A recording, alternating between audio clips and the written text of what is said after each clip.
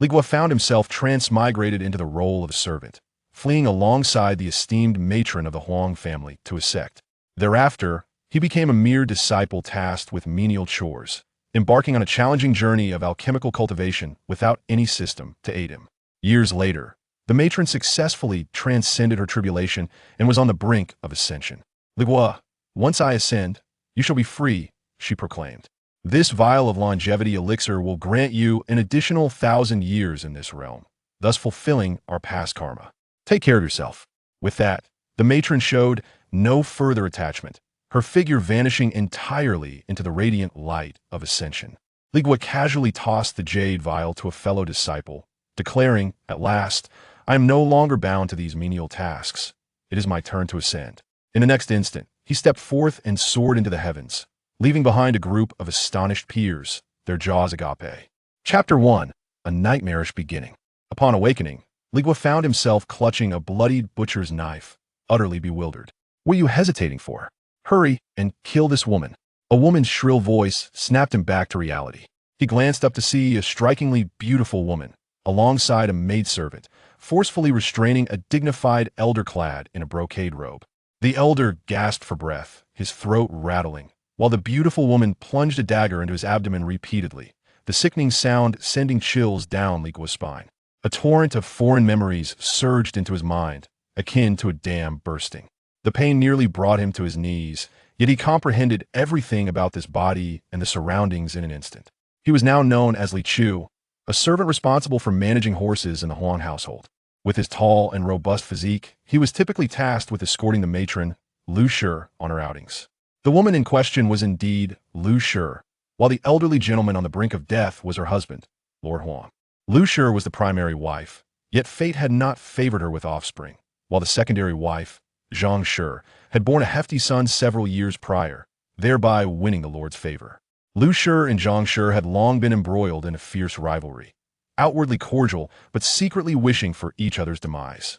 Recently, Lord Huang had inexplicably stumbled upon a stroke of luck, acquiring a coveted ascension token meant for the descendants of disciples from a cultivation sect. Only one token existed, and naturally, Lord Huang favored Zhang Shi, intending to bestow the entirety of the Huang family's wealth upon her to manage for their cherished child after he utilized the token to pursue cultivation. This circumstance infuriated Lu Shi. She understood all too well that once Lord Huang departed, Zhang Shi would swiftly cast her aside, leaving her utterly forsaken. Rather than passively awaiting her doom, she resolved to take the initiative. She aimed to seize the ascension token for herself and embark on the path of cultivation. Thus, she sought out Li Guo. Having served in the household for nearly a decade, at over 30 years of age, he remained a bachelor, spending more time tending to horses than interacting with women. Lu Shi promised him that should he assist her, she would grant him her enchanting maidservant, Chun Tao, as a wife, ensuring he would father a son and bestow upon him a substantial fortune that would last a lifetime. At a decade-long bachelor, he found himself unable to resist such temptation. Not to mention money. Even the mere presence of a fragrant lady was enough to make him sell his soul. With a resolute pat on his chest, he committed to the scheme. Thus, this evening unfolded. Under the pretense of feeling unwell, Lu lured Lord Huang to this secluded courtyard, where Li Guo and the maid, Chun Tao, had long been waiting in ambush. Yet, despite their meticulous planning, they did not foresee the door being forcefully flung open at that very moment. The second madam, Zhang, unexpectedly burst in, stumbling upon the grisly scene. Initially paralyzed by fear at the sight of Li Guo wielding a knife, she collapsed to the ground, her scream caught in her throat. However, just as Li Guo was about to act without hesitation, the soul within the body shifted to Li Guo.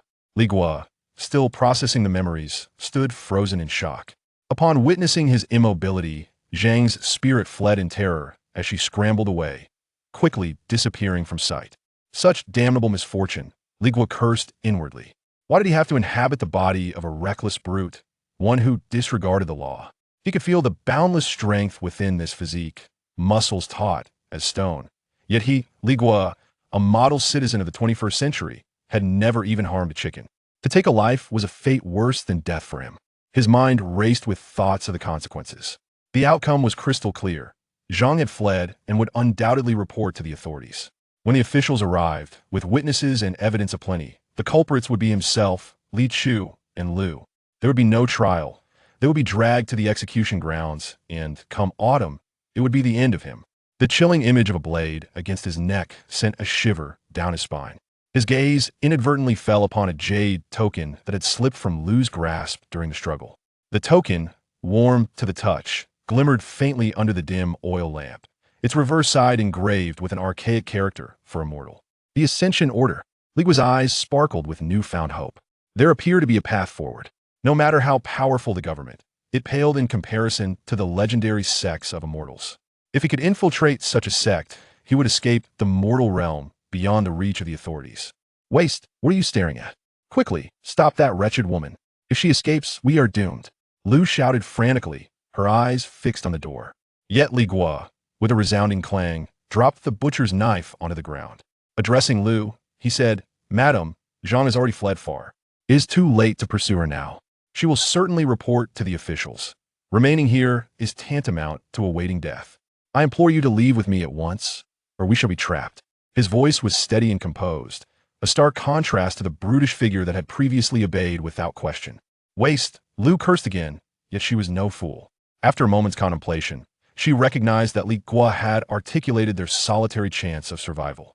With a fierce gaze fixed upon the lifeless Lord Huang, devoid of any semblance of marital affection, only resolve surged within her.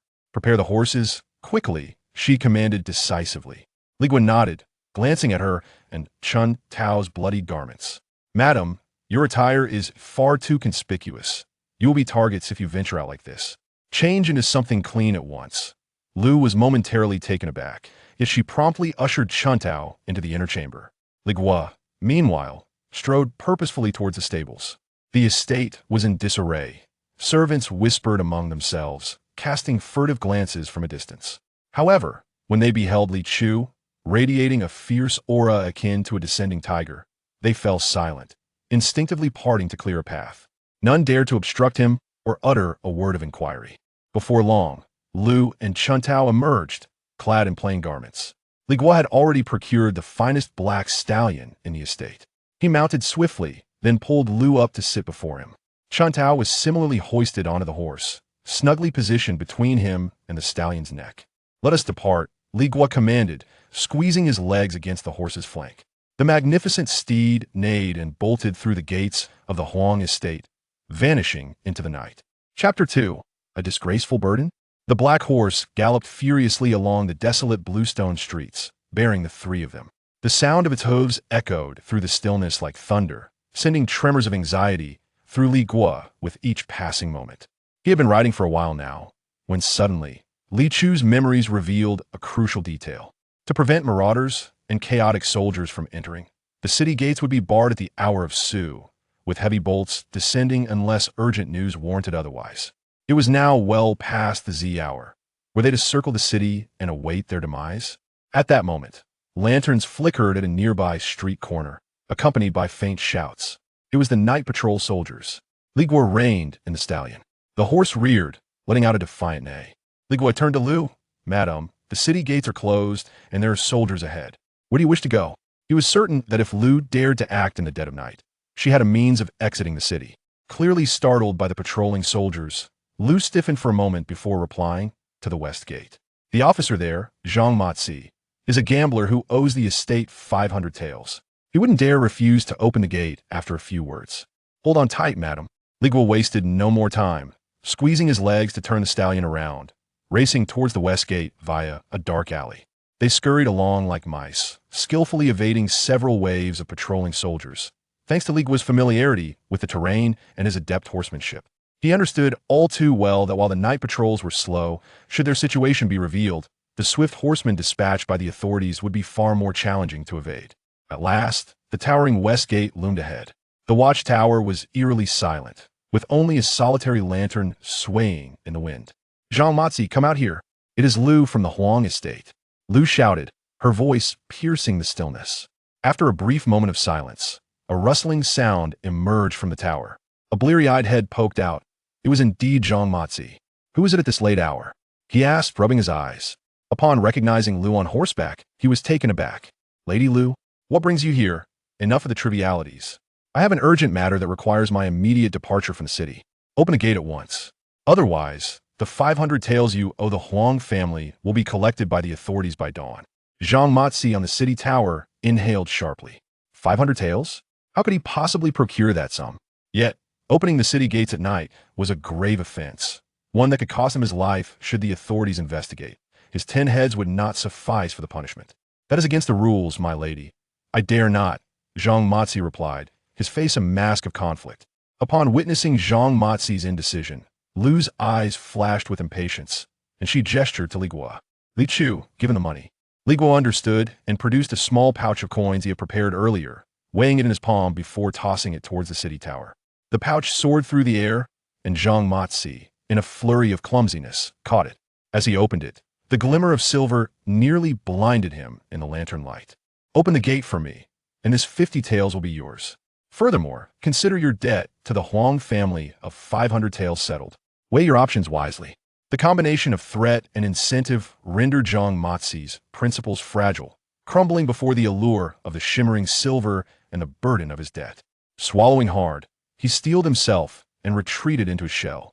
Zhang Matsi quickly summoned a few bleary-eyed subordinates, opening the heavy side gate. Soon, the sound of the creaking hinges echoed, and a narrow side entrance, just wide enough for a horse, slowly swung open. Quickly go, Lu urged. Li Guo, understanding the urgency, spurred his horse through the side gate. Just as the horse's hooves crossed the threshold, Li Guo suddenly perked up. He heard it. From behind, multiple galloping horses raced towards them. The pursuers were closing in. Without hesitation, Li Guo urged his steed to gallop with all its might. Open the city gate. Where's the gatekeeper? Lu of the Huang family conspired with her servants to murder Lord Huang. The magistrate demands immediate capture. A thunderous voice boomed from the direction of the hoofbeats. Zhang Matsi, having just secured the side gate, froze at the sound. His hand trembled, nearly collapsing under the weight of the revelation. Murder? Zhang Matsi felt as if he had not merely taken money for his service, but had instead become an accomplice in a crime. Regret coursed through him. In a bid for survival, he acted without thought, hastily leading his men to reopen the gate he had just closed. Once Li Guo emerged from the city, darkness enveloped them. The official road snaked away like a silent giant into the distance. Just as Li Guo intended to inquire about the direction of the immortal sect Lu spoke of, he heard her gasp behind him. Turning, he saw torches erupting from the city gate. The constables were in pursuit. Quickly run. If they catch us, it will all be over. Lu urged in terror. Li Guo fell silent, spurring his horse with a fierce crack of the whip, shouting, "Go!" The black horse, feeling the sting, surged forward with all its strength. However, a problem soon arose. Though this horse was the finest of the Huang estate, it was still burdened by 3 passengers, a considerable weight. Meanwhile, the pursuing constables rode light, each mounted on swift steeds. As time passed, instead of widening the gap, the distance between them gradually diminished. The flames behind them grew increasingly bright, and the shouts of the constables echoed ominously in their ears. Lu's expression shifted as she sensed the gravity of the situation. She turned anxiously to glance behind her, her face drained of color. Breathless, her mind raced with urgency. She understood precisely where the predicament lay. It was due to the weight of the horse. One individual must be sacrificed. As she was unskilled in horseback riding, Li Guo was the sole rider, and his safety was paramount. Thus, her cold gaze fell upon the trembling maid, Chun Tao, who dared not utter a word. Chun Tao had been her devoted handmaiden for several years. In an instant, Lu's countenance transformed, becoming as frigid and unyielding as ice, devoid of any warmth. She addressed Li Guo with steely resolve. "Li Chu, the horse is faltering. Cast Chun Tao aside." Chapter 3. The leap for survival. Spring Tao, squeezed between Li Guo and the horse's neck, trembled at the words, her face paling, her voice tinged with a sob. "Madam, please no. I do not wish to die. How many years have you dined at the Huang household, adorned in their garments? Now, when asked to repay a debt of gratitude, you still refuse." Lu Shi gazed at Spring Tao, her eyes devoid of warmth. "Will you leap on your own, or shall I have Li Chu assist you?" A chill coursed through Spring Tao as she beheld Lu Shi's stunning yet merciless visage, instantly comprehending the gravity of the situation. The Lady Lu, with her hardened heart and ruthless demeanor, had spoken. Such words could not be retracted. In her eyes, Spring Tao was merely a disposable pawn, a commodity to be sacrificed for gain. But why should her life pave the way for Lu Shi's escape? In that moment, she turned her gaze towards the rugged man behind her. "Li Guo, Do not heed them, madam. Do not abandon me. From now on, I shall obey you in all things. I will toil for you. Li Guo remained silent. Lu Shi, noticing Li Chu's inaction, grew anxious. Li Chu, why do you hesitate? If you do not abandon her, we shall both perish at the hands of the officials. What worth is a woman if our lives are lost? As long as the green hills remain, one need not fear a lack of firewood. I assure you, I have brought forth a considerable amount of gold and silver. I can find you someone tenfold better than her. Desperation seized Spring Tao, disregarding the hierarchy of servant and mistress. Li Guo, do not trust her. She would forsake me to save herself, and she could just as easily abandon you. If you protect me, I am yours, my life belongs to you. And I will willingly serve you for eternity. With one woman threatening and the other pleading, Li Guo found himself in turmoil. He internally scolded them for their naivety. He understood swiftly that this was not a matter of who to abandon for survival. Lu Shi's plan was inherently flawed. Silence, Li Guo finally spoke, his voice low and resonant. Both Lu Shi and Spring Tao fell silent. He continued, leaving her behind may hasten our escape, but only marginally. The pursuers, each mounted and unencumbered, will outpace us. With two of us on this horse, we cannot outrun them. To truly evade capture, we must. He paused, fixing his gaze on Lu Shi. We must abandon you, madam. Upon hearing this, Lu Shi's countenance shifted dramatically. She grew frantic. Disregarding all pretense of authority, then what shall we do? We cannot simply await our demise. Spring Tao exhaled in relief, her eyes reflecting a new glimmer of hope as she regarded Li Guo. However, he paid no mind to their thoughts, focusing instead on the darkened road ahead. Release the horse. What? Let the horse go. Allow it to run ahead on its own. In this darkness, the officials will be unable to discern whether anyone is mounted, and will merely follow the sound of its hooves. This could buy us at least a night's reprieve. Lu Shi, upon hearing this, deemed the notion utterly insane. Jumping from a galloping horse could result in a fatal fall or a broken leg. As she prepared to voice her objections, she noticed that Li Guo had already assessed the terrain. The road ahead curved significantly. To the right, a small river flows, its gurgling waters echoing into the night. Along the riverbank grows a thicket of wild grass, towering over a person's height. This is the place. Li Guo ceased his chatter. With a swift motion, he secured Chun Tao with his left arm while his right hand encircled Lu's waist, hoisting her off the horse. The two women barely had time to gasp before Li Guo unleashed a surge of strength akin to that of an ox. He pushed off from the horse's back, propelling himself and the two women down like a cannonball, tracing an arc through the air before crashing heavily into the thicket. The immense impact caused him to roll several times, the grass brushing against his cheeks with a slight sting. Thanks to his robust physique, he sustained no significant injuries and quickly regained his footing, pinning the disoriented women firmly to the ground. Do not move or make a sound, Li Guo commanded in a low voice, his strong hands pressing the back of their necks, forcing their faces into the earth and roots. Lu and Chun Tao, trembling with fear, dared not stir, muffling their breaths. Soon, the sound of galloping hooves approached, and a squad of soldiers wielding torches thundered past the edge of their hiding place, the wind stirring the grass into a rustling symphony. They were in pursuit of the empty horse, quickly vanishing around a bend. As the flames and sounds receded, night and silence cloaked the riverbank once more. Only when the hoofbeats faded entirely, leaving behind the whispers of the wind and the river, did Li Guo release his grip. All is well now, he announced, rising and brushing off the grass clippings from his attire. Lu and Chun Tao finally dared to take deep breaths, shakily rising to their feet, their bodies smeared with mud and grass. The terror of the previous moment left both women still trembling. Li Guo, without pausing to admire their disheveled appearance, inquired directly, "Madam, which direction is the immortal cultivation sect? Where shall we head now?" Lu steadied her breaths and cast a wary glance at Li Guo. Aware that they were all inextricably linked in their current predicament, she still relied on this burly servant for protection, and the immortal order was her last resort, a means to control Li Chu. If she revealed the exact location of the sect now, she feared this man might turn on her and seize the token for himself.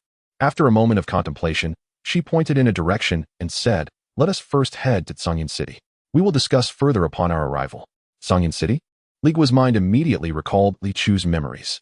Songyan City was a border town between the Great Qian Kingdom and a northern nation known as Dian, a place rife with chaos and diverse elements. Li Guo understood at once that the so-called immortal cultivation sect was likely not within the boundaries of the Great Qian Kingdom.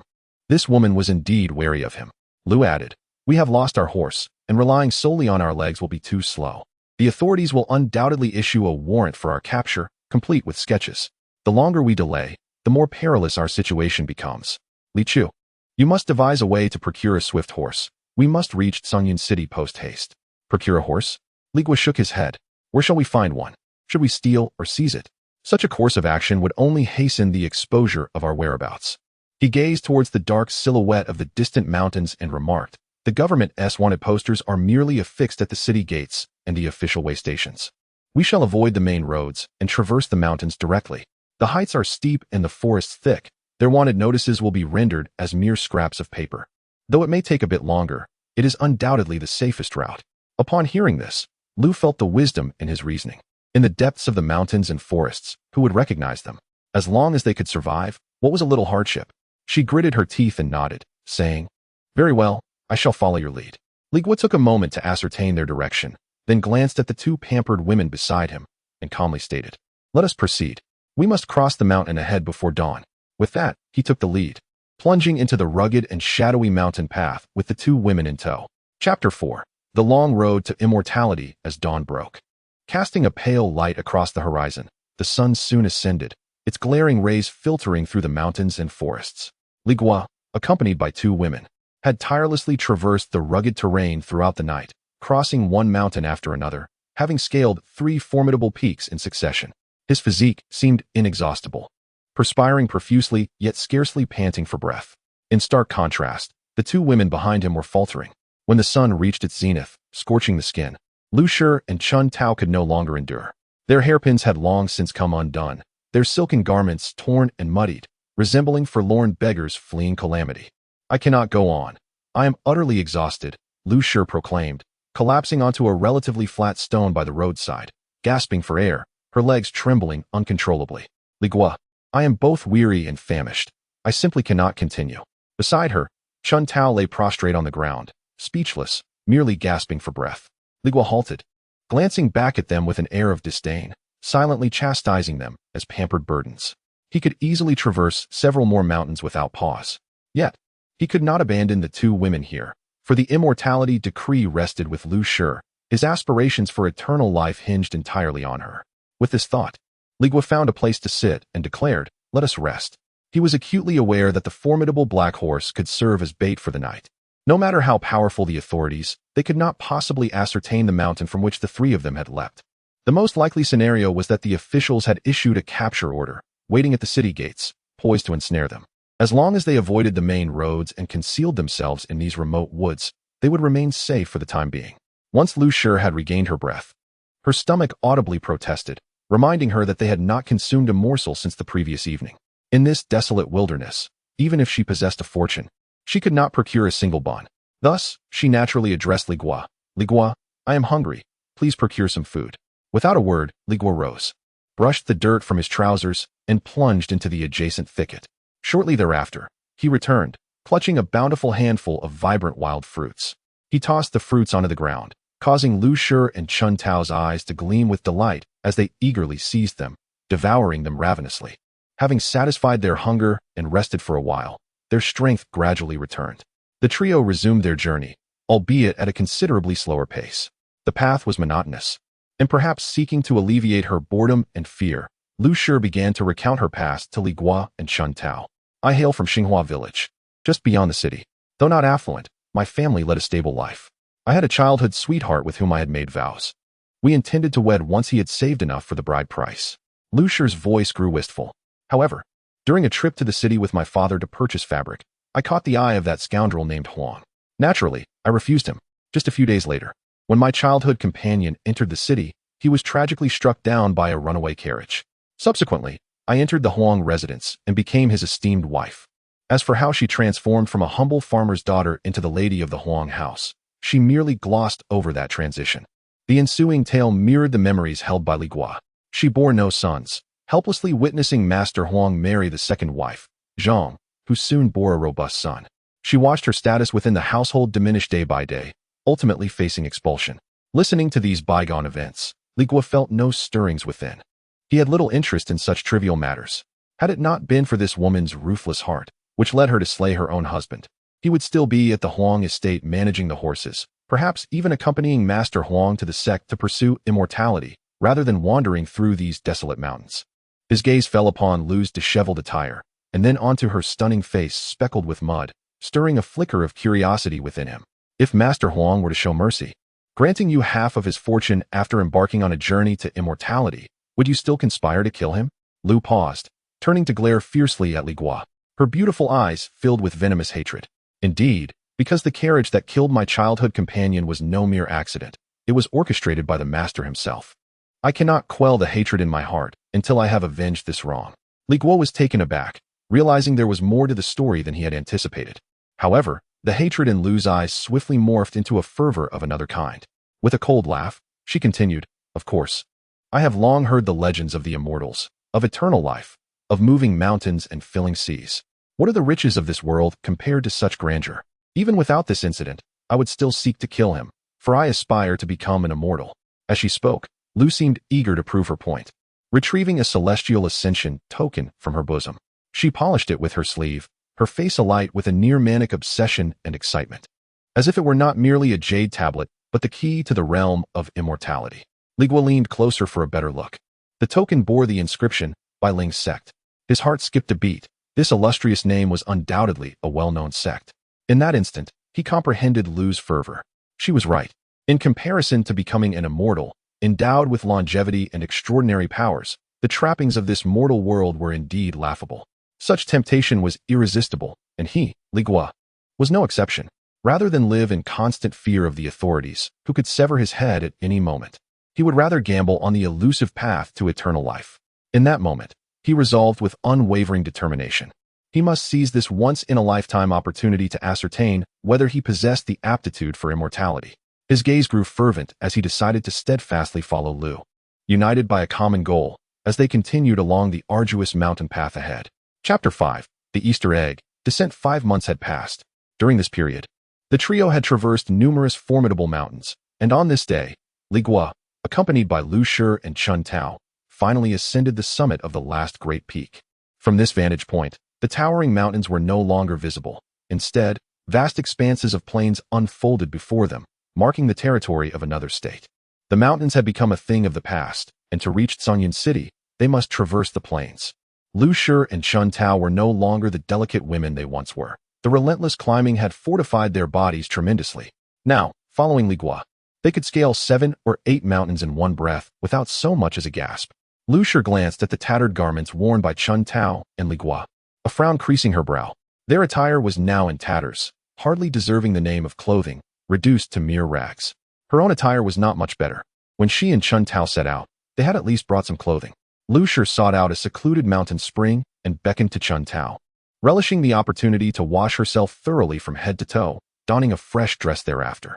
Instantly, the two transformed from their beggar-like appearance back into elegant, graceful women. However, when they turned around, they beheld Li Guo, who resembled a muddy little monkey.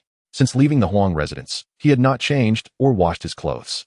5 months' worth of sweat, mud, blood, and grass juice had hardened into a stiff, dark shell, and anyone approaching him would be assailed by a pungent odor that could make one's head ache.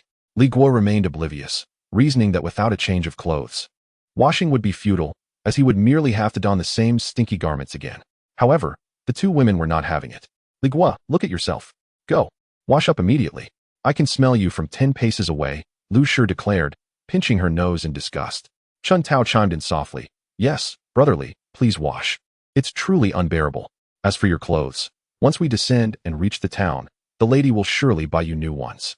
Unable to resist the insistence of the two women, Li Guo resigned himself to his fate. He pointed towards a nearby water pool beneath a waterfall, saying, "Fine, I'll go there."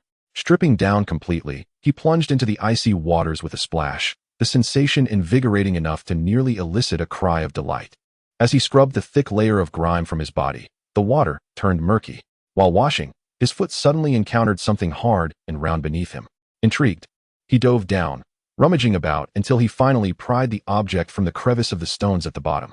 Breaking the surface, Li Guo was momentarily astonished by what he had retrieved.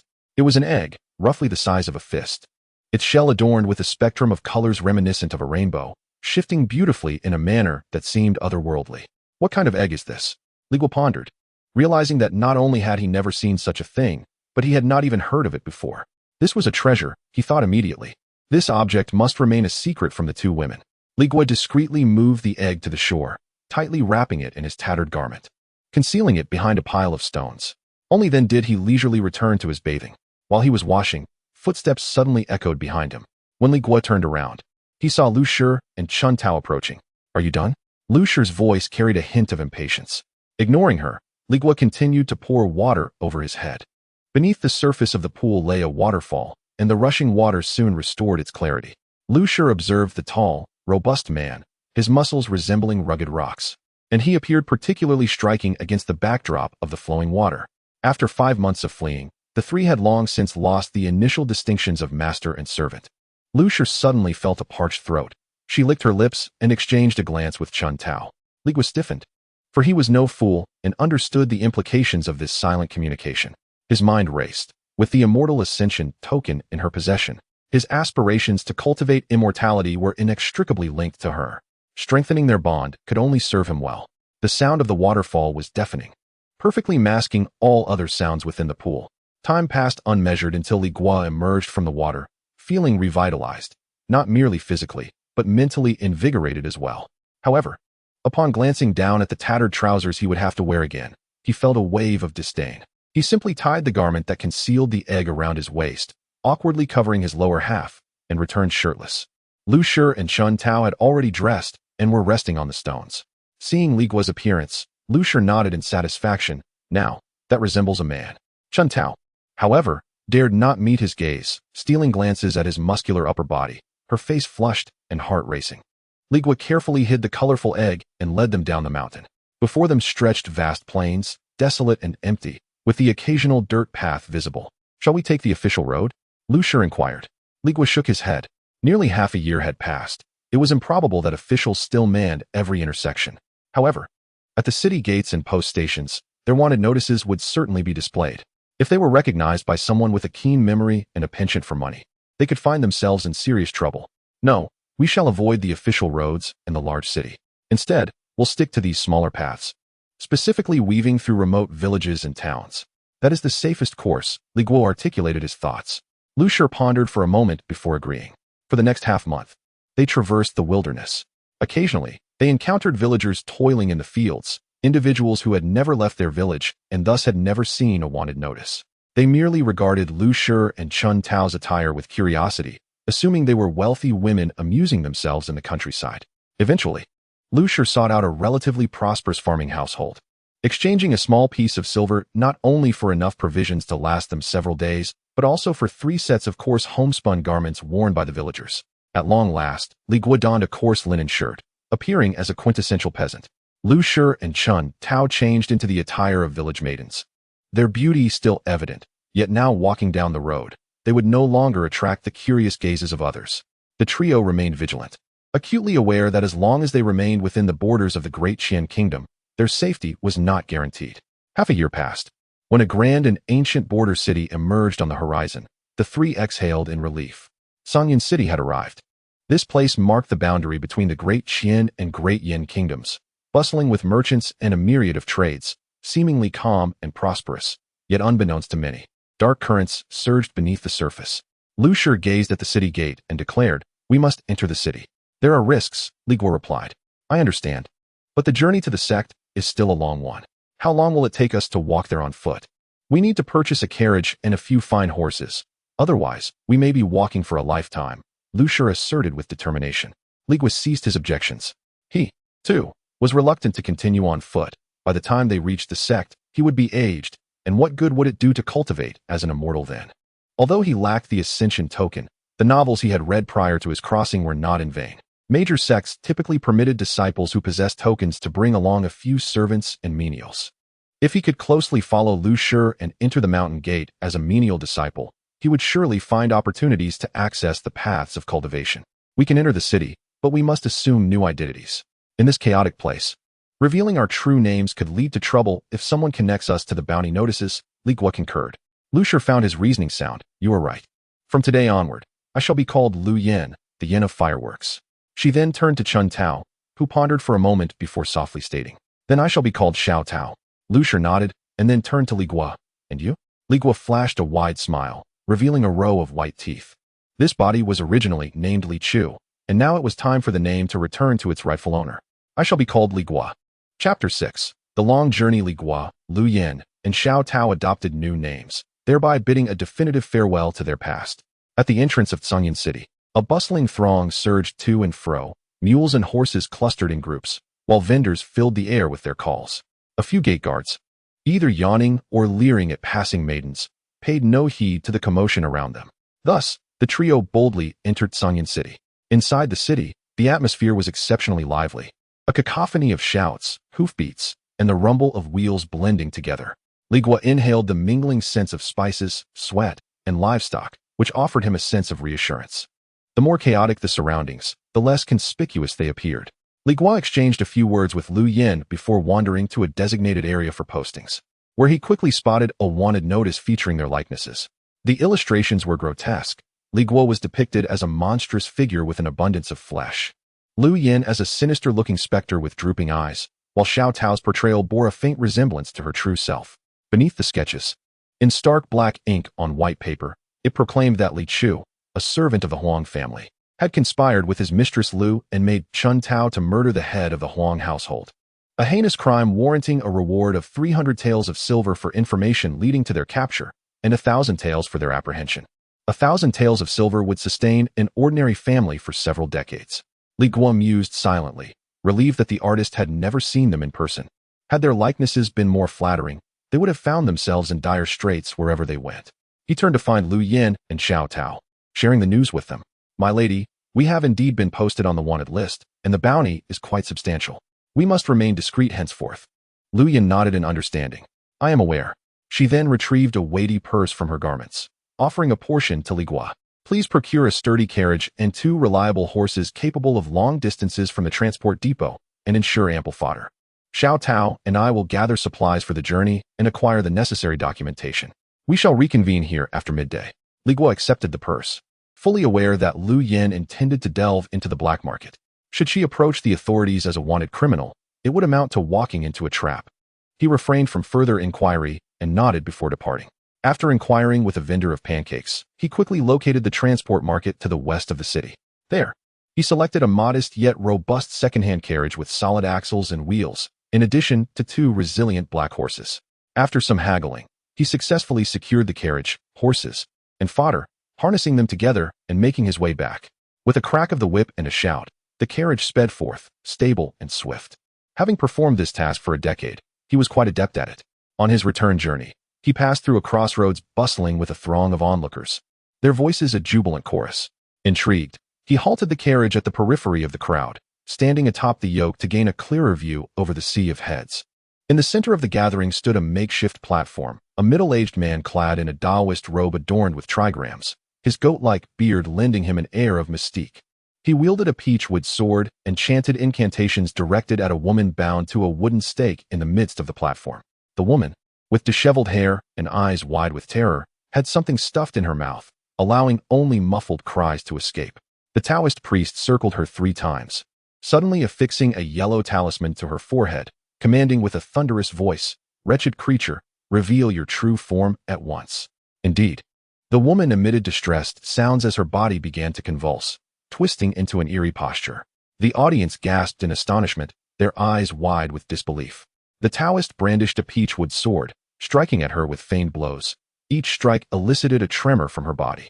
Eventually, she expelled a cloud of black smoke from her mouth, collapsing limply against the wooden stake, motionless. The fox spirit within her has been vanquished, and she shall be free from harm henceforth, declared the Taoist, casting aside his whisk with an air of inscrutability. The crowd erupted into thunderous applause, coins clinking as they were tossed onto the stage. Li Guo, observing this spectacle, found it amusing. The old priest was indeed quite adept at his performance. Glancing at the sky, he realized with dismay that he had become so engrossed in the show that he might return late. Hastily, he drove his carriage back to the designated meeting spot, finding Lu Yin and Xiao Tao had already arrived. Both were veiled, concealing most of their faces, and several bundles lay at their feet. Their restless pacing and frequent glances towards the road suggested they had been waiting for quite a while. Concerned he might have encountered trouble. "Madam, I have returned," Li Guo announced as he leapt from the carriage. Lu Yin approached briskly, a hint of reproach in her tone. "What took you so long? I feared you had met with misfortune. I encountered a street performer and lingered for a while, Li Guo replied candidly. Satisfied to see him safe, Lu Yin chose not to press further, knowing they still relied on him to drive. Very well, let us load the belongings and depart swiftly.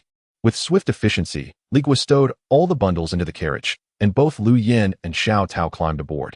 He cracked the whip, and the carriage rumbled out of the city, heading towards the checkpoint of Deqian Kingdom. Upon arrival, they found a long line of merchant caravans ahead.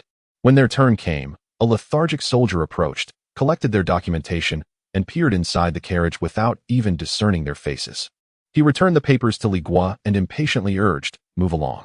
The journey continued smoothly until they reached the checkpoint of Deqian Kingdom, where the soldiers were similarly preoccupied with the large merchant convoys, showing little interest in their private carriage. It was only after clearing the checkpoint and traversing the bumpy roads of Deqian Kingdom that Lu Yin let out a long sigh of relief, her body relaxing. Li Guo too felt the tension in his shoulders ease. They had finally escaped, free from the fear of being pursued. The remainder of the journey consisted of official roads, allowing for a swifter pace. However, uncertainty lingered regarding the distance to Bailing's sect. Turning towards the carriage, he inquired, "Madam, where do we proceed from here?" The carriage curtain was lifted, and Lu Yin poked her head out, handing him a tanned sheepskin map. The map, though roughly drawn, appeared new, suggesting it had been freshly acquired. Her slender fingers traced the vast expanse of the great Yin Empire, finally pausing at a remote corner. "First, we shall go here, Jinling City." Li Guo leaned in for a closer look, his eyes nearly popping out in astonishment. Jinling City was, astonishingly, a border town between the great Yin Empire and another realm known as the Qixia Khanate to the north. It seemed that the Bailing sect was not situated within the confines of the great Yin Empire after all. The journey ahead was far more extensive than he had anticipated. Time slipped away swiftly amidst the jolts and monotony of the carriage ride. Li Guo drove the carriage, traversing the great Yin Empire, then entering the windswept and sandy Qixia Khanate, subsequently passing through numerous small nations and tribal territories. He witnessed boundless grasslands as well as desolate, barren expanses. They changed horses 5 times and made several repairs to the carriage. At last, after yet another summer, they arrived at a place called Qingshi Town, marking the end of this long and nearly despairing journey. Qingshi Town lay nestled at the foot of a continuous range of verdant mountains. The town appeared modest in size, yet thrived with unusual prosperity, with every inn and tavern bustling with patrons. Lu Yin informed him that the entrance to the Bailing sect was concealed within these mountains, shrouded by a grand protective formation. Ordinary mortals could neither see nor enter, and the sole access point was situated at the sect's administrative office in Qingshi Town. Only disciples from this office could escort those bearing the ascension token into the sect. At the entrance of the office stood an ancient 3-story building adorned with a plaque bearing the words Bailing. Li Guo halted the carriage. Lu Yin eagerly disembarked, and the year-long toil of travel had not worn her down. Instead, it had stripped away her delicate demeanor, leaving her with a unique charm born from enduring hardship. She stretched her somewhat stiff waist from prolonged sitting, gazing at the plaque with a glimmer of excitement and fervor in her eyes. She adjusted her attire, took a deep breath, and stepped inside. Li Guo and Xiao Tao followed her closely. Chapter 7. Eschewing the life of the affluent, the atmosphere within the administrative office was notably tranquil, disrupted only by a slumbering attendant who lay sprawled across the counter. Upon the entrance of Lu Yin, he lazily lifted his head, exhibiting a demeanor of impatience. However, the moment Lu Yin produced a smooth jade token and placed it upon the counter, the attendant's eyes widened in astonishment, his weariness evaporating instantaneously. "Is that the ascension order?" he stammered, rising to his feet, gingerly grasping the token and inspecting it repeatedly, fearful of making an error. Subsequently, he placed the ascension order on the counter and darted up the stairs like a gust of wind. Li Guo and Xiao Tao followed suit, standing behind Lu Yin. Li Guo observed the surroundings. A faint aroma of sandalwood lingered in the air, and the furniture, crafted from fine wood, exuded an air of elegance. Yet it lacked the ethereal essence he had envisioned. Before long, a middle-aged man in a green long robe, appearing to be in his 40s, descended the stairs accompanied by the attendant. Approaching the counter, he picked up the ascension order, casting a cursory glance before nodding in approval. "Indeed, this is the ascension order of our sect. Whose token is this?" His gaze swept across the trio. Lu Yin promptly stepped forward, her voice tinged with excitement. "It is mine." The man nodded and introduced himself. "I am Feng Quan, the steward assigned by the sect to oversee this location. According to sect regulations, as you possess this token, regardless of its origin, you are eligible for admission as an outer disciple and may embark upon the path of immortality. At this juncture, He altered his tone, elongating the syllables. However, Lu Yan's heart raced. She dreaded the word however. Thus, she inquired hastily, Steward Feng, are there any additional requirements? Indeed, Feng Quan replied, his demeanor unchanged.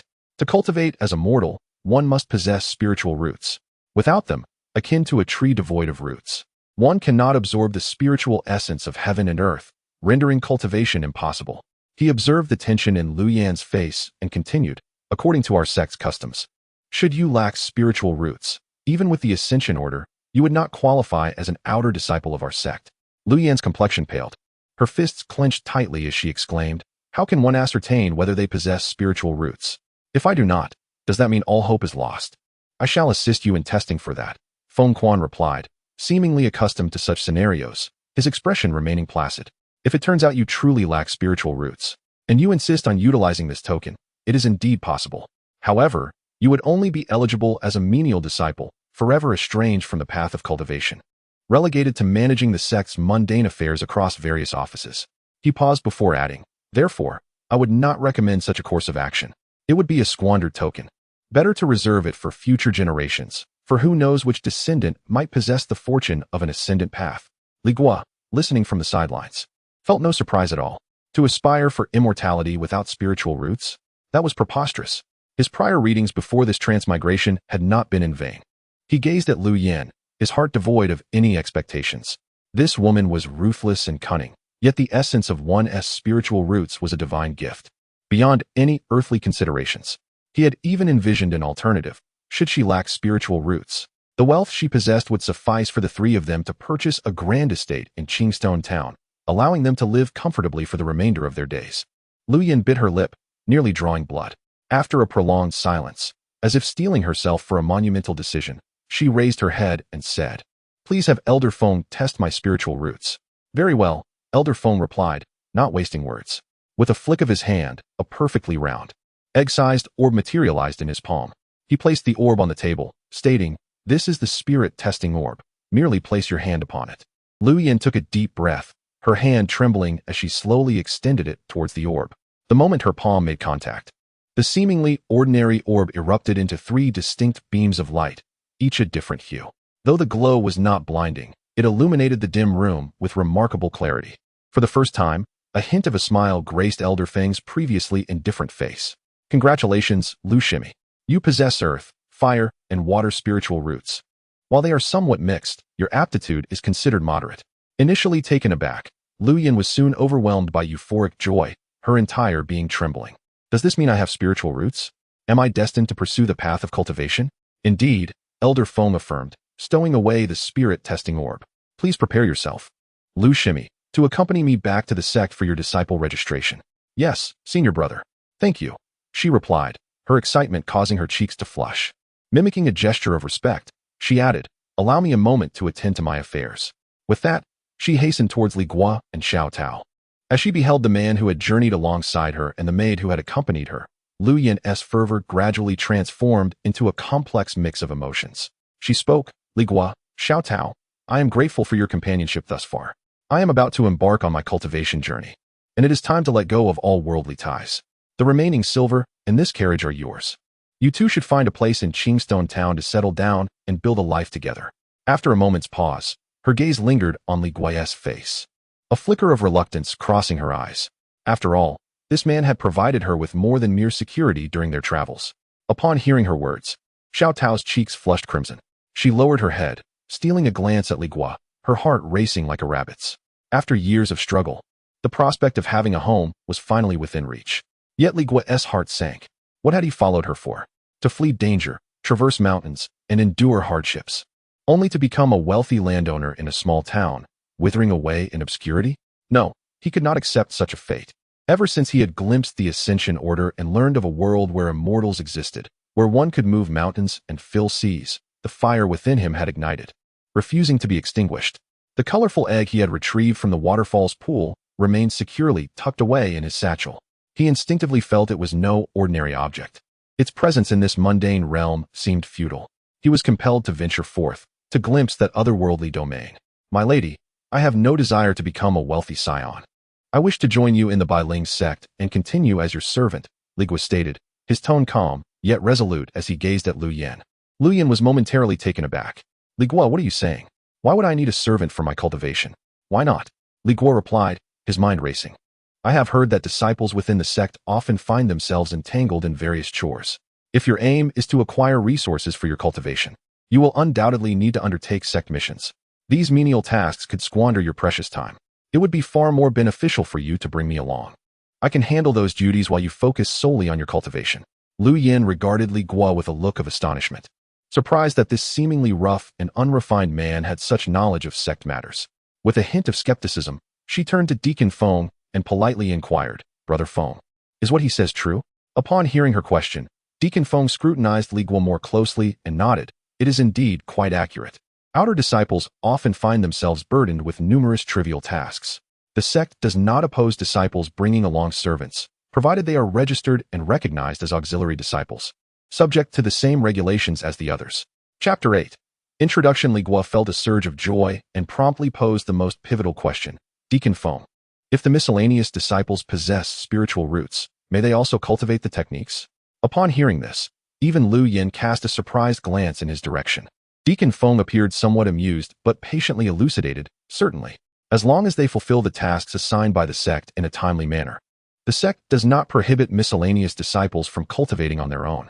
However, these disciples typically bear heavy responsibilities and face a scarcity of resources, resulting in far less time for cultivation compared to outer disciples.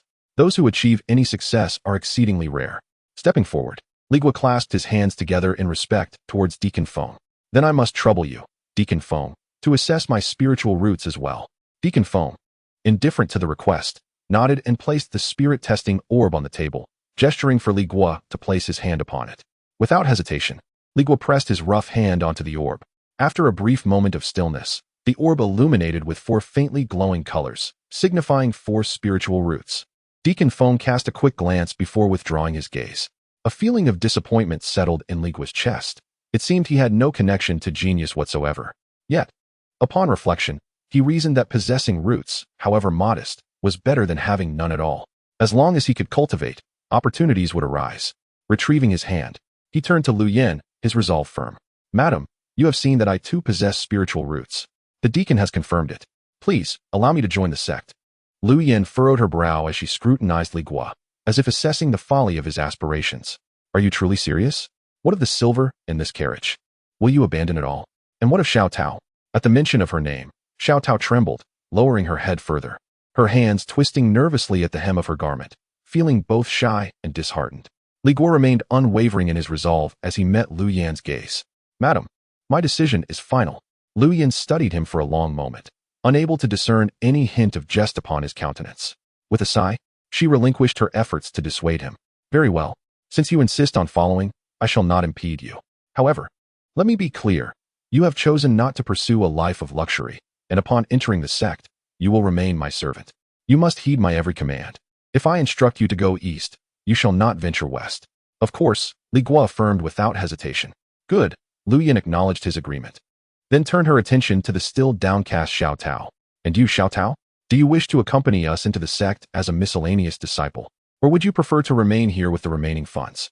Given your beauty, you could easily find a prosperous family and want for nothing in your later years. Xiao Tao suddenly lifted her head, her eyes filled with panic. She glanced at Lu Yin and then stole a furtive look at Li Guo, speaking with urgency. Madam, I wish to follow you both. Alone, I do not know what to do. The 2 years of fleeing had cemented her reliance on these two as her anchors. The mere thought of remaining behind filled her with dread.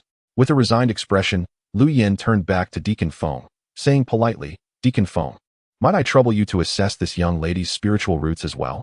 Mr. Feng grew somewhat impatient. However, considering that Lu Yin was soon to be his junior apprentice, he nodded in acknowledgement. Xiao Tao gently placed her hand upon the spirit-testing pearl. At the moment her palm made contact with the orb, an unexpected transformation occurred. The previously unremarkable pearl suddenly erupted with 2 blinding beams of light, one an icy blue and the other a vibrant purple. These 2 radiances intertwined, casting the room in a mesmerizing display of blue and purple hues, their brilliance surpassing even the 3 beams that Lu Yin had previously produced. Mr. Feng stood in a state of shock, his face quickly morphing into one of astonishment and elation as he fixated on the pearl, rendered almost speechless by his excitement. An ice thunder dual spirit root. It was indeed an ice thunder dual spirit root. Lu Yin was taken aback by Mr. Feng's reaction and hurriedly inquired, "Senior brother, what is happening? Does Xiao Tao possess a spirit root?" Suddenly jolted back to reality, Mr. Feng's earlier impatience vanished, replaced by an almost frenzied enthusiasm. His eyes sparkled as he gazed at Xiao Tao, causing her to instinctively recoil. Yes, indeed. Not only does she have one, Mr. Feng's voice trembled with excitement, but her aptitude meets the standards of our sect's prodigies. You must join our sect. No need for you to serve as Lu's sister's handmaiden any longer. With such talent, you can directly become an outer disciple, and the sect will surely nurture you vigorously. Upon hearing this, both Lu Yin and Xiao Tao were left in a state of disbelief. Xiao Tao stood dumbfounded, questioning how she, merely a maid, could be considered a prodigy. Lu Yin, regaining her composure, felt a pang of discomfort and could not help but ask, "Senior brother Feng, does she not need a celestial ascension token to become an outer disciple?" Mr. Feng, upon hearing her, clarified, "Lu's sister, you are not aware. The celestial ascension token is merely a means for the sect to provide a pathway for certain meritorious disciples, granting them an opportunity to enter regardless of their aptitude. However, our sect's true foundation relies on exceptional prodigies like Xiao Tao. The better the aptitude of a disciple, the higher the realm they can achieve, making them invaluable for our sect's cultivation." Hearing this, Lu Yin felt a wave of bitterness wash over her, and she protested, "But she has a dual spirit root, while I possess a triple spirit root. Surely that makes me superior." Mr. Feng smiled gently and replied, "The knowledge concerning spirit roots is a common understanding within the realm of cultivation, and you shall gradually comprehend it once you enter the sect. For now, let us proceed together, my dear sisters." Li Guo, observing quietly from the side, remained unperturbed. He understood well that having more spirit roots did not necessarily equate to superiority. In fact, fewer roots often meant purer lineage and faster cultivation. He had not anticipated that all three of them possessed spirit roots, with his own being the least impressive. A four-spirit root, commonly termed a pseudo-spirit root, would yield arduous efforts with minimal returns, making foundation establishment in this lifetime seem as challenging as scaling the heavens. However, given the present circumstances, dwelling on such matters was futile. It was better to secure a position than to remain empty-handed. Mr. Feng led the three of them to the rear courtyard of the administrative office. With a wave of his hand, a small azure wooden boat soared forth, expanding in the wind to over 10 feet in length. "Come aboard," he beckoned.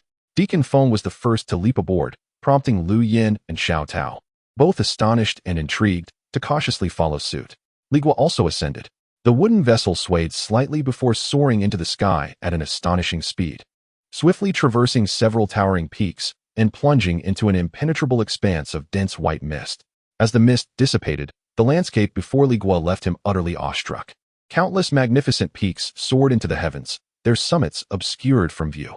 Exquisite palaces and pavilions were perched atop these mountains, with massive iron suspension bridges precariously linking some of the peaks. Occasionally, one could glimpse disciples clad in similar attire gliding through the air on their flying swords, flitting effortlessly between the architectural marvels. Is this truly the realm of immortal cultivation? Despite having prepared himself mentally, Li Guo's heart raced in astonishment at the breathtaking spectacle before him. Before long, the flying vessel descended gently before a grand hall nestled midway up a moderately high peak. This was the outer sect's Deacon Hall, responsible for the registration of newly inducted disciples. Deacon Feng ushered the trio into the hall and explained, "Please wait here for a moment. You still need to report to the deacon within." Shortly thereafter, Deacon Feng emerged with a middle-aged man whose demeanor was stern and whose presence was weighty. His piercing gaze swept over the three, exuding an invisible pressure that made Li Guo feel slightly breathless. Deacon Feng respectfully introduced, "This is Senior Deacon Wang Kai, a senior member of the Deacon Hall. Your admission matters must be personally confirmed by Senior Wang." Chapter 9. An Introduction to the Second-Level Elder Wang. It is this junior sister Lu who has utilized the Ascension Order. Upon finishing, Steward Feng handed the Ascension Order to him. Wang's gaze fell directly upon the jade token. After merely a glance, he tucked it away into his sleeve. The Ascension Order had been used, rendering it ineffective thereafter. With 3 spirit roots and decent aptitude, she may join our outer sect. Wang's voice was neither warm nor cold. He then turned to Steward Feng and inquired, "Which of the Ice Thunder dual spirit roots do you refer to?" Steward Feng immediately bowed respectfully, gesturing towards Xiao Tao, saying, "Elder Wang." "It is this junior sister Xiao Tao." Wang's attention shifted to Xiao Tao, and a flicker of emotion stirred within his otherwise frigid gaze. However, he refrained from employing the spirit-testing pearl. He merely squinted slightly, as if an invisible energy swept across Xiao Tao's entire being. Quite commendable. The Ice Thunder variant dual spirit root is indeed a fine seedling. Wang nodded, then addressed Steward Feng. You have brought such an exceptional talent to the sect. A reward is in order. Upon hearing this, Steward Feng promptly retrieved a green token with utmost reverence. Wang, in turn, produced a black token, gently tapping the two together.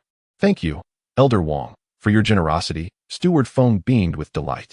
Wang nodded and turned away without casting another glance at Li Guo and the others, departing swiftly. In good spirits, Steward Feng guided the three to a side hall adjacent to the main chamber. Here, several long tables were set, behind which sat a number of young disciples clad in identical blue robes, diligently handling paperwork. They proceeded to register the three newly admitted disciples. The registration was quite straightforward. It involved asking for their names and using an unnamed tool to extract a drop of blood from their fingertips, which was then placed on a blank jade token, causing their names to materialize upon it. Before long, 2 identical green tokens and 1 copper token were prepared. This is your identity token, serving as your identification proof within the sect. Your contribution points are also recorded within. Contribution points can be exchanged at the Merit Hall for techniques, elixirs, magical artifacts, and all that you may require. Be sure to keep it safe. If lost, although it can be replaced, all contribution points will be reset to 0. Li Guo held the copper token, feeling its icy touch. The front bore the words Bai Ling, while the back displayed his name.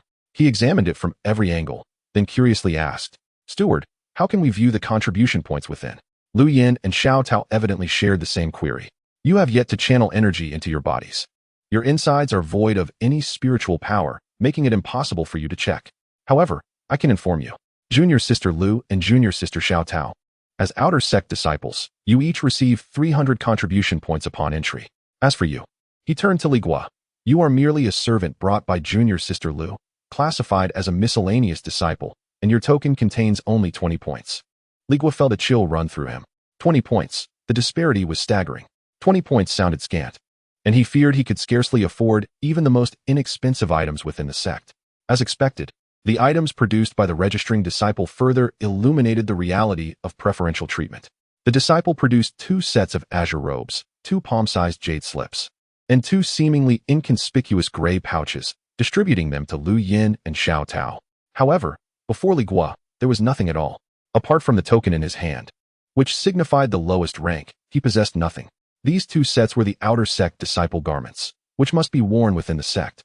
The jade slips contained the foundational cultivation method of their sect, the Bai Ling basic technique, which comprises 6 levels. The sect mandated that they must first cultivate this technique to the 6th level before proceeding to the Dharma Hall to receive subsequent teachings. Elder Feng pointed to the gray pouches and continued, This is called a storage bag. Do not be deceived by its small size. It can contain items equivalent to an entire room. It is quite convenient. However, to access its contents, spiritual energy is required. Inside, you will find 10 low-grade spirit stones and a basic flying sword artifact, benefits bestowed upon you as newly admitted disciples. Xiao Tao, clutching the thin garments, hesitantly inquired, Elder Feng, with only 1 set of clothes, how will we manage to wash them?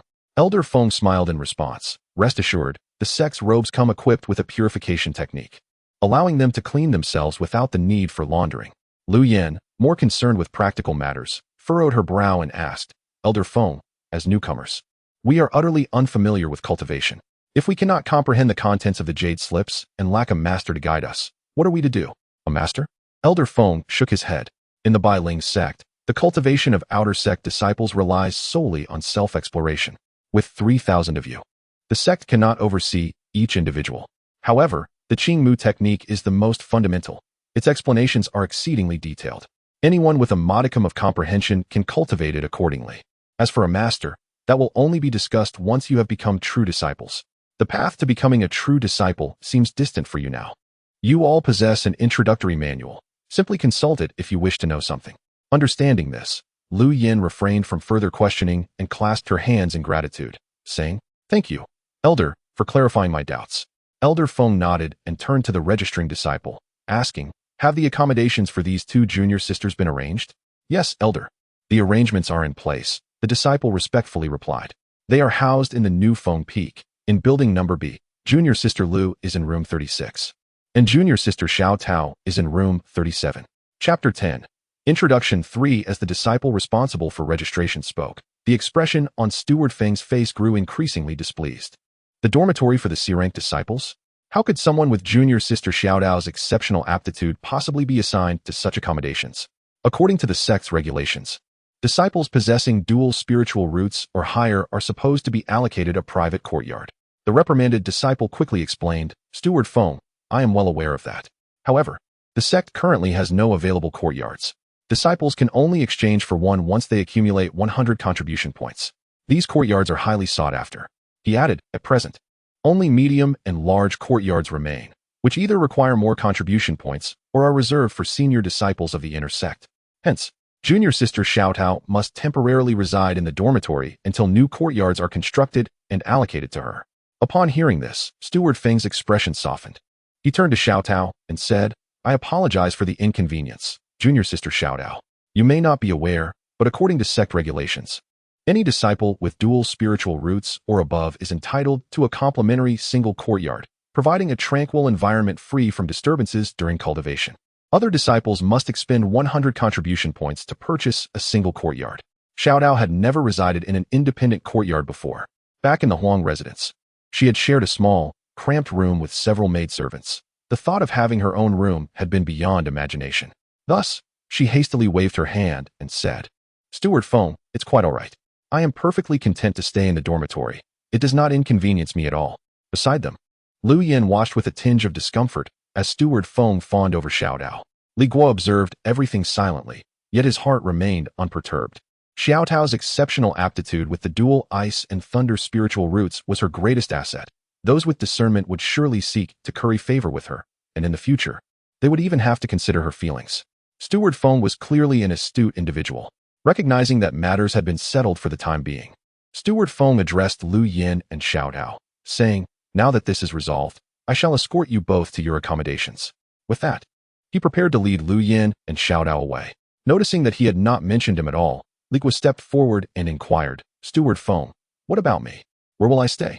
Steward Feng glanced at him and casually pointed in a direction. You, as a servant disciple, you are to reside in the servant quarters at the foot of the mountain. Just follow that broad path straight down, and you will reach it. Lu Yin looked at Li Guo and then addressed Steward Feng, saying, Steward, he is my attendant. Although he is a servant disciple, could he not stay with me?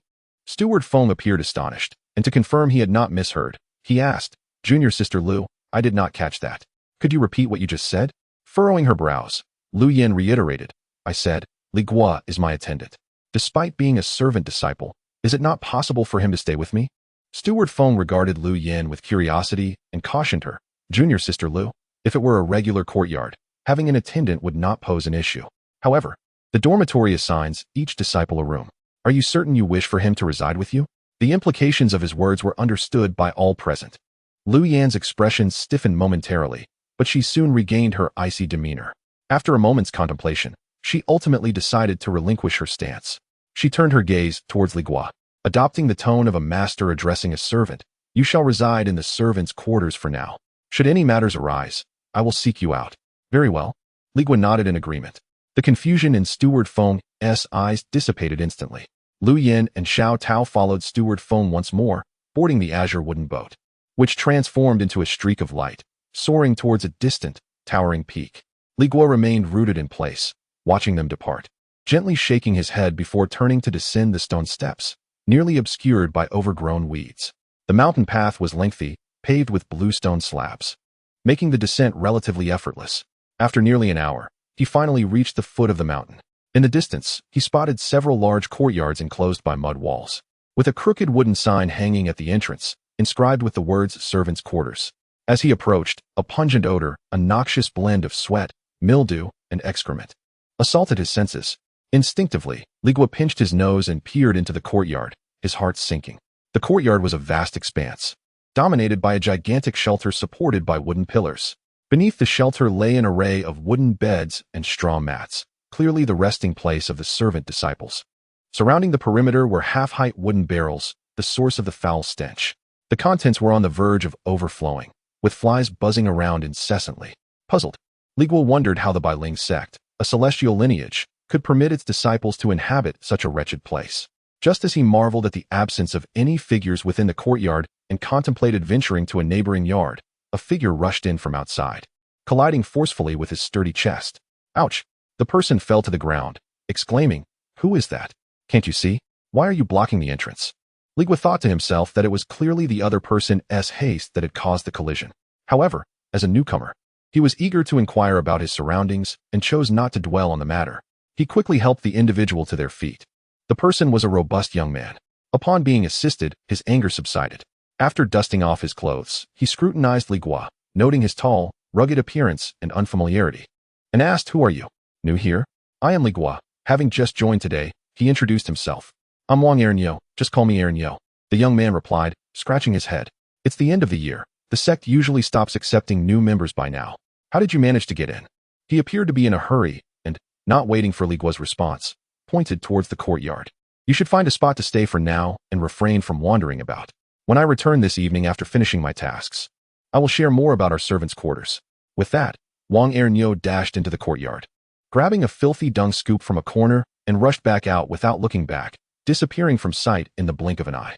Li Guo gazed in the direction of his departure, then surveyed the desolate courtyard, reeking with an unbearable stench. Resigned, he settled himself upon a relatively clean stone at the entrance. Chapter 11. The support of the outer gate as the sun descended beneath the horizon, casting a crimson glow across the sky. Li Guo finally observed figures gradually returning along the mountain path. Groups of disciples, bearing hoes and burdens, trudged back, each one displaying signs of exhaustion. Li Guo noted that these individuals were all robust and towering men, embodying an unmistakable strength. Upon entering the courtyard, they discarded their tools with a clatter in a corner, then approached a cluster of wooden barrels, where they hastily relieved themselves, the sound of water splashing echoing in the air. Afterward, they adjusted their clothing and ambled off again in small groups. Li Guo watched them, unsure of their destination. At that moment, Huang Manor returned alongside two towering companions. He too tossed aside his tools, proceeded to the wooden barrels, and followed suit before preparing to leave once more.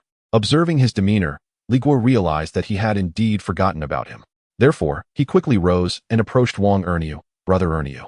Huang Manor, engaged in light-hearted banter with his companions, turned to see Li Guo. After a moment of surprise, he slapped his forehead with an expression of embarrassment.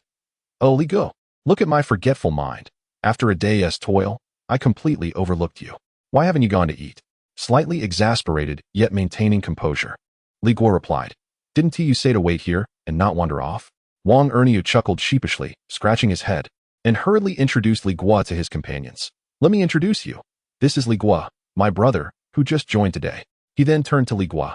"Li Guo, this is Zhao Taizhu, and that is Sun Hozhi."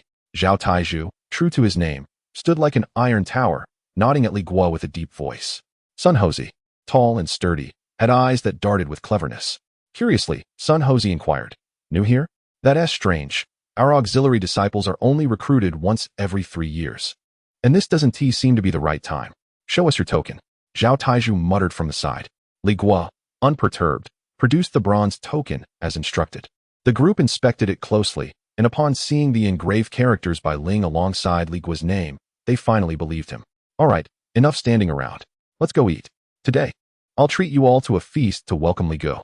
Any discussions can wait until we're at the table," Huang Manor proclaimed. Li Guo, feeling the pangs of hunger after a day of exertion, readily accepted the invitation. The group exited the auxiliary courtyard, winding their way along the foot of the mountain. Before long, they arrived at a narrow valley, where a towering multi-story pavilion stood at the entrance, ablaze with lights and bustling with voices. All the auxiliary disciples headed towards this grand establishment. "That is where we, the auxiliary disciples, dine. It's called the Wugu Building," Huang Manor pointed out. Li Guo followed the group inside. The dining hall on the first floor resembled a refugee camp, with a large wooden barrel, half the height of a person.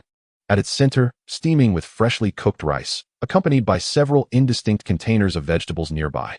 Many of the servant disciples had no bowls, resorting instead to tearing off large banana leaves to scoop up their meals, squatting or sitting in various corners, voraciously shoveling food into their mouths. Li Guo mused to himself that indeed, they were living in a pigsty and consuming pig food. However, Huang Manor did not linger on the first floor. He promptly declared, "Today, we shall host a welcoming feast for Brotherly. Let us ascend to the second floor." As they climbed the stairs, Li Guo was taken aback. The second floor was strikingly different from the first. It was adorned with clean square tables and long benches, resembling a bustling dining hall. Numerous tables were already occupied, with patrons enjoying their meals, drinking, and engaging in games of chance. Just as Sun Hozhi and Zhao Taizhu were about to find an empty table, Huang Manor interjected. Let us proceed to the third floor. The third floor? Both Sun Wukong and Zhao Taizhu were taken aback. Brother Ernyo, are you truly willing to spend so extravagantly? Indeed, it is imperative, for this is Brother Li's introductory welcome banquet, which certainly warrants a touch of grandeur. Upon hearing this, the two companions were instantly filled with excitement and eagerly followed Huang Manor to the third floor. Li Guo was even more astonished, for the entire third floor was adorned with elegant private rooms. Huang Manor, well acquainted with the surroundings, guided them into a room marked with the character. As soon as they were seated, a neatly dressed waitress entered, holding a jade-like tablet, and inquired, "What would you gentlemen like to order?" Huang Manor, without even glancing at the menu, declared, "As per our usual custom, bring forth 10 of your signature dishes and 4 jars of fine wine." With that, he produced his bronze token from his bosom and presented it to the attendant. The attendant, in turn, revealed a similar token, and as the two tokens gently clashed, a shimmering light flickered between them.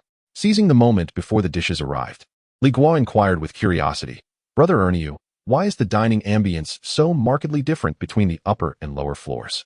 "Indeed, it is quite different."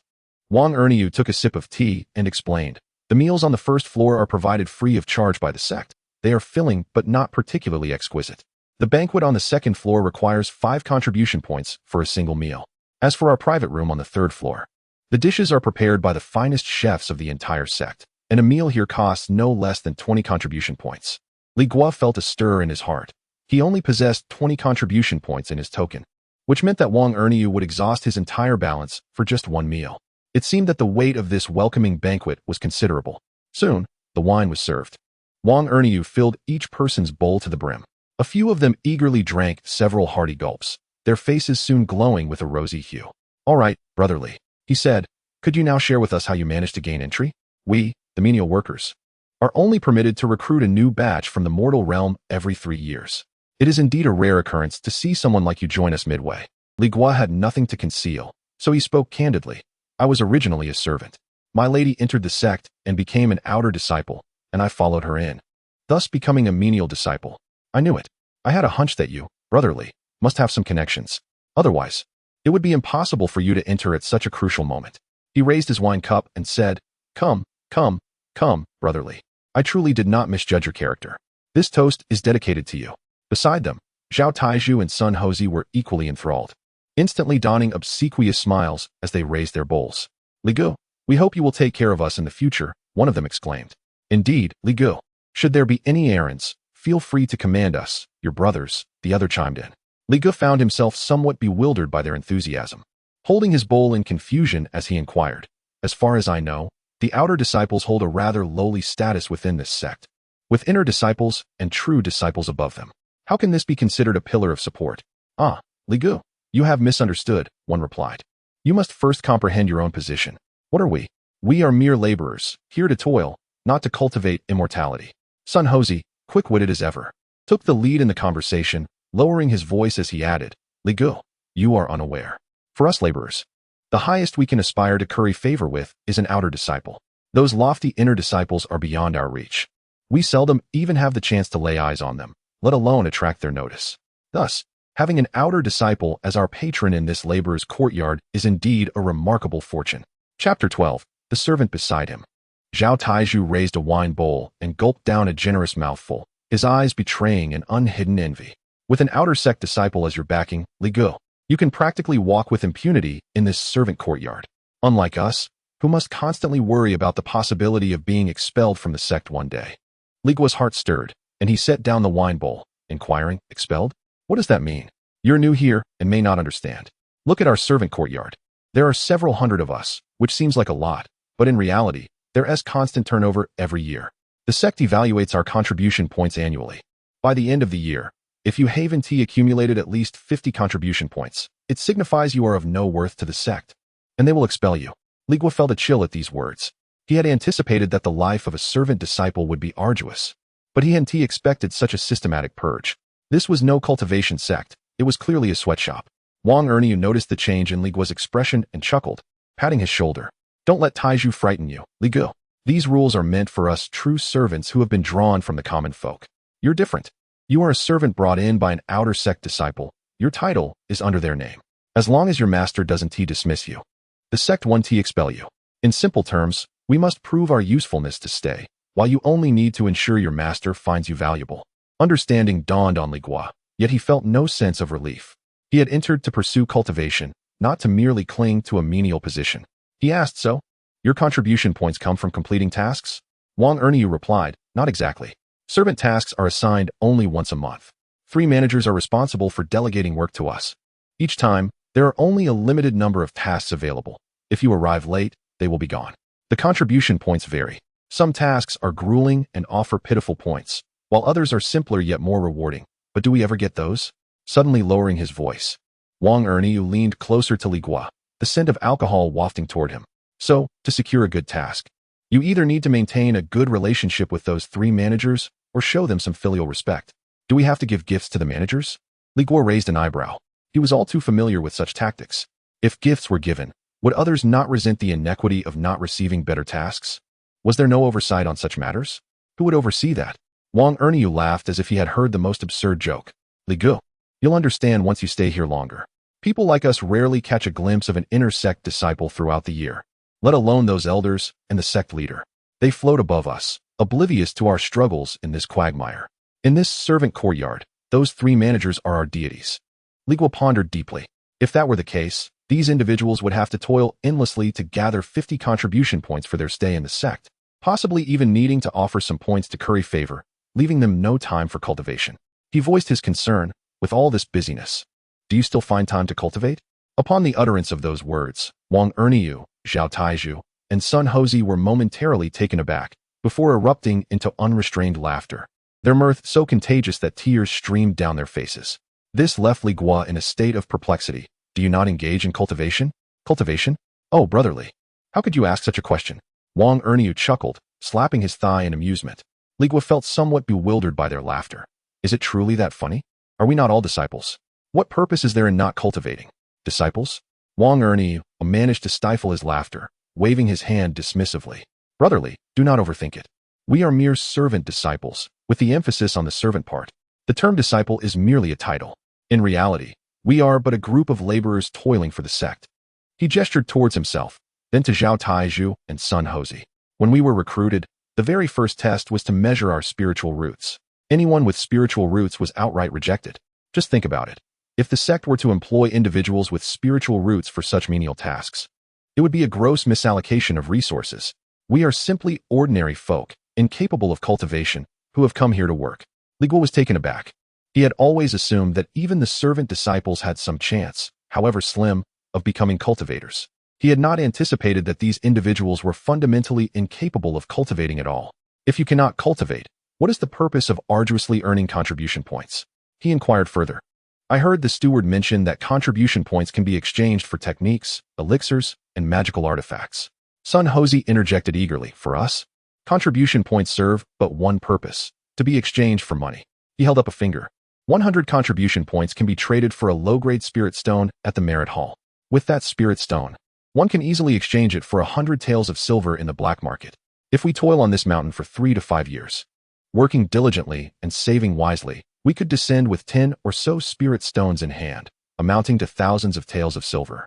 We could return home, build grand estates, purchase dozens of acres of land, and even take a beautiful wife. The latter part of our lives would be that of wealthy landowners. Zhao Taiju chimed in with a deep voice. That is indeed the case. Though the sect has many rules and the work is arduous, the money to be earned is substantial.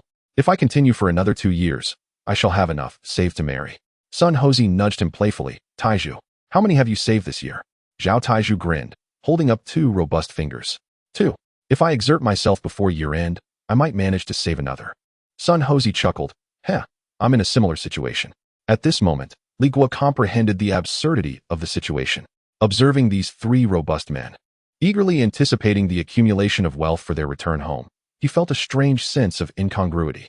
They were here to earn money, treating this place as a lucrative opportunity, while he had forsaken worldly riches to seek the elusive path of immortality. From the very beginning, their paths diverged into two distinct trajectories.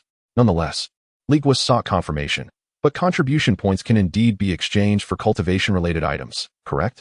Certainly, of course, Huang Manor replied without hesitation. The merit hall has everything, provided you possess contribution points. But who among us would be foolish enough to trade for such things? It is expensive and utterly useless to us. We would be better off exchanging that sum for spirit stones to keep in our pockets, ensuring a peaceful night's sleep. Just then, the door to the private room was abruptly pushed open, and the earlier maid entered, balancing a large tray. Honored guests, your dishes have arrived. Please enjoy at your leisure. Huang Manor, slightly intoxicated, urged Li Guo to begin eating while casting sidelong glances at the maid's graceful figure, unabashedly letting out a derisive snicker. Li Guo, do you not think this woman is quite attractive? She is also a servant disciple. He suddenly lowered his voice, leaning closer to Li Guo, the mingling scent of alcohol and a hint of sourness wafting over. Her job as a maid in the Wugu building is so easy. She's sheltered from the wind and rain, earning a steady 20 contribution points each month. Do you know why? Li Guo remained silent, merely observing him. Huang Manor chuckled. It's because she has made one of the stewards comfortable, securing herself this position serving trays in the Wugu building. Damn, what an easy life. Free from the elements, unlike ours. He picked up a morsel of meat, a blend of fat and lean, and tossed it into his mouth, continuing his incoherent ramblings. Moreover, the chef who prepares these dishes is also a servant. He relies on his exceptional culinary skills, having passed the sect's assessments, to wield the ladle in this establishment. As for us, we possess neither their allure nor their talent, leaving us with nothing but brute strength. The others appeared quite accustomed to such matters, casually enjoying their food and drink. Li Guo picked up a piece of leafy vegetable, slowly placing it into his mouth and chewing thoughtfully. Chapter 13. Sister Lu. After a hearty meal, Li Guo gradually came to a realization. The purpose behind Huang Manor's invitation for dinner was merely his desire to befriend someone with connections. Although Lu Yin was merely an outer disciple, she held considerable stature within the servant quarters. Once they had indulged sufficiently in food and drink, the group leaned on each other and staggered back to the servant quarters. Upon entering the courtyard, Li Guo gazed at the mud-stained walls, the open communal dormitory, and the circle of wooden barrels, unable to suppress his curiosity. Brother Manor, does no one ever consider renovating this servant quarters? Renovate? Who would do that? Huang Manor burped dismissively, spitting on the ground with disdain. The outer disciples in charge up top are notoriously stingy. They would rather split a contribution point in half than part with it. To them, we are merely laborers, brutish and expendable. As long as we have a place to sleep, we should consider ourselves fortunate. And who dreams of residing in a pavilion? Don't make me laugh. He gestured toward the direction of the Wugu building. Do you think everyone resides here like we do?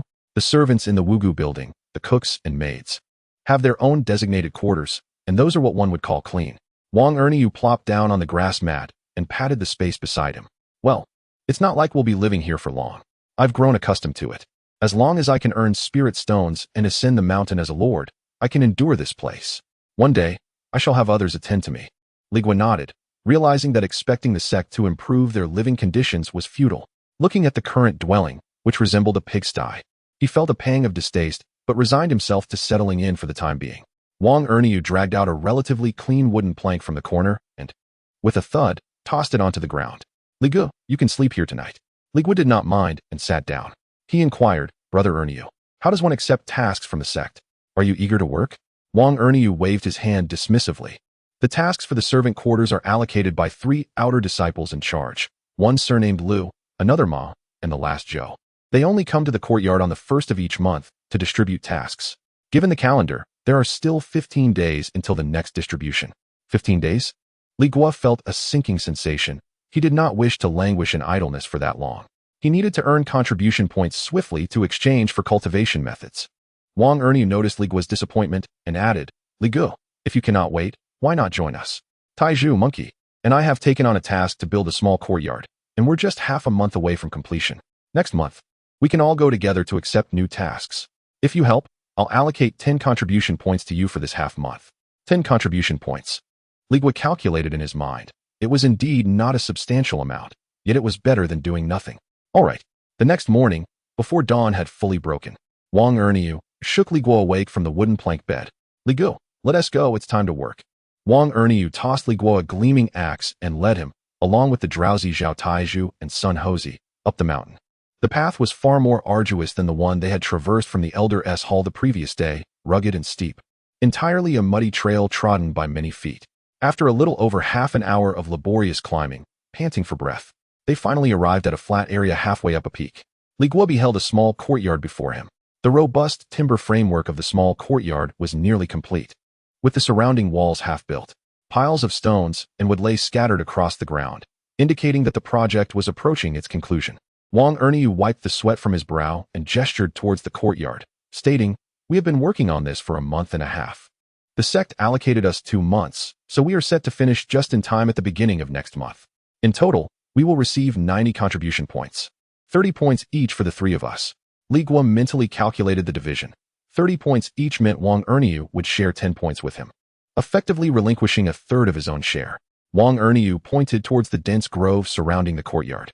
"Li Guo, your task is simple. Clear these miscellaneous trees to create an open space." Without hesitation, Li Guo hefted the axe in his hand and ventured into the thicket. He removed his shirt, revealing his well-defined muscles, and swung the axe with vigor. The crisp sounds of the axe biting into the tree trunks echoed through the air. Huang Manor and the others cast a brief glance before resuming their own tasks. However, when they broke for lunch and glanced back at Li Guo, they were astonished to see a substantial number of trees fell behind him. "Goodness, Li Guo, you possess remarkable strength," exclaimed Sun Hosey, nearly dropping his rice ball in disbelief. Zhao Taizhu also gave an early thumbs up in admiration. Huang Manor, grinning broadly, hurried over. "My word, Li Guo, your efforts today surpass those of both of us combined. We shall undoubtedly finish ahead of schedule." As the sun dipped low, casting a rosy glow across the horizon, the group returned to the servants' quarters. They first approached the wooden barrels in the corner of the courtyard, filled them with water, adjusted their trousers, and then set off towards the grain hall. This time, they did not ascend to the 2nd or 3rd floors.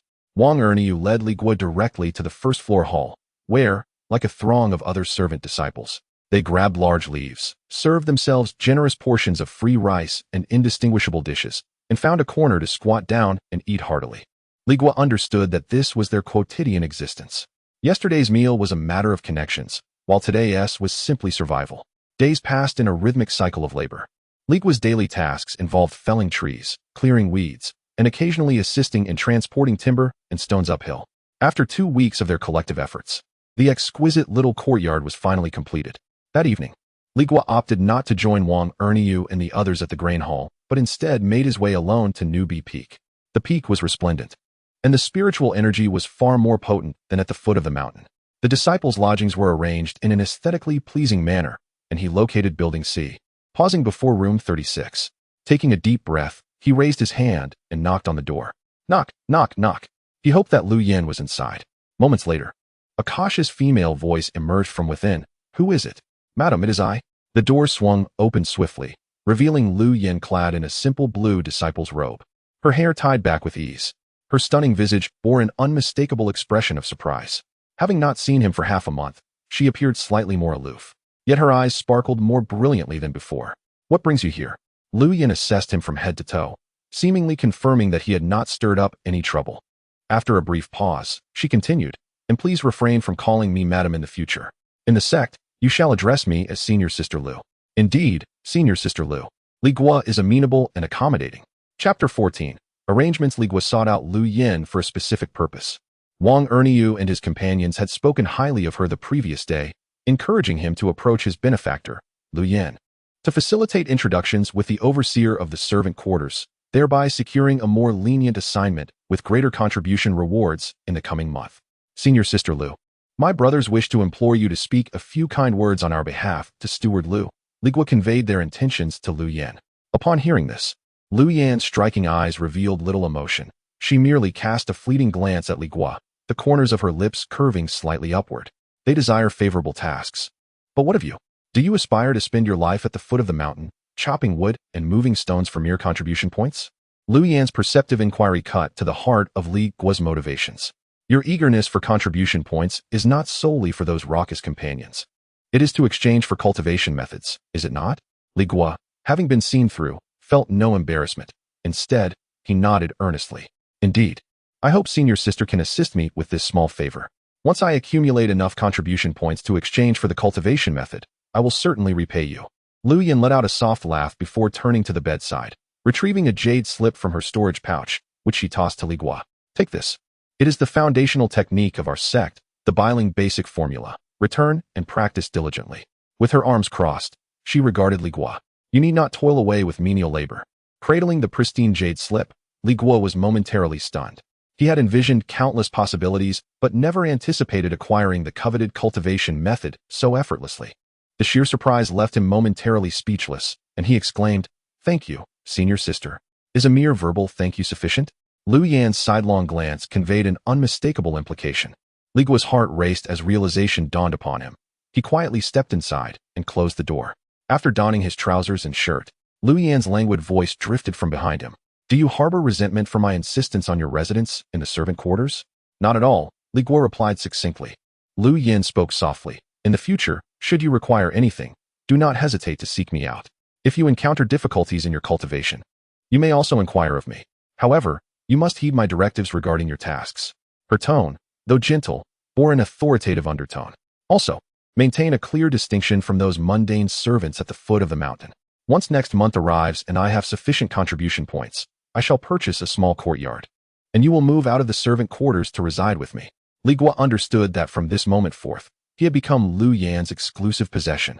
This realization stirred a sense of reluctance within him. Yet, at present, the benefits far outweighed the drawbacks. "I shall follow your arrangements, senior sister." He turned to her, a smile of joy illuminating his face. After a moment's contemplation, he continued, "Senior sister, regarding Huang Manor and the others, I have already made a commitment to them. Might you still consider speaking to Steward Lu on our behalf?" "Understood," Lu Yan replied, a hint of impatience in her tone. However, seeing Li Guo's persistence, she acquiesced with a nod, "But you shall no longer work alongside them. I shall venture to the task hall to undertake some outer sect missions. I would appreciate your assistance at that time. I still possess an initial 300 contribution points, which will suffice for purchasing a modest courtyard next month." Li Guo pondered within, considering how relocating to a small courtyard to reside with Lu Yan would greatly facilitate his cultivation, far surpassing the conditions of the servants' quarters. As for Huang Manor and his companions, they merely sought to profit from his endeavors. Having fulfilled his obligations, he felt justified for the welcoming feast held in their honor. "Very well, I shall heed senior sister's guidance," Li Guo readily agreed. Upon witnessing his compliance, Lu Yan's face lit up with a satisfied smile. "Since my senior sister is pleased, I shall reward you once more." Shortly after Li Guo's departure, Lu Yan donned her attire and left the building. She traversed the iron suspension bridge connecting the peaks and arrived at an exceedingly opulent estate on a nearby summit. The courtyard, with its vermilion-painted gates and towering walls, rivaled the grandeur of a worldly royal residence.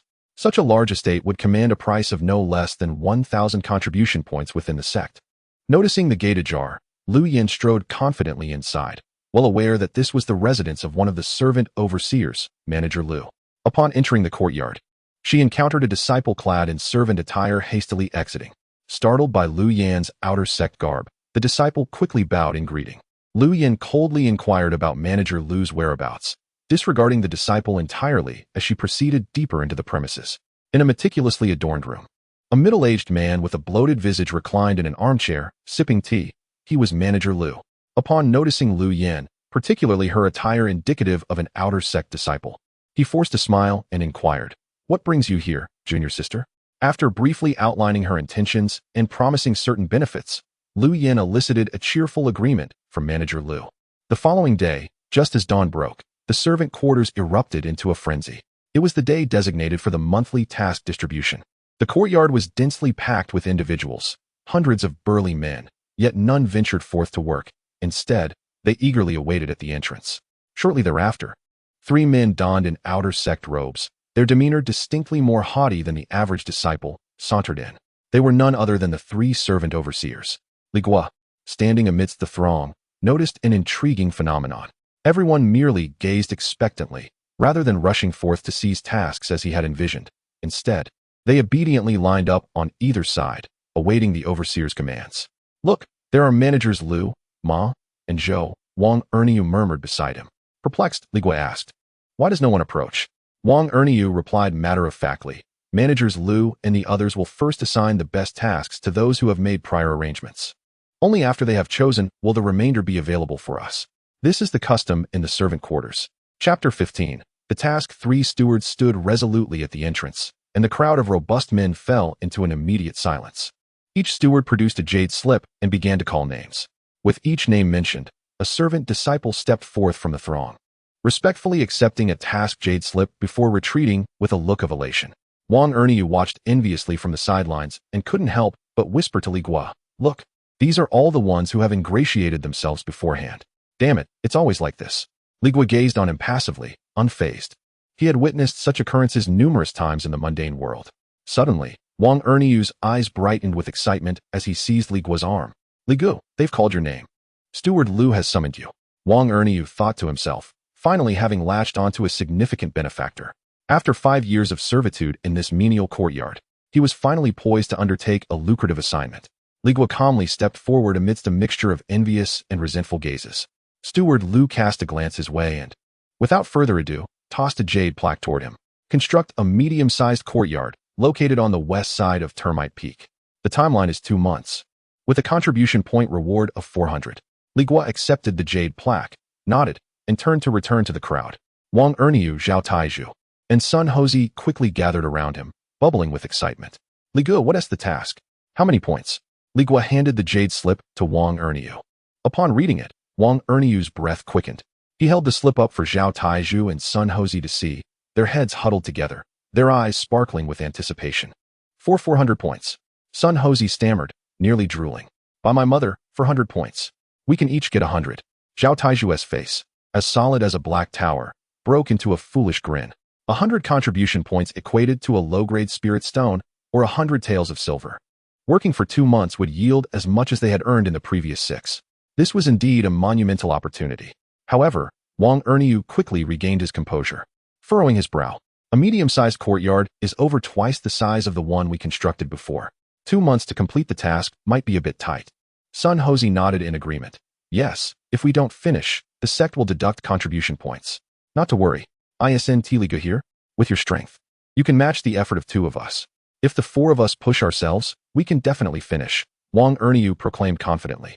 Casting an optimistic glance at Li Guo, Zhao Taizhu and Sun Hozhi nodded in agreement, their eyes brimming with hope. Yet, Li Guo shook his head. "I will not participate." At this declaration, the smiles on the 3 faces froze in place. Huang Manor's expression shifted to urgency. "Why not, Li Guo? This is 400 points. We could work together and share the rewards." Li Guo replied, "This is my masteress' intention. She has other plans for me. Henceforth, I cannot work alongside you." Huang Manor stood stunned, gazing at Li Guo's unperturbed face, the last remnants of hope dissipating within him. A pang of anguish twisted in his heart, more painful than any physical labor that could have caused him to strain his back.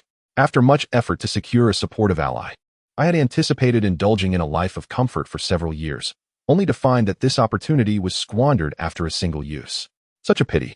The 3 overseers had completed their tasks and discarded the remaining burdensome assignments, those that were arduous and yielded minimal contributions, on the ground for the remaining individuals to scramble for.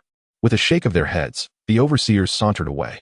Soon, all tasks were allocated, and the individuals in the courtyard departed in small groups, carrying their tools, leaving only Li Guo behind in the now desolate space. He retreated to a corner of the courtyard, settling down cross-legged on his wooden plank, and retrieved the text Fundamentals of Spirit Cultivation bestowed upon him by Lu Yan. Since Lu Yan had advised against further menial tasks, he resolved to utilize this newfound leisure for cultivation. Unfolding the jade slip, he meticulously studied the incantations within. The first step of cultivation involves drawing the celestial spirit energy into one's body. It sounds deceptively simple. First, one must perceive the spiritual energy in the world around them. Then draw it into their body, circulating it through the meridians for a complete cycle, success defined.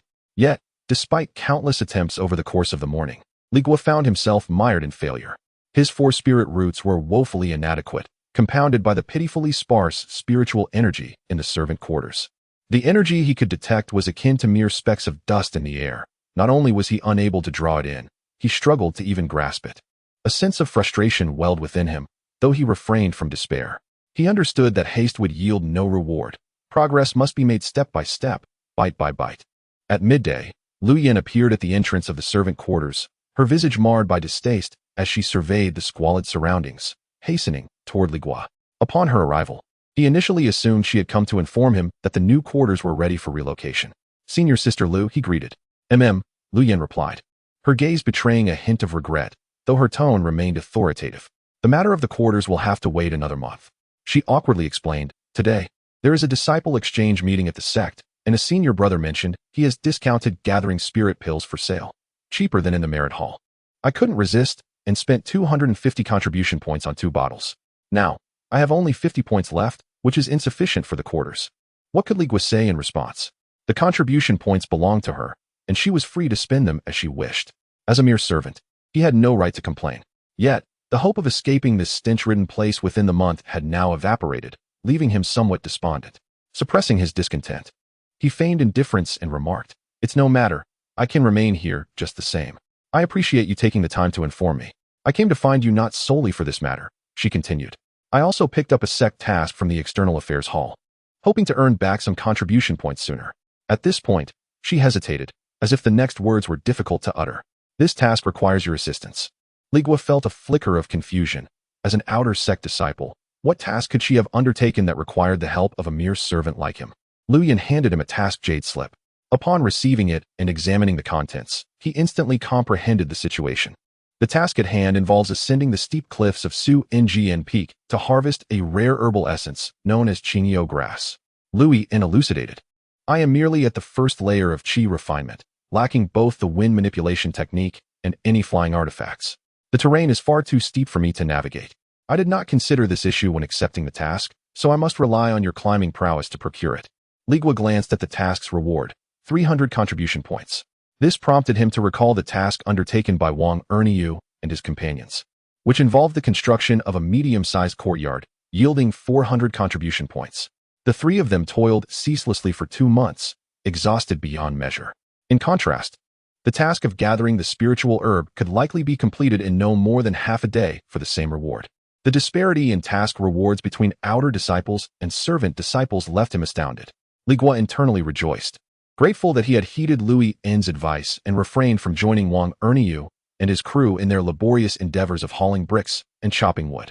The life of a servant was evidently both arduous and devoid of prospects. It seemed that clinging to Lu Yan's coattails, even if it meant becoming her devoted tool, was far more advantageous than languishing in the servants' quarters, merely surviving day to day. Chapter 16. The Gathering of Spirit Herbs. Li Guo undertook the task. Upon successful completion, "I shall grant you 50 contribution points," said Lu Yan. 50 points. Li Guo silently calculated. The trio of Huang Manor had labored tirelessly for 2 months to construct a medium-sized courtyard, earning merely a little over 100 contribution points each. Yet, with only half a day's effort, he could acquire what they had toiled for over a month. This enticing prospect rendered Li Guo utterly unable to resist Lu Yan's allure. Henceforth, he resolved to cling to her. Even if it meant becoming a mere tool, it was 100 times preferable to working in the errand hall. Unaware of his musings, Lu Yan accepted his agreement without further ado and turned back to her quarters. Meanwhile, Li Guo set off alone towards the suspended sword peak. As indicated on the sect's map, the peak lived up to its name, resembling a sword poised to pierce the heavens. Its sheer cliffs rose abruptly, devoid of any vegetation or footholds for climbing. The grayish-brown rocks stood starkly against the sun, glinting with a cold, hard sheen. There was no chance for humans, let alone monkeys, to traverse this formidable terrain. As Li Guo gazed at the suspended sword peak, he found himself at a loss. Just as despair began to settle in, a shadow darted through the crevice of the rock wall. Peering closely, he discerned a pitch-black serpent, its girth akin to that of an arm, swiftly ascending the nearly vertical cliff with remarkable agility. A flash of inspiration struck Li Guo. The serpent's ability to navigate the rock face must be linked to its scales, which likely afforded it an extraordinary adhesive capability. A bold idea took shape within him. Holding his breath, he stealthily approached, employing the snake-catching techniques he had gleaned from documentaries. Observing the serpent's movement, he suddenly lunged forward. The black serpent, caught off guard, turned to bite, but Li Guo, undeterred, leveraged his extraordinary strength and speed to seize it by the neck. The serpent writhed in a frenzy, attempting to coil around his arm. Yet Li Guo's grip was like iron, firmly constricting its throat. Dragging the serpent aside, he picked up a rock the size of a human head and struck the creature's head with force. After several blows, the beast lay lifeless. Without hesitation, Li Guo carefully peeled off the snake's skin, grimacing as a foul, viscous slime coated his hand, slippery yet remarkably adhesive. He then tore a few vines from the surrounding cliffs, fashioning the snake's skin into makeshift gloves and foot coverings. Donning his hastily crafted tools, he began his ascent. To his astonishment, the snake skin proved extraordinarily effective. The slime on the exterior adhered to the rock face, granting him stability with every upward movement. Suppressing his thrill, he continued to climb. As he ascended, the ground and all its objects shrank into mere black dots, a sense of solitary dread enveloping him. Soon, he discovered the clear cliff herb nestled within a small indentation of the towering rock face. The spirit herb, entirely enveloped in verdant hues, swayed gently with the mountain breeze, its delicate leaves dancing gracefully. Just as Li Guo, filled with delight, was about to approach and harvest it, a sharp cry from above pierced through the clouded sky. He looked up to find a majestic eagle with an expansive wingspan diving towards him, its dark silhouette akin to a streak of lightning. It was the iron-beaked eagle, a natural enemy of the serpentine creature. Li Guo realized that the snake skin items adorning his hands and feet, imbued with the essence of serpents, had drawn the beast near. In a flash, with no time for contemplation, he extended his free hand and seized the eagle's neck just as it swooped close. The creature thrashed violently in his grasp, its wings creating a fierce gust that stung Li Guo's face, while its sharp talons mercilessly raked across his arm, leaving deep, bleeding gashes.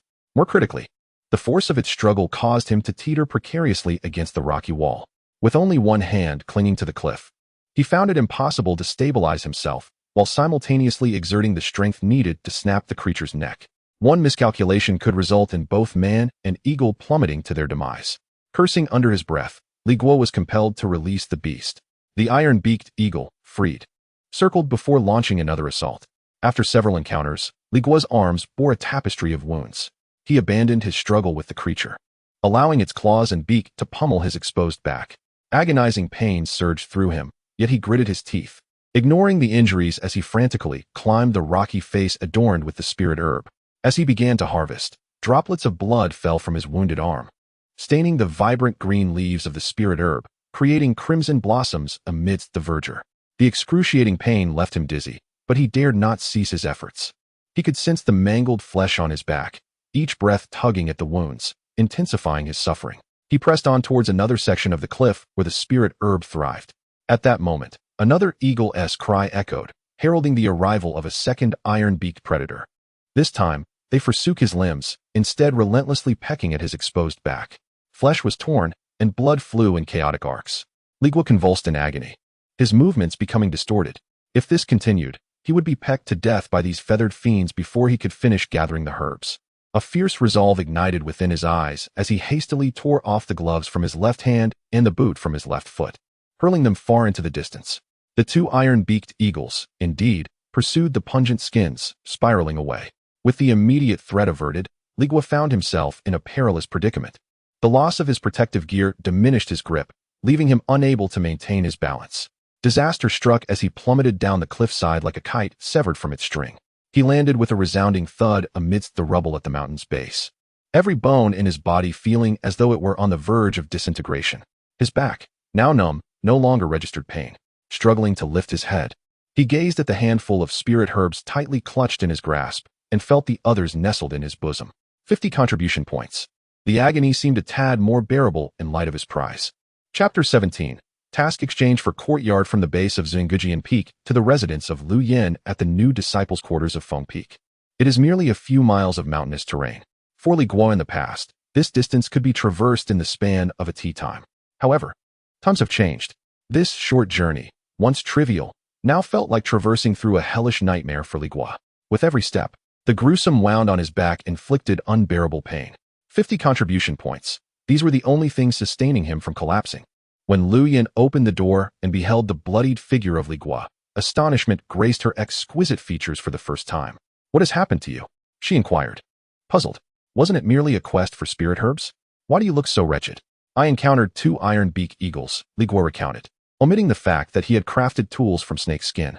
As Lu Yin listened, her gaze fell upon the claw marks visible on his body, and an inexplicable sense of guilt washed over her. Although he was her servant, he had endured such injuries while fulfilling the task she had assigned. Instinctively, she thought of the healing elixirs in the Merit Hall, but quickly dismissed the notion. Contribution points were far too precious. "Are your injuries serious?" Lu Yin tentatively asked. "It's nothing, just a minor injury," Li Guo replied, shaking his head. "I have tough skin and flesh. I shall recover in a few days." His words rang true. From the memories of the original owner, Li Chu, he was aware that this body, regardless of the severity of its wounds, would heal after a few days of rest, provided it remained alive. This knowledge was the reason he dared to withstand the attacks of the two iron-beak eagles. Seeing his nonchalant demeanor, Lu Yan's lingering guilt dissipated entirely. She wished to change the subject and certainly did not want to squander her contribution points. Present the token, she instructed. Obeying, Li Guo retrieved the copper token symbolizing his status as a servant from his pocket. Lu Yan produced her black token representing her status as an outer sect disciple. The two tokens gently clashed, emitting a faint glow as 50 contribution points transferred into Li Guo's token. Do not return to the servant quarters just yet. Wait in my room, Lu Yan commanded, her demeanor reverting to that of an aloof mistress. I will report the task at the affairs hall in exchange for a small courtyard at the merit hall. Li Guo, intrigued, instinctively asked, Sister, did not Xiao Tao receive a courtyard? Why must you spend contribution points for another? Why not use them to purchase some elixirs instead? Suddenly, Lu Yan's expression turned cold. Xiao Tao is Xiao Tao, and I am I, she replied, her tone sharp. From the moment I stepped into the Bailing sect, she is no longer my mate. She is now an outer sect disciple, a prodigious talent with dual ice and thunder roots, destined for greatness. Her courtyard has nothing to do with me, Lu Yan. Realizing his misstep, Li Guo instantly understood that he had spoken out of turn. From her words, it was evident that Lu Yan had developed a profound understanding of and quick adaptability to the world of cultivation. The once obedient maid had now risen to stand on equal footing with him, her talents far surpassing his own. For the proud and haughty Lu Yan, this thorn was impossible to remove. To beseech Xiao Tao for refuge was a fate more unbearable than death. What? Do you find yourself longing for your dear Xiao Tao? Lu Yan abruptly shifted her tone, fixing a cold gaze upon Li Guo. Who was it that vowed to follow me back at the mountain gate? Even willing to serve as a mere errand boy, are you now regretting that decision? Do you believe that following me leads to nowhere? And now seek out your sister Xiao Tao? If you truly desire it, you may seek her out at this very moment. Perhaps she will recall the past fondly and allow you to reside within her abode, sparing you decades of toil. Lu Yan's words struck Li Guo like daggers, each piercing his heart. A chill ran through him as he recognized this as a test. One cannot serve two masters. Having become Lu Yan's instrument, he could harbor no illusions about anyone else, particularly Xiao Tao. Sister, you jest, Li Guo replied, lowering his gaze and adopting a humble demeanor, earnestly asserting, my path to immortality is bestowed upon me by you, my sister. Had you not taken me under your wing, I, Li Guo, would never have had the opportunity to become a disciple of the sect. In my heart, there has always been but one master, my sister. As for Sister Xiao Tao, she now soars as a celestial phoenix, while I remain merely a tool at your feet, unworthy to even dream of the phoenix's nest. His words not only conveyed his loyalty, but also elevated Lu Yan, deftly addressing her vanity and need for security. The frost on Lu Yan's face indeed began to thaw. She had merely spoken in anger. Witnessing Li Guo's demeanor, her earlier displeasure dissipated. In truth, she would be uneasy should Li Guo seek Xiao Tao. This robust man provided her with unparalleled pleasure and was the only one she could fully control in this unfamiliar sect. She was reluctant to let him go. You are quite perceptive, Lu Yan scoffed, stepping aside. Enter, find a place to rest here, and await my return. Yes, sister, Li Guo replied, bowing as he dragged his battered body into the room.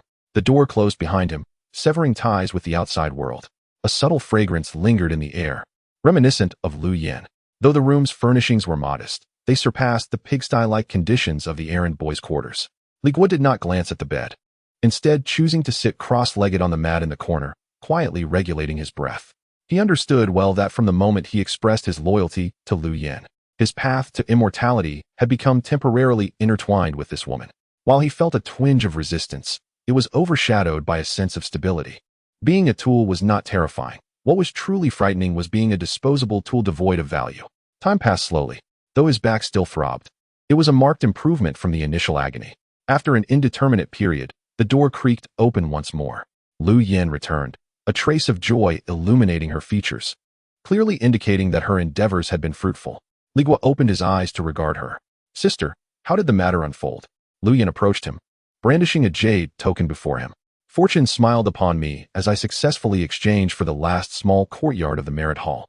The jade plaque, smooth and lustrous, bore an address and a name, signifying the deed to the courtyard. Chapter 18. Relocation and cultivation. At this moment, Li Guo had discerned the address inscribed on the jade tablet, which indicated the number 7 courtyard situated on the western side of Termite Peak. A sudden shock coursed through him. Was this not the very courtyard that Huang Manor and his companions had labored tirelessly to construct last month? Such is the curious whim of fate. What is it? Seeing Li Guo's peculiar expression, Lu Yin could not help but inquire, her brow furrowing in concern. Nothing, Li Guo replied, clearing his throat and shaking his head. Lu Yin scrutinized him closely, noting the numerous scars on his body, now scabbed over. And he appeared to move with considerably more ease. You've healed rather quickly, she remarked. It's merely the resilience of my flesh, Li Guo responded with calm indifference. Lu Yin, unfazed, acknowledged the extraordinary recovery capabilities of Li Guo's physique, which, in turn, saved her a considerable sum in medicinal herbs. Since you are fine, let us relocate now, Lu Yin stated firmly, leaving no room for debate. What is there that I need to move? Li Guo asked, with a sidelong glance. Lu Yin regarded him as though he were a naive rustic. All my essential belongings are in my storage bag. There's no need for you to carry anything. The two of them exited the disciples' quarters and proceeded towards the new courtyard. Nestled in a secluded spot along the mountainside, the courtyard featured azure tiles and white walls, comprising 3 tiled rooms and a reasonably spacious yard, complete with a sweet and clear well. While it paled in comparison to the Huang residence, for Li Guo, this place was a veritable paradise compared to the menial quarters at the foot of the mountain. Lu Yin pushed open the door to the main house and stepped inside. The interior was furnished with beds, tables, and chairs, all uniformly provided by the sect. She swiftly retrieved her important items from her storage bag and arranged them with ease. Li Guo, sensing her intent, refrained from intruding upon her task. He glanced at the remaining 2 rooms, one a kitchen, the other a storage room. At that moment, Lu Yan's voice floated from the main house. You shall reside in that storage room. Yes, senior sister, Li Guo replied without objection. Once settled, he approached the entrance of the main house and respectfully inquired, Senior sister, shall I be responsible for the cleaning and cooking in this courtyard from now on? From now on, you will only need to tidy the courtyard. Cooking is unnecessary, Lu Yin replied lazily. Li Guo, puzzled, questioned, does senior sister not require food? Lu Yin regarded him with the gaze one might reserve for a simpleton. Are you not aware that the merit hall offers the option to exchange for feeding pills? 1 pill can sustain you for an entire month without hunger. I do not require food. After a brief pause, Lu Yin added, if you wish to eat for yourself, feel free to cook. Do not concern yourself with me. Li Guo, upon hearing this, couldn't help but marvel at the wondrous capabilities of the celestial realm. Such a pill that could substitute for food was indeed remarkable. He instinctively inquired, how many contribution points does 1 feeding pill cost? With a light chuckle, Lu Yin responded, it requires 10 contribution points for 1 pill. You might want to save your points for something more useful. 10 contribution points. Li Guo mentally calculated, pondering the implications. He currently possesses a total of 80 contribution points in his token, which comprises the 50 points gifted by Lu Yin for harvesting Qingya grass, in addition to the original 30 points. Spending 10 points to exchange for a pill that would stave off hunger for merely a month seemed rather extravagant. Li Guo promptly dismissed this notion. His senior sister had spoken wisely. Lu Yin said nothing further, retreating into the main house and closing the door behind her, presumably to engage in her cultivation. Li Guo then entered his new residence, the storage room. As he pushed open the door, a waft of sawdust and dust assaulted his senses. The room was starkly empty, save for an axe and a shovel nestled in the corner, remnants from when Huang Manor and the others had constructed the dwelling. This did not surprise him. The courtyard allocated by the sect featured only basic furniture, a bed, a table, and a cabinet in the master bedroom, while the other rooms remained bare. The kitchen contained merely a stove, an iron pot, and a water tank. Li Guo grasped the axe and ventured outside to chop a considerable amount of dried grass, also gathering some vines to bring back to the storage room. He spread the weeds in the corner and bound them with the vines, swiftly crafting a rudimentary bed of grass. Although the bedding was akin to what he had in the servants' quarters, at least it lacked the foul odor and was entirely his own. Sitting cross-legged upon the grass mound, he retrieved the basic techniques of Bai Ling that Lu Yin had given him. He meticulously perused it once more, committing its methods to memory. Subsequently, he closed his eyes and began to attune himself to the spiritual energy present in the world, as instructed by the text. Before long, he discerned that the spiritual energy here was several times more abundant than that at the foot of the mountain where the servant quarters were located. If the spiritual energy in the servant quarters resembled mere specks of dust suspended in the air, then here it was akin to a delicate mist on a crisp morning. Such a rich atmosphere of spiritual energy was undoubtedly beneficial for cultivation. and Li Guo's heart surged with joy as he cautiously drew a wisp of it into his body through his breath. This time, the process was remarkably smooth. The spiritual energy flowed gently through his meridians, bringing with it a delightful tingling sensation that coursed throughout his entire being. He could even visualize the flow of energy traversing his body, cleansing his limbs and bones. As this strand of spiritual energy completed a full circuit and converged in his dantian, Li Guo felt a gentle tremor in his body, accompanied by a warm current radiating from his dantian, swiftly permeating his entire form. He sensed that his senses had sharpened significantly, his body brimming with newfound strength. The injuries sustained from harvesting herbs seemed to be healing rapidly under this warm flow. The process of guiding the energy into his body became increasingly fluid. Threads of spiritual energy were absorbed through his acupoints, flowing like a gentle stream along his meridians. After a short while, he successfully ascended to the first level of qi refining, marking the moment he truly became a cultivator. Elation surged within him. He was now part of the ranks of those immortal practitioners who could traverse the skies and reshape the earth, characters he had only read about in novels of his past life. Though he remained weak and merely at the threshold of his journey, he firmly believed that the path to immortality lay beneath his feet. As his excitement subsided, he became aware of a gnawing hunger in his belly. The process of absorbing energy had drained a considerable amount of his vitality. He made his way to the kitchen, only to discover the pot was utterly empty, devoid of even a single grain of rice. It seems that the only option left is to head to the grain house of the sect. Li Guo departed from the small courtyard, making his way towards the grain house with familiarity. The grain house is a 3-story wooden structure, serving as the dining hall for outer disciples and miscellaneous workers. The first floor offers simple fare at no cost, while the second and third floors require the expenditure of contribution points. Li Guo, however, would not foolishly venture to the upper levels at this moment. He procured a large leaf to serve as a plate, ladled a generous scoop of brown rice, and added some unidentifiable leafy vegetables and pieces of meat before settling into a secluded corner. His sole focus was on finishing his meal swiftly so he could return to solidify his cultivation. He was not particular about the flavors of the food and began to eat heartily with his chopsticks. Just then, a familiar voice rang out from behind him. Li Guo? Turning around, Li Guo was pleasantly surprised to see Huang Manor, who was holding a leaf plate and gazing at him with joy. Sun Hozhi and Zhao Taizhu followed closely behind Huang Manor, and upon spotting Li Guo, their expressions mirrored the same astonishment. The three of them hastily approached and took seats beside him. Chapter 19. Huang Manor endures a beating. Huang Manor plopped down onto the ground and said, Li Guo, I was just about to head to the servants' quarters to invite you for a meal, but it seems I was mistaken. Li Guo, while eating, replied nonchalantly, There's no need to seek me out at the servants' quarters anymore. After a brief pause, noticing the perplexed expressions on the faces of Huang Manor, Sun Hozhi, and Zhao Taizhu, Li Guo continued, My master has secured a modest residence at the Merit Hall, and I have now moved in to live with him.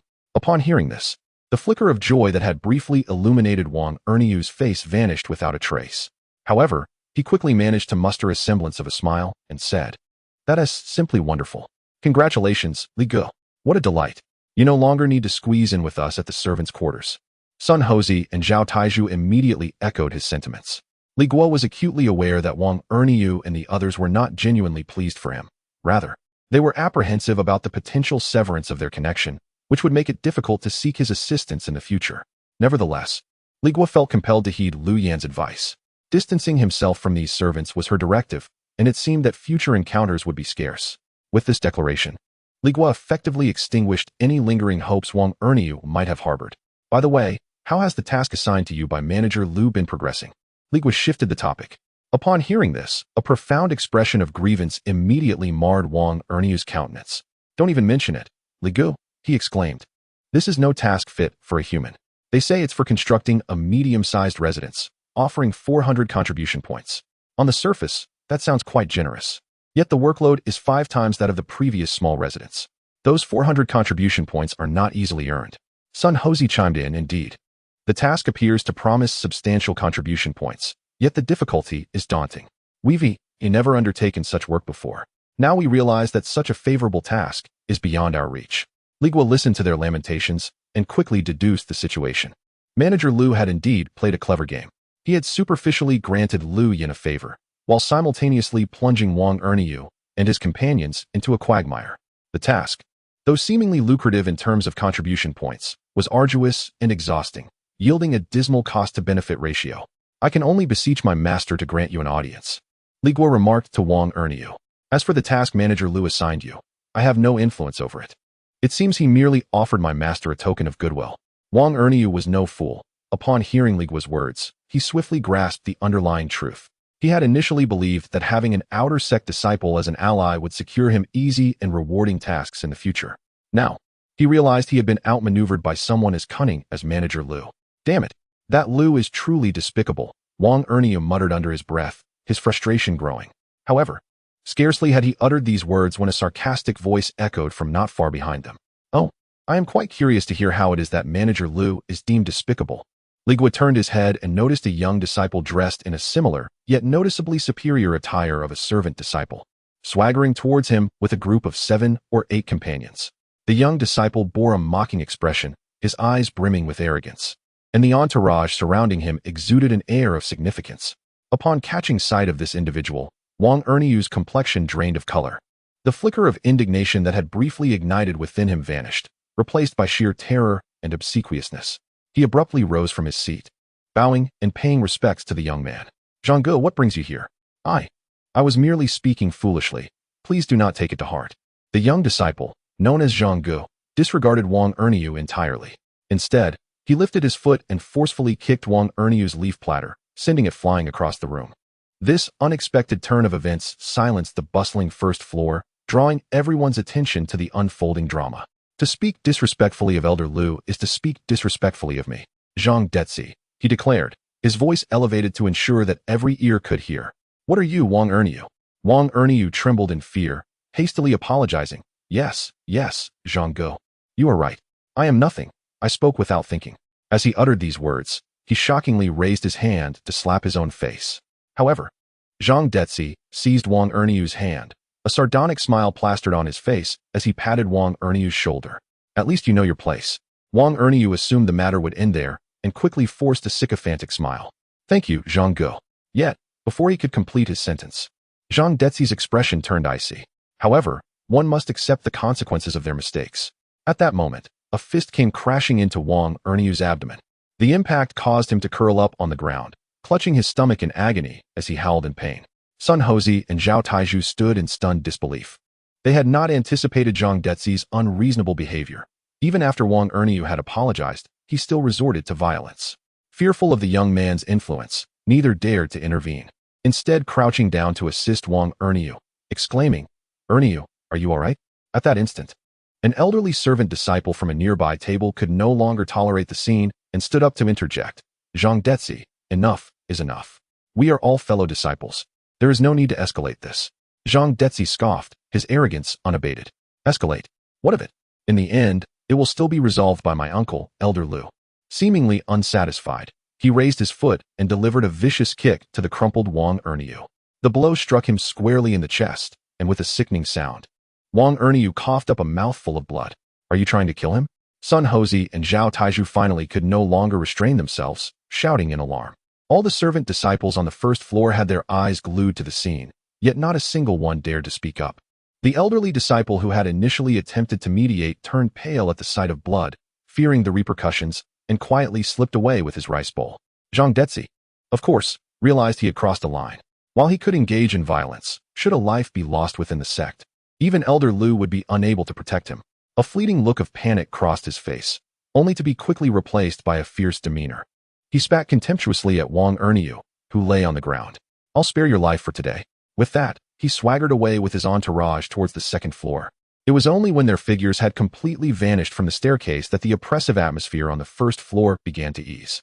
Li Guo, having finished the last bite of his meal, rose leisurely.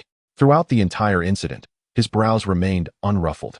To intervene on behalf of Huang Manor, without knowledge of this individual's background, would be imprudent. As for whether Huang Manor might be killed, if that were to happen, it would not concern him. Approaching Huang Manor, Li Guo observed his pale face and feigned concern, inquiring, who was that person just now? Supported by Sun Houzi and Zhao Taiju, Huang Manor's eyes reflected fear upon seeing Li Guo.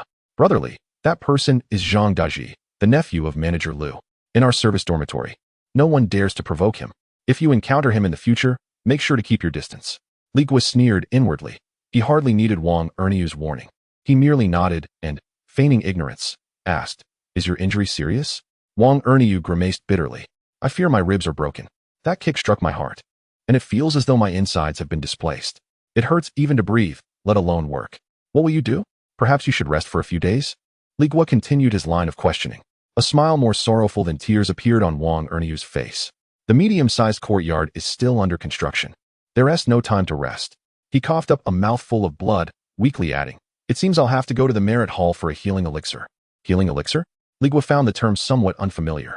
Wang Erniu's expression revealed both resignation and regret. "Indeed, this elixir can heal my injury instantly. However, one costs 20 contribution points. Truly, trouble arises from my own words. My mouth has brought me misfortune." Chapter 20, Night Path. Fear Wang Erniu was assisted by Sun Hozi and Zhao Taizhu, one on each side, as they departed from the Wugu building. He was headed to the Merit Hall, intending to exchange the 20 hard-earned contribution points for a miraculous healing pill that could restore him to his feet. All this turmoil stemmed from an ill-timed complaint. Li Guo silently finished the last mouthful of coarse rice, chewing slowly before swallowing.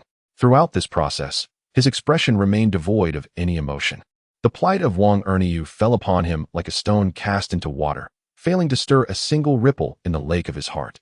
This further solidified his resolve to distance himself from those in the servants' courtyard. Different paths do not converge. After finishing his portion, he did not leave immediately, but instead rose to return to the food distribution window. From the side shelf, he quietly took 10 large, dried leaves. He scooped a spoonful of coarse rice and a spoonful of indistinct vegetable and meat mixture. Li Guo carefully spread the leaves out, meticulously pouring the food into the center, then skillfully folding the corners to create a compact square. He repeated this motion 10 times, stacking the heavy bundles of rice carefully and cradling them in his arms. With these provisions, he could avoid returning to this place of discord for at least 3 days. The kitchen in the courtyard had a stove, which could suffice to warm his meal. By now, the sky had completely darkened. The mountain night path was devoid of light, relying solely on the cold moonlight for visibility. Li Guo walked briskly, eager to return to the small courtyard that offered him a sense of safety. As he turned onto a dirt path overgrown with weeds, a sudden rustling emanated from the nearby underbrush. He instinctively halted. Something emerged from the thicket. It was entirely black, with a smooth, hairless head, elongated limbs, and sharp claws glinting ominously. Most terrifying of all, it bore a pair of folded flesh wings on its back. Its eyeless gaze flicked towards Li Guo, seemingly uninterested, before it darted back into the wild grass, vanishing in an instant. Li Guo's hair stood on end, a chill racing from his feet to the crown of his head. He nearly dropped the 10 bundles of food in a moment of panic. A demon beast. He could scarcely believe such a creature could exist within the confines of the sect. His first instinct was to flee, seizing the opportunity while the creature did not attack. He dashed forward. Li Guo paid no mind to anything else, sprinting with all his might towards the direction of his small haven. The wind howled past his ears. His heart raced as if it might leap from his chest. At last, he glimpsed the outline of the courtyard. He rushed to the entrance, fumbled with the door, slipped inside, and quickly secured the latch.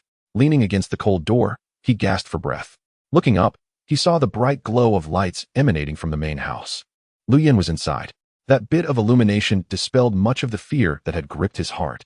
Lu Yan, a disciple of the outer sect, possessed a storage bag filled with the sect's allocated magical artifacts, granting her the capability to confront any beast should the need arise.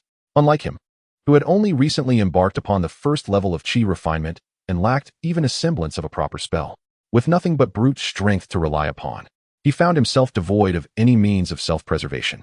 Li Guo took a moment to collect his thoughts, carefully placing the 10 packages of food into the kitchen's iron pot and covering it. He then hastily retreated to his storeroom, locking the flimsy wooden door behind him, as if it could provide an additional layer of protection. Sitting cross-legged upon a pile of straw in the corner, his mind was consumed by the image of the beast he had encountered earlier, its pitch-black skin, razor-sharp claws, and those eerie, fleshy wings. Fear rendered him sleepless. Choosing to close his eyes, he began to circulate the basic qi technique. Instead of succumbing to wild thoughts, he resolved to cultivate. Only by growing stronger could he truly seize control of his destiny. As strands of spiritual energy were drawn into his body, flowing through his meridians, the overwhelming fear gradually began to dissipate. He discovered that the more he practiced, the less fatigued his body felt. Rather, he became increasingly invigorated, his spirit soaring. He finally grasped why cultivators could endure sleepless nights. It turned out that cultivation itself was a higher form of rest. The night passed in silence. As the first light of dawn painted the horizon, Li Guo opened his eyes. The courtyard lay still, and the beast that had haunted his thoughts the previous night seemed to have vanished. After a night of cultivation, he felt revitalized and free from drowsiness. Peering into his dantian, he noticed a slight increase in the small ocean of spiritual energy within. It had grown a mere fraction since yesterday. At this rate, filling his dantian to break through to the second level of qi refinement would take at least 3 months. A wry smile crossed his face. 3 months for the second level. Given his inferior 4 spirit roots, he could only wonder how long it would take to reach the 10th level of qi refinement. He was beginning to truly understand the hardships of cultivation. Perhaps due to the daylight, his fear of the beast had lessened significantly. He even began to question whether he had merely been imagining things in the darkness. He opened the storeroom door and ventured outside to gather some firewood. Returning to the kitchen, he ignited a flame and warmed a portion of food wrapped in leaves. After finishing his breakfast, he wasted no time before returning to the storeroom to continue his monotonous practice. Days passed in a rhythmic routine. Li Guo's life became exceedingly structured. Eat, cultivate. He could distinctly sense the gradual expansion of the spiritual sea within his dantian, and this sensation of growth captivated him, allowing him to slowly forget that fateful night. For the past few days, Lu Yin had remained inside the main house, clearly engrossed in her arduous training. Her determination was fierce, not only towards others, but also towards herself. After finishing the last of his somewhat stale meal, a sudden sound of knocking echoed from the courtyard gate. Who could it be? Li Guo pondered, a hint of confusion in his mind. Yet, he was acutely aware of his role. As a servant, it was naturally his duty to respond. He approached and unlatched the door. 2 young men clad in the garments of outer disciples stood outside the door. Upon seeing that the one who opened it was a mere servant disciple, their expressions shifted to one of surprise, though they quickly resumed their tense demeanor. Chapter 21. The Demon Suppression. One of the disciples spoke in a solemn tone. Is this not the residence of Sister Lu Yin? Indeed, replied Li Guo. We kindly request Sister to come out for a brief meeting. We are here on behalf of the law enforcement hall to inquire. Li Guo remained silent, turning to walk towards the main house, gently knocking on the door. Sister, the representatives from the law enforcement hall have arrived. After a brief silence, the door was opened. Lu Yin emerged, clad in pristine sect robes, her expression cool as she regarded the 2 men outside. What matters bring you here, esteemed brothers? The 2 outer disciples, upon seeing Lu Yin, adopted a demeanor of official business. One of them clasped his fists and introduced himself. I am Chen Feng, and this is my junior brother Zhao Li. We have been tasked with an important matter. Lu Yan's elegant brows furrowed slightly. What is it? Chen Feng's expression turned grave. Sister may be unaware, but a low-tier demon beast known as the Demon Suppressor has recently begun to appear within the sect. This creature is notorious for ambushing solitary disciples and has already claimed the lives of numerous servant disciples. Consequently, the higher-ups suspect that there may be spies from the demon sect infiltrating our ranks, deliberately unleashing the Demon Suppressor to incite chaos. Thus, the sect has issued a mandate to conduct a thorough investigation of all disciples. Furthermore, a prohibition has been set during this period. No disciple is permitted to leave the sect. Lu Yan's face displayed a measured surprise, but she quickly regained her composure and responded with utmost cooperation. I see. The safety of the sect is a responsibility we all share. How may I assist in the investigation? Chen Feng nodded and inquired. We need to verify the manner in which Sister entered the sect, as well as her whereabouts in recent days. I entered through the ascension order, Lu Yin replied, meticulously recounting her actions.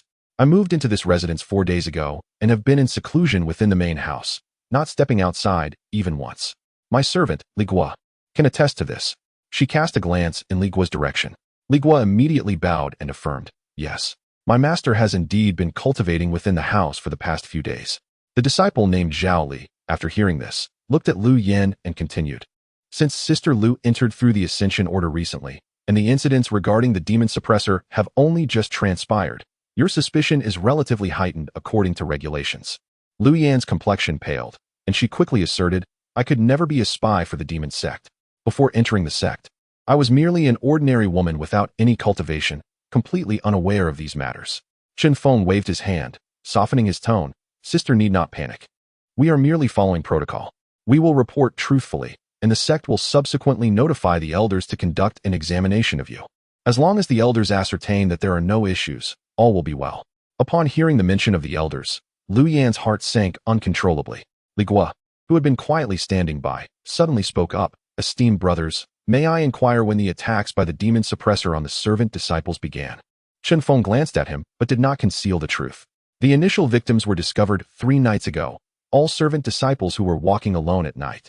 Following the incidents, the sect promptly dispatched personnel to eliminate the demon suppressor that had appeared within the sect. Yet curiously, on the following day and the day after, new demonic forces continued to emerge, relentlessly attacking the outer disciples. Chen Feng's tone grew increasingly grave. It was only the night before last that all the disciples of the outer court were slaughtered overnight. This incident thoroughly alarmed the higher-ups, prompting a ban and a lockdown of the sect for an investigation. With a thunderous crash, Li Guo felt as though his mind had been struck by a bolt of lightning. All the disciples of the outer court had been exterminated. The vivid faces of Wang Erniyu, Sun Hozi, and Zhao Taizhu flashed before his mind, only to dissolve into a sea of crimson. A chill ascended from his spine, swiftly spreading throughout his limbs. He felt an indescribable sense of dread. If it had not been for Lu Yan, if she had not fortuitously chosen to switch to this courtyard just the day before, he would have been among those who perished on the cold wooden bed of the outer court. He could even envision himself being torn to shreds by that pitch-black beast. A mix of relief and terror, akin to surviving a calamity, gripped his heart. Lu Yan noticed Li Guo's daze and turned her head, giving him a meaningful glance. One tinged with a hint of pride, as if to say, "See, following me is indeed your wisest choice." Li Guo lowered his gaze, concealing the turmoil within. Seeing that he had no further questions, Chen Feng took his leave of Lu Yan. "Junior sister Lu, we shall not impose upon you any longer. Given the current unrest within the sect, it would be prudent for you to set up a protective formation as a precaution." A formation? Lu Yan was entirely ignorant of the concept. Chen Feng explained, "Indeed, some basic protective formations can be exchanged at the merit hall using contribution points. Although their power is limited, they can at least provide warning and some degree of defense." "Thank you for the reminder, senior brother." After seeing off the 2 outer disciples, Lu Yan immediately urged, "Close the door." Li Guo complied, securing the courtyard door tightly. Lu Yan could no longer maintain her composure. Her face turned pale. She swiftly turned and walked back to the main house, her voice trembling slightly. "You come inside." Li Guo followed her into the main house. The door was heavily shut, isolating them from the outside world. Lu Yan seemed to have been drained of all strength, collapsing into a chair, her hands tightly clenching the corners of her garments. Her worries were not about the demonic sect at all. What frightened her was the elder who was about to come for an investigation.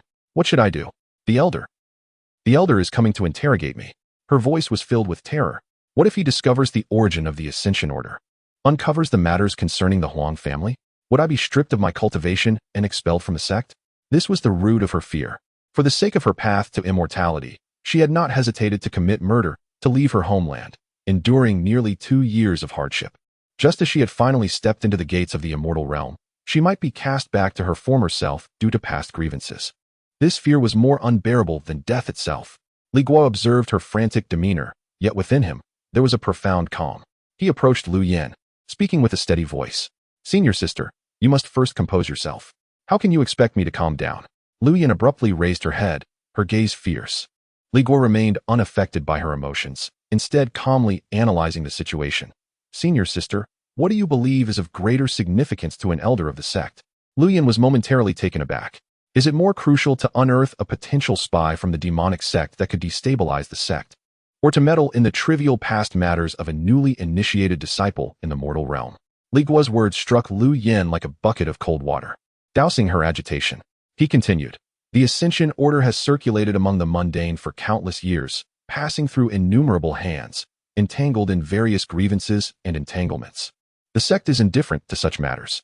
What the elder seeks to ascertain is whether you, Lu Yan, are a pawn deliberately placed by the demonic sect. As long as you are not, your past is of no consequence. Your greatest shield at present is your status as an inconsequential figure." Each of Li Guo's statements meticulously dissected the stakes involved. Lu Yan's previously tumultuous heart gradually began to settle. She gazed at the man before her, realizing he was far more composed and insightful than she had anticipated.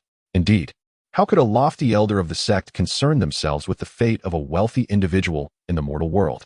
As long as she was not linked to the demonic sect, her safety was assured. Rather than fretting over those elusive pasts, it would be wiser to focus on the yet-to-be-identified demonic spy and the lurking fiends in the shadows. "You are right." Lu Yan exhaled deeply, her tense body finally relaxing. She looked at Li Guo, her gaze intricate. This man, whom she had originally viewed merely as a tool and plaything, had unexpectedly become her pillar of support in a critical moment. Chapter 22. The Fasting Pill and Fundamental Spell Techniques. Lu Yin believed Li Guo's words, and the heavy weight on her heart lifted, replaced by a burgeoning fear of the unknown beast. She recalled Chun Feng's caution before his departure. The sect is currently in turmoil. I must exchange for a protective formation at the Merit Hall. You stay here. Do not venture anywhere. With that, Lu Yin pushed the door open and hurriedly left the small courtyard. Li Guo watched her figure fade at the gate, silently closing the main house door behind him. He did not return to his storage room, but stood in the courtyard, feeling the chill of the mountain breeze. In the servant quarters, all were dead. Wang Erniu, Sun Hozi, Zhao Taizhu. He could hardly fathom what that night must have been like for those once vibrant faces. A sense of relief enveloped his heart tightly. Had it not been for Lu Yin changing to this courtyard just 2 days prior, he too would have been among those cold corpses. This path of cultivation is far more brutal than he had imagined. Weakness is the original sin. Time passed in silence. After an unknown duration, footsteps echoed from outside the courtyard. Li Guo immediately went to greet the returning Lu Yin, who bore no trace of her earlier panic. Instead, an unmistakable sense of despondency and frustration replaced it. She pushed open the courtyard door without sparing Li Guo a glance, moving directly toward the main house like a marionette robbed of its soul.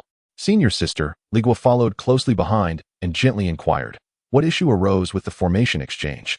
Lu Yin halted her steps, turning to him with unabashed defeat etched on her face. The most basic guiding light formation requires 1,000 contribution points. Her voice resonated with a profound sense of helplessness. I have none.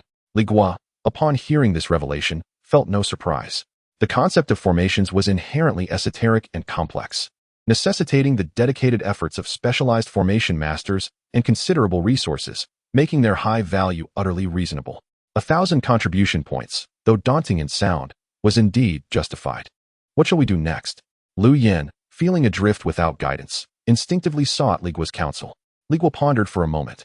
I am unable to produce such a sum in contribution points either, he stated calmly. At present, our only recourse is to secure the doors and windows, remain here, and wait for this storm to pass. Lu Yin fell silent, fully aware that Li Guo's suggestion was their sole option.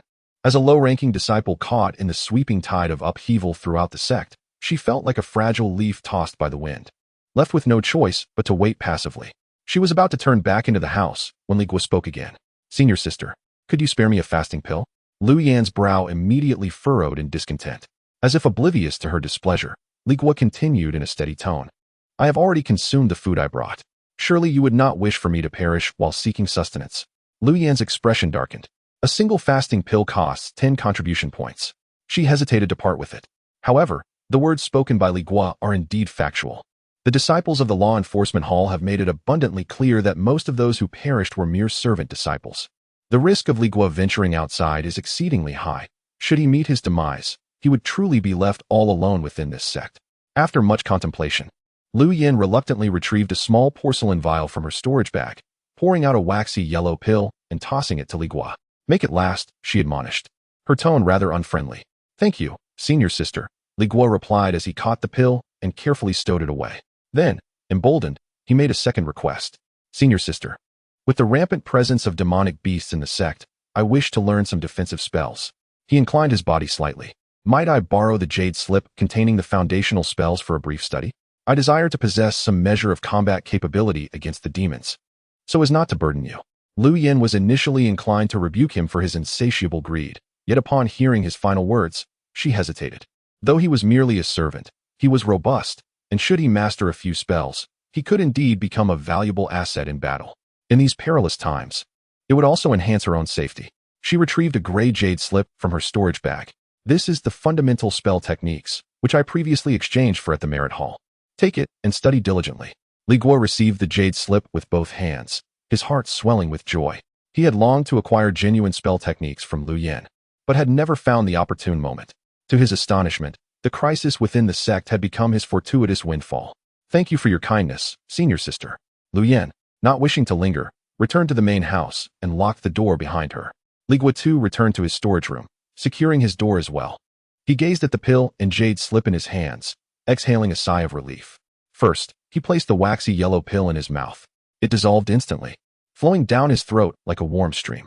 Almost immediately, An overwhelming sensation of fullness enveloped his stomach, as if he had just ingested an entire cow. He felt certain he would not experience hunger for a month. Truly, the elixirs of the immortal realm are remarkable. Without delay, he seated himself cross-legged upon a pile of grass and opened the gray jade slip. Instantly, a torrent of information surged into his mind. The slip contained a variety of foundational spells: attack, defense, assistance, and more.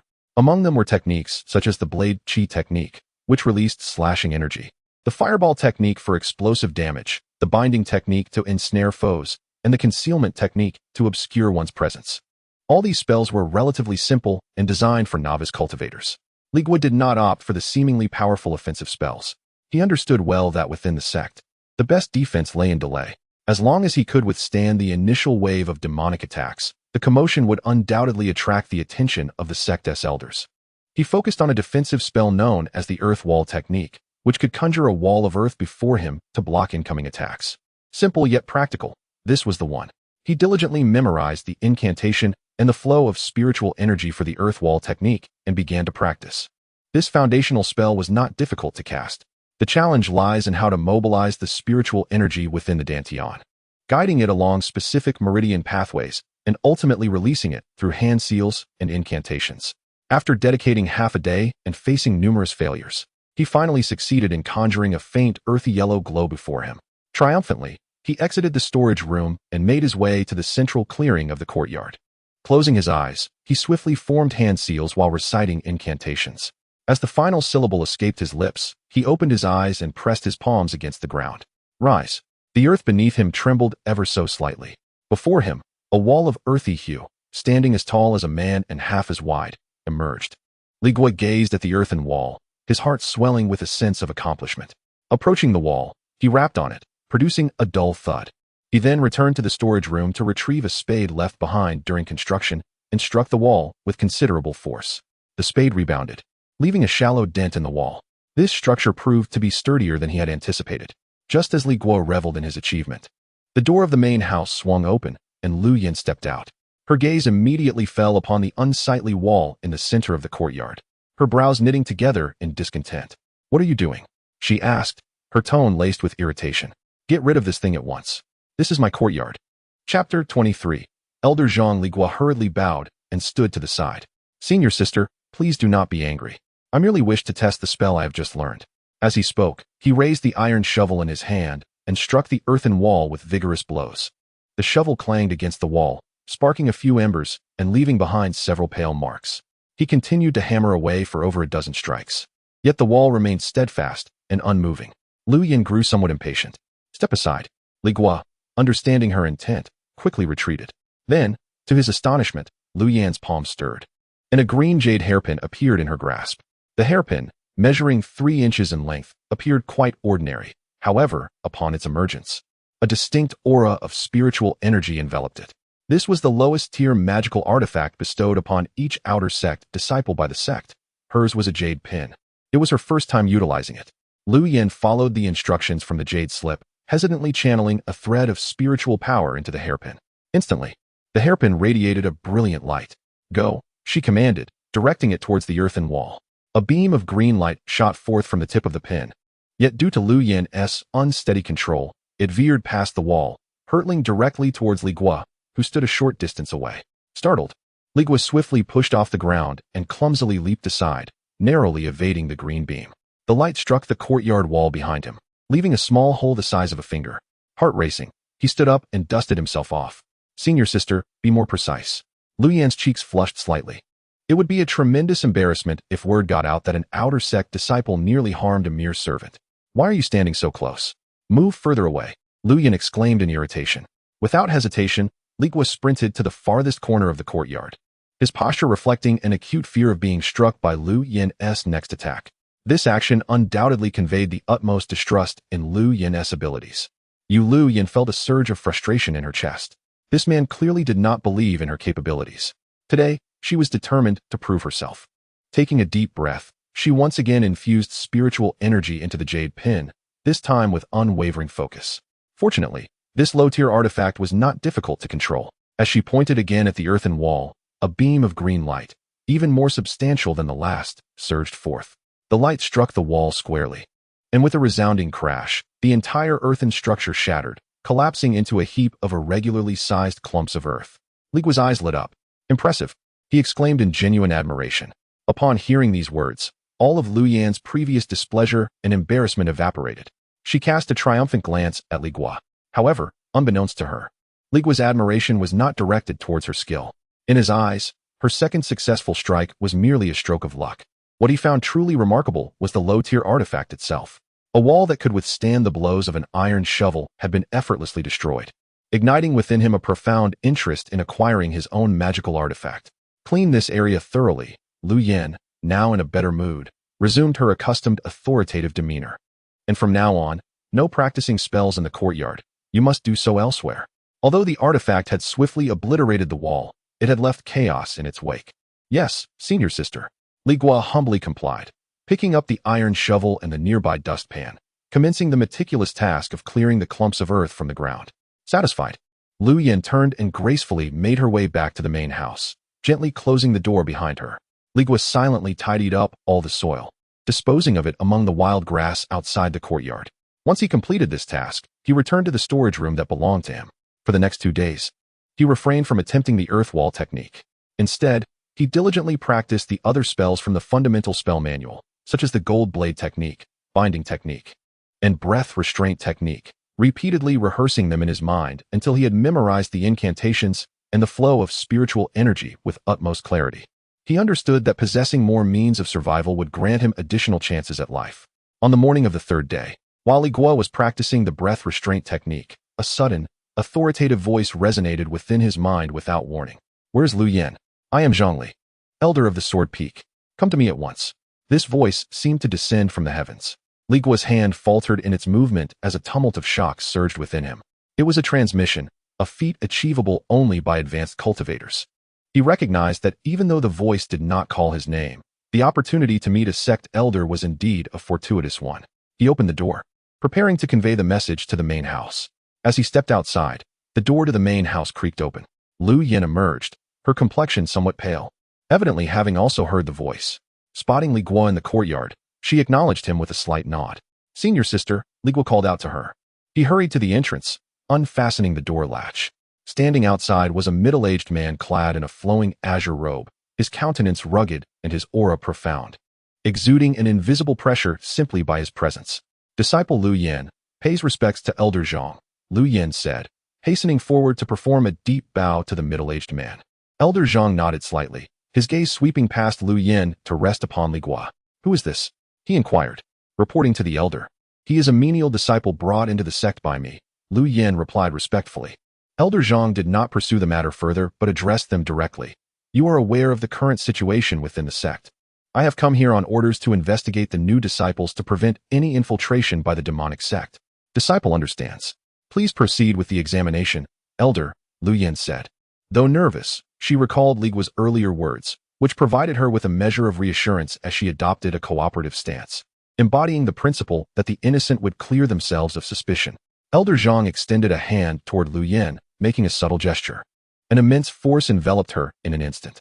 Lu Yan's body trembled slightly, her face growing paler, yet she gritted her teeth and remained still. After a moment, Elder Zhang retracted his hand and nodded. "You bear no traces of demonic energy, nor are you a vessel for possession. Your suspicion is hereby lifted." With that, his gaze shifted back to Li Guo. "To prevent any oversight, you shall also be examined." Before Li Guo could speak, the overwhelming force similarly engulfed him.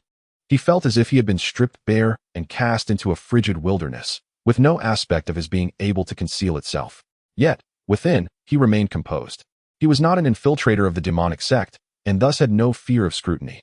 He is merely a menial servant brought forth by Lu Yan. Elder Zhang's brow furrowed slightly before quickly relaxing. With 4 spiritual roots, his aptitude is somewhat lacking. He soon withdrew his power, evidently having found nothing amiss with Li Guo. "Very well, I have other matters to attend to," Elder Zhang stated, preparing to turn and depart. "Please, Elder, wait." Li Guo suddenly mustered the courage to speak. Elder Zhang halted, turning his gaze back towards him, a hint of displeasure in his eyes. "You, a mere servant disciple, what is it you wish to convey?" Li Guo immediately bowed deeply, speaking in a voice tinged with trepidation and unease. "Respectfully reporting to you, Elder, I merely wish to inquire if the infiltrator from the demon sect has been apprehended, as 5 days have now passed.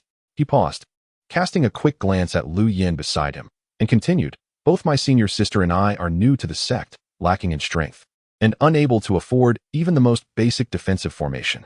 Until that infiltrator is dealt with, we cannot cultivate in peace. His words deftly encapsulated his concerns, artfully cloaked as a fear for his own safety and a yearning for the stability of the sect. Elder Zhang's expression softened. He found that while this servant disciple's aptitude might be poor, his intellect was sharp and his reasoning sound. Humph. The traitor was captured by the law enforcement hall on the very night of the incident. Elder Zhang scoffed, his tone laced with disdain for the demon sect. Our inspections over the past few days have merely been to root out any potential spies and prevent future calamities. The investigation is nearing its conclusion, and there is no longer any danger within the sect. You may cultivate at ease. With that, Elder Zhang transformed into a streak of azure light, soaring into the sky, swiftly vanishing into the horizon. Chapter 24. Mining. Elder Zhang vanished into the horizon like a fleeting rainbow. In the courtyard, only Li Guo and Lu Yin remained. We are safe, Li Guo remarked to Lu Yin. Lu Yin stared blankly at the sky, and after a considerable pause, she withdrew her gaze and nodded. However, the complexity of her expression as she looked at Li Guo was more pronounced than usual, a blend of relief and lingering fear. I must enter seclusion, Lu Yin announced, her voice still cool, yet tinged with exhaustion. I am about to break through to the second level of qi refinement. Li Guo felt a stir within him. He had not anticipated Lu Yin's rapid advancement. Is this the advantage of possessing 3 innate spiritual roots? He had only just achieved the first level of qi refinement, with his spiritual sea in the Dantian merely a shallow pool, while Lu Yin was already poised to ascend to the next level. How long will you be in seclusion, senior sister? Li Guo inquired. Around 10 days, Lu Yin estimated, casting a deep glance at him. During these 10 days, you must guard the courtyard. Repel anyone who comes. Understood, Li Guo replied with utmost respect. Lu Yin had no further words. She turned and entered the main house. As the door closed behind her, her presence was effectively sealed outside the courtyard. Li Guo stood in the courtyard for a moment, opting not to tidy up or chop wood. Instead, he returned to the damp, cramped storeroom where he too needed to enter seclusion, shutting the door firmly behind him. Approximately 3 months. This was the time frame he set for himself. To break through to the second level of qi refinement, he required at least 3 months of relentless cultivation. Time was the most precious resource for someone with his aptitude. Menial tasks like cleaning could wait until he emerged from seclusion. Once again, his days fell into monotony. Li Guo maximized the effects of the qi-repelling pill, consuming neither food nor drink, dedicating every moment to practicing the Biling fundamental technique. Threads of spiritual energy were drawn into his Dantian. This process was painfully slow and torturous, and he acutely felt the disparity between himself and Lu Yin. Half a month later, Li Guo finally perfected the first layer of the Biling fundamental technique. This was not an advancement in cultivation, but rather a deeper familiarity with this foundational skill. His speed in drawing spiritual energy had increased by nearly 10% compared to before. The spiritual sea within his Dantian had transformed from a shallow puddle into a small pond. This modest progress invigorated his weary spirit. On this day, the door of the main house swung open, and Lu Yin emerged. She had successfully broken through to the second level of qi refinement. Her aura had become significantly more restrained, yet the occasional flicker of spiritual power that escaped her was far more potent than before. It seemed she had merely stepped out for a breath of fresh air. After standing in the courtyard for a brief moment, she departed without delay. It was not until noon that Lu Yin returned. As soon as she entered, she knocked on the door of Li Guo's storeroom. Come out. Li Guo interrupted his cultivation and opened the door. Senior sister, I just returned from the Outer Affairs Hall, where I accepted a new mission, Lu Yin stated directly. The sect has discovered a low-grade spiritual mine in Xisha Prefecture and is urgently seeking personnel for its extraction. She scrutinized Li Guo's sturdy physique from head to toe. I believe this suits you well. Mining. Li Guo's brow furrowed. He wished he could stretch a second into 2 just to manage his time better. Lu Yin had the audacity to send him to engage in such a futile, laborious task. With his meager abilities, if he were to mine for another 6 months, a breakthrough to the second layer of qi refinement would be a distant dream. Senior sister, may I refuse? He inquired tentatively. Lu Yin's expression instantly turned frosty. No, her voice devoid of warmth. Do not forget your status. As my servant, you lack the privilege to decline. Li Guo's heart sank, a wave of frustration constricting his chest. He was ultimately just a tool. Lu Yin seemed to sense his despondency and softened her tone slightly. First, Take a look at the task details. She tossed him a jade slip. With skepticism, Li Guo accepted it and unfolded it to reveal the contents. In the next moment, his breath caught. Task: extraction at Blackstone Mountain Spirit Mine. Location: Xixiao Prefecture, Blackstone Mountain. Details: extract low-grade spirit stones. Duration of 6 months. Reward: 2,000 contribution points. 80% of the extracted spirit stones go to the sect, 20% to the disciple. 2,000 contribution points. And a 20% share of the spirit stones. Li Guo's heart raced uncontrollably. This was far from mere labor. It was an extraordinary opportunity. A mere servant disciple, toiling throughout the year, would consider it diligent to accumulate 1,000 contribution points. Yet, this external task offered a staggering 2,000. Not to mention the additional 20% share of spirit stones. Spirit stones, the currency of the cultivation world, were indispensable for purchasing elixirs and artifacts or arranging formations. How had Lu Yin managed to secure such a task? Li Guo could hardly believe it. I was fortunate, Lu Yin replied nonchalantly. Upon arriving at the External Affairs Hall, the steward happened to release it, and I was the first to accept it. Now, this task has long been taken. Li Guo understood. This was a stroke of fortune. Although Lu Yan's aptitude was not top tier, her sheer luck was indeed enviable. He swallowed hard and cautiously asked, "Senior sister, how much will I receive from this task?" Lu Yan cast him a sidelong glance, seemingly contemplating. "You shall not be shortchanged for your efforts. For the spirit stones, I will grant you 10%. As for the contribution points, you will receive half. 10% of the spirit stones and 1,000 contribution points." This figure surpassed Li Guo's expectations entirely. He had anticipated Lu Yin might grant him only 300 or 400 contribution points, let alone any spirit stones. To his astonishment, Lu Yin was exceedingly generous. All his prior frustration and resistance dissipated in that instant. "Thank you, senior sister." Li Guo bowed deeply, sincerity emanating from his heart. "Work diligently and place the earned spirit stones into this storage bag." Lu Yin tossed him a newly purchased storage bag and returned to the main house. Holding the task jade slip and the storage bag, Li Guo returned to the utility room. This time, he did not engage in cultivation. Instead, he lay upon a mound of grass, gazing at the beams above, contemplating how to utilize the 1,000 contribution points and that single spirit stone. A day later, Li Guo arrived at a vast open space outside the External Affairs Hall, as described in the jade slip. In this expanse, over 50 disciples were scattered about, all clad in the uniform attire of the sect's outer disciples, engaged in hushed conversations in small groups. Only Li Guo, dressed in a faded and rough servant's garment, stood solitary in a corner. His presence drew the scrutiny of several disciples, but they swiftly averted their gazes. After all, he was merely a servant. No one would pay him much mind. Li Guo welcomed the solitude, content to await in silence. Before long, a middle-aged man clad in the attire of a senior steward emerged from the External Affairs Hall. His expression was grave, his aura heavy. "I am Sun Tzu, the senior steward of the External Affairs Hall. I shall lead the mining expedition to Haishi Mountain." His voice, though not loud, resonated in the ears of every disciple.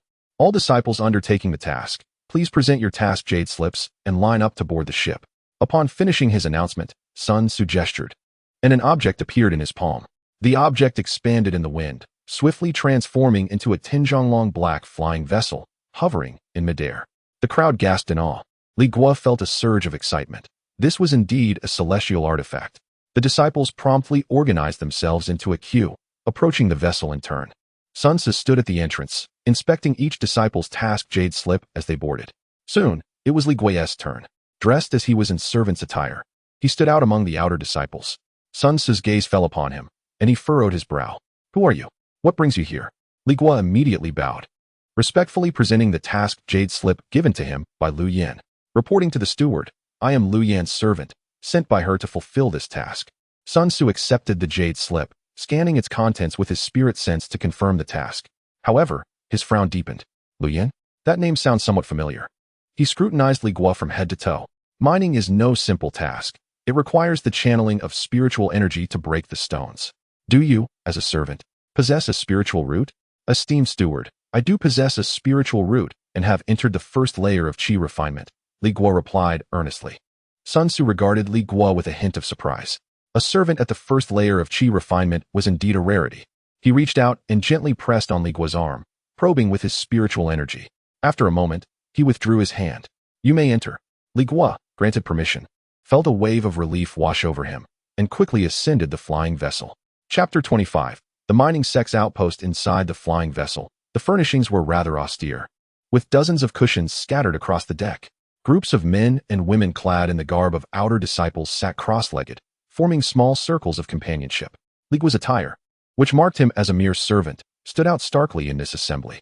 Ignored by all, he wisely chose to retreat to the stern of the ship, finding a quiet corner to sit down. As the vessel ascended silently into the skies with the howling winds at its sides, he gazed down at the rapidly retreating mountains and rivers, his heart unperturbed. Oh, is this not the junior disciple who claims to be under the wing of Sister Lu Yin? Suddenly, two outer disciples approached Li Guo, one tall, named Zhao Sun, and the other, Sun Hao. Their eyes were rife with unabashed scrutiny, akin to that of observing a curious novelty. Li Guo merely glanced at them, remaining silent. Junior brother, your name is Li Guo, correct? Sun Hao leaned in closer, a smirk dancing on his lips. Pray tell, what is it like to be favored enough to walk alongside Sister Lu Yin? The insinuation was clear. He had secured this coveted position through the connection with Lu Yin. However, Li Guo's expression bore no trace of fear in the face of their scrutiny, nor did it reflect anger at their condescension. He seemed to be entirely oblivious to their mockery, responding in a calm tone. Indeed, it is an honor to have the opportunity to assist esteemed seniors with sect tasks. Sister Lu holds me in regard. I shall endeavor to perform well and not bring shame upon her. His unyielding composure was akin to striking a fist against cotton, leaving Zhao Sun and his companion feeling disinterested in their initial amusement. They exchanged glances before turning away in disappointment. Li Guo watched them depart, his demeanor unchanged. Such trivial exchanges stirred no ripples within him. He understood well that in this realm of cultivation, only by elevating his own prowess could he earn a voice of authority. The flying vessel cleaved through clouds and mist, and it was not until 6 days later that it gracefully descended on the outskirts of a town known as Blackstone Town. The leading senior steward, Sun Tzu, did not take the group directly to the Blackstone mine. Instead, he procured an imposing estate spanning 100 acres within the town, its high walls exuding grandeur. From this day forth, this shall serve as our Ling sect's outpost at Blackstone Mine. Once all had entered the estate, Sun Tzu gathered everyone in the central courtyard. Listen carefully, he said, his countenance grave as he scrutinized each disciple. The mining task at Blackstone Mountain will last for 6 months. The rules, I shall state only once, so remember them well. The first rule, upon entering the mine, every individual must rent a spiritual pickaxe. These pickaxes are categorized into 3 grades: inferior, medium, and superior, with rental fees settled daily. The rental fee for an inferior spiritual pickaxe is 3 low-grade spirit stones per day. For a medium-grade pickaxe, 30 low-grade spirit stones, and for a superior pickaxe, 100 low-grade spirit stones per day. The second rule, to prevent the concealment of spirit stones, prior to entering the mine, all must surrender their storage bags. The sect will provide you with specially designed storage bags. Upon exiting the mine, you will exchange the sect's special storage bag for your own. The special storage bag is permitted to contain only the spirit stones collected. No other items may be carried out of the mine. The third rule. Sun Tzu announced a multitude of regulations, encompassing mining hours, rest periods, and prohibitions against dueling, among others. Upon the articulation of these rules, many disciples' expressions shifted noticeably. Sun Tzu, seemingly oblivious to their reactions, continued, "Well, the rules have been clearly stated. You may now rest. Assemble at the Blackstone Mine tomorrow at the hour of Chun." With that, he instructed several stewards to begin allocating rooms for the disciples. The disciples, according to the roster, were called by name to follow the stewards to their designated accommodations. Li Guo stood amidst the crowd, his mind racing as he analyzed the rules recently laid out by Steward Sunday. The requirement to submit storage bags effectively extinguished any thoughts of hoarding spiritual stones. Every ounce of effort expended would be distributed solely through the sect's hands. The spiritual pickaxe served as yet another means for the sect to exploit the disciples in their quest for spiritual stones. Without the requisite spiritual stones, one could not afford to rent mid-grade or top-grade pickaxes, relegating them to the least effective low-grade tools, which would yield significantly diminished returns. Consequently, to earn more, one would have to grit their teeth and part with their own spiritual stones to rent more efficient instruments. In essence, the rules dictated that the spiritual stones received by all disciples would amount to less than 20% of their efforts. Soon, Li Guo was assigned to a room shared with 2 others. Accompanied by a steward, he entered the room, only to find it occupied by Zhao Sun and Sun Hao, the very individuals who had spoken to him aboard the flying vessel.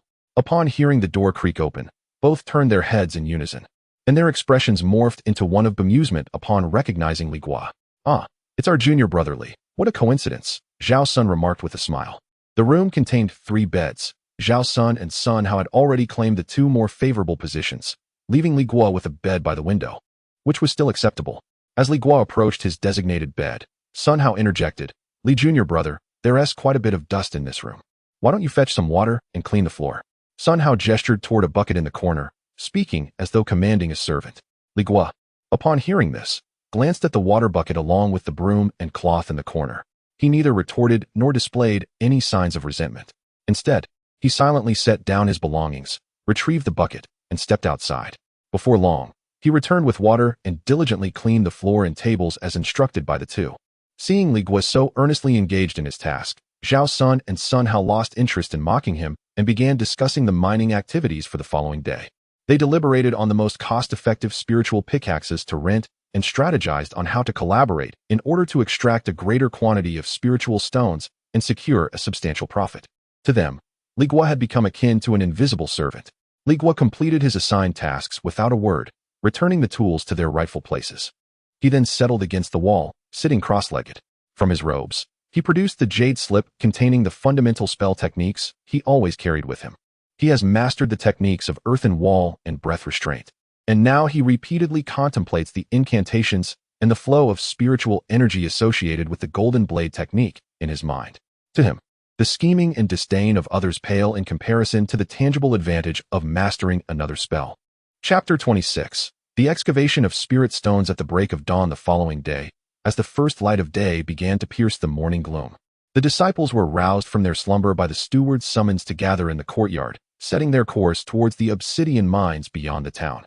The entrance to the mine was situated at the foot of the mountain, a cavernous opening shrouded in darkness, guarded by Senior Steward Sun Su and 5 other ordinary stewards. Behind a wooden table, Sun Su presided, an array of spirit picks of varying lengths glimmering with a faint ethereal light before him. These were the spirit picks.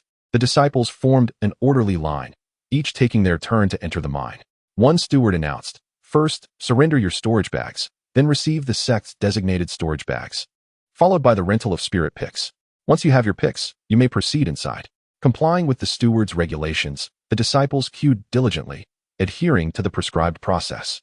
During the pick rental phase, most disciples gritted their teeth and spent 30 low-grade spirit stones to rent a medium-grade pick. A few wealthier disciples, however, opted for the superior-grade picks, paying 100 spirit stones for a day's use. The least expensive low-grade pick, available for merely 3 spirit stones, was ignored by nearly everyone, as it was universally acknowledged that with subpar tools, the endeavor of mining would be nothing short of a futile exercise. Zhao Sun and Sun Hao each secured a medium-grade pick, having paid in spirit stones, and hefted the tools in their hands. As they channeled their spiritual energy, the tips of the picks shimmered with a golden glow, radiating an aura of formidable energy. Soon, it was Li Guo's turn. Approaching the table, he retrieved the empty storage bag given to him by Lu Yin and presented it to the steward. The steward accepted the bag and tossed him a standard gray bag issued by the sect, then gestured toward the picks on the table. "Choose a pick and pay the rental fee to enter the mine." Li Guo's gaze traversed the glimmering medium and superior grade picks before settling on the neglected, lackluster low-grade pick. He found himself in a rather awkward predicament. His pockets were devoid of spirit stones. Prior to this outing, he had not anticipated that the sect would implement such a rental system for the mining task. Thus he had refrained from requesting spirit stones from Lu Yin. Summoning his courage, he addressed the expressionless steward, "Esteemed steward, I find myself without any spirit stones. Might I borrow 3 spirit stones to rent a low-grade pick?" Upon hearing his plea, the disciples behind him raised their heads, their expressions betraying open disdain and mockery. A mere servant who could not produce 3 spirit stones dared to undertake this task. The steward glanced at Li Guo, his countenance inscrutable, as he made a note in the ledger before him. "Very well," he replied coldly. "This debt shall be deducted at double the rate from your initial earnings." Without further ado, he tossed the most inferior low-grade pick towards Li Guo. Receiving the cold pick, Li Guo said not a word, lowering his head as he stepped into the pitch-black mine. The cavern was damp and, having been recently opened, featured only a single main path, which soon came to an end. The sole visible vein of spirit stones on the cave walls had already been claimed by 7 or 8 outer disciples at the 8th or 9th level of chi refinement. They wielded their superior spiritual pickaxes, which gleamed with a dazzling light as they struck the stone wall, effortlessly prying down large chunks of or that shimmered with spiritual radiance. inciting envy among those who watched. Disciples like Li Guo, at the lower echelons of qi refining, were utterly unqualified even to approach. Just as he found himself at a loss, Zhao Sun and Sun Hao suddenly approached him. Li Shidi, Zhao Sun began. Li Guo turned to them. There are no other veins here. Let us three collaborate. We can split up and dig in different directions. Whoever is fortunate enough to find a vein first should call out, and we shall all dig together. What do you think? Sun Hao continued. Indeed, this is the fastest way to discover a vein. We need your participation, Li Shidi, Zhao Sun urged. Very well. Li Guo did not hesitate. The slight discomfort from being dispatched by the two yesterday paled in comparison to the pressing matter of acquiring spiritual stones. Grasping his inferior pickaxe, he sought a secluded corner and began to dig at the hard rock face. As he dug, he became acutely aware of the disparity in their capabilities. Zhao Sun and Sun Hao wielded their medium-grade pickaxes, which, with just a modicum of infused spiritual energy, would emit a golden glow at the tip. A powerful strike against the stone wall would yield a sizable amount of debris. In contrast, Li Guo's inferior pickaxe felt like a mere hunk of iron. He had to channel every ounce of his meager spiritual energy into it, exerting all his physical strength to deliver a blow, which would result in a mere fist-sized stone falling, devoid of any hint of a spiritual vein. It became evident that the gap between the inferior and medium-grade pickaxes was as vast as the chasm between heaven and earth. Li Guo, acutely aware of his fatigue as he swung the pickaxe until his arms ached, felt a deep sense of bitterness welling within him. Just as he was on the verge of taking a break, he suddenly heard Sun Hao's excited shout from a distance. Over here, I found something. Li Guo's spirits lifted, and he immediately ceased his labors, rushing towards the source of the voice alongside Zhao Senator. Indeed, Sun Hao had uncovered a new vein. Though modest in size, it was a slender seam embedded within the rock. Without a moment's hesitation, the three set to work. At this moment, the true power of the medium-grade pickaxes was fully revealed. Zhao Sun and Sun Hao took turns swinging their tools, the spiritual light flickering as they easily pried down chunks of inferior spiritual stones with just a few strikes. Meanwhile, Li Guo toiled beside them, expending every ounce of strength he possessed, striking the stone wall repeatedly, and after a dozen blows, he could barely extract a single stone. As he labored, his mind raced with calculations. For every stone he unearthed, they had already collected 3 or 4. This was a gap that could not be bridged by mere effort. He resolved that today, he must gather enough spiritual stones to exchange for a medium-grade pickaxe by tomorrow. Otherwise, he feared he might earn nothing over the next 6 months. 2 hours later, the small vein was entirely stripped bare. Zhao Sun and Sun Hao were beaming as they counted their spoils, each boasting over 100 inferior spiritual stones. Li Guo glanced at his own meager collection of just 30 stones and felt an indescribable mix of emotions. Let us proceed without pause. Hasten to the next location, urged Sun Hao, savoring the fruits of their labor as he prompted Li Guo. They ventured to several more sites, their fortune proving relatively favorable as they gradually unearthed a few smaller veins of ore. As the sun dipped below the horizon, the sound of the closing bell echoed through the mine, signaling the end of the workday. Exhausted, the disciples made their way toward the entrance, yet despite their fatigue, most bore expressions of exhilaration, clearly pleased with their first day's bounty. At the entrance, Sun Tzu and 5 stewards lined up in formation, meticulously inspecting each disciple. The disciples presented their storage bags, tallying the spirit stones within. One disciple, having amassed over 1,000 low-grade spirit stones, boasted the largest haul, while the least fortunate still secured 200 or 300. When it was Li Guo's turn, a steward accepted his storage bag and emptied its contents onto the table, 100 low-grade spirit stones. After a thorough count, the steward announced the total. According to the customary division, Li Guo was entitled to 20 stones. However, just as the steward was about to hand them over, a thought struck him, and he withdrew 6 stones from the pile. You incurred a debt of 3 spirit stones this morning. Thus, I must deduct double. Ultimately, Li Guo was left with merely 14 low-grade spirit stones. He returned the low-grade spirit pen, and the steward then handed him a medicinal pill, this month's fasting elixir. Chapter 27. The inferior spirit pickaxe. Li Guo observed that all disciples who had exchanged spirit stones received a pill for fasting from the attendants. He overheard hushed conversations around him and soon grasped the essence of the matter.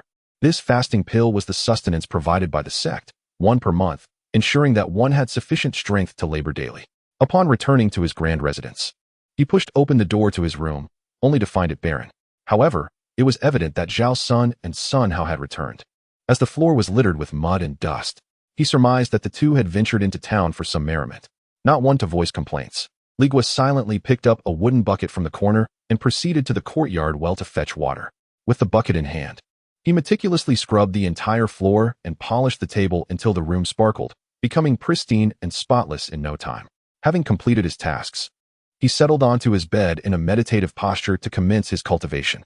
It was not until the deep hours of the night that the sounds of footsteps and laughter echoed from outside, the return of Zhao Sun and Sun Hao. As they entered, they were met with the sight of Li Guo, seated motionless on the bed in the transformed room, leaving them momentarily stunned.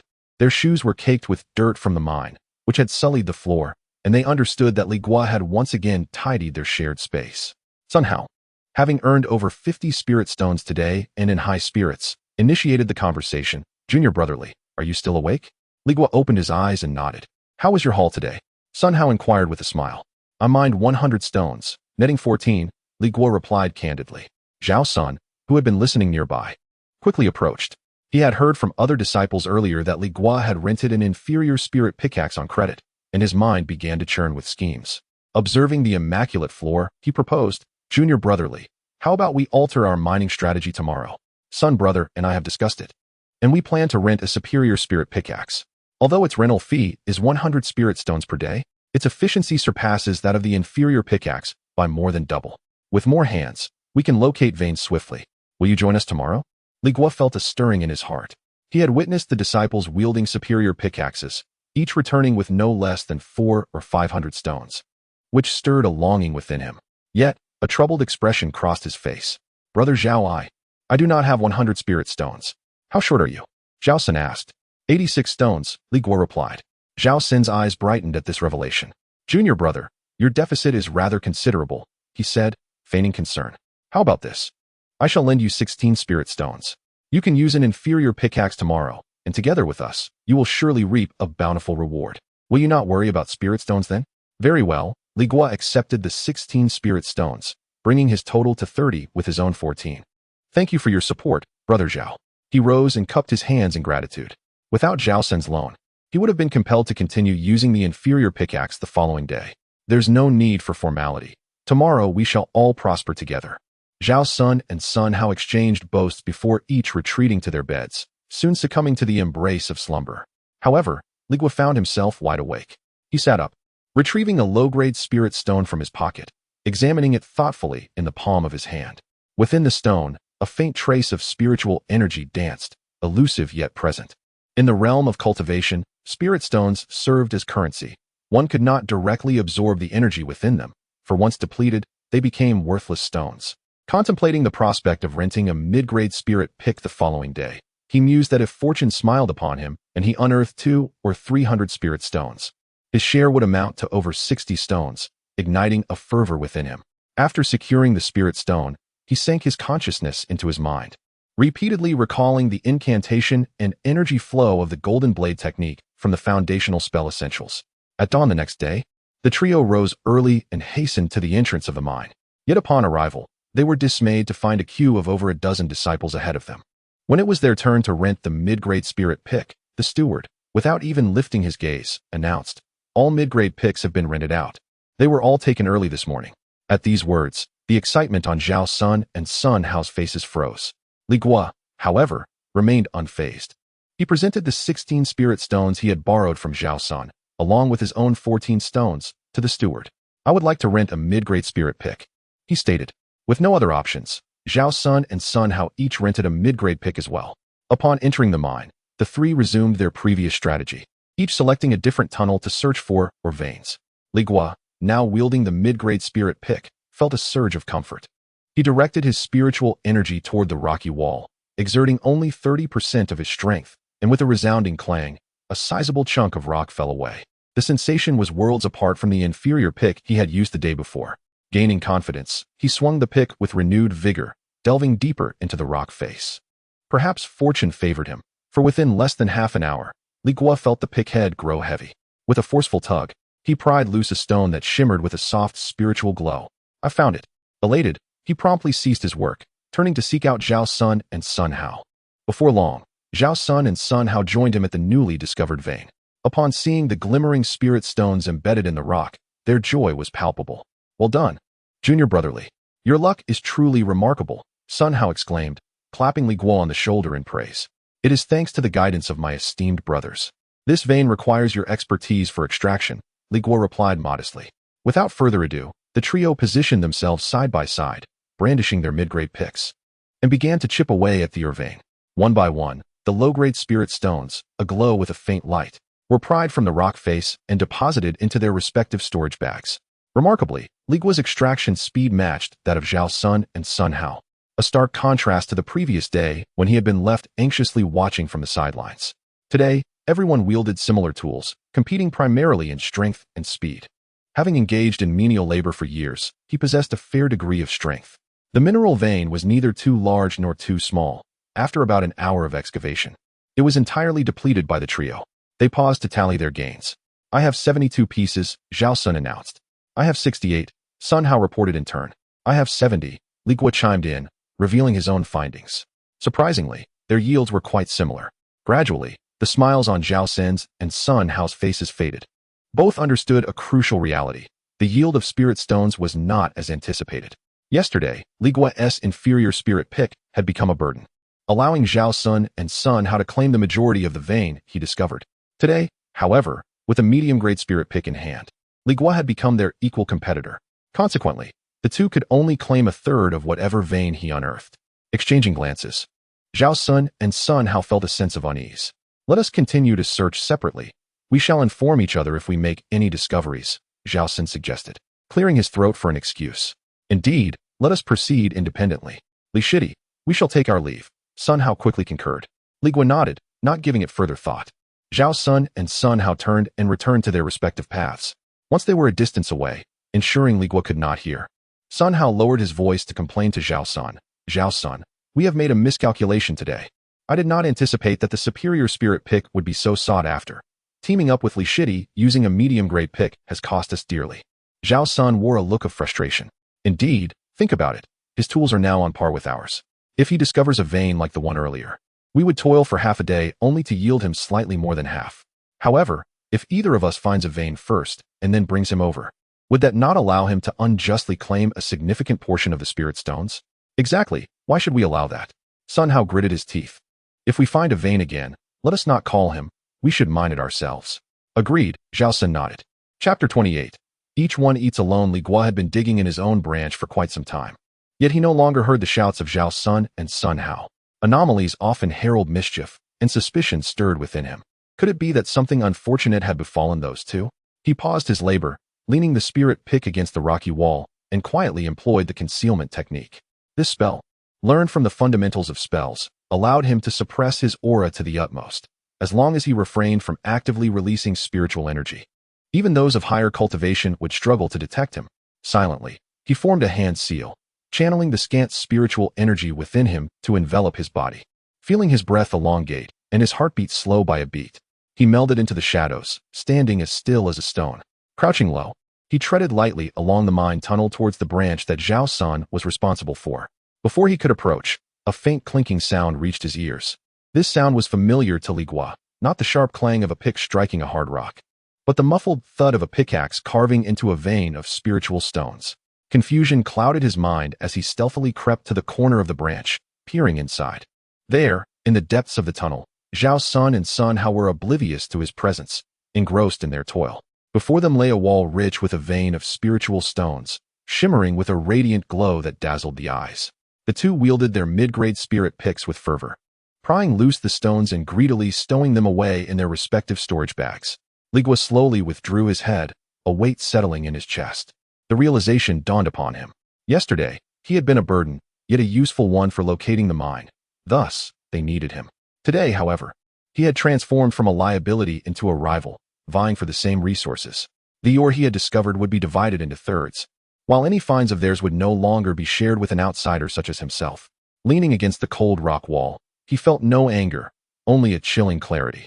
Confronting them, demanding explanations? Futile. Not only would he gain nothing, but it would also irrevocably sever their relationship. In this unfamiliar territory, fostering enmity with two outer disciples was not a wise course of action. He quietly retreated to his own branch. If they lacked virtue, then he would not be bound by loyalty.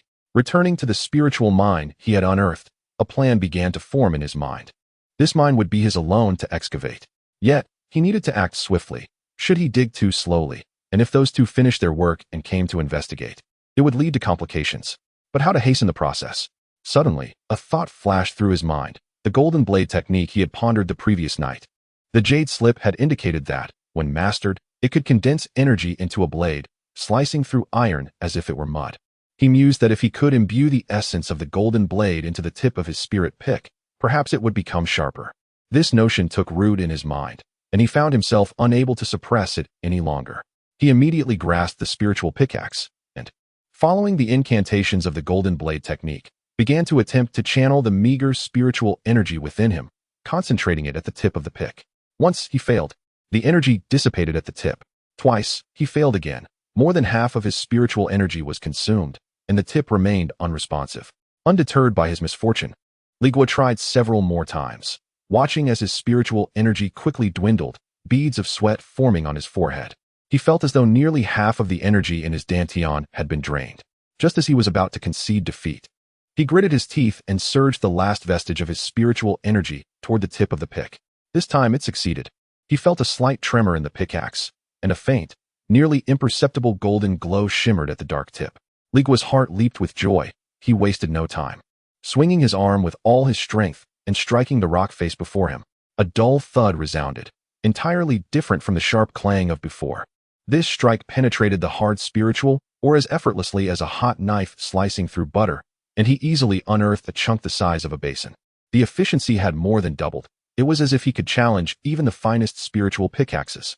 Li Guo was overjoyed and immediately began to vigorously excavate the spiritual ore. The vein he was mining was even larger than the one Zhao Sun and his companions had been working on. Previously, he would have needed at least 3 or 4 hours to excavate alone.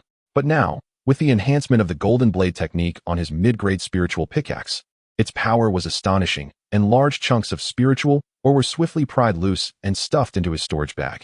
The thrill of hoarding the bounty was indescribably exhilarating. After nearly an hour of relentless digging, he had nearly exhausted the entire vein and estimated that his storage bag contained at least 200 lower-grade spiritual stones. Just as he was preparing to extract the last remnants of the ore, footsteps suddenly echoed from the fork in the tunnel. Alarmed, Li Guo hurriedly pried loose the final chunk of ore, stuffed it into his bag, and turned to the hollowed rock face. Swinging his pickaxe as if he were still laboriously mining, with nothing to show for his efforts. Clang, clang, clang. The newcomer was Zhao Sr. He had assumed that since Li Guo had been silent for so long, he might have discovered the vein and was hoarding it all for himself, and he intended to confront him. However, upon turning the corner, he was surprised to find Li Guo vigorously striking the rock face, with not a single piece of ore in sight. Brother Zhao, what brings you here? Have you finished mining? Li Guo suddenly turned, feigning confusion. Zhao Sun, caught off guard by the question, could only force a chuckle and concoct an excuse. I noticed you hadn't made any noise for a while, and I was worried something might have happened, so I came to check on you. Any progress? Oh, don't even mention it, Li Guo sighed, a look of dismay crossing his face. It seems my luck was used up yesterday. I've been digging for half the day and found nothing. How about you, Brother Zhao? What have you harvested? Zhao Sun had just finished extracting a vein with Sun Hao and was feeling quite pleased, so he couldn't possibly reveal the truth to Li Guo. He waved his hand, feigning misfortune like Li Guo. It's the same for us. Our luck has been poor, and we haven't even touched the edge of a vein. After speaking, he patted Li Guo on the shoulder, offering a disingenuous consolation. Junior, put in more effort. I'll head back to continue my search. With that, Zhao Sun turned and departed. Watching his figure vanish around the corner, Li Guo finally paused his work, spitting on the ground in disdain. How presumptuous. He feasted alone without inviting me, and now seeks to profit from my labor. Feeling somewhat relieved, he took a breath, restored some spiritual energy, and reinforced his spiritual pickaxe with the golden blade technique, delving deeper into the rock face. Perhaps fortune was finally on his side. Before long, the pickaxe met with resistance once more. Another vein. Li Guo diligently applied the golden blade technique to his spiritual pickaxe, striking rhythmically. This vein was smaller, yet after an hour, he had amassed over 100 spiritual stones. Savoring his solitary feast, his heart swelled with satisfaction. Subsequently, Zhao Sun, unable to quell his concern, visited him twice, but each time found Li Guo hammering away at the barren rock wall with a face marked by deep frustration. Meanwhile, Sun Hao enjoyed better luck, having discovered a small vein, and he and Zhao Sun were merrily at work. Halfway through, Sun Hao could no longer contain his curiosity. Hey, Zhao Sun, what do you think is going on with Li Guo? It's been ages, and there's not a whisper of news. Could something have happened to him? Don't mention him, Zhao Sun retorted, casting him a scornful glance. What could possibly happen to him? It's just bad luck. He has had a lifetime of misfortune and can't locate a vein at all. I wonder what sins he committed in his past life. Sun Hao's suspicion grew. Could it be he is secretly mining like us? Do you think I haven't considered that? Zhao Sun scoffed. I practically stroll by every 2 hours. With that mid-grade spiritual pickaxe of his, if he truly found a vein, he wouldn't finish digging it alone in less than 3 or 4 hours. Each time I go, he is just there hammering away at stones. How could he possibly feast alone? I reckon he is merely unfortunate. Hearing this from Zhao Sun, Sun Hao dismissed his doubts and felt a sense of relief instead. So, not calling him was indeed the right choice. If he can't find a vein himself, and then comes to claim a share of ours, we'd be at a significant loss. Chapter 29. Settlement. Once again, the bell chimed, signaling the end of the workday. Li Guo deliberately lingered for a while, not wishing for Zhao Sun and Sun Hao to glimpse the towering pile of spirit stones within his storage bag. Only when the cave began to empty did he slowly make his way toward the exit. Coincidentally, Zhao Sun and Sun Hao seemed equally reluctant to be seen by Li Guo, having vanished at an earlier hour, clearly attempting to avoid him. As fate would have it, Li Guo was the last to exit the cave. He handed over the storage bag issued by the sect to the steward, who, with an impassive expression, emptied its contents onto the wooden table, the spirit stones clattering and glimmering. The remaining disciples nearby were momentarily dazzled. 400 low-grade spirit stones. The steward announced the figure after counting. According to the rules, Li Guo was entitled to 80 stones, a yield over 4 times greater than that of the previous day. A surge of excitement coursed through him. He had never possessed such a wealth of spirit stones. The steward counted out 80 stones and handed them over, reclaiming the medium-grade spirit pick in return. Why were 3 individuals absent today? Did you notice anyone behind you before you left? The steward inquired casually, noticing Li Guo was the last to depart. Li Guo, taken aback, shook his head. The disciple is unaware. The steward furrowed his brow slightly, made a note in the ledger, and refrained from further questioning. As Li Guo secured the spirit stones, understanding dawned upon him. Evidently, someone had overstayed their time. He hurried back to the grand residence. Upon entering his room, he found that Zhao Sun and Sun Hao were indeed absent, the floor marked with fresh muddy footprints. Li Guo said nothing, placed his belongings down, and grabbed a wooden bucket from the corner, making his way to the courtyard to fetch water. He rolled up his sleeves, diligently cleaning the mud from the floor and even wiping down the tables and chairs. Once he completed these tasks, he settled cross-legged on his bed, promptly beginning to cultivate the Biling fundamental technique. Today, mining had completely drained his internal spirit energy due to the golden blade technique. Though the spiritual aura here was thin, even the tiniest mosquito leg is still meat. He needed to restore his energy promptly to avoid hindering tomorrow's work. It was not until the late hours of the night that Zhao Sun and Sun Hao returned, reeking of alcohol. Junior brotherly, how was your day? Sun Hao plopped down onto the bed, feigning ignorance. Li Guo opened his eyes, adopting a crestfallen demeanor. Today was unfortunate. I didn't manage to mine much, and still owe senior brother Zhao some spirit stones. He spread his hand, revealing only 14 low-grade spirit stones. I only extracted 70 stones today. This is all that I received. This yield stemmed from the vein they had mined together before parting, and both were well aware of it. Zhao Sun felt a pang of secret amusement, though he maintained an indifferent facade. It's no great matter. He waved his hand dismissively. Today, we all had poor luck. None of us found any good veins.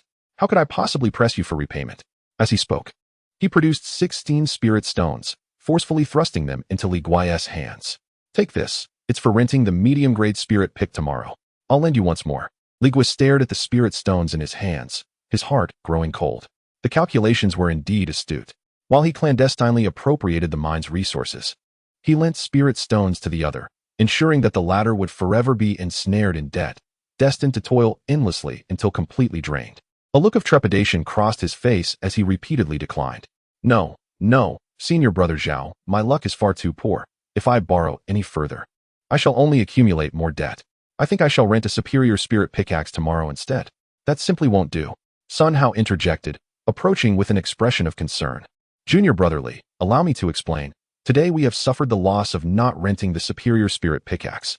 You must guard the entrance to the mine tonight, and tomorrow we will surely secure that superior pickaxe. Sun Hao patted his chest in assurance. With 2 superior picks and your medium pick, our efficiency will multiply. How could we possibly fail to find a vein? In a day, we will recoup our investment. Zhao Sun chimed in. Sun Hao speaks the truth. Junior brother Li. We entrust this task to you, lest we repeat today's mistake and miss out on the superior pickaxe. Li Guo chuckled coldly to himself. These two were merely weaving dreams to deceive him. However, he feigned being persuaded, hesitating for a moment before finally gritting his teeth and agreeing. Very well. For the sake of my two senior brothers, I shall go. After over a year of fleeing, he had slept in all manner of wilderness. Guarding a cave entrance was trivial. Zhao Sun and Sun Hao were overjoyed, promptly producing 100 spirit stones each and handing them to him. Li Guo accepted the heavy stones and turned to exit the room.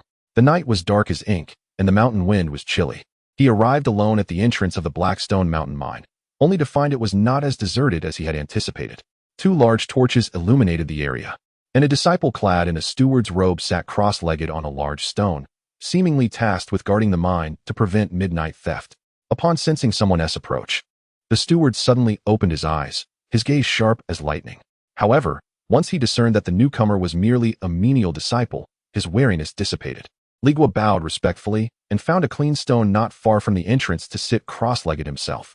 Seeing that he was merely in line early, the steward ignored him and closed his eyes again. As the night progressed, the mountain wind intensified, stinging faces like needles. Gradually, more than a dozen outer disciples arrived. Upon noticing Li Guo at the forefront, they expressed surprise but obediently lined up behind him. As the sky began to lighten with the first hints of dawn, a long queue had formed at the entrance by the time work was set to commence. Yet the steward at the entrance remained with eyes shut, showing no intention of allowing anyone to enter the mine. Restlessness began to stir within the line. What is going on? It's time. Why are we not allowed in? Queried an impatient disciple. Indeed, Steward Wang, may we enter now? Chapter 30. Accompanying mineral beasts at that moment. Elder Wang finally opened his eyes and cast a sweeping glance over the assembly, his voice devoid of inflection. All of you must wait. Elder Sun and the others have yet to emerge. No one is permitted to enter. With that, he closed his eyes once more. As these words resonated, the disciples lined up below began to murmur amongst themselves, though none dared to inquire further. The words of an elder are akin to law. Li Guo, positioned at the forefront, felt a sense of unease stir within him. Having arrived early to await the opening of the mine, he had not observed Elder Sun entering, suggesting that he had remained inside for at least an entire night. Could it be that some calamity had befallen the mine? Li Guo found himself perplexed, unable to fathom the unfolding events. Thus, the crowd continued to endure the biting cold winds at the mouth of the cave. After nearly an hour had passed, with the sun now risen, a cacophony of footsteps finally echoed from the depths of the mine. Elder Wang abruptly stood, his gaze fixed intently on the entrance. Shortly thereafter, Elder Sun emerged, leading 4 other elders from the pitch-black abyss. The 5 figures appeared disheveled, their garments marred by dark stains and streaks of a deep crimson liquid. Fatigue etched across their faces. To the astonishment of the onlookers, they were dragging something behind them.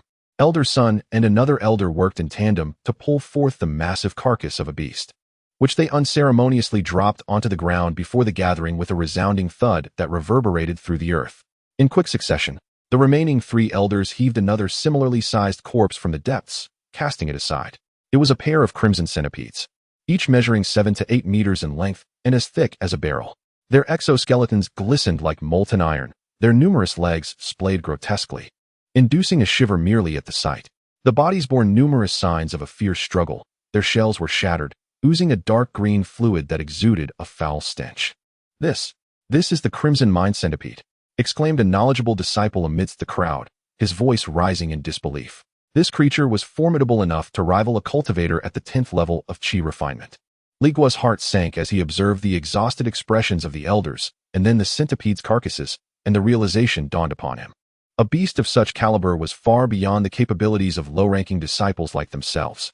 It was no wonder that when Elder Sun had exited the cave the previous night, he had inquired about the absence of 3 individuals. They must have encountered misfortune. It became clear that Elder Sun had remained within the mine throughout the night, battling these crimson mine centipedes. Elder Sun surveyed the silent disciples below, his expression dark enough to draw water. Within this mine, there dwell accompanying mineral beasts. His voice was low, yet every individual present heard him distinctly. Accompanying mineral beasts? Some were puzzled. Immediately, another nearby disciple whispered in explanation, "Do you not understand? The presence of accompanying mineral beasts indicates that there must be a significant vein of or beneath, perhaps even a mid-grade spirit stone mine. We are poised to strike it rich. As these words were uttered, the previously fearful disciples ignited with a glimmer of avarice in their eyes. The greater the risk, the higher the reward. This principle was universally acknowledged. However, Elder Sun's subsequent words poured cold water over their fervent aspirations. Strike it rich? He let out a cold laugh, pointing at the two dead centipedes, his voice laced with barely contained fury. 3 of his fellow disciples had been devoured by this beast yesterday.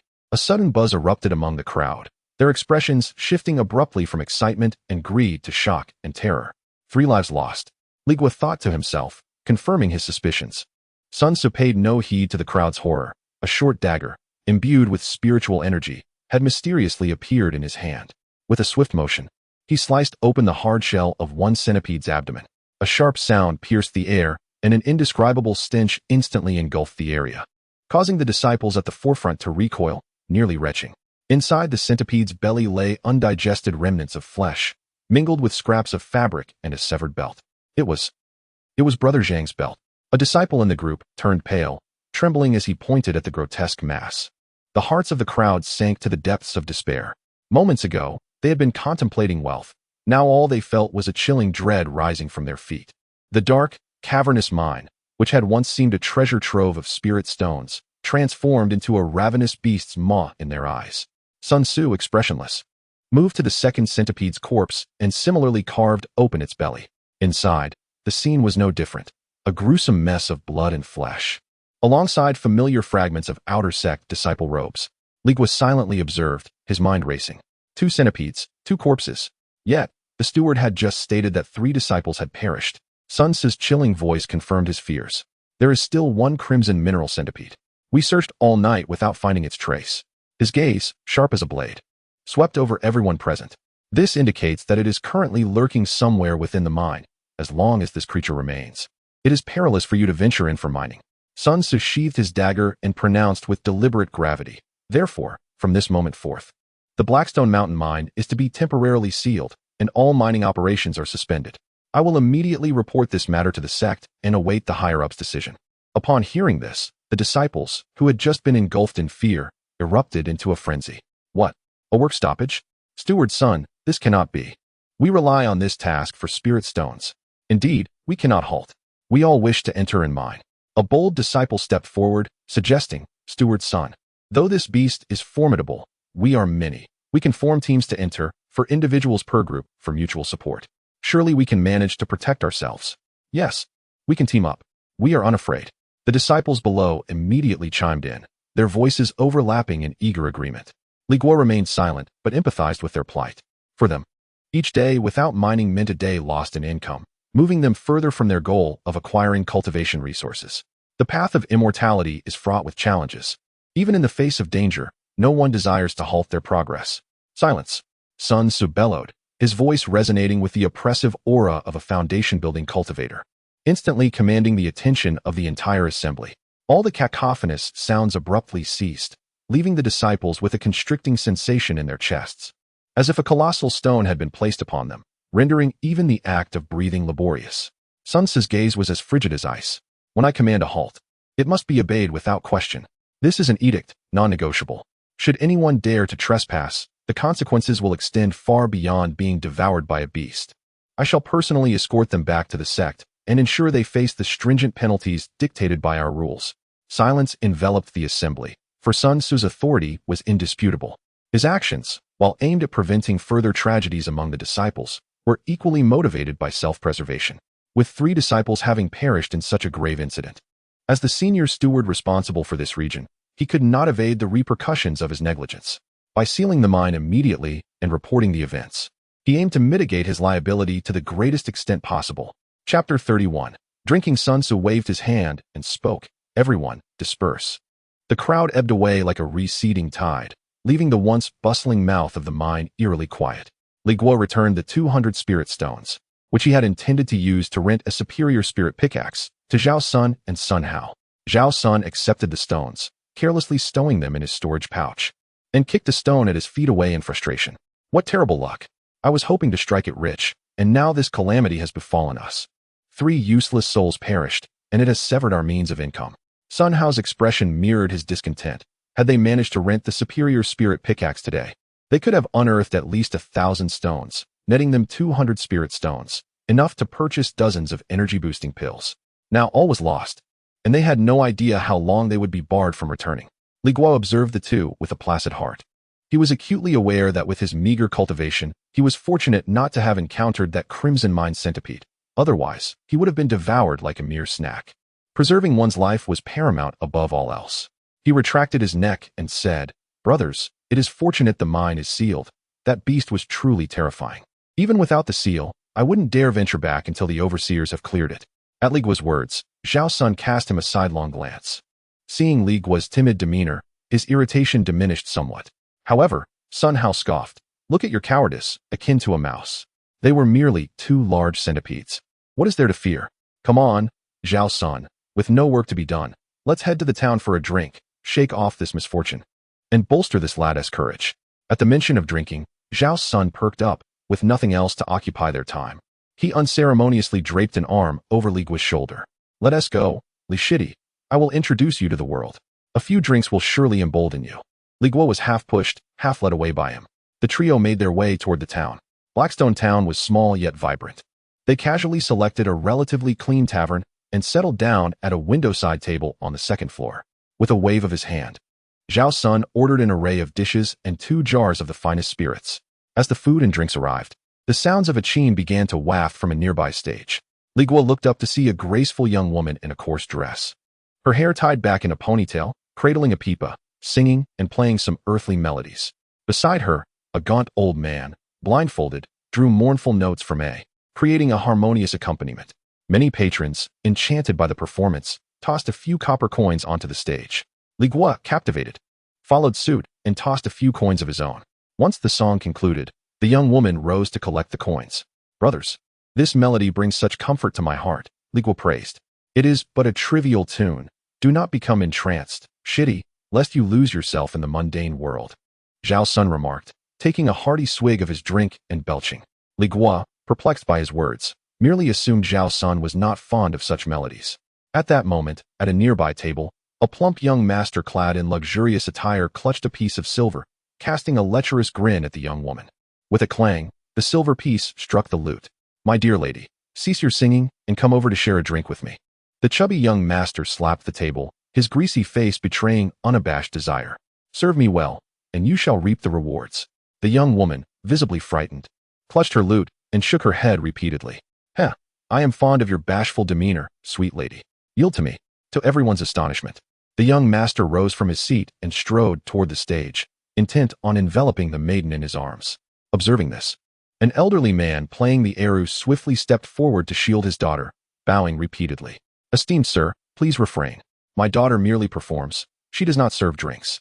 "Get lost, you blind fool," the young master retorted without courtesy, delivering a kick to the old man's abdomen, sending him sprawling to the ground. "You should consider it a blessing that I take an interest in your daughter." The maiden gasped, ready to assist her father, but was abruptly seized by the arm by the young master. "Where do you think you're going, my dear? Come here into my embrace. Let go of me." Though she struggled, the young woman's strength was no match for the plump young master, who swiftly dragged her from the stage. "How dare you harass a virtuous woman in broad daylight?" A man at a nearby table could no longer bear it and rose in indignation. Yet, before he could act, 5 servants emerged from behind the young master, swiftly subduing him with a flurry of punches and kicks, leaving him bloodied and unable to rise. Returning to his table, the young master, triumphantly holding the maiden, laughed heartily, addressing the surrounding patrons. "Let this be clear to all, in Blackstone Town. Anyone who dares interfere with my affairs meets this fate." The patrons fell silent, lowering their heads in fear of attracting trouble. At Li Guo's table, Zhao Sun and Sun Hao feigned ignorance, continuing to eat. Zhao Sun cautioned Li Guo, "Do not stare or involve yourself. It is but a trivial matter among mortals. Entangling yourself brings only trouble. As cultivators, we value tranquility and non-action. Do you understand?"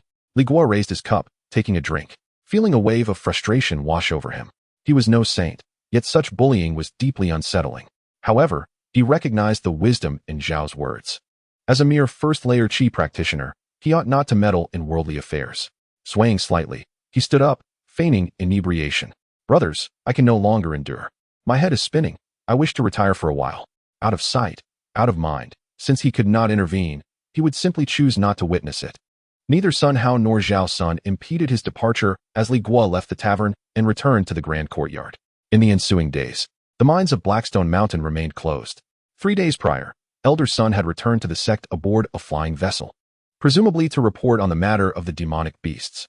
With nothing to occupy their time, Zhao Sun and Sun Hao roamed the taverns and brothels of the town like wild horses released from a stable, returning home in a state of inebriation. Li Guo paid them no mind. He simply shut the door to his room and devoted himself to cultivating the foundational techniques of the Azure Spirit Sutra.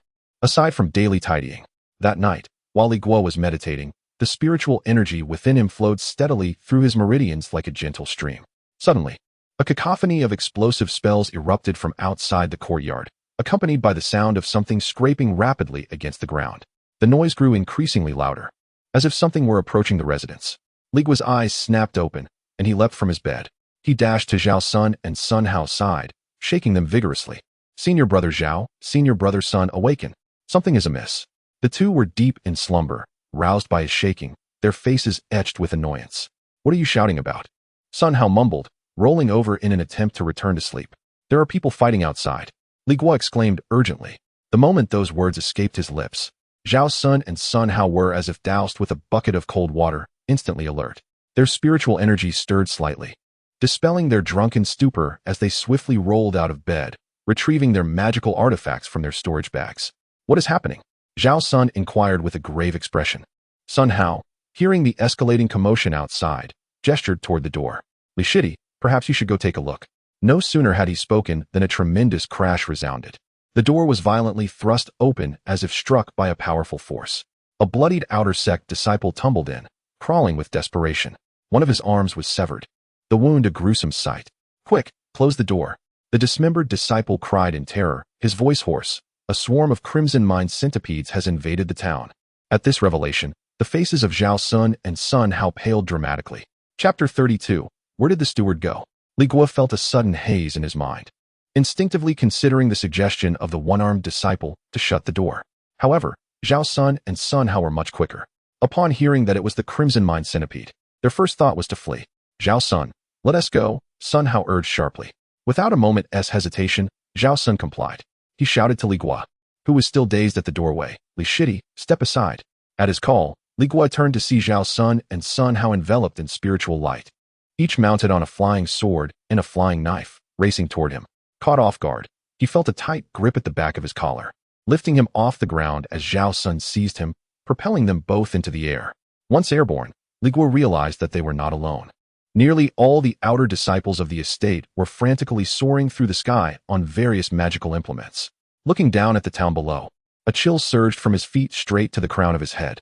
The streets of the town were teeming with the crimson centipedes, each as thick as a barrel, with at least dozens of them rampaging about. They crashed through the wooden structures with ease, leaving a cacophony of cries and chaos in their wake. As countless mortals screamed and fled, some tragically caught and devoured by the monstrous centipedes. The horrific sounds of anguish and the thunderous collapse of buildings melded into a terrifying symphony that sent shivers down one's spine. At that moment, Sun Hao approached on his flying sword, and Li Guo noticed he was grasping yet another figure, the one-armed disciple from earlier. "Fortunately, these beasts cannot fly," Sun Hao remarked, gazing down at the earthly hell below, shuddering at the sight. Indeed, Zhao Sun nodded in agreement. Yet, Li Guo was engulfed in confusion. As he surveyed the chaotic scene above, he observed that all the outer disciples were similarly clad like them, yet he could not spot a single steward in their midst. Logically, although Steward Sun had returned to the sect, 5 stewards were supposed to remain behind. Given the magnitude of the crisis, how could they possibly be absent? Surely, at least one should emerge to guide the disciples on what to do next. "Zhao Shixiao," Li Guo spoke up, "do you see any stewards? Where could they have gone?" At his words, Zhao Sun paused, quickly scanning the surroundings, and indeed found no stewards in sight.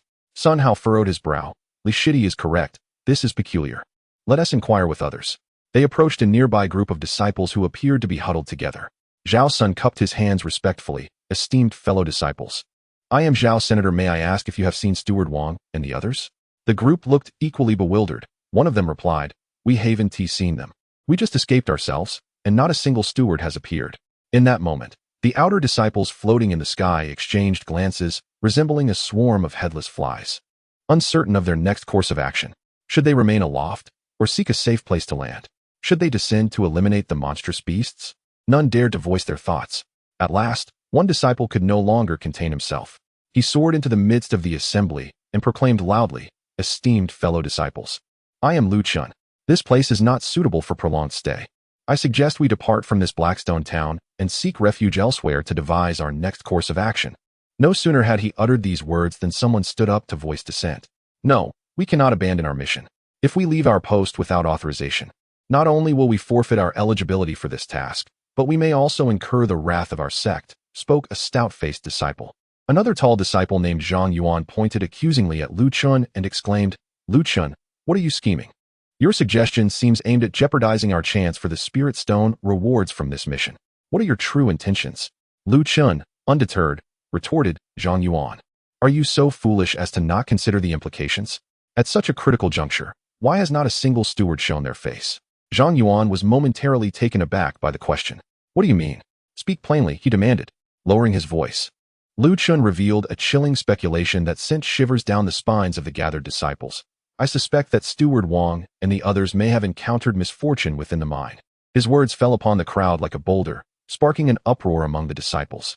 However, Zhang Yuan remained steadfast in disbelief, retorting, "Nonsense. Do not heed Lu Chun's baseless conjecture. We must remain here and await the return of the stewards. Besides, these beasts are not adept at flight. What is there to fear while we are in the air?" His fervor grew as he spoke, his voice rising, as he gestured towards the mortals below, who were being pursued and devoured by the beasts, urging the others, "And we are cultivators. Shall we stand idly by and watch these fiends slaughter the innocent?" His words ignited a powder keg of emotion, and most disciples displayed expressions of shame. "Brother Zhang is right. We are cultivators. How can we be intimidated by mere beasts? Indeed, let us confront them." Zhang Yuan continued, "We are above them while they dwell below. We can employ our magical artifacts to strike at them." The crowd, inspired by Zhang Yuan's proposal, began to retrieve their offensive artifacts from their storage pouches. Observing the shift in sentiment, Lu Chun quickly seized the opportunity to echo, "Brother Zhang is correct. I was mistaken. As cultivators, it is our duty to unite in vanquishing such vile creatures." Seeing the support of his peers, Zhang Yuan's confidence soared. "Eliminating these monsters is indeed our responsibility." He was the first to activate his magical artifact, a massive sword the size of a door, unleashing a fierce sword aura towards a crimson mind centipede that was viciously attacking a mortal below. The other disciples, emboldened by his actions, wasted no time in activating their own artifacts. In an instant, a myriad of vibrant lights cascaded like raindrops towards the centipedes in the town. Meanwhile, Li Guo, suspended in midair by Zhao San, could only watch helplessly at the chaotic scene, devoid of any artifact to defend himself. Chapter 33. The discovery of the steward in the heavens above. Dozens of outer disciples wielded a dazzling array of magical artifacts, flying swords, knives, copper rings, iron rulers, each unique in its form. A cascade of vibrant lights descended like raindrops upon the rampaging crimson centipedes in the town below. As the magical instruments struck the shells of the vermilion beasts, they erupted in brilliant bursts of sparks, filling the air with a cacophony of sounds. Although these centipedes were formidable, rivaling cultivators at the 10th level of chi refinement, they were ultimately earthbound, unable to take flight. They could only scuttle about, writhing in pain and emitting piercing shrieks. The battle raged on for 2 full hours. The disciples in the sky appeared increasingly pale. Manipulating magical artifacts demanded immense spiritual energy, and many found their reserves nearly depleted, causing them to sway unsteadily in the air. Nevertheless, the relentless assault eventually claimed the lives of the centipedes. 24 colossal creatures lay motionless on the ground, their dark green blood pooling around them, saturating the town with a foul stench. With the beasts vanquished, a collective sigh of relief resonated among the crowd, and one by one, they descended from the sky, landing upon the ravaged streets. The few townsfolk who had managed to survive emerged from the ruins of collapsed houses and hidden cellars, and upon witnessing the carcasses of the beasts alongside the descending celestial masters, many fell to their knees in gratitude. "Thank you, celestial masters, for saving our lives. Your kindness shall be remembered for eternity," they cried, their voices a blend of despair and appreciation. Most of the outer disciples wore expressions of satisfaction. At that moment, an elderly woman with hair as white as snow approached Li Guo, trembling as she carried a basket of fruit. Her wrinkled face radiated gratitude. "Celestial Master, had it not been for your intervention, our town would have perished.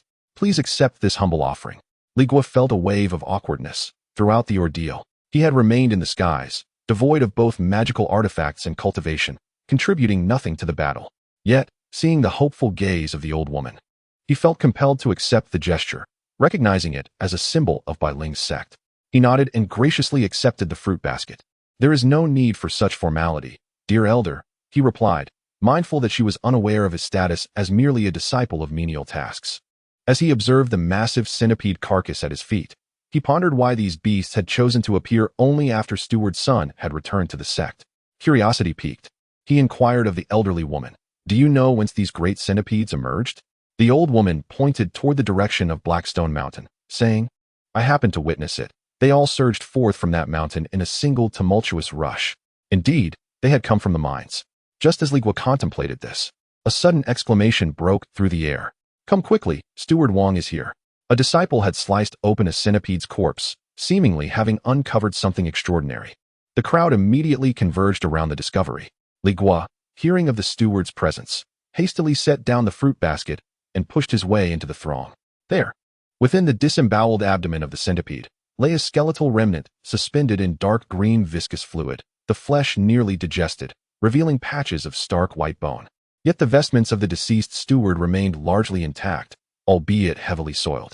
Li Guo mused that the fabric of this steward's attire appeared to be of superior quality compared to that of the outer disciples, unlike the three companions before him, whose garments had been reduced to mere scraps. Sun Hao and Zhao San, also squeezed amidst the crowd, caught a glimpse of something at the waist of the remains. Sun Hao, with keen eyes, exclaimed, "What is that?" Zhao San focused intently and recognized it as a high-grade spirit pickaxe. Following his gaze, Li Guo too beheld the object amidst the gruesome remnants, where a pickaxe lay half submerged in viscous matter, its sharp head glimmering with a faint ethereal light under the sun. High-grade spirit pickaxe. The onlooking disciples were quick to comprehend the significance, leading to a flurry of speculation. How could Steward Huang possess such a pickaxe? Was it truly so strange? As a steward, it was reasonable to carry a spirit pickaxe for self-defense.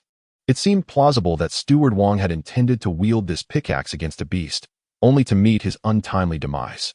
While the crowd engaged in discussion, a disciple named Lu Chun emerged with a discerning glint in his eye, uttering words that silenced all. "I believe the situation is more complex than it appears." Pointing to the corpse and the pickaxe, he presented his theory. Just after Steward's son departed, the remaining stewards encountered misfortune. "I suspect they conspired to secretly mine spirit stones while Steward's son was absent, only to unwittingly disturb a nest of crimson or centipedes, leading to their downfall and subsequently endangering us all." His words fell like a stone cast into tranquil waters. Li Guo felt a stirring within, recognizing the merit in Lu Chen's analysis. These ordinary stewards were, in essence, merely outer disciples at the 9th or 10th stage of qi refinement. Faced with the allure of an entire spirit mine, particularly in the absence of higher stewards, it was entirely plausible that they entertained nefarious thoughts and attempted to mine covertly. The high-grade spirit pickaxe served as the most compelling evidence. Yet another disciple, Zhang Yuan, stepped forward, exuding righteousness as he countered Lu Chun. "Lu Chun, cease your unfounded accusations. Steward Huang and his companions have sacrificed themselves for the sect. How can you so tarnish their reputation? They are our fellow disciples. Do you not possess a shred of compassion?" This time, however, few rallied to Zhang Yuan's defense. The majority, captivated by the pickaxe, found Lu Chen's reasoning more credible. One disciple proposed, "Since Steward Huang's body is within the belly of this centipede, might the remains of the other stewards lie within the bellies of other centipedes? Let us search and see if they too bear spirit pickaxes, and we shall ascertain the truth of Lu Chen's claims." Chapter 34. Dividing the storage bags. As soon as the disciple proposed this idea, there were immediate responses, with many following suit, seeking out centipedes and using their magical tools to slice them open. "There is also a steward among my group. I have a steward here as well." Before long, 4 additional centipedes were dissected, and indeed, each one contained the remains of a steward. More significantly, next to each corpse lay, without exception, a gleaming spiritual pickaxe. 5 steward bodies, 5 spiritual pickaxes. At this point, no one harbored any doubts. Zhang Yuan, the square-faced disciple, gazed at the chaos scattered around him, his mouth opening and closing as he struggled to articulate a response, his face a canvas of shock and disbelief. How could this be?" Lu Chun let out a cold laugh and approached him, his words laced with derision. "Brother Zhang, do you still believe they are worthy of your utmost respect?" He kicked a fragment of stone at his feet, his voice low yet clear enough for those around to hear. Privately pilfering from the sect's spiritual minds has drawn the ire of the beasts. Not only did he lose his life, but he nearly dragged us all into the grave with him. This, perhaps, is why Steward's son was so eager to seal the mine. He wasn't afraid for our safety. He feared we might unwittingly strike the centipede nest. Zhang Yuan's complexion shifted between green and white, a most unsightly sight. He wished to refute the accusation, yet the evidence lay starkly before him. 5 corpses, 5 spiritual pickaxes, leaving no room for argument. Finally, he could only lower his head and mutter, "This time." "You are right." One disciple, gazing at the bodies submerged in the viscous fluid, hesitated and asked Lu Chun, "Brother Lu, now that the stewards are in this state, what shall we do? We must at least remove the remains and attend to their affairs, right?" "Absolutely not," Lu Chun denied without a moment's thought. "No one is permitted to touch them. Let them remain in the bellies of the centipedes. Not a single beast's corpse shall be lost. When Steward's son returns, this will serve as irrefutable evidence. We will recount everything in detail. Otherwise, with the bodies found here, we might be accused of having killed them to steal the spiritual stones." Upon hearing this, many disciples shivered, recognizing the validity of Lu Chen's words. They all concurred with his reasoning, abandoning the notion of attending to the posthumous matters, and began to follow Lu Chen's lead, laboriously transporting the 24 centipede corpses scattered throughout the town to an empty plot of land at the eastern edge. Though Zhang Yuan felt that, as fellow disciples, it was somewhat inappropriate to leave the corpses languishing in the beasts' bellies, he saw that most were following Lu Chen's orders and decided against voicing further objections. He thought to himself that he would have to bear with the situation for now and address it once Steward's son returned. Li Guo was also assigned a task, collaborating with Zhao's son and 2 unfamiliar outer disciples, the 4 of them straining to lift the tail of a centipede. The beast's corpse was exceedingly heavy, exuding a foul stench, and they were drenched in sweat from the effort. Just as they were about to reach their destination to lay down the corpse, a soft thud resonated as a small pouch, no larger than a palm, tumbled out from the gaping belly of the disemboweled centipede, landing squarely at Zhao Sen's feet. A storage pouch. Zhao Sen's eyes gleamed with excitement, and almost instinctively, he bent down to retrieve it, intending to stow it away in his own robes without a second thought. However, he was swift, yet another person was even more perceptive. "What are you doing?" exclaimed another disciple, who had been assisting in carrying the corpse. He swiftly grasped Zhao Sen's wrist and barked, "Do you intend to keep it all for yourself?" The disciple's voice was loud enough to attract the attention of several others nearby. "A storage pouch?" The disciple articulated deliberately, his voice laced with avarice. "This belongs to the steward. We all fought together to slay the beast. Why should you alone claim the spoils?" Upon hearing this, more individuals gathered around, pointing accusatory fingers at Zhao Senator. "Exactly. Hand it over. Want to hoard it all for yourself? Not a chance." Lu Chun and Zhang Yuan rushed over upon hearing the commotion. Lu Chun, upon assessing the situation, discerned most of it and extended his hand toward Zhao Sun, his expression devoid of emotion. "Zhao Shidi, just give it up." Zhao Sen's face flushed with a mix of embarrassment and anger as he realized he had incurred the ire of the crowd. Reluctantly, he produced the storage pouch, muttering, "I just found it. I never said I wouldn't share. If everyone wants it, we can divide it. But how shall we do that?" "That can wait."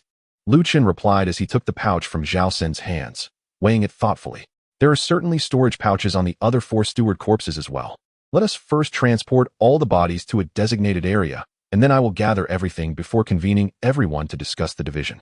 Defeated, Zhao Sun dared not utter a word, casting a furious glare at the first disciple who had raised the alarm, and continued lifting the corpse alongside Li Guo and the others. Before long, all the centipede corpses had been assembled in an open space to the east of the town, lined up in a row. Lu Chun indeed discovered 4 identical storage pouches from the other 4 steward remains.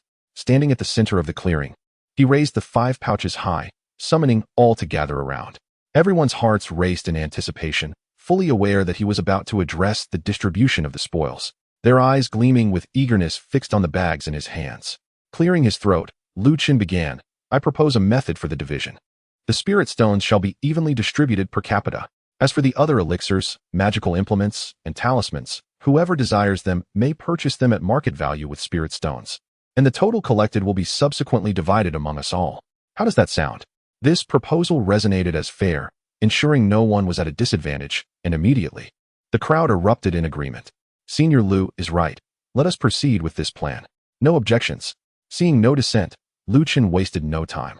Turning the openings of the 5 storage pouches downwards, and, with a swift motion, emptied their contents onto the ground. In an instant, a collective gasp echoed as all eyes widened. In addition to a dozen shimmering magical implements and various vials of elixirs and talismans, the most striking sight was the mountain of lower-grade spirit stones, glimmering radiantly. Li Guo gazed at the vast pile of spirit stones, his heart jolting with astonishment. The sheer effort required to amass such a fortune was staggering. A cursory glance revealed that there were at least several thousand stones. Lu Chen crouched down, swiftly tallying the count, before rising to announce a figure that left everyone breathless. A total of 8,000 low-grade spirit stones. After delivering this astonishing revelation, he was about to proceed with the previously agreed distribution among the group. However, at that moment, Zhang Yuan, who had been relatively silent, suddenly stepped forward to pose a critical question. "Wait a moment," he said, his brow furrowed as he scrutinized the mound of stones. "Lu Chen, have you considered that these spirit stones may have dubious origins? They could be illicit funds belonging to the sect. When Elder Sun returns, he will undoubtedly investigate this matter. If we distribute them now and it is later discovered, would it not implicate us in the violation of the sect's regulations regarding the misappropriation of its assets?" His words fell like a bucket of ice water, dousing the fervor of the crowd and leaving them chilled to the bone. Chapter 35. The Spirit Stone. Lu Chen was momentarily at a loss for words, completely absorbed in thoughts of the spirit stones and oblivious to the implications of the illicit funds. As the others witnessed his reaction, a palpable sense of disappointment washed over them, though none truly felt disheartened. Calculating the spirit stones, each would only receive a meager sum of 100 or 200. If fortune smiled upon them, they could easily recover that amount by mining for a day or two. There was no point in jeopardizing a lucrative 6-month mining opportunity over such trifling gains. Noticing the silence among the group, Lu Chen awkwardly chuckled and conceded. "I failed to consider all aspects." Just as he was about to suggest returning the spirit stones, a disciple from the crowd spoke up. "Senior Brother Lu, how about we return half and keep the other half? This way, when Elder Sun returns, our storage bags will still contain spirit stones, and we won't feel like we've worked in vain." This proposal resonated well with the others. "Yes, that is a splendid idea. It satisfies Elder Sun and ensures our efforts are not in vain." Thus, Lu Chen, taking the lead, decided to divide the 8,000 spirit stones in half, yielding 4,000. With a total of 45 disciples present, including Li Guo, each received 90 low-grade spirit stones. The remaining stones were given to Lu Chen as a token of appreciation for organizing the group. Li Guo held the heavy 90 spirit stones in his hands, feeling rather indifferent. Free possessions were to be claimed without hesitation, and whether they were tainted with illegality was of no concern to him. After all, the idea hadn't originated with him. Once the spirit stones were distributed, Lu Chen gestured toward the assortment of magical artifacts and elixir vials on the ground, stating, "These items must be returned to avoid any suspicion from Elder Sun regarding our storage bags." The group exhibited little interest in the meager artifacts. After all, who among them lacked a couple? It seemed unnecessary to complicate matters over such trivialities. However, Li Guo's gaze lingered on the artifacts with envy. He possessed none of his own. As Lu Chen prepared to stow the artifacts away, Li Guo steeled himself, pushing through the crowd and mustering the courage to address Lu Chen with a respectful bow. "Senior Brother Lu, I lack a suitable artifact. May I take one?" As his words left his mouth, a heavy silence enveloped the group. All eyes shifted from the artifacts to Li Guo, and then to Lu Chen, awaiting his response. A hint of difficulty clouded Lu Chen's expression. He was reluctant to complicate matters further. Before he could respond, Zhang Yuan abruptly stepped forward, pointing an accusatory finger at Li Guo. "You, a mere servant disciple, possess no right to demand anything here. Do you not realize that if a single artifact goes missing and Elder Sun discovers it, we all face collective punishment? Can you bear that responsibility?" Zhang Yuan's voice was loud and urgent, leaving Li Guo with his head bowed in shame, realizing that acquiring an artifact would not be so simple after all. Zhao San, initially enjoying the spectacle, suddenly found his expression darkening upon witnessing Zhang Yuan berate Li Guo in front of everyone. After all, Li Guo was a servant who performed tasks on his behalf. Zhang Yuan's actions felt like a direct affront to him. His heart surged with anger as he stepped forward, pulling Li Guo behind him and addressing Zhang Yuan. "Zhang Yuan, I thought it was something significant, but it's merely a worthless magical artifact. What does it even cost? Li Shidi doesn't even possess a single magical item, yet you dare to berate him? What kind of prowess is it to bully a mere servant disciple?" Sun Hao immediately chimed in. "Indeed, Brother Zhao speaks the truth. What harm does it do for Li Shidi to acquire a protective item? I doubt anyone would object." The surrounding disciples began to murmur in agreement. acknowledging Brother Zhao's point that Zhang Yuan was meddling unnecessarily. Yes, Li Shidi is rather pitiable, a servant disciple. It's just a magical item, let him have it.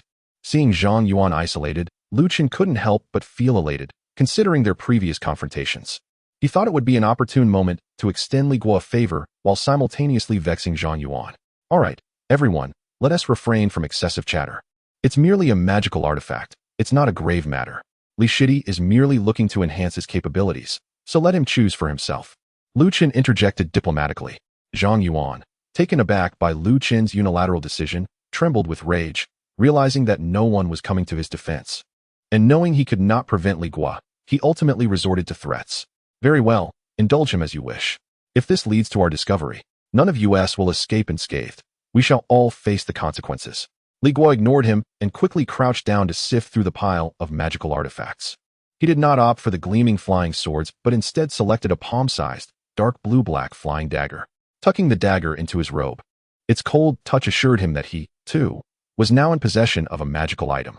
Once Li Guo had made his selection, Lu Chen promptly gathered the remaining items along with the 4,000 spirit stones, placing them into 5 storage bags. He then approached, enduring the foul odor, and stuffed the 5 bags back into the remains of the 5 deacons. At that moment, a bold disciple suddenly proposed, everyone. Since there are no deacons overseeing us now and Sun Deacon has yet to return, why don't we venture into the mine to extract some ores? At this suggestion, everyone fell silent, turning to look at the disciple in unison. Indeed, the deacons could secretly mine while Sun Deacon was absent, and now that they are all gone, this is a fortuitous opportunity. If they did not seize this chance now, when would they? Among the crowd, only Zhang Yuan stood in opposition. This is absurd. How can we engage in such a blatant violation of sect rules? However, as soon as he uttered these words, he was met with ridicule. Brother Zhang, did you not just partake in the spoils yourself? We are all in the same boat now. Exactly. You are at the 5th level of qi refinement. Do you intend to rely solely on your words to exchange for resources from the sect? Faced with the onslaught of criticism, Zhang Yuan's face flushed crimson, realizing he had boarded a pirate ship from which he could not disembark. Fine, fine, he repeated, taking a deep breath to shift the topic. Even if you all decide to go, what about the spirit picks? They are still with Sun Deacon. Here lie the 5 exquisite spiritual pickaxes. How shall we divide them among the dozens of us? Furthermore, who can assure that no other crimson mineral centipedes remain within that mine? You are courting death. He hoped his words would awaken those whose minds were clouded by greed. To his astonishment, the disciple who had made the suggestion laughed heartily. Brother Zhang, you seem unaware, he said with an air of superiority. I have already tested this. There is no need for those trifling pickaxes. A mere strike with a magical tool can just as effectively bring down the spirit stone deposits. The sect insists we rent the pickaxes solely to extract more profit from us outer disciples. As for the beasts, the disciple surveyed the crowd, his voice dripping with temptation. Fortune favors the bold. Anyone afraid of death can withdraw now. The spirit stones in that mine are clearly not meant for them. His words ignited a fervor in everyone's hearts. Yes, fortune favors the bold. Damn it, let us do this. Zhang Yuan gazed at his frenzied companions, utterly disheartened. He knew that no matter what he said, it would be in vain. If you wish to court death, go ahead. I shall not partake. With that, he turned and walked away. No one paid him any mind. Upon hearing they could mine with magical tools, the crowd could no longer contain themselves, each one racing toward the direction of the Haishi mountain mine as if invigorated by a potent elixir. Li Guo noticed Zhao Sun and Sun Hao also taking off, and he certainly did not wish to miss out, so he promptly followed suit. Chapter 36. Fundamentals of Instrument Control. Zhao Sun and Sun Hao were exceedingly eager. In their haste to seize the opportunity, they neglected to greet Li Guo and swiftly retrieve their respective magical instruments from their storage bags. With a flicker of spiritual light, they transformed into 2 streaks of brilliance, soaring towards the mine. Li Guo observed this spectacle and, emulating their actions, pulled out the recently acquired flying dagger. He attempted to channel spiritual energy into it, hoping to take flight as they had. However, the dagger remained as inert as a lump of iron in his grasp. Despite his repeated efforts to infuse it with energy, it merely quivered slightly in his palm, failing to launch. What is happening? He was baffled, unsure of how to wield this magical instrument. Just as he grappled with this confusion, a figure approached him. Li Shidi, is it? Turning around, Li Guo recognized a familiar face, an apprentice missing an arm. This was the very same senior who had been pursued by the crimson mineral centipede and had barged into his room. Li Guo regarded him with curiosity, uncertain of his intentions. The one-armed apprentice introduced himself, I am Han Ping. I owe you my gratitude for your assistance earlier. Had it not been for your room, I might not have survived. Han Shixiao, you flatter me, Li Guo replied, waving his hand, feeling somewhat embarrassed, for it was not he who had rescued the man. Han Ping glanced at the flying dagger in Li Guo's hand and, noticing his troubled demeanor, quickly understood his predicament. Li Shidi, it appears you have yet to learn the fundamentals of instrument control, correct? That is why you cannot activate the magical instrument. The fundamentals of instrument control? Li Guo was taken aback. With this revelation, he pondered whether mastering this basic spell was indeed a prerequisite for wielding magical instruments. Did he need to learn the fundamentals of instrument control before he could command the instrument? Han Ping nodded affirmatively and explained, precisely. To activate a magical instrument, one must first learn this foundational spell, otherwise, mere spiritual energy is insufficient. Realization dawned upon Li Guo. He had been oblivious to this essential step. A wave of despair washed over him. If he couldn't activate the instrument, he would be unable to breach the rock wall, rendering him excluded from their clandestine mining endeavor. With this thought, Li Guo set aside his reservations and respectfully clasped his hands towards Han Ping, urgently inquiring, Han Shixiao, do you possess a copy of the fundamentals of instrument control? Might I borrow it? Han Ping flashed a bright smile, revealing a set of white teeth. Of course. With a flourish, he rummaged through his storage bag and produced an aged jade slip, presenting it to Li Guo. I happen to have retained a copy from my own initial studies, which has languished in my bag for quite some time. It is yours to peruse. Gratefully, Li Guo accepted the jade slip, expressing his thanks. Thank you, Han Shixiao. Do not mention it. Han Ping waved his hand dismissively. This technique is not difficult. If you dedicate yourself to it, you should be able to master it within half a day, or at most, a day or two. With that, he unsheathed his own short sword instrument and nodded to Li Guo. Junior brother Li, I must also set out to earn some profit. I will take my leave first. As soon as the words left his lips, a radiant aura enveloped Han Ping's feet, and he soared toward the cavernous entrance, wielding a short sword. Once Han Ping's figure vanished, Li Guo, clutching the jade slip in his hand, did not heed Wang Ping's advice to return to the estate and enter seclusion for cultivation. Instead, he tucked the jade slip into his robe and hastened toward the mine, running briskly. Before long, he entered the dark, ominous cavern. By this time, the earlier arrivals had already ventured down various side paths to excavate deeper. As long as he avoided the same passage as the others, he would not encounter them. Familiar with the terrain, Li Guo soon reached the side path he had previously opened, arriving at the rock wall within. He first drew forth the flying dagger artifact, and without employing spiritual energy, he relied solely on sheer brute force to scrape against the rock wall. Several fist-sized stones fell away in response. This outcome was akin to his previous use of a low-grade spiritual pickaxe. He had anticipated this result, after all. Merely relying on his strength and the dagger's inherent sharpness to achieve the effectiveness of a low-grade spiritual tool was already gratifying. Next came the crucial part. He recalled the technique of applying the golden blade art to the mid-grade spiritual pickaxe. Would that method be applicable to this flying dagger? Though uncertainty lingered in his heart, he resolved to experiment. Taking a deep breath, he tightened his grip on the flying dagger and began to channel spiritual energy according to the incantation of the golden blade art. With the success from the mid-grade pickaxe still fresh in his memory, he executed the technique with greater proficiency this time. Before long, he felt a subtle tremor in the flying dagger, and a faint golden glow emanated from its dark, polished blade. Success! Elated, Li Guo seized the dagger enhanced with the golden blade art, and, summoning all his strength, plunged it forcefully into the rock wall before him. With a muffled thud, the dagger penetrated the hard rock as effortlessly as slicing through tofu. A flick of his wrist sent a cascade of debris tumbling down. The effectiveness of this strike left him both astonished and delighted, proving no less effective than using a mid-grade pickaxe. This also indicated that he need not waste time learning the so-called basic artifact manipulation technique. He could immediately join the fray of mining. Li Guo's mind raced with calculations. He recalled that Elder Sun's journey from the sect to Blackstone Town took 6 days by flying vessel. Now that Elder Sun had departed for the sect 4 days ago, it would take at least 8 days for him to return with the sect's orders. If he were to return now to study the basic artifact manipulation technique, as Brother Han had suggested, with his paltry 4-elemental root talent, it would take him at least 2 days. By then, he would only have 6 days left to mine for spiritual stones. However, with the golden blade art at his disposal, he had gained an additional 2 days. How many spiritual stones could he extract in that time? With this thought, Li Guo felt a surge of fervor.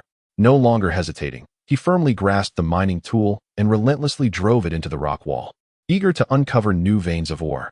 Chapter 37. Mining in stealth. Li Guo exerted all his strength, vigorously scraping and stabbing at the rock face before him.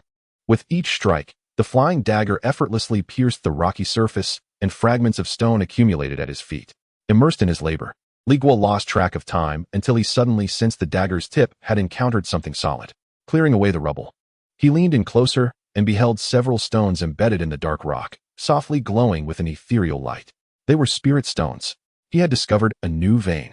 Overwhelmed with joy, Li Guo immediately followed the direction of this vein, intensifying his excavation. The flying dagger, enhanced by the golden blade technique, possessed power comparable to a mid-grade spirit pickaxe, requiring several forceful strikes to dislodge a stone the size of a palm.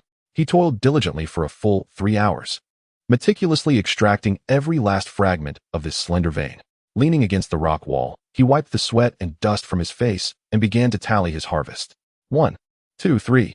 In total, he had unearthed 120 low-grade spirit stones. Li Guo piled the stones before him, his mind racing with calculations. According to the sect's regulations, for 120 stones, he would only receive a mere 24. Yet now, all 120 were his alone. This bounty equaled the yield of 5 previous veins he had painstakingly discovered. He savored the immense benefits of privately mining spirit stones and understood why those 5 deacons would risk their lives and violate sect rules to sneak in and claim a share. The pleasure of this discovery was simply exquisite. After a brief respite, Li Guo rose once more, determined to seek out the next vein. Perhaps luck was on his side. Before long, he stumbled upon another vein, even larger than the previous one.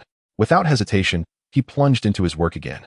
Who knows how much time passed as he excavated the second and third veins. By the day's end, he had amassed over 300 spirit stones, an amount that would typically take him several days to collect.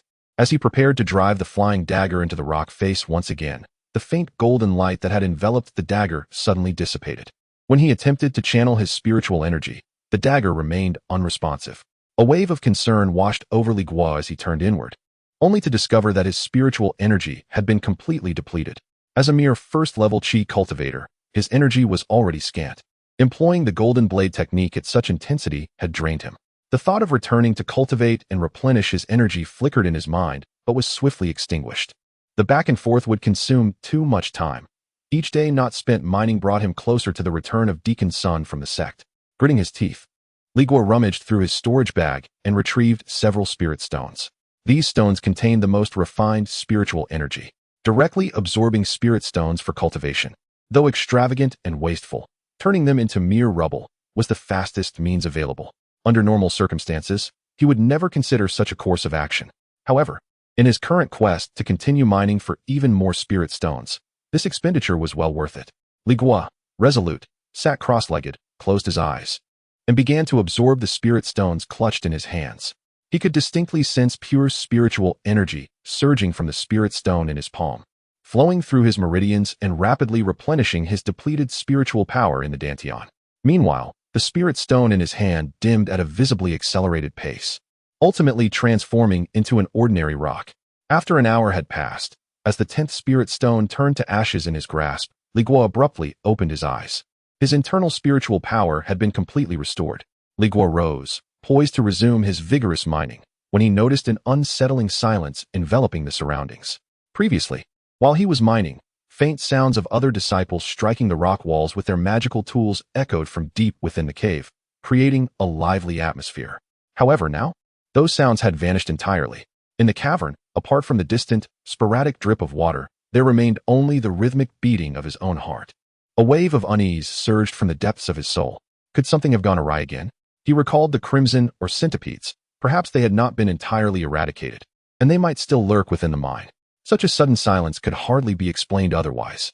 Li Guo's motivation to continue mining waned. He felt compelled to investigate. He certainly did not wish to be caught off guard by a large centipede, mistaking him for a mere snack. Without hesitation, he employed the breath concealment technique, and in an instant, his breathing became almost imperceptible, slow and elongated, his heartbeat even dulled by a beat. He positioned himself within the shadows of the rock wall, rendering himself indistinguishable from an inconspicuous stone. Cautiously, he retraced his steps along the path he had come, venturing into the nearest side tunnel excavated by other disciples. At the far end of the passage, there was no one in sight. On the ground lay a pool of dark red blood, yet to fully dry. accompanied by a long sword artifact that had fallen nearby. A chill swept through Li Guo's heart. It seemed his suspicions had been confirmed. The crimson or centipedes had indeed been here. The unfortunate miner had likely met a grim fate. He quickly glanced back at the route he had traversed, reasoning that the centipede had probably feasted and departed and would not return in the near future. He hastened forward, bending down to retrieve the fallen long sword artifact. Since the item was now ownerless, it naturally belonged to him. Grasping the sword, he struck fiercely against the adjacent rock wall. A cascade of debris tumbled down, and the quantity of rubble dislodged was evidently far greater than when he had used his flying knives. This was not solely due to the sword's greater length and weight. It was likely that the sword's quality surpassed that of his previous tool by a significant margin. Though he had acquired a superior artifact, Li Guo felt no sense of triumph. He did not immediately use the sword to resume mining. Instead, he turned and began to cleave the rock walls on either side of the side tunnel from which he had come. The rubble continued to cascade down, and before long, he had effectively sealed off the path behind him. Thus, as long as he did not unwittingly plunge the sword into the nest of a crimson or centipede, he would no longer need to worry about a surprise attack from behind. Li Guo resolved to continue his mining endeavors in this forsaken side tunnel where death had once lingered. Given that the red centipede has recently consumed human flesh in this vicinity, the likelihood of its return to this area should be considerably diminished. Chapter 38 Encounter with the Crimson Mine Centipede determined, Li Guo wasted no time.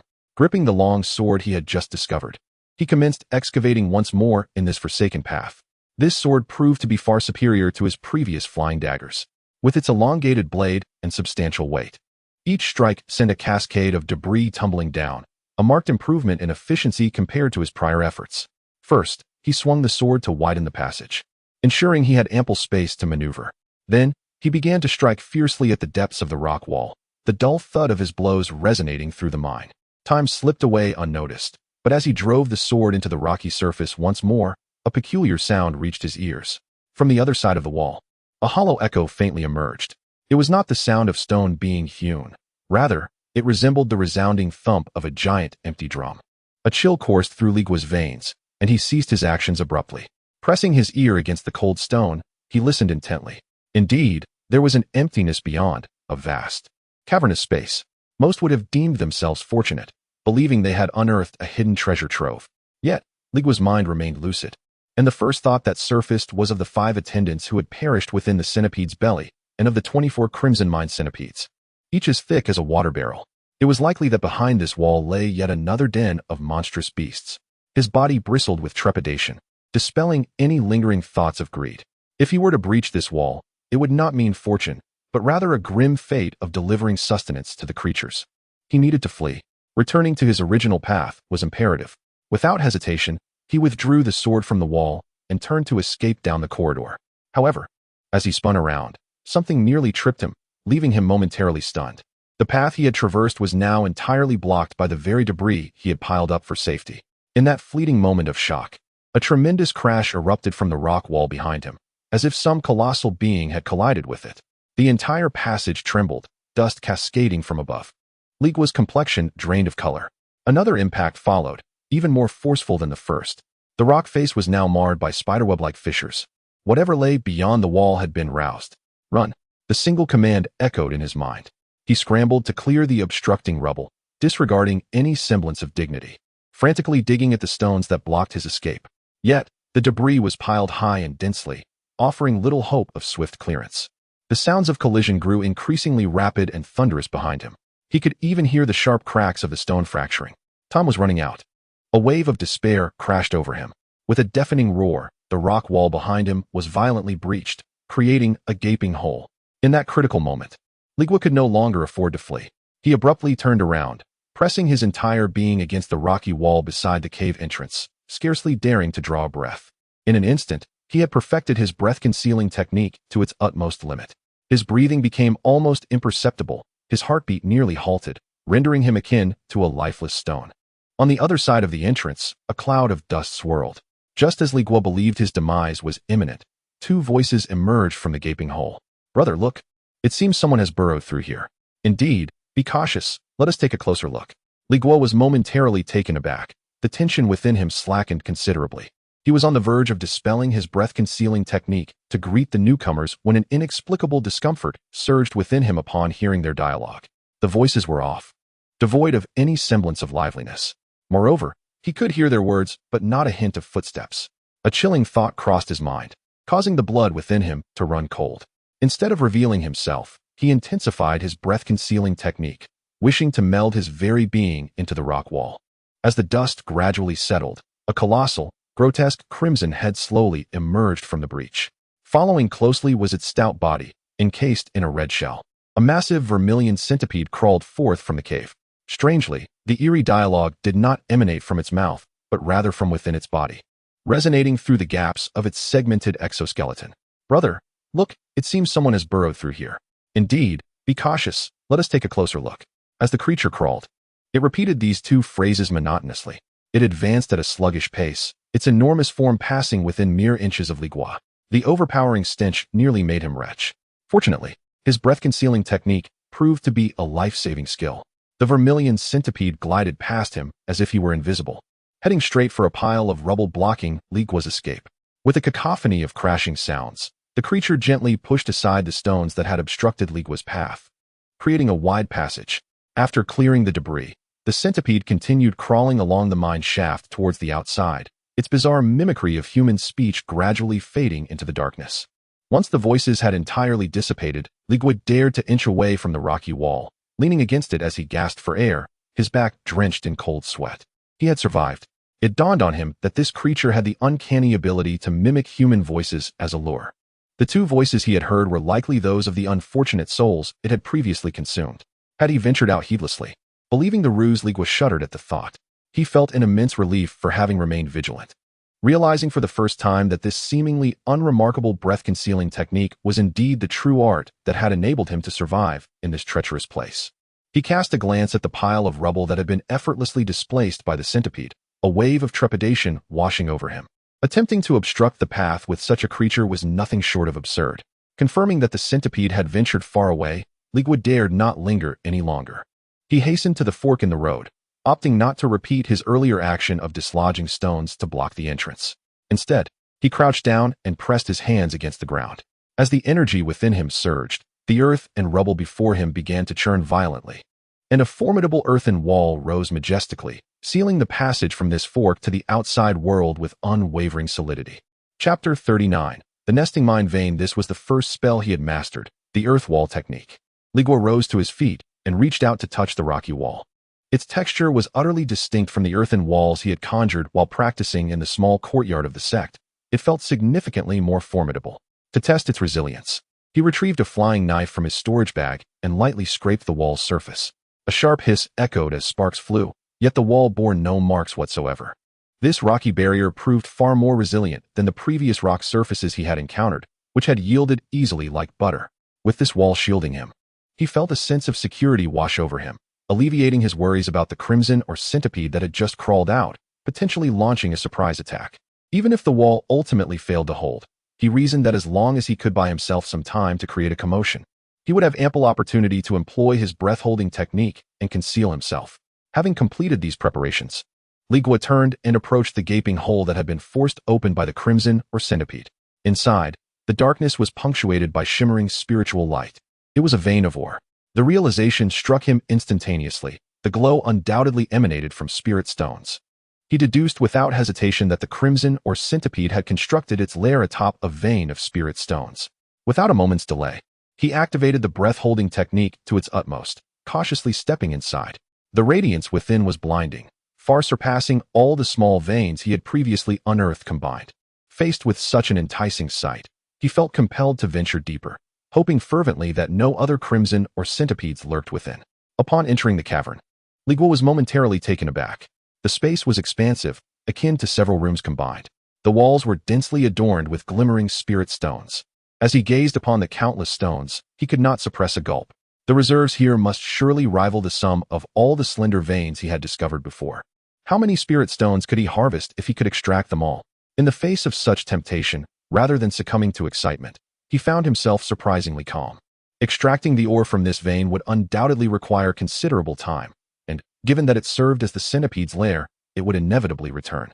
Resolute in his decision, he concluded that before commencing any extraction, he must first exit and reinforce the entrance of this side passage with additional layers of rock walls to bolster his defenses. As he turned to leave, his foot inadvertently kicked against a hard, stone-like object. Looking down, he noticed it was an egg, the size of a stone and faintly glowing with a red hue. Focusing on the ground, he realized he had been dazzled by the abundance of spirit stones. Neglecting to pay attention to his feet, scattered across the stone floor were at least 400 to 500 identical eggs, each resembling the one he had just found. A chill ran down his spine. There was no need for speculation. These must surely be the beast eggs laid by the crimson or centipede. With so many eggs present, the likelihood of the mother centipede returning was almost a certainty. Without further thought, he crouched down and began collecting each of the crimson or centipede eggs, carefully placing them into his storage bag. This treasure is truly a windfall. Although its worth remains uncertain, one should never refuse a gift. He hastened to escape the lair, returning to the fork in the path, where he swiftly cast the earth wall technique 4 times, raising an additional 4 stone walls behind the rocky barrier he had previously erected.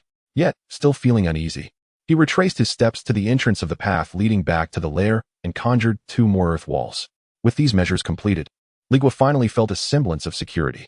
At that moment, he realized that his excessive use of the earth wall technique had depleted over half of his spiritual energy.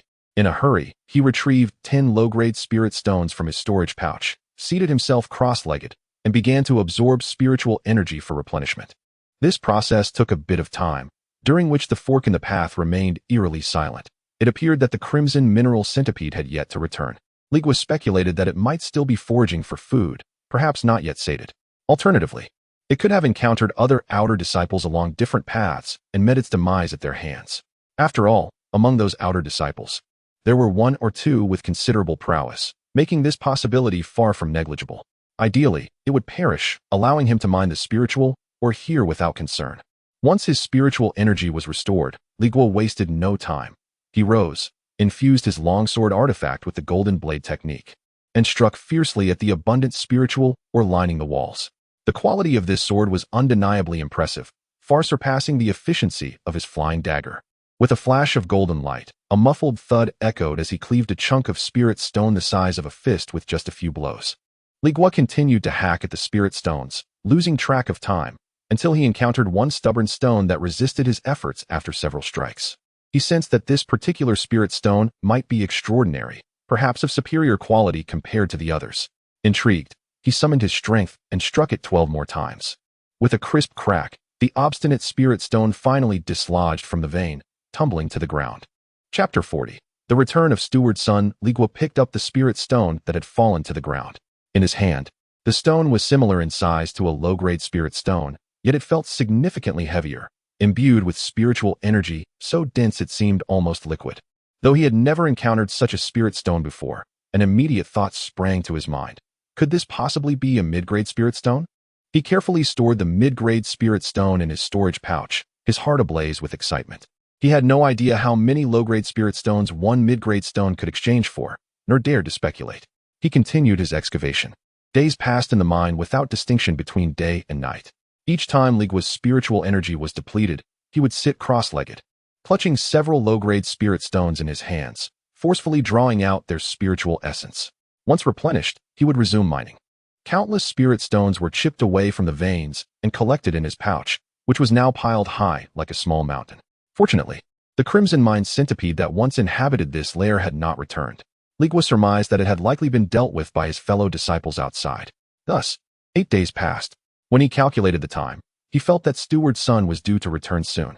After prying the last glowing spirit stone from the rock face, he realized there was no time to tally his gains. He needed to leave immediately. However, the 7 rock walls blocking the exit had now become his obstacle. Recognizing this, Li Guo hesitated not a moment, activating the golden blade technique upon his sword artifact and began to strike fiercely at the rock walls. Initially, he had thought these walls were thick and sturdy, a secure barrier. Now, attempting to dismantle them proved to be an arduous task. After laboriously hacking away for more than half an hour, he finally broke through all 7 barriers. Rushing towards the mine's entrance, he spotted numerous outer disciples emerging from various passageways. They exchanged glances, wordlessly aware of the unspoken tension and understanding among them. They all knew that Steward's son would soon return, signaling the end of their reckless spirit mining escapade. One by one, Streaks of escape light soared from the mind's mouth, heading towards Haishi town. Li Guo, unable to utilize flying artifacts, could only sprint back with all his might. Upon finally returning to Haishi town, he found it still in its dilapidated state. Collapsed houses lay unattended, and the streets were desolate, scarcely populated. He paid little heed to this, rushing into the grand estate and back to his room. Upon pushing the door open, he found Zhao Sun and Sun Hao had returned, seated at the table enjoying tea. Seeing Li Guo finally return, Zhao Sun expressed mild surprise, saying, "Junior brother Li, you have finally returned. Did you discover a major vein and lose track of time?" Sun Hao echoed his astonishment, adding, "Indeed. If you had delayed any longer, Steward Sun might have caught you, and you would face severe punishment under the sect's rules." Li Guo, naturally, would not disclose that he had indeed found a major vein, lest it sour their camaraderie. Instead, he feigned a look of alarm, repeatedly waving his hands. "Let us not speak of it, my esteemed brothers. How could I possibly be fortunate enough to discover a grand vein?" He settled onto a stool, poured himself a cup of tea, and continued, "I had scarcely begun mining when I encountered a fire or centipede, which terrified me so much that I fled on the spot, seeking refuge in a crevice where I remained hidden. Had I not been concerned about the imminent return of Elder Sun, I would still be too frightened to emerge." Upon hearing this, Zhao Sun and Sun Hao could not suppress their amusement. Initially, they had felt a twinge of unease at Li Guo's late return, suspecting he might have stumbled upon a significant vein. To their surprise, he had merely encountered a fire or centipede and had been trapped for 6 days. Zhao Sun stifled his laughter, instead patting Li Guo's shoulder reassuringly. "Junior brother, do not be disheartened. The most important thing is that you have returned alive. Once Elder Sun and the others have cleared the cave of its beasts, there will be ample opportunities for you to safely earn spirit stones." Sun Hao, too, realized his earlier concerns were unwarranted. After all, Li Guo had always possessed remarkably poor luck, making it implausible that he would discover a grand vein. Brother Qian was right. Preserving one's life was of utmost importance. Seeing that his companions believed him, Li Guo felt a sigh of relief in his heart, readily affirming his appreciation for their concern. These two, alongside Lu Yan, were among the few outer disciples with whom he could converse, and he wished to maintain these relationships. As they conversed, an unexpected surge of spiritual energy rippled from outside. Elder Sun had returned, accompanied by 2 other cultivators clad in the ornate garb of high-ranking stewards. The aura emanating from these individuals was akin to that of Elder Sun, indicating that they were also foundational cultivators. Upon entering Blackstone Town, the trio beheld the chaos and ruins that lay before them, their expressions darkening instantly. "Junior brother Sun, it appears the situation at your outpost is rather dire," remarked one of the square-faced stewards, furrowing his brow. "Indeed, if any of these disciples have come to harm, you shall face significant trouble," added the taller, leaner steward. Sun Tzu's face grew somber as he chose not to respond, swiftly transforming into a streak of light and heading directly to the grand estate. Only after confirming that the disciples within the courtyard were safe did he allow his racing heart to settle slightly. However, he soon discovered something astonishing. The 5 steward disciples left to guard the area were nowhere to be found. A sense of foreboding gripped him as he realized that something unfortunate had indeed transpired. He immediately issued a command, summoning all disciples to gather in the courtyard. Li Guo, Sun Hao, and Qian Sun, upon receiving the call, hurried outside and found others arriving as well. The 3 foundational cultivators stood side by side before the crowd, emanating an imposing pressure. The group of disciples, who had just returned from clandestinely mining, felt a wave of trepidation wash over them, many casting their eyes downward, unable to meet the steward's gaze. After taking a quick head count, Sun Tzu noted the absence of 7 or 8 individuals, his expression darkening ominously. He then announced the decisions made by the sect regarding this return trip. "In consideration of your safety, the sect has dispatched stewards Wang and Ma to assist. We will first collaborate to eradicate the fire or centipedes within the cave before reopening it to you." Upon hearing this news, it was as if the crowd had anticipated such an outcome, and their faces remained largely unchanged. Li Guo regarded this decision as entirely reasonable. After all, the Bailan sect is a legitimate establishment. It cannot dismiss the lives of its disciples for the sake of a few spirit stones, knowingly sending them into a cave teeming with ferocious beasts. Upon concluding the announcement, Sun Tzu's gaze began to scrutinize each individual present, his tone turning increasingly frigid. "Now, who can enlighten me about the events that transpired during my absence? What is the situation in Blackstone Town? Why have my 5 stewards vanished?" The throng of disciples exchanged apprehensive glances, none daring to be the first to speak. Each feared that a misstep might inadvertently reveal their own clandestine activities regarding the illicit mining of spirit stones. The oppressive silence deepened Sun Ji's sense of foreboding. It seemed likely that these disciples had engaged in unspeakable deeds in his absence. Otherwise, why would they all appear so reticent and hesitant to respond? Beside him, Steward Ma, whose temperament seemed somewhat impatient, finally broke the tension with a sharp reprimand. Did you not hear Steward Sun's inquiry? His outburst compelled someone to step forward. It was Lu Chun, emerging from the crowd, his face a mixture of sorrow and indignation. He clasped his hands before the three stewards, as if he had rehearsed his words. Esteemed stewards, the situation is as follows. The moment he spoke, the collective anxiety of the assembly reached its zenith. After Steward Sun's departure, Stewards Wang and the others surreptitiously entered the mine to unlawfully extract spirit stones. Unfortunately, they disturbed a nest of red mineral centipedes, leading to their demise, and incited a horde of beasts to surge forth from the mine into Blackstone Town. Chaos ensued, and despite our valiant efforts to resist, our cultivation levels proved insufficient against the overwhelming numbers. Tragically, many townsfolk suffered grievously, and we lost 7 of our fellow disciples. Ultimately, it was only through the desperate collaboration of the remaining members that we managed to slay some of the beasts and drive the rest back into the mine. Lu Chen's account was seamless, intertwining the deaths of the 5 stewards, the devastation in Blackstone Town, and the fate of the missing disciples into a singular narrative. Upon hearing this explanation, Sun Tzu felt his heart plummet. He had never anticipated such a grievous turn of events in merely a few days' absence. Yet, this narrative served as the most plausible explanation, and he found himself wholly convinced. His expression darkened, his heart seething with ire towards the deceased stewards. He understood all too well that should this matter be investigated, as the senior steward who had abandoned his post, he would bear significant culpability. The sect's retribution was inevitable. Chapter 41 Cross-examination. Upon concluding his remarks, Lu Chun observed that Elder Sun remained silent for an extended period. Li Guo pondered whether Elder Sun could truly be so easily swayed. To his surprise, it was the other elder, surnamed Ma, who emitted a derisive snort at that moment. Lu Chun, your eloquence is commendable. Yet, your arguments seem rather too impeccably constructed. The more logical it appears, the more I suspect there is something amiss. As he spoke, his piercing, hawk-like gaze swept over the crowd, casually pointing to an individual. You there, elucidate the circumstances as they truly were. Were they as he has just recounted?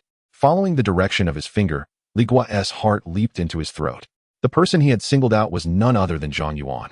Li Guo vividly recalled that it was Zhang Yuan who had firmly opposed the idea of jointly plundering the spirit mine, declaring it a violation of the sect's rules. Now, calling upon him to speak could spell disaster. Not only Li Guo, but he could sense the heightened tension in the breaths of several disciples nearby, all clearly apprehensive about the same predicament. If Zhang Yuan, in a moment of fervor to impress the elders, chose to betray them, all their hard work over the past 6 days would be in vain. As the crowd held their collective breath, Zhang Yuan visibly trembled and stumbled forward, stammering. I report to Elder Ma, it is as Lu Chen has stated. His head bowed, his speech faltering. He was a far cry from the righteous figure he had once portrayed. Li Guo was momentarily taken aback, only to be overtaken by amusement. He surmised that Zhang Yuan, despite his earlier bravado, had likely succumbed to temptation, secretly joining the others in their mining endeavor. Otherwise, how could he appear so guilty? Observing Zhang Yuan's averted gaze and awkward demeanor, Li Guo mused that his behavior was a blatant indication of his dishonesty. Oh, is that truly the case? Indeed. Elder Ma, noticing Zhang Yuan's demeanor, stepped closer, exerting the pressure of a foundational cultivator upon him. Then lift your head and look me in the eye. Recount exactly what you witnessed. As Elder Ma pressed him, Zhang Yuan appeared increasingly pale, cold sweat beading on his forehead, struggling to articulate a single word. The hearts of the disciples once again raced with anxiety. Would the truth finally be revealed? At that moment, Lu Chun unexpectedly stepped forward, a smirk of disdain for Zhang Yuan playing across his features. Elder Ma, please do not fault him. Lu Chun gestured towards Zhang Yuan, explaining. He has always been timid and easily frightened. The other day, when those red mineral centipedes invaded the town, they terrified him, and he has been restless ever since. Your sudden inquiry has merely reignited his fear, causing him to falter in his speech. Lu Chen's words were flawlessly crafted, not only extricating Zhang Yuan from the predicament, but also subtly undermining him before the gathered audience. He continued, if you do not believe, it is quite simple. While our words may lack evidence, the material proof is undeniable. The corpses of the crimson or centipedes we have slain lie piled to the east of the town. The remains of those deacons are still ensconced within the belly of that beast. A mere glance will reveal the truth. Upon hearing this, Elder Ma exchanged glances with Elder Wang, both of them nodding in agreement. Elder Ma spoke, "Junior brother Sun, since this individual speaks with such conviction, it would be prudent for us to inspect the matter ourselves." Sun Tzu, his expression dark, nodded and then turned to the gathered crowd, coldly issuing a command. "You all are to remain here, motionless and without deviation." No sooner had he spoken than 3 beams of spiritual light soared into the sky, vanishing in an instant towards the eastern horizon. With the departure of the 3 elders, the oppressive aura that had stifled the courtyard dissipated, and the disciples below could no longer maintain their composure, deflating like punctured balloons, their faces awash with trepidation. "Qian Sun, this cannot end well, can it?" Sun Hao whispered anxiously to Zhao Sun beside him. "If the elders discover that we have been illicitly mining for spirit or, according to the sect's regulations, the lightest punishment would be confinement, and the most severe would see us stripped of our cultivation and expelled from the sect. It would be disastrous." Although Zhao Sun felt a similar anxiety, he maintained a facade of bravado. "It should not come to that. Those dead men will bear the blame. We can firmly deny any wrongdoing in mining for spirit or, what can they do to us?" Meanwhile, another disciple approached Lu Chun with a face full of unease, asking, "Brother Lu, do you think we can deceive Elder Sun and the others?" Lu Chun, however, displayed not a flicker of panic. He calmly patted the disciple's shoulder. "What is there to fear? With so many of us, we are our own witnesses. The remains of those deacons serve as material evidence. Both witness and evidence are present, thus establishing the truth. Even should they suspect us of secretly mining, with those 5 deacons as scapegoats and no concrete proof, what can they truly do? As long as we keep our mouths shut and refrain from careless talk, we shall be safe." Listening to their conversation, Li Guo felt a knot of anxiety in his chest. His gaze swept across the crowd and unexpectedly found not only Lu Chun, who was steadfast like a pillar, but also another individual, unperturbed amidst the tension, Han Ping, the disciple with a severed arm. He stood at the edge of the assembly, his expression as tranquil as a still pond, seemingly untouched by the charged atmosphere. His calmness was not a mere facade but emanated from a genuine indifference to the situation. As if sensing Li Guo's scrutiny, Han Ping turned his head to glance in his direction, his gaze devoid of any particular emotion. Li Guo's heart raced, and he hastily averted his eyes, unwilling to meet his gaze. Just then, 3 streaks of light returned from the distance, landing before the assembly. The 3 elders had returned. The disciples hurriedly straightened, and the courtyard fell into an immediate silence. Sun Tzu's countenance had darkened further, evidently having confirmed the identities of the remains. He surveyed the crowd, his gaze sharp as a knife, leaving every heart within the assembly trembling.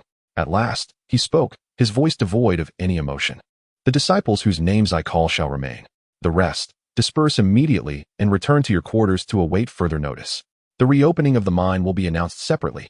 Lu Chun, Zhang Yuan, and Sun Tzu, one after another, heard names that Li Guo did not recognize, until finally, his gaze settled on the disciple with the severed arm. Han Ping. Among those named, apart from Lu Chun and Han Ping, anxiety was etched upon the faces of the others. Li Guo, Zhao Sun, and Sun Hao exchanged glances, remaining silent as they quietly turned with the crowd and returned to their rooms.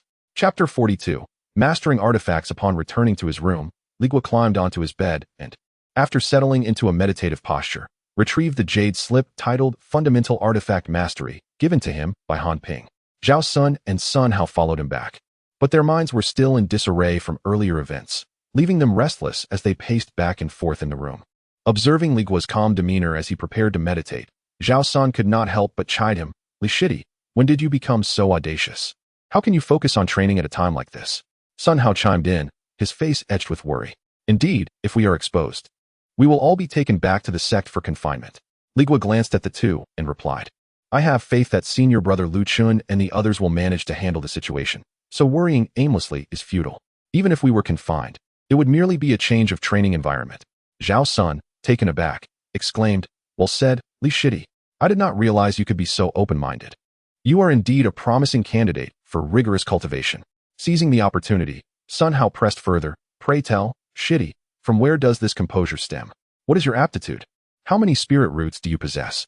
"For spirit roots," Li Guo casually responded. Sun Hao paused momentarily, then jested, "Li Shidi, considering your diligent practice as a mere servant disciple, you undoubtedly deserve the title of our sect's foremost servant disciple." However, he could not help but feel a twinge of regret. With 4 spirit roots, being a servant disciple seemed a wasted potential, regardless of how hard one trained. Li Guo, oblivious to the underlying sentiment in Sun Hao's words, dismissed it as jest and moved on. Senior brothers, I am about to practice the artifact mastery technique, so please do not disturb my tranquility. Zhao Sun and Sun Hao, feeling somewhat idle, perked up at this statement. Zhao Sun promptly dragged a stool over and sat down.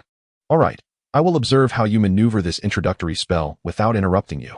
Sun Hao leaned in closer, and the two rested their arms on their knees, intently watching Li Guo.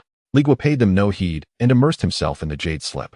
The incantations and principles of fundamental artifact mastery flooded his mind all at once. After a thorough reading, he gained a deeper understanding. It turned out that mastering an artifact was not merely about channeling spiritual energy into the tool. There was a significant depth to it. The focus lay on constructing the simplest driving mechanism within the artifact, enabling it to respond to his commands. The first step was to make the artifact move. He retrieved a flying dagger from his storage pouch and cradled it in his palm. Following the instructions from the jade slip, he cautiously guided his internal spiritual energy into the dagger. Momentarily, the dagger quivered gently in his hand. Ah, it's moving. Zhao Sun, who had been watching intently, exclaimed. Li Shidi, this is impressive. You received a response on your first attempt. Sun Hao, suppressing his excitement, urged, put in more effort, you're close. Give it another push. Encouraged by their words, Li Guo felt a surge of confidence and, in his excitement, intensified the spiritual energy he was channeling through his hand. He believed that with this attempt, he could make the flying dagger soar from his grasp. To his surprise, the dagger merely trembled once more before falling silently to the ground. Instantly, the room fell into a profound silence. Zhao Sun and Sun Hao were momentarily stunned, exchanging glances. Their mouths agape for what felt like an eternity, unable to utter the next word. In their eyes, Li Guo had come perilously close to success just moments ago. Li Guo felt a heaviness in his heart as well, but he quickly realized that his impatience had led to this failure. His rapid invocation of spiritual energy had caused the dagger to slip from his control. This matter could not be rushed. As he retrieved the dagger from the floor, Zhao Sun and Sun Hao decided to offer him some guidance. Zhao Sun spoke first. Junior brotherly, you made an error just now. The art of instrument manipulation requires finesse. It is not merely a matter of brute force. You must twist your spiritual energy into fine threads, gradually probing within to sense the changes in the magical tool and establish a connection with it. Sun Hao chimed in. Brother Zhao is correct. Treat it as an extension of your own body, akin to your hands or feet. You must guide the flow of spiritual energy as you wish the dagger to move, rather than allowing it to surge in all at once. Listening to their seasoned advice, Li Guo found their insights quite enlightening. He pondered over the contents of the jade tablet and nodded, preparing to try again. This time, he calmed his mind and carefully directed his spiritual energy into the dagger as Zhao Sun had instructed, inch by inch. The dagger vibrated once more, then wobbled and rose an inch above his palm. However, before he could revel in his small victory, it tilted and fell to the ground again. Although it was still a failure, it was a marked improvement from the previous attempt where it had merely quivered and dropped. Li Guo felt a flicker of joy and turned to Zhao Senator Brother Zhao. How did I perform this time? Zhao Sun furrowed his brow. Still not quite there. I have shared the secret with you. Why is it still not working? In my day, I mastered this art with just a single viewing. Feeling a sense of disparity at Zhao Sen's remark, Li Guo inquired, what is your aptitude, Brother Zhao? 3 spiritual roots, Zhao Sun replied casually, waving his hand dismissively. However, this art of instrument manipulation is unrelated to aptitude. It primarily depends on your comprehension and your ability to control spiritual energy. As he spoke, he decided to demonstrate further for Li Guo's understanding. He retrieved his flying sword from his storage bag. Watch closely. With a sharp command, he pointed his fingers forward, and the sword shot from his hand, hovering steadily in midair. Under Zhao Sen's control, the sword danced around the room, soaring up and down, swirling left and right. Do you see? This is the effect we desire, obedience. Zhao Sun narrated his insights as he performed the demonstration. Once he finished, Li Guo was eager to replicate the action, but Zhao Sun halted him. Do not rush. The insights I have developed may not necessarily suit you. He turned to Sun Hao. Sun Hao, why don't you demonstrate as well, so Junior Brotherly can observe more closely? Sun Hao, of course, readily complied and took out his own flying dagger, promptly showcasing its capabilities. His technique differed somewhat from that of Zhao Senator. Once he completed his demonstration, it was Li Guo's turn. He mentally reviewed all that he had observed and heard, channeling his spiritual energy into the flying knife in his hand. This time, Having absorbed the insights from Zhao Sun and Sun Hao's mastery of instrument manipulation, along with the lessons learned from his previous failures, he felt that his technique was entirely transformed. The flying knife steadily lifted from his palm, hovering in the air. It was a success. An unprecedented sense of novelty surged within Li Guo's heart. With a flick of his finger, he tentatively guided it. The flying knife responded to his thoughts, swiftly navigating through the room, first slicing through the cobwebs at the corner, then striking the beam, and ultimately spiraling directly towards Sun Hao's face. Chapter 43 Interrogation. Little did Sun Hao anticipate such a turn of events. As he beheld the glimmering tip of the knife growing ever larger before him, he momentarily forgot to evade. Swift as lightning, Zhao Sun, with remarkable agility, directed his flying sword, a magical artifact, so that it struck precisely against the blade of Li Guo's knife. A sharp clang resounded, and the spinning knife abruptly halted scarcely an inch from Sun Hao's face, losing its momentum and falling to the ground. Sun Hao, collapsing onto the ground, trembled uncontrollably.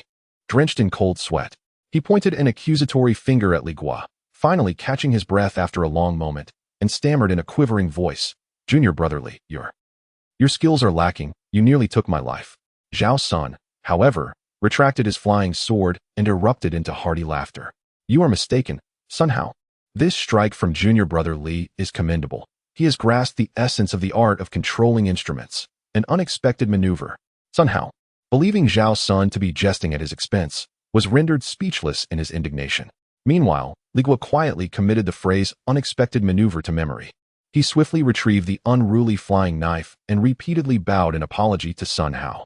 He expressed gratitude to Zhao Sun and Sun Hao, acknowledging that without their guidance, he would not have so swiftly discerned the principles of controlling instruments. Zhao Sun waved his hand dismissively, advising him not to rejoice too soon. "You have merely scratched the surface. You have managed to make the artifact move, but your proficiency is still quite lacking. I suggest you practice in a secluded area from now on, lest you inadvertently harm someone." This remark seemed directed at Sun Hao, causing him to feel somewhat embarrassed. As he recognized Zhao Sun was highlighting his earlier carelessness, he scrambled to his feet, defiantly lifting his chin and asserting, "Junior brother is unfazed. You may practice here in this room. Surely, senior brother is not afraid of a mere flying knife?" Seeing Sun Hao's obstinate demeanor, Zhao Sun chose not to elaborate further and simply addressed Li Guo. "If that is the case, you may practice here."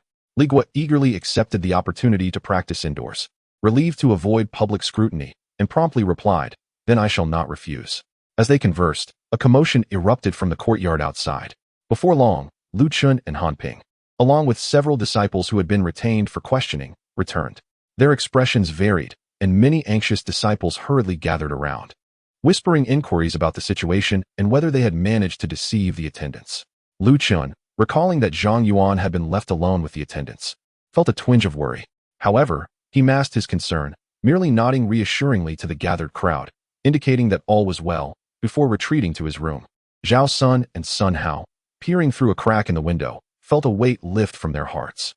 With their spirits eased, they lost interest in watching Li Guo practice and, linking arms, exited to seek a place to unwind with a couple of drinks to dissipate their fright. Simultaneously, in a chamber within the estate designated for the attendants' duties, Sun Su, Attendant Wang, and Attendant Ma sat at one end of a long table. At the opposite end sat Zhang Yuan, his head lowered, utterly perplexed about the purpose of his solitary retention. Sun Su cast a puzzled glance at Attendant Ma, uncertain as to why he had insisted on keeping Zhang Yuan there alone. In his view, the situation was abundantly clear. Those 5 oblivious disciples had violated the sect's regulations by clandestinely mining, thus stirring up trouble and inviting the assault of the beast. Elder Ma laid the storage bags retrieved from the remains of the 5 disciples upon the table, spilling forth a cascade of elixirs, magical artifacts, and spirit stones. As he sifted through the artifacts with his fingers, he remarked abruptly, "One of the magical artifacts is missing." Sun Tzu found this curious and inquired, "How does Elder Ma know something is amiss?" Elder Ma gestured towards a pile of relics and explained, "Among these 5, there is a fellow named Ma Chong, a distant relative of mine. The magical artifacts he possessed were gifts from me. I distinctly recall there being a flying dagger of azure hue. Yet now, while the rest remain, that dagger is conspicuously absent." Sun Tzu was taken aback, though he felt this did not necessarily imply anything significant. It was entirely plausible that Ma Chong had lost the dagger during a struggle with the beast in the mine before being devoured. This possibility could not be dismissed. Elder Ma nodded in agreement, but did not cease there. He pivoted to raise another point of contention. However, there is one more matter that eludes my understanding. Junior brother Sun, how many disciples were sent to Haishi town for the mining task? Sun Tzu replied, 50. Elder Ma continued, initially, 3 perished in the mine, which should leave 47 outer disciples. Yet, when I counted during the assembly in the courtyard, there were only 40. Where, then, are the remaining 7? Sun Tzu was about to respond, recalling that Lu Chun had clarified they perished battling the red mineral centipedes, but he hesitated, sensing something was amiss. For when he and Elder Ma had examined the corpses of the centipedes, they had encountered no remnants beyond those of the 5 disciples. Noticing the change in Sun Tzu's expression, Elder Ma discerned he had grasped the crux of the matter and decisively stated, I believe the contents of these 5 storage bags have been tampered with. It is true that the 7 missing disciples were slain by the centipedes. Yet this incident certainly did not transpire in Haishi town. Where does Elder Ma surmise it occurred? Most likely, they met with misfortune in the Haishi mine. Akin to these 5. As he spoke, Elder Ma's gaze sharpened like a blade, piercing directly at Zhang Yuan, who sat across the table. Tell me, am I correct? Under the scrutiny of Elder Ma's inquiry, Sun Tzu turned his attention to Zhang Yuan. A potential truth began to materialize in his mind, stirring a sense of unease within him. Confronted by Elder Ma's probing, Zhang Yuan felt as if a needle had pierced his heart, causing him to tremble. He stammered for an extended moment, unable to articulate a single word. Chapter 44. Collusion. Upon witnessing Zhang Yuan's demeanor, Steward Ma discerned that his suspicions were indeed close to the mark. He remained unhurried, lightly tapping his fingers against the table, each rhythmic sound resonating like a hammer striking the very core of Zhang Yuan's heart. Fear not. The sect has its regulations. Those who confess willingly are met with leniency, while those who resist face severe consequences. If there are hidden truths, should you be the first to reveal them, you shall earn merit. We will only pursue the principal offenders. The others may receive lighter penalties. These words served as the final straw that broke the camel's back. The disciple exclaimed, I will tell everything. The defensive walls within him crumbled, and he could no longer contain his tongue, pouring forth all the details like beans spilling from a bamboo tube. It was all Lu Chen's doing. That scoundrel suggested it. He said that since Steward's son had returned to the sect and 5 stewards had perished, it was the perfect opportunity for profit. He also led us to the mine to illicitly extract spiritual ore. Upon hearing these revelations, Sun Tzu found them to align perfectly with his prior conjectures. Anger and shame made him tremble. He had never anticipated that these disciples would dare to act with such audacity in his absence. The moment he departed, they collectively chose to flout the sect's rules and engage in such lawless behavior. Very well, very well. Sun Tzu slammed his hand on the table, rising abruptly, his finger pointing at the kneeling Zhang Yuan, his lips quivering with rage. I will report this matter in its entirety to the sect's enforcement hall, where your punishment will be determined. Steward's son, spare me. This is not my doing. It was all Lu Chen's coercion. I opposed this from the start. But they were too numerous, and I dared not defy them. Zhang Yuan attempted to shift all blame onto Lu Chun, desperate to absolve himself, for he had no desire to face the enforcement hall. Yet Sun Tzu, consumed by fury, was deaf to his pleas for mercy. Silence. Seeing no hope, Zhang Yuan turned to Steward Ma, crying out for clemency. Steward Ma, I beseech you for mercy. I confessed voluntarily. You just stated that confession leads to leniency, and one may redeem oneself. Steward Ma regarded Zhang Yuan's dejected countenance, his eyes revealing a depth that was inscrutable rather than any hint of anger. He raised a hand, halting Sun Tzu, who was poised to erupt once more. Enough, brother Sun, do remain calm. This matter is of great significance. Let this disciple withdraw for now, and we shall deliberate further. Without waiting for Sun Tzu's agreement, he addressed Zhang Yuan. You may return for the time being. Given your voluntary confession, we shall consider this as a means of atonement. We can turn a blind eye to your transgressions. He paused before adding, however, you must not utter a single word of what you have heard or witnessed here today. Treat it as if nothing has transpired, understood? Zhang Yuan felt as if he had been granted a reprieve, nodding vigorously in affirmation before stumbling out of the room. Once he departed, Steward Ma waved his hand, conjuring an invisible barrier of spiritual energy that enveloped the entire chamber, isolating it from the outside world. Upon witnessing the soundproof barrier he had erected, Sun Tzu initially assumed that it was an attempt to persuade him to shield the group of disciples in question. Resolutely, he declared, Master Ma, I, Sun Tzu, accept my culpability for failing in my duties and am prepared to face the consequences. However, this matter cannot simply be overlooked. I shall report it to the sect and demand severe punishment for these unruly disciples. To his surprise, Elder Ma merely scoffed in response. Junior brother Sun, he began, locking his gaze on his son Su's. I must ask, what benefit would reporting this to the sect bring to you or to us? If you expose the disciples for secretly excavating the spirit mine, not only will you lose your esteemed position as a senior steward, but you will also incur the sect's heavy penalties. And what of those dozens of disciples? Their futures will be irrevocably shattered. As for the sect, all it will gain is a scandalous disgrace that provides fodder for mockery from other sections. Sun Tzu stood in stunned silence, rendered speechless by the logic of Elder Ma's words. Pray tell, Master Ma, how should we handle this situation? Noticing Sun Tzu's newfound calmness, Elder Ma took a deliberate step forward, lowering his voice to unveil a bold scheme. In my view, we may as well embrace the error. Let the three of us join forces, using the pretext of eradicating the beasts, to seal off the mine for a month. A glint of avarice sparkled in Elder Ma's eyes. Then, we shall thoroughly excavate the spirit mine for ourselves. Both Sun Tzu and Elder Wang were taken aback by this audacious plan, finally grasping the reason behind the soundproof barrier. Is it truly feasible? Will the sect not discover our actions? Elder Wang expressed his concerns.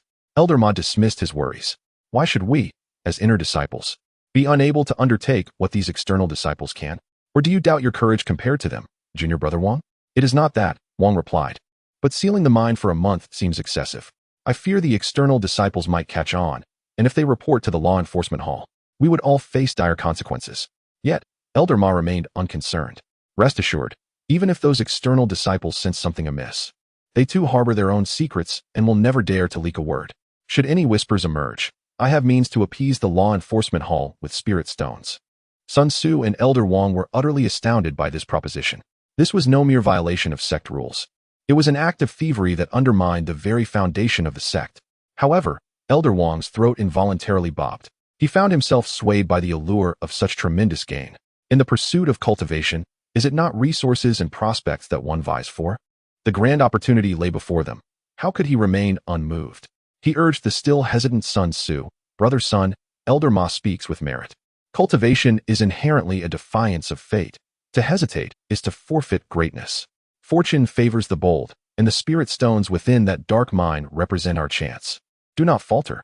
As Wang's words echoed in his mind, Sun Tzu found himself caught in a fierce internal struggle between the sect's regulations and the tantalizing temptation of immense profit.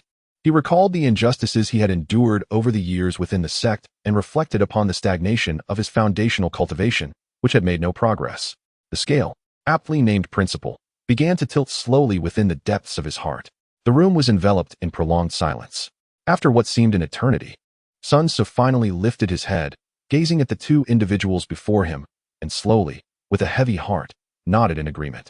At that instant, a shared flame ignited in the eyes of all three, a flame of greed and ferocity.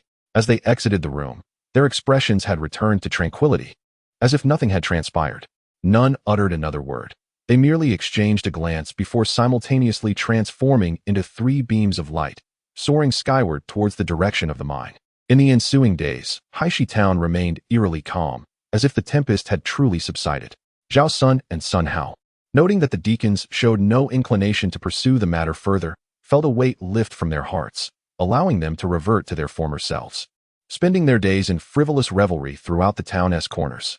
However, Li Guo possessed no such leisure. He sequestered himself within his quarters, wholly dedicated to practicing the foundational technique of manipulating artifacts. He cradled the flying dagger in his palm, repeatedly channeling his spiritual energy into it. Failure struck as it collided with the beam overhead. Undeterred, he attempted once more, only to see it fly out the window.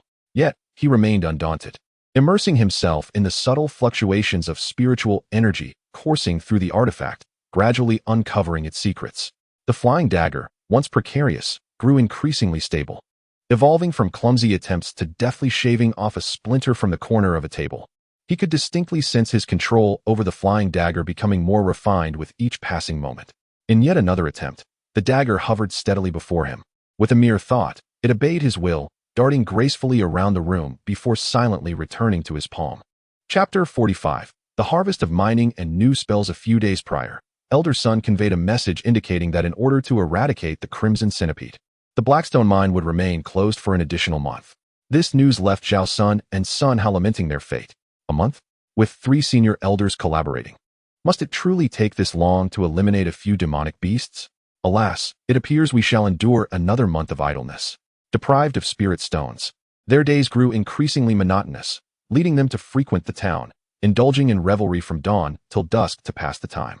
That morning, shortly after Zhao Sun and Sun Hao departed, Li Guo ensured the coast was clear before promptly locking the door. He emptied the contents of his storage bag onto the bed, finally finding the time to meticulously count the spirit stones he had pilfered over the past 8 days. There lay 6,000 low-grade spirit stones, neither more nor less. The more potent mid-grade spirit stones totaled a precise 500. Gazing at the heap of glimmering stones resembling a small mountain, Li Guo felt not joy, but rather the oppressive weight of a heavy stone settling upon his heart. At present, Li Guo was akin to a walking treasure chest. With his meager cultivation at the first level of qi refinement, should others discover the substantial fortune he bore, it would inevitably lead to a perilous encounter over life and death. The wisest course of action would be to hasten his cultivation. A higher realm would deter the covetous. Yet, contemplating a breakthrough from the first level of qi refinement within a month seemed utterly fanciful. After much deliberation, he resolved that his only option was to remain within the confines of the grand estate, refraining from venturing out, and diligently learning additional spells for self-protection. On several occasions, when Zhao Sun and Sun Hao departed in the morning, they would call for Li Guo, urging him to join them, claiming there was an exciting new gambling den in town. However, Li Guo, considering that his entire fortune was stowed within his storage bag, dared not expose himself unnecessarily. Though the mortal town appeared devoid of danger, the slightest misstep could lead to calamity, compelling him to minimize the risk of being targeted for his riches. Li Guo thus cited his incomplete mastery of the artifact control technique as an excuse, opting to decline their invitations. Zhao Sun and Sun Hao, upon hearing his incessant focus on cultivation, ceased their attempts to engage him. Over time, they abandoned their efforts to include the solitary Li Guo, instead forming a camaraderie with another outer disciple, the one-armed Han Ping. On multiple occasions, Li Guo spied through the window, observing Zhao Sun and Sun Hao with their arms draped over Han Ping's shoulders, as the trio made their way toward the town. Throughout the ensuing month, Li Guo immersed himself in his studies, disregarding the world outside. After mastering the artifact control technique to perfection, he turned his attention to the tome titled Fundamental Spell Techniques, delving into the spells he had yet to learn. The unmastered spells included Shielding Technique, Swift Movement Technique, Rejuvenation Technique, Clarity Technique, Fireball Technique, Binding Technique, Cleansing Technique, Glimmer Technique, Water Summoning Technique, Fire Ignition Technique, and Sound Transmission Technique. Li Guo understood that it was impossible to master all these spells within a month.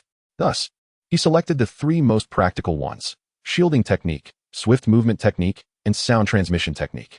The Shielding Technique allows for the instantaneous manifestation of a thin, translucent aura around the body, serving as a protective barrier against incoming attacks. The Swift Movement Technique significantly enhances running speed and amplifies both jumping height and distance for a brief period, creating an afterimage effect without enabling flight. The Sound Transmission Technique compresses and condenses sound into a delicate stream of spiritual energy, directing it towards a specific target. Only the intended recipient can perceive the transmitted message, rendering it inaudible to bystanders. Li Guo began his practice with the Shielding Technique, which emphasizes the formation of a spiritual shield around the body. On his first attempt, after fervently channeling his spiritual energy, he managed to produce a faint white glow that flickered and vanished, akin to an extinguished spark. Undeterred, he persevered through numerous trials, depleting his energy reserves and resorting to low-grade spirit stones to replenish his strength. After countless failures, on the 5th day, he finally executed the incantation with precision, manifesting a stable, translucent barrier enveloping his form. Though it appeared fragile and susceptible to the slightest breeze, it was a commendable achievement. Next, he turned to the Swift Movement Technique, which promised greater speed. As he followed the incantation, channeling energy into his legs, his initial attempt was marred by an overwhelming surge of power, leaving him weak-kneed and nearly prone on the ground. Learning from this experience, he approached the technique with greater caution, gradually acclimatizing his legs to the flow of energy. After 4 or 5 days of diligent practice, he executed the spell again, propelling himself forward like a released arrow. The confined space of the room nearly caused him to collide with the wall in his exuberance. Finally, he approached the Sound Transmission Technique, which required the utmost finesse. This technique demanded the integration of sound into spiritual energy, twisting it into a thread for transmission. Li Guo dedicated an entire week to practicing on a spider nestled in the corner, progressing from a mere foot of distance to successfully conveying a simple greeting, which startled the creature into scurrying up to the rafters. As he neared the completion of his training in these 3 techniques, the month was drawing to a close. One night, a cacophony of footsteps and raucous voices erupted outside his door. Zhao Sun and Sun Hao stumbled in, leaning on each other, both reeking of alcohol. Upon opening the door, Li Guo was taken aback by their inebriated state. Normally, it was the remarkably resilient Han Ping who would escort them home in such a condition. "Where's Brother Han? Why isn't he with you?" Li Guo casually inquired. Zhao Sun, belching and slurring, waved his hand dismissively. I don't know. That fellow. As soon as I woke up, he was gone."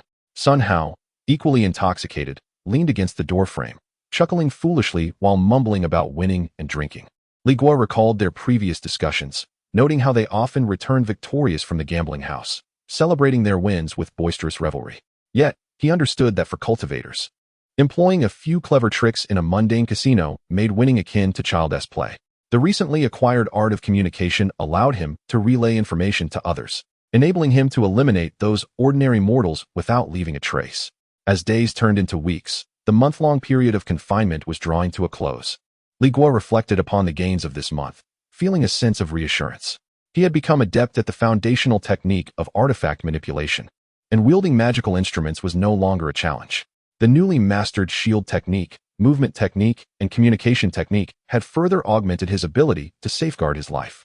While he pondered over these advancements, the slightly authoritative voice of Elder Sun unexpectedly resonated in the ears of everyone in the courtyard. "All disciples, gather in the courtyard at once." Li Guo felt a surge of excitement, thinking that the reopening of the mine was imminent. He promptly rose and stepped outside. Chapter 46. The butler has disappeared in the courtyard. A considerable number of people had gathered, their faces reflecting a mixture of excitement and anticipation. It was evident that having been idle for an entire month had left this group of individuals quite restless. Li Guo's gaze swept across the courtyard and landed on the solitary figure of Steward Sun, standing with his hands clasped behind his back. However, he soon noticed something amiss. Sun was the only steward present, while the other 2, stewards Ma and Wang, who had accompanied him earlier, were nowhere to be seen. Why was Steward Sun alone? Where had the other 2 gone? After pondering for a moment, Li Guo concluded that the 2 senior stewards had likely been dispatched to assist in the eradication of the beast menace and, having completed their task, had returned directly to the sect to report. Just then, 3 figures descended from the sky, landing gracefully nearby. It was Zhao Sun, Sun Hao, and the one-armed Han Ping. Li Guo hurried over to them. "Brothers, you've also come," he exclaimed. Zhao Sun nodded upon seeing him. Upon hearing Steward Sun's summons, "How could we not return?" Before long, around 40 disciples had assembled in the courtyard. Steward Sun surveyed the crowd and, without a moment's hesitation, addressed them directly.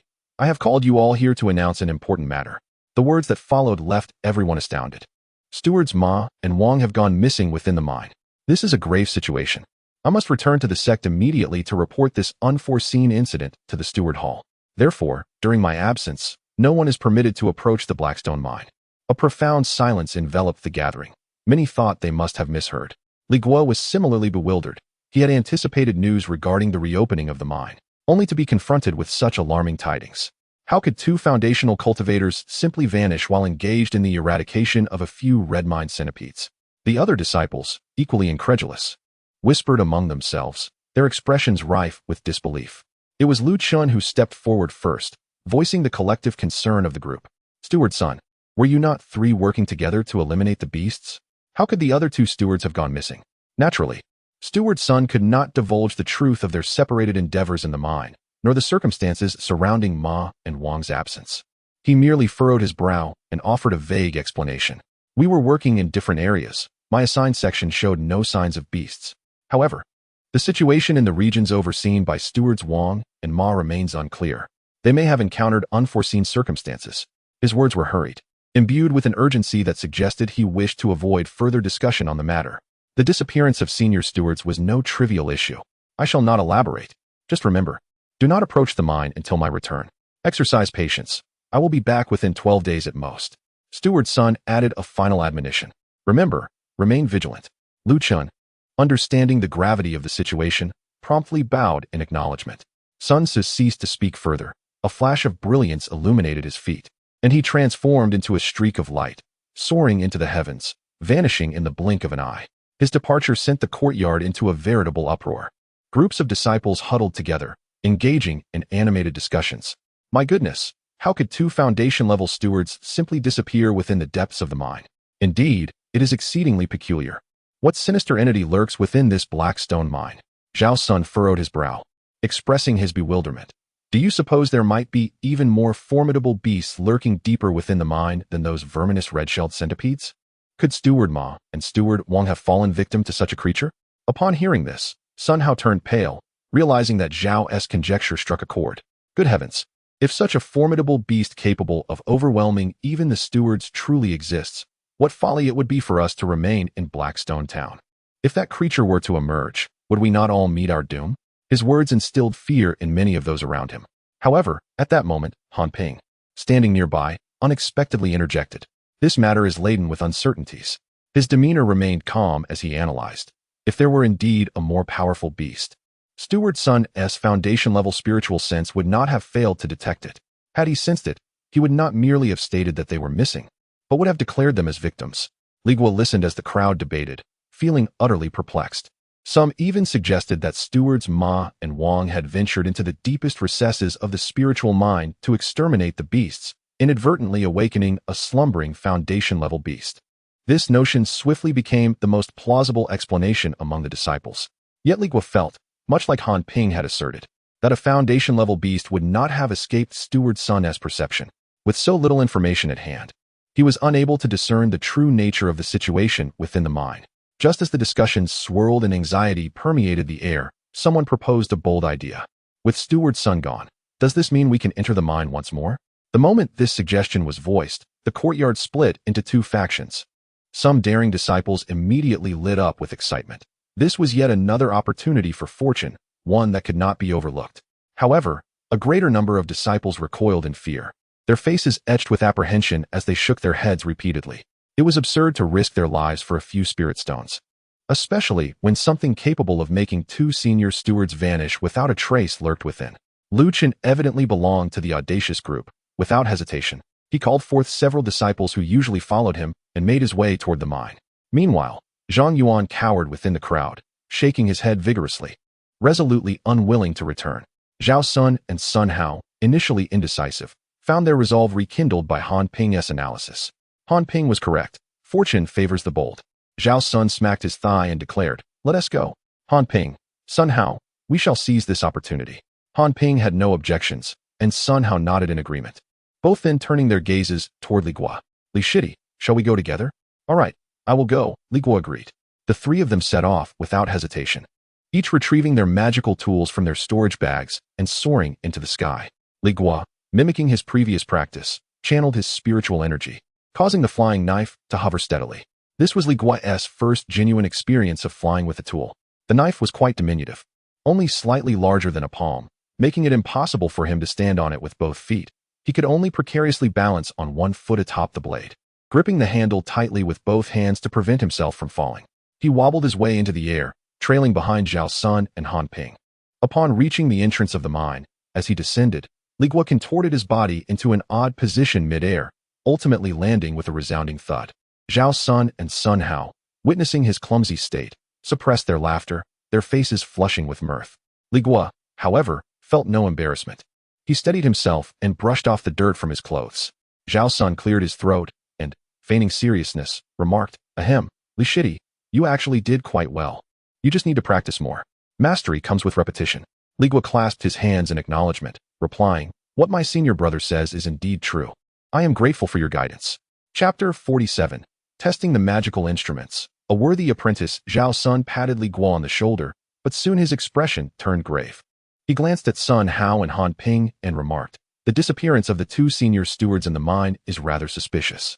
To err on the side of caution, it would be prudent for the four of us to collaborate and excavate a side passage. Should we encounter any peril, we can keep each other safe." Sun Hao and Han Ping had no objections, and Li Guo naturally nodded in agreement. After reaching a consensus, the four ventured into the mine, selecting an old side passage to traverse until they reached its deepest point. Each activated their magical instruments and began to excavate the rock wall, mimicking their actions. Li Guo infused spiritual energy into his flying dagger and pointed it at the wall before him. The dagger shot forth with a whoosh, striking the rock wall. which crumbled like tofu, leaving a deep cavity. Li Guo was taken aback, without even applying the golden blade technique. The dagger's power exceeded that of a mid-grade spiritual pick by more than double. Judging by this, the dagger enhanced with the golden blade technique could potentially rival the effectiveness of a high-grade spiritual pick. Meanwhile, the other three were equally industrious. Zhao Sun wielded his flying sword, Sun Hao his flying dagger, and Han Ping his short sword, creating a cacophony of clashing sounds. Their combined efforts yielded astonishing speed. Within half an hour, Sun Hao shouted, "I found something." Gathering around, they beheld the rock wall before him glimmering with flecks of spiritual light. It was a small vein of ore. Subsequently, the four instruments relentlessly struck the vein, dislodging spirit stones that fell to the ground.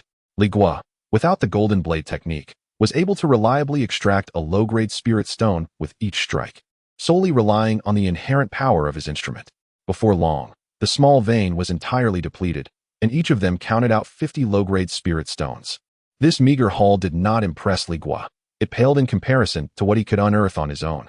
Observing the other three, their expressions mirrored his own dissatisfaction, clearly indicating their discontent with such a paltry yield. They continued to excavate, gradually uncovering for more small veins, yet each time they finished, they garnered only 40 to 50 spirit stones. Finally, upon completing the fifth vein, Sun Hao could no longer contain his frustration. "How many veins have we mined?" he inquired. "The fifth," Han Ping replied. "What? We VE mined 5. Yet why do I feel that the spirit stones we VE collected are comparable to what I could have found alone, and this effort has been quite laborious?" Sun Hao suggested. "Perhaps it would be better if we each sought our own paths." Zhao Sun immediately objected. "Sun Hao, have you forgotten? 2 senior stewards have gone missing here. If we split up and encounter trouble, none of us would know who was in peril. Nor could anyone come to the other's aid. I believe it is safer for us to stay together." Before he could finish, Han Ping interjected, "I support Sun Hao. It would be wiser to mine separately. Furthermore, I still do not believe there are foundation-building beasts in this area. If there were, we would have been detected the moment we entered." Zhao Sun was taken aback to discover that Han Ping had allied himself with Sun Hao. Instantly, he turned his gaze towards Li Guo, hoping that he would stand by his side. "Junior brother Li, what is your opinion?" Li Guo responded. "I too agree that we should separate." After several hours of diligent effort, Li Guo had only managed to acquire a little over 200 spirit stones. Indeed, as Sun Hao had mentioned, the efficiency was lamentably low. Moreover, the four of them had spent a considerable amount of time in this mine without encountering any foundation-building beasts, indicating that even if they existed, the likelihood of encountering one was exceedingly slim. Thus, if they were to split up, the chances of an encounter would diminish even further, rendering it a safer option. Even if misfortune were to befall them, he had confidence in the concealment technique to safeguard his life. To Zhao Sun's astonishment, even the timid Li Guo was in favor of separation. If he were to continue opposing, it would merely paint him as cowardly. "Very well, then let us part ways. But do exercise caution." Consequently, the four individuals each selected a direction and began to delve into the depths of the mine. As for Li Guo, he activated his flying knife artifact, deftly carving along the rock wall. The flying knife sliced through the stone as though it were mere clay, and before long, a deep, unending tunnel lay behind him. At that moment, unable to contain his excitement any longer, he discreetly invoked the incantation for the golden blade technique, imbuing it upon the flying knife artifact. He then propelled the knife forward, striking the rock wall with great force. The resulting thundering sound was worlds apart from his previous efforts. The once formidable rock wall crumbled before the enhanced flying knife as if it were naught but water. The knife surged ahead, shattering the rock into debris, thereby forging a new passageway. Li Guo felt a surge of elation. The speed at which he was creating this new tunnel exceeded his previous endeavors by more than double. Pressing on with relentless determination, he soon discovered a vein of or so slender it was nearly invisible. Upon a cursory assessment, he estimated it to yield no more than a couple of hundred spirit stones. Perfectly, he thought, as it would serve as an excellent opportunity to test the efficacy of the artifact enhanced with the golden blade technique. He directed the flying knife to strike the ore vein, and with a crisp sound, it yielded not one but 2 low-grade spirit stones. Li Guo was pleasantly surprised. The results surpassed his expectations. To put it into perspective, a high-grade spirit pick, when wielded with full force, would typically yield only a single stone. With his flying knife, now enhanced by the golden blade technique, he could extract 2 stones at once, marking an efficiency double that of the high-grade pick. Feeling thoroughly satisfied, he continued to command the flying knife to unleash a series of vigorous strikes against the delicate ore vein. In no time, the vein was thoroughly excavated. and he counted precisely 100 low-grade spirit stones, all of which he stowed away in his storage pouch. After completing the task, Li Guo did not hasten to continue his exploration. Instead, he took a few steps back. He crouched down, pressed his palm to the ground, and summoned his spiritual energy to execute the earth wall technique. As his energy surged, the rocky ground trembled, and soon enough, a solid wall of stone rose up before him, sealing the entrance to this newly created passageway securely. Having completed all of this, he turned with a sense of relief, continuing to wield the flying knives, delving deeper into the forked path. After excavating an unknown distance, a glimmer caught his eye as he discovered a small vein of ore. However, this time he first sheathed the flying knives into his storage pouch and retrieved the long sword, a magical artifact he had inadvertently found earlier. Before mastering the art of weapon manipulation, he had employed this long sword, augmented with the golden blade technique, to mine through sheer brute force, achieving results akin to that of a mid-grade spiritual pickaxe. Thus, he had always felt that the grade of this long sword was certainly superior to that of his flying knives. Chapter 48. Mining without time. Now that he had mastered the art of manipulating tools, he was eager to test this long sword as a magical artifact, hoping to enhance his mining efficiency. With this thought in mind, he mimicked the control of a flying dagger, channeling his spiritual energy into the sword. The techniques of tool manipulation were universal, and although he had not practiced with this sword before, he deftly made it hover steadily in midair. Following the established method, he applied the golden blade technique, pointing towards the mineral vein before him. The sword emitted a resonant hum, enveloped in a faint golden glow, and struck forth. 3 crisp sounds echoed as 3 low-grade spirit stones fell in succession. Indeed, a wave of joy surged within Li Guo.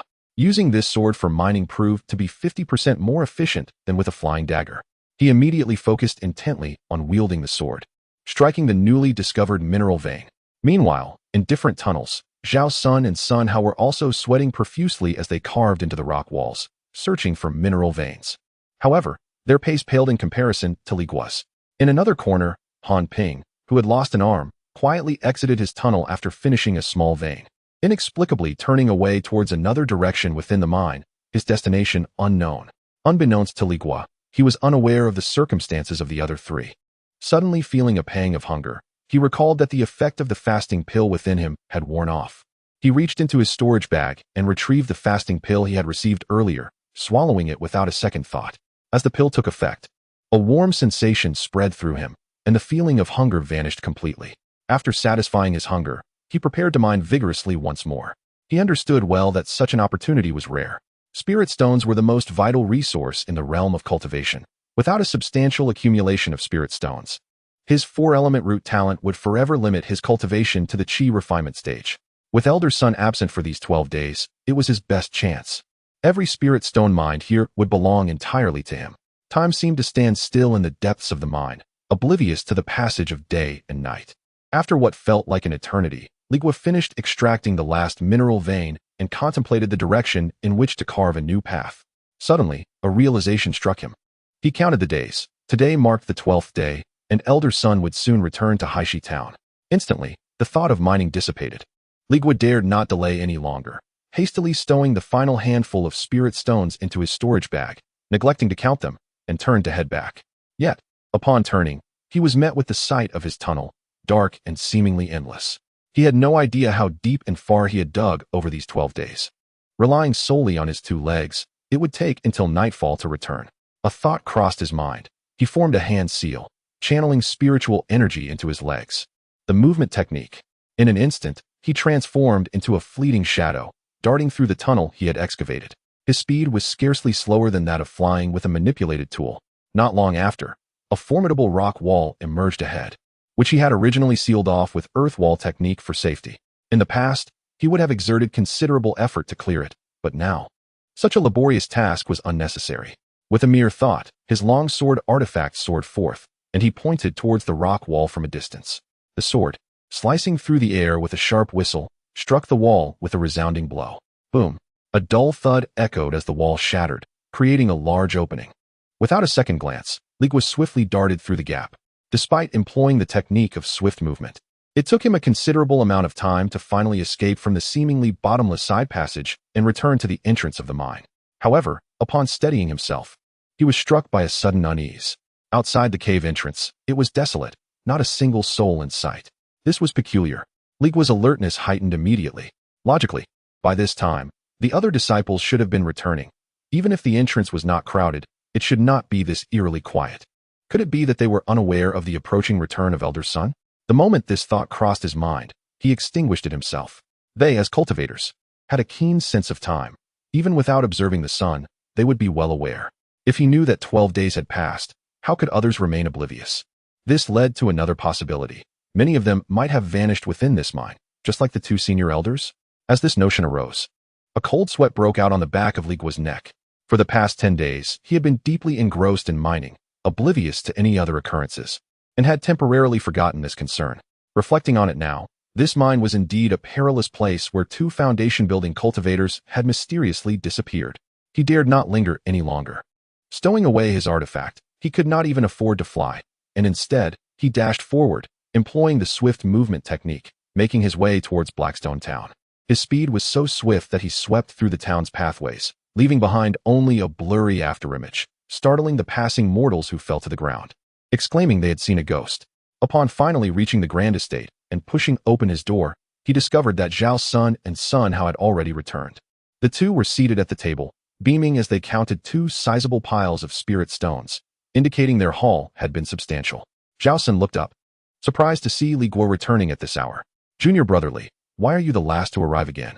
You didn't happen upon the red mine centipede, did you? Did a beast block your way?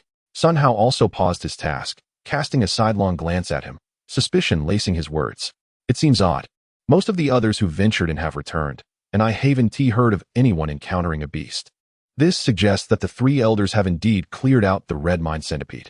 You are the only one who returned the latest. Frankly, did you discover a significant vein? Upon hearing their words, Li Guo finally comprehended why not a single soul was visible at the cave entrance moments ago. It turned out that it was not that others had not returned. Rather, he had excavated too deeply, necessitating additional time for his return.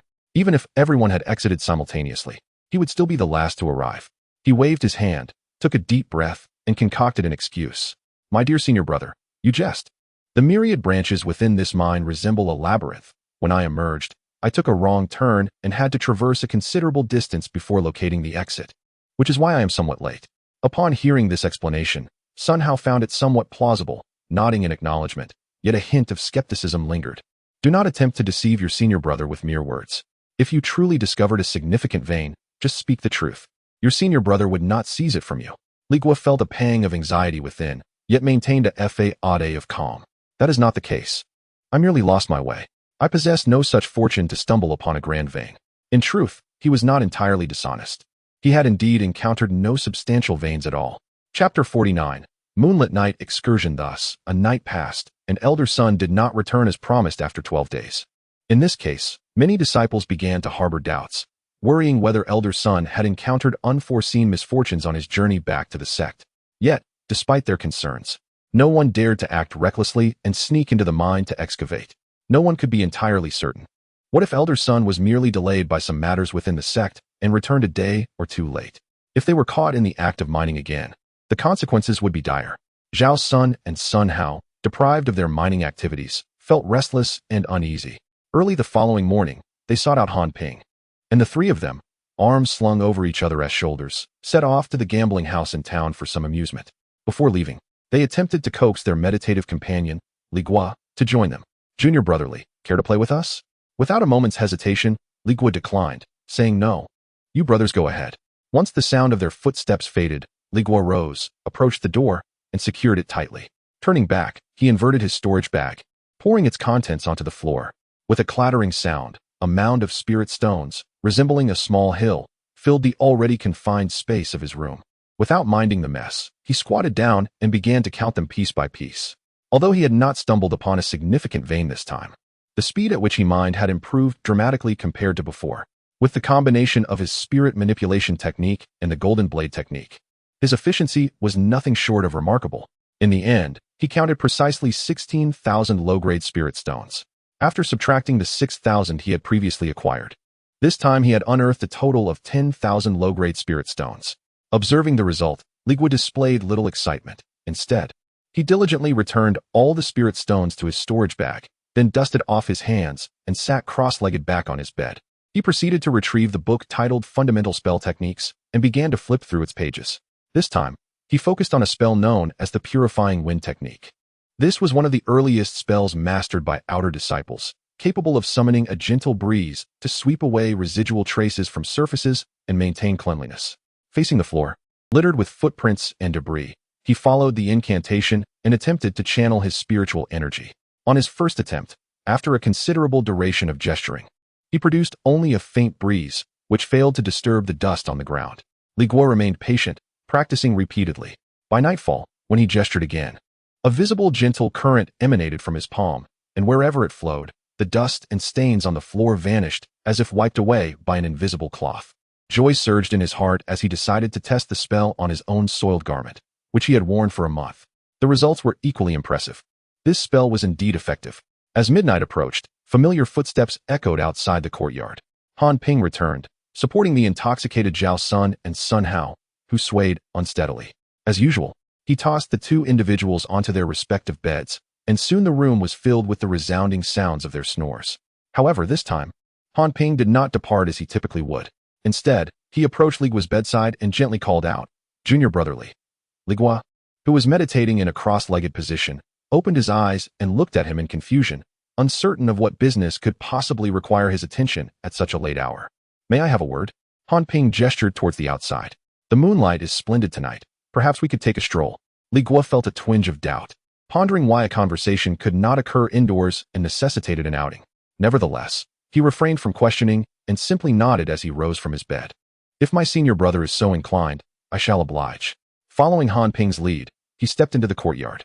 At this late hour, the courtyard was deserted, illuminated only by the moon overhead, casting their two solitary shadows upon the ground. They walked in silence, one following the other, until Han Ping suddenly halted. "There is something I wish to inquire of you, junior brother." Li Guo's curiosity deepened. Was it really necessary to summon him at this hour just to pose a question? Maintaining his composure, he replied, "Senior brother, please go ahead. I wonder how well you have mastered the basic artifact control technique." Li Guo had initially intended to declare that he had completely mastered it, but as the words hovered on the tip of his tongue, realization struck him. After all this time, Han Ping merely sought to witness a demonstration, which was why he had concocted an excuse to lure him outside. Without further ado, Li Guo retrieved a flying dagger from his storage bag. "Please observe closely, senior brother." As his voice fell, he summoned his spiritual energy, causing the dagger to hum and hover steadily in front of him. With a mere thought, the dagger danced gracefully in the air, darting up and down, sometimes rushing forward, at other times spiraling, leaving behind trails of silver in the moonlight. Ultimately, it returned silently to his palm, the entire display devoid of any unnecessary noise. "Excellent." Han Ping nodded, a hint of approval gracing his face. "Your control over the artifact has reached an impressive level." "Your praise is unwarranted," Li Guo humbly replied. Over the past 12 days, he had been utilizing the artifact control technique for mining, and thus had unwittingly become exceedingly proficient. He then recalled that this spell book had originally been borrowed from Han Ping. Without hesitation, he retrieved the basic artifact control technique from his storage bag. "Senior brother, this item should now be returned to its rightful owner." However, Han Ping waved his hand, declining to accept it. "This item is of no use to me anymore. I gift it to you, junior brother." Li Guo had anticipated this response. Such a rudimentary technique was likely abundant within the sect and held little value. He reluctantly returned the book to his storage bag. Yet, as he collected his belongings, he noticed Han Ping's gaze remained fixed upon him, an intensity in his eyes that left Li Guo feeling somewhat uneasy. "Senior brother?" Han Ping gazed at him and spoke slowly. "I possess a technique that could elevate your mastery of artifact manipulation to new heights." He paused momentarily and inquired, "Might I ask, are you interested?" Chapter 50. The Three-Corpse Soul-Slaying Technique. Upon hearing these words, Li Guo felt little turbulence within his heart. To him, Han Ping was merely an ordinary outer sect disciple, incapable of presenting any extraordinary techniques. He surmised that it was likely just the upper-tier techniques of the basic artifact manipulation, which Han Ping intended to exchange for some benefits or favors from him. After all, within the sect, advanced techniques of such foundational spells were abundant and hardly rare. Nevertheless, even the smallest mosquito is still meat. Possessing an additional technique could provide him with a semblance of security in the perilous realm of cultivation. Even if it merely expedited his mining efforts, the cumulative benefits over time would be substantial. Without much contemplation, he resolved to accept this goodwill. If his senior brother was willing to bestow a technique, It was an opportunity he could not refuse. Han Ping said no more. With a flick of his hand, he produced 2 items from his storage pouch and tossed them toward Li Guo. One was a palm-sized jade slip, while the other was a cool-to-the-touch porcelain vial.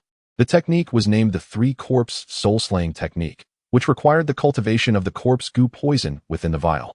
Upon hearing the name and seeing the vial, Li Guo's heart immediately filled with doubt, his previous thoughts completely overturned.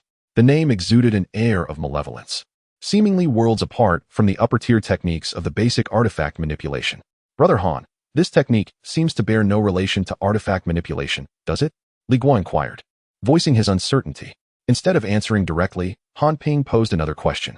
Junior brother Li Guo, do you know the maximum number of magical artifacts a chi refining cultivator can control simultaneously? Li Guo was taken aback. He had never contemplated this before. He pondered briefly and realized he was indeed unaware. Thus he replied honestly, I do not know. I would appreciate your enlightenment, brother. Ordinary chi refining disciples possess limited spiritual power and cannot separate their consciousness, so being able to manipulate a single artifact is already their limit, Han Ping explained, his voice resonating clearly in the cool night air. Of course, a rare few with exceptional talent can manage dual tasks, allowing them to control 2 artifacts simultaneously. Li Guo found this revelation surprising. He had previously thought that as long as one had sufficient spiritual power, one could manipulate as many artifacts as desired. He had not realized there were such numerical constraints. He had never attempted to wield both a flying dagger and a long sword at the same time. Han Ping paused momentarily before continuing. Upon reaching the foundation establishment stage, one's consciousness expands significantly, thereby increasing the number of controllable artifacts. A typical cultivator can manage 2, while those capable of dual tasking may control 3. As one ascends in rank, the number of artifacts one can manipulate also increases, along with their quality. For instance, treasures are beyond the reach of those at the chi refining and foundation establishment stages. Only golden core cultivators can wield them. Similarly, a cultivator who can control 2 artifacts would only be able to manage one if it were a treasure. Han Ping's words were delivered with clarity and organization, and Li Guo listened attentively, feeling he had gained a deeper understanding of the cultivation world. These are all common notions within the realm of cultivation that he has yet to grasp, wisdom passed down through the whispers of practitioners. Yet, he remains perplexed. Brother, how does this relate to the 3-corpse soul severing technique you bestowed upon me? A slight smirk appeared at the corner of Han Ping's mouth, as if he had anticipated this inquiry. Do you know, aside from enhancing one's realm and possessing the innate ability for dual focus, are there other means by which a chi refinement practitioner can simultaneously manipulate 2 magical artifacts? Li Guo suddenly realized. Could it be that the method you speak of is indeed the 3-corpse soul severing technique? You possess a commendable insight, Han Ping acknowledged, a glimmer of approval flashing in his eyes. Certain unique techniques can indeed achieve this, and the 3-corpse soul severing technique is one among them. This technique comprises 3 levels. Upon mastering each level, one can refine a corpse soul within oneself. The utility of this corpse soul is boundless. To put it simply, it is akin to conjuring an additional intellect that can assist in diverting one's attention. For instance, if you were to cultivate a corpse soul, you could use it to control one magical artifact while simultaneously managing another yourself, effectively allowing you to wield 2 artifacts at once. By this logic, should you be able to cultivate this technique to its 3rd level, you would possess 3 corpse souls, thus enabling you to control 3 additional artifacts beyond what others can manage. Moreover, the manipulation of these corpse souls is not constrained by the grade of the magical artifacts. Even as a mere chi refinement practitioner, as long as you possess a single magical treasure, you can utilize a corpse soul to manipulate it. This is the true strength of this technique. After Han Ping's elucidation, Li Guo finally comprehended the significance. His heart raced, and his breath became slightly labored. This was not merely an elevation of his artifact manipulation technique. It was a transformative leap towards unparalleled power. His mind began to race with calculations. If he could command 3 corpse souls, alongside his own abilities, to simultaneously wield from magical artifacts for mining, the speed of extraction and the influx of spirit stones, he scarcely dared to continue his thoughts. Even if he were to master merely the 1st level, he could simultaneously employ both a flying knife and a long sword for excavation. Having just spent 12 days in the mines, he had acquired 10,000 low-grade spirit stones. If his efficiency were to double, would that not amount to 20,000? The mere thought of such a figure ignited a fervor within him. Observing the uncontainable excitement etched upon Li Guo's face, Han Ping discerned that he had captured his interest. I shall grant you the technique. You must cultivate it diligently. With that, he turned to depart, seemingly intent on returning to his own quarters. As Li Guo saw him about to leave, a sudden thought struck him, prompting him to call out urgently, "Brother, please wait. What of the corpse goo pill? Must one consume this elixir to cultivate? Are there any side effects?" Regarding the corpse goo pill, the first page of the technique's jade slip contains a detailed explanation. "You may refer to it yourself," Han Ping replied without looking back. He took a deep breath, as if fatigue were overwhelming him. "It is late. I must return to rest. Farewell, junior brother Li Guo. Until tomorrow." Li Guo, upon realizing his firm decision, suddenly noticed that he had not inquired about the spiritual stones required. Surely, this technique could not be offered without cost. "Senior brother, how many spiritual stones are needed for this technique, along with the elixir?" He mentally prepared himself, willing to accept a price that, albeit steep, would not be beyond reason. After all, this technique resonated deeply with him and promised immense benefits. However, he was taken aback by Han Ping's response. "This technique is yours for free." Upon hearing the word free, instead of feeling joy, Li Guo was engulfed by suspicion. Their acquaintance was merely superficial. Why would Han Ping bestow such a valuable technique without charge? Was it a gesture of goodwill, an attempt to ingratiate himself, or perhaps there was an ulterior motive? He was not naive enough to believe in serendipitous gifts. The one truth he understood well was that what is offered for free often comes at the highest price. Chapter 51. The Corpse Goo and the Devouring of Souls. However, Han Ping had already departed. In the deep of night, with the dew heavy upon the ground, Li Guo found it inappropriate to pursue him for clarification at this hour. Thus, he was compelled to set aside his myriad questions for the time being and retreated to his room. Inside, the thunderous sound of snoring emanated from the adjacent bed, indicating that the two individuals were quite inebriated and would not rouse from their slumber anytime soon. Li Guo closed the door and seated himself cross-legged upon the bed, his thoughts lingering on the cultivation method that Han Ping had bestowed upon him. From his storage pouch, he retrieved the jade slip inscribed with the three corpses severing souls technique. With a deft motion, he opened a narrow slit in the window, allowing the cool moonlight to cascade into the room and illuminate the jade slip perfectly. He spread the slip open and began to read meticulously. Upon completing the entire text, a complex expression crossed his face, prompting him to immediately abandon the thought of practicing this technique. The content described therein aligned precisely with Han Ping's earlier discourse. It indeed suggested that one could conjure several corpse souls from thin air, enabling the simultaneous manipulation of multiple magical artifacts. Yet, the method of cultivation instilled in Li Guo a chilling dread, sending shivers down his spine. Foremost among the unsettling prerequisites for mastering the three corpses severing souls technique was the necessity to first ingest the corpse goo pill. Upon consumption, the medicinal properties would activate, giving rise to a corpse goo insect within the body. This insect would, unbeknownst to the practitioner, infiltrate the sea of consciousness after 3 days. The sea of consciousness is the dwelling place of a cultivator's spirit.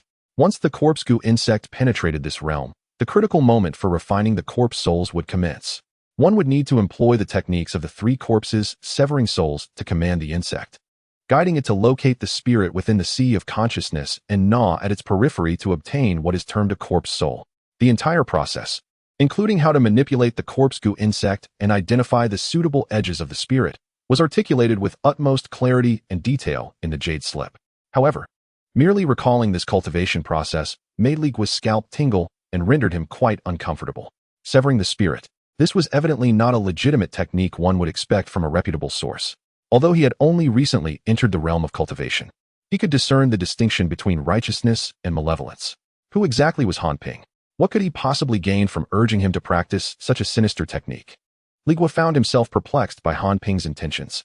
The jade slip further stated that the only limitation of this technique was that it could only be practiced during the qi refining stage, with no other restrictions or side effects, suggesting that nearly everyone could cultivate it.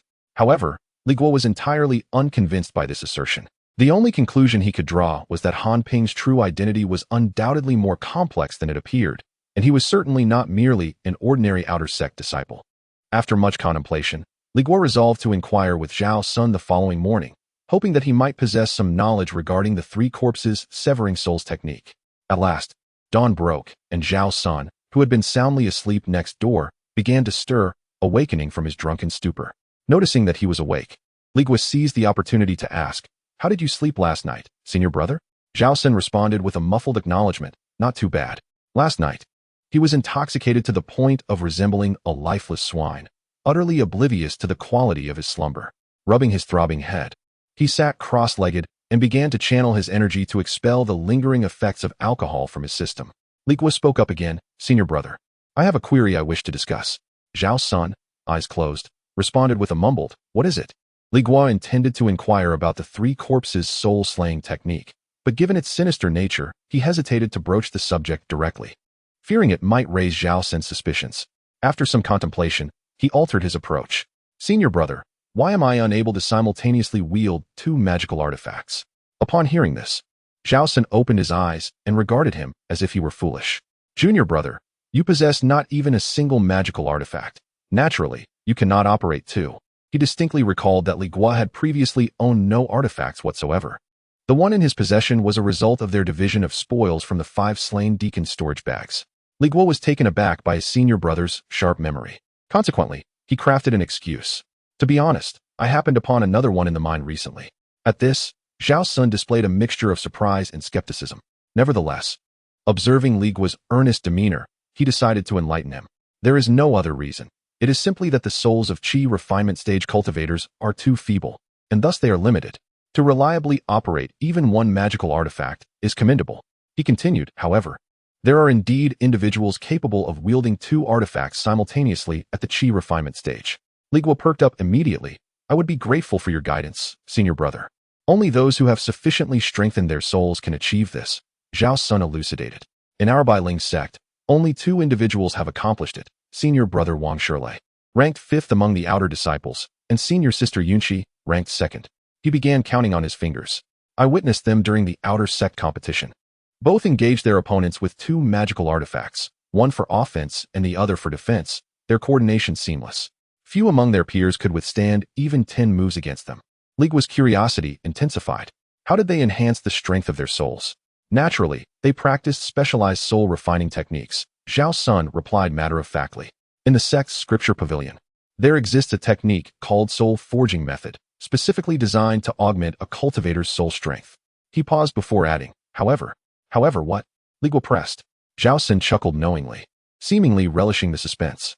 "The soul forging method can be exchanged for merely 300 contribution points. Theoretically, any outer disciple could afford it and practice it.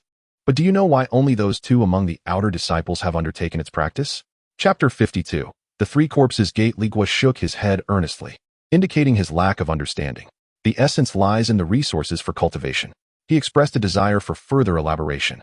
"In truth, this soul refining technique, though it sounds formidable, is laborious and resource-intensive in practice. Without ample resources, success is unattainable. Take senior brother Wang Shirlei, for instance. Not only does he possess dual spiritual roots, but he is also a direct descendant of a prominent cultivation family. With the support of both sect and familial resources, he is never short of spirit stones and elixirs.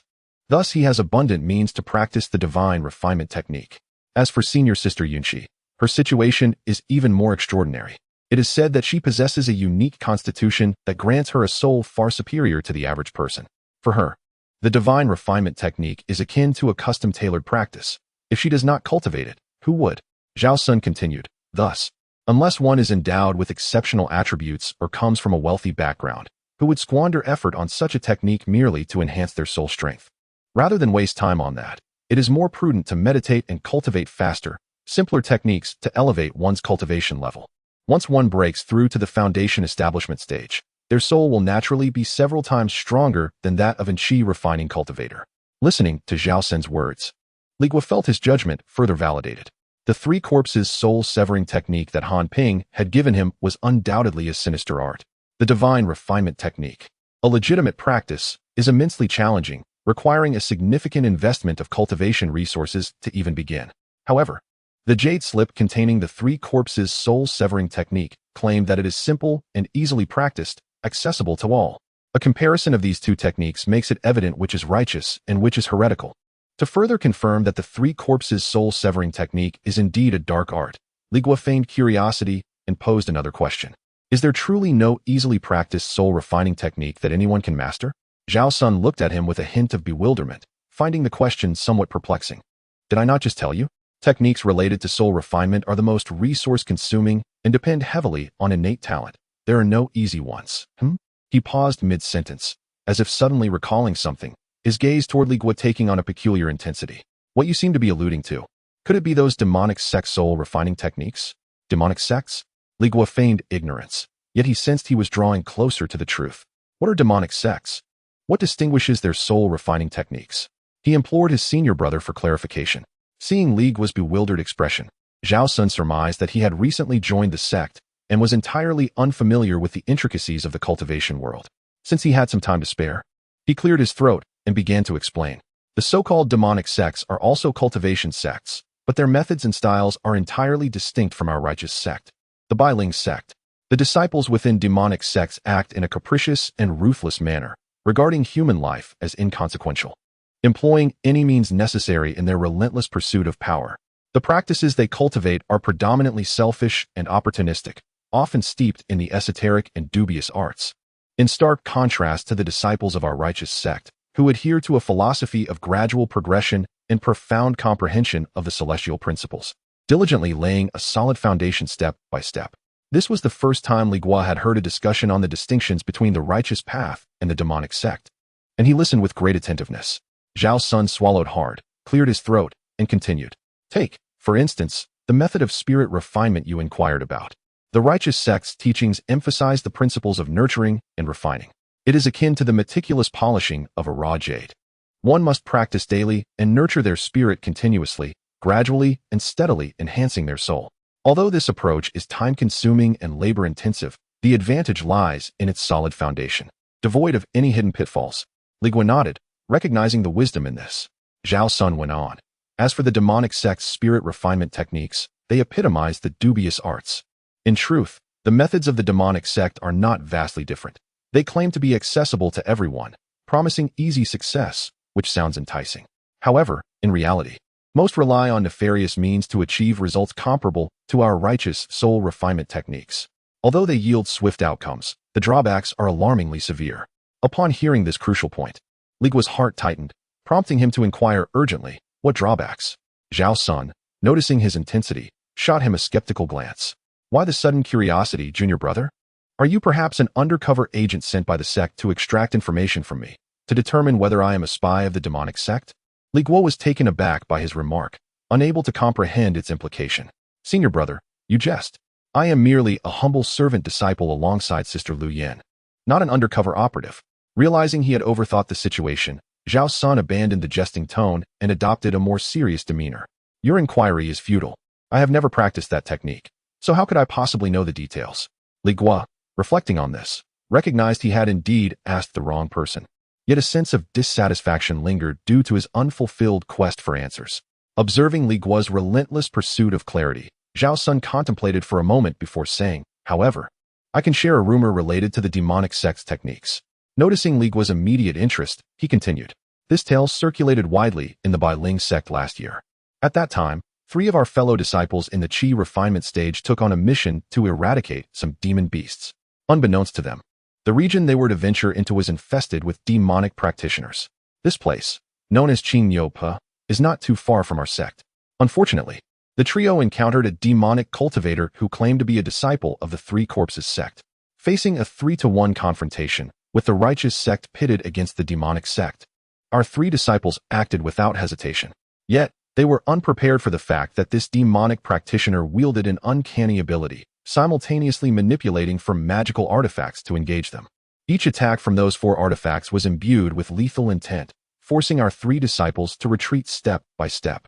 Before long, 2 fellow disciples encountered misfortune. 1, caught off guard, fell victim to the magical instrument of a demonic cultivator and lost his life on the spot. The last remaining disciple, gripped by terror, turned to flee. However, to everyone's astonishment, at that moment, the seemingly dominant demonic cultivator suddenly went into a frenzy, clutching his head and screaming as if he were a child. In a moment of clarity, the fleeing disciple reacted and swiftly struck him down with a sword. Zhao Sun sighed deeply as he recounted the tale. Subsequently, upon learning of the incident, the sect, given the proximity of Qingyo Slope, found many outer disciples plagued by fear, hesitant to venture outside for fear of encountering the demonic cultivator. Consequently, the sect postponed all outer disciples' missions for a month, until inner disciples and true inheritors could eradicate the demonic presence in the area, thus bringing the matter to a close. After sharing this rumor, Zhao San turned to Li Guo and remarked, "The demonic cultivator, capable of manipulating such a multitude of magical instruments, must have practiced the soul-forging techniques of the demonic sect. His sudden madness, I suspect, is closely linked to this." He added solemnly, "Thus, it is essential for us in our cultivation to tread carefully, advancing step by step, and to avoid the treacherous paths of the demonic sect." Li Guo nodded in agreement with Zhao San's perspective, yet within him, a tempest brewed. As if struck by lightning, his attention had already fixated on the term three-corpse sect. The three-corpse sect and the three-corpse soul-slaying technique. Surely there must be some connection between the two. Just as he pondered how to subtly inquire about more details concerning the three-corpse sect, a sudden, resounding call from outside the courtyard pierced the air. "Elder Sun has returned." Chapter 53. Deputy Hall Master of the Law Enforcement Hall. Before his words faded, a clear transmission resonated in Li Guo's ear. It was the voice of Sun Tzu. "All disciples, gather in the courtyard at once." Li Guo dared not delay, and Zhao Sun, disregarding everything else, kicked Sun Hao's bed, rousing him from his slumber. The three of them dashed out of the room, only to find a considerable number of disciples already assembled in the courtyard, each exhibiting a tense demeanor. Among the crowd, someone whispered, "Did you see? The one beside Elder Sun, dressed in white, is Deputy Hall Master Yin Xianfeng of the Law Enforcement Hall." Following the sound, Li Guo gazed towards the center of the courtyard, where two figures stood. Sun Tzu wore a grave expression, while the middle-aged man beside him, with frosted temples, donned a crisp white enforcement robe that accentuated his stern countenance. His gaze swept over the gathered disciples, exuding an invisible pressure that weighed heavily upon their hearts. It was indeed Deputy Hall Master Yin Xianfeng. The oppressive aura of someone at the late stage of foundation establishment, though not intentionally emanated, rendered the atmosphere suffocating. Sun Tzu quickly scanned the disciples in the courtyard, counting 1, 2, 39, 40. Not a single one more, nor less, exactly 40 individuals. The stone that had been lodged in his heart finally fell to the ground. Thankfully, these disciples had learned to be cautious. During his absence of over 10 days, they had not sneaked into the mines. Upon his return to the sect, Sun Tzu had reported the mining situation to the Law Enforcement Hall in its entirety. The hall recognized the gravity of the matter, prompting Deputy Hall Master Yin Xianfeng to decide to investigate personally. However, just as they were preparing to depart, a significant incident occurred within the sect. The protective mountain formation unexpectedly activated without warning. This shocking event alarmed the sect leader and the elders of various peaks, all believing that a formidable enemy had approached, causing the entire sect to erupt into a flurry of alertness. After extensive investigation, it was ultimately revealed that someone had secretly breached the formation from within. Enraged, the sect leader issued a command to seal the mountain, leading to a thorough search of the entire sect that lasted 4 days before the situation finally calmed. Consequently, Sun Tzu found himself delayed within the sect for an additional 4 days. During this time of uncertainty, he was consumed with anxiety, fearing that trouble would arise again in Haishi Town. His reward for this guarding assignment had already been halved due to previous upheavals, and he would face the removal from his esteemed position as a senior steward if any disciples were to be lost. He could scarcely bear to contemplate the repercussions. Sun Tzu cleared his throat, turning to Yin Xianfeng beside him, and bowed slightly. "All 40 disciples are present. It appears that during my brief absence, no unexpected incidents have occurred." Yin Xianfeng nodded slightly, his gaze sweeping once more over the group of Qi refinement disciples. "This is very good. Elder Sun, time is of the essence. Let us proceed to the mine for further investigation. This inquiry may require several days." He turned his attention to Sun Tzu once more. "Inform the disciples to remain at their posts and wait patiently. Without permission, they are not to leave and must not approach the mine even a single step." "I obey." Sun Tzu immediately agreed, and then turned to his disciples, his expression grave as he announced in a loud voice, "Listen carefully. The mine is to remain sealed. No one is permitted to approach it. Anyone who is found disobeying this order will face severe punishment." "Yes," the disciples replied in unison. Sun Tzu and Yin Xianfeng exchanged no further words. A flash of spiritual light enveloped them, transforming into 2 beams of light that shot skyward, vanishing in the direction of Haishi Town, heading straight for the mine. The speed of their escape was astonishing, and soon they arrived at the entrance of the Haishi mine. As they stepped into the main tunnel, Yin Xianfeng paused, slowly surveying the recently excavated entrances of the side tunnels. "Elder Sun, you are familiar with this area. Have you found anything?" Sun Tzu promptly replied, in response to the Hall Master, "I have already used my spiritual sense to meticulously investigate this cave. Indeed, I have not detected any anomalies, and the last of the crimson or centipedes has been eliminated. Yan Xianfeng remained silent, closing his eyes as his spiritual sense enveloped the entire main tunnel. After a brief moment, he opened his eyes and nodded slightly, stating, "There is indeed nothing unusual. It seems we shall need to employ that item." With that, Yan Xianfeng moved his hand and retrieved an object from his storage bag. It was a palm-sized ancient bronze incense burner, intricately adorned with complex, arcane patterns that shimmered with a hint of spiritual light. Alongside it, he produced a small white jade vial. "This is the Xian Ying incense burner," Yan Xianfeng explained. "It is a specially crafted artifact from our law enforcement hall, designed to work with the revealing powder in this vial to emit a type of spiritual smoke." As he spoke, he uncorked the jade vial, releasing a peculiar, slightly pungent aroma.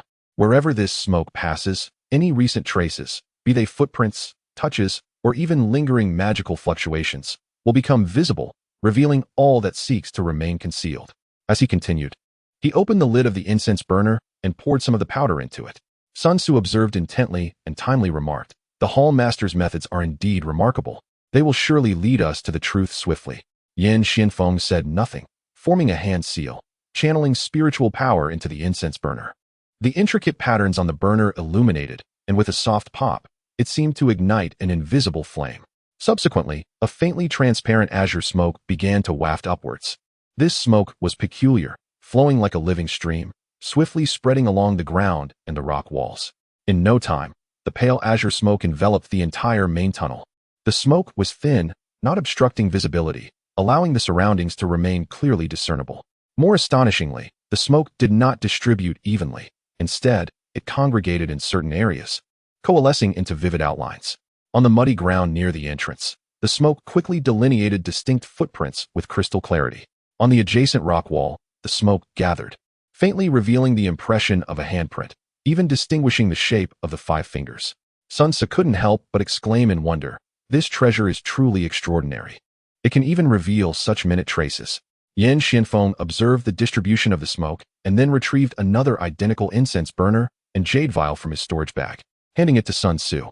"The smoke's revealing range is limited, only capable of covering a single tunnel. There are many side passages here. We shall investigate separately." He pointed towards the depths of the shadowy mine and said, "Should any discoveries arise, you may relay them at any time." "Understood," Sun Tzu replied respectfully as he accepted the incense burner and jade vial. Yan Xianfeng refrained from further discourse, his figure flickering as he vanished into one of the side passages. Emulating his earlier actions, Sun Tzu infused the incense burner with spiritual energy, igniting the green smoke, before also stepping into a side passage. After merely a few strides, as the smoke began to swirl around him, his expression shifted dramatically. He beheld the rock wall, where the mist outlined a multitude of densely packed, remarkably fresh chisel marks. A wave of dread washed over him. His greatest fear had materialized during his absence. His disciples had brazenly defied orders and engaged in large-scale illicit mining. Chapter 54. The Sacred Gate. 4 days had swiftly passed. After Deacon Sun and Deputy Hall Master Yin entered the mine, they vanished without a trace, as if they had sunk like stones into the ocean. Naturally, Li Guo was unaware of the circumstances within that mine and dared not inquire further. During these days, the disciples in the Grand Estate were at a loss, unable to wander freely and left to languish in the courtyard. Zhao Sun and Sun Hao continued their daily escapades, indulging in libations outside. Li Guo, however, refrained from joining them and instead retrieved the book Fundamentals of Basic Spells, pondering the acquisition of a new incantation. He perused the text repeatedly and ultimately chose a spell known as the Fireball Technique. The essence of this spell was rather straightforward. One concentrates spiritual energy into a fireball in their palm, which, upon impact, would explode and ignite flammable materials. Li Guo memorized the incantation, resolved to find an open space beyond the courtyard to practice. Upon exiting the estate, he sought a secluded area with few onlookers. After several attempts, he gradually grasped the technique, and a fireball, the size of his fist, materialized in his palm, warping the surrounding air with its heat. "Quite impressive, Li Guo. Your mastery of the fireball technique is commendable," a voice remarked. Startled, he turned to find Han Ping standing before him. Composing himself, he inquired, "Brother Han, are you merely passing by, or have you come specifically to seek me out?" With a hint of a smile, Han Ping replied, "I have indeed come expressly to find you. Shall we converse in a different setting?" Li Guo nodded in agreement, and they made their way to the shade of a secluded tree. "Brother, Have you had the chance to practice the technique I gifted you some time ago? Han Ping inquired. I have been practicing, Li Guo responded. That is excellent to hear, Han Ping said, his smile deepening. To be candid, I too am currently cultivating the three corpses soul-severing technique. I recommend that you strive to reach the third level as soon as possible. Tremendous benefits await you. He added, a cryptic undertone lacing his words. The advantages are beyond your wildest imagination. Li Guo, fixated on Han Ping, could no longer contain a question that had lingered for days. Brother Han, I fail to comprehend why you would so generously bestow such a precious technique upon me. Anticipating this query, Han Ping displayed no surprise. It is only natural for you to harbor such doubts, Li Guo, he stated, pausing before continuing. The true value of this technique lies not in the number of spirit stones it can fetch, but rather in the willingness of someone to cultivate it. Li Guo found this statement perplexing but followed the thread of conversation, replying, your generosity, brother, leaves me in awe. It is not generosity, Han Ping countered, shaking his head before abruptly asking, Li Guo, may I inquire about your spiritual root aptitude? Uncertain of the reason behind this sudden question, Li Guo answered honestly, for spiritual roots, just as I suspected. Han Ping seemed to exhale softly, accompanied by a self-deprecating smile. Like you, I too possess 4 spiritual roots. Do you understand the status we hold within the Bailing sect? Before Li Guo could respond, he continued unabated. In the sect, we are merely the most junior disciples.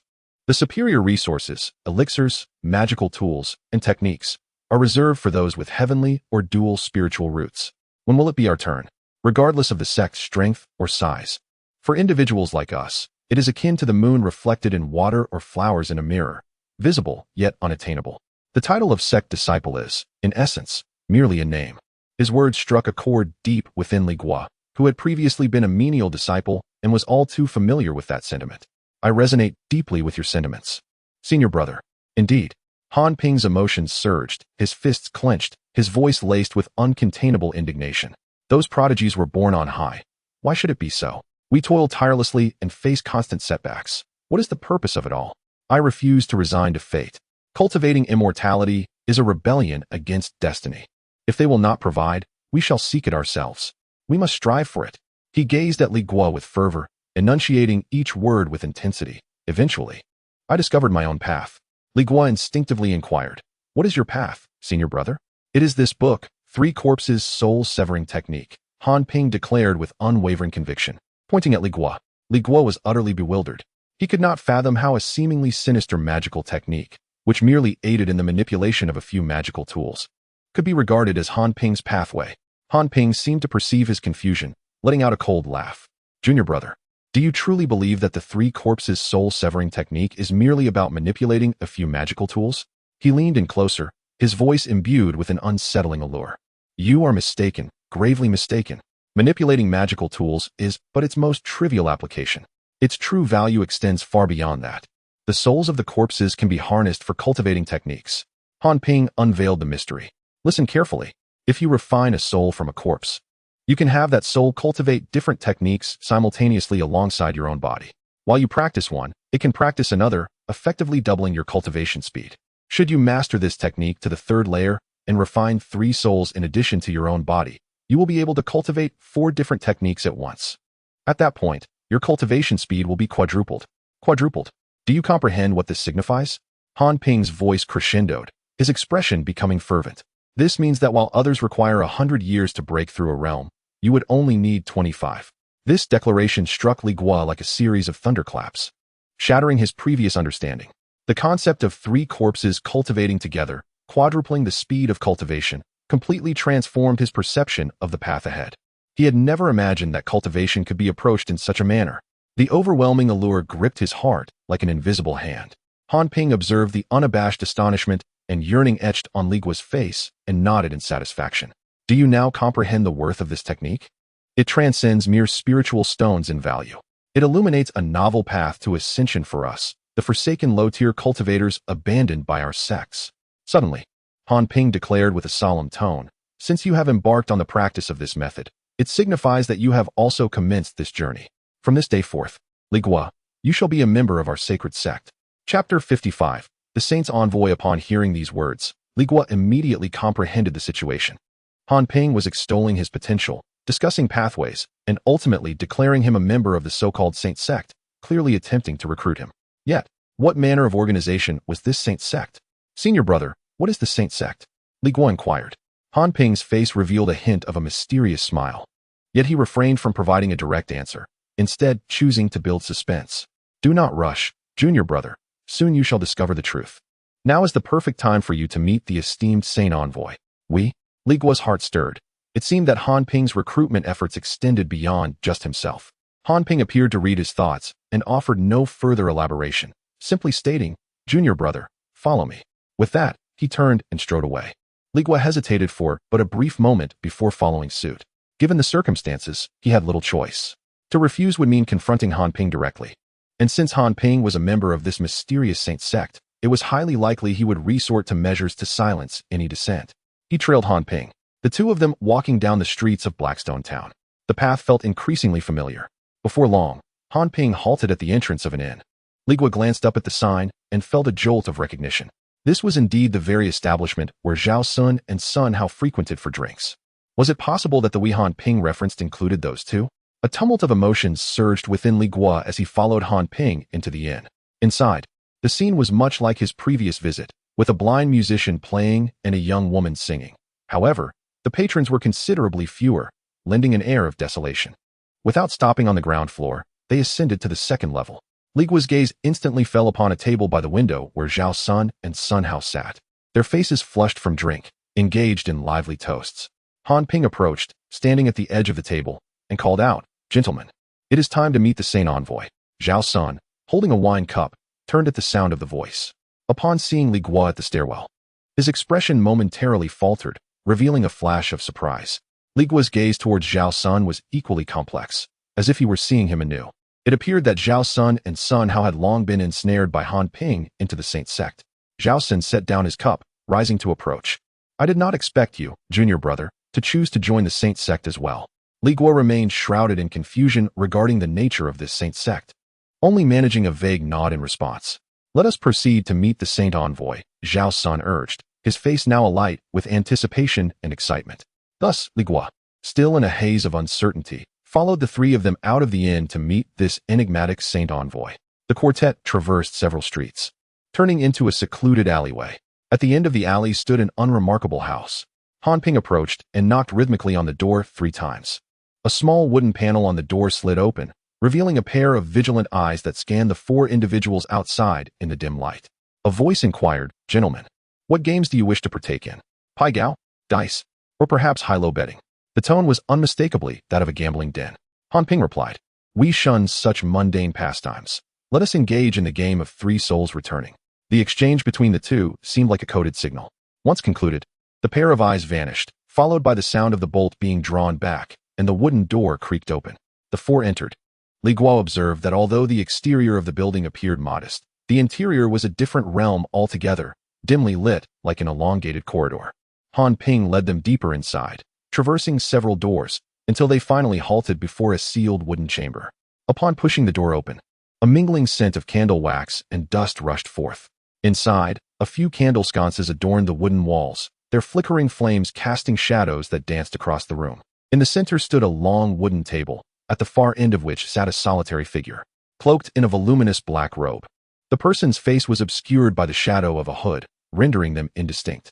Upon the sight of the robed figure, Han Ping, Zhao Sun, and Sun Hao immediately bowed, their demeanor radiating utmost respect. Greetings, esteemed envoy.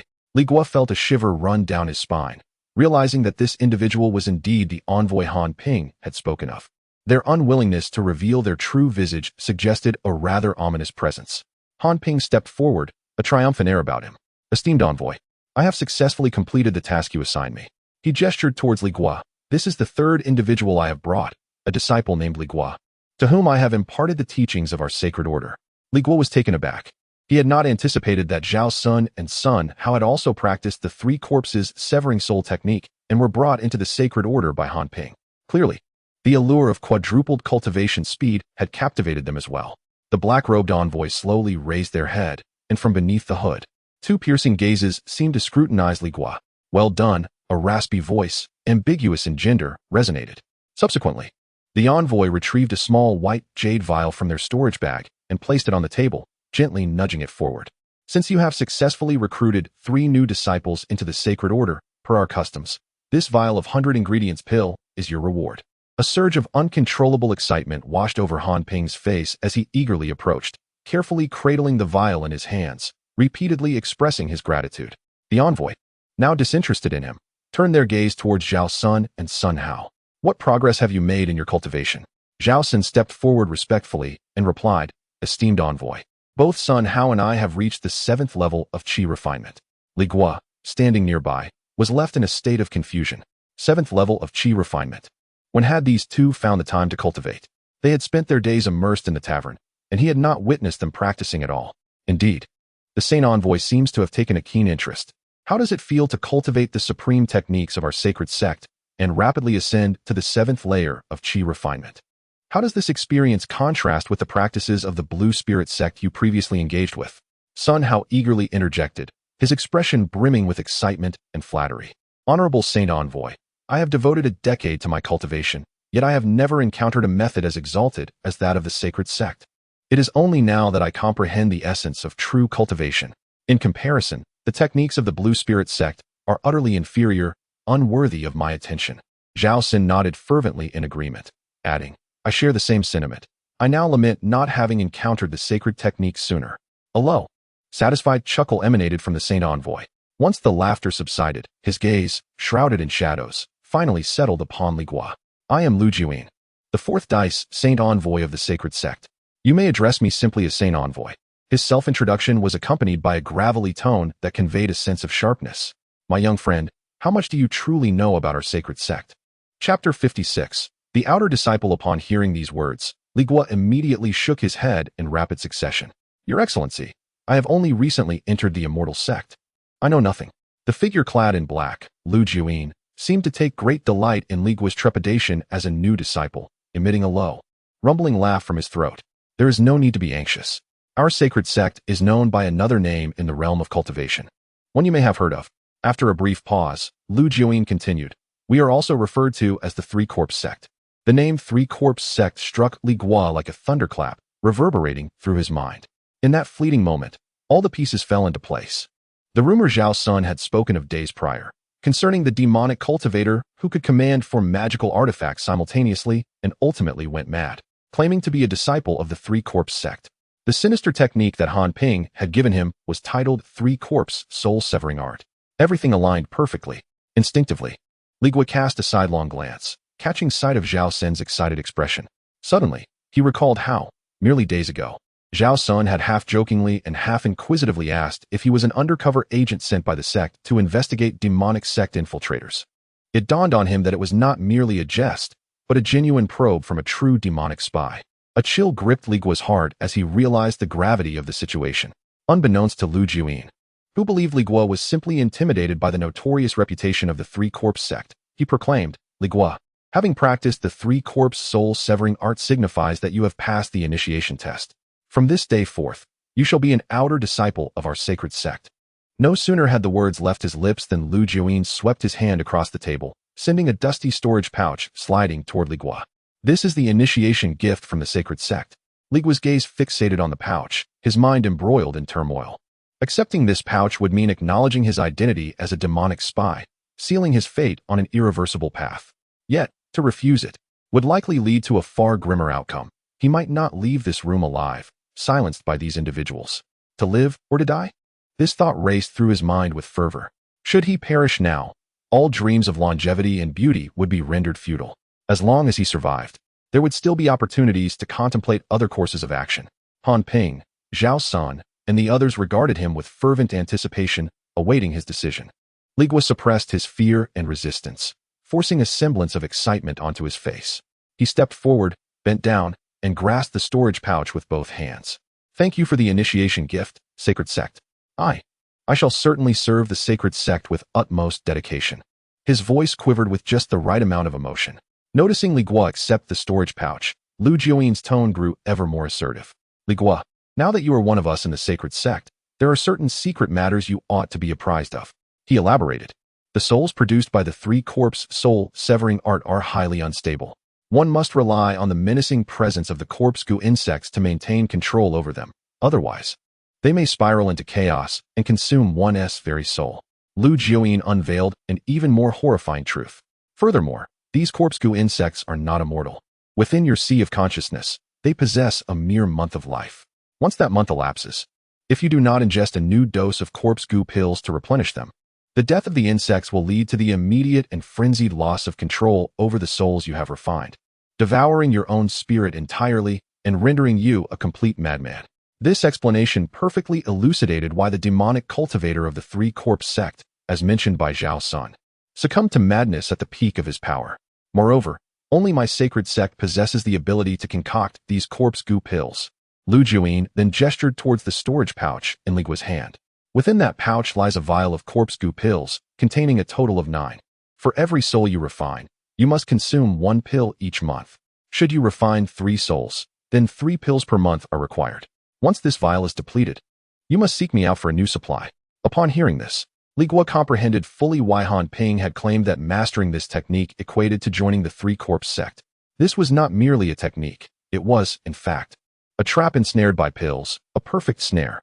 Once ensnared, escape becomes an impossibility, binding one to a lifetime of servitude to the three corpse sect in exchange for the pills that sustain life. A chill enveloped Li Guo's heart, and cold sweat erupted on his back. Fortunately, he had not truly practiced the three corpse soul severing technique, nor had he consumed the corpse goo pills. Did you hear my words clearly? Lu Jiuyin inquired. Li Guo forced himself to quell the tempest within, forcing a compliant expression onto his face and nodding fervently. He understood completely. He had grasped the essence of it all, and he vowed his unwavering loyalty to the sacred sect. Lu Jiuyin was quite pleased with his demeanor. Excellent. He began to elucidate the concept of an outer disciple. An outer disciple refers to individuals like you, who have been absorbed from the so-called righteous sects such as the Bailing sect. Your backgrounds are untainted, making you less likely to raise suspicion. The responsibilities of an outer disciple are twofold. First, to infiltrate your respective sects and serve as our eyes and ears, gathering intelligence. Second, to leverage your identities to find opportunities to pass down the teachings to new disciples, much like Han Ping did with the three of you. At this juncture, Lu Jiuyin shifted his tone, presenting a tantalizing prospect. Of course, being an outer disciple is not a lifelong commitment. Should you fulfill the tasks assigned by the sacred sect and accumulate sufficient contributions, you may have the opportunity to be summoned back to the mountain and become an inner disciple. The benefits of attaining inner disciple status are manifold. Not only will you gain access to core techniques and resources vastly superior to those of the Bailing sect, but your standing will also be entirely transformed, freeing you from the perpetual anxiety of exposure.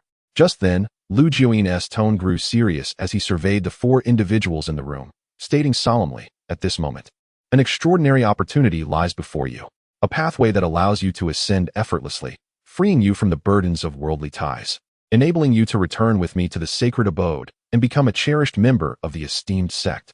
Chapter 57. Inspection. Upon announcing this extraordinary opportunity, the atmosphere in the room thickened as the breaths of Han Ping and the others became noticeably heavier. However, Lu Jiuyin's gaze soon shifted to Li Guo, his voice devoid of any emotion. Yet, prior to unveiling this monumental chance, there remained a task to be accomplished. Lu Jiuyin's tone left no room for negotiation. As the initial procedure following entry, Li Guo, I must personally examine your sea of consciousness to ascertain whether the corpse insect has successfully infiltrated it. This is also to prevent any clandestine operatives from other sects from deliberately masquerading their cultivation techniques and infiltrating our sacred sect. Upon hearing this, Li Guo was utterly taken aback.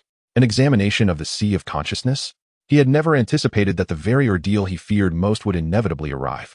He had originally believed that by merely claiming to have practiced the three corpse soul-cutting technique, and with Han Ping's credulity leading him to meet the holy envoy, who had not conducted an immediate verification and had even bestowed an initiation gift, this matter would be conveniently overlooked.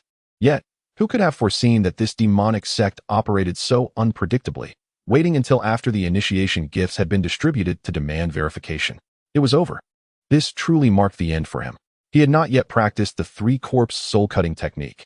His sea of consciousness was utterly barren, and any examination would surely reveal his deception. The mere thought of being exposed sent tremors through his legs, causing him to instinctively take a half-step back. This subtle movement, however, did not escape Lu Jiuyin's keen observation. Lu Jiuyin emitted a skeptical snort. It appears there is a significant likelihood that you have deceived our sacred sect. He gestured to the side. Han Ping, Sun Hao, keep a close watch on him. Although Han Ping and Sun Hao were oblivious to the unfolding situation, they dared not disobey the holy envoy's command, promptly positioning themselves to block Li Guo's retreat. In this critical moment, however, Li Guo regained his composure. He hastily clarified, "Holy envoy, you have misunderstood. I would never deceive the sacred sect." He paused, seemingly summoning the courage to continue. "I merely harbor concerns regarding whether this examination of the sea of consciousness could be detrimental. After all, the sea of consciousness is the abode of the spirit. If it were to incur harm, would I not be rendered a lunatic?" Upon hearing this, Lu Jiuyin was taken aback for a moment, then burst into a raspy laughter. "Ha, I thought I was about to catch another spy. It seems you are merely timid and cautious." Nearby, Zhao Sun suddenly joined in to smooth things over. "Holy envoy, you may not be aware, but junior brother Li is indeed naturally timid. Just the other day, in the mines, he encountered a crimson mineral centipede and was so frightened that he hid in a fork in the path for a full 8 days, too afraid to emerge." Upon hearing Zhao Sun's words, Lu Jiuyin appeared to relinquish his suspicions entirely, realizing that Li Guo was not harboring any ulterior motives, but was simply fearful and prudent. He regarded Li Guo and explained, "My examination technique will only vaguely probe for the presence of corpse insect traces in your sea of consciousness and will not engage with your spirit, thus posing no threat whatsoever." Upon hearing this, Li Guo's face immediately relaxed, and he nodded repeatedly, saying, "So that's the case. Then I can rest assured." Yet, despite his words, his heart raced with anxiety. What should he do now? Even if the method of examination was harmless, he had not consumed the corpse worm pill. So where would the corpse worms in his sea of consciousness come from? Han Ping had previously mentioned that after ingesting the corpse worm pill, it would take at least 3 days for the corpse worms to penetrate into the sea of consciousness. Even if he were to swallow the pill unnoticed before everyone, Tom would not permit it. However, Lu Jiuyin did not afford him any more time for contemplation.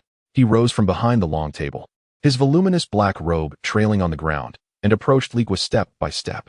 He then extended a hand, aligning 2 fingers, and directly pressed them onto Li Guo's forehead. Li Guo felt a sudden chill at his brow as a cold, eerie energy surged within him. It was over. These 2 words were all that remained in his mind. Yet in the next moment, Lu Jiuyin withdrew his hand, a hint of confusion crossing his face. "Strange. The corpse worm in your sea of consciousness appears quite peculiar." Lu Jiuyin murmured to himself. "Perhaps my method of inspection is not particularly refined. It is possible that the corpse worm has mutated." Li Guo, bewildered, felt a weight lift from his heart. He himself found it inexplicable. When had he ever consumed the corpse worm pill? How could there be corpse worms in his sea of consciousness? Nevertheless, having narrowly escaped a calamity, his courage inexplicably grew. Seizing the opportunity, he inquired of Lu Jiuyin, "Honorable Lord, might I ask how the corpse worm in my sea of consciousness has mutated?" Lu Jiuyin cast him a glance, seemingly impatient with his probing, yet still responded, "Ordinary corpse worms are typically round and plump, yet the one in your sea of consciousness resembles a slender snake, elongated and thin." Upon hearing this description, Li Guo furrowed his brows slightly, as if something fleeting flashed through his mind, only to elude his grasp. Observing his expression, Lu Jiuyin assumed he was frightened again and waved his hand dismissively. "Enough. Do not overthink it. Even a mutated corpse worm is not a matter of great concern. After all, it has a lifespan of merely 1 month. It will perish on its own after that." Li Guo nodded in agreement, but swiftly pondered over something. Resembling a snake, elongated. Suddenly, a peculiar and long-forgotten incident surged forth from the depths of his memory. It had transpired several years prior, before he became a disciple of the Bailing sect. That year, accompanied by Lu Yin and Xiao Tao, they had inadvertently wandered into a vast, boundless desert on their way to the sect. The 3 of them had exhausted their water and provisions, nearly succumbing to thirst. In that dire moment, Lu Yin discovered that he still possessed a 7-colored egg. In a bid for survival, they smashed open the colorful egg, and the liquid that flowed from it saved their lives. At that moment, a vibrant, iridescent wisp of light, slender as a thread, suddenly darted forth from the shattered eggshell. It moved with the swiftness of a lightning bolt, swiftly biting into Li Guo's calf before vanishing into thin air. He initially dismissed it as a mere illusion brought on by severe dehydration. Upon later inspection, he found no wounds on his leg, and gradually, the incident faded from his memory. Were it not for the current words of the messenger, Li Guo might have forgotten this occurrence forever. After all, so much time had passed, and he had always believed that the colorful serpent he had glimpsed in the desert was merely a figment of his parched mind. However, it now appeared that it was no mere illusion. Given the bizarre nature of the incident, Li Guo resolved to keep the origin of the colorful serpent a secret, pondering it only when he had acquired the means to do so. Having come to this conclusion, he dared not inquire further of the messenger, fearful that a careless slip of the tongue might reveal that what resided within his consciousness was not the corpse goo worm at all. Chapter 58. The plan to seize the spirit mine. Upon realizing that Li Guo had no further inquiries, Lu Jiuyin ceased to engage with him and delved into the crux of the matter. Having concluded the preliminary details, it was time to address the substantive issue at hand. He paused momentarily before stating, "Before I unveil the plan, I must impart some unsettling news." Hearing this, Han Ping and the others tightened their expressions. "You are likely aware that the Vice Hall Master of the Law Enforcement Hall, Yin Xianfeng, has been dispatched by the Bailing sect to investigate the mine. However, what you do not yet know is that he possesses a magical artifact capable of tracing past events. In a matter of days, he will ascertain that Ma and Wang met their demise at the hands of our holy sect. Furthermore, he will uncover your illicit excavation of the spirit mine. Should he suspect that there are spies from the demonic sect among the disciples involved in the clandestine mining, he will employ soul-searching techniques to investigate, making it only a matter of time before you are discovered." Lu Jiuyin's gaze, as piercing as a frozen hook, swept across Han Ping, Zhao Sun, and Sun Hao, noting the profound pallor that had replaced their faces, now gripped by an icy dread. Sun Hao trembled as he spoke. "What shall we do, esteemed holy envoy?" A low, resonant chuckle escaped Lu Jiuyin's lips. "Fear not. Our holy sect will not stand idly by while you face peril." His tone shifted, imbued with a confidence that suggested he had everything under control. "This is precisely the plan I wish to propose. We shall take the initiative and seize the entire spirit mine at Haishi Mountain for the holy sect." At this proclamation, silence enveloped the room, with Li Guo's expression mirroring astonishment. The idea of the demonic sect commandeering the spirit mine was indeed a grave matter. Subsequently, Lu Jiuyin meticulously laid out his detailed scheme. He directed Han Ping, Zhao Sun, and Sun Hao to secretly establish a formation within their residence over the coming days. This formation, known as the Four Directions Blood Soul Array, once activated, would not only sever all forms of communication from within and without, sealing the space, but also generate a vast suppressive force, forcibly diminishing the spiritual powers of all cultivators within the array, thereby significantly weakening their magical abilities. Lu Jiuyin explicated each step with utmost clarity. When Yin Xianfeng returns from his inspection of the mine, he will undoubtedly summon all disciples to the courtyard for inquiries. That will be our opportune moment to act. I shall personally initiate the array. This way, we can ensnare him along with over 30 disciples of the Bailing sect within the formation. Then, they will be like fish in a barrel, at our mercy." Li Guo stood quietly to the side, absorbing the entirety of the plan while his mind raced with skepticism. He harbored grave doubts about the feasibility of this scheme, believing it to be overly simplistic. Unable to restrain his curiosity, he inquired, "May I ask, esteemed holy envoy, what is your cultivation level?" "Mid-stage foundation establishment," Lu Jiuyin replied candidly. Upon confirming the holy envoy's cultivation realm, Li Guo was struck by the dismal likelihood of success for this plan. Could they, for Qi refinement stage disciples, along with a mid-stage foundation establishment holy envoy, truly hope to confront a late-stage foundation establishment vice hall master, a high-ranking foundation establishment deacon, and over 30 outer sect disciples at the Qi refinement stage? As the deputy hall master of the enforcement hall, Yin Xianfeng undoubtedly possesses several vital means of self-preservation. Not only Li Guo, but even Zhao Sun expressed his lingering doubts upon hearing that the holy envoy was merely at the mid-foundation stage. "Esteemed holy envoy, forgive my candor, but the opponent numbers in the dozens. Even with the array suppression, it will be exceedingly difficult for us to accomplish this task with just a few of us." "Humph." Lu Jiuyin let out a cold laugh, as if he had anticipated their inquiries. "Who told you that our goal is to eliminate everyone? If that were the case, who would mind this spiritual, or in the future? Our target is Yin Xianfeng. Do not underestimate the Four Directions Blood Soul Array. Under its suppression, Yin Xuanfeng's cultivation will be at least constrained to the initial foundation stage. At that point, I alone shall be able to slay him and subsequently crush a few of the leading dissenters as a deterrent. By then, the remaining disciples will have no choice but to surrender and toil as miners." Having reached this point, Lu Jiuyin unveiled an immense opportunity. "Once this matter is accomplished, you shall no longer need to endure the arduous task of accumulating contributions. Instead, you may return directly to the Holy Gate with me, soaring to new heights and becoming true members of the Holy Gate. At that time, the vast resources for cultivation within the sect, as well as the supreme sacred techniques far superior to the Three Corpses' soul-severing art, will be at your disposal. This final statement ignited a fervent greed within Zhao Sun and Sun Hao. Just as the excitement surged among the few in the room, Lu Juyin abruptly shifted his tone, presenting a new requirement. However, for the long-term strategy of our holy gate, one individual must remain concealed in identity and continue to infiltrate the Bailing sect. He gazed at the four before him and slowly articulated, "Thus, I will deliberately leave a passage in one corner of the four directions blood soul array. At that time, this person will escape through that passage alongside a few fortunate disciples, returning to the Bailing sect as a survivor." Lu Juyin scanned the four, inquiring, "Who among you is willing to undertake this task?" Upon his utterance, the room fell into a brief silence. Observing this, Lu Juyin laid the pros and cons on the table. The individual accepting this mission will be temporarily unable to return to the Holy Gate. However, as compensation, I shall bestow upon them a set of techniques exclusively for the inner disciples of the Holy Gate, a counterfeit Holy Sun token, 1,000-faced corpse goo, and a vial of 10,000 goo soul essence. Yet, still, no one was inclined to step forward. This was entirely reasonable for Zhao Sun and the others. It was evidently a perilous task. Who would relinquish the opportunity to return to the Holy Gate as an inner disciple for a meager array of rewards? Seeing this, Lu Juyin furrowed his brow. "Since no one volunteers, I shall designate someone at random."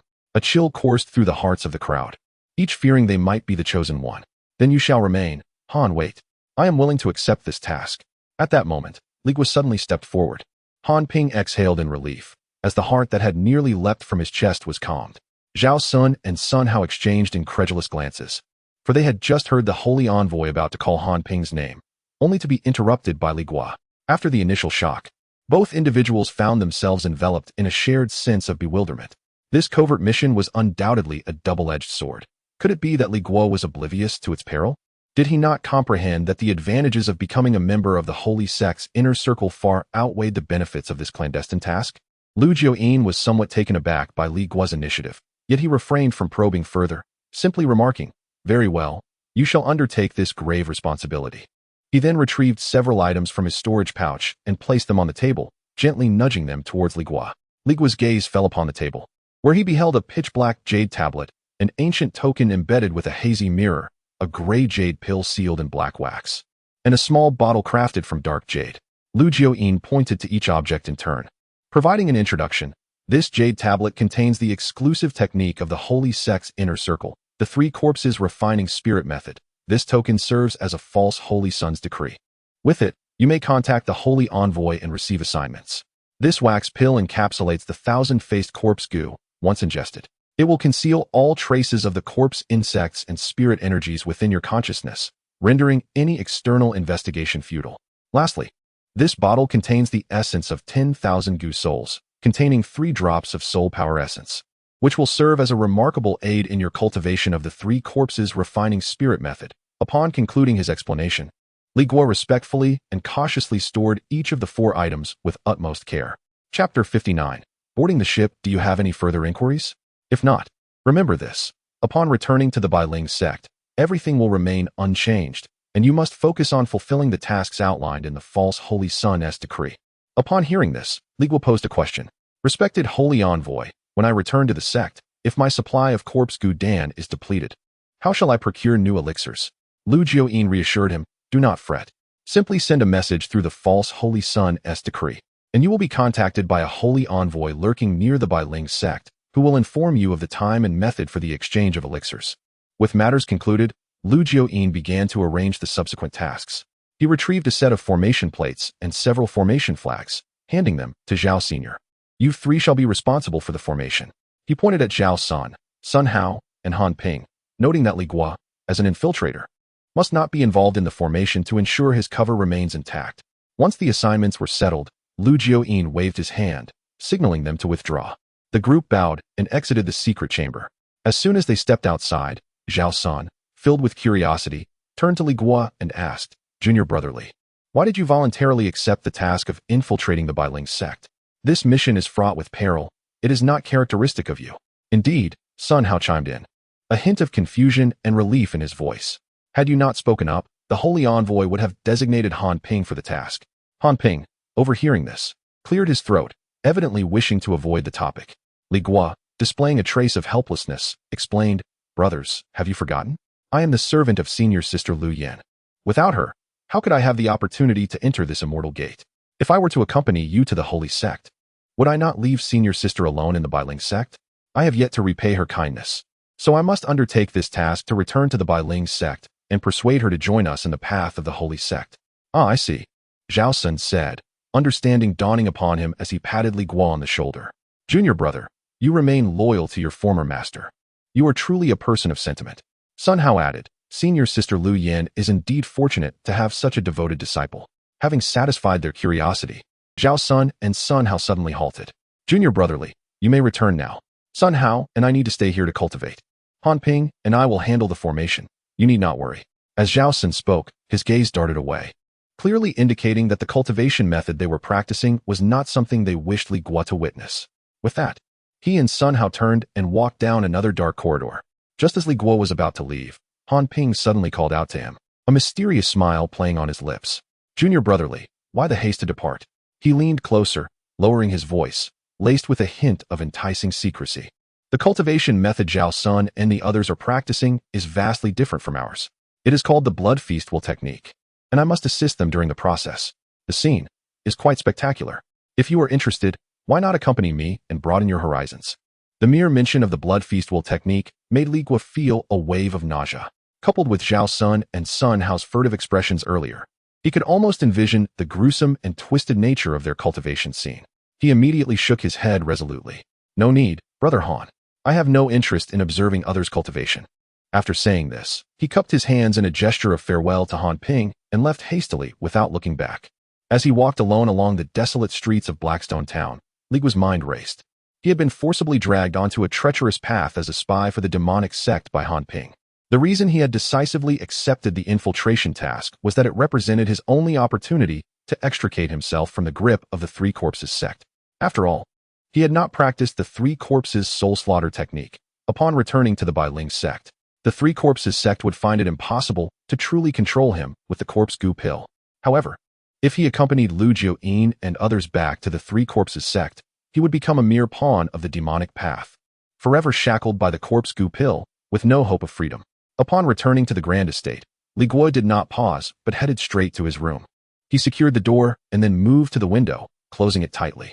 After completing these tasks, he sat cross-legged beside his bed.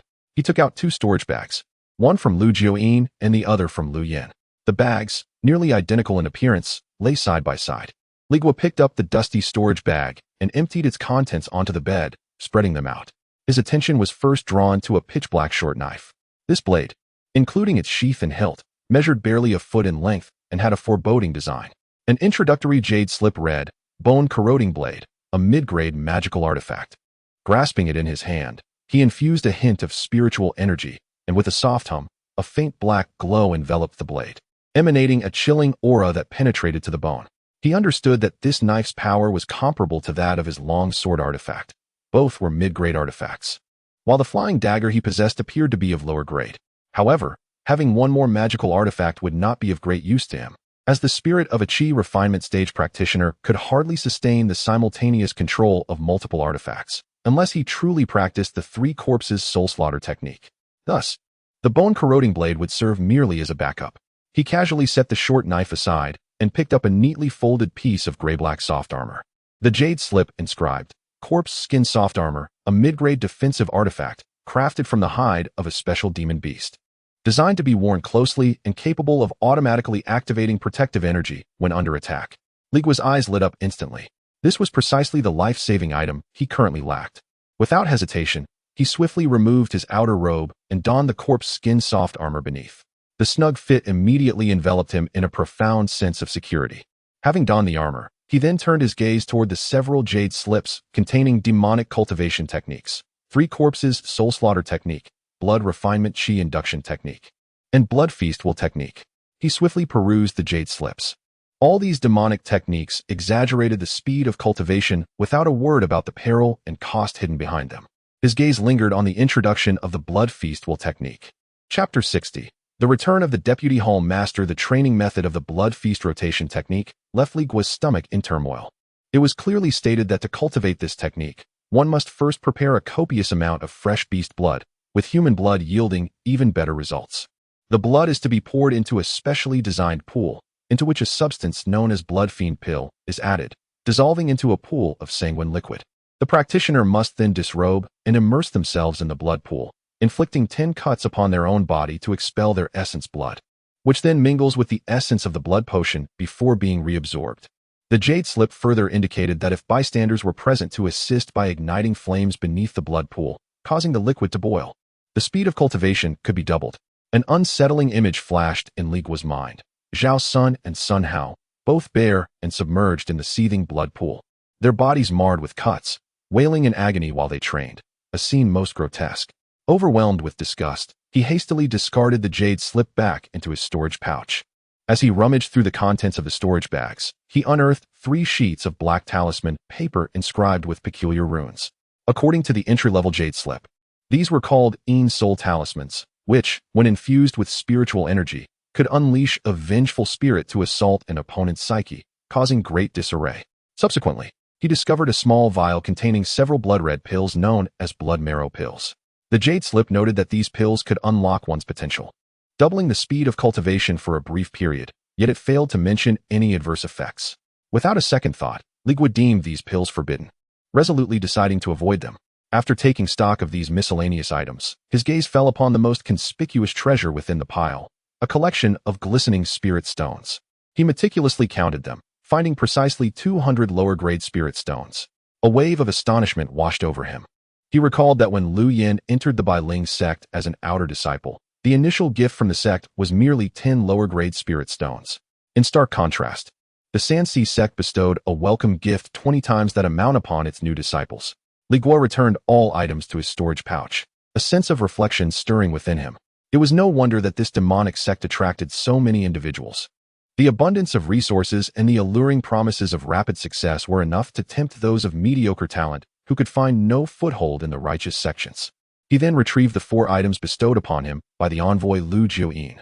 First among them was the jade slip containing the cultivation method specifically designed for the holy sect's inner disciples, titled 3 Corpses Refining Spirit Technique. Curiosity piqued. Li Guo wondered how this method compared to the 3 Corpses soul-slashing technique. As he opened the jade slip to read, the esoteric incantations and the contorted runes surged into his consciousness like a tidal wave. After what felt like an eternity, he finally set the jade slip aside, exhaling deeply, his expression a tapestry of complexity. The 3 Corpses Refining Spirit Technique was entirely different from the nefarious practices of the 3 Corpses soul-slashing technique, which relied on the dismemberment of the soul using corpse insects. However, it too was not a legitimate method of soul refinement. The technique in question resembles a form of preemption, effectively allowing one to draw upon the soul strength typically reserved for a higher realm, and utilize it within the current stage. This method comprises 3 tiers. Upon mastering the first tier, a chi refinement practitioner can elevate their soul strength to that of an early foundation establishment stage. However, the price is steep. Once one reaches the foundation establishment phase, their soul will cease to grow, and any desire for enhancement necessitates the cultivation of the subsequent tier. Moreover, those who have cultivated this technique to the first tier must transcend from chi refinement to foundation establishment within a span of 15 years. Should this time elapse without a breakthrough, the preempted soul strength will recoil violently, leading to inevitable madness. Li Guo understood that while this technique appeared enticing, significantly augmenting soul strength, and even enabling spiritual awareness during the chi refinement phase, for him, practicing it was akin to courting death. With his 4 spiritual roots, the notion of achieving foundation establishment within 15 years was nothing short of a delusion. Yet, as he contemplated, a flicker of uncertainty arose. What if he simultaneously cultivated the 3 Corpses severing soul technique? With a quadrupled cultivation speed, perhaps breaking through to foundation establishment within that time frame was not entirely implausible. However, the moment this thought surfaced, Li Guo swiftly dismissed it. No, once he embarked on the 3 Corpses severing soul technique, he would be bound by the corpse goo pill, tethered to the 3 Corpses sect for eternity. Shaking his head, he temporarily suppressed this perilous notion. Next, he picked up the pseudo-saint token, attempting to infuse it with a modicum of spiritual power, yet it yielded no response. He casually tossed it into his storage bag. Then, he turned his attention to the black wax-sealed Thousand Faces corpse goo. Consuming this would conceal the presence of corpse souls and corpse goo insects within his sea of consciousness, rendering them undetectable to others.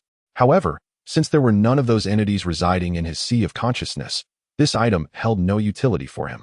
Finally, his gaze fell upon the ink jade vial containing the 10,000 Gu soul essence. According to the records of the 3 corpses refining spirit technique, if one could pair this essence with their cultivation, they could achieve the first tier within a single day. A valuable item, indeed. Li Guo weighed the vial in his hand, deciding to keep it for potential future use. After stowing everything back in his storage bag, he felt the room grow stifling and rose to open a window, allowing fresh air to flow in. He contemplated that Deputy Hall Master Yin from the Enforcement Hall would likely emerge from the mine within a day or two. At that point, Lu Juin's plan would commence, and Blackstone Town would likely descend into chaos. However, as a covert operative of the demonic sect, this upheaval would not ensnare him. With this thought, he found a sense of calm. Li Guo settled into a cross-legged position and began to cultivate the Bai Ling fundamental technique, a long-awaited endeavor to enhance his cultivation. However, after merely one cycle of operation, a sudden, excruciating pain pierced through his head, as if someone were relentlessly drilling into it with a sharp implement, compelling him to cease his cultivation. Cradling his head, he took a considerable time to recover, until the agony gradually subsided. Li Guo found this occurrence quite perplexing. After all, he was a practitioner of qi refinement, and he ought to be impervious to ailments by now. Why, then, did he experience such a headache? After much contemplation, he could not pinpoint the cause and attributed it to the recent exhausting escapades in the mines and encounters with the demonic sect, resolving instead to indulge in a long-overdue slumber to restore his vitality. Before he knew it, for days had elapsed. Since their return on that day, Zhao Sun and Sun Hao had not ventured outside again. In secret, the two of them diligently arranged the formation entrusted to them by Lu Shengshi. Thereafter, sitting in meditation within their chamber, awaiting the momentous events to unfold. On this particular day, a voice imbued with fury resonated through the air, akin to a thunderclap, echoing across the vast estate. All disciples, assemble in the courtyard immediately. It was the voice of Yin Xianfeng. Chapter 61. The traitor of the demon sect. The transmission of sound struck like a thunderclap in a tranquil field, startling Li Guo, who was meditating in a cross-legged position, causing him to tremble. Not only him, but Zhao Sun and Sun Hao also opened their eyes simultaneously, their gazes meeting in midair, each discerning the same sentiment reflected in the other's eyes. The moment had arrived. By the time Li Guo and his companions arrived in the courtyard, over 30 outer disciples were already scattered about, their numbers thin. The air was filled with a low hum of whispers as the disciples exchanged hushed words.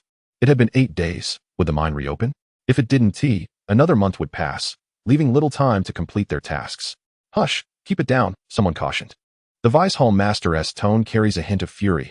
I hope nothing dire has occurred. Lu Chen stood among the crowd, analyzing the situation with a nearby disciple. I suspect the Vice Hall Master has uncovered clues regarding the disappearance of Elders Ma and Wang. This could be a positive development. The mine might reopen soon. As he spoke, 2 figures descended from above, landing steadily at the front of the courtyard.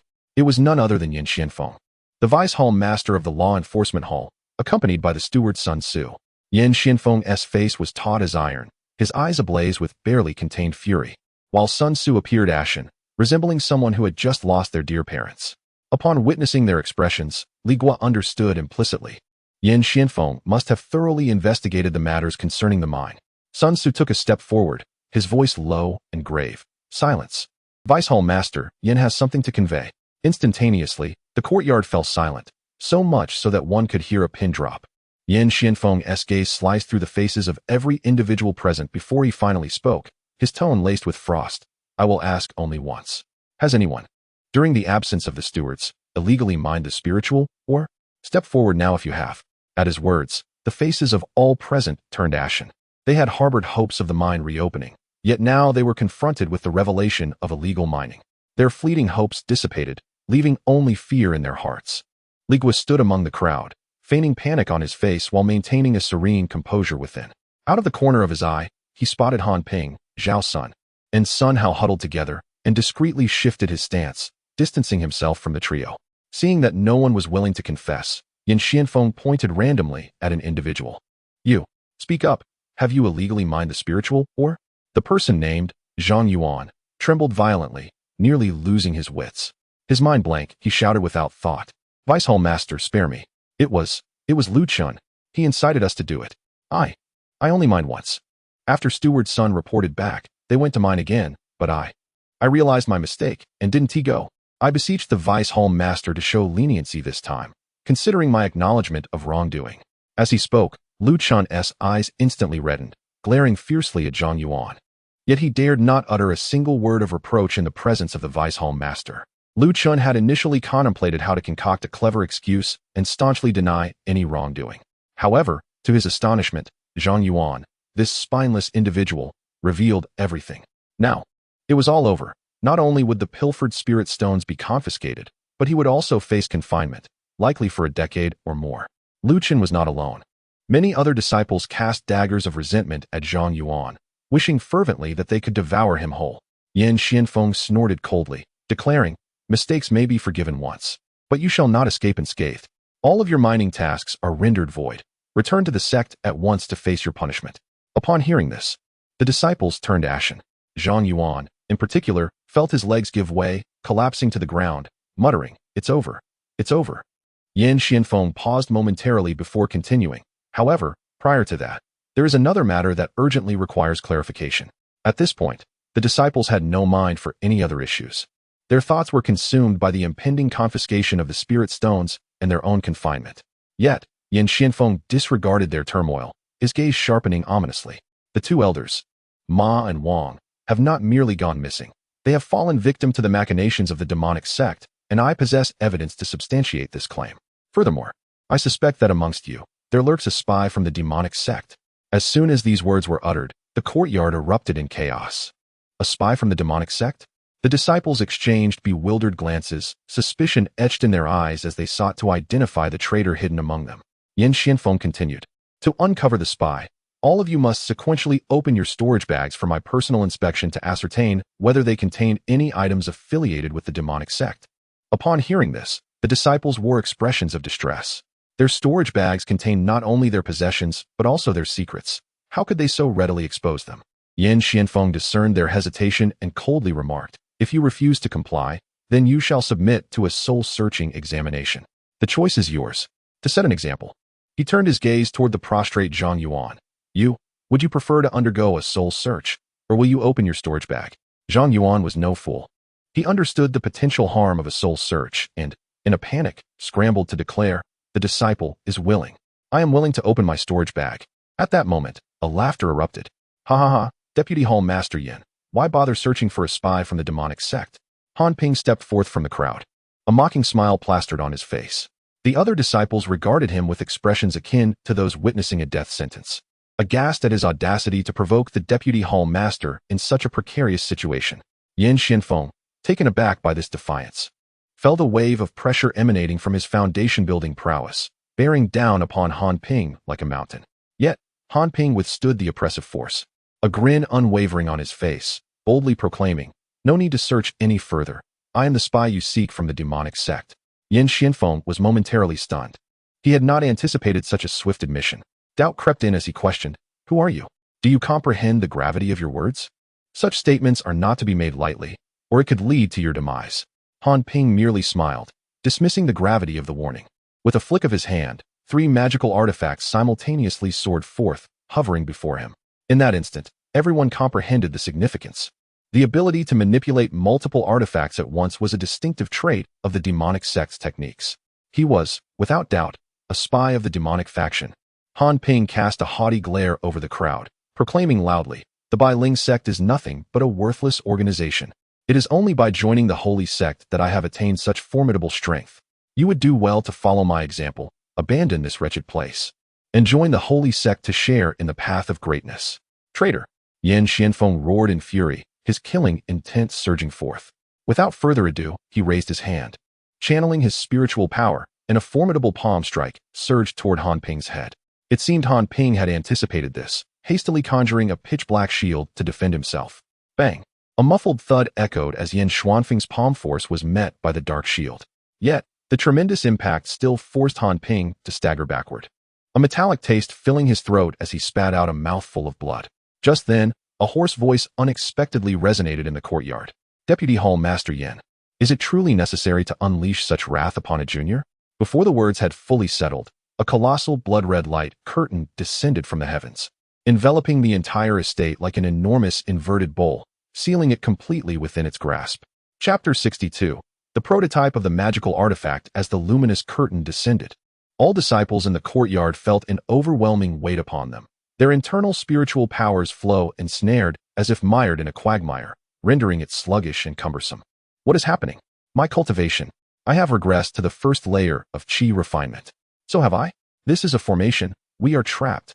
The courtyard was instantly thrown into chaos, with the disciples' faces paling, anxiously brandishing their magical instruments and scanning their surroundings with heightened vigilance. Li Guo, too, feigned readiness as he retrieved a flying dagger from his storage pouch, assuming a defensive stance. Yet, he soon realized that the operation of his internal spiritual power remained entirely unaffected. It dawned on him that Lu Jiuyin had deliberately refrained from suppressing him within the formation. Yan Xianfeng felt a sudden heaviness. His aura, once at the peak of Foundation establishment, plummeted to the initial stage. As the vice master of the law enforcement hall, his extensive knowledge allowed him to quickly identify the origin of this formation. The Four Directions Blood Soul Formation. Which fellow cultivator has set this demonic array here? Ha ha ha! A hoarse laugh echoed as Lu Jiuyin's figure gracefully descended from a rooftop, standing shoulder to shoulder with Han Ping. Vice Master Yin possesses keen insight, even recognizing the formations of our holy sect. I am Lu Jiuyin, envoy of the Three Corpse sect. Upon hearing that the opponent was from the Three Corpse sect, Yan Xianfeng's expression grew grave, fully aware that their intentions were nefarious. Without a moment's hesitation, he slapped his storage pouch and a small sword, merely 3 inches in length and radiating a shimmering azure light, soared into his palm. As this diminutive sword emerged, an unparalleled sword aura ascended, significantly alleviating the oppressive sensation imposed by the formation. The prototype of a magical artifact. The smile on Lu Jiuyin's face instantly froze, replaced by sheer astonishment. The power of this item far exceeded that of a superior magical instrument, standing but a step away from becoming a true magical artifact. He had not anticipated that Yan Xianfeng possessed such a treasure. Han Ping, this individual wields a prototype of a magical artifact. We must not underestimate him. Lu Jiuyin cautioned while his mind stirred, causing a total of 9 magical instruments to whistle forth from his storage pouch, encircling him. Yan Xianfeng, cradling the small sword, coldly declared, "Since you recognize this treasure, fellow cultivator, you should swiftly dismantle the formation and vacate Blackstone Town." Humph, a mere jest. Lu Jiuyin scoffed. It is but a prototype, not a true magical artifact. Do you think this envoy would fear you? Do not underestimate my Four Directions Blood Soul Formation. Upon hearing this, Yan Xianfeng understood that battle was unavoidable. He ceased his idle chatter and shouted to Sun Tzu and the gathered disciples. Sun Tzu, you lead all disciples to concentrate their attacks on the formation's luminous curtain. Break the array swiftly. I will handle these 2 demonic cultivators. With that, the azure-hued small sword in his hand hummed, transforming into a streak of light that hurtled towards Lu Jiuyin and Han Ping. Understood, Sun Tzu replied, immediately rallying the 30 or so disciples to activate their respective magical instruments and launch a furious assault upon the blood-colored curtain overhead. In an instant, the courtyard was ablaze with spiritual light, the resounding clashes of magical instruments against the curtain echoing incessantly. Meanwhile, the battle in the center of the courtyard grew ever more intense. Despite being constrained by the formation, Yan Xianfeng wielded a remarkable artifact, its power undeniable. A piercing azure light surged forth, and with a singular force, he engaged both Lu Jiuyin and Han Ping in combat. Lu Jiuyin commanded 9 magical instruments while Han Ping summoned 4, a total of 13 artifacts assailing him, yet they were rendered ineffective, scattered by the relentless sword light. Unable to approach Yan Xianfeng, instead, they were forced to retreat, their faces reflecting their dismay. Just as Yan Xianfeng maneuvered his artifact to deflect Lu Jiuyin's 3 instruments. On the verge of victory, an unforeseen turn of events occurred. 2 fierce beams of artifact spirit light struck from behind him, targeting his vulnerable back. Caught off guard, Yan Xianfeng had not donned any defensive gear, and the moment he was struck, his protective aura ignited instinctively. While it managed to block the spirit light, the force still sent him staggering. In shock, Yan Xianfeng hastily summoned his artifact back and turned to counter the assault, sending the 2 attacking artifacts flying. Upon closer inspection, he was astonished to discover that the assailants were 2 outer disciples from his own sect, Zhao Sun and Sun Hao. They had stealthily slipped away from the attacking formation and crept toward his rear. You. He barely managed to utter those 2 words when Lu Jiuyin seized the moment, merging his 9 artifacts into a single, colossal black blade. It sliced through the air with a deafening shriek, aimed directly at Yan Xianfeng. By the time Yan Xianfeng reacted, it was too late to evade. He could only hastily position his artifact in defense. The giant blade collided with the small sword, erupting in a thunderous clash. Yin Xianfeng was struck hard, sent reeling, blood gushing forth, his aura rapidly diminishing, plummeting from the initial stage of foundation building to the 10th level of qi refinement. In that instant, the tide of battle had irrevocably turned. Struggling to rise, Yin Xianfeng fixed a disbelieving gaze upon Zhao Sun and Sun Hao, his eyes brimming with incredulity. Why? Why betray me? Zhao Sun retracted his artifact, a sinister smile creeping across his face. Why? Because we have long since pledged our allegiance to the holy sect. Traitors! Yin Xianfeng trembled with rage, yearning to eradicate these two disciples, yet Lu Jiuyin had already unleashed the 9 artifacts for another assault. Now reduced to the 10th level of qi refinement, Yin Xianfeng lost the initiative he once held and could only rely on the power of his artifact to fend off Lu Jiuyin's relentless attacks. Observing this scene, the other disciples in the courtyard recognized that the Vice-Hall Master's defeat was merely a matter of time. Several ceased their attacks on the formation's light curtain and rushed to assist him in defense. However, most of them had also fallen to the first level of qi refinement, their artifacts utterly ineffective against Lu Jiuyin's instruments. Realizing that unless he quickly dismantled the formation and restored his cultivation, they stood no chance. A fierce determination flickered in his eyes. He abruptly channeled all remaining spiritual energy within him into the azure blade. The small sword radiated an intense brilliance, emitting a series of unstable humming sounds. Upon witnessing this, Lu Jiuyin's countenance shifted dramatically. He feared that Yin Xianfeng intended to self-destruct the nascent magical artifact, taking him down in a mutual demise. Without a moment's hesitation, he swiftly maneuvered, directly piercing through the array's luminous barrier, retreating to the outer realms of the Grand Formation. Yet, Yin Xuanfeng's true target was not him at all. With a fierce determination, Yin Xianfeng hurled the impending explosive magical artifact straight at the crimson barrier overhead. A resounding boom echoed as the explosive force of the artifact blasted a gaping breach several feet wide in the blood-red veil. Flee, he urged. Once outside, we shall assault the formation from beyond. Chapter 63. Return to the spirit of Bailing Sun Su, the quickest to react, transformed into a streak of light and surged through the opening first. Following closely behind him were several disciples who successfully escaped. Li Guo seized the opportunity, activating his artifact and flying toward the gap alongside 2 other disciples. Outside the formation, Lu Jiuyin, realizing the situation, was consumed with rage and attempted to intercept them. With a casual wave of his hand, 2 dark rays from his artifacts sliced through the air, striking down the 2 disciples ahead of Li Guo. However, upon seeing Li Guo, his expression flickered slightly, and he deliberately slowed his movements. Having escaped the formation, Li Guo steadied himself in midair and spotted Lu Chun and Zhang Yuan among the fleeing crowd. Just as Zhang Yuan regained his footing, he urged his artifact to attack the light barrier of the formation, shouting, "Elder Sun, everyone, let us strike together to break the formation and rescue the Deputy Hall Master." Yet, Sun Tzu merely stood coldly to the side, making no move and even reaching out to restrain him. "Stop it." Zhang Yuan was taken aback. "Elder Sun, you." Sun Tzu offered no reply. Instead, Lu Chun, seemingly having pieced together the situation, coldly interjected, "Zhang Yuan, do you wish for our clandestine mining activities to accompany Deputy Hall Master Yin back to the sect?" Zhang Yuan trembled, his expression shifting to one of profound complexity. He glanced at Yin Xianfeng, who was still struggling within the barrier, and contemplated his own fate of confinement, ultimately retracting his artifact.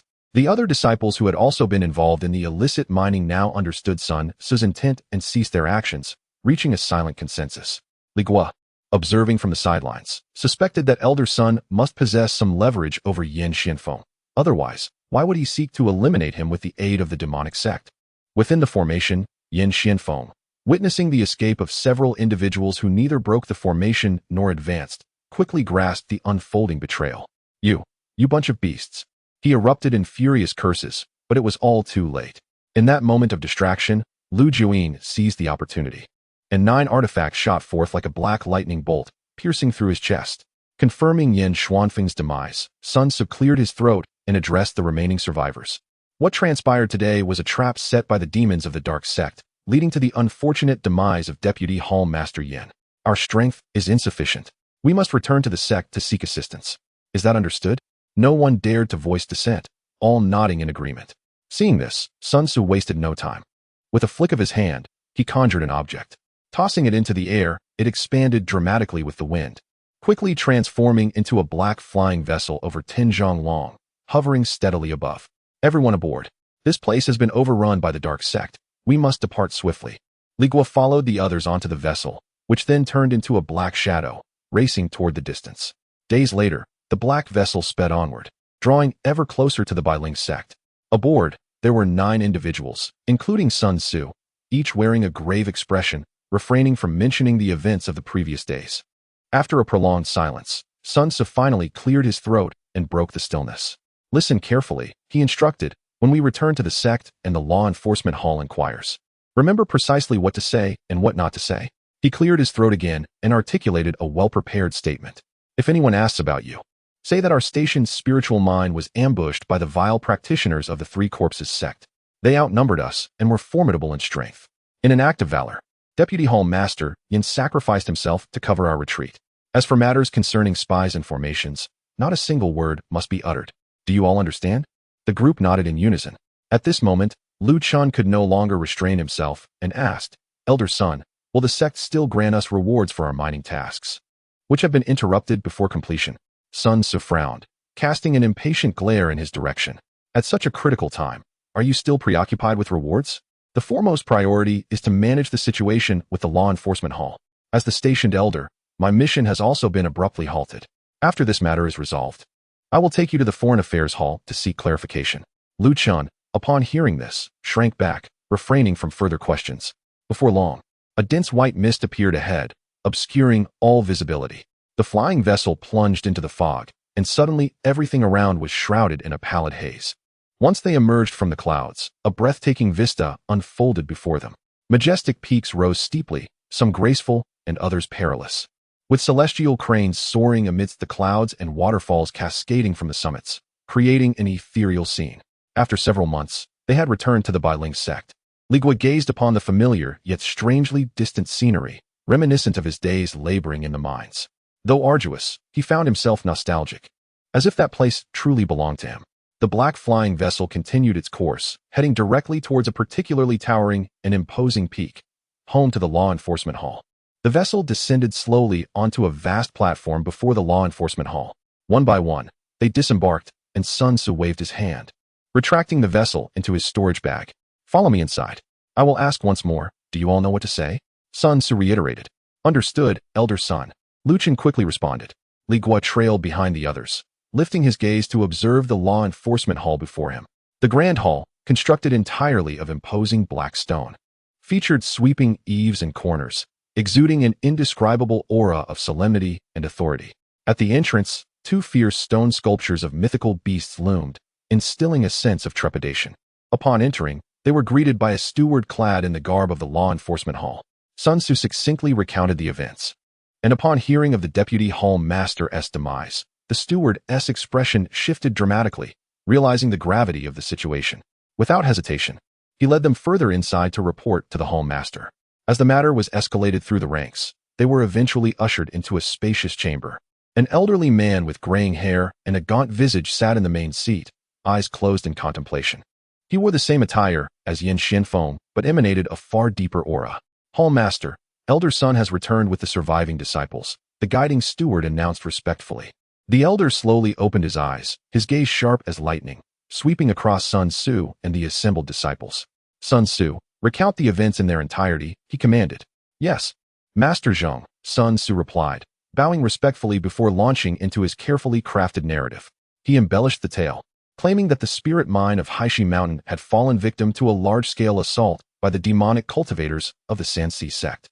According to him, the Sanxi sect had dispatched no fewer than 3 late-stage foundation-building cultivators, accompanied by dozens of chi-refining disciples, while their side was caught completely off guard, rendered entirely passive. He portrayed the death of Yin Xianfeng as a valiant sacrifice made to protect the retreat of his fellow disciples, conveniently omitting any mention of the formation or the traitor within. Master Zheng listened intently, his expression inscrutable. Once Sun Tzu concluded his account, he spoke slowly. So, it is to say that Vice Master Yin met his demise while shielding you from the attack of 3 late-stage demonic cultivators? Indeed, Sun Tzu replied with unwavering conviction. Did those 3 cultivators reveal their names? They did not. Their strikes were ruthless, and they engaged us not in conversation. Master Zheng nodded slightly, seemingly convinced. His gaze shifted to the few disciples, including Li Guo, who had escaped. Were you the only survivors? Sun Ce quickly responded, yes, master. Only these 8 disciples managed to escape with me. Master Zheng's eyes scrutinized the faces of Lu Qun, Zhang Yuan, and the others, ultimately resting on Li Guo. His brow furrowed slightly. Who is this servant disciple? What business does he have among the external disciples mining team? Chapter 64. Surveillance. Just as Li Guo was about to explain, Sun Ce interjected, swiftly responding, reporting to the Hall Master. This individual is named Li Guo, a servant of the outer sect disciple Lu Yin. Lu Yin is preoccupied with other matters, and coincidentally, this lad has recently broken through to the first level of qi refinement. So he is here to substitute for her at the Haishi Mountain spiritual mine. Sun Ce spoke rapidly, fearing that Li Guo might inadvertently reveal a single misstep and unravel the carefully constructed deception. Zheng Yuan's gaze lingered on Li Guo's face for a brief moment, as if weighing something, before he inquired, what is your spiritual root aptitude? I possess 4 spiritual roots, Li Guo replied candidly. For spiritual roots, Zheng Yuan echoed softly, his expression inscrutable. He nodded slightly, concluding that the substitution was indeed reasonable under the circumstances. He averted his gaze from Li Guo, as if any lingering doubts had dissipated, and turned to Sun Ce. Very well, Sun Shidi, you may take them down. I shall devise a means to handle the matters at the Haishi spiritual mine. A palpable sense of relief washed over Sun Ce, and only then did the cold sweat on his back dare to surface. Yes, Hall Master, I take my leave. With that, he wasted no time lingering, hastily leading Li Guo and a few other disciples away from the law enforcement hall. Once Sun Ce and the others had departed, Hall Master Zheng summoned the attendant who had guided them. At this moment, a senior attendant named Wang Zheng stepped forward. Hall Master, the Haishi spiritual mine has been occupied by the demon sect, and Deputy Hall Master Yin has regrettably fallen. This matter is of great significance. Should we report it to the sect master immediately? Naturally, we must report the incursion of the demon sect, Zheng Yuan replied. However, Wang Zheng, what are your thoughts on that servant disciple named Li Guo? Wang Zheng was taken aback, not expecting the Hall Master to inquire about such an inconspicuous figure. Reflecting on Li Guo's appearance, he noted that aside from being somewhat unusual for a servant to attain the first level of qi refinement, he was utterly unremarkable. Reporting to the Hall Master, this individual is merely at the first level of qi refinement and possesses 4 spiritual roots as a servant. Apart from the pretext of substituting for his master in mining, I truly see nothing noteworthy about him. He was puzzled as to why the Hall Master was inquiring about this person. Zheng Yuan slowly opened his eyes, which held a depth that seemed unfathomable. Is it truly so simple? Wang Zheng's heart sank at the Hall Master's tone. Could it be that the servant harbored some hidden intrigue? Please enlighten me. Hall Master, I am but a dullard. Zheng Yuan spoke unhurriedly. Do you recall the disciple who recently activated the mountain's protective array without authorization? He was a mole planted in our sect by the Blood River Valley. Furthermore, there was another disciple who secretly raised demonic beasts to subdue them, affiliated with the demon sect. He paused, directing his gaze toward Wang Zheng. Do you know what commonality exists among these exposed demon sect spies? Wang Zheng, a newly promoted Foundation establishment cultivator and recently appointed senior attendant, had not encountered these matters involving demon sect spies before. Hearing the Hall Master mention them now, he felt a tremor of realization. I am ashamed, having overlooked this. Please clarify for me, Hall Master. Without exception, they are all outer sect disciples with 4 spiritual roots. For decades, our Bailing sect has eradicated the insidious agents of the demonic sect, with the vast majority being disciples who willingly succumbed to the temptations of the dark forces rather than those meticulously planted within our ranks. Wang Zheng inhaled sharply, a shiver of dread coursing through him as he absorbed this revelation. Are you implying that you suspect Li Guo? Zheng Yuan extended his finger, methodically enumerating his points. At the first layer of qi refinement, he managed to escape the demonic sect's assault by mere chance. His status is that of a menial worker, and his aptitude is nearly devoid of potential, characterized by 4 spiritual roots. These attributes collectively render him an ideal candidate for the demonic sect's espionage. But why does the demonic sect favor such individuals? Wang Zheng found this perplexing. Why? A sardonic smile crept upon Zheng Yuan's lips. For the resources for cultivation within the sect are finite. The heavenly materials and spiritual stones, as well as elixirs, are primarily reserved for the prodigies, the core members of the inner sect. Those with 4 spiritual roots may, throughout their lives, never even touch the threshold of foundational establishment. The demonic sect merely needs to offer a few expedient techniques and promise some intangible benefits to shatter their resolve, leading them willingly into the role of lackeys. Wang Zheng stood frozen, shaken by the gravity of Zheng Yuan's words. It dawned on him that he had never truly considered the plight of those lowly disciples from their perspective. After a moment of contemplation, he could not suppress his voice any longer. Master, I am troubled by a thought. If these less gifted disciples are so easily swayed by the demonic sect, why does our sect not allocate more resources to them, to instill a glimmer of hope? Perhaps this would reduce the number of traitors. Absurd. Zheng Yuan interrupted decisively, his tone suddenly stern. The path of immortality is ethereal and not meant for all. Disciples of inferior aptitude can only serve as the foundation of the sect, mere bricks and tiles, not the pillars that uphold it. His demeanor shifted back to indifference. Resources are limited. Every fraction must be utilized judiciously, invested in those prodigies who can bring glory to the sect. To squander resources on those destined for failure in an attempt to redeem them, that would be the utmost injustice to the gifted. It would be the gravest burden upon the sect. Any disciple who aligns with the demonic sect must be eliminated without exception, as a warning to others. This is the righteous path. Wang Zheng felt a cold sweat trickle down his spine, and the flicker of sympathy he had harbored was instantly obliterated by the harsh reality of Zheng Yuan's words. He suddenly understood.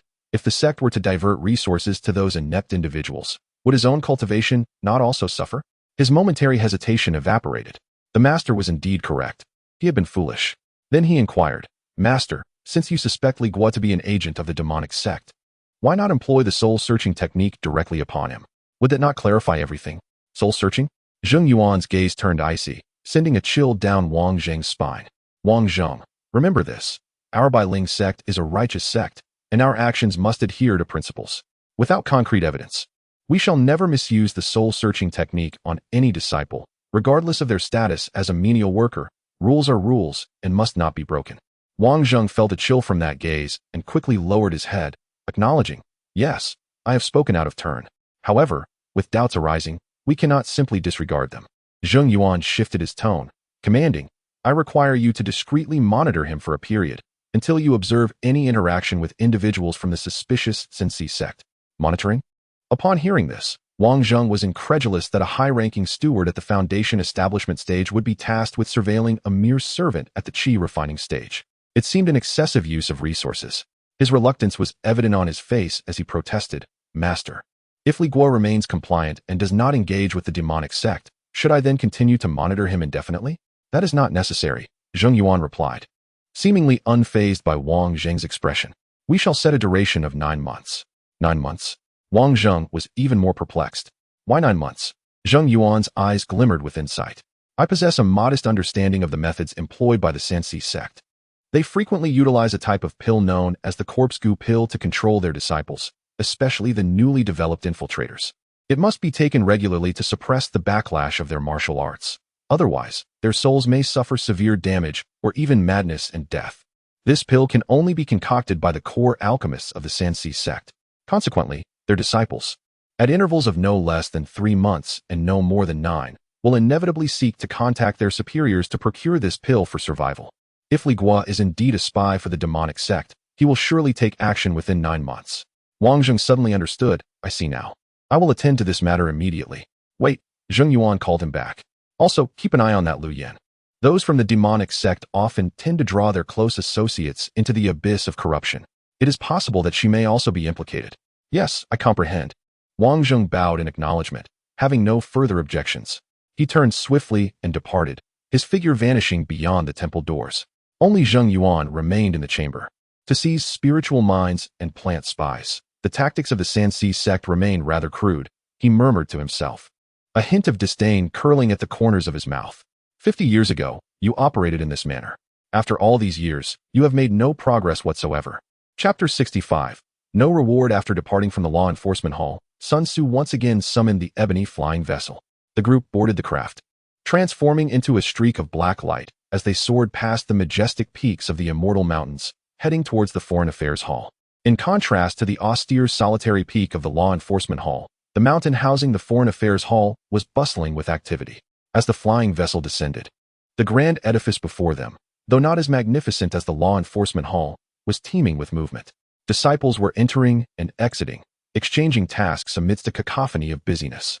Sun Tzu led the group into the main hall of the Foreign Affairs Hall, making a beeline for a counter where tasks were settled.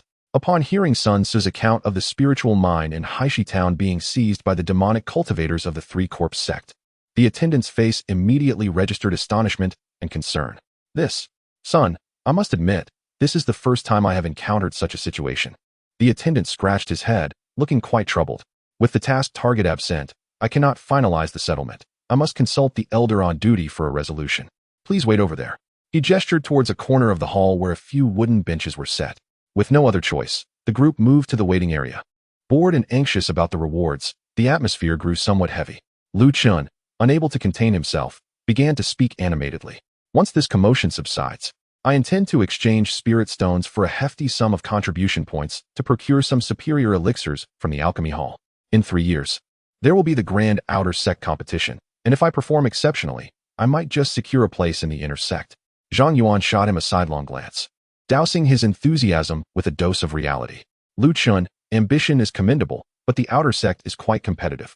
Those senior brothers and sisters at the 10th level of chi refinement are all vying for those 10 coveted spots. Even if you elevate your cultivation, it may not be enough to outshine them. Hearing their conversation, Li Guo, feeling curious, inquired, "What must one do to enter the inner sect, esteemed brothers?" Lu Chun, seizing the opportunity to elaborate, explained, "There are 2 paths to the inner sect. One is to cultivate to the foundation establishment stage before the age of 50. The sect will naturally promote you to an inner sect disciple.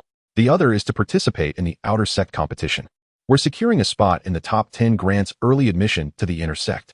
Li Guo learned that the outer sect competition was held once every 20 years, and those who succeeded in entering the inner sect through the competition enjoyed immense benefits, akin to receiving abundant cultivation resources typically reserved for inner sect disciples. The thought of becoming an inner sect disciple filled Li Guo with excitement. However, Lu Chen's next remark brought him crashing back to reality. "However, Li Shidi, as a servant disciple, you lack even the qualifications to participate in the outer sect competition." Li Guo's heart sank. He thought it best to dismiss the notion altogether. Even if he had the qualifications, securing a top 10 position was no easy feat. Sun Tzu, who had been silent, listened to their fanciful dreams and snorted disdainfully. "The outer sect competition? That is merely a stepping stone for true geniuses. It has no bearing on you. For ordinary disciples, the sole path to the inner sect is to diligently break through to the foundation establishment stage before the age of 50. His words fell like a bucket of ice water, leaving the disciples feeling dejected. At that moment, an excruciating pain suddenly pierced through Li Guo's mind, far more intense than the previous incident in the courtyard. His vision blurred, and his body swayed precariously, nearly toppling from the stone bench. In a frantic attempt to stabilize himself, he pressed his hands firmly against his temples, his complexion draining of color, cold sweat instantly beading on his forehead and soaking through his clothing. The commotion startled those nearby. Zhang Yuan, who was closest, altered his tone in alarm. "Li Shidi, what ails you? Were you wounded by the demonic cultivator earlier, or have you fallen victim to some insidious scheme?" Upon hearing Zhang Yuan's words, Sun Tzu furrowed his brow, scanning Li Guo with his spiritual awareness, only to return to his previous state. There were no marks left by the demonic cultivator upon him. So do not jump to conclusions. Lu Chen also approached, scrutinizing Li Guo's contorted face, seemingly trying to recall something. "I remember now. A senior brother I knew often suffered sudden headaches like yours. Eventually, he sought out Elder Zhang at the alchemy hall for examination and discovered a congenital flaw in his divine soul, with cracks that could not withstand the growth of his cultivation. Ultimately, he had no choice but to leave the sect and live as a mortal." Each of Lu Chen's words struck Li Guo's heart like a hammer, stirring a tempest within. Cracks in the divine soul, incapable of bearing cultivation? Could this inexplicable headache signify a terminal affliction? As the pain eased slightly, Li Guo's voice turned hoarse. "Lu Shixiang, please, do not frighten me. Are you suggesting that my divine soul also bears cracks?" Observing Li Guo's pallor, Lu Chen realized his words might have been too harsh and quickly attempted to reassure him. "Oh, Li Shidi, I merely recalled this incident. Perhaps you are simply overexerting yourself in your recent practice." After a moment's contemplation, he offered Li Guo a suggestion. "If you truly feel uneasy, why not visit the alchemy hall to exchange for a healing sacred pill? This elixir is reputed to heal all injuries. If it alleviates your headache, then it surely cannot be an issue with your divine soul." Li Guo clung to this suggestion like a lifeline, eagerly inquiring, "How many contribution points does the healing sacred pill require?" Lu Chun held up his index finger, Not too many, just 100 points. 100 contribution points. Li Guo swiftly calculated in his mind, realizing that he had only accumulated 80 points in his sect token, which was utterly insufficient. His only hope now lay in the promised reward of 2,000 points for the task at hand. It seemed an eternity had passed when the previous steward finally returned. Approaching the group with a hint of apology, he announced in a clear voice, "Esteemed disciples, the elders have reached a decision. The Blackstone Mountain spiritual mine mission has been interrupted due to the invasion of the demonic sect and the occupation of the vein, an unforeseen circumstance. Consequently, the records of all participating disciples in this task are rendered void, and no rewards will be dispersed. Furthermore, there will be no penalties. This matter is hereby concluded. Void. No reward. 2,000 points. Just like that, they vanished? Have we labored for 3 months in vain? Almost perishing at the hands of the demonic cultivators?" The crowd erupted in uproar. Disappointment and fury erupted like a volcano. Yet, regardless of their discontent, they could only accept the elders' decision in silence, resigning themselves to their misfortune.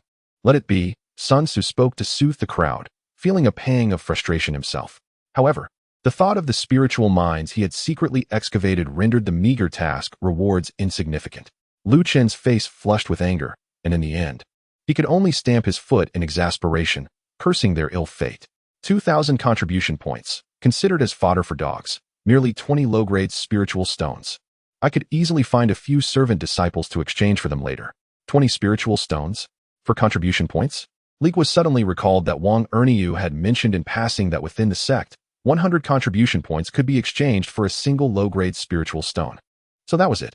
It turned out that within the sect, the exchange of contribution points for spiritual stones was a clandestine transaction among the disciples. Chapter 66. To the servants' quarters. As everyone gathered at the entrance of the Foreign Affairs Hall, Sun Tzu called them to a halt. The matter concerning the spirit mine in Haishi Town has come to a close. From now on, let it remain buried in our hearts. Should anyone speak a word of it, it would bring no good to anyone. Is that understood? Understood, Elder Sunday. The group responded weakly and dispersed. Lu Chun was just about to activate his magical artifact to fly towards the servants' quarters, intending to exchange some spirit stones for contribution points. Li Guo, his heart stirred, hurriedly followed him. "Senior Lu, please wait." Lu Chen turned around, surprised to see Li Guo. "Junior brotherly, is there something else? Are you going to exchange for contribution points?" Li Guo inquired. "Indeed. Why do you ask? I too wish to acquire some contribution points. May I accompany you?" Upon hearing this, Lu Chen replied, "Of course, it would be nice to have company. Let us go." With that, the two activated their magical artifacts, transforming into 2 streaks of light as they soared towards the peak where the servants' quarters was located. Upon their arrival, they found the place deserted, with not a single soul in sight, only a few sparrows chirping beneath the eaves. "Why is no one here?" Li Guo wondered aloud. "At this hour, they are all out on tasks, returning only by evening," Lu Chen casually explained as he settled onto a step. Li Guo suddenly recalled that during his own time residing in the servants' quarters, this was indeed the case. As waiting grew tedious, Lu Chen observed Li Guo with keen interest. "Junior brotherly, I've always been curious. How did a servant disciple like yourself come to tread the path of immortality?" Li Guo was taken aback by the question and, blending truth with fiction, narrated a tale. He spoke of being a groom in a wealthy household, fortunate enough to accompany his mistress, Lu Yan, who had serendipitously obtained a decree for ascendance to the celestial realm, to the Bilan sect. Later, during the sect's trials, he fortuitously discovered his spirit root and was thus retained as a servant. In his tale, he portrayed himself as a loyal and fortunate servant, conveniently omitting any mention of the darker details involving murder and flight. Upon hearing this, Lu Chun felt a sense of reflection. "I see. Your experiences have indeed been quite tumultuous." This remark seemed to open the floodgates for Lu Chen. "As for me, my entry into the realm of immortals was also the result of an unexpected turn of events." He recounted how he had once been a wandering sorcerer, scamming food and drink from various households. One day, he encountered a distraught man and, upon inquiry, learned that the man's wife was ensnared by a fox spirit, rendered increasingly frail and lost in a daze, with physicians declaring her afflicted by a soul-loss condition. Seeing this as a prime opportunity for a lucrative deception, Lu Chen boasted of his knowledge in subduing demons, offering to assist. The outcome, as one might expect, was that his meager skills proved utterly insufficient against the fox spirit. During the confrontation, he not only failed to inflict harm upon the fox demon, but inadvertently toppled the candelabrum, igniting the bed curtains. The already frail mistress was tragically consumed by flames within the confines of her dwelling. The master of the house, overwhelmed with grief, sought to deliver him to the authorities on the spot. Terrified, Lu Chun fled under the cover of night. To evade the pursuit of the officials, he became a fugitive, fortuitously encountering the grand ceremony of the Bailing sect's recruitment of disciples. With no other options available, he thus entered the realm of immortality. Li Guo listened intently, instinctively inquiring, what happened next? Lu Shixiao, have you attained mastery and returned to seek vengeance against that fox demon for the unjustly perished woman? Vengeance. Lu Chun shook his head, a peculiar smile gracing his face, one that held both mockery and a sense of liberation. Eventually, I came to understand, Li Shidi. Were it not for that fox demon, were it not for my inadvertent role in the woman's death, I would still be a mere charlatan in the mortal realm, toiling daily for a few coins. I would never have had the opportunity to embark on this path of immortality in pursuit of eternal life. He gazed at Li Guo, articulating each word with clarity. Thus, that fox demon is not an enemy to me. Rather, it is my fortuitous encounter with destiny. The question of whether to slay it has long since lost its significance. The path of immortality is long and arduous. Who has the time to dwell on trivial matters of the past? These words struck Li Guo's heart like a stone. As their conversation deepened, Li Guo seized the moment to inquire about Lu Chun's purpose for exchanging contribution points. Lu Chun, unreserved, replied candidly, I plan to exchange for a total of 10,000 contribution points to redeem a substantial quantity of gathering spirit pills at the Merit Hall. In 3 years, the outer sect competition will take place, and I intend to give it my all. Gathering spirit pills? Li Guo recalled having heard of such elixirs from Lu Yin. Noticing Li Guo's bewilderment, Lu Chun elaborated. These gathering spirit pills are the most commonly used elixirs for cultivators in the qi refining stage. The Merit Hall offers the lower grade variety, priced at 300 contribution points per vial, containing 10 pills. Consuming them can enhance your cultivation speed by approximately 1.5 times. Li Guo's eyes sparkled at this revelation, sensing the value of such items. Lu Chun, encouraged by his enthusiasm, continued with greater detail. The gathering spirit pills are categorized into 4 grades: low, middle, high, and supreme. The middle grade pills can increase cultivation speed by 50%, but they cannot be obtained from the Merit Hall. One must procure them from the Pill Hall, where alchemists demand spirit stones in exchange, costing an exorbitant sum, 20 to 30 low-grade spirit stones per vial. As for high-grade and supreme-grade pills, they are exceedingly rare and difficult to produce. Even if crafted, they are typically reserved for the truly exceptional disciples, leaving ordinary students like us with no hope of acquiring them. Unless you venture to the market outside the sect and test your luck. Market? Li Guo keenly seized upon this term. Indeed, the market. Lu Chun gestured toward the direction beyond the mountain gate. Outside the Bailing sect, there are 3 major markets. Disciples of the sect and external loose cultivators trade various treasures and elixirs there. As long as you possess spirit stones, you can purchase anything you desire. Lu Chun then described the general locations of the 3 markets to Li Guo, cautioning him specifically. However, that place is rife with both good and ill. If you choose to go alone, you must exercise utmost caution. It is advisable to gather a few fellow disciples to accompany you. Otherwise, as a mere first-tier qi refining disciple, you might find yourself obliviously slaughtered like a fat sheep. Li Guo nodded, etching these words into his memory, and inquired further. Senior brother Lu, what about the cultivation techniques? Can they also be exchanged for contribution points? Indeed, Lu replied. You can obtain them at the Technique Pavilion. As long as you possess sufficient contribution points, from the most fundamental 5 elements spells to the foundational techniques for the foundation establishment stage, they are all available for exchange. The two conversed back and forth as the sky gradually darkened. In the distance, a few disciples clad in miscellaneous servant attire began to return, hoisting hoes and carrying burdens, engaging in cheerful banter. As the arrival of others drew near, Li Guo posed the final question that had been lingering in his mind. Senior brother Lu, there is one matter I do not comprehend.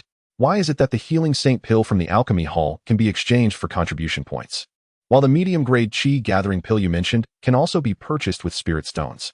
Is it not possible to buy the healing saint pill with spirit stones? Lu Chun chuckled, seemingly anticipating this very question. Who says it must be purchased with contribution points? Of course, it can be bought with spirit stones. However, I advise against it. Why is that? Let me calculate it for you. Take the healing saint pill you wish to buy as an example. If you purchase it with spirit stones, it costs 6 low-grade spirit stones each. But if you exchange contribution points, it only requires 100 contribution points per pill. 6 low-grade spirit stones can be exchanged for 600 contribution points, so consider the price difference yourself. Li Guo was momentarily stunned. Why is it like this? Lu Qin did not withhold further explanation. The price of contribution points is fixed by the sect, fair and unyielding. In contrast, the price of spirit stones is determined by the alchemists in the alchemy hall. They can sell them for whatever price they desire. Therefore, within the sect, for items from places like the merit hall or alchemy hall, exchanging for contribution points is always the most advantageous choice. Chapter 67. Gathering Chi Pill. Li Guo comprehended the situation clearly. At that moment, there was a stir on the distant mountain path. Groups of disciples clad in the garb of menial workers, carrying hoes and burdens, were making their way toward the courtyard, chatting and laughing. As dusk descended, it marked the time for the workers to conclude their duties. Upon entering the courtyard, they spotted two individuals seated on the steps, one of whom donned the azure robe of an outer sect disciple. Initially, the courtyard fell silent, only to erupt into a cacophony shortly thereafter. An outer sect disciple would never visit their filthy and chaotic menial quarters without reason. The mere presence of such a figure indicated a singular possibility: the exchange of spirit stones for the contribution points they had painstakingly accumulated. This was an extraordinary opportunity. Look, it's an outer sect senior. Senior, are you here to exchange contribution points? I have 200 points. Exchange with me. I have 300 points. Dozens of menial disciples surged forward, clamoring to be noticed, each raising their bronze tokens high, fearful that the senior would overlook them. Lu Qin rose, surveying the excited crowd with a hint of pride gracing his features, as he deftly retrieved a small pouch of spirit stones from his storage bag. Everyone, calm down. Form an orderly line, one at a time. He casually pointed to the nearest menial worker, who promptly extended his token. Lu Qin took out his azure token and lightly tapped it against the bronze one, both tokens emanating a faint glow. He then counted out 3 sparkling low-grade spirit stones from the pouch and handed them to the menial worker. The worker accepted the stones with a bow of gratitude, cradling them like treasures as he joyfully stepped aside. Li Guo stood at the periphery of the crowd, observing the lively scene, and cleared his throat to call out, "I am also exchanging contribution points here." His voice momentarily silenced the raucous throng. A dozen pairs of eyes turned toward him, filled with curiosity and incredulity. Who is this person? A newcomer? Is he out of his mind? A menial worker exchanging contribution points? What could he possibly offer? Just a fool looking for amusement. Several menial disciples sized him up, noting that his attire was similar to theirs, before dismissively turning away to continue jostling toward Lu Qin, ignoring him completely. Li Guo felt a twinge of helplessness. He realized that in the eyes of these individuals, a menial disciple could never possess spirit stones to exchange for contribution points. No longer wishing to waste words, he directly produced a low-grade spirit stone from his storage bag, holding it in his palm as he called out again. 1 low-grade spirit stone for 100 contribution points. Who will exchange? The glimmering spirit stone stood out vividly against the dimming twilight, and finally, some began to take notice. Lu Qin, observing Li Guo's predicament, called out to his own crowd, "I have nearly enough for my exchanges. I can't accommodate you all. You can go to Li Shidi. He can exchange as well." With Lu Qin's endorsement, coupled with the tangible spirit stone, a few skeptical menial disciples, unable to push through the throng, cautiously approached Li Guo. After the first person successfully exchanged for the spirit stones, the remaining individuals harbored no further doubts and swiftly surrounded Li Guo. Li Guo, emulating Lu Qin's actions, produced his bronze token and began to touch it against those of the other attendants. As beams of soft light flickered, the contribution points within his token rapidly increased. Before long, he had amassed a total of 10,000 contribution points. He gestured to the crowd, indicating that he too had enough, and then approached Lu Qin's side. Lu Qin had just completed his exchange as well. He smiled at Li Guo and said, "Let us go, Junior Brotherly, to the merit hall." All right. With that, the two of them, before the eyes of all the attendant disciples in the courtyard, activated their magical artifacts, transforming into 2 streaks of light that soared upward, heading towards the distant mountain peaks. The dozens of remaining attendant disciples were left in a daze, mouths agape, oblivious to the farming tools that clattered to the ground. How can he fly? My heavens, isn't he just an ordinary attendant like us?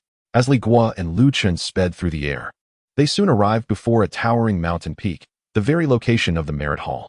The grand hall of the merit hall was significantly more spacious than the outer affairs hall. A long row of counters spanned the hall, and behind the counters was not a wall, but an expansive array of storage compartments resembling a beehive, densely packed and seemingly infinite in number. Lu Qin was evidently a frequent visitor here, navigating with ease to one of the counters, where he placed his azure token on the table. "I would like to exchange for chi gathering pills." The attendant behind the counter nodded, took the token, and quickly returned with several dozen small porcelain vials. Lu Chun collected the pills, turned, and clasped his fist in salute to Li Guo. Junior brother Li, I shall now return to my seclusion. The pills I acquired will suffice for several years. If fate allows, we shall meet again at the Outer Sect Grand Competition in 3 years. Li Guo reciprocated the gesture.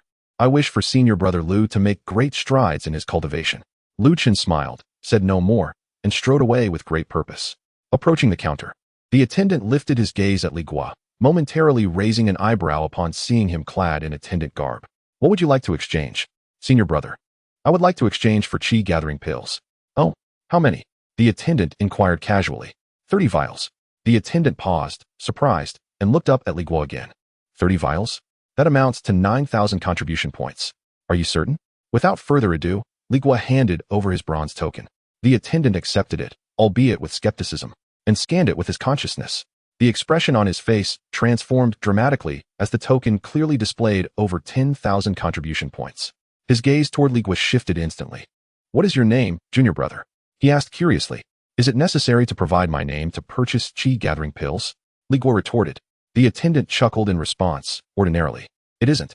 However, if you are willing to share your name, I am in a good mood today and might, at my discretion, add an additional 5 vials to your 30. Li Guo was taken aback. Such fortune seemed too good to pass up. I am called Li Guo. Excellent.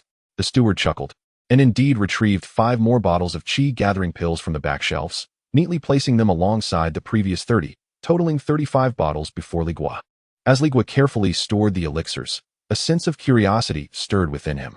Was his senior brother not concerned about breaching the sect's regulations by bestowing such a generous quantity of pills? What does it matter? The steward waved his hand dismissively and smiled. The 5 extra bottles are a personal contribution from me to junior brother Li, and do not affect the sect's accounts. It is merely an act of friendship. Upon hearing this, Li Guo felt a surge of fondness for the steward. Thank you, senior brother. May I inquire your esteemed name? Qian Sheng, the steward replied, with Qi meaning wealth and Sheng meaning to rise. As Qian Sheng returned the token to Li Guo, he suddenly added, Junior brother Li, I perceive you possess exceptional talent. You hardly seem to be an ordinary individual. Might you be interested in the small Taoist gathering? The small Taoist gathering? This was the first time Li Guo had encountered such a term. Indeed, Qian Sheng elucidated, it is a modest exchange meeting organized by like-minded disciples within our sect. We congregate to share cultivation resources and experiences, and sometimes we even form teams to tackle some of the more challenging tasks assigned by our sect. Would junior brother Li care to participate? A flicker of interest ignited in Li Guo's heart. He was indeed eager to witness such an event. Noting his intrigue, Qian Sheng added, I observe that as a mere servant disciple, you possess a considerable number of contribution points, which suggests you must be quite resourceful. At our gathering, many outer sect disciples like us convene. Forging more connections can only serve to benefit your future cultivation. After contemplating, Li Guo found wisdom in Qian Sheng's words. Feeling somewhat isolated, he recognized the value in expanding his network. Thank you for your consideration, senior brother. May I ask when and where this gathering will be held? On the 15th of next month, it will take place 50 miles east of the mountain gate at Qingfeng Temple, Qian Sheng explained, handing Li Guo a small wooden token. This is your pass, presented upon arrival. Li Guo accepted the token with solemnity. Having secured the elixirs, he bid farewell to Qian Sheng and swiftly exited the Merit Hall, activating his magical artifact and soaring towards his next destination, the Pill Hall. The Pill Hall was encircled by towering walls, and within, magnificent pavilions rose amidst the air, rich with the fragrant aroma of herbs. As Li Guo landed before the entrance, he was promptly intercepted by a gatekeeper steward. With an impassive expression, the steward extended his arm, barring Li Guo's entry. Halt! The Pill Hall is of great importance. Entry is forbidden to those who are not designated alchemists of our sect. Chapter 68 Farewell to an old friend. Li Guo promptly halted his steps and respectfully clasped his hands towards the steward. Esteemed senior, I wish to procure some medicinal pills. The gatekeeper scrutinized him from head to toe, his brow furrowing at the sight of Li Guo's humble attire. Procure pills? Are you not aware of the regulations? Today is not an open day for the Pill Hall. Li Guo was taken aback. Open day? Is there such a concept? Of course, the steward replied, his tone laced with impatience. Our alchemists are devoted to their craft and have no time to cater to those who come seeking remedies every day. He gestured dismissively towards a nondescript stone tablet nearby. Read for yourself, it is clearly inscribed. The Pill Hall opens to the public only once a month. Only on that day are you permitted to enter and purchase pills. At all other times, entry is strictly prohibited.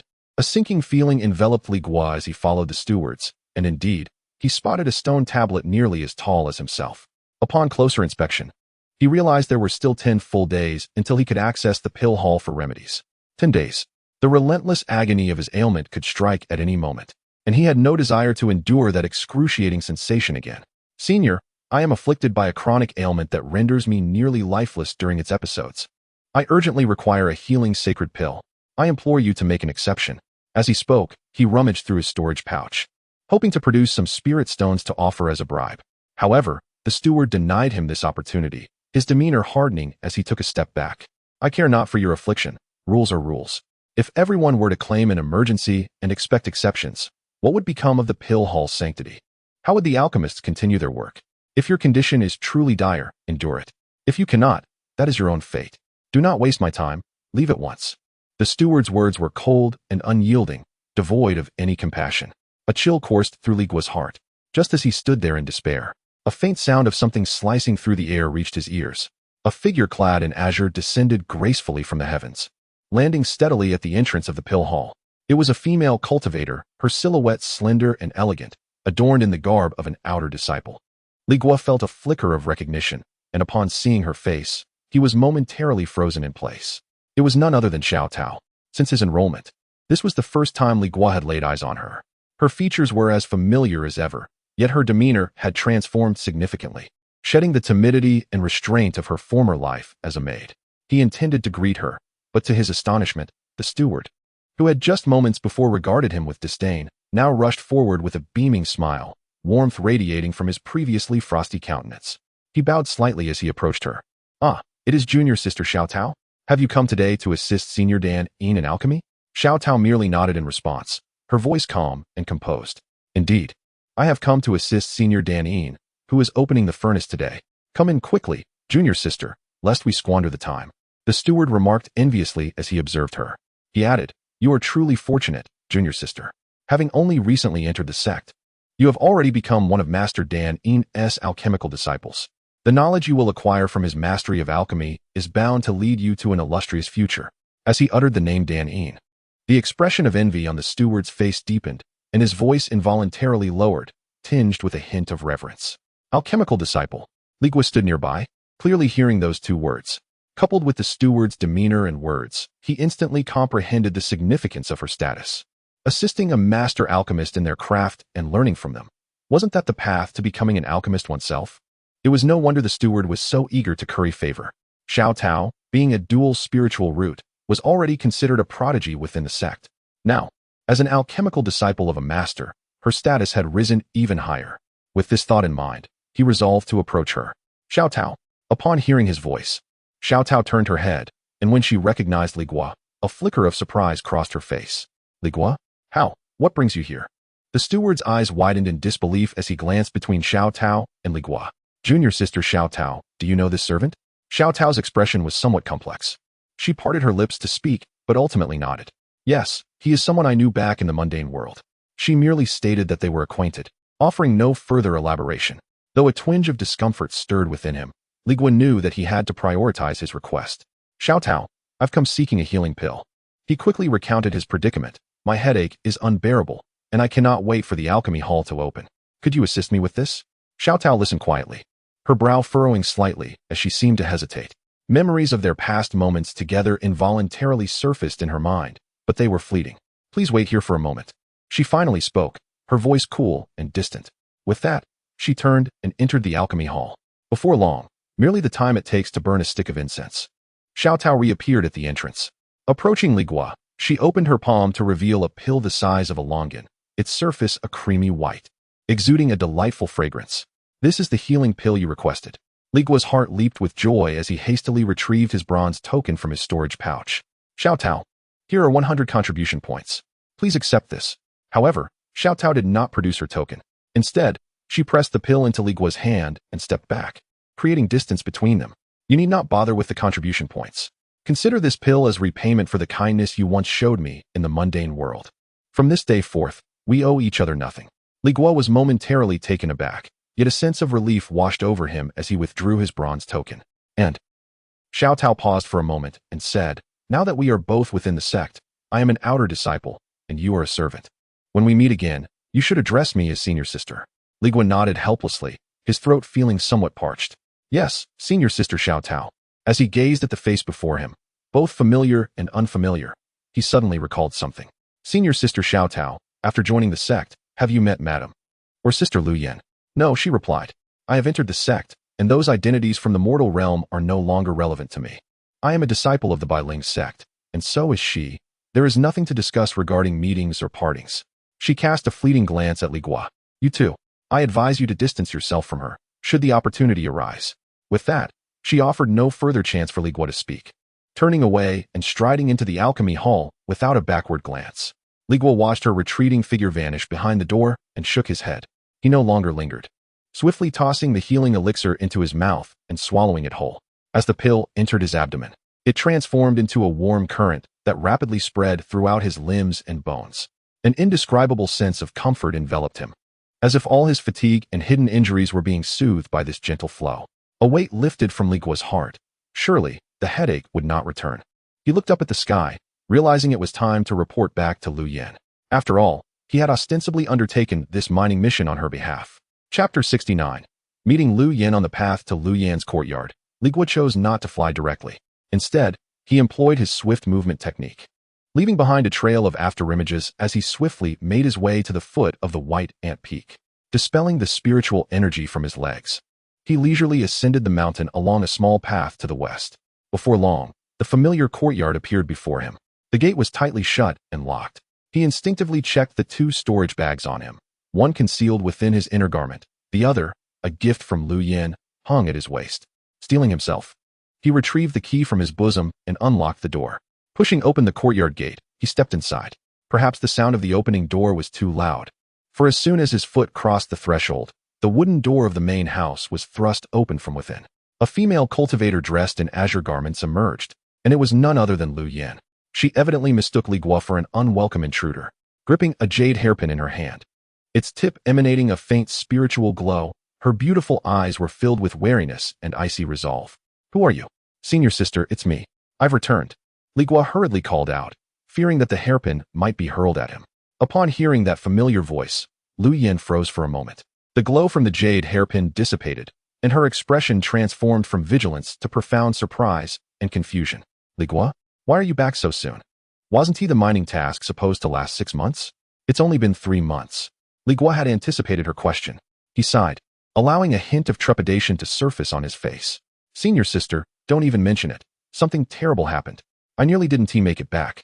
He recounted the carefully prepared narrative in full detail, from the onset of the beastly disturbances within the mine, leading to Elder Sun's order to seal it, to the sudden ambush by a group of demonic cultivators from the Three Corpses sect, which caught the entire encampment off guard. He depicted those fiendish cultivators as savage beasts, mercilessly killing at will, skinning and flaying their victims with horrifying brutality. Among us, only I and a few others, including Elder Sun, managed to escape by the skin of our teeth. The rest perished there, he concluded without revealing any mention of his secret mining endeavor. Lu Yan's face turned pale upon hearing his account, her hand instinctively covering her mouth, her eyes filled with shock and lingering fear. She could hardly fathom that what she had believed to be a simple sect mission would entangle her in the affairs of man-eating demons, resulting in the death of a vice hall master. Regaining her composure, she fixed her gaze on Li Guo and voiced her deep-seated curiosity. "Those demonic cultivators were so ruthless. How did you manage to escape their clutches?" Li Guo anticipated the question and offered a wry smile, tinged with self-deprecation. "They deemed my cultivation too feeble and my aptitude lacking, considering me unworthy even as material for their soul refinement. Thus, they chose not to waste their efforts on me." Though the reasoning sounded peculiar, Lu Yan found no alternative explanation. She gazed at Li Guo, her initial trepidation gradually dissipating as a more pressing thought emerged. Her primary concern remained the spirit stones. "So, how many spirit stones did you manage to excavate this time?" Her voice carried an unmistakable hint of anticipation. Li Guo seemed to grasp her sentiments, silently retrieving the storage pouch she had given him from his waist and presenting it with both hands. "Senior sister, they are all here." Lu Yan eagerly snatched it, her face already reflecting a glimmer of joy as she began to count. However, her expression soon transformed as color drained from her face, as if enveloped by a layer of frost. The pouch was nearly empty. with only a solitary pile of spirit stones languishing in the corner. 30 pieces? Lu Yan's voice shifted, disbelief evident. How could there be so few? Even if the task was only half completed, it shouldn't yield such a meager amount. The reality fell far short of her expectations. Li Guo wore an expression of helplessness and frustration, shrugging his shoulders. Senior sister, what could I do? My actual days spent mining in the cave amounted to barely 2. The rest of the time, the cave was sealed by that elder son's order, prohibiting anyone from entering. Then there was that incident with the demonic sect. Just returning alive was fortunate enough. There was no opportunity to mine for spirit stones.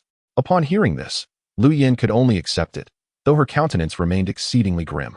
Li Guo added, and these 30 pieces are what remained after deducting the rental fee for the spirit pickaxe. Rental fee for the spirit pickaxe? Lu Yan was taken aback. Having never undertaken such a task herself, she was unaware of this necessity. Indeed, Li Guo explained earnestly, there are regulations in the sect. To enter the cave, one must rent a specially crafted spirit pickaxe. The pickaxes are categorized into 3 grades. Inferior, which costs 3 spirit stones per day, medium, costing 30, and the superior one, which demands 100 spirit stones daily. What distinguishes these pickaxes? Lu Yan inquired further. The inferior pickaxe can yield about 20 spirit stones in a day, while the medium one can garner around 80. If one were to use a superior pickaxe, Li Guo paused, locking his gaze with Lu Yan's. In a single day, one could earn 200 spirit stones. 200. Lu Yan's eyes ignited with fervor, as if 2 flames were ablaze within her. But that fervor was short-lived, extinguishing abruptly as she recalled that when she had sent Li Guo on this task, she had given him an empty storage pouch, without a single spirit stone to his name. Embarrassment flickered across her features as she questioned, how did you rent the pickaxe without any spirit stones? Li Guo replied honestly, I arranged credit with the steward and rented an inferior pickaxe, agreeing to pay double the rental fee once the spirit stones were unearthed. Lu Yan fell silent, her mind spiraling into a tumult of thoughts. If only she had possessed 100 spirit stones at that time to grant Li Guo, allowing him to rent a superior pickaxe for 2 days, then the return would not be this pitiful 30, but a staggering 400. Upon reflecting on this, her heart felt constricted, as if a heavy stone were pressing down upon it, leaving her breathless. Yet, almost immediately, she recalled that at that time, she could not even muster the 30 spirit stones required to rent a medium-grade spiritual pick, let alone 100. Chapter 70. Sister Su. Lu Yan suddenly recalled something important. Contribution points. Wasn't there a reward of 2,000 contribution points for the task? She anxiously inquired. Reaching out to Li Guo, where's the task jade slip? Hand it over. I am going to the Foreign Affairs Hall right now to settle those 2,000 contribution points. Li Guo, observing the eagerness on her face, sighed and recounted the events that had transpired in the Foreign Affairs Hall. What? Upon learning of the elder's decision, Lu Yan's voice surged with excitement. Are you saying the task has been rendered void? Li Guo nodded, his expression laden with regret. What about the 2,000 contribution points? Lu Yan pressed on. Naturally, they are gone as well. Boom. Lu Yan felt as though the world had spun around her. Darkness encroached upon her vision, and she staggered, nearly collapsing to the ground. 2,000 contribution points. That was a substantial sum. Within the sect, a mere 100 points could be exchanged for a low-grade spirit stone. Thus, 2,000 points equated to 20 low-grade spirit stones. She recalled the past 3 months during which Li Guo had been absent. She had undertaken 2 tasks, tending to spirit beasts and managing the medicinal garden, toiling for a month to earn a mere 40 low-grade spirit stones. She had believed that the mining task was a stroke of luck, a fortuitous opportunity that had fallen into her lap the moment it was announced. If Li Guo had diligently worked for half a year, they could have amassed thousands of spirit stones and effortlessly acquired those 2,000 contribution points. But now, it was all for naught. How could this happen? How could this happen? Lu Yan's heart felt as though it were gripped by an invisible hand, causing her to struggle for breath. A wave of immense disappointment and frustration surged within her, distorting her beautiful features. Li Guo, watching her in despair, felt little stir within his own heart. He offered a comforting remark. Given the circumstances, senior sister, it is best to look on the bright side. It is merely fate's cruel twist. He would, of course, refrain from disclosing that the substantial amount of spirit stones she longed for lay quietly within another of his storage bags. Just as Lu Yan resigned herself to despair, a sudden sound sliced through the air from beyond the courtyard. Following that, a green arc streaked through the sky and silently descended into the courtyard. As the luminescence faded, a female cultivator appeared before them. The woman was tall and graceful, her features delicate, with an oval face that bore an air of elegance and a hint of vitality. She emanated a dense and profound aura of spiritual energy, clearly indicating her superior cultivation level compared to Lu Yan. Li Guo stood nearby, instinctively stealing another glance at her. Upon seeing the newcomer, Lu Yan's despondency vanished in an instant, replaced by a forced smile as she approached. Sister Su, what brings you here? I came to see you. Lu sister. The enchanting Sister Su smiled charmingly, her gaze sweeping across the courtyard. Upon noticing Li Guo clad in the garb of a servant, she merely cast him a cursory glance before shifting her attention elsewhere, evidently regarding him as just another laborer tasked with cleaning the courtyard. She grasped Lu Yan's hand affectionately and said, Junior sister, I have just returned from Yunmeng Fengshi, and I bring you delightful news. The Jinbao Pavilion has received a new batch of magical garments, and the Qingguang Ling you admired last time is among them. Furthermore, the Hanyue hairpin I had my eye on has also arrived. Come, let us retrieve them at once. The mention of the Qingguang Ling made Lu Yan's eyes sparkle momentarily, her breath quickening for a heartbeat. However, that glimmer faded as swiftly as it appeared, and her smile became somewhat stiff. Instinctively, she touched her storage pouch, and her heart sank to the depths of despair. The Qingguang Ling was a fine piece among low-grade magical artifacts, priced at a hefty 70 low-grade spirit stones. She had only managed to save 40 stones, rendering it utterly beyond her reach. Sister Su, noticing her unusual demeanor, inquired with curiosity, What is the matter? Junior Sister Lu, did you not express your desire for it for quite some time? Why the sudden change of heart? And no, Lu Yan stammered, her cheeks flushing slightly. She could not let Sister Su know that she was unable to produce even 70 mere spirit stones. Her eyes darted, landing on the silent Li Guo nearby. In the next instant, a barely audible voice resonated within Li Guo's mind. Li Guo, I will borrow 30 spirit stones for now. I recently found a magical garment that requires a few more stones. There was an unmistakable tone of command in her voice. Li Guo was momentarily taken aback. Then comprehension dawned upon him. He observed Lu Yan's anxious expression, struggling to maintain her composure, and then glanced at the poised Sister Su beside her. And a faint smile tugged at his lips. They had previously agreed to split the spirit stones evenly, yet now, to uphold appearances before an outsider, she aimed to take all 30 stones. Nevertheless, he was not inclined to argue over what was essentially a sum he had already set aside for her. After all, he had over 16,000 spirit stones stashed in another storage pouch. With this thought, Li Guo met Lu Yan's pleading and impatient gaze, slowly nodding in agreement. Upon seeing his consent, a great weight lifted from Lu Yan's heart, and her expression softened considerably. She had initially feared he might refuse, but it appeared her worries were unfounded. This servant was as obedient as ever. Yet, Lu Yan's subtle maneuvering did not escape the notice of the more experienced Sister Su. Observing Lu Yan's ability to communicate with a mere servant telepathically, a glint of amusement flickered in her eyes. Junior sister, it seems you have quite the rapport with your servant. Lu Yan's face flushed crimson, caught off guard, and somewhat embarrassed. Sister Su chuckled lightly. His name is Li Guo. He was a servant in my household during my time in the mundane world, and we have known each other for several years. She paused, half seriously explaining. When I entered the sect, I intended to give him a sum of silver to ensure he could live comfortably in the mortal realm. Who would have thought he was discovered to possess the rare aptitude for spirit roots, and thus followed me into the sect? Oh, Sister Su's interest piqued. A servant embarking on the path of cultivation? That is indeed a first for me. However, I have visited you several times before. How come I have never encountered him?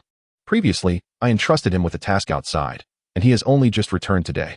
Lu Yan, unwilling to delve further into this topic, hastily grasped Senior Sister Su's arm and urged, Sister, let us refrain from discussing this any longer. We must depart swiftly lest we arrive too late and find the items purchased by others. Very well, I see your urgency, Senior Sister Su replied, stifling a laugh. Before they departed, she cast a playful glance at Li Guo and teased Lu Yan. Are you not bringing along your devoted servant? He might assist you in carrying your belongings. Lu Yan recognized her jest. Cultivators typically stored their possessions within storage bags, rendering assistance unnecessary. However, as Senior Sister had initiated the conversation, she felt it inappropriate to directly contradict her. Thus, she redirected the question to Li Guo. Li Guo, Senior Sister has invited you to accompany us to the market. Will you join us? Li Guo, eager for them to set off, promptly bowed and expressed a semblance of fatigue. Respectfully reporting to Senior Sister, I have just returned from outside and have been traveling extensively. I am quite weary and wish to rest soon. Enough, enough. Lu Yan feigned magnanimity, waving her hand dismissively. Since you are tired, go and rest. Senior Sister Su, indifferent to the matter, had merely spoken in jest. Then let us be on our way, Junior Sister Lu. With that, the two female cultivators exchanged knowing smiles. each activating their magical artifacts, soaring into the sky like two streaks of light, and in an instant, they vanished from sight. Chapter 71. Tranquil Heart Pill. As Li Guo watched the two streaks of light disappear beyond the horizon, he turned and made his way toward his storage room. Upon pushing open the door, a pungent odor of dust assailed his senses. The furnishings within remained unchanged: a straw bed, an axe, and a shovel, with nothing else in sight. After 3 months of absence, a thick layer of dust had settled on the walls and floor. Li Guo dismissed any lingering thoughts and performed a hand gesture, softly murmuring a spell. Dust purification technique. A gust of air materialized within the room, sweeping away all the dust and carrying it outside. Instantly, the room appeared pristine, and the air felt considerably fresher. This spell proved quite effective, and Li Guo felt a sense of satisfaction, finding it far more convenient than using a broom. He shut the door and sat on the straw bed. Retrieving all 35 bottles of qi-gathering pills he had exchanged from his storage pouch, arranging them in a neat row before him. Lu Chun had mentioned that these inferior qi-gathering pills would last for 3 days each, enhancing his cultivation speed by approximately 15%. However, taking them consecutively would not yield additional benefits due to the non-accumulative nature of their effects. Li Guo contemplated this information. A 15% increase might not seem substantial, but over time, it could prove significant. If he were to consume these pills daily, he could potentially break through to the second layer of qi refinement several days sooner than initially anticipated. Originally estimated to take 2.5 months, he now surmised that just over 2 months would suffice. He also recalled the blood marrow pill obtained from the Three Corpse sect. That particular pill was even more potent, capable of doubling his cultivation speed. However, after some reflection, he decided to suppress that thought. One could never be certain of the dubious ingredients present in demonic sect elixirs. Should he suffer any adverse effects, the consequences would be dire. It was prudent to approach cultivation with caution for the sake of his own life. With that resolved, he twisted open the lid of a porcelain bottle and poured out a pill the size of a soybean, exuding a faint medicinal aroma, which he promptly swallowed. Once the pill settled in his stomach, Li Guo sat cross-legged and commenced the operation of the Bai Ling fundamental technique. Within just a week, he sensed a notable difference. The influx of spiritual energy into his body was indeed significantly swifter than before. Just as he prepared to intensify his cultivation efforts, an excruciating pain suddenly erupted in his head, catching him entirely off guard. This time, it was more intense than any prior experience. It felt as though a red-hot iron rod had been thrust into his crown and was relentlessly churning within. The healing holy pill he had taken proved utterly ineffective. Li Guo could barely muster a cry. All that escaped his throat was a muffled groan, and he promptly lost consciousness. Bang, bang, bang. Li Guo, open the door. Li Guo, what are you doing inside? Hurry and open the door. A frantic series of knocks, accompanied by Lu Yan's anxious and impatient voice, jolted Li Guo back from the depths of darkness. He opened his eyes, only to be met with a splitting headache. He felt utterly drained, as if his bones had disassembled. Struggling to rise from the floor, he braced himself against the wall, wobbling unsteadily as he made his way to the door and reached out to unfasten the latch. As the door swung open, Lu Yan and the esteemed sister Su stood outside, with an expression of bewilderment etched upon Lu Yan's face. Upon catching sight of Li Guo's pallid visage, resembling that of paper, and his precarious demeanor, a torrent of doubts surged within her. What is the matter with you? I have called for you incessantly, yet you did not respond. Li Guo's mind remained shrouded in confusion. He swiftly concocted an excuse. Sister, it seems there was a mishap during my cultivation, and inadvertently, I fainted. Fearing further inquiries from Lu Yan, he hastily shifted the subject. Did you not go to the market? How is it you have returned so soon? Upon hearing his question, Lu Yan's expression grew even more peculiar. Returned? I came back 3 days ago. She furrowed her brow, gazing at Li Guo as though he were a fool. Just how long have you been unconscious? 3 days? A jolt of realization struck Li Guo. He had not anticipated that his brief lapse would result in a complete 3-day absence. He muttered in a haze, I am unsure. I only woke to the sound of you knocking. Lu Yan's doubts began to dissipate slightly, replaced by a hint of reproach. You are quite reckless. If you encounter any uncertainties in your cultivation, you ought to consult me rather than practice blindly alone. This time, fortune favored you.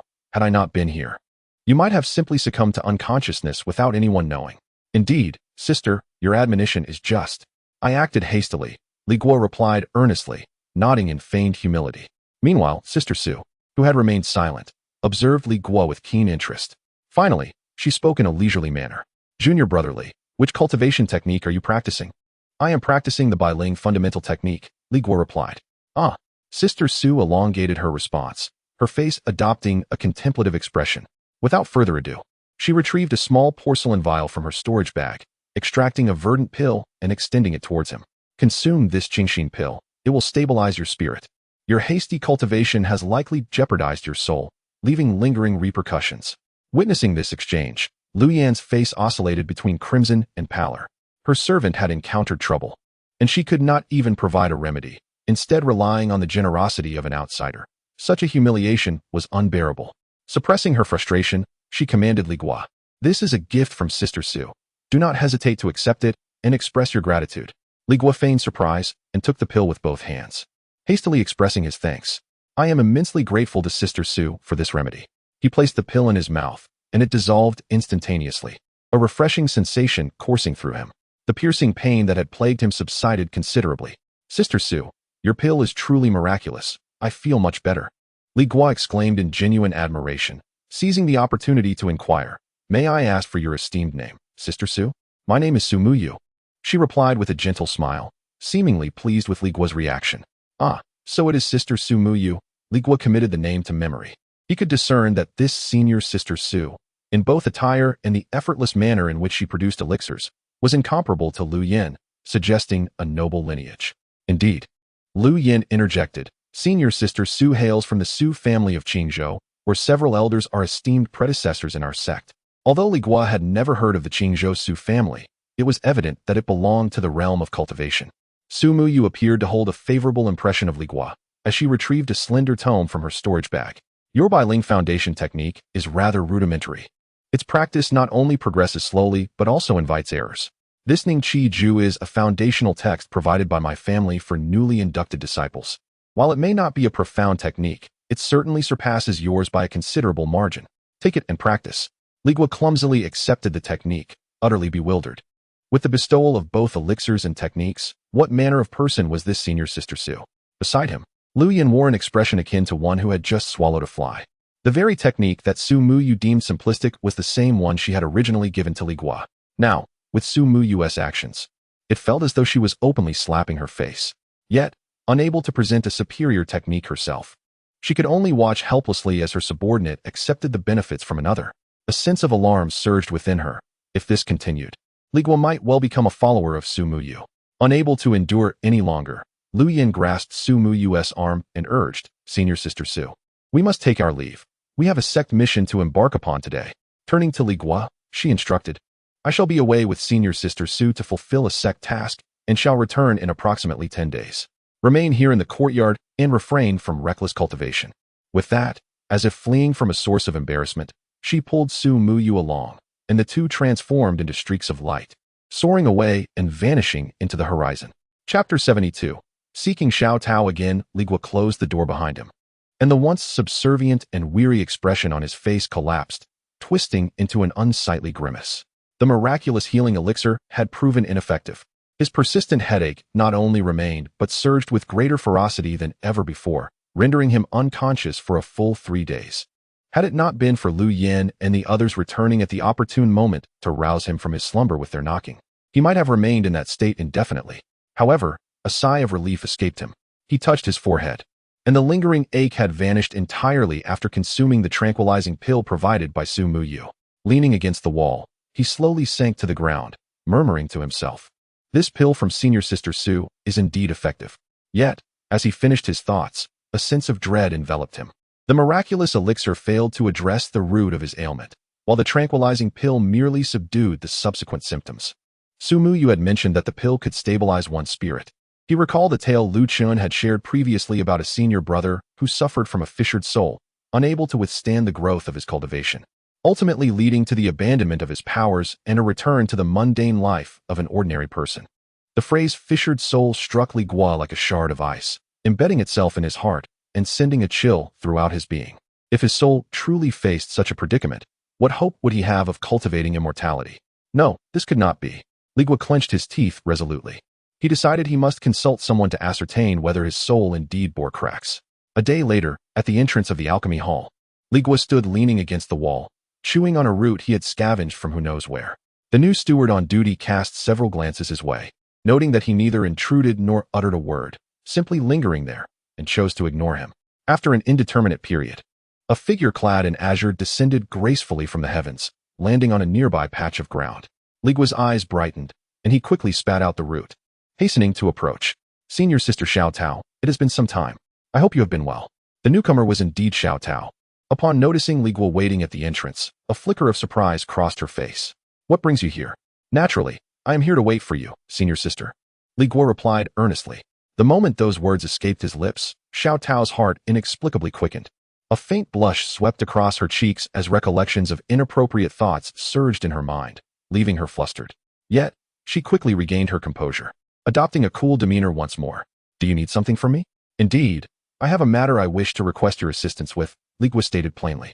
I am currently occupied and must assist my senior in alchemy. Please wait for a moment. We can discuss your concerns once I am finished. With that, she turned without a glance back at Li Guo and entered the alchemy hall. Li Guo remained unperturbed, finding a large tree beneath which to sit, waiting for morning until the sun began to dip in the west. Just as weariness was beginning to overwhelm him, Xiao Tao finally emerged from the alchemy hall, a faint aroma of elixirs lingering around her. Upon seeing Li Guo still waiting for her, Xiao Tao paused her steps, intending to listen to his predicament. Li Guo quickly approached, recounting his situation once more, particularly emphasizing the excruciating headache that had recurred. As Xiao Tao listened, her expression transitioned from initial indifference to a gradually deepening seriousness. She had not anticipated the severity of Li Guo's ailment, which even the miraculous healing pill could not remedy. It indeed bore the hallmarks of a spiritual affliction. This was no trivial matter. Should there be a flaw in his spirit, it would signify that his path to immortality was nearing its end. Unable to restrain her curiosity, she inquired, "What do you wish for me to assist you with?" Li Guo, heartened by her inquiry, eagerly replied, "Senior brother Lu Chen once mentioned that there is an elder Zhang in the alchemy hall, well versed in spiritual examinations. I would like to request your help in introducing me to Elder Zhang, so he might take a look at my condition." He added, "I am unaware of Elder Zhang's full name or whereabouts. I can only rely on you, Senior Sister." Xiao Tao pondered for a moment, furrowing her brow. Indeed, there was an Elder Zhang, known to have connections with the esteemed Dan Yinzi. However, securing an audience with the elder was no simple feat. Observing Li Guo's earnest expression, she ultimately sighed. "Very well, I shall speak with Elder Dan Yinzi tomorrow. Let us see if he can assist in making an introduction to Elder Zhang. In the meantime, you must be patient." "Thank you, Senior Sister," Li Guo exclaimed, overwhelmed with joy. "Where are you currently residing?" Xiao Tao inquired. "So that I may find you when there is news. I reside in the 7th courtyard of Termite Peak," Li Guo responded. "The 7th courtyard of Termite Peak?" Xiao Tao's expression shifted slightly, for that was reserved solely for outer disciples. She suddenly asked, "Whom do you live with?" Realizing he could not conceal the truth, Li Guo answered honestly, "I live with Senior Sister Lu Yan." Upon hearing that name, Xiao Tao's gaze dimmed noticeably. She fell silent for a moment, choosing not to respond further. Sensing that she was not yet ready to confront Lu Yan, Li Guo quickly added, "But do not worry, Senior Sister. Lu Yan has taken on a sect mission and has left with others. She should not return anytime soon." Xiao Tao, upon hearing this, softly acknowledged with a slight nod. "You should wait for news," she remarked before summoning her magical tool, transforming into a streak of azure light as she departed. As Li Guo watched her disappearing figure, he felt a tremendous sense of relief. At last, he had entrusted this matter to someone. Were it not for Xiao Tao's connections, as a mere servant disciple, he would scarcely have the opportunity to even approach the alchemy hall. He did not linger outside, promptly returning to Termite Peak. The following day, while Li Guo was engrossed in studying the consolidation of Qi manual provided by Su Mu Yu, an unexpected knock resounded at the courtyard door. The rhythmic sound, knock, knock, knock, was neither hurried nor slow. Intrigued, Li Guo hastily rose to answer the door. To his delight, standing outside was none other than Xiao Tao. "Senior Sister, you have arrived." Xiao Tao nodded slightly, choosing not to enter the courtyard, but instead standing at the entrance to convey, "The matter has been successfully handled. Elder Zhang is quite intrigued by your symptoms and has consented to meet you in the Dan Hall 5 days hence." Chapter 73. Elder Zhang. When 5 days later, Li Guo arrived at the entrance of the Dan Hall as promised. Today, the Dan Hall was a stark contrast to his previous visit. The entrance was bustling with activity, resembling a lively market, with disciples clad in both outer and inner sect attire coming and going. Li Guo recalled that today marked the monthly open day of the Dan Hall. He found a large tree to wait beneath, and before long, a figure clad in azure descended gracefully from the sky, landing steadily before him. It was Xiao Tao. "Let us go," she said, maintaining her usual cool demeanor. Nodding slightly before turning to enter the Dan Hall, Li Guo hurriedly followed. As he stepped through the grand doors of the Dan Hall, he was immediately enveloped by a potent aroma of medicinal herbs, a medley of scents that was almost overwhelming. The sights within left Li Guo utterly astonished. This was no mere sacred ground of a sect. It resembled a grand bazaar. Each alchemical chamber stood with its doors wide open, and many disciples, identified as Dan Tong, had set up stalls outside their doors, haggling and shouting amidst a cacophony of voices. Xiao Tao seemed to sense his thoughts, and as they navigated through the throng, she explained without looking back. The open day provides alchemists an opportunity to exchange the elixirs they have either produced in excess or those that, while flawed, still possess some efficacy for cultivation resources. However, not all alchemists partake in this. Li Guo nodded in understanding. The two of them twisted and turned, weaving through the bustling area toward the deeper recesses of the Dan Hall. As they ventured further in, the crowd thinned, and tranquility enveloped them. The alchemical chambers here were tightly shut, standing in stark contrast to the bustling stalls outside. "These are the chambers of intermediate alchemists," Xiao Tao lowered her voice to explain. "The elixirs they produce are worth hundreds of spirit stones each, primarily reserved for the inner sect or true disciples, rarely made available for sale." Intermediate alchemists. Li Guo felt a surge of curiosity. He couldn't resist asking, "What level of alchemist is the esteemed Dan Yin-zi?" "My master is a high-level alchemist," Xiao Tao replied, pride evident in her tone. "He specializes in concocting elixirs for the elders in the golden core and nascent soul stages." Golden core, nascent soul. These terms struck Li Guo's mind like thunderclaps. He had only known of Dan Yin-zi's esteemed status, but never imagined it reached such heights. To craft elixirs for legendary figures of the golden core and nascent soul, what an extraordinary existence that must be. No wonder everyone sought to curry favor with Xiao Tao. A Dan Tong destined to associate with such significant individuals indeed had an unlimited future. As they conversed, Xiao Tao led him to an exceptionally exquisite courtyard. This courtyard, adorned with several bamboo stalks and a flowing stream over artificial rocks, was strikingly elegant compared to the other alchemical chambers outside. Xiao Tao approached the entrance of the main hall and respectfully performed a bow toward the interior. Disciple Dan Tong Xiao Tao, at the behest of the esteemed Dan Yin-zi, seeks an audience with Elder Zhang. "Come in," an elderly voice resonated from within the room. With permission granted, Xiao Tao pushed open the courtyard door and led Li Guo inside. Li Guo's heart raced as he followed Xiao Tao into the elegant yet sparsely furnished hall, which felt eerily empty, devoid of any presence. Perplexed, he tentatively called out, "Elder Zhang?" "I am here," the voice emerged from behind a screen. Hastily, Li Guo and Xiao Tao circled around the screen to find an elderly man, his hair and beard entirely white, seated cross-legged on a mat. The old man slowly opened his eyes, which appeared murky, yet seemed capable of perceiving all. Disciple Xiao Tao pays respects to Elder Zhang. Xiao Tao stepped forward and performed a deep bow. "This beside me is my master, the venerable Dan Yin-zi's disciple, Li Guo."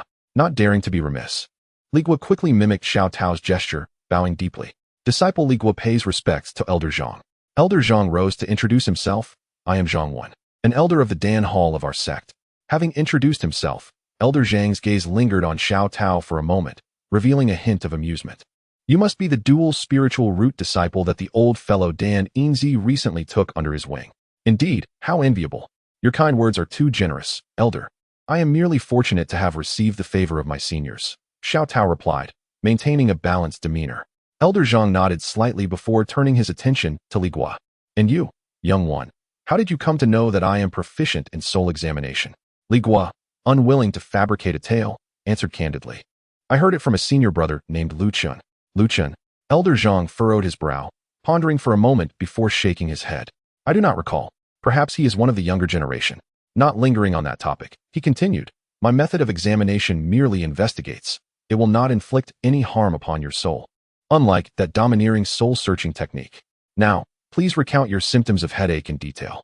Li Guo, not wishing to hesitate, promptly narrated his ordeal.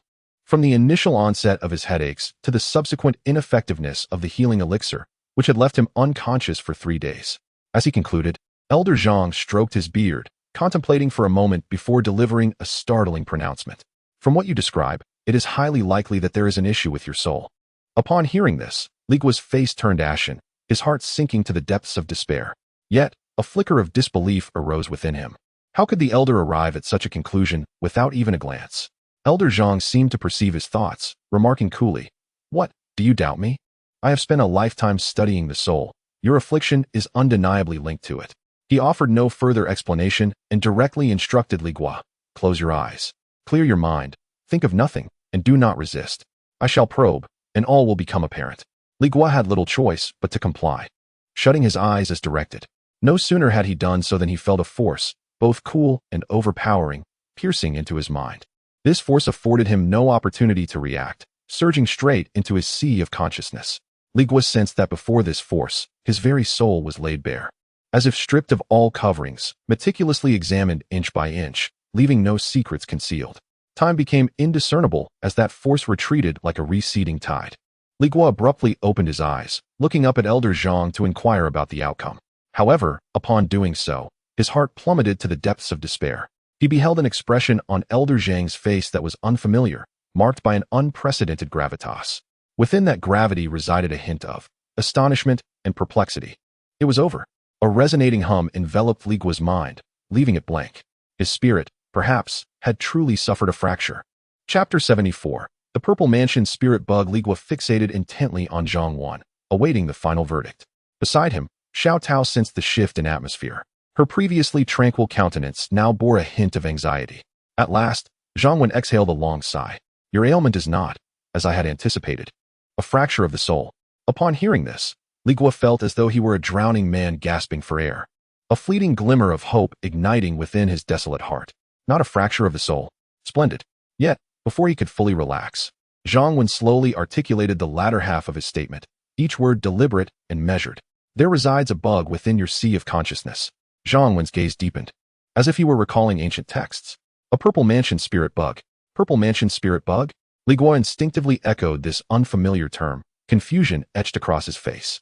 Xiao Tao, too, displayed a subtle shift in expression, clearly hearing of this for the first time. Indeed, the Purple Mansion spirit bug, Zhang Wan affirmed, nodding as he elaborated. It is a peculiar being that specifically parasitizes the sea of consciousness of cultivators, feeding on the spiritual resonance contained within certain earthly objects. The reason for your excruciating headaches is due to its hunger. Unable to find spiritual resonance to satiate itself, it resorts to gnawing at the essence of your soul. The texts I have consulted are incomplete, noting only 18 known varieties. However, this one within your sea of consciousness is unprecedented, an unknown new species.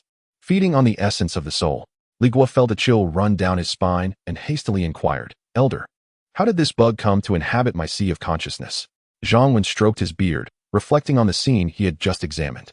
I cannot say for certain, but its form resembles that of a small serpent. Boom. These two words rang in Li Guo's mind like thunder. The colorful little serpent. The strange shadow that had emerged from the colorful egg in the desert and bitten him before vanishing. Later, it had been mistaken by the emissary of the three-corpse sect, Lu Jiuyin, for a mutated corpse bug. So, it was indeed the source of his headaches. While Li Guo was engulfed in shock, Xiao Tao's face was one of utter astonishment. She evidently connected the dots as well. Watching Li Guo's pale visage, her heart tightened, and she quickly asked, Elder, if this bug continues to gnaw at junior brother Li's soul, what will be the consequences? Zhang Wan glanced at Xiao Tao, his tone devoid of warmth, tinged with a cruel reality. The consequences? The soul is the very foundation of a person. The mildest outcome is madness, the worst, the scattering of the soul. Judging by his current state, he will likely first become a mindless imbecile, and then gradually perish. Li Guo's body swayed. He could no longer maintain his stance. He stepped forward, bowing deeply to Zhang Wan, his voice trembling with barely suppressed urgency. I implore you, Elder, to show mercy and help rid me of this bug. Zhang Wan, however, shook his head, extinguishing his hopes with a single motion. It cannot be expelled. This bug has resided within your sea of consciousness for many years, becoming deeply intertwined with the essence of your soul, fused as one. To forcibly expel it would be tantamount to uprooting your very soul. In that moment, you would transform into a mere breathing corpse. Li Guo stood frozen, the stark reality momentarily overwhelming him. Could it truly be that there was no recourse? Solutions do exist, however. Zhang Wan glanced at him and sighed.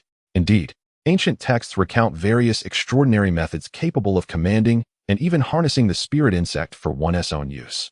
Yet, he shifted his tone, his gaze sharpening with intensity. The cultivation of such techniques requires a fundamental prerequisite. One must reach the foundation establishment stage and cultivate spiritual awareness to introspectively examine oneself before commencing the practice. Zhang Wen's eyes held a trace of pity, yet his words pierced like daggers. And you, with your 4 spiritual roots, even with ample resources, how many years would it take to reach foundation establishment? 40? Or perhaps 50? But judging by the ravenous state of the spirit insect in your sea of consciousness, at most 1 or 2 years, and your soul will be completely devoured. Thus, this solution is no different from an impasse for you. Reality is cruel enough to suffocate. Li Guo's expression darkened, leaving him momentarily speechless. 1 or 2 years. Was his path to immortality destined to conclude in such a manner? Elder. Xiaotao suddenly recalled something and spoke up. Disciple dares to ask. You mentioned that the spirit insect is gnawing at the soul due to hunger, lacking spiritual resonance to consume. If we were to actively nourish it with spiritual resonance, allowing it to satiate its hunger, would it cease to harm Li Guo's soul? Her words acted as a key, unlocking the dilemma that had imprisoned Li Guo. He turned to Zhang Wen eagerly. Elder, is Xiaotao's suggestion feasible? Zhang Wen cast a surprised glance at Xiaotao, seemingly taken aback by the rapidity of the thoughts of this novice. He created suspense, responding with a question of his own. Oh? Young lady, do you know what spiritual resonance is? Xiaotao pondered briefly before replying. Disciple has heard the elders mention it. Spiritual resonance is a rare treasure nurtured by nature, formed over eons through the absorption of the essence of heaven and earth, and it greatly benefits the soul. Indeed, Zhang Wen nodded in approval. It seems that Dan Yinzi has imparted much wisdom to you. Now, share with me how one might infuse this spiritual resonance into a cultivator's sea of consciousness. This stumped Xiaotao, as she had only recently embarked on her journey and her knowledge of spiritual resonance was already commendable, but the deeper intricacies eluded her grasp. Upon seeing her at a loss for words, Zhang Wen leisurely revealed the answer. One must utilize peculiar treasures containing spiritual resonance, supplemented by various rare herbs, and with the deft hands of a master alchemist, concoct a special elixir for the cultivator's soul to absorb. He paused, his gaze returning to Li Guo. At this point, you should comprehend the implications, should you not? Such elixirs that nourish the soul are specifically prepared for inner disciples or true inheritors who practice special techniques or have suffered damage to their souls. Not only is the refinement exceedingly arduous, attainable only by alchemists of the highest caliber, but the materials required are all of exorbitant value. Xiaotao's expression suddenly darkened. As a disciple of the Dan Yinzi, she was acutely aware of the implications. Such a pill, its worth is often measured in hundreds, if not thousands, of low-grade spirit stones. Meanwhile, Li Guo, a mere servant disciple, could only hope to earn a meager 20 spirit stones after toiling endlessly throughout the year. This indeed presents a conundrum without resolution. Even Li Guo, an amateur in alchemy, grasped the gravity of the situation upon hearing this. One single pill could cost over 1,000 spirit stones. The flicker of hope that had briefly ignited within him was swiftly extinguished by this astronomical price. Yet, amidst his tumultuous thoughts, a detail he had overlooked surged forth from the depths of his memory. Senior Sister Su Muyao, that clear heart pill. At that time, he had been suffering excruciating pain, and upon consuming that pill, he felt an immediate sense of clarity and relief from his agony. Reflecting on it now, that clear heart pill was likely the very type of elixir Elder Zhang had referred to, one imbued with spiritual resonance. Such a pill must command a hefty price. Yet Senior Sister Su had casually bestowed it upon him as if it were but a simple confection. Chapter 75. Time Li Guo's mind was a chaotic whirlwind, filled with thoughts of Su Mu Yu and the elusive Qingxin Dan. Suddenly, the voice of Elder Zhang pierced through his reverie. I have uncovered the root of your ailment. As for what follows, that is your own concern. My words end here. With that, Zhang waved his sleeve, clearly indicating it was time for Li Guo to depart. A chill ran through Li Guo. He understood that Elder Zhang was no longer inclined to intervene. In the elder's eyes, he might as well have been an insignificant ant, and his demise would hardly stir a ripple in the elder's tranquil existence. He hastily inquired, Elder, if I may be so bold, does the Qingxin Dan you mentioned qualify as a medicinal elixir imbued with spiritual essence? Zhang raised an eyebrow, intrigued. You are familiar with the Qingxin Dan? Indeed, it is. What prompts your inquiry? To be honest, Elder, I recently suffered from severe headaches and was fortunate enough to receive a Qingxin Dan from a senior sister. After consuming it, my condition improved significantly. Zhang's interest piqued, but he quickly waved his hand dismissively. That was your fortunate encounter. The Qingxin Dan is valued at 300 low-grade spirit stones. Having consumed it for the first time, it may suppress the parasite for 20 days. However, the creature will gradually grow, and the efficacy of the elixir will diminish over time, necessitating higher-grade medicinal pills. After this, Elder Zhang reiterated his intent to dismiss Li Guo. Enough. It is getting late. You may leave now. Li Guo mentally calculated his resources. He still possessed over 16,000 spirit stones, which meant he could purchase more than 50 Qingxin Dan. This would provide him with around 1,000 days' worth of relief, approximately 3 years. Moreover, considering he had consumed the Qingxin Dan 7 days prior, with its 20 days of efficacy, he had 13 days remaining before his headaches would return. With this thought, the heavy stone weighing on his heart lifted slightly. At least, he wouldn't die in the immediate future, nor would he endure another headache. Another thought crossed his mind, and he mustered the courage to ask once more. Elder, what is the name of the technique that can drive the Zifu spiritual insects, and where might I find it? Elder Zhang, slightly taken aback by the continued questioning even after issuing a dismissal, contemplated rebuking him for his presumptuousness. However, he swallowed his words to maintain his composure and replied coolly, the technique is called Juling Shu Jia, located in the technique pavilion. However, that is an inner sect technique, and you must possess the status of an inner disciple to exchange for it. Essentially, this meant that Li Guo had to successfully establish his foundation before he could hope to practice this technique. Having received the answer he sought, Li Guo ceased his inquiries and bowed deeply to Elder Zhang. Thank you for your guidance, Elder. I shall take my leave. With that, he followed Xiao Tao out of the elegant courtyard. Once they stepped outside, Xiao Tao halted abruptly. Li Guo turned to see her standing there, her bright eyes now filled with a complex mixture of emotions as she gazed intently at him. What is it, senior sister? Li Guo asked, observing her expression. Xiao Tao bit her lip and spoke softly, that colorful egg in the desert. It was I who broke it. If it weren't for me, how could that purple spirit worm have entered your body? Li Guo thought to himself. Indeed, it was because of you. But what purpose does your confession serve now? Can your guilt truly vanquish that vibrant little serpent? Yet, he responded, why dwell on matters from so many years ago? Besides, if we hadn't shattered that egg back then, we 3 would have perished of thirst in the desert. This cannot be laid at your feet. No, Xiao Tao shook her head, her gaze resolute. Since I entered the immortal gate, I have sought to sever my ties with you, dedicating myself solely to the path. Yet, if you were to die because of this, my heart would be sullied, giving rise to inner demons, and my journey would likely come to an end. Li Guo, upon hearing her grandiloquent words, snickered inwardly. What clever solution do you propose, sister? Xiao Tao did not expect such a direct question. Her lips moved as if to speak, but she swallowed her words, ultimately transforming them into a mere promise. You, grant me a little time. Li Guo regarded her, though he held no hope. Even if she possessed dual spiritual roots and was the alchemical apprentice of the esteemed Dan Yinzi, she remained merely a fledgling cultivator in the qi refining stage. The sole remedy for that colorful serpent lay in feeding it medicinal pills. Could she afford such a cost? He refrained from voicing this, merely nodding and offering her a respectful gesture. I appreciate your concern, sister. He added, thank you for your introduction today. I shall take my leave. With that, he activated his magical artifact, transforming into a streak of light and heading straight back to the White Ant Peak, leaving Xiao Tao alone, lost in thought. Upon returning to the courtyard of White Ant Peak, Li Guo hurried into his storage room, locking the door securely from within. He sat cross-legged on his straw bed, repeatedly contemplating the words he had heard from Elder Zhang earlier that day. That colorful little serpent was the root of all troubles. To resolve it, he must first reach the foundation establishment stage, but before he could do so, he risked being reduced to a fool by that serpent's incessant gnawing. To avoid becoming a fool, he needed to feed it medicinal pills, yet those were exorbitantly priced, and the spiritual stones he possessed would barely last a few years. Furthermore, the efficacy of the pills would diminish with use, their costs would increase, ultimately rendering it an unsustainable solution. It seemed a deadlock. Li Guo took a deep breath, exhaling slowly, forcing his emotions to settle. He sat in contemplation for an extended period, his gaze shifting restlessly. Finally, as if resolved to a certain determination, he clenched his jaw and retrieved a jade slip from his storage pouch. Inscribed upon the slip were several archaic characters. 3 corpses refining divine method. Chapter 76. The corpse goo pill enters the abdomen. Yet, as Li Guo grasped the jade slip, a moment of hesitation enveloped him. Suddenly, the words of Elder Zhang echoed in his mind once more.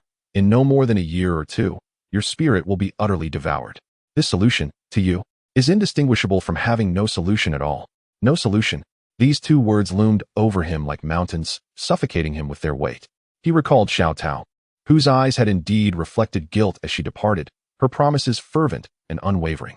However, deep within, Li Guo felt that such vows were but ephemeral illusions. What recourse did she truly possess? Would she implore the esteemed Dan Yinzi?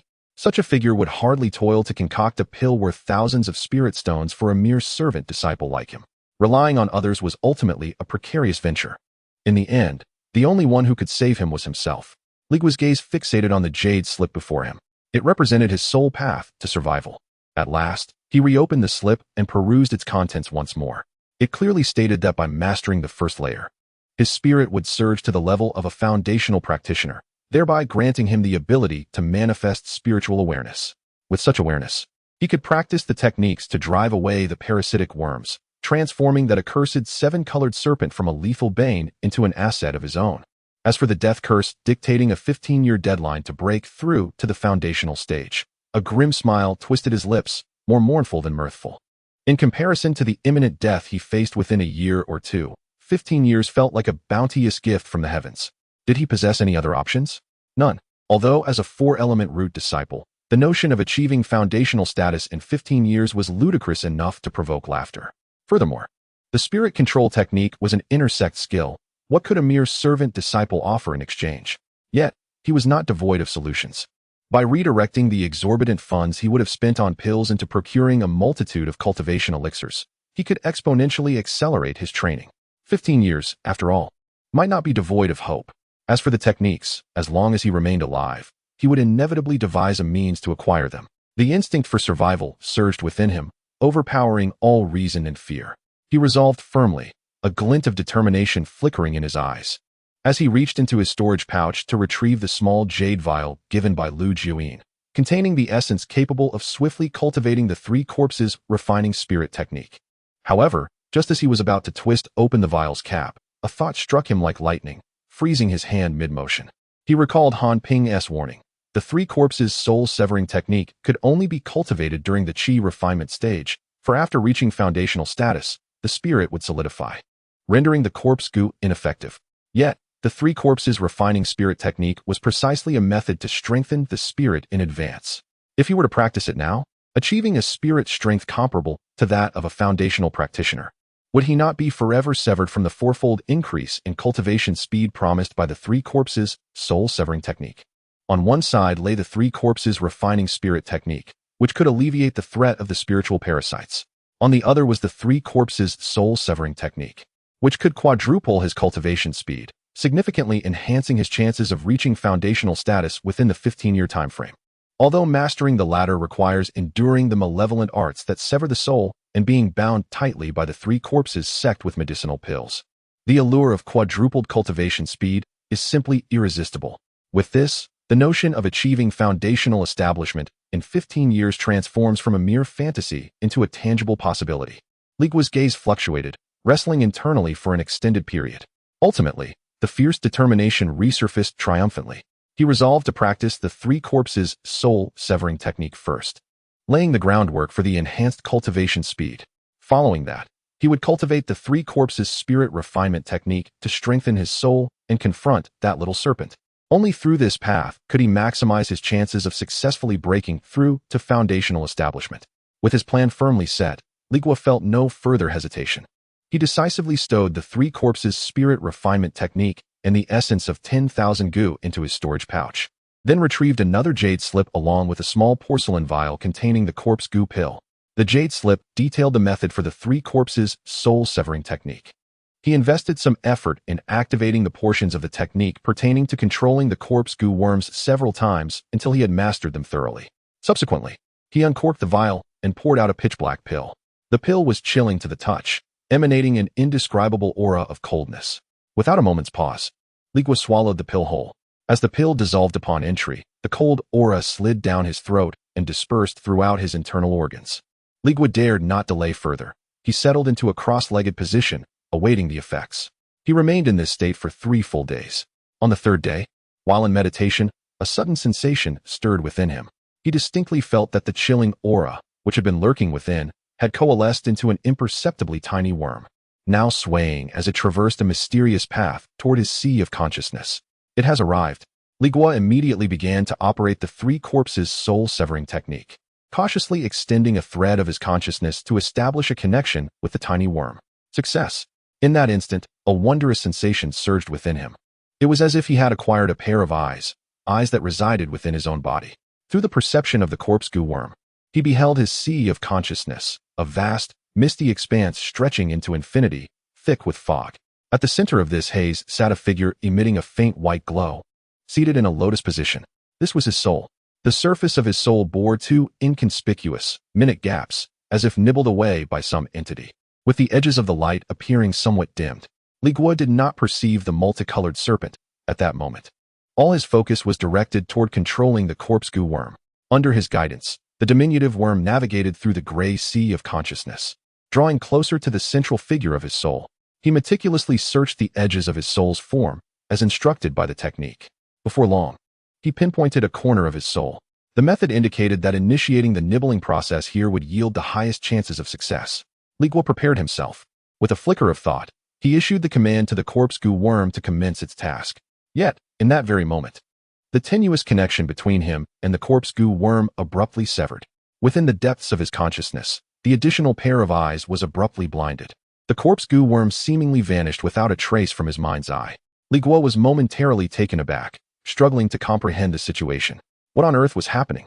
He hastily activated the three corpses' soul-severing technique, attempting to re-establish a connection with the elusive corpse-goo worm.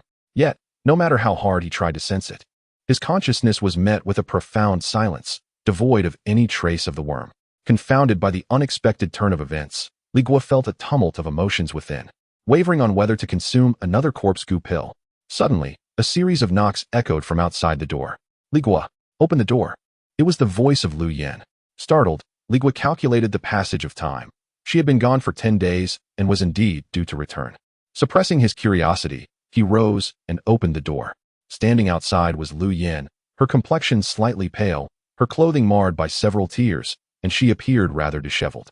Senior sister, you have returned. Is there something you wish to discuss with me? Li Guo inquired. Lu Yan scrutinized him for a moment, relieved to find no visible abnormalities, and exhaled softly. Nothing of great consequence, merely came to check on you. I feared you might encounter another mishap during your cultivation, akin to the last time. Thank you for your concern, senior sister, Li Guo replied respectfully. I have heeded your teachings and have been diligently cultivating these past few days, exercising caution and avoiding recklessness. Lu Yan nodded, a flicker of apprehension crossing her features as if recalling a troubling memory. Caution is indeed wise. The realm of cultivation is far from tranquil. Noticing her demeanor, Li Guo seized the opportunity to inquire. Did you encounter any troubles on your journey, senior sister? Don't even mention it. Lu Yan lamented, as if finding a long-awaited outlet for her frustrations. On my way back, I crossed paths with 4 rogue cultivators. 2 at the 6th level of Qi refinement, and 2 at the 7th level. I was exceedingly unfortunate. She patted her chest, still shaken by the experience. Fortunately, senior sister Su is formidable. She single-handedly detained 3 of them, even slaying 1, which frightened the others away. Otherwise, I fear my life would have been forfeit. Hearing this, Li Guo felt a chill run down his spine. Lu Yan had indeed faced 4 high-level Qi refinement cultivators. The cultivation world was fraught with peril at every turn. He realized he too must exercise utmost caution in future outings. It is a relief that you returned safely, he said sincerely. Consider it a narrow escape, Lu Yan sighed, then abruptly shifted her tone, looking somewhat bashful as she addressed him. By the way, Li Guo, I wish to discuss something with you. She paused, seemingly reluctant before continuing. That manual, the concentration technique that senior sister Su gave you, could I borrow it for a look? Li Guo, intrigued, responded. What do you need that technique for, senior sister? Lu Yan's cheeks flushed slightly as she hastily explained. It's for your sake.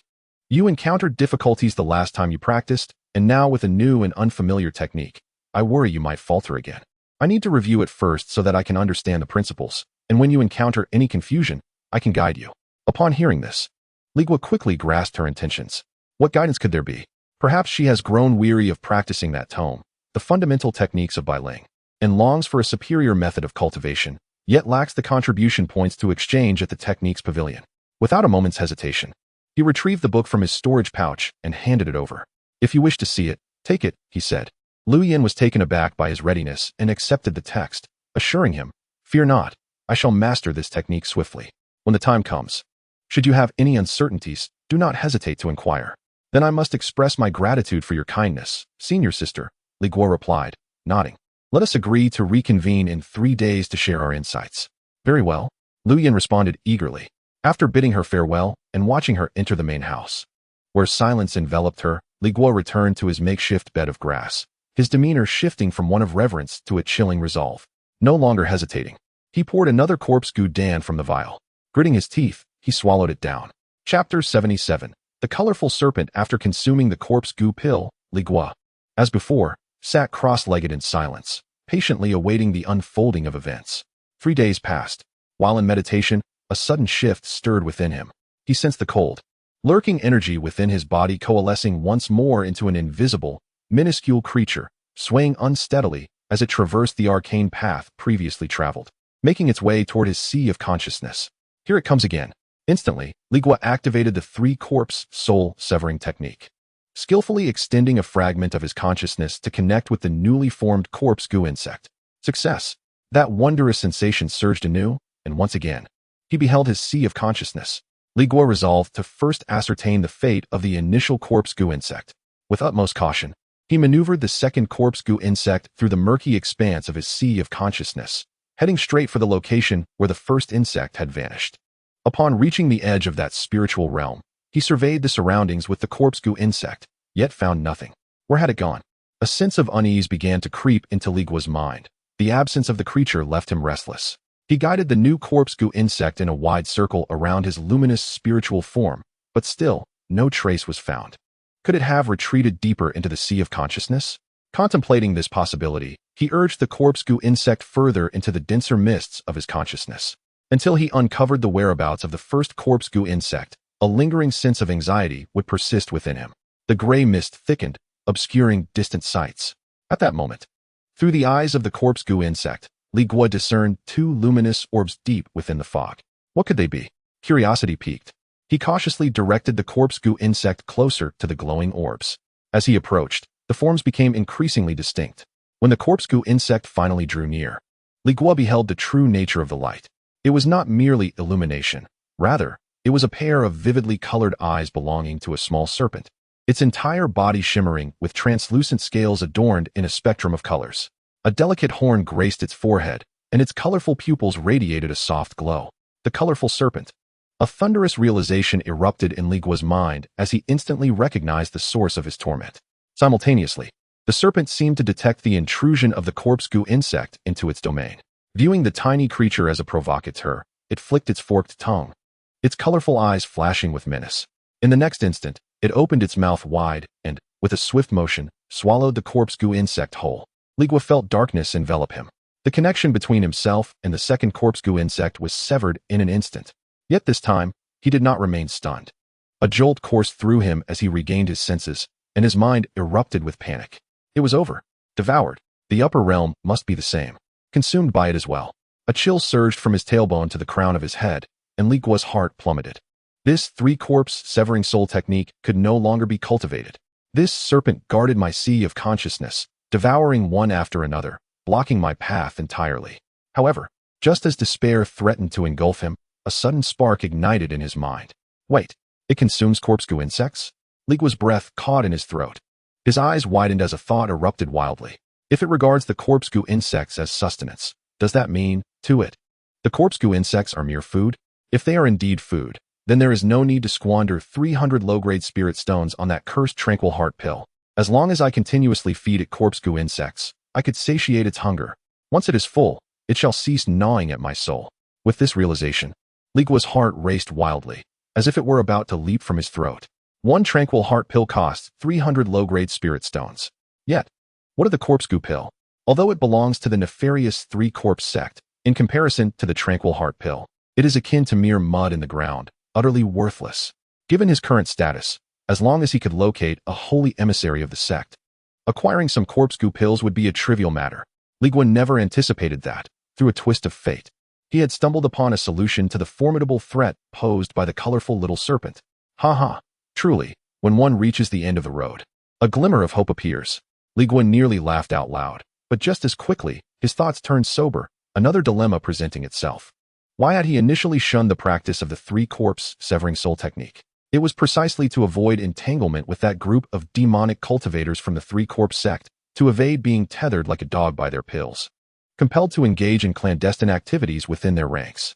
Yet now, to satiate this life-threatening little ancestor in his sea of consciousness, he He must willingly approach and negotiate with the members of the three-corpse sect.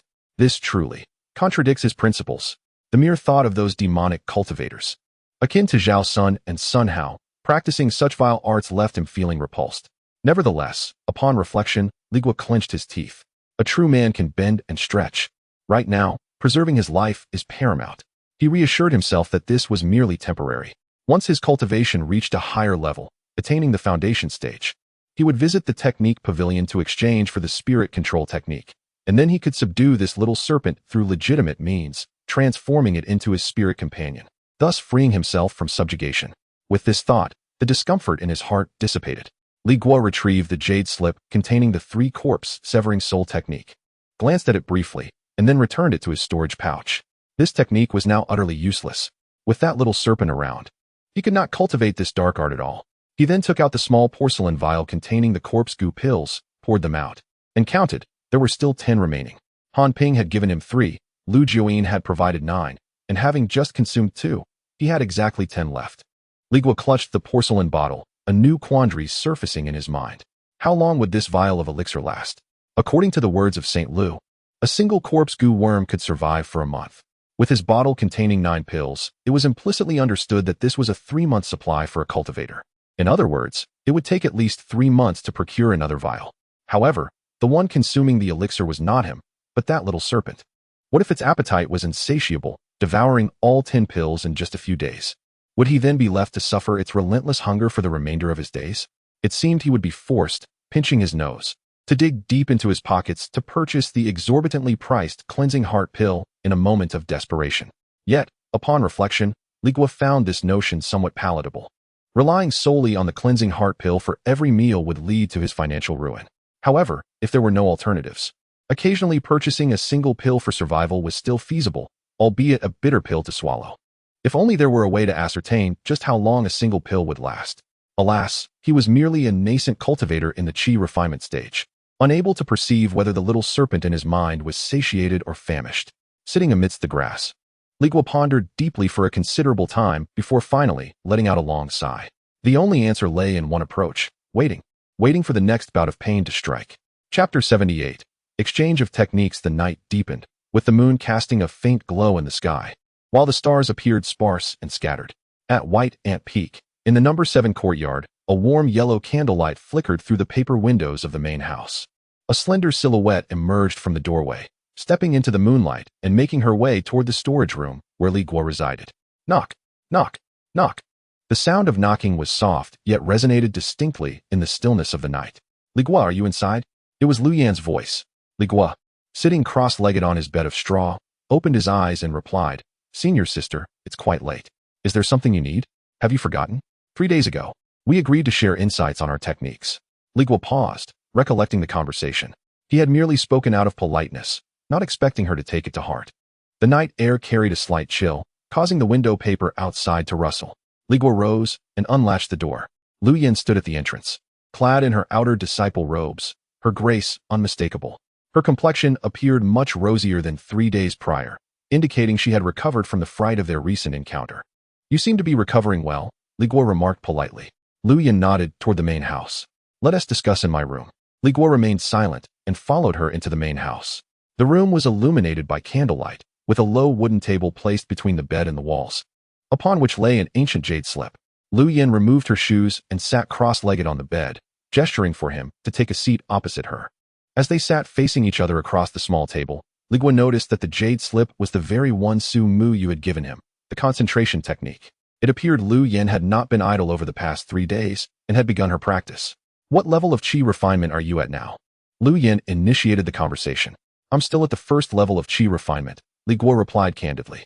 I've reached the 3rd level of qi refinement, Lu Yan said, her tone imbued with a natural sense of superiority. How far have you progressed with the basic biling technique? Just the 1st level. Too slow. Lu Yan shook her head slightly, seemingly relishing her role as the senior sister, and began to offer guidance. You must hasten to the 2nd level. Your cultivation speed will increase by 20%. Once you reach the 2nd level of qi refinement and advance your technique to the 4th level, your speed can increase by 50%. Li Guo, aware of the situation, feigned surprise. Is the efficacy of techniques significantly greater at higher levels? Seeing his naive expression, Lu Yin smirked and continued, that is simply a reflection of your lower realm. For instance, with my 3rd level of Qi refinement and my technique at the 4th level, the speed enhancement is merely 20%. I need to reach the 5th level to regain that additional 30%. Li Guo contemplated this reasoning, understanding the logic behind it. As one's cultivation level rises, the effectiveness of lower-tier techniques naturally diminishes. He feigned an epiphany, following her train of thought. If I were to fully cultivate the basic biling technique to the 6th level, wouldn't my cultivation speed soar? Not quite. There exists a bottleneck. Lu Yin elucidated. When I was at the 1st layer of Qi refinement, I encountered a bottleneck upon reaching the 2nd layer, and I could not ascend any further. However, once I overcame that hurdle and advanced to the 2nd layer, the bottleneck dissipated on its own. She gestured to herself, adding, currently, I find myself in a similar predicament, as my progress is stymied at the 4th layer. Until I break through to the 4th layer of Qi refinement, there is no hope of advancement. Is there no other method? Li Guo inquired earnestly. There is, Lu Yin replied, her gaze shifting to the book titled Condensation Technique. By employing a superior technique, one can guide the spiritual energy forcefully through the bottleneck. It appeared she had finally reached the crux of the matter, as she readily admitted. I discovered this method while practicing condensation technique. Within 3 days, I mastered the 1st layer, which significantly loosened the bottleneck of basic spirit technique. I believe that with a few more days of practice, I shall surely break through. A hint of pride illuminated her countenance. Moreover, the efficacy of the condensation technique is remarkable. The training speed of the 1st layer is at least double that of the 4th layer of basic spirit technique. Li Guo felt a surge of excitement, astonished by the impressive results of the condensation technique. And what about you? Lu Yin fixed her gaze upon him. To what layer have you advanced in your condensation technique? Li Guo scratched his head. I was afraid of making mistakes, so I merely experimented without fully harnessing the technique. I haven't even completed the 1st layer. Lu Yin's expression shifted, becoming profoundly meaningful. Afraid to practice? That's simply one do. As she spoke, she moved closer, settling beside Li Guo, an unrestrained fragrance wafting towards him. Let us do this. I shall use my spiritual energy to assist yours, guiding you through the condensation technique smoothly. With my supervision, you will encounter no mishaps. No sooner had she finished speaking than a warm palm pressed against the center of Li Guo's back. In the next moment, a pure stream of spiritual energy cautiously flowed through her hand, weaving into his meridians and commencing its course according to the condensation technique. Li Guo closed his eyes. Outwardly, he appeared tense as he followed the guidance, yet inwardly, he focused intently on the sensations. This energy was indeed purer than his own, yet not by much. It seemed that the 3rd layer of Qi refinement was not vastly superior to the 1st. The pathway felt familiar. It was evident she had truly invested effort over the past 3 days. Deliberately, he controlled his spiritual energy, creating a clumsy, erratic flow, occasionally veering off course to feign the guise of a complete novice. Lu Yin quickly noticed, and her palm's energy intensified, enveloping his own with greater force, compelling him to advance. Do not lose focus. Follow the sensations I provide. Within the dimly lit room, the flickering candlelight swayed gently, casting elongated shadows that intertwined upon the walls. Before dawn broke, the room was darker than the night. After a night of spiritual energy guidance, Li Guo felt an unparalleled sense of ease coursing through his limbs and bones. He opened his eyes, the sound of Lu Yin's even breathing surrounding him. She appeared utterly exhausted, lost in a deep slumber. He quietly sat up, adjusting his slightly disheveled attire, and just as he was about to rise from the bed, his sleeve was gently tugged from behind. Wait, came Lu Yin's voice, laced with the hoarseness of awakening and a hint of languor. Do not leave, I still have something to tell you. Li Guo turned his head, catching her gaze in the faint light filtering through the window. Hadn't sister still much to say last night? Lu Yin's cheeks flushed a sudden crimson. She too sat up, hastily straightening her clothes, her eyes momentarily averted before regaining their seriousness. This is a matter of great significance, one that is crucial for both of us. Observing her demeanor, Li Guo subdued his casual tone. Sister, please proceed. Lu Yin fixed her gaze upon his eyes as if attempting to peer into his very soul, articulating each word with particular clarity. The Su family in Qingzhou is currently seeking a group of Qi refinement period. I wish for you to go. Li Guo echoed, unfamiliar with the term. It is akin to the status of a guest in the mundane world. Lu Yin quickly clarified. I have heard that the of the Su family receive a generous monthly allocation of cultivation resources, elixirs, spirit stones, far exceeding what our sect provides. As she spoke, she leaned forward. Her eyes locked onto Li Guo's. Once you become of the Su family, I ask that you share half of the cultivation resources you receive each month. Chapter 79. Refusal. Li Guo listened to Lu Yin as she proposed to arrange for him to go to the Su family in Qingzhou for a temporary position. A look of difficulty crossed his face. Senior sister, I have only just returned from the Haishi mine a few days ago. Must you send me out again? I entered this sect for the purpose of cultivation. I hope you can consider my path more thoughtfully. Lu Yin was taken aback. Upon understanding his words, her anger flared. She had not expected that after guiding him in the practice of the consolidation of qi last night, the trace of spiritual energy she had infused into him had likely not yet dissipated, and today he dared to confront her so directly. Li Guo. Lu Yan's voice turned sharp. What do you mean by that? I have worked diligently to secure you a temporary position, and is this not for your own good? Have you forgotten who brought you into the immortal sect? Who provided you with the cultivation methods? As a mere servant, without my help, you would still be in the servant quarters living as a mortal. Now that I have found you a position that can yield significant cultivation resources, you are unwilling? Li Guo contemplated her words. Indeed, without her assistance, he would have faced many more obstacles. However, blindly complying with her wishes would waste too much of his time, hindering his progress in cultivation. Senior sister, it is not that I am unwilling. You know I possess a four-spirit root constitution. Without rigorous practice as a foundation, it would be difficult for me to even reach the second layer of qi refinement. Lu Yin was momentarily taken aback, surprised by Li Guo's dedication to cultivation. She took several deep breaths, forcibly suppressing her anger, and managed to force a somewhat stiff smile, softening her voice with a coaxing tone. Li Guo, please do not be hasty. I am doing this for your benefit. The Su family offers excellent treatment for temporary positions. Each month, you will receive 2 bottles of mid-grade qi gathering pills, along with 100 low-grade spirit stones. This is far more than what I earned from my tasks in the sect. She had made up her mind. After all, Li Guo was merely a servant disciple with even fewer cultivation resources than she had. Upon hearing of such benefits, he would surely be tempted, unless he was merely speaking of cultivation for amusement. Yet, upon hearing this, Li Guo could only muster a cold laugh. 2 bottles of mid-grade qi gathering pills? He quickly calculated in his mind. A bottle of mid-grade qi gathering pills sold for about 20 to 30 low-grade spirit stones in the market. Together, they amounted to at most 60 stones. Coupled with the 100 low-grade spirit stones, the total came to a mere 160 stones for the month. To exchange his precious cultivation time for such paltry gains was utterly unwise. He sighed internally, pondering how desperately Lu Yin must need spirit stones to send him away for such trifles. He lifted his gaze to meet Lu Yan's captivating visage. Senior sister, please do not be angry, but let us not speak of this matter again. His words were decisive, leaving no room for negotiation. Lu Yin was left utterly stunned. Her eyes widened, as if seeing Li Guo for the first time, staring at him incredulously. 2 bottles of mid-grade qi gathering pills, 100 low-grade spirit stones. Such a generous monthly salary holds no allure for you at all? Did he not realize how much arduous meditation could be spared with these elixirs and spirit stones? As a cultivator with 4 spiritual roots, how could he possibly practice without resources? She fixed her gaze on Li Guo's expressionless face, her mind racing through thoughts, and suddenly, it seemed she had a revelation. Very well, since you are unwilling at this moment, I shall not press you. Do contemplate this opportunity, for it is rare. Should you change your mind later, you may come to me anytime. Li Guo had initially anticipated that Lu Yin would sweeten the deal, perhaps suggesting a lesser share for herself to sway him. To his surprise, she relinquished her claim so nonchalantly. He felt no inclination to speculate on her thoughts. As he prepared to leave, his gaze fell upon the low table in the center of the room, pointing at the open jade slip atop it. Sister, I will be taking this condensation technique with me. A distinct reluctance flashed across Lu Yan's face. You, sister, with your exceptional talent.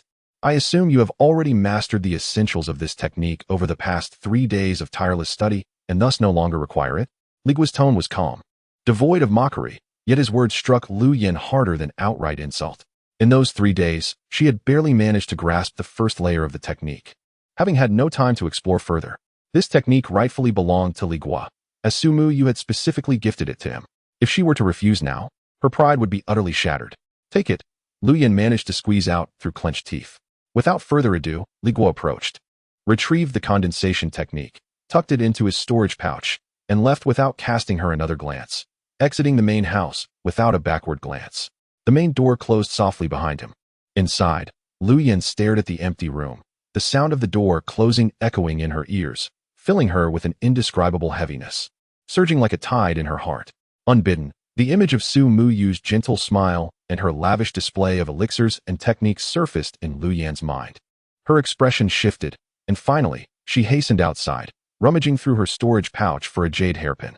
With a flick of her wrist, she tossed it into the sky, and with a light step, it transformed into a streak of luminous light, soaring towards a peak deep within the sect.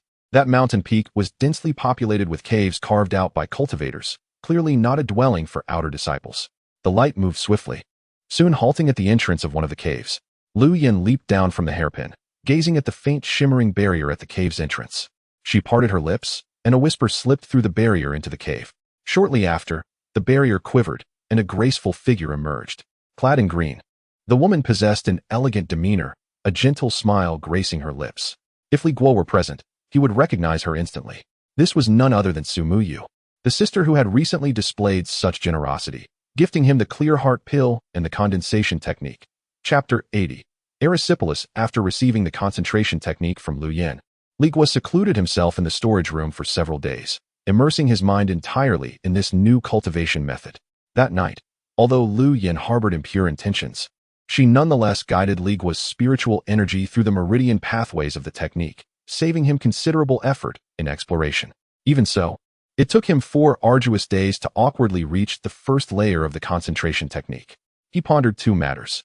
Firstly, the concentration technique proved to be significantly more challenging to cultivate than the basic spirit technique. The latter had taken him merely a day to master the first layer, while with Lu Yan's guidance, the former required 4 days. This disparity illustrated that different techniques indeed varied greatly in difficulty. Secondly, regarding aptitude, Lu Yan had claimed to achieve the first layer in just 3 days, surpassing him by a day. It was evident that the comprehension between 3 spiritual roots and 4 spiritual roots was markedly different. Li Guo did not relent. He steadied his mind and continued to circulate the newly acquired concentration technique. After a while, he suddenly opened his eyes, unable to conceal the joy that blossomed within him. He distinctly felt that the speed of cultivation at the first layer of the concentration technique was thrice that of the first layer of the basic spirit technique. He quickly calculated in his mind. Previously, he estimated it would take him 3 months to reach the second layer of qi refinement. Now, with this new method, the time had dramatically shortened to merely 1 month. This news was monumental, considering his current race against time. A surge of enthusiasm ignited within Li Guo, and without hesitation, he retrieved a qi-gathering pill from his storage bag and consumed it. The elixir transformed into a warm current, prompting him to close his eyes and immerse himself once more in intense practice. Days passed in this manner.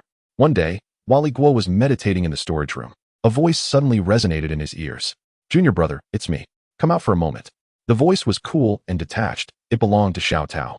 Li Guo snapped back to reality, somewhat surprised. He recalled that Xiao Tao had previously mentioned wanting to help him resolve the issue with the small serpent in his sea of consciousness. It had only been a few days since then, and she had come to him. Had she truly found a solution? He halted the circulation of his technique, rose, brushed off the grass from his clothing, and exited the storage room. The courtyard was tranquil, and he glanced toward the main house, noting Lu Yan had yet to return. Since their last conflict over the repair matter, she had been absent, likely occupied with a sect mission or visiting Sister Su. He paid it little mind and proceeded to the courtyard gate, pulling it open. Outside stood Xiao Tao, clad in her sect attire, her youthful face devoid of expression. "Sister," Li Guo greeted her. Xiao Tao scanned the courtyard, seemingly confirming something, and upon seeing that he was alone, she spoke. "She is not here? She is out," Li Guo replied. Xiao Tao nodded slightly and proceeded to discuss the matter at hand. "Do you still experience headaches?" Li Guo shook his head, responding. "Since I consumed that heart-calming pill last time, I have not suffered from any further episodes." "That is reassuring," Xiao Tao replied, a hint of relief evident in her voice. From the storage pouch at her waist, she retrieved a small white jade porcelain vial and handed it to him. "This is for you." Li Guo accepted it. Weighing it in his hand, the vial felt icy to the touch. "What is this?" he inquired, curiosity piqued. "A few days ago, Elder Danine opened the furnace to refine a batch of soul-consolidating pills," Xiao Tao explained slowly, her gaze fixed on him. "These are several defective pills, and I managed to obtain 3 of them, all contained within." Defective pills? This term was unfamiliar to Li Guo. Xiao Tao elucidated, medicinal pills are categorized into 4 grades: low, medium, high, and supreme. Below these, we have defective pills. A defective pill is one that has encountered a mishap during the refining process, rendering it ineffective. Its efficacy is roughly 1/10 that of a low-grade pill. Li Guo's interest was piqued as he recalled Elder Zhang's words, pressing on with a question. Could it be that these defective pills still harbor some spiritual resonance? A flicker of surprise crossed Xiaotao's cool gaze as she regarded him more closely. Indeed, although the medicinal effect is significantly diminished, the spiritual resonance contained within does not dissipate with the pill's failure. This is one of the characteristics of defective pills.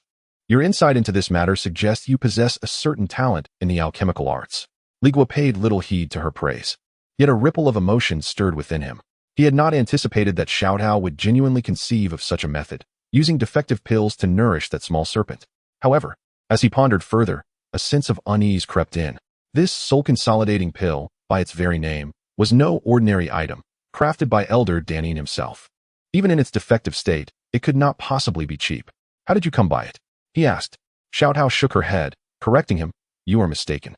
A genuine soul-consolidating pill is intended for those in the golden core stage and is indeed exorbitantly priced. I could never afford it.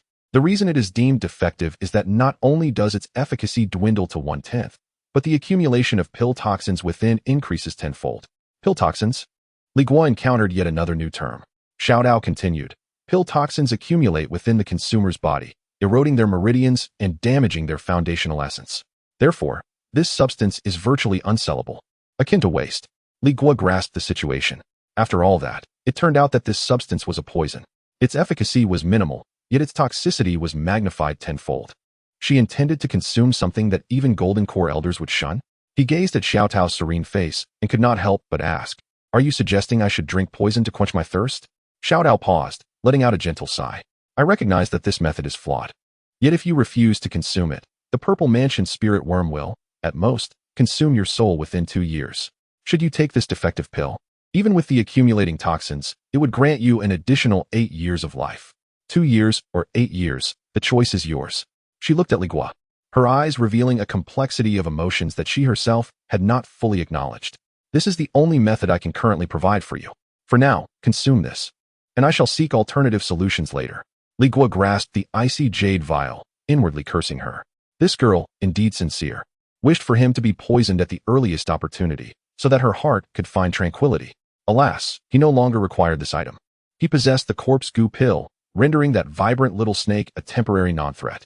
Naturally, he could never disclose this matter to Xiaotao. If she were to discover his possession of the corpse goo pill, it would equate to revealing his entanglement with the sinister sect of the Three Corpse Gate. At that point, his demise would likely come swifter than death by the poison itself. Chapter 81. The small Taoist temple fair. Li Guo grasped the vial of discarded elixir, his mind racing with thoughts while his lips only managed polite words. Thank you, senior sister, for your concern.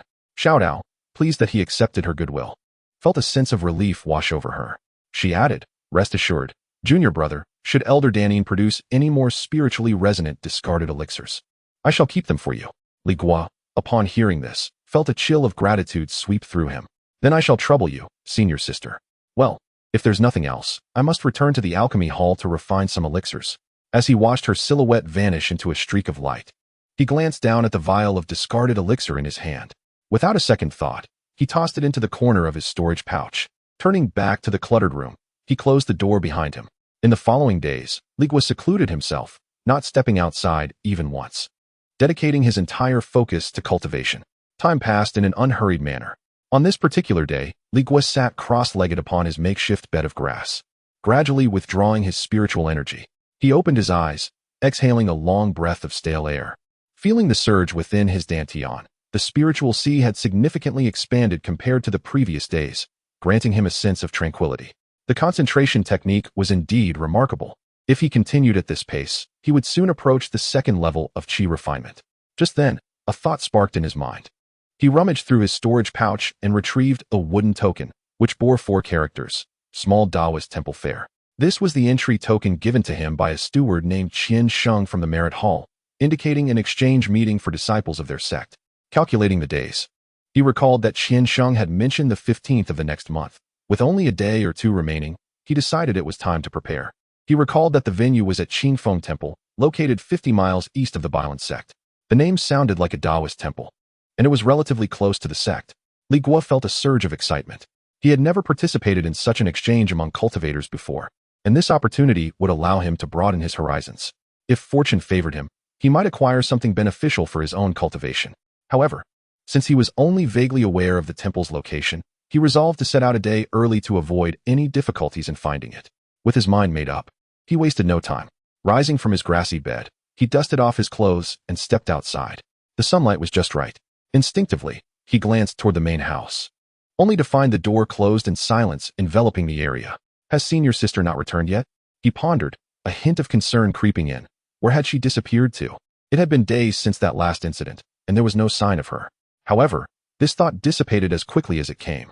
Li Guo retrieved his long sword artifact from his storage pouch, tossed it into the air, and with a light push from his toes, transformed into a streak of flowing light, speeding away into the distance. Instead of heading directly to the mountain gate, he made a detour to visit the Merit Hall first. Upon his arrival, the Merit Hall appeared as it always had, quiet and sparsely populated. Approaching the counter, he noticed a different steward seated within. It was not the previous Qiansheng. "Brother, I wish to exchange for the fasting pills," Li Guo said.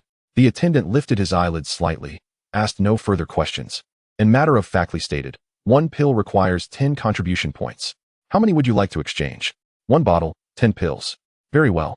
The attendant accepted the copper token handed over by Li Guo, tapped it against another token, deducted 100 contribution points, and returned Li Guo's token. He then turned to fetch the pills from the storage compartment behind him. While waiting for a brief moment, Li Guo's gaze swept around the area and suddenly fixed upon a wall not far behind the counter. To his surprise, several neatly stacked, brand new outer sect disciple robes hung there. The attendant, swift in his movements, soon brought out a porcelain bottle filled to the brim from the back compartment and placed it on the counter. Just as Li Guo was securing the bottle of fasting pills in his storage bag, his gaze returned to the wall behind the counter. "Brother," he pointed, "why are there still a few outer sect disciple garments hanging over there?" The attendant glanced in the direction Li Guo indicated and replied, "Oh, those are new clothes. Some individuals spend long periods on missions, exposed to the elements, and when their garments are worn or damaged, they can come here to exchange for new ones." Upon hearing this, an idea suddenly sparked in Li Guo's mind. "Can I exchange for one?" The attendant, who had been organizing items on the counter, paused his actions, lifted his head, and looked at Li Guo with a hint of curiosity. "What do you want to exchange for that?" However, he merely asked out of habit and quickly returned to a professional demeanor, saying, "Of course you can exchange. It's 300 contribution points for one. If you need it, I can fetch it for you right now." Li Guo's interest was piqued, and he probed further. "As a servant disciple, can I exchange too?" The attendant stroked his chin, pondered for a moment, then nodded. Indeed, the sect has not stated that servant disciples are prohibited from exchanging for outer sect garments. Thus, as long as you have enough contribution points, you may exchange for items from the Merit Hall. Moreover, the attendant pointed to the copper token at Li Guo's waist. "This token identifies your status as a disciple, not the attire you wear." Upon finishing, he scrutinized Li Guo from head to toe, a playful smile emerging on his face. "However, you are the first servant disciple I have encountered who possesses such a substantial number of contribution points to exchange for items at the Merit Hall." Li Guo chose not to engage with his comment and directly placed his copper token on the counter. "Very well, I would like one." "Excellent." The attendant took a token, gently tapped it against Li Guo's, and 300 contribution points were deducted. He turned and retrieved a neatly folded set of azure robes from the wall, handing them to Li Guo. Li Guo accepted the garments, feeling the smooth fabric in his hands, far superior to the coarse linen he currently wore. He clasped his hands in gratitude to the attendant, indicating he would go change, placed the token and storage bag on the counter, and turned to leave. He found a secluded corner in the grove outside the Merit Hall, where he swiftly shed his drab servant's attire and donned the freshly acquired robes of an outer disciple. The fit was impeccable. When he emerged from the thicket, he appeared utterly transformed, standing there like a quintessential outer disciple. As Li Guo returned to the Merit Hall, the steward gazed up, his eyes widening in astonishment, his mouth agape in disbelief. "In all my years in this sect, you are indeed the first servant disciple clad in outer robes. How intriguing, truly intriguing." Li Guo paid no heed to his astonishment. He quietly took his token and storage pouch before turning away to exit. Chapter 82. The Clear Wind Temple. Upon arriving at the entrance, Li Guo was met by two outer disciples clad in identical azure garments. They merely cast a cursory glance at him before proceeding directly to the counter, scarcely pausing to acknowledge his presence, as if he were nothing more than an inconspicuous outer disciple like themselves. Instantly, Li Guo felt a sense of resolve. Indeed, this approach proved effective. Donning this guise had certainly alleviated much of the scrutiny he might have otherwise faced. Exiting the Merit Hall, he raised his gaze to the sky. Discerning the eastern direction, and retrieved a long sword from his storage bag. With a flick of his foot, he propelled the weapon skyward, and in an instant, he transformed into a streak of light, soaring toward the outer reaches of the sect. After flying for approximately the duration of a fragrant incense stick, the scenery ahead began to blur, enveloped by a dense fog that obstructed his path, resembling an endless white wall. This marked the fringes of the Bailing sect's mountain gate. Without a moment's hesitation, Li Guo urged the artifact beneath his feet, plunging headlong into the vast expanse of mist, his figure vanishing without a trace. Barely had he entered when a shadowy figure emerged unexpectedly at the very spot where he had just disappeared. The figure stood at the edge of the fog, gazing in the direction Li Guo had vanished, murmuring to himself in a barely audible tone. Indeed, as Master Zheng surmised, this infiltrator from the demonic sect is finally revealing his true colors. With that, the figure flickered and followed suit, diving into the mist, disappearing without a trace. The Clear Wind Temple lay 50 miles from the Bailing sect's mountain gate, a distance not particularly daunting for a cultivator adept at aerial travel. After approximately half an hour of flight, Li Guo arrived at his destination. Peering down from the sky, he observed fields and a few scattered villages below, yet no sign of a temple was in sight. He chose to descend upon the nearest village. At the village entrance, a farmer's wife was drying grain. Upon witnessing a figure clad in celestial robes descending from the heavens, she gasped in astonishment, almost collapsing to her knees. "Hey, celestial master." Li Guo waved his hand dismissively and inquired directly, "Good lady, is there a place nearby known as the Clear Wind Temple?" Upon realizing he was merely asking for directions, the farmer's wife gained a bit of courage and quickly pointed towards a dense, dark forest in the distance. "Celestial master, it lies within that mountain range. The temple is well concealed, hidden from view until one approaches closely." Following her indication, Li Guo nodded in acknowledgement, refraining from further conversation as he activated his artifact once more. Soaring into the sky, with a clear direction, he flew over the treetops of the forest and, upon glancing down, discerned a glimpse of a green eave peeking through the thick foliage. No wonder it was invisible from afar. The trees had effectively obscured it. He landed at the forest's edge and followed a narrow path worn by footsteps into the depths. Not long after, he encountered a tranquil stone pathway leading further inward. Beside the stone path stood a moss-covered monument, half his height, on which the characters for Clear Wind Temple could faintly be discerned. This is indeed the right place, Li Guo mused, continuing along the stone path with purpose. After traversing approximately 100 steps, a sudden clarity emerged before me as an ancient Taoist temple came into view. This Qingfeng temple was modest in size, adorned with azure tiles and gray walls, suggesting it had witnessed the passage of many years. The entrance featured 2 sturdy crimson wooden doors, firmly shut. Flanking the entrance stood 2 stone lions, their weathered forms bearing the marks of time, with noticeable wear and tear upon them. Inside the temple, a profound tranquility enveloped the atmosphere, yet upon closer inspection, one could discern the faint sounds of chanting intermingled with the rhythmic tapping of a wooden fish, each strike deliberate and unhurried. Leaning against one of the stone lions was a young acolyte clad in a gray Taoist robe, his head bobbing slightly, as if he were succumbing to slumber. Li Guo approached, retrieving a wooden plaque, poised to inquire about the situation. Without lifting his eyelids, the young acolyte mumbled indistinctly. As if he possessed eyes on the back of his head, "The temple fair opens tomorrow. You have arrived a day early. Please make yourself comfortable." Li Guo chuckled softly, aware that indeed he had come a day ahead of schedule, and he recognized he was in the right place. Unperturbed, he sought a clean stone beside another lion, seated himself cross-legged, and closed his eyes to await the dawn. With time to spare, he began to silently practice the qi condensation technique in his mind, sensing that although the spiritual energy here did not compare to the richness found within the Bailing sect, it was still significantly superior to that of the mundane world below, proving quite adequate for his purposes. The sun descended in the west and then rose again in the east, marking the passage of a night. Come the early hours of the following day, as dawn broke, the sounds of chanting and the wooden fish resumed their gentle cadence within the temple. Not long after, with a creak, the crimson doors of the temple were pulled open from within. The sleepy acolyte emerged, rubbing his eyes, and upon spotting Li Guo still seated by the stone lion, he displayed no surprise, merely nodding his chin in acknowledgement. "Senior, you may enter now."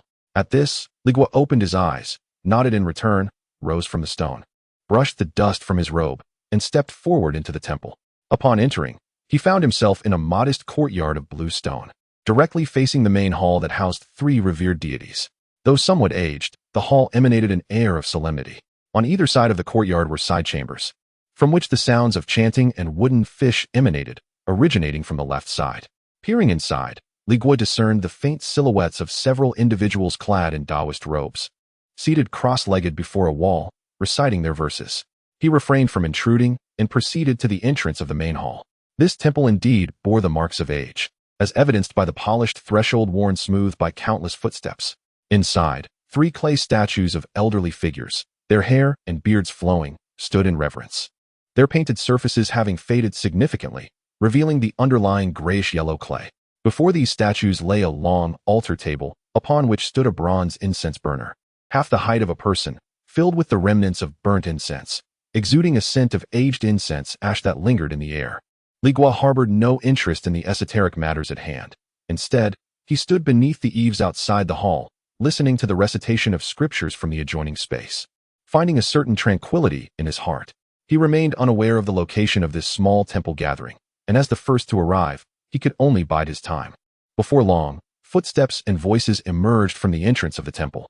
"Brother Qian, you have arrived quite early this time," a woman's voice resonated. "Haha, Sister Chun, are you not equally early? In previous years, you would not have come at such an hour." Chapter 83. Upon hearing the voice of the man, Li Guo felt an undeniable sense of familiarity. It dawned on him that this was none other than Qian Sheng, the steward from the Merit Hall. Without delay, Li Guo stepped out from beneath the eaves of the main hall and looked towards the entrance, following the sound. He observed a man and a woman walking side by side. The man was indeed Qian Sheng. The young woman beside him possessed a delicate oval face and willow-like brows. Clad in the azure attire of an external disciple, Brother Qian, Li Guo approached, cupping his hands in greeting. Qian Sheng, engaged in lively conversation with the female disciple surnamed Chun, turned his head upon hearing the voice. He scrutinized Li Guo from head to toe, his expression filled with unfamiliarity. This junior brother is. Feeling a touch of embarrassment, Li Guo realized that Qian Sheng had not recognized him due to his change of attire. He thus prompted, "Brother Qian, it seems your esteemed self has forgotten. A few days ago at the Merit Hall, I exchanged for some gathering essence pills, and you kindly gifted me 5 vials along with a wooden token, inviting me to this humble temple fair." "Oh," Qian Sheng exclaimed, slapping his forehead in sudden realization. He pointed at Li Guo and burst into laughter. "Now I remember. You are that Li Guo, right?" His gaze swept over Li Guo's brand new external disciple robes, and his mind quickly pieced together the details. On that day at the Merit Hall, this Li Guo had worn the drab attire of a menial disciple. Yet, the individual before him now donned the vibrant blue robe of an external disciple. No wonder he had failed to recognize him. The transformation was indeed striking. "How forgetful of me," Qian Sheng thought to himself, maintaining an outwardly warm smile. "Junior Brother Li, with your new attire, you appear quite spirited. I must have misidentified you at first glance. Now that you are here, do not linger at the entrance. Come along with me." With a wave, Qian Sheng led Li Guo and the Chun sister through the courtyard, making their way to the rear of the temple. The back courtyard was considerably more spacious than the front, featuring a well-tended open area at its center, flanked by a smaller hall that appeared somewhat less grand than the main temple. Qian Sheng guided them directly into this side hall. Inside, the hall was bare, devoid of any furnishings, save for a dozen or so mats strewn across the floor. "As the others have yet to arrive, please take a seat." Qian Sheng casually gestured towards the mats. He then introduced the female disciple beside him. "Junior Brother Li, this is Chun Yu, Sister Chun." He subsequently turned to Chun Yu, stating, "Sister Chun, this is Junior Brother Li Guo." He merely mentioned Li Guo's name, entirely omitting any reference to his previous identity as a menial disciple. Li Guo pondered for a moment, uncertain whether Qian Sheng had forgotten or was deliberately concealing his past. Just as he contemplated this, 3 more individuals entered through the hall's doorway. Upon spotting them, Qian Sheng immediately rose with a smile. "Brother Zhang, Junior Brother Wang, Sister Sun, you have finally arrived." Standing to the side, Li Guo listened as Qian Sheng greeted them, committing their surnames to memory. In the span of a single incense stick's worth of time, 7 or 8 more individuals gradually arrived, transforming the once quiet side hall into a lively gathering. Including Li Guo himself, there were now 13 outer disciples present. It was evident that these newcomers were quite familiar with Qian Sheng, as they exchanged greetings upon entering, clustering together in small groups to engage in hushed conversations. Qian Sheng navigated through the crowd, managing to converse with each person, showcasing his excellent rapport. Li Guo, unfamiliar with anyone, found himself at a loss for words. Resorting to standing alone in a corner, straining to catch snippets of their chatter in hopes of gleaning something useful. I heard the contribution points for that sinister task at Haifenku have increased by 300, but I also heard that the last team sent their lost 2 members. Is that true? That individual must be extraordinarily formidable. Even foundation stage beasts are not usually this troublesome. Indeed. By the way, have you all heard? Senior Sister Lin from Yufeng successfully established her foundation last month. I've heard of it. After all, she has a golden core elder backing her. So it's hardly surprising she could achieve foundation establishment. Their discussions mainly revolved around the ease or difficulty of sect tasks and the latest gossip. After listening for a while, Li Guo felt that the information shared was too distant from his experience and of little utility.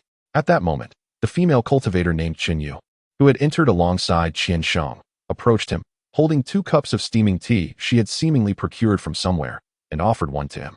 Junior brotherly, right? I'm Qin Yu, she said with a friendly smile. Sister Chun, Li Guo replied, accepting the cup and nodding.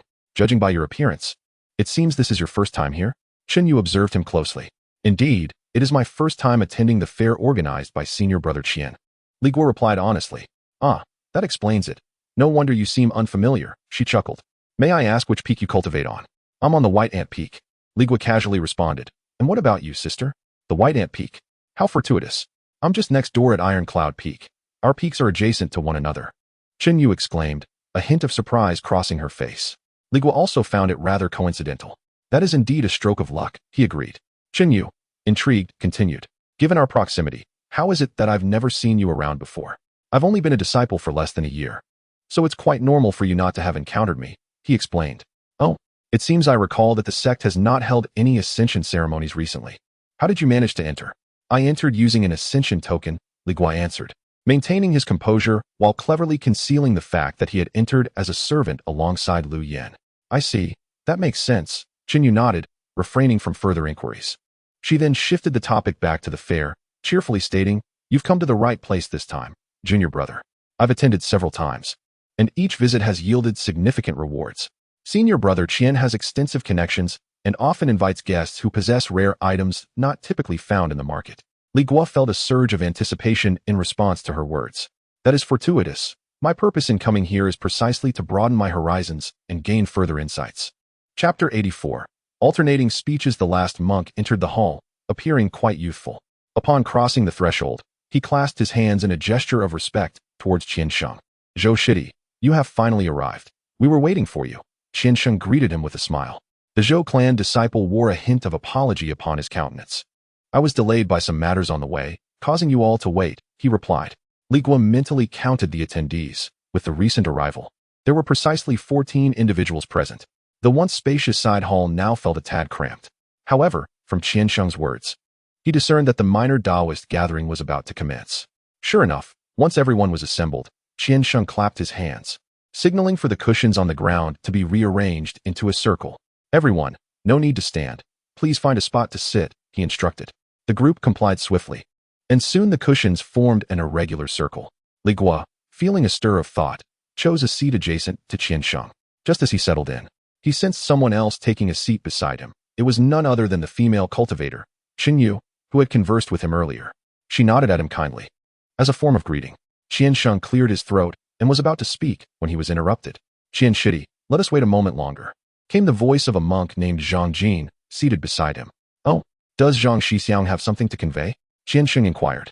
Instead of answering, a gentle-looking female cultivator beside Zhang Jin interjected, Brother Wang Luo has yet to arrive.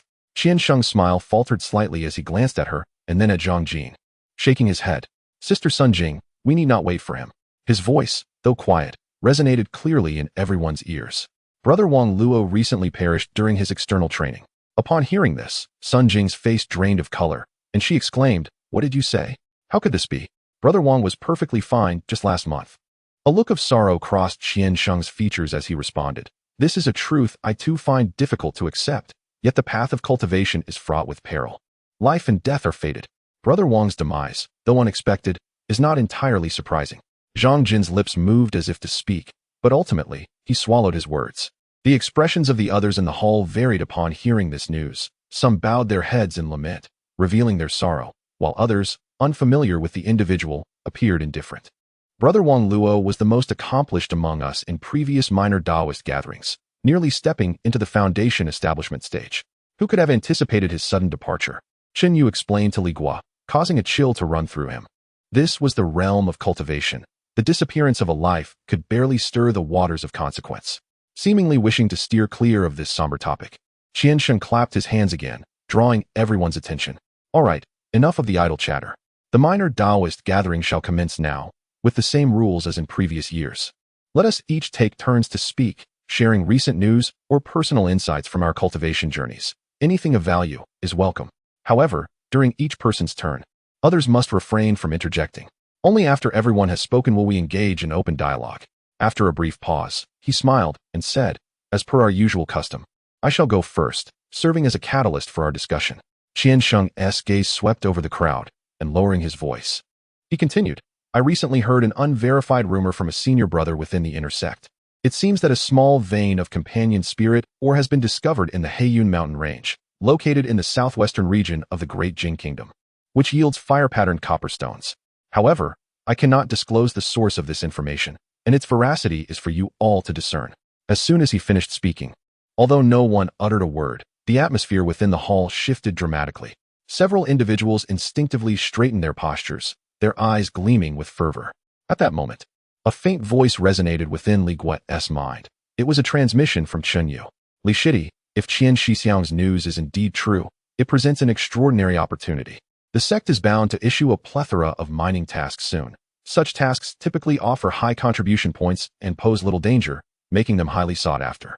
We could position ourselves at the External Affairs Hall in advance, ready to seize any task the moment it is posted. Li Guo suddenly comprehended the deeper implication of the news, a perspective he had not considered.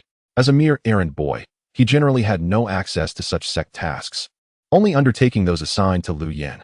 Maintaining his composure, he sent a reply. Thank you for your guidance, Shiji. After Qiansheng spoke, he glanced to his sides. On one side sat Li Guo, and on the other, a cultivator named Zhang Jin. He gestured toward Zhang Jin. Brother Zhang, it is your turn. Zhang Jin appeared lost in sorrowful contemplation, merely nodding in acknowledgement before stating in a subdued tone, I have no noteworthy news to share. Instead, I shall impart a small technique I have recently devised. The dust cleansing technique that everyone employs is typically used just for sweeping away dirt. However, I have discovered that if one first utilizes the water induction technique to draw a fine wisp of vapor to the fingertips before activating the dust cleansing technique, its efficacy can increase tenfold or more. It could even easily penetrate a mud wall. The audience reacted variably to his revelation. Several practitioners who delved into techniques brightened, tracing patterns on their knees as if simulating the process. Others, however, seemed less enthused. Li Guo's mind ignited with realization. A technique designed solely for cleaning could, when combined with a fundamental water spell, transform into a formidable offensive tool. This was strikingly similar to his previous application of the Golden Blade technique in conjunction with magical artifacts. Zhang Shixiang certainly possesses a clever mind. Once again, Chen Yu's transmission echoed in his mind, laced with intrigue. Who would have thought these two spells could be utilized in such a manner? Shidi, once the temple fair concludes, shall we find a place to experiment with this? Li Guo suppressed the shock in his heart and calmly conveyed his thoughts. Since my senior sister possesses such refined interests, I shall not be disrespectful. Once Zhang Jin finished speaking, it was Sun Jing's turn. Sun Jing cleared her throat and said, last month, while I was foraging for herbs at Eagle's Cry Cliff, I discovered several misty veil flowers in a shaded hollow to the north. Judging by the size of the flower buds, I estimate they will be ripe in 2 months' time. However, that area is infested with many iron-threaded snakes, which are highly venomous. So any brothers who wish to gather them must exercise caution. Upon hearing this, several individuals immediately displayed expressions of keen interest. Chen Yu's voice resonated in Li Guo's mind, elucidating matters for him. The misty veil flower is the primary ingredient for crafting the concealing spirit pill, which can mask a cultivator's spiritual fluctuations, rendering them indistinguishable from mortals. It is a valuable asset for stealth and self-preservation, and it does not come cheaply in the market. Li Guo felt a renewed sense of intrigue. He too desired to gather some misty veil flowers when the opportunity arose. He cast a somewhat surprised glance at Chen Yu beside him, realizing she was exceedingly considerate towards him. Throughout the discourse, she had proactively transmitted explanations for any areas he might not comprehend, treating him as if he were an inexperienced novice.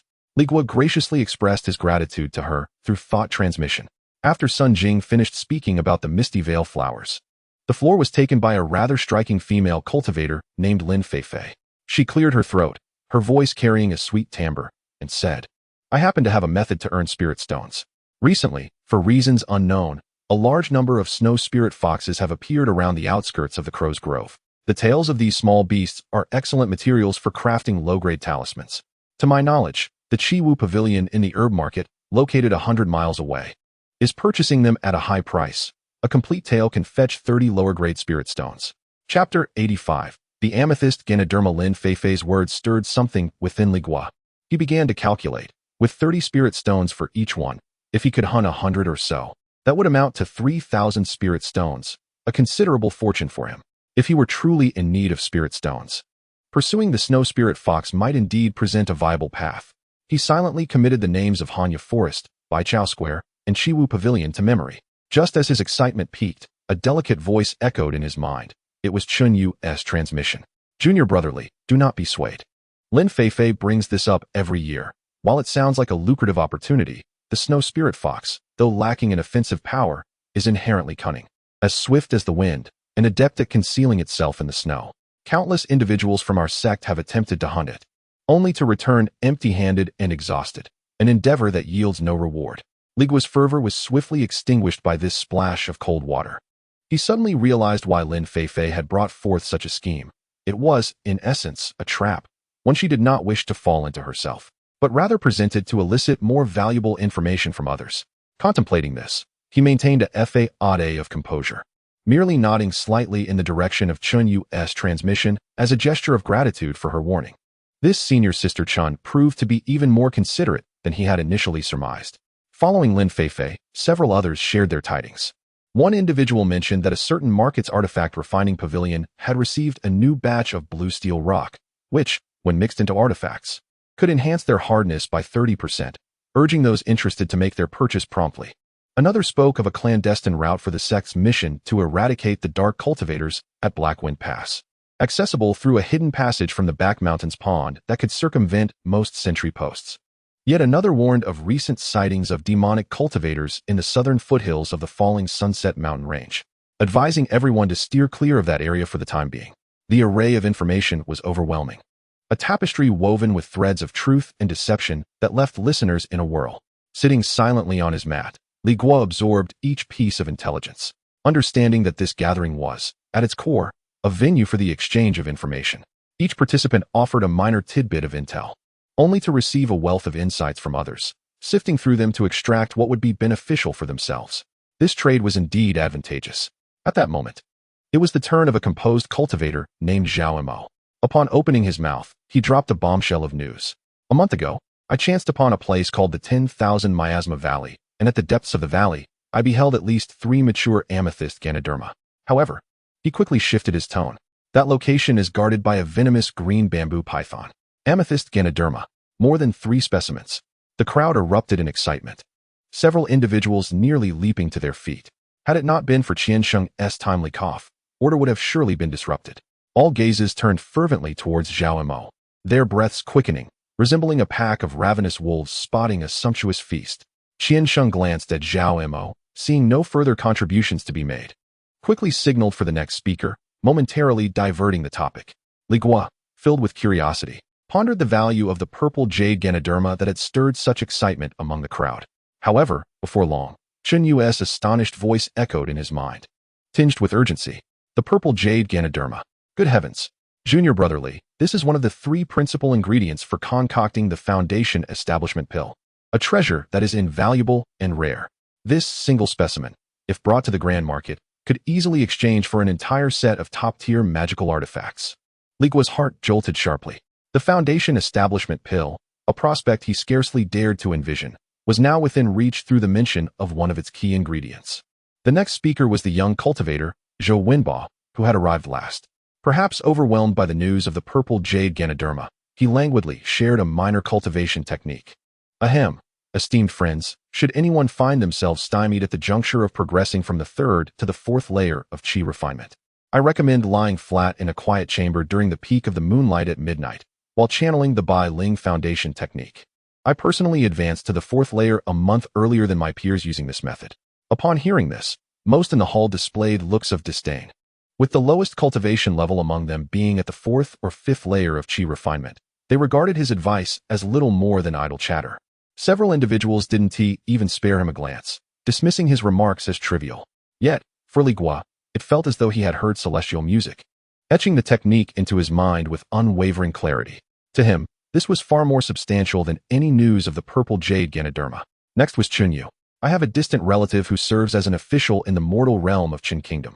Recently, he sent word that the emperor has been behaving unusually for the past 6 months, neglecting state affairs and engrossed in rituals, suspecting he may be under someone else's control.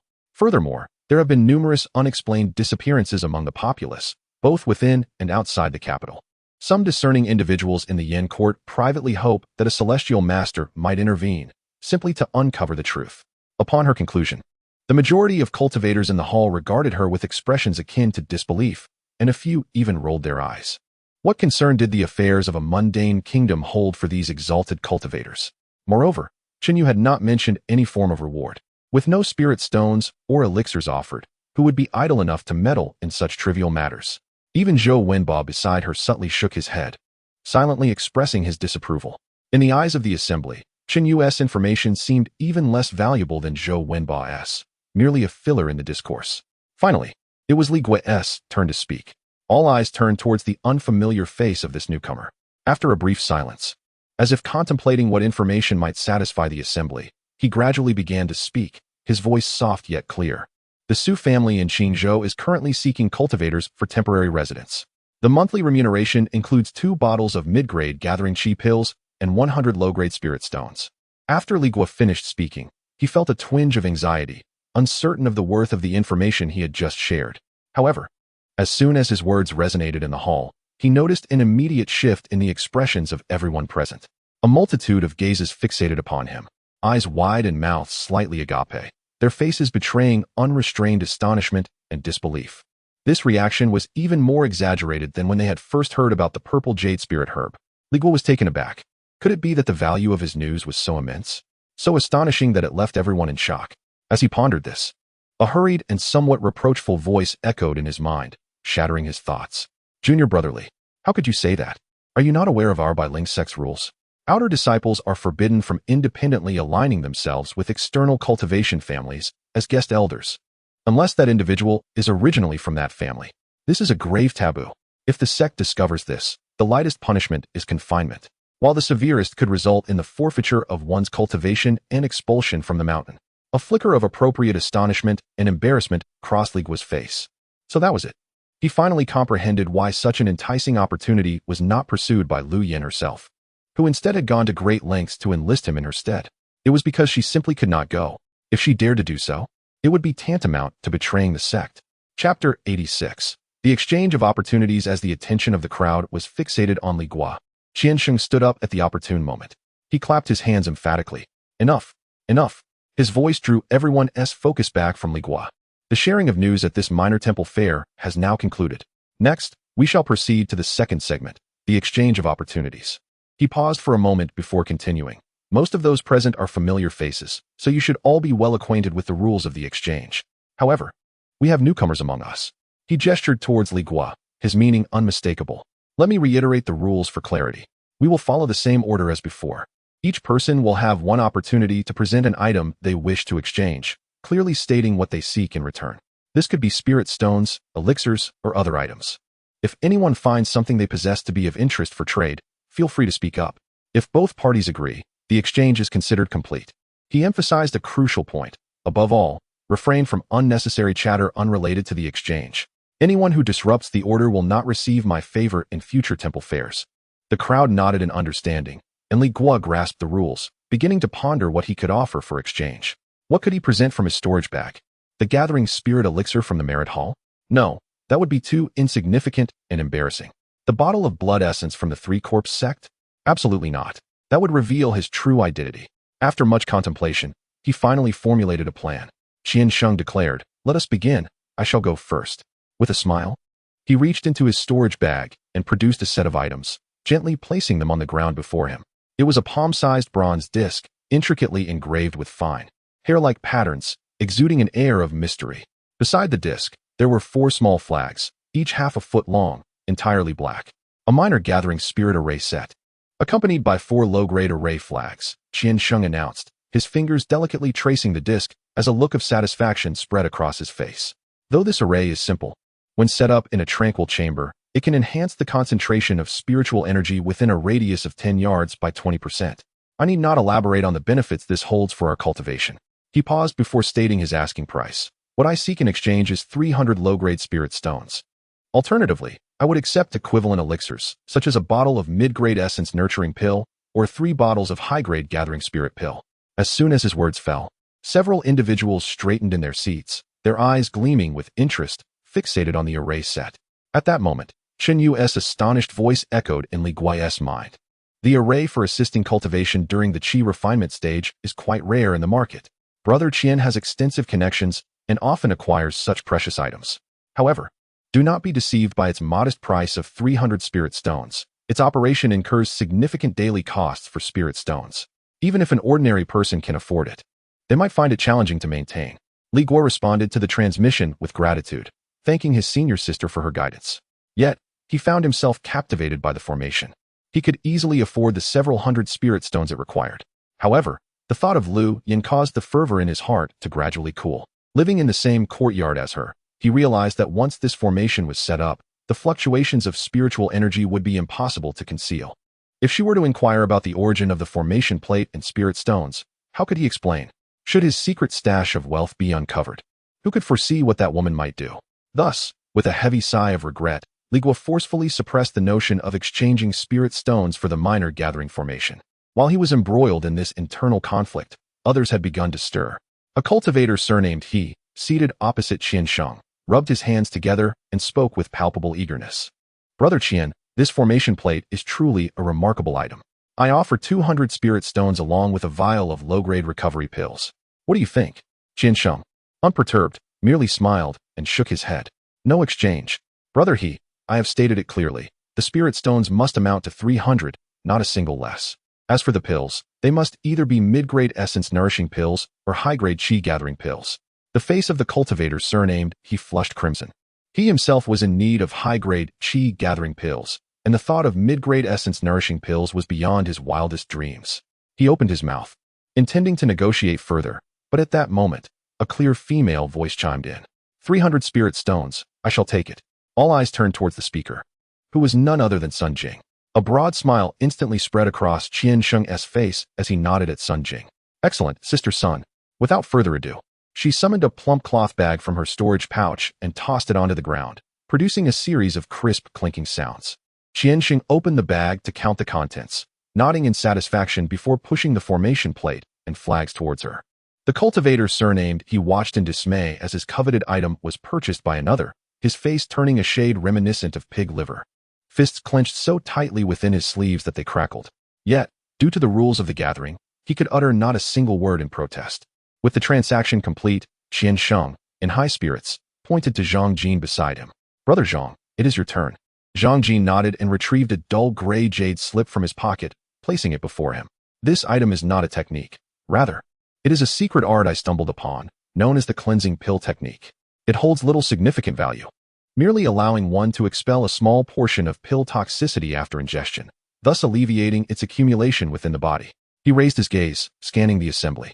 I am not greedy. I only wish to exchange it for a high-grade breaking barrier pill that can aid me in breaking through the 9th layer of qi refinement, or an equivalent amount of spirit stones. However, as his words fell, a profound silence enveloped the hall, with no one daring to utter a sound. Chen Yu's transmission echoed once more, laced with skepticism. This cleansing pill technique sounds mystical, but is, in reality, quite trivial. Pill toxicity is hardly a concern unless one consumes pills daily. Otherwise, it poses no significant threat for decades. Yet, a high-grade breaking barrier pill sells for 400 spirit stones in the market, and even then, it is scarce. The secret technique he possesses is worth no more than a mere 100 or so spirit stones. And the notion of exchanging it for a barrier-breaking pill is nothing short of a pipe dream. Upon hearing her words, Li Guo's fleeting hopes were swiftly extinguished. He had initially entertained the thought that he would inevitably rely on medicinal pills for cultivation in the future, and that this secret technique might prove useful. However, it now appeared that he had been overly optimistic. Zhang Jin seemed intent on trading something of little value in a bid to gain something substantial without any effort. Indeed, after a prolonged silence, no one dared to speak up. Zhang Jin's expression grew increasingly grim, and ultimately, he could only sigh in resignation, silently retracting the jade slip without uttering a single word. Chapter 87. The stone Qiansheng observed intently, then pointed towards Sun Jing. Junior sister Sun, it is your turn. Sun Jing nodded and retrieved 3 talismans from her storage bag, laying them flat upon the ground before her. I possess 5 inferior-grade golden needle talismans, all of which I have personally crafted.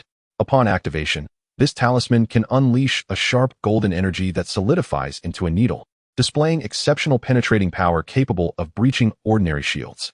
I wish to exchange it for a schematic of the Ice Spike Talisman, if unavailable. A fragrance that enhances the success rate of talisman crafting would suffice. As her words faded, Chen Yu's voice echoed within Li Guo's mind. Junior brotherly. The Golden Needle Talisman is a commonly encountered inferior-grade offensive talisman, possessing considerable power primarily due to its swiftness, which allows it to catch opponents off guard. If not defended by a magical artifact, relying solely on a protective spiritual shield would prove inadequate. In the market, a similar talisman could fetch around 20 inferior-grade spirit stones. Li Guo calculated in his mind. At 20 spirit stones per talisman, 5 would amount to 100 spirit stones, a sum not to be underestimated. Yet, it appeared that no one possessed the Ice Spike Talisman schematic that Sun Jing sought, and a silence enveloped the hall for quite some time, with no one daring to speak. A hint of disappointment flickered across Sun Jing's visage. At that moment, a female cultivator seated a few places away hesitantly spoke up. Junior sister Sun, I shall offer you 10 inferior-grade spirit stones for one of your golden needle talismans, if that is agreeable. Clearly, this woman merely wished to acquire a single talisman for future contingencies. Sun Jing's brows furrowed slightly, her dissatisfaction evident with the offered price. After accounting for the cost of the talisman paper and materials, the profit would amount to only a few spirit stones. She initially considered a firm refusal. Yet upon glancing around, it was evident that no one else could provide the Ice Spike Talisman schematic. After a moment's contemplation, she relaxed her frown. Very well, I shall accept, considering it an opportunity to forge a friendship with you, senior sister. The female cultivator beamed with delight, promptly counting out 10 gleaming spirit stones from her storage bag and handing them over. Sun Jing accepted the spirit stones and, in turn, bestowed 1 golden needle talisman upon her. Observing that she still retained 4, Li Guo felt a stir of interest and spoke up. Junior sister Sun, might I acquire the remaining 4 from you for 40 spirit stones? Sun Jing regarded him briefly, then pondered before replying, for 20 spirit stones. I can part with only 2. Li Guo was momentarily taken aback, but quickly grasped her intention. She likely wished to retain 2 for her own defense. Very well. He acquiesced without further discussion. The transaction completed, Li Guo accepted the talisman, feeling the subtle yet palpable surge of spiritual energy emanating from it, reminiscent of the golden blade technique he had previously employed, albeit with greater potency. Next, it was the turn of the sweet-faced female cultivator, Lin Feifei. Radiating confidence, she gracefully retrieved 5 bundles of fur from her storage bag and displayed them before her. They were 5 bundles of pure white fur, soft and long, seemingly dusted with a hint of frost, glimmering under the dim light of the hall. Behold, this is the snow spirit foxtail fur I mentioned earlier. Each piece is of the finest quality, and I possess a total of 5 complete bundles. The Oddities Pavilion offers 30 spirit stones for a single bundle. However, I am not interested in exchanging them for spirit stones. I merely wish to exchange for a more aesthetically pleasing piece of ornamental artifact, preferably of mid-grade quality or above. Alternatively, I would be content to trade for a high-grade beauty-enhancing elixir. Upon hearing this, Sun Jing's eyes sparkled with interest, seemingly captivated by the snowy spirit fox's fur. Lin Shiji, may I purchase a piece from you using spirit stones? I intend to craft a superior talisman brush with this fur. Lin Feifei offered her an apologetic smile and shook her head. I'm afraid, Sun Shimi, that I only wish to trade items and am not selling individually. Disappointment was palpable on Sun Jing's face, and aside from her, no one else spoke up. The hall fell into silence once more, with no one daring to break the quiet. Lin Feifei's smile gradually stiffened. Just then, the last arriving young cultivator, Zhou Wenba, seemingly compelled by fate, produced a small porcelain vial from his storage bag. Lin Shiji, I happen to possess a high-grade beauty-enhancing elixir, which I am willing to exchange with you. The room erupted in astonishment. Li Guo felt as though Chen Yu's telepathic message was going to explode in his mind, filled with shock and heartbreak. This fool. A high-grade beauty-enhancing elixir is worth at least 300 spirit stones on the black market, and he is trading it for a pile of worthless fox fur. Such a waste of a valuable item. Li Guo cast a glance at her, noticing that Chunyu was fixated on the jade vial Zhou Wenba had offered, her eyes practically shimmering with excitement. Li Guo was uncertain of the elixir's significance and could not critique Zhou Wenba's actions, thus she remained silent. Lin Feifei, upon seeing the elixir, beamed with delight, quickly accepting it like a cherished treasure and pushing the 5 bundles of fox fur towards him. Following this, several others took their turns. The subsequent individuals presented an array of items. Some were reasonably aged spirit herbs, though not particularly rare. Others were incomplete cultivation manuals sourced from unknown origins, and there was even a hard shell from an unidentified magical beast, which appeared quite formidable. Most individuals acquired what they sought, while a few, like Zhang Jin, were left disheartened and reclaimed their offerings. Eventually, it was the turn of the composed cultivator, Zhao Mo, who had previously disclosed information about the purple jade spirit fungus. With a composed demeanor, he retrieved an item from his storage bag and placed it on the ground. This object resembled an unremarkable gray stone, roughly the size of an egg. I stumbled upon this item at the periphery of the Wanzhong Valley. I cannot discern its nature, but I have observed that under the moonlight, it emits a faint silver glow. My knowledge is limited, and I do not recognize what this is. I offer it here for 100 spirit stones, for the fortunate one who recognizes its worth. As his words hung in the air, all eyes in the hall turned toward the stone, followed by a stifled laugh from an unknown source. Several individuals displayed expressions of disbelief, thinking Zhao Mo must be trying to dupe them with a mere ordinary stone. Chunyu's telepathic remarks dripped with disdain. Has Zhao Mo lost his mind over spirit stones? He dares to price a worthless stone at 100? Does he think us all fools? Li Guo gazed at the stone, feeling an inexplicable yet remarkably vivid thrill coursing through him. The atmosphere was thick with silence. No one expressed interest.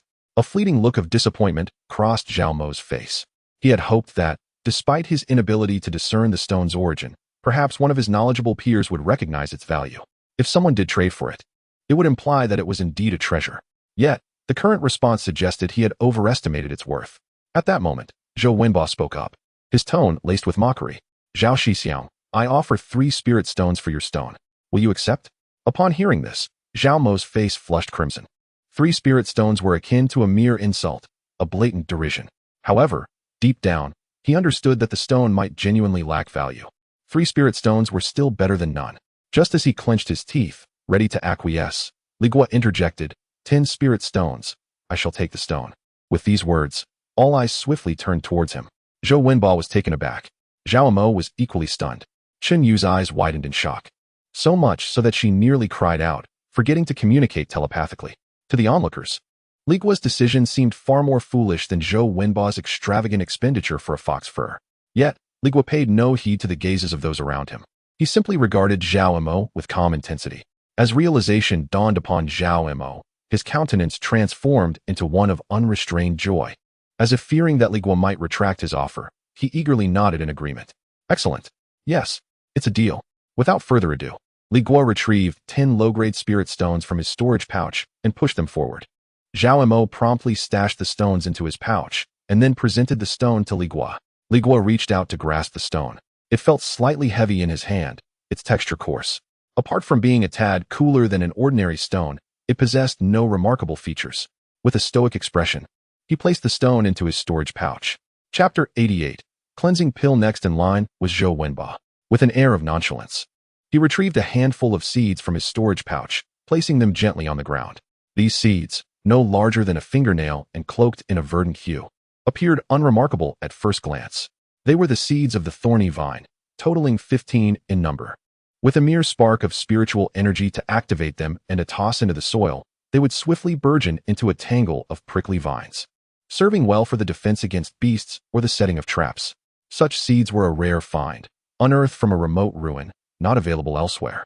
After a brief pause, he announced his price, 50 low-grade spirit stones. Upon hearing this, the atmosphere in the hall turned lackluster. While the seeds sounded intriguing, 50 spirit stones was no trifling sum, and their utility seemed rather limited, potentially unnecessary for many present. However, Li Guo felt a flicker of interest. These seeds could indeed be utilized for trap setting, ambushes, or personal defense, making them a valuable asset. Yet, he too considered the price steep. Brother Zhou, would you part with them for 15 spirit stones? As silence enveloped the room, Zhou Wenba's countenance grew slightly uncomfortable. Upon hearing Li Guo's offer, he waved his hand with a flourish, exuding an air of generosity. 15 it is. Since you've spoken, let us settle on that. Li Guo wasted no time, handing over the 15 spirit stones and securing the luminous seeds into his storage pouch. Following Zhou, it was Qin Yu's turn.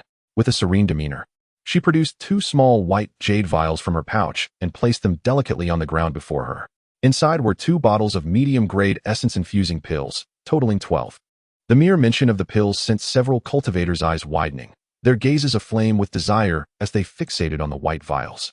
Seemingly pleased with their reaction, Qin Yu glanced at Li Guo and explained at a measured pace, I trust you are all aware of the benefits of the essence-infusing pill. It offers the purest form of spiritual energy, significantly reducing the time we spend in rigorous cultivation and providing invaluable assistance when breaking through bottlenecks. She paused, surveying the crowd before uttering a statement that left everyone astonished. These pills are not for trade with spirit stones, nor for artifacts. Extending a finger, she enunciated clearly. I have but one condition. I require 2 companions to accompany me to the mundane realm, specifically to the Qin kingdom, to investigate a certain matter. Upon successful completion of this task, these 2 vials of medium-grade essence-infusing pills shall be your reward. As her words hung in the air, the previously vibrant atmosphere in the hall was abruptly doused, as if a bucket of icy water had been thrown over it. The crowd exchanged glances, their fervor swiftly evaporating, replaced by confusion and wariness. To venture into the mundane realm, cultivators mingling with worldly affairs risked entangling themselves in karma. Moreover, given Qin Yu's earlier comments regarding the unusual behavior of the Qin Kingdom's emperor and the mysterious disappearances of its citizens, the depths of the situation were undoubtedly perilous. Who could predict what malevolent entities they might encounter? To place oneself in such danger for a mere vial of essence-infusing pills was hardly a wise transaction. For a moment, not a single soul dared to speak. Qin Yu's expression remained inscrutable as she awaited their response in quiet patience. Amidst the awkward silence, a voice resonated. Sister Qin, I am willing to accompany you. The crowd turned towards the source, revealing the audacious young cultivator, Zhou Wenba. He wore his customary casual smile, as if embarking on a mundane excursion to investigate an extraordinary matter. Qin Yu cast him a glance and nodded. Very well, we shall discuss the details after the exchange. The agreement was thus reached. Following Zhou Wenba, no other voice dared to break the silence in the hall, as it was evident that none wished to wade into murky waters. Finally, it was the last person's turn. Li Guo was acutely aware that he possessed nothing of significant value. In his storage pouch, apart from a few unspeakable items, he only had a tome of qi condensation techniques and a vial of useless elixir. As for what he sought to exchange, he was currently testing how long a corpse goo pill could sustain a colorful snake. The next bout of headache would signify that the little ancestor was hungry, beginning to gnaw at his soul. He needed to prepare a soul-nourishing elixir that could take effect immediately, as the transformation from the swallowed corpse goo pill to a corpse goo insect took a full 3 days. If his soul were to be continuously consumed during that period, the experience would be quite unbearable. Contemplating this, he devised a plan and retrieved the vial of useless elixir from his storage pouch, placing it gently on the ground. This item was a vial of soul-condensing pills. Soul-condensing pills. As he spoke the first half of his sentence, several pairs of eyes in the hall sparkled with a radiance brighter than when they first beheld the purple jade spirit mushroom. It was said to be a soul elixir reserved for golden core cultivators. However, Li Guo leisurely continued with the latter half of his statement.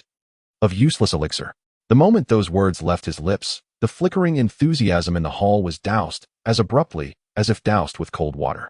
The light in their eyes dimmed instantly, replaced by unabashed disappointment and even a hint of disdain.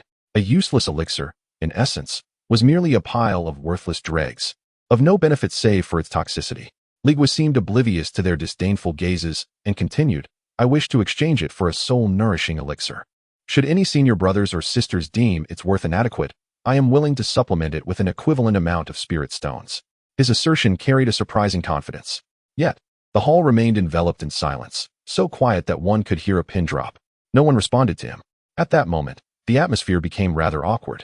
Lin Feifei, seated not far away, regarded Li Guo with keen interest in her beautiful eyes, a subtle smile playing at her lips, as if contemplating something.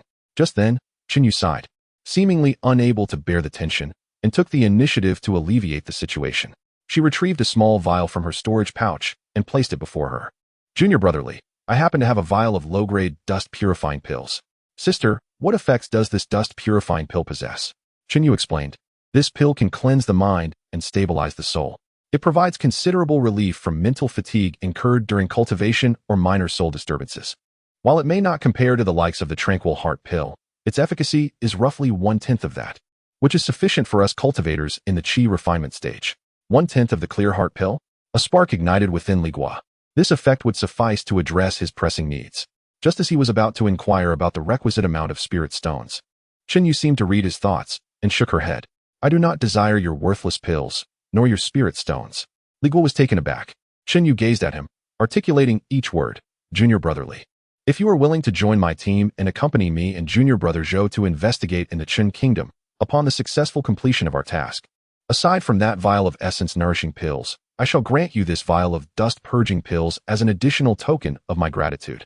Upon hearing this proposition, Li Guo fell into a contemplative silence. To venture into the mundane world to investigate a matter steeped in enigma could lead to unforeseen dangers. Yet, he indeed had a pressing need for the dust-purging pills. Noticing the hesitation etched on Li Guo's face as he delayed in responding, Chen Yu did not urge him further. She returned the vial of dust-purging pills to her storage bag and calmly stated, No rush. You may ponder this matter thoroughly. It would not be too late to provide me with your answer after the temple fair concludes. Although her words conveyed a sense of patience, her demeanor subtly suggested to Li Guo that this opportunity was singular. The atmosphere within the hall became somewhat delicate. Just then, a sweet voice unexpectedly interjected, Junior Brother Li, I find your worthless pills rather intriguing. Chapter 89. Lin Feifei. The crowd turned towards the source of the voice, revealing the sweet-faced female cultivator, Lin Feifei. A charming smile graced her lips as her keen eyes curiously assessed Li Guo. A master alchemist capable of refining soul-condensing pills must surely be a significant figure within the sect. Though this waste pill is merely medicinal dregs, its origins from such a skilled alchemist suggest its properties are anything but ordinary. I intend to take it back for further study. She paused momentarily, then shifted her tone, producing a delicate jade box from her storage pouch with a flourish. I happen to possess a Clear Heart pill, which I would be willing to exchange for this vial of waste pills. What do you say? Clear Heart pill.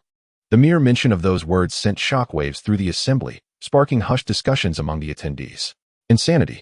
Lin Feifei must be out of her mind. To trade a Clear Heart pill, valued at 300 spirit stones and scarce in the market, for a vial of utterly worthless dregs? Chen Yu's expression darkened, her face resembling the bottom of a pot. Her gaze towards Lin Feifei now radiated an unmistakable chill and animosity. This was not merely a case of one-upping. It was akin to delivering a resounding slap in front of everyone. Li Guo, taken aback, never anticipated such a fortuitous opportunity. Although puzzled, he quickly regained his composure and nodded eagerly. I accept. Who would choose the ditching dust pill, which had only 1/10 of its efficacy, and come with a perilous task, when a legitimate life-saving Clear Heart pill was on the table? Seeing his assent, Lin Feifei's smile grew ever sweeter as she gently nudged the jade box forward. Without further ado, Li Guo slid the vial of waste pills towards her. Thus, a transaction that appeared utterly absurd to all spectators was consummated. With the Clear Heart pill secured in his storage pouch, Li Guo felt an immense weight lift from his shoulders. However, this act effectively served as a public rejection of Chen Yu's earlier invitation. Casting a cold glance at him and Lin Feifei, Chen Yu turned away, her expression dark enough to rain upon them. With that, all exchanges were completed. Qiansheng rose and clapped his hands decisively. All right, the exchange segment of this small Taoist temple fair has concluded. Next, we shall enjoy a period of free communication. If anyone wishes to discuss matters privately, feel free to do so. The location is not limited to this hall. Anywhere within the Sanqing Temple will suffice. As his words echoed, the previously orderly atmosphere within the hall dissipated instantly. People began to rise in small clusters, the sounds of moving cushions and hushed conversations filling the space. The composed cultivator named Zhao Mo found himself surrounded by 3 or 4 eager individuals, their faces alight with enthusiasm as they accompanied him towards the exit.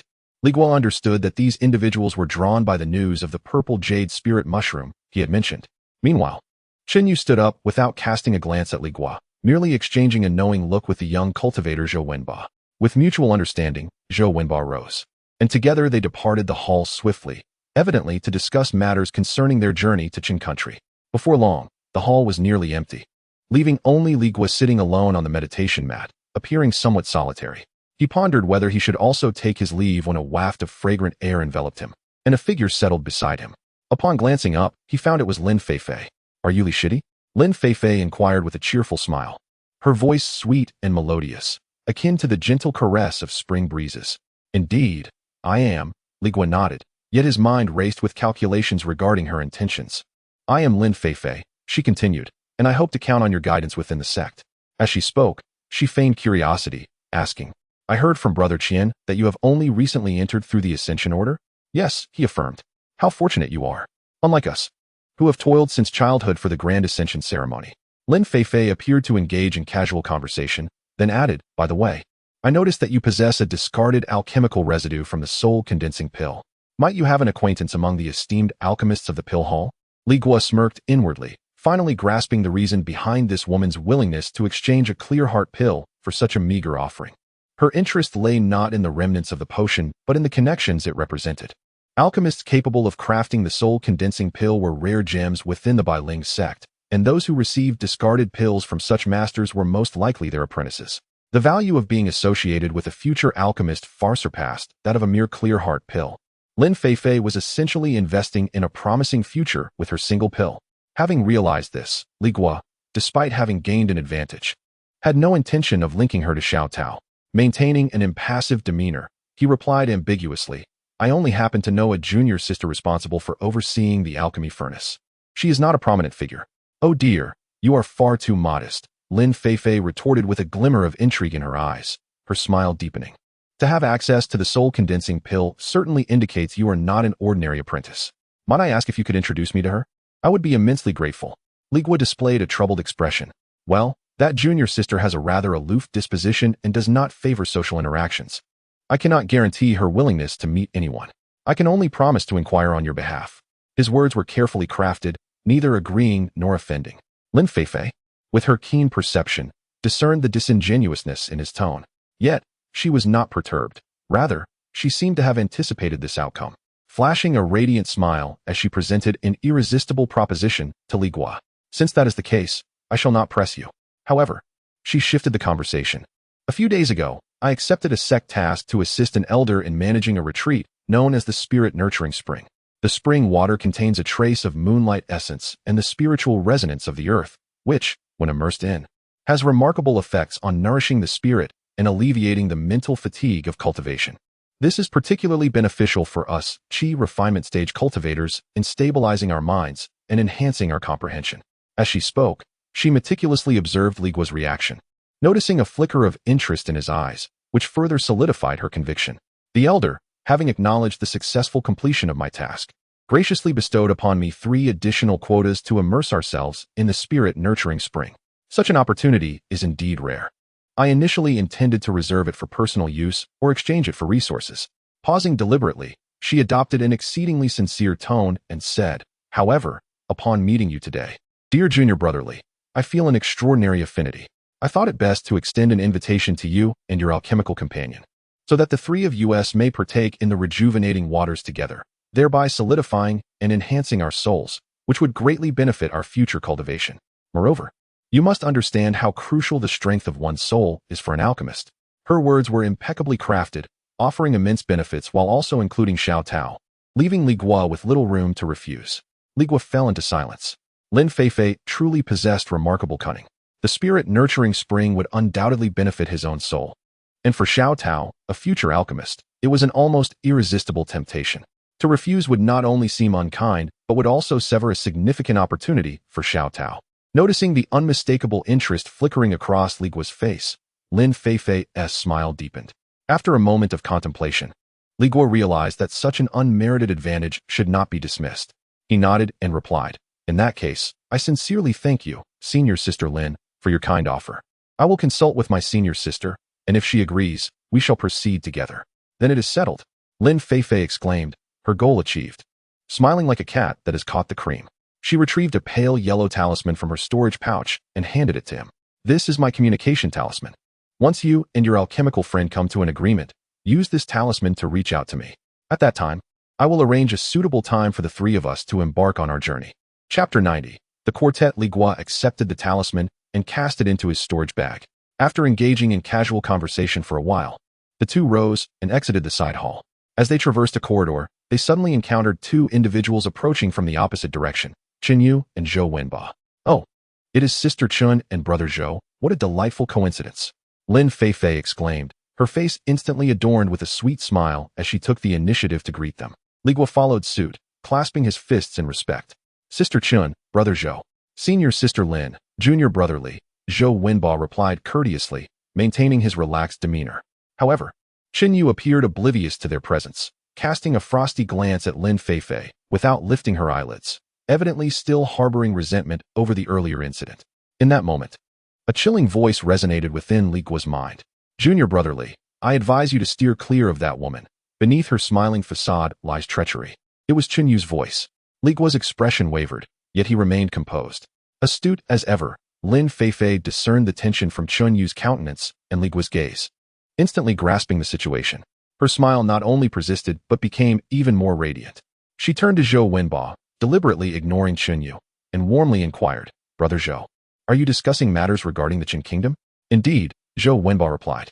I was just analyzing with Sister Chun that the situation in the Qin kingdom is rife with oddities. The emperor's temperament has drastically changed, and there are reports of citizens disappearing en masse for no apparent reason. It bears the hallmarks of manipulation by certain malevolent cultivators or sinister entities. Oh, how perilous! Lin Feifei feigned concern, her expression shifting to one of earnestness. Malevolent cultivators are notoriously cunning and ruthless. You both must exercise utmost caution. To Chen Yu's ears, this remark was particularly grating, causing her demeanor to grow even colder. Zhou Wenba, however, waved his hand dismissively and chuckled. Sister Lin has misunderstood. Our primary objective is not to eradicate malevolent cultivators. He paused, lowering his voice and allowing a glimmer of excitement to flash in his eyes. We are merely going to investigate and gather evidence. We need only infiltrate the Qin kingdom, unearth evidence of malevolent cultivators' machinations, and promptly report it to our sect. At that point, the senior enforcers from the law enforcement hall will take action. We not only face no threat to our lives, but may also receive rewards for exposing the conspiracy. Rewards? Lin Feifei asked, her curiosity piqued. Indeed, Zhou Wenba elaborated. This matter is known to very few. The law enforcement hall has a category of tasks dedicated to uncovering clues about malevolent cultivators. Once evidence is solidified, the sect rewards the informant. If fortune smiles upon us, the reward could amount to thousands of contribution points, or even a top-tier magical artifact. Thousands of contribution points. A top-tier magical artifact. Upon hearing Zhou Wenba's words, Lin Feifei's eyes sparkled with unmasked fervor. The temptation was overwhelming. Observing her reaction, Zhou Wenba recognized the impact of his words and added, of course, the more individuals involved, the greater the mutual support and the lower the risk. The law enforcement hall allows up to 4 people to collectively receive rewards. His words carried an implicit hope of swaying Lin Feifei to join their ranks. Indeed, as soon as he finished speaking, Lin Feifei suddenly smiled and remarked, hearing what Junior Brother Zhou said, I find myself rather tempted. Might I also join you? This was the very response Zhou Wenba had been awaiting. However, instead of immediately acquiescing, he chose to relinquish the decision to Chen Yu, casting a glance in her direction. Lin Feifei, with a beaming smile, turned to Chen Yu and sweetly said, Junior Sister Chun, it seems you are still in need of another member. May I count myself among you? Chen Yu felt an overwhelming reluctance within her. Yet, she indeed required another person. Ignoring Lin Feifei's cheerful face, she directed her attention to Li Guo. Junior Brother Li, what I mentioned before still stands. A bottle of essence nurturing pill, alongside a bottle of dust cleansing pill, is yours if you wish to join. What are your thoughts? At this, both Lin Feifei and Zhou Wenba were taken aback, and even Li Guo himself was somewhat astonished. He had presumed that by exchanging the clear heart pill with Lin Feifei, he had publicly rejected her, and that matter was settled. To his surprise, she was still awaiting his response. In that moment, Li Guo contemplated that if the task were merely to investigate leads without any combat involved, the danger would indeed be minimal. He could accept that. However, there remained a critical question that weighed heavily on his mind. Brother Zhou, is there any restriction on the identity of those eligible for the reward of this revelation task? For instance, is it limited to outer disciples only? Zhou Wenba paused, puzzled by the peculiarity of his inquiry. Not at all. As long as someone can expose the conspiracy, regardless of their status, be it an inner disciple, an outer disciple, or even a servant, they are entitled to the reward. Excellent. Li Guo felt no further hesitation and nodded emphatically at Chen Yu. I shall join. A faint smile finally graced Chen Yu's lips, and some of the frostiness on her face began to thaw. She had succeeded in drawing Li Guo to her side in front of Lin Feifei. Turning to Lin Feifei, she leisurely remarked, "Junior brother Li has already joined us, and we truly still need one more person. As for you, if you wish to join, that is acceptable. However, I must inform you that I have no surplus essence-nurturing pills to offer." Zhou Wenbo inwardly cursed his misfortune. He recognized that Chun Yu was deliberately retaliating, aiming to dissuade Lin Feifei. Yet, without Lin Feifei, a practitioner of higher order, the risks of their endeavor would significantly increase. To his surprise, Lin Feifei reacted not with anger, but with a light-hearted laugh that seemed to blossom in the air. "Though the essence-nurturing pill is indeed beneficial, I have already reached the 8th layer of qi refinement. Its potency is of little consequence to me." She adjusted her hair with an air of pride, gazing at Chun Yu with a hint of defiance. "Rather than a mere pill, I would prefer to acquire a top-tier artifact bestowed by the sect. Since you, junior sister Chun, have extended the invitation, I shall certainly join." Reaching the 8th layer of qi refinement, Li Guo felt a shiver run down his spine, acknowledging that this woman was indeed formidable. With such an advanced companion joining their ranks, the safety of their undertaking was bolstered considerably. Zhou Wenbo let out a long sigh of relief, a look of joy illuminating his face. Only Chun Yu's expression of triumph froze in place. She had not anticipated that Lin Feifei would not only remain unfazed but would also turn the tables on her. At this point, it was too late for her to reconsider. All she could muster was a reluctant, "Very well." With Chun Yu's confirmation, the quartet was officially formed. Maintaining a stern demeanor, Chun Yu began to outline the specifics of their journey to the state of Chun for the newly joined members. "We shall convene here in 3 days. The journey ahead is long, and you must prepare accordingly." Although her words were directed at the 2 newcomers, her gaze lingered pointedly on Li Guo, deliberately sidelining Lin Feifei. Fortunately, Lin Feifei was unbothered by her tactics. She simply crossed her arms, a bemused smile playing on her lips as she listened, appearing as an observer to the unfolding drama. Chapter 91. A triumph. After Chun Yu concluded her words, Lin Feifei and Zhou Wenbo both excused themselves, claiming they needed to converse with familiar peers within the temple, departing in succession. "Junior brother, we shall meet again in 3 days." Lin Feifei called out to Li Guo before her exit. In the blink of an eye, only Li Guo and Chun Yu remained in the corridor. A gentle breeze swept through, carrying a hint of chill. The atmosphere grew somewhat tense. Li Guo, observing in silence, kept his gaze downward, feeling a disconnect with the others from the temple fair. With no other place to go but to follow Chun Yu, he stood still. Since earlier, Chun Yu's demeanor had been frosty, now even more so, as if encased in ice. Li Guo had no desire to impose warmth upon her coldness. They stood there, one gazing at the sky, the other at the ground. After a while, it was Chun Yu who finally broke the silence. "Junior brother Li, do you require elixirs that can nourish the soul?" Her voice remained icy, yet it lacked the previous aloofness, replaced by a touch of curiosity. Li Guo was taken aback by her inquiry. Lifting his head to meet her scrutinizing gaze, he nodded vaguely. "Yes, I have encountered some difficulties in my cultivation." He chose not to elaborate, aware that saying too much could lead to missteps. Upon hearing this, the frost upon Chun Yu's face seemed to thaw slightly. She scrutinized Li Guo for a few moments, lost in thought, before her expression softened, as if she had made a decision. Without further ado, she retrieved 2 jade vials from her storage bag, one larger and one smaller, and tossed them to Li Guo. "Very well, consider this your reward." Li Guo caught them, feeling a slight chill. The larger vial contained a mid-grade yuan nourishing pill, while the smaller held a dust cleansing pill. He promptly stored them away, recognizing this as his due reward, with no need for politeness. With Lin Feifei no longer present, Chun Yu's mood appeared to brighten considerably. Suddenly, a thought struck her, and her eyes sparkled. "Are you still interested in trying out the technique that senior brother Zhang Jin mentioned?" Li Guo was momentarily taken aback. The dust cleansing technique combined with the water summoning technique? Indeed, Chun Yu affirmed with a nod. "It may sound simple, but achieving success is far from easy. Come, let us find a place to practice." Without waiting for Li Guo's response, she strode off towards a grove of bamboo behind the temple. After a moment's contemplation, Li Guo followed her. The bamboo grove was tranquil, the ground blanketed with thick layers of fallen bamboo leaves. Chun Yu found a clear patch and took her stance, immediately beginning to form hand seals. A slender wisp of water vapor gathered at her fingertips, and with a change in her incantation, she attempted to activate the dust cleansing technique. With a soft puff, the wisp of vapor dissipated instantly, failing to even ruffle a single leaf. Chun Yu frowned, undeterred, and tried again. Yet, her efforts met with failure once more. The water vapor and the energy of the dust cleansing technique seemed like 2 incompatible adversaries. refusing to meld together. For the next half hour, Li Guo watched as she relentlessly challenged herself. Once, twice, 10 times, dozens of times. After numerous failures, Qin Yu finally succeeded in her endeavor. A grayish-white water arrow shot forth from her fingertips, striking with precision a bamboo stalk as thick as a wrist, 3 zhang away. Crack! The verdant bamboo snapped in response, its upper half sliding down at an angle. Success! A radiant expression of joy blossomed on Qin Yu's face as she excitedly turned to Li Guo, generously sharing her newfound insights. Junior brotherly, let me tell you. The secret lies in the fact that when the incantation for the water summoning technique reaches its culmination, one must immediately begin to channel the cleansing energy of the dust purification technique. There can be no pause between the two. They must flow together seamlessly. Li Guo nodded, acknowledging her wisdom. In truth, he had already grasped the concept. It's your turn now, Qin Yu said, her expression encouraging him to learn. Yet, Li Guo appeared somewhat troubled.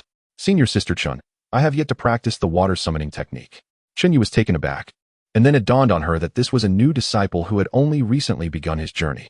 No worries, she patiently replied, you can learn it now. Without further ado, Li Guo retrieved the jade slip containing the fundamental spell techniques from his robe and began to read. The incantation and the flow of energy for the water summoning technique swiftly imprinted themselves in his mind. Indeed, this technique was among the simplest of spells. Perhaps due to his prior mastery of several foundational spells, he grasped the essence of it within mere breaths. He stowed the jade slip, raised his hand, and began to form the seals, mimicking Qin Yu's earlier actions. Qin Yu observed, reiterating her valuable insights. Remember, be swift. Once the water vapor takes form, immediately. Before she could finish her sentence, a wisp of condensed water vapor emerged from Li Guo's fingertips, followed by a gentle current of air brushing against them. The entire process was fluid and unforced.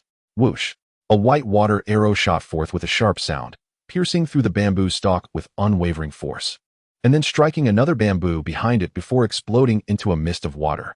In the bamboo grove, only the perforated stalk remained, swaying slightly. Qin Yu's expression of pride froze, her eyes filled with disbelief. Had he truly succeeded on the first attempt? Moreover, it seemed his power surpassed hers slightly. Junior brotherly, your comprehension is remarkable, Qin Yu managed to utter after a moment of silence. Li Guo paid no mind to her astonishment, retracting his fingers. Deep in thought, he had not entirely followed Qin Yu's instructions. To him, the key was not timing, but rather integration. He had attempted to overlap and adjust the energy flows of the two techniques within himself, and the results were astonishing. Regaining her composure, she forced a smile and said, let us conclude for today. I still need to purchase some items at the market. We shall part ways here and meet again in 3 days. Was the small temple gathering ending just like that? Li Guo pondered with some confusion. Qin Yu nodded. After a brief exchange, she was free to depart, as was customary each year. With that, she did not linger, offering a respectful bow to Li Guo before swiftly turning away. Once Qin Yu had left, Li Guo found himself alone in the bamboo grove. He attempted several combinations of the water manipulation and dust purification spells, each time piercing a bamboo stalk with alarming precision. The power of his spells consistently formidable. His mind began to race with possibilities. If water and dust could be harmoniously combined, what about other spells? The sharp blade technique and fireball technique. If those could be integrated with water manipulation, the resulting power would surely be magnified. He immediately set about experimenting. Unfortunately, the outcome was profoundly disappointing. No matter how he tried, the sharp blade technique remained distinct and unyielding, and the fireball technique refused to meld with water manipulation in any meaningful way. It appeared that not all spells could be effortlessly combined. Li Guo furrowed his brow. Then, an idea struck him, and his gaze fell upon the tome, Fundamental Spell Techniques. Within its pages lay several auxiliary spells he had yet to master, the Clarity Spell, the Glimmering Light Spell, and the Fire Ignition Spell. Chapter 92. The art of purification. Acquiring knowledge of various spells is never a disadvantage. In times of peril, it provides an additional layer of defense. Li Guo resolved firmly within himself.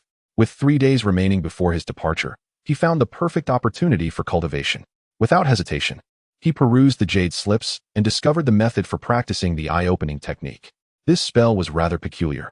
It required him to locate a well and submerge his eyes in its water while channeling the incantation's energy, using the water to refine his vision. He began to search the temple and soon stumbled upon a secluded corner housing a well. Swiftly, he drew a bucket of icy water and, taking a deep breath, plunged his entire head beneath the surface, eyes wide open. Moments turned into hours as the sun began its descent, and the gathered cultivators at the temple gradually departed. The atmosphere grew increasingly tranquil. At that moment, a young Taoist priest clad in a gray robe approached him, bowing respectfully. "Esteemed senior, the temple master has sent me to inquire if you intend to descend the mountain, for night has fallen, and the assembly has concluded. Our temple shall soon close its doors." This implied urgency was unmistakable. Yet, Li Guo had no intention of returning to the sect just yet. Instead, he resolved to remain in this place for 3 days, which would prove far more convenient. He expressed his desire to the young priest, wishing to stay. The young priest, hesitant to make such a decision, hurried off to seek the temple master's approval. Shortly thereafter, he returned with an even more respectful demeanor, stating that the temple master had consented and arranged for Li Guo a serene room in the rear courtyard. Grateful, Li Guo did not retire to his chamber but remained by the well, settling into a meditative posture to commence his practice of the eye-opening technique. The frigid water repeatedly washed over his eyes, causing a tingling discomfort, yet he remained oblivious, diligently channeling his spiritual energy as per the incantation. As time slipped away, the night deepened. By the latter half of the night, even the moon had concealed itself behind clouds, enveloping the surroundings in a pitch-black darkness. Slowly, Li Guo opened his eyes. In the next instant, he was taken aback. The once impenetrable darkness of the courtyard now appeared vividly illuminated, as bright as day. He could discern the minutiae of an ant on the ground and the intricate veins of leaves in the distant trees with crystal clarity. The eye-opening technique had succeeded. Elated, Li Guo hastened to practice the remaining spells, the soft light technique and the fire ignition technique. These two were considerably simpler than the eye-opening technique and bore little complexity. Akin to the water induction technique, he quickly grasped their essential principles. With a mere thought, a gentle orb of light, the size of an egg, materialized before him, casting a bright glow around. This was the soft light technique. Next, placing his hand upon a pile of dry leaves, he activated the fire ignition technique. The leaves emitted a wisp of blue smoke, which was soon followed by a sudden burst of vivid yellow flames. The fire, fueled by the wind, threatened to engulf the nearby stack of firewood, and if not extinguished promptly, it could set the entire temple ablaze. Li Guo was reluctant to disturb the slumbering priests. With a focused thought, he invoked the water induction technique, summoning a stream of water that appeared out of thin air, accurately dousing the flames. Sizzle! In the fleeting moment when water and fire met, a resonant explosion echoed forth. A small surge of scalding steam rushed towards Li Guo. Startled by this sudden commotion, his mind was suddenly illuminated as if struck by a bolt of lightning. An explosion. Water and fire could indeed produce an explosive reaction. His breath caught in his throat as a wild thought erupted uncontrollably from the depths of his heart. The water manipulation technique combined with the dust purification technique could transform into an indomitable water arrow. But what if the incantation of the fire summoning technique was also integrated into the mix? Water, dust, fire, 3 seemingly unrelated, even antagonistic elemental spells forced together, what would transpire? This thought, once birthed, grew like rampant weeds that could no longer be suppressed. Li Guo's heart raced wildly. He stifled his excitement and promptly seated himself in a meditative posture, rapidly simulating the concept in his mind. He deconstructed, reorganized, and arranged the incantations of the 3 techniques in his consciousness. During his first attempt, the incantation faltered midway and collapsed, resulting in a backlash of spiritual energy that left him momentarily breathless. The second attempt also met with failure. The third attempt, still unsuccessful. Yet, rather than disheartened, his eyes sparkled with increasing brightness. He sensed that this path held promise. Time slipped away, and after enduring dozens of failures, he finally discerned a subtle equilibrium. Abruptly, he opened his eyes wide, brilliance radiating from them. Now was the moment. He extended his fingers like a sword, directing them towards a sturdy wall not far away. In his mind, the 3 distinct incantation pathways seamlessly fused together with unprecedented speed and precision. Water manipulation as the foundation, dust purification as the framework, and fire summoning as the edge. "Go!" he shouted, and his spiritual energy surged forth. There was neither a water arrow nor a fireball. Instead, a silent crescent-shaped blade of energy, no larger than a palm, shot forth from his fingertips, moving so swiftly that its trajectory was nearly imperceptible. Where the blade passed, the air seemed to warp momentarily. Then, with a thunderous roar, an ear-splitting explosion erupted in the stillness of the Taoist temple's backyard. Li Guo stood dumbfounded, staring ahead. The wall, built from blue stone and compacted earth, appeared as though it had been savagely bitten by an invisible beast, revealing a gaping hole the size of a basin. its edges charred and emitting wisps of smoke. The power of this! Li Guo gasped in astonishment, his heart overwhelmed by immense shock and elation. He had succeeded. He had forged a brand new spell of unimaginable potency. He named this spell Purity Blade Technique. Water was flowing. Water was flowing. What was happening? Or had it collapsed? The tremendous noise ultimately roused the Taoist priests of Qingfeng Temple. Shortly after, 7 or 8 priests, lanterns in hand, stumbled into the backyard, bleary-eyed. Upon witnessing the wall that had crumbled halfway, they stood agape, nearly dropping their lanterns in disbelief. Seeing Li Guo standing in the center of the courtyard, an elderly Taoist approached, trembling and stammering. He inquired, Predecessor, what has happened? Li Guo steadied his mind, suppressing the overwhelming joy within, his countenance returning to tranquility as he calmly explained to the assembled Taoists, "It is of no concern. I was merely practicing my technique and momentarily lost control." Upon hearing these words and glancing at the large hole in the wall, the expressions of the Taoists shifted from uncertainty to profound reverence and fear as they gazed at Li Guo. Chapter 93, Second Layer of Qi Refinement. The following day, Li Guo returned to his chamber. The elderly Taoist priest had come early in the morning, accompanied by several young acolytes, to ask for a blessing. Upon seeing Li Guo seated cross-legged in his room, motionless, they hastily retreated as if fleeing from a plague. Li Guo sat on the hard bed in his chamber, grasping a white jade vial, the very vial containing the mid-grade essence nourishing pill that Chunyu had given him. She had mentioned that consuming just one of these pills could save him several months of arduous cultivation while directly enhancing his spiritual power. He uncorked the vial and poured out a pill the size of a longan, emitting a faint fragrance of medicinal herbs, and swallowed it in one swift motion. As the pill entered his stomach, he instantly felt a searing surge of medicinal energy erupt within him, rushing towards the spiritual sea in his dantian, leaving him no time to react.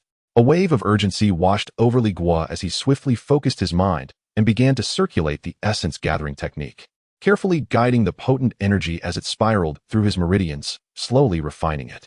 The energy from the pill was far more chaotic and domineering than the spiritual power he had painstakingly cultivated from the ambient qi.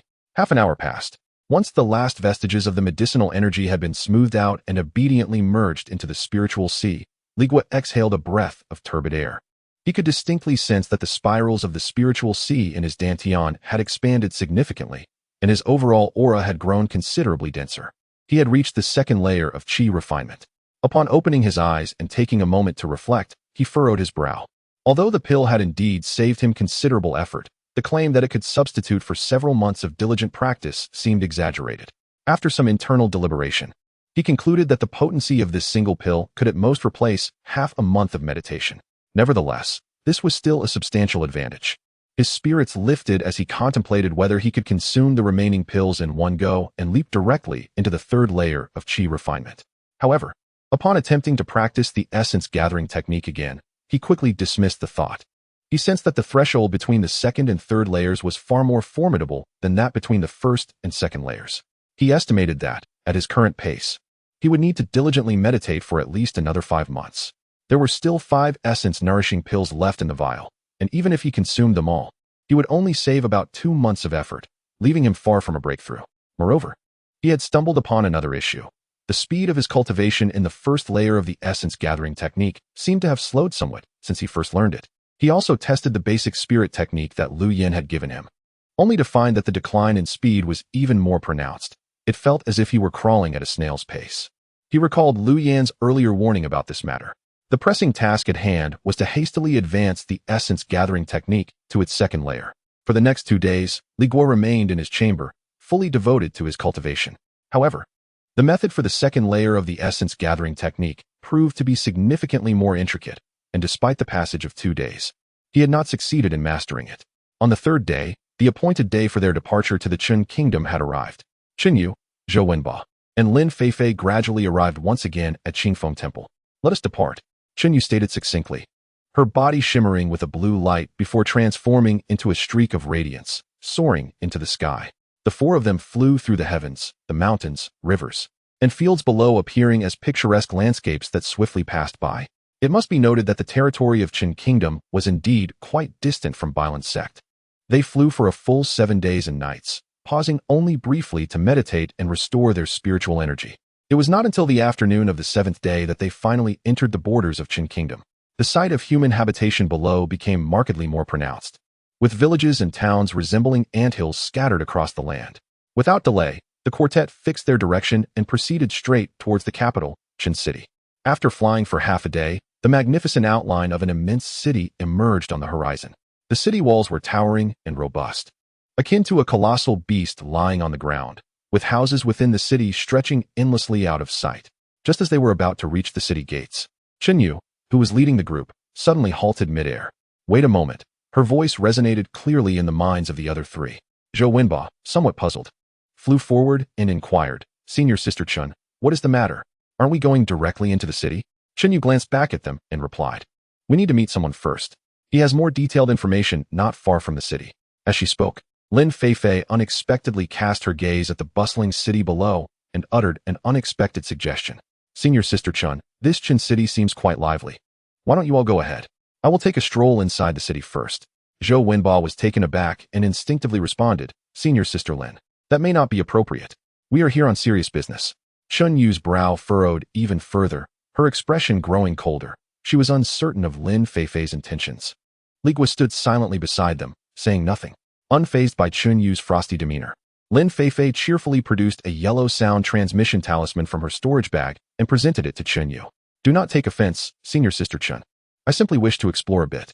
Once you have completed your business in the city, call for me with this talisman, and I assure you I will arrive immediately. Without delay, Chun Yu's expression hardened, ready to protest. Senior Sister, please agree to her request.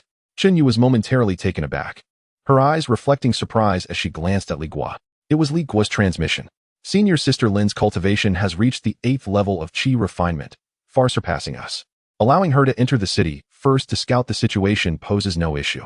Moreover, if there are indeed great dangers within the city, and should she encounter misfortune, we would save the trouble of investigation and could directly report back to our sect.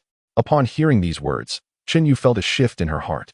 Recognizing a semblance of reason, she looked up at Li Guo, her gaze softening with a measure of approval, turning her attention back to Lin Feifei's smiling face. Though still displeased, her anger lessened. With a cold expression, she accepted the sound transmission talisman from Lin Feifei's hand and curtly uttered, as you wish.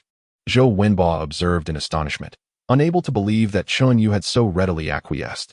He gazed down at the bustling mortal city below, filled with the vibrant essence of life, and felt his own spirit awaken as he approached, mimicking Lin Feifei's demeanor, and handed a communication talisman to Chun Yu. Senior Sister Chun, I too wish to enter and take a look. Once you have completed your business and entered the city, please summon me. Lin Feifei, witnessing this, stifled a giggle behind her hand. Chun Yu's expression, already frosty, now seemed on the brink of crystallizing with icicles. She contemplated reprimanding him, but the words faltered on her lips. With Lin Feifei's head already opened, it was unwise to hinder Zhou Wenba further. Junior brother Zhou, please exercise caution. Rest assured. Senior Sister, I shall accompany Senior Sister Lin, and even if dangers arise, I shall not be afraid. His words, though meant to reassure, only served to chill Chun Yu's demeanor further upon the mention of Lin Feifei. Aware of his misstep, Zhou Wenba swiftly turned to greet Lin Feifei. The two transformed into streaks of light, one following the other, as they soared toward the Grand Qin City. Chapter 94. Strange occurrences in the palace in the blink of an eye. Only Li Guo and Chun Yu remained in midair. Chun Yu refrained from mentioning the two who had left without permission, her expression stern as she determined the direction and led the way forward. Li Guo silently followed behind her. The duo traveled in silence, urging their magical implements onward. After a brief passage of time, they arrived above a small mountain. At the foot of the mountain stood an impressive residence, adorned with green tiles and white walls, clearly not the abode of ordinary folk. Several servants were sweeping fallen leaves in the courtyard when they suddenly spotted two living beings descending from the sky, causing them to drop their brooms in fright. There are immortals.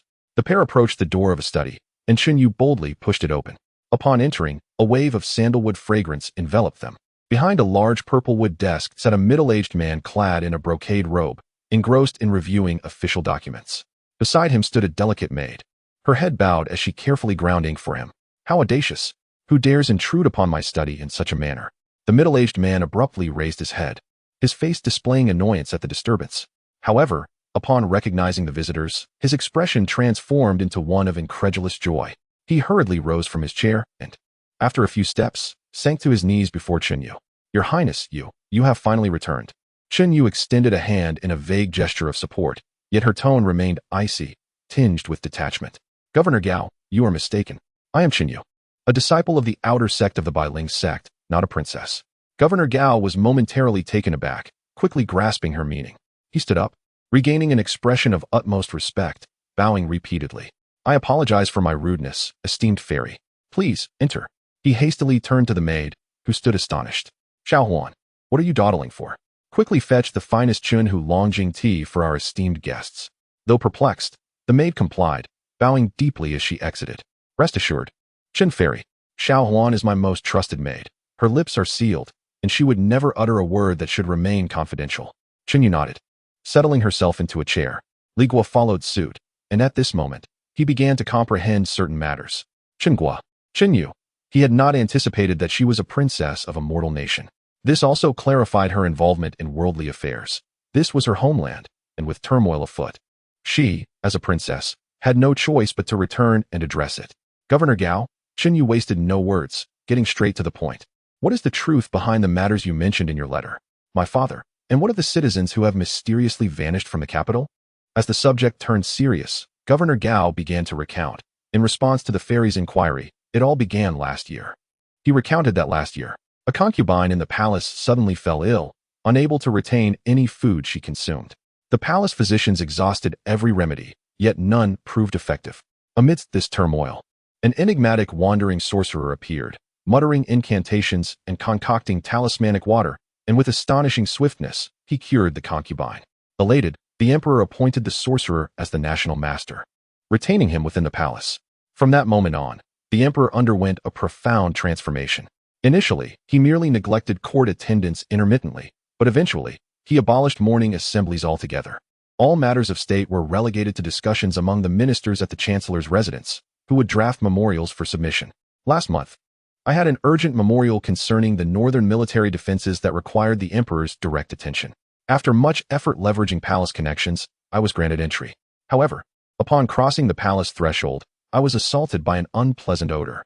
As he spoke, he shivered involuntarily, as if transported back to that day.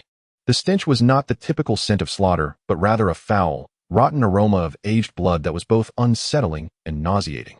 He noted that the closer he approached the emperor's quarters, the more pungent the odor became, until it was strong enough to induce retching outside the royal chambers. At this point, Chen Yu furrowed her brow. The tall official remained oblivious, continuing with a quavering voice. The emperor refused to see me, sitting behind a screen with his back turned, instructing a eunuch to receive my memorial and return it. The official inhaled deeply, as if on the verge of revealing something dreadfully terrifying, his lips trembling. The eunuch delivering the message. I glimpsed his hand. It was no human hand. It resembled a decayed pig's trotter, yellow and swollen, with blackened nails, dripping a viscous yellow fluid, the stench of decay nearly causing me to retch on the spot. I was so frightened that I had to clasp my hands behind my back to conceal my trembling. Summoning my courage, I attempted to speak to the emperor behind the screen, but the deformed eunuch insisted that the emperor was fatigued and urged me to depart swiftly, lest I disturb his rest. The tall official finally broke free from that horrifying memory, seizing Chun Yu's sleeve in a panic, trembling uncontrollably. Your Highness, it must be that sorcerer. He has surely ensnared the emperor with his dark sorcery. He is a monster. Tears streamed down his face as he lamented. You must save the emperor and the citizens of our Chen kingdom. Upon hearing this, Chen Yu's countenance turned ashen. Li Guo, standing nearby, silently contemplated the implications. The descriptions of decaying flesh and the foul odor. This bore the hallmarks of certain sinister practitioners who prey upon the living, extracting their essence to forge elixirs and magical artifacts. It seemed the royal palace had become a slaughterhouse for that malevolent entity. I am already aware of this matter. Chen Yu's voice was as cold as ice. I returned from the sect specifically regarding this issue. She pressed for further details, inquiring about the sorcerer's appearance and the identities of the missing individuals in the capital. After gathering the information, she abruptly rose to her feet. Without further ado, I shall enter the palace at once and personally deal with that wicked sorcerer. Your Highness, that is unwise. Master Gao exclaimed in alarm, hurriedly blocking her path. The sorcerer has long established a stronghold within the palace, with numerous henchmen. To simply barge in would be exceedingly perilous. It would be better to take refuge at my residence for a while, partake in some nourishment, and deliberate on our course of action. After all, this matter has been pending for quite some time. There is no need for haste. Chun Yu was not inclined to listen. Her brows furrowed as she prepared to retort. Senior Sister Chun. It was Li Guo's voice echoing in her mind. Chun Yu paused, turning to him. Senior Sister. Do not forget that our mission is to investigate thoroughly and expose the wrongdoing, rather than to eradicate demons. Li Guo's voice continued to resonate within her thoughts, steady yet unmistakable. The palace, at this moment, is a den of peril. To storm in during daylight would be exceedingly reckless. It would be far wiser to rest here and, once night falls, infiltrate the palace to ascertain the truth. Chun Yu bit her lip, contemplating for a while before uttering 2 words directed at Master Gao. Very well, then, I shall impose upon you, Master Gao. Chapter 95. The plan. Lord Gao engaged in conversation with Chun Yu, reminiscing about the affairs of the Chun dynasty's court. Li Guo, however, found himself stifling yawns, utterly disinterested in matters unrelated to cultivation amidst these mortal realms. Thus, he bid farewell to Chun Yu and meandered outside on his own. This residence indeed exuded grandeur, with pavilions and towers, and winding corridors that dwarfed Lord Huang's abode by several magnitudes. Yet, after a brief exploration, Li Guo grew weary of the spectacle and, finding little charm in it, casually sought refuge beneath a large locust tree in the courtyard. Leaning against the trunk, he reclined and closed his eyes to rejuvenate his spirit. As evening descended, a servant approached him, announcing that Lord Gao had prepared a welcome banquet. After a hearty meal, the night had fully enveloped the sky. Above Qin City, 2 streaks of light flashed and hovered in midair, revealing Li Guo and Chun Yu. Chun Yu raised her hand and dispatched 2 sound transmission talismans. The talisman paper ignited with spiritual light, darting toward 2 distinct directions within the city. Before long, 2 streaks of light soared from the city, landing gracefully before them. Before they could regain their footing, a fragrant breeze wafted toward them. Chen Shimmy, you finally arrived. Lin Feifei yawned, her face adorned with a lazy smile. If you hadn't shown up, I would have explored every corner of Qin City. Ignoring her, Chen Yu swiftly scanned the surroundings and declared, now that everyone is here, I will outline the plan. The moment her words left her lips, Lin Feifei's delicate nose wrinkled, akin to a kitten catching a whiff of fish. As she exaggeratedly sniffed the air.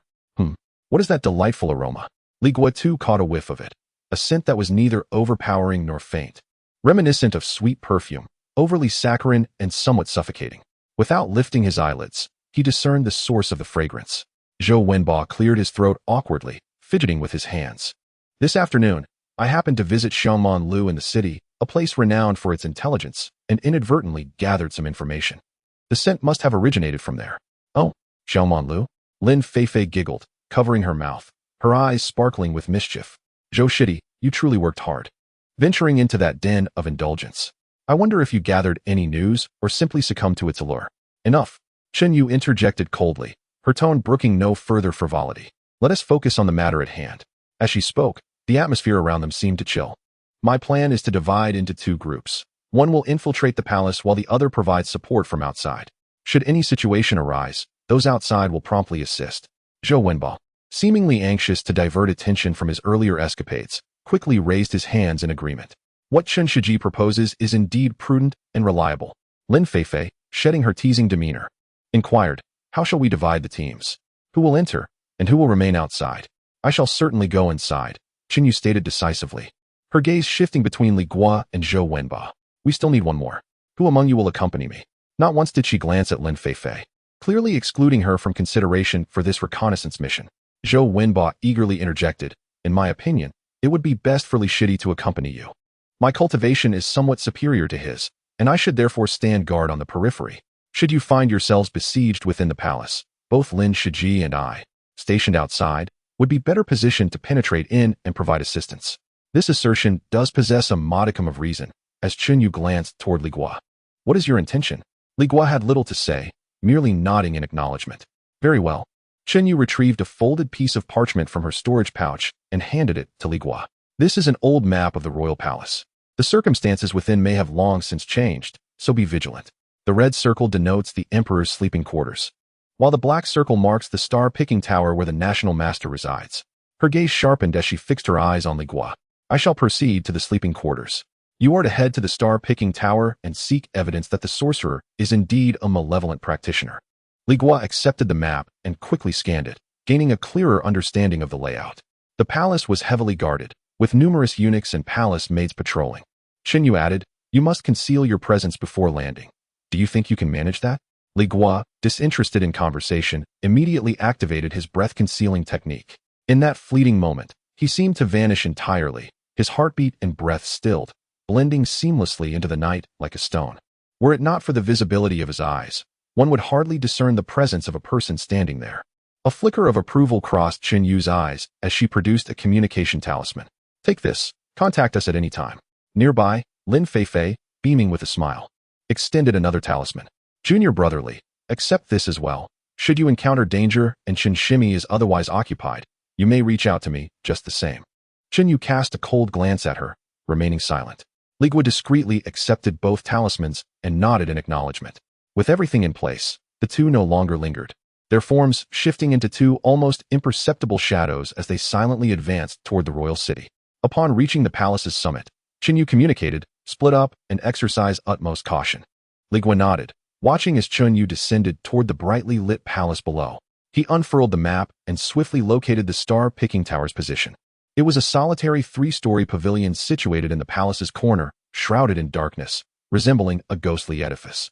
Within the palace, elsewhere, lights blazed brilliantly, with guards stationed every few steps. Yet within 100 feet of the star-picking tower, not a single specter was in sight. Li Guo landed directly in the shadows outside the star-picking tower, not withdrawing his flying knife artifact into his storage pouch, but gripping it firmly in hand. Approaching the door, he pushed against it, only to find it secured with a copper lock from within. Li Guo, disinterested in the trouble, gently swept the flying knife against the lock, which promptly snapped in response. Having previously cast an enhancement spell on his vision, the moment he pushed open the door, everything within became vividly apparent. At that instant, a wave of hair-raising danger surged forth. Li Guo's soul nearly leapt from his body. Without a moment's hesitation, he conjured a shield of spiritual energy around himself. He abruptly retreated 2 steps, exiting the door. Whoosh, whoosh, whoosh. The air was pierced by a cacophony of piercing sounds, coinciding almost perfectly with his retreat. A total of 10 arrows, glinting menacingly, struck the very spot where he had just stood, with several of them crashing directly into the protective barrier of spiritual energy surrounding his form, producing a series of muffled thuds. Chapter 96. The human essence blood pill. Li Guo stood outside the door, a cold sweat trickling down his back. Inside the room were 15 soldiers, clad from head to toe in pitch-black armor, each wielding a gleaming steel crossbow. Had he not been cautious beforehand, he would have likely been reduced to a sieve by now. The moment the 15 soldiers missed their mark, they swiftly bent their heads, methodically loading their crossbows with a series of clicks. Li Guo's gaze turned icy. Although these figures appeared to be mere mortals, the fact that they nearly took his life left him with no choice but to retaliate. He summoned his flying daggers, transforming them into streaks of ethereal light that pierced through the heart of the nearest soldier, emerging from the back of his armor with unwavering momentum, then darting towards the second and third. In the blink of an eye, the daggers circled the room, leaving transparent holes in the chests of all 15 soldiers. However, the soldiers merely swayed slightly, as if unperturbed, continuing to load their crossbows with practiced ease. Once again, a volley of arrows rained down towards Li Guo's position. A heaviness settled in his heart, yet he steadfastly shielded himself with a protective barrier of spiritual energy, blocking every attack before summoning his daggers anew. This time, he slashed at the throat of the foremost soldier. A helmeted head rolled to the ground, yet the headless body continued to move, its hands mechanically repeating the motions of loading crossbows. Li Guo's eyelids twitched in disbelief, and clarity dawned upon him. These soldiers were not human at all. With a flick of his fingers, he directed the daggers to make a swift turn in midair, descending upon the headless corpse with a vertical strike. The sturdy armor cracked open, scattering to the sides. No blood, no entrails. From the split armor emerged a creature resembling a centipede, entirely black with robust, segmented legs, which fell to the ground, writhing as it attempted to escape into the shadows of the corner. With a swift motion, the flying dagger pinned the creature to the floor. Understanding the situation, Li Guo replicated his earlier actions, enduring the relentless barrage of attacks as he systematically dismantled all 14 soldiers. 14 such black centipedes lay scattered on the ground, each dispatched with precision by the flying daggers. At last, the room fell silent. Only then did Li Guo step inside, a pungent odor of blood assaulting his senses. Observing the fragments of armor and the grotesque bodies of the writhing creatures strewn about, he became increasingly convinced that the national master was undoubtedly a malevolent sorcerer. What legitimate cultivator would harbor such lowly beasts disguised as soldiers within the palace of mortals? Approaching, Li Guo disdainfully used his dagger to lift one of the creature's corpses, tossing it into his storage pouch. With this, he had secured his evidence. Glancing at the staircase leading to the second floor, he surmised that the national master was clearly not present. Otherwise, the commotion would have surely roused him. Steeling himself with his shield and gripping his dagger tightly, he ascended the stairs step by step. Upon ascending to the second floor, he was assaulted by an odor tenfold more pungent than that of the lower level, a noxious blend of blood and decay that nearly induced nausea.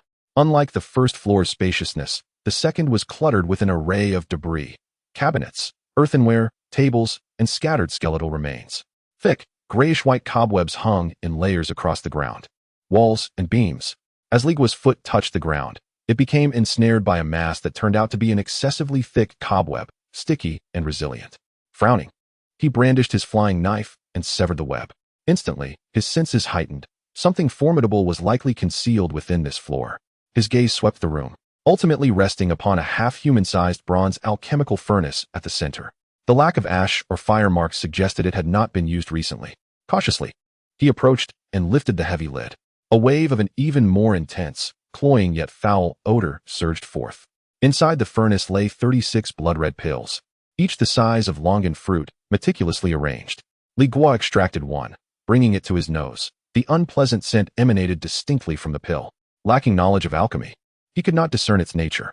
Suddenly, his attention was drawn to a jade slip resting quietly on the table beside the furnace. He approached, grasped the slip, and opened it to peruse its contents. The compendium of human essence blood pills. The slip detailed the method for concocting a specific elixir. Glancing back at the blood-red pill in his hand, he noted that its color, scent, and size perfectly matched the description within the compendium. The compendium stated that this elixir was a potent enhancer of spiritual energy and soul. Moreover, when combined with a technique known as blood god art, an individual could establish their foundation within a year, provided there was an ample supply of the pills. However, as he finished reading the jade slip, a chill coursed down his spine. The primary ingredient for crafting this human essence blood pill was the vital blood of living hearts, along with the 3 souls and 7 spirits. Each pill required the essence of 100 able-bodied men and women. No wonder so many citizens had vanished without a trace in this capital. No wonder the elixir bore such a sinister scent. It was steeped in the grievances of countless vengeful souls. Clenching his hand tightly, Li Guo hastily stored both the compendium and the 36 human essence blood pills into his storage bag. The beasts below could only attest to the national master being a practitioner of the arts. But this compendium and the cauldron of blood pills were irrefutable evidence to condemn him as a nefarious cultivator. Just as he secured his belongings, he sensed a slight gust of wind approaching from behind. His heart raced, and he activated his movement technique, transforming into a fleeting shadow, narrowly evading to the rear of the furnace. A massive dark figure lunged at the spot he had just vacated, missing him entirely. What a formidable creature! With the aid of his vision-enhancing technique, Li Guo discerned that it was a gigantic spider, towering to the height of a person, its body entirely black, with 8 eyes gleaming with a malevolent green light. Its enormous fangs clicked ominously, dripping repulsive saliva. Li Guo, without a trace of carelessness, summoned all his strength to propel the flying knife, transforming it into a streak of spiritual light aimed directly at the head of the spider beast. To his astonishment, the creature exhibited a surprising degree of intelligence and agility. With a powerful push from its 8 legs, it deftly evaded this seemingly certain strike. Seizing the moment, the spider beast lunged at him with ferocity. Alarmed, Li Guo swiftly retreated using his divine movement technique, simultaneously forming his right hand into a sword and uttering a low command, pure blade technique. In an instant, the fundamental elements of water, dust, and fire converged wildly at his fingertips, merging into a silent, crescent-shaped energy blade no larger than a palm. The blade soared forth, striking the airborne spider beast with unerring accuracy. The creature was as if struck by a battering ram, letting out a harrowing cry as it was sent hurtling backward, crashing heavily to the ground. One side of its body was left a gruesome mass of flesh and blood, struggling to rise, its movements disordered and sluggish. Clearly, the powerful pure blade technique had inflicted severe damage upon it. Li Guo would not grant it the luxury of respite. Once more, the flying knife shot through the air, delivering a decisive blow that extinguished its life entirely. Exhaling a long breath of relief, he approached the lifeless spider, unceremoniously stowing it away in his storage bag. Standing amidst the eerie silence of the second floor, he surveyed his surroundings, confirming the absence of further threats before ascending to the third floor. Chapter 97. Who is the evil cultivator? The scene on the third floor took Li Guo by surprise, resembling a lavish bedroom. It was designed akin to the imperial chambers of mortal emperors, with a thick, luxurious carpet adorning the floor and a towering bronze incense burner standing by the wall. In the center of the room lay a bed crafted from a single piece of warm jade, exuding opulence to the utmost degree. However, the lavishness of the room was overshadowed by a chilling presence atop the bed, a skeleton. This skeleton, entirely blackened, was draped in a resplendent yellow dragon robe.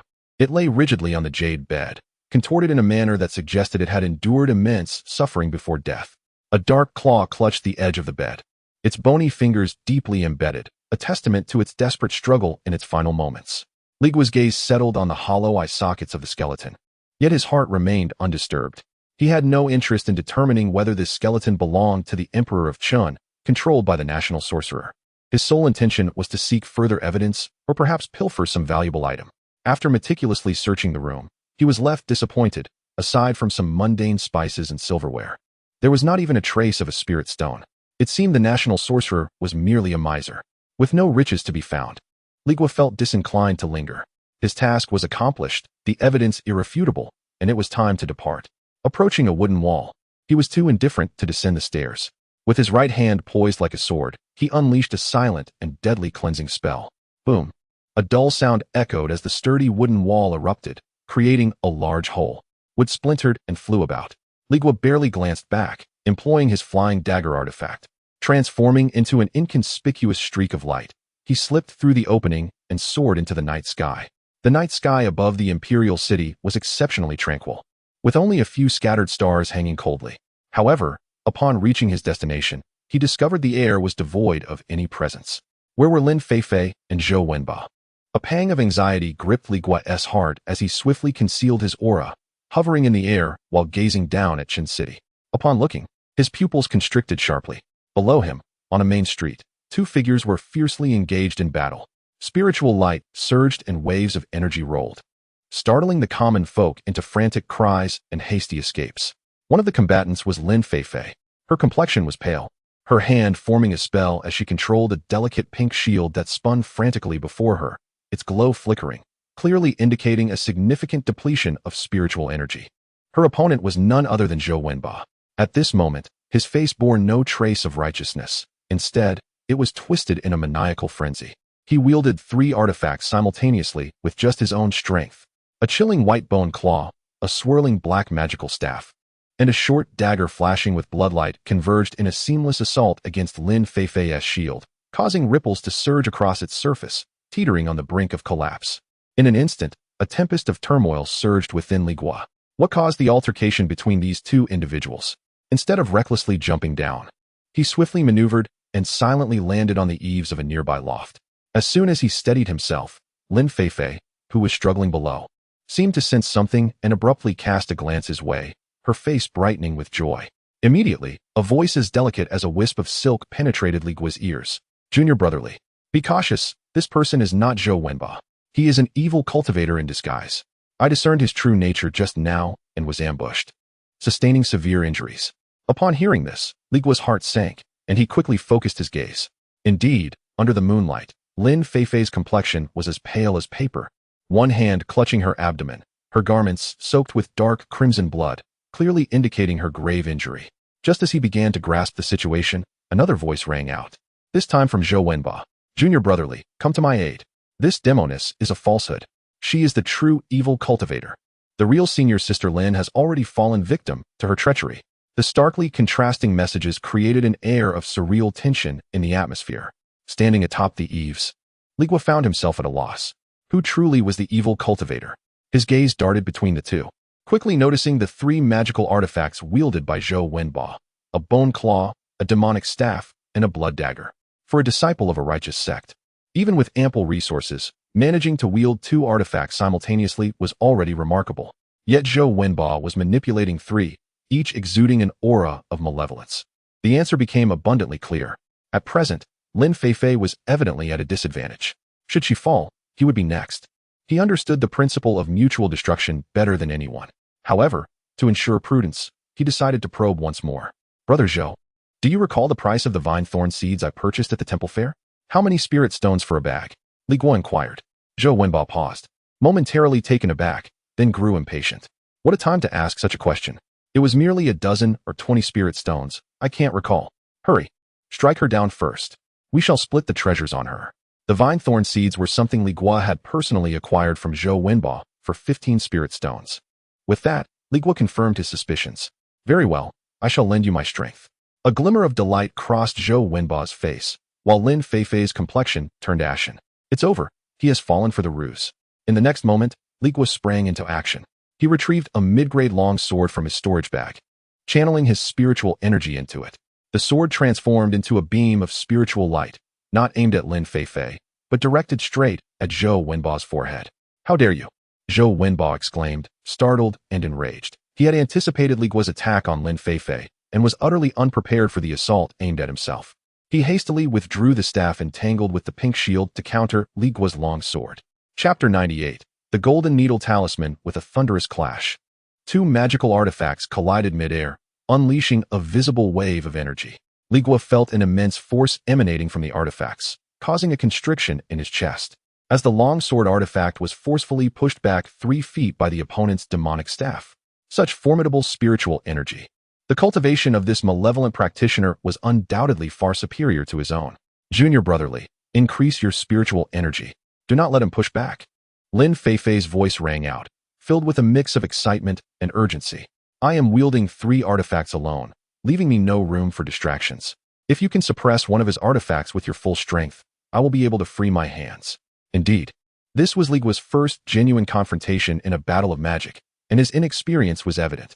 Upon hearing her words, he suddenly grasped the situation, and without hesitation, he channeled his spiritual energy fiercely into the long sword. The sword artifact blazed with brilliance, steadfastly resisting the demonic staff, and the 2 artifacts remained locked in a stalemate in the air. Well done, Lin Feifei exclaimed with elation, transmitting her thoughts.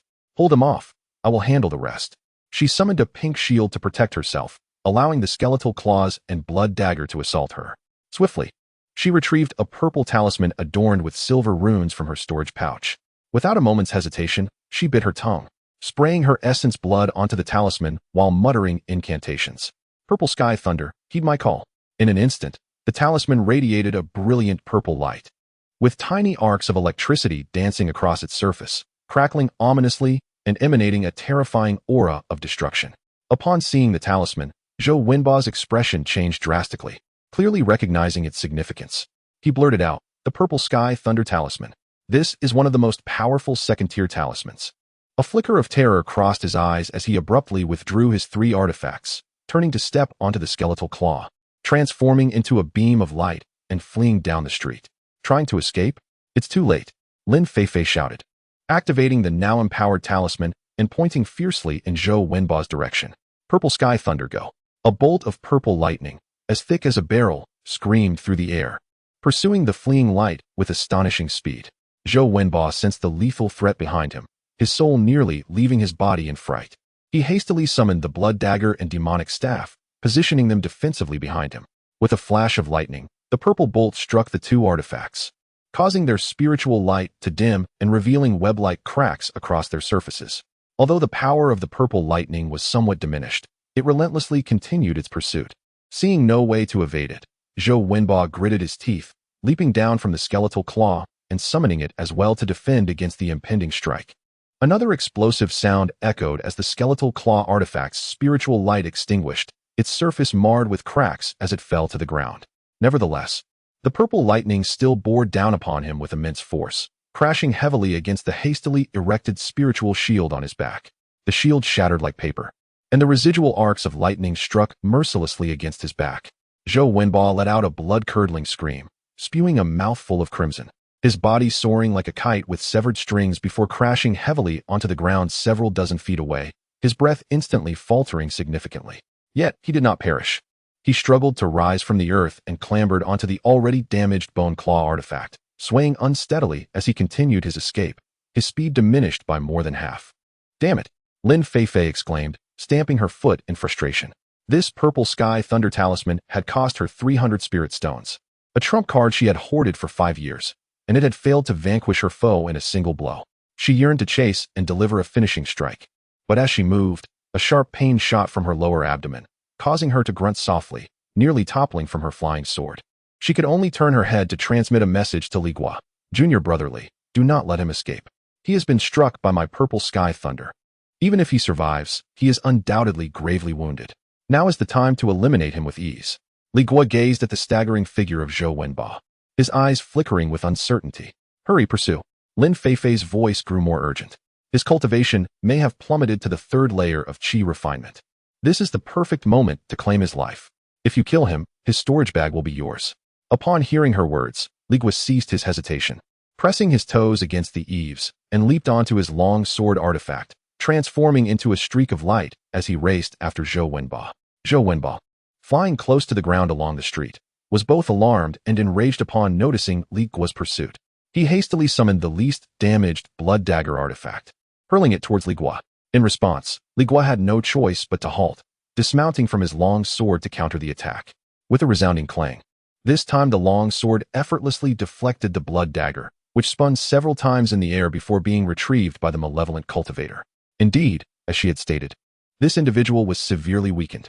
Li Guo felt a surge of confidence. However, this delay allowed Zhou Wenba to widen the gap between them by over 20 feet. More troubling was the fact that the malevolent cultivator swiftly turned into a narrow alleyway. Trying to flee? Li Guo thought to himself, sensing the urgency, and leaped back onto his long sword, accelerating in pursuit. Yet, as he drew near, the malevolent cultivator resorted to the same tactic again, retaliating with his artifact and forcing Li Guo to once more pause to defend himself. Li Guo had come to realize the significant flaw of being able to summon only one artifact. While flying, he could not split his focus to attack, and thus had to halt to engage in combat. Nevertheless, he refused to surrender. He mounted his long sword for a 3rd time, pursuing at full speed. This time, as he approached once more, Zhou Wenba indeed unleashed the blood dagger yet again. Attempting the same strategy against me thrice? It appears your repertoire is truly exhausted. Li Guo mused with a cold smirk.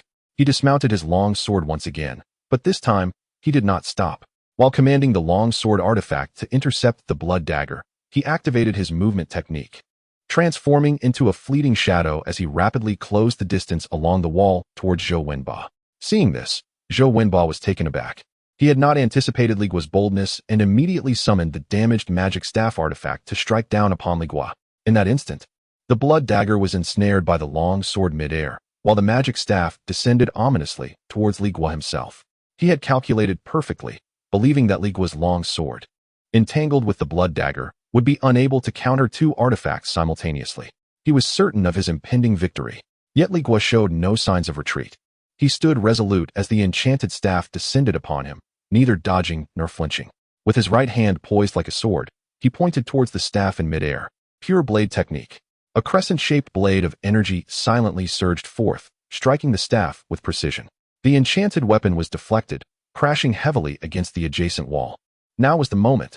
Seizing the opportunity, Li Guo dashed within mere 5 paces of Zhou Wenba. Fury consumed Zhou Wenba entirely. Seeking death, he leapt from his magical device, summoning the last of his transportation talismans, the skeletal claw, to join the enchanted staff in a relentless assault against Li Guo. Let us see how you shall defend yourself.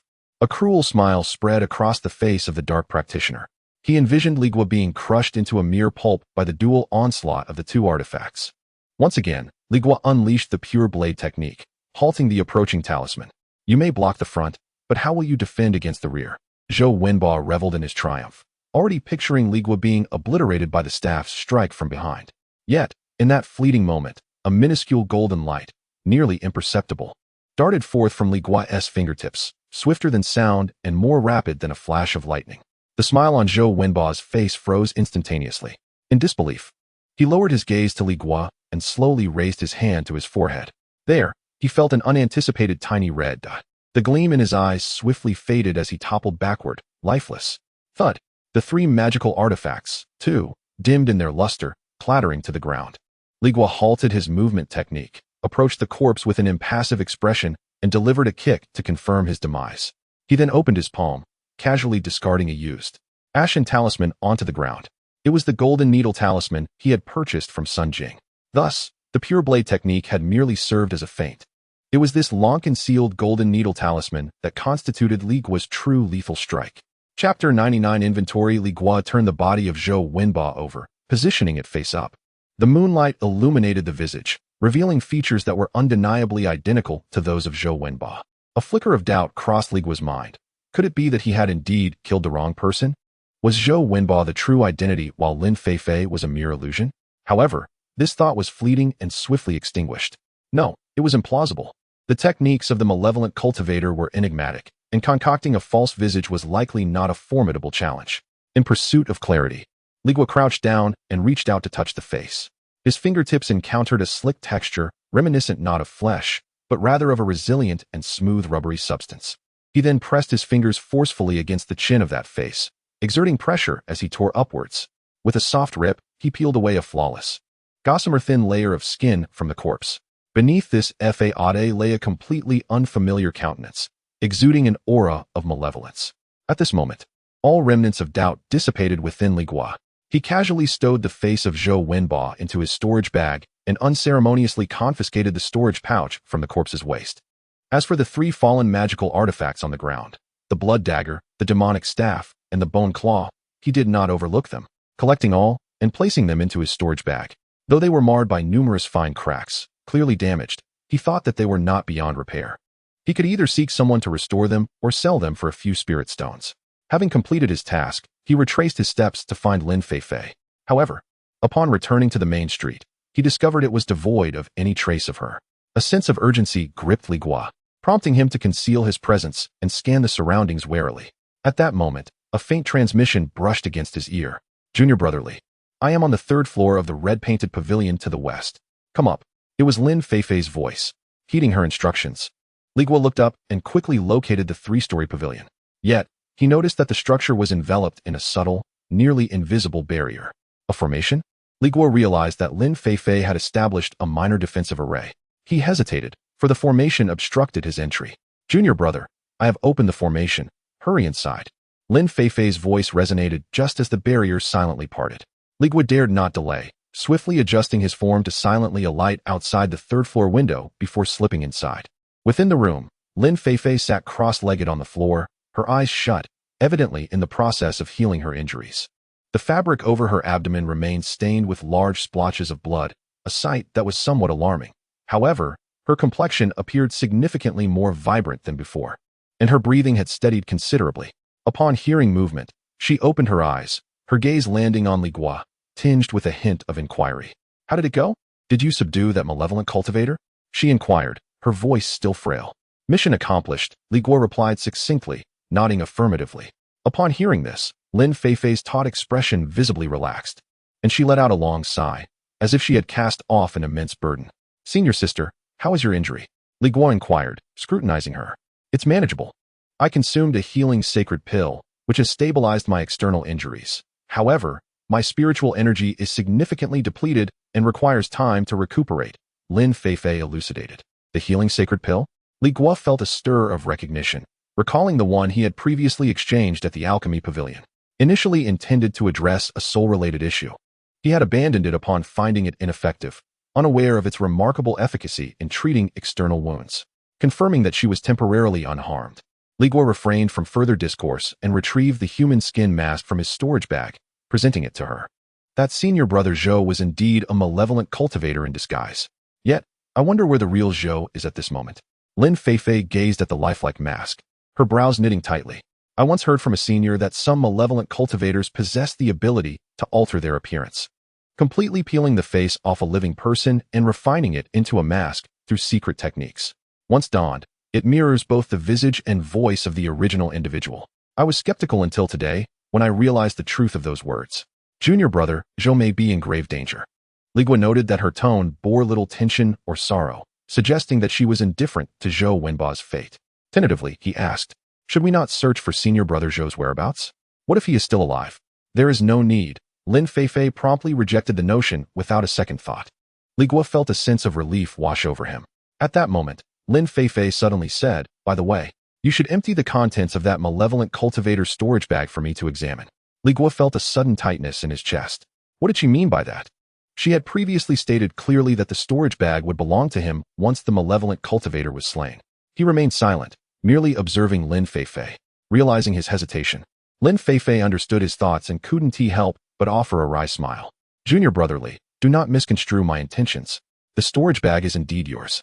I merely wish to ascertain if there are any items that could reveal the origins and identities of this group of malevolent cultivators. So that was the case. Li Guo felt a wave of clarity wash over him. He had been overly suspicious. He no longer hesitated and promptly produced the malevolent cultivator's storage bag, pouring its contents onto the ground. A cacophony ensued as a heap of miscellaneous items spilled forth.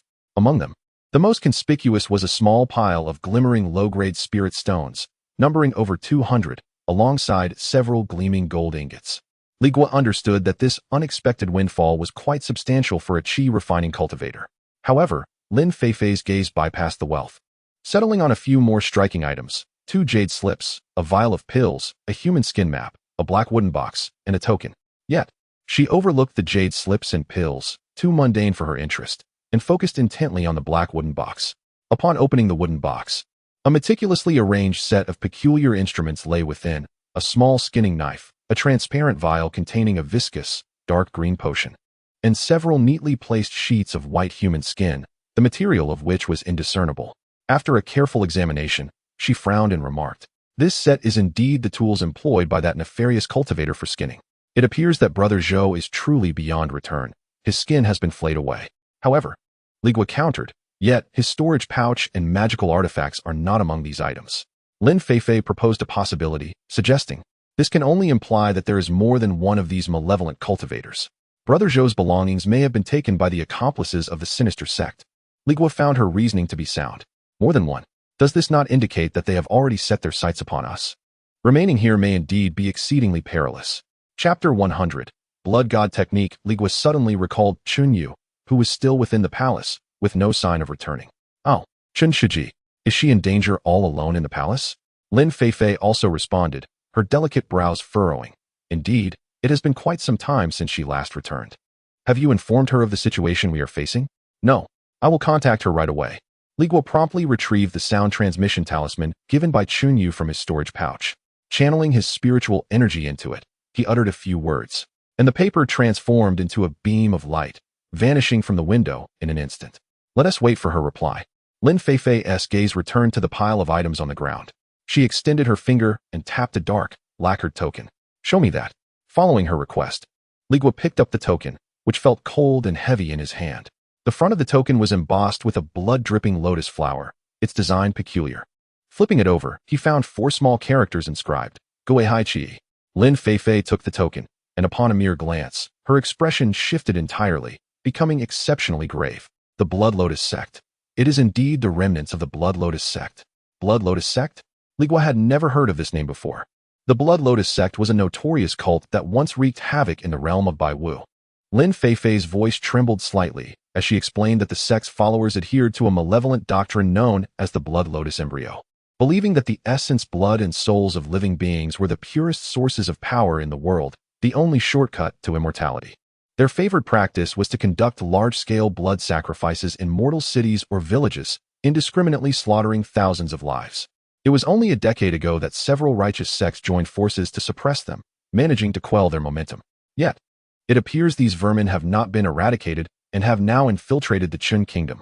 Li Guo understood that Baiwu referred to the collective term for the numerous mortal nations surrounding the area, named so because the most powerful among them was the Wu kingdom. "Shiji, are you suggesting that the group controlling the palace of the Chun kingdom is comprised of the remnants of the Blood Lotus sect?"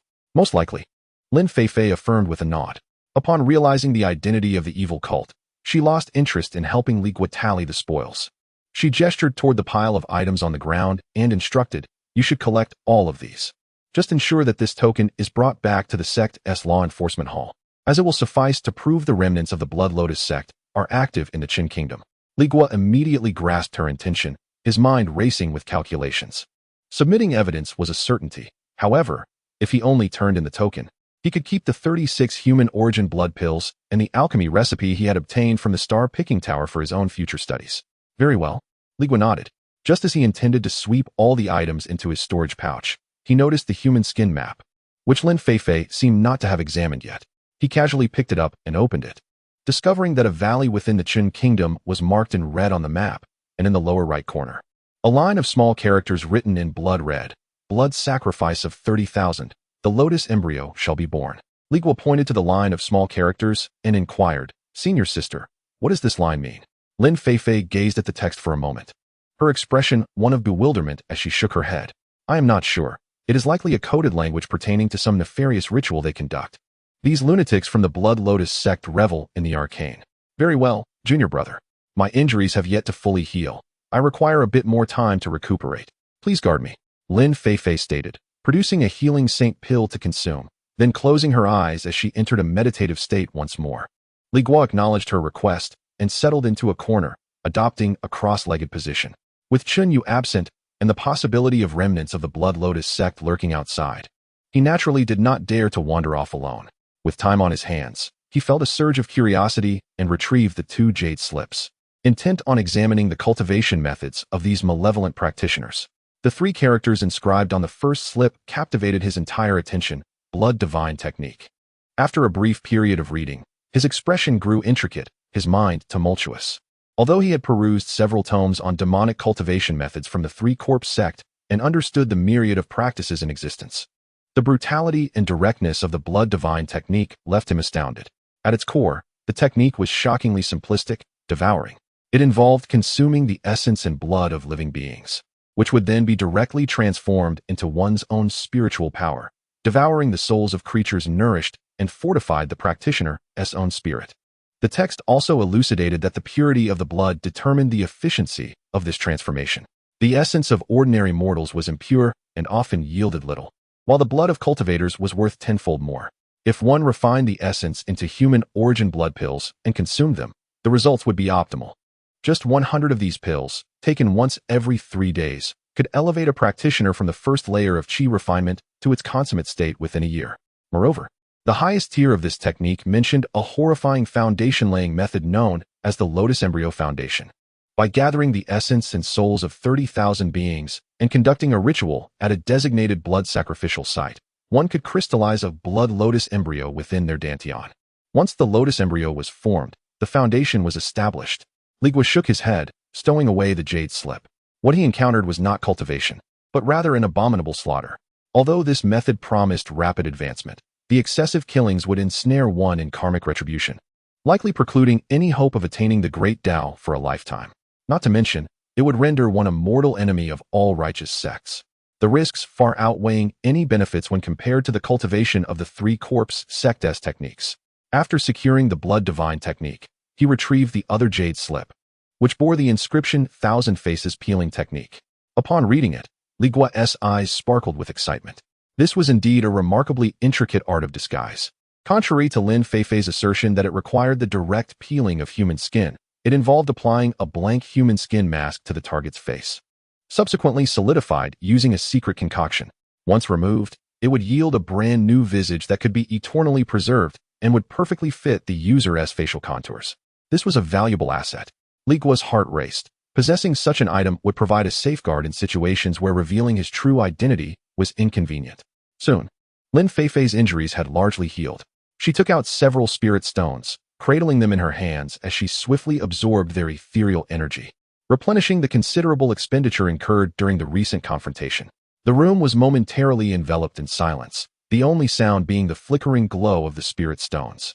Suddenly, a deafening roar erupted from outside, causing the entire loft to tremble violently, with dust cascading from the beams above. Both Li Guo and Lin Feifei's expressions changed simultaneously. The defensive formation set around the house was under a fierce assault from an external force. Chapter 101. Battle against the malevolent cultivators. The two exchanged a glance, scarcely pausing to utter a word, as their figures flickered and simultaneously appeared outside the loft. Outside the window, the night sky above Qin City had, unbeknownst to them, become populated by 4 shadowy figures. These individuals stood upon various flying artifacts, clad in uniform black robes adorned with dark red threads intricately embroidered with lotus patterns, exuding an aura of malevolence. At that moment, they were simultaneously activating 8 pieces of magical equipment: 2 bone knives, 3 black banners, a bronze gong, and 2 flying tridents, relentlessly bombarding the invisible barrier surrounding the loft. With each collision, the barrier rippled violently, resonating with a deep, thunderous sound. "Sister, what shall we do?" Li Guo asked. His brow furrowed, his voice lowered. "We're outnumbered 2-4, and our cultivation levels are inferior. Besides, these malevolent cultivators can manipulate multiple artifacts at once. A direct confrontation seems futile." His words rang true.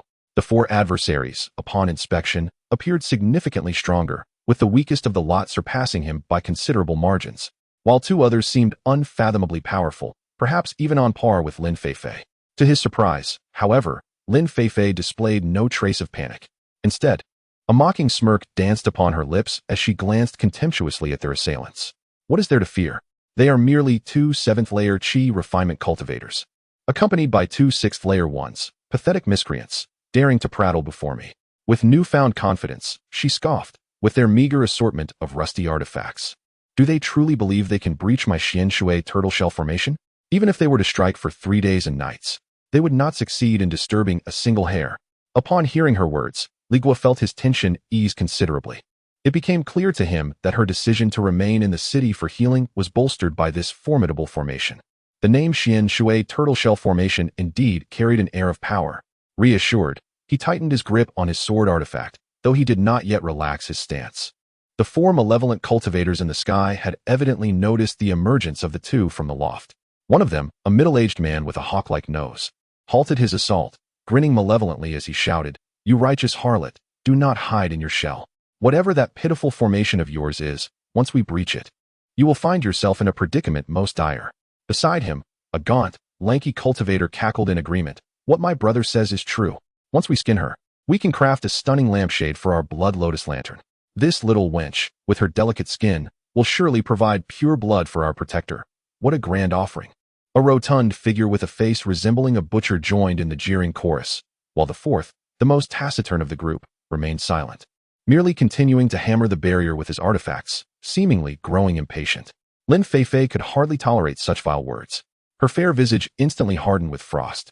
Seeking death, enraged, she summoned a jade ring artifact, entirely emerald in hue and crescent-shaped, from her storage pouch. "Let you scoundrels witness the prowess of a disciple of the Bai Ling sect today." With a delicate yet commanding tone, she gestured with her jade hand, causing a silent aperture to open within the luminous barrier of the mysterious water turtle shell formation, just wide enough for the jade ring to pass through. A hum resonated as the verdant jade ring transformed into a streak of light, accompanied by a sharp sound of slicing air, hurtling directly towards the leading crooked-nosed malevolent cultivator. To his surprise, instead of recoiling in fear, he chuckled, "Excellent." Without a moment's hesitation, he manipulated the bone dagger and flying fork before him, striking upwards and downwards to meet the jade ring head-on. Clang, clang. The 2 resounding impacts echoed as the bone dagger and flying fork collided with the jade ring almost simultaneously. However, an unexpected scene unfolded. The malevolent cultivator's 2 artifacts seemed to have struck a mighty mountain, failing to halt the jade ring even slightly, and instead, they were repelled, shimmering with chaotic light and flying back towards him. The crooked-nosed cultivator's complexion paled. He had not anticipated the sheer dominance of the opponent's artifact. As the jade ring thundered towards his face, terror gripped him, and he frantically shouted to his companion beside him, "Third brother, come to my aid." Li Guo observed the unfolding events below with keen clarity, swiftly forming a judgment. The crooked-nosed cultivator was merely at the 7th level of Qi refinement, a notch below Lin Feifei. Thus, despite possessing 2 artifacts, he was utterly overpowered in terms of spiritual energy purity and could not withstand the assault. The slender, bamboo-like cultivator, referred to as Third Brother, reacted quickly, promptly summoning a black banner and a bronze gong. With the combined might of the 4 artifacts, they narrowly succeeded in blocking the jade ring, resulting in a stalemate in midair. "Brother, her artifact is exceedingly formidable," Third Brother exclaimed with effort. "Indeed," the crooked-nosed cultivator retorted, both alarmed and enraged, barking at the other 2. "Stop dawdling and intensify your assault on the formation. Once we breach it, she shall be like fish on a chopping board, at our mercy." Faced with this command, the rotund man and the silent cultivator could only grimace, increasing their output of spiritual energy. Yet, as the rotund man attacked, he couldn't help but murmur, "Brother, this wretched turtle shell is far too resilient. We've been at it for ages, and not even a crack is visible. Perhaps we should summon the Guihai protector?" "Summon the protector?" The crooked-nosed cultivator exploded in fury. "You brainless fool. The protector is currently engaged in a battle with some foundation-building cultivator in the royal palace. He has no time for us. Focus. His voice trembled with fear. If we do not subdue these two before the protector resolves his conflict, we will be seen as mere gluttons, useless except for consuming the essence of human blood and elixirs. In that case, we would all be thrown into the furnace to be refined into medicine. Upon hearing this, the rotund man and the silent cultivator shivered in dread, their faces devoid of any lingering complacency as they intensified their efforts with the artifacts, evidently terrified. Li Guo absorbed every word, his mind racing with thoughts. The national master could very well be the Guihai protector. He is currently engaged in a battle with a foundation-building cultivator. This is indeed monumental news. This indicates that, in the short term, no formidable adversaries are likely to emerge. At present, Lin Feifei finds herself ensnared by two opponents wielding for magical artifacts, while the other two are diligently assaulting the formation. Meanwhile, I am comfortably ensconced within the Xian Shui turtle shell formation, feeling utterly secure. Li Guo's eyes glimmered with intrigue. The opportunity to observe a life-and-death battle from a place of absolute safety, and even to participate without fear for his own life, is a rare fortune indeed. He cast a glance at Lin Feifei, who was engrossed in her duel, silently turned, and retreated back to the loft. Lin Feifei, vigorously manipulating her jade ring in a fierce contest, caught a glimpse of Li Guo retreating into the loft to hide. A slight frown creased her brow, and a flicker of disdain crossed her mind, yet she refrained from voicing her thoughts. After all, with the formation in place, Li Guo's prudent demeanor spared her the distraction. However, in the next moment, a faint transmission of sound pierced her ear. Chapter 102. Triple kill sister, at the back of the attic, closest to the ground. Please create an opening that allows the magical artifact to pass through, and ensure it remains discreet. It was the voice of Li Guo. Lin Feifei was momentarily taken aback. Her heart instantly filled with caution. What are you doing? Opening a back door in the formation. If they discover it, won't it be akin to inviting wolves into the fold? Without a moment's hesitation, she conveyed her refusal through sound transmission. Sister, do as I say. Li Guo's voice was devoid of any emotion, yet it carried an undeniable firmness that brooked no dissent. Lin Feifei felt a jolt of surprise, biting her lip, ultimately choosing not to argue further. She was uncertain of her junior's intentions, yet she recognized that Li Guo's initiative was a positive sign. Although the formation was formidable, maintaining it required a substantial expenditure of spirit stones, and she could not sustain it indefinitely. Fine, the opening has been made. After a brief pause, she communicated reluctantly. Li Guo silently approached the back window of the attic, pushed it open, and looked down. Indeed, at the very bottom of the luminous barrier, there was a narrow gap about half a foot wide, nearly undetectable unless one looked closely. Without hesitation, he sheathed his long sword artifact and retrieved a flying dagger from his storage pouch. With his right hand poised like a sword, a stream of pure spiritual energy surged forth, gliding gently across the surface of the flying dagger. Golden blade technique. The edge of the flying dagger instantly shimmered with an almost imperceptible golden glow. He flicked his wrist, and the dagger silently slipped through the gap, skimming closely along the ground, vanishing into the shadows across the street. Having completed this, he returned to the front window, opening it just wide enough for him to observe the ongoing battle outside. The back door can be closed now, he transmitted to Lin Feifei. She complied without question, yet her curiosity deepened. Li Guo stepped back outside, standing a short distance from Lin Feifei, and said, Sister, please create an opening in the front. I shall lend you my assistance. Upon hearing this, Lin Feifei's spirits lifted. At last, this junior was not merely a bystander. Her magical artifact was currently entangled by the efforts of two individuals wielding for artifacts, rendering her unable to act effectively in the short term. If Li Guo could disrupt them from the side, it would surely break the stalemate. Very well. You focus on your spellcasting. I shall open the passage. Lin Feifei readily agreed. She observed as Li Guo once again drew forth the long sword artifact, gripping it in his left hand, while his right hand, poised like a sword, pointed towards the emaciated, bamboo-like evil cultivator who was aiding the hawkish figure in defense. Pure blade technique. A crescent-shaped blade of energy flew silently from his fingertips. Just as it was about to collide with the luminous barrier, Lin Feifei understood his intent, and a gap appeared in the barrier in response. The blade surged forth, heading straight for the slender, evil cultivator. However, at the very moment the gap was about to close, Li Guo swiftly produced a talisman from his storage pouch, infused it with spiritual energy, activated it, and cast it forth. It was a slender, golden thread of light, silent and swift, trailing closely behind the pure blade technique, mingling within the glow of the energy blade. making it exceedingly difficult to detect. After all was said and done, Li Guo held his long sword firmly, showing no inclination to activate its power. Lin Feifei was momentarily taken aback, her mind swirling with confusion. Was he not going to use his magical artifact? What could a mere spell possibly achieve? In her view, the potency of spells could hardly be compared to that of artifacts. However, this thought flitted away as she quickly regained her focus, channeling all her energy into the jade ring to confront her adversary. Meanwhile, the gaunt, bamboo-like evil cultivator was fully engaged alongside the hooked-nosed figure to fend off Lin Feifei's jade ring. Suddenly, he sensed a spell approaching. Casting a glance with the corner of his eye, he discerned it to be nothing more than an unremarkable blade of air, prompting a scornful smirk to appear on his face. Nevertheless, instinctively, he retracted his copper gong artifact to block the incoming attack of the clean blade technique. Yet, in the next moment, his expression shifted dramatically.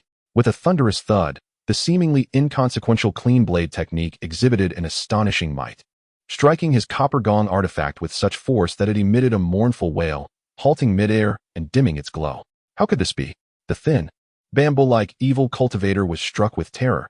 Before he could react, a golden light, which he had not even perceived, was already upon him. Just as the thought of evasion crossed his mind, the golden light pierced through his forehead. His eyes dimmed rapidly. Disbelief etched on his face as he plummeted from the air.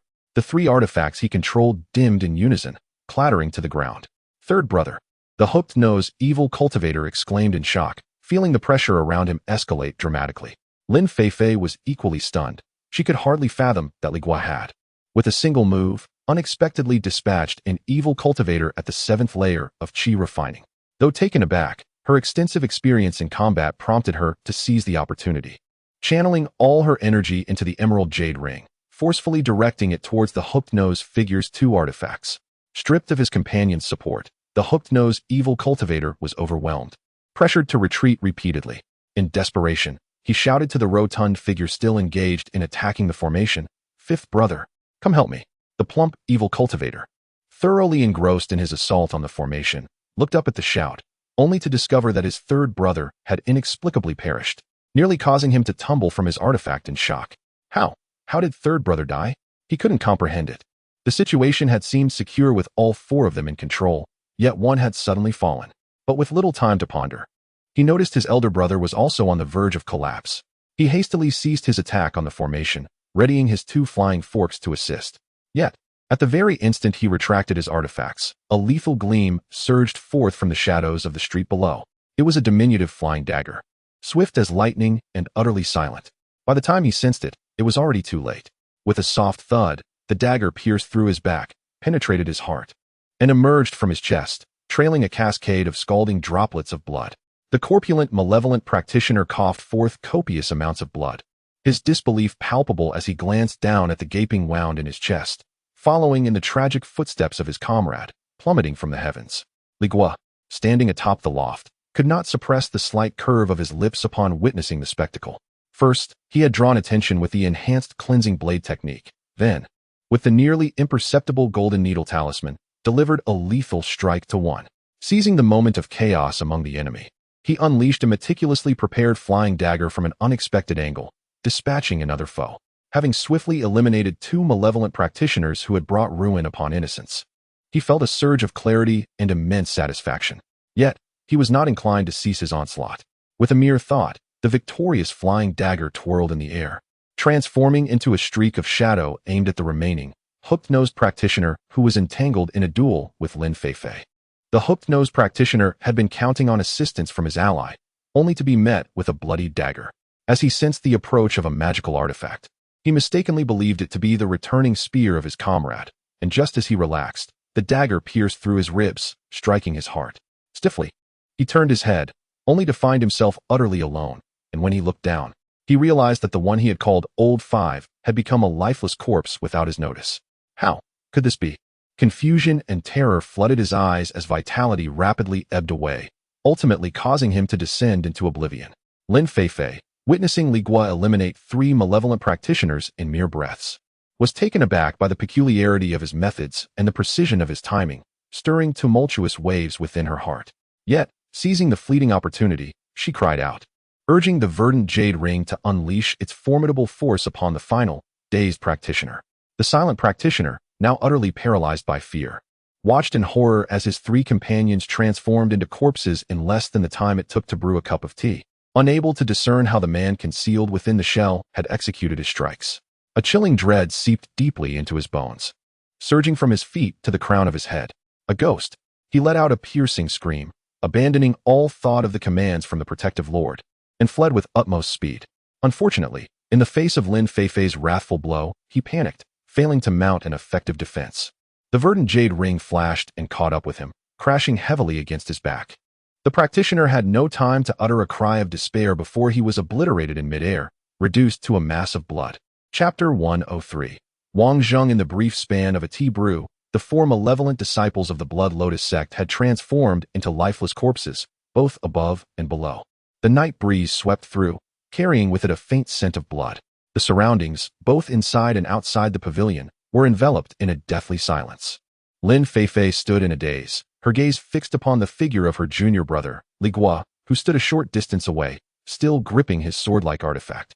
His expression was remarkably serene, as if the recent thunderous assault had merely been a casual swatting of a few pesky mosquitoes. Yet within Lin Feifei's heart, tumultuous waves surged forth. She had encountered countless prodigies from various sects, yet none could rival Li Guo in his masterful calculations of spells, talismans, artifacts, and combat strategies. Senior sister, the evil cultivators are all dead. Li Guo's voice shattered the stillness. Can we dispel the formation now?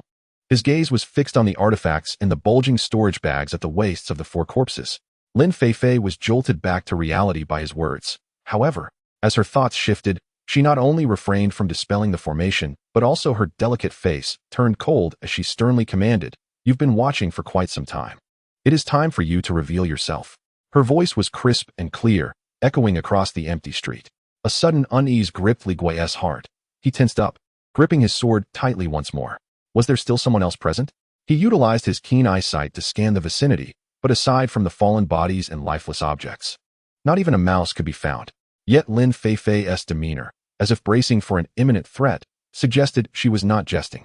1 breath, 2 breaths, 3 breaths. The surroundings remained eerily silent, save for the mournful whispers of the wind. Li Guo felt an increasing tension within him, beads of sweat forming on his brow. Who could be concealed from his sight, lurking in the shadows? Just when he assumed that whoever was hiding possessed remarkable patience, Lin Feifei's tense features suddenly relaxed, and she let out a long sigh. She cast a glance at Li Guo, indicating that there was indeed no one else present. Li Guo was momentarily taken aback, realizing what had transpired.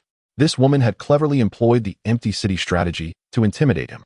He couldn't help but feel a mix of exasperation and admiration for her caution. Even in such dire circumstances, she had thought to employ this ruse to reassess potential dangers. Senior sister, may we now dispel the formation? Li Guo urged, suppressing his previous thoughts. This time, Lin Feifei did not hesitate. She elegantly turned her palm and produced a palm-sized blue array disc, channeling a few incantations into it. The shimmering barrier enveloping the pavilion emitted a subtle hum before dissipating into the air like melting snow. With a graceful movement, she glided into the pavilion to retrieve the array flags that served as the formation's focal points. Li Guo, without further ado, set his sights firmly on the corpses. His movements were swift and decisive. He first collected the 12 artifacts that had fallen from the 4 corpses into his storage bag, then expertly unfastened their waist storage bags. 1, 2, 3, 4. Including the earlier defeated Fuzhou Wenbo, he now sported a total of 6 storage bags hanging from his waist. When he returned to the attic door, thoroughly satisfied, Lin Feifei had just finished packing away the formation plates and flags, standing there awaiting him. Senior sister, this is for you, Li Guo said, handing over the last storage bag belonging to the malevolent cultivator. I placed his magical artifacts inside. It's the rule, whoever slays claims the spoils.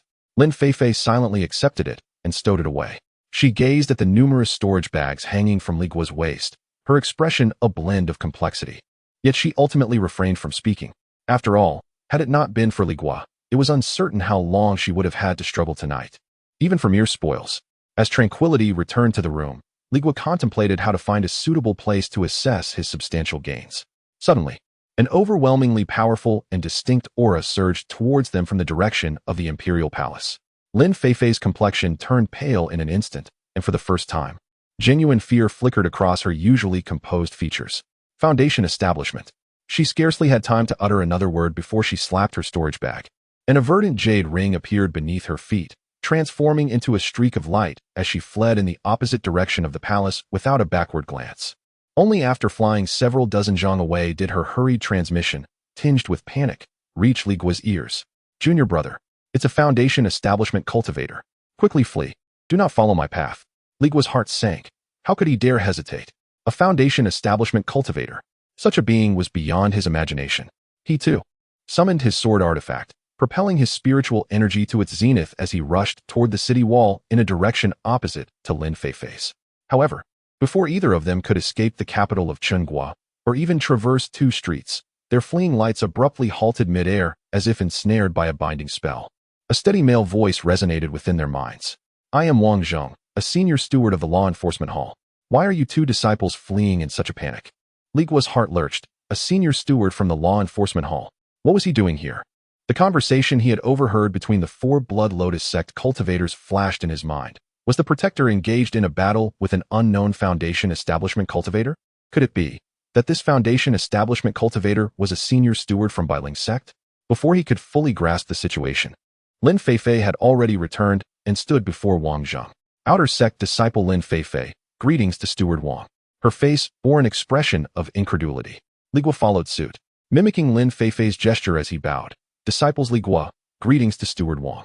He felt an odd familiarity with the steward, yet he could not place where he had seen him before.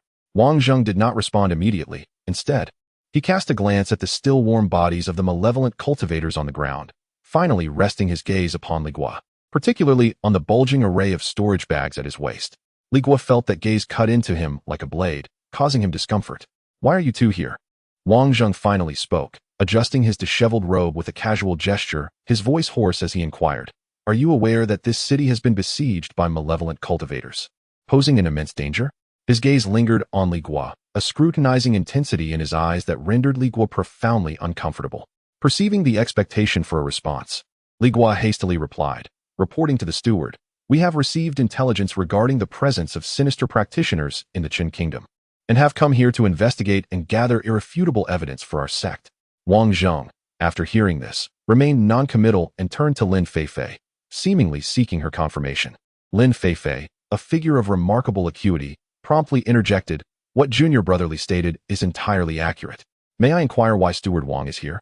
Could it be that the law enforcement hall has already discerned the anomalies in this location, and you have been dispatched to eradicate the malevolent cultivators? Her inquiry was both a question and a subtle test. Wang Zhong, caught off guard by her question, exhibited a fleeting look of discomfort and cleared his throat. Indeed, that is the case. Upon receiving this affirmative reply, a trace of undeniable disappointment flickered in the depths of Lin Feifei's eyes. Their arduous efforts to gather evidence, risking their lives in the process, were rendered futile, as it appeared the law enforcement hall had already set its sights on this matter.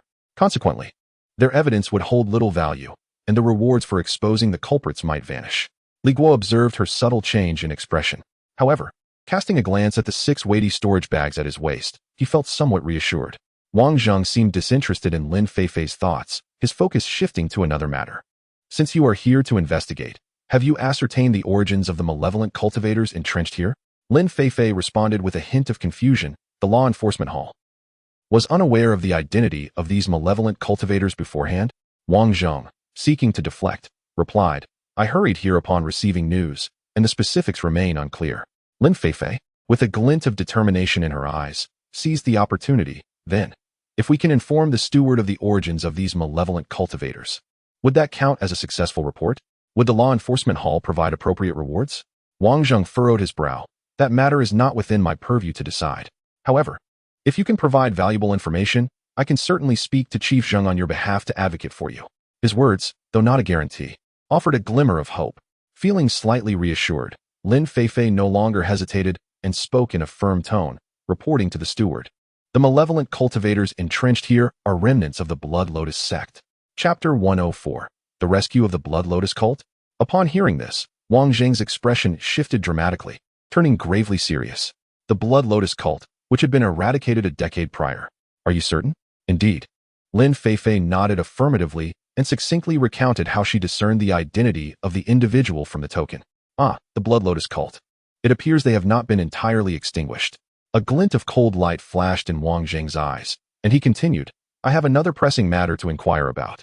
Please, do speak, the steward urged. Besides the two of you, are there any other fellow disciples involved in this investigation? Lin Feifei hesitated briefly but ultimately answered truthfully. There are also outer sect disciples Zhou Wenbo and Chun Yu. She paused, her tone becoming somewhat vague, but after entering the city, we lost contact with them. In the end, she refrained from voicing her suspicion that Zhou Wenbo was deceased and that Chun Yu was missing. Upon hearing this, Li Guo felt a sinking sensation in his heart. Indeed, Chun Yu, the sound transmission talisman he activated earlier had yielded no response, vanishing into silence. He immediately understood that Lin Feifei was deliberately being ambiguous, not wanting to commit to a definitive statement. Wang Zheng, having listened, looked even more troubled. Earlier, when I arrived in Qin City, I sensed the presence of a foundational stage evil cultivator within the palace. It is likely one of the protectors of the Blood Lotus cult. He gazed at the two and spoke slowly. At that moment, I clandestinely approached, ready to strike, only to discover a female disciple from our sect, seemingly the Chun Yu you mentioned, who, for reasons unknown, had ventured close to that evil cultivator and was captured on the spot. I acted immediately, yet that protector's escape technique was exceedingly adept. After a fierce struggle, he managed to flee with Chun Yu in tow. What? Li Guo felt as though struck by lightning, a chill racing from his feet to his head. Chun Yu has been taken? He instantly recalled the nightfall when he and Chun Yu infiltrated the palace. He went to the star-picking tower while she ventured to the emperor's chamber. Had their roles been reversed, he would now be the one unable to return. In contrast to Li Guo's shock, Lin Feifei displayed little emotional upheaval, though her brows were furrowed. The abduction of our sect disciple by the Blood Lotus cult is a matter of grave importance. Wang Zheng's tone grew exceedingly solemn. The Blood Lotus cult is notorious for using our fellow practitioners as medicinal ingredients to concoct blood pills. We must act swiftly to rescue our comrades. As a senior steward of the law enforcement hall, it is my unshirkable duty, and you too must lend your utmost cooperation. Using practitioners to refine pills? Li Guo's mind buzzed as he recalled the recipe for the human essence blood pill he had seen at the star-picking tower. The recipe clearly stated that refining pills using the blood and soul of practitioners yields effects tenfold compared to ordinary individuals. Chen Shimi has fallen into the hands of thieves. We shall fully support the steward, regardless of the peril. Lin Feifei promptly expressed her agreement and then asked, how does the steward plan to execute the rescue? Li Guo hastily echoed her sentiment. The protector's whereabouts remain unknown. I could not trace him, and thus returned to seek you both. Wang Zheng regarded them seriously. During your investigation, aside from their identities, did you uncover any other clues? For instance, possible hiding places? Lin Feifei immediately shook her head, indicating that she had found nothing. However, Li Guo hesitated, recalling the human skin map he had discovered in the possession of the counterfeit Zhou Wenbo. Blood sacrifices in the thousands. The lotus fetus shall emerge. The valley circled in red. Could it possibly be the lair of the Blood Lotus sect? Had Chun Yu been taken there? His thoughts raced, and he resolutely retrieved the human skin map from his storage pouch. Esteemed elder, I acquired this item while dispatching an evil cultivator. It marks a certain location, and I wonder if it bears any relevance to the lair of the Blood Lotus sect. Wang Zheng cast him a surprised glance and took the map. After examining it intently for a while, his previously grave expression grew even darker.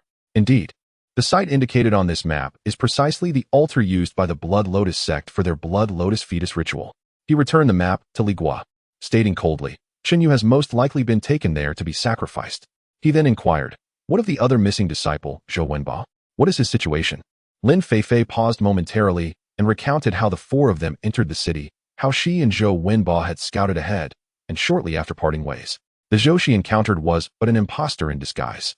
She speculated that Zhou Wenbo had likely met with a tragic fate.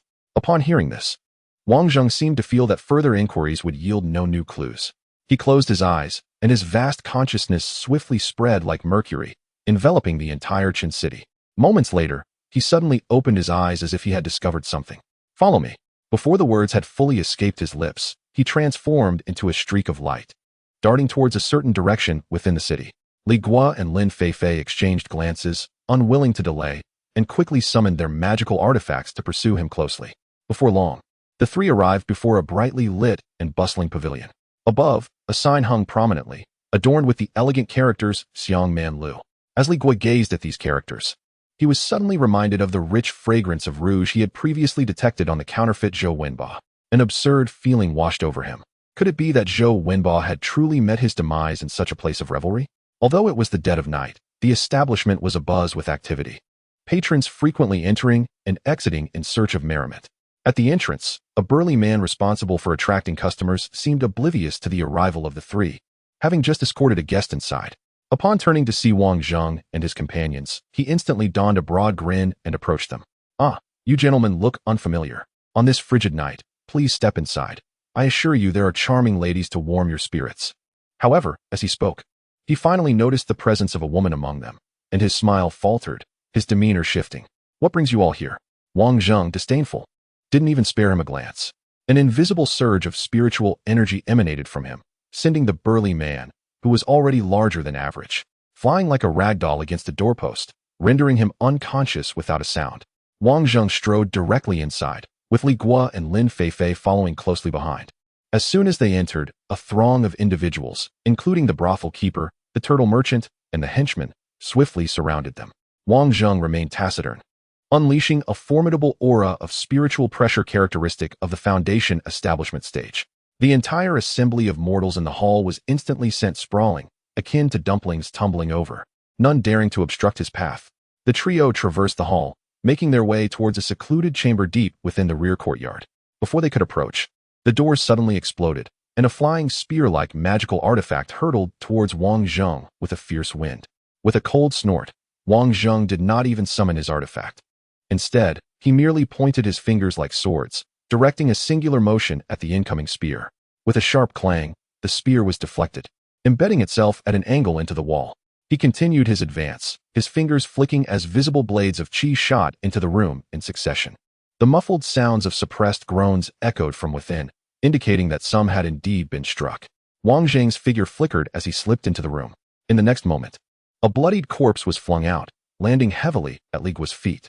"Come in," Wang Zheng's voice called from within. Li Guo and Lin Feifei entered the room to find a young man sitting on the floor, his limbs recently freed from several binding seals, looking bewildered as he attempted to move his stiff hands and feet.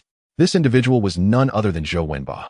He appeared relatively unharmed and, upon seeing Li Guo and Lin Feifei, even managed a smile of relief.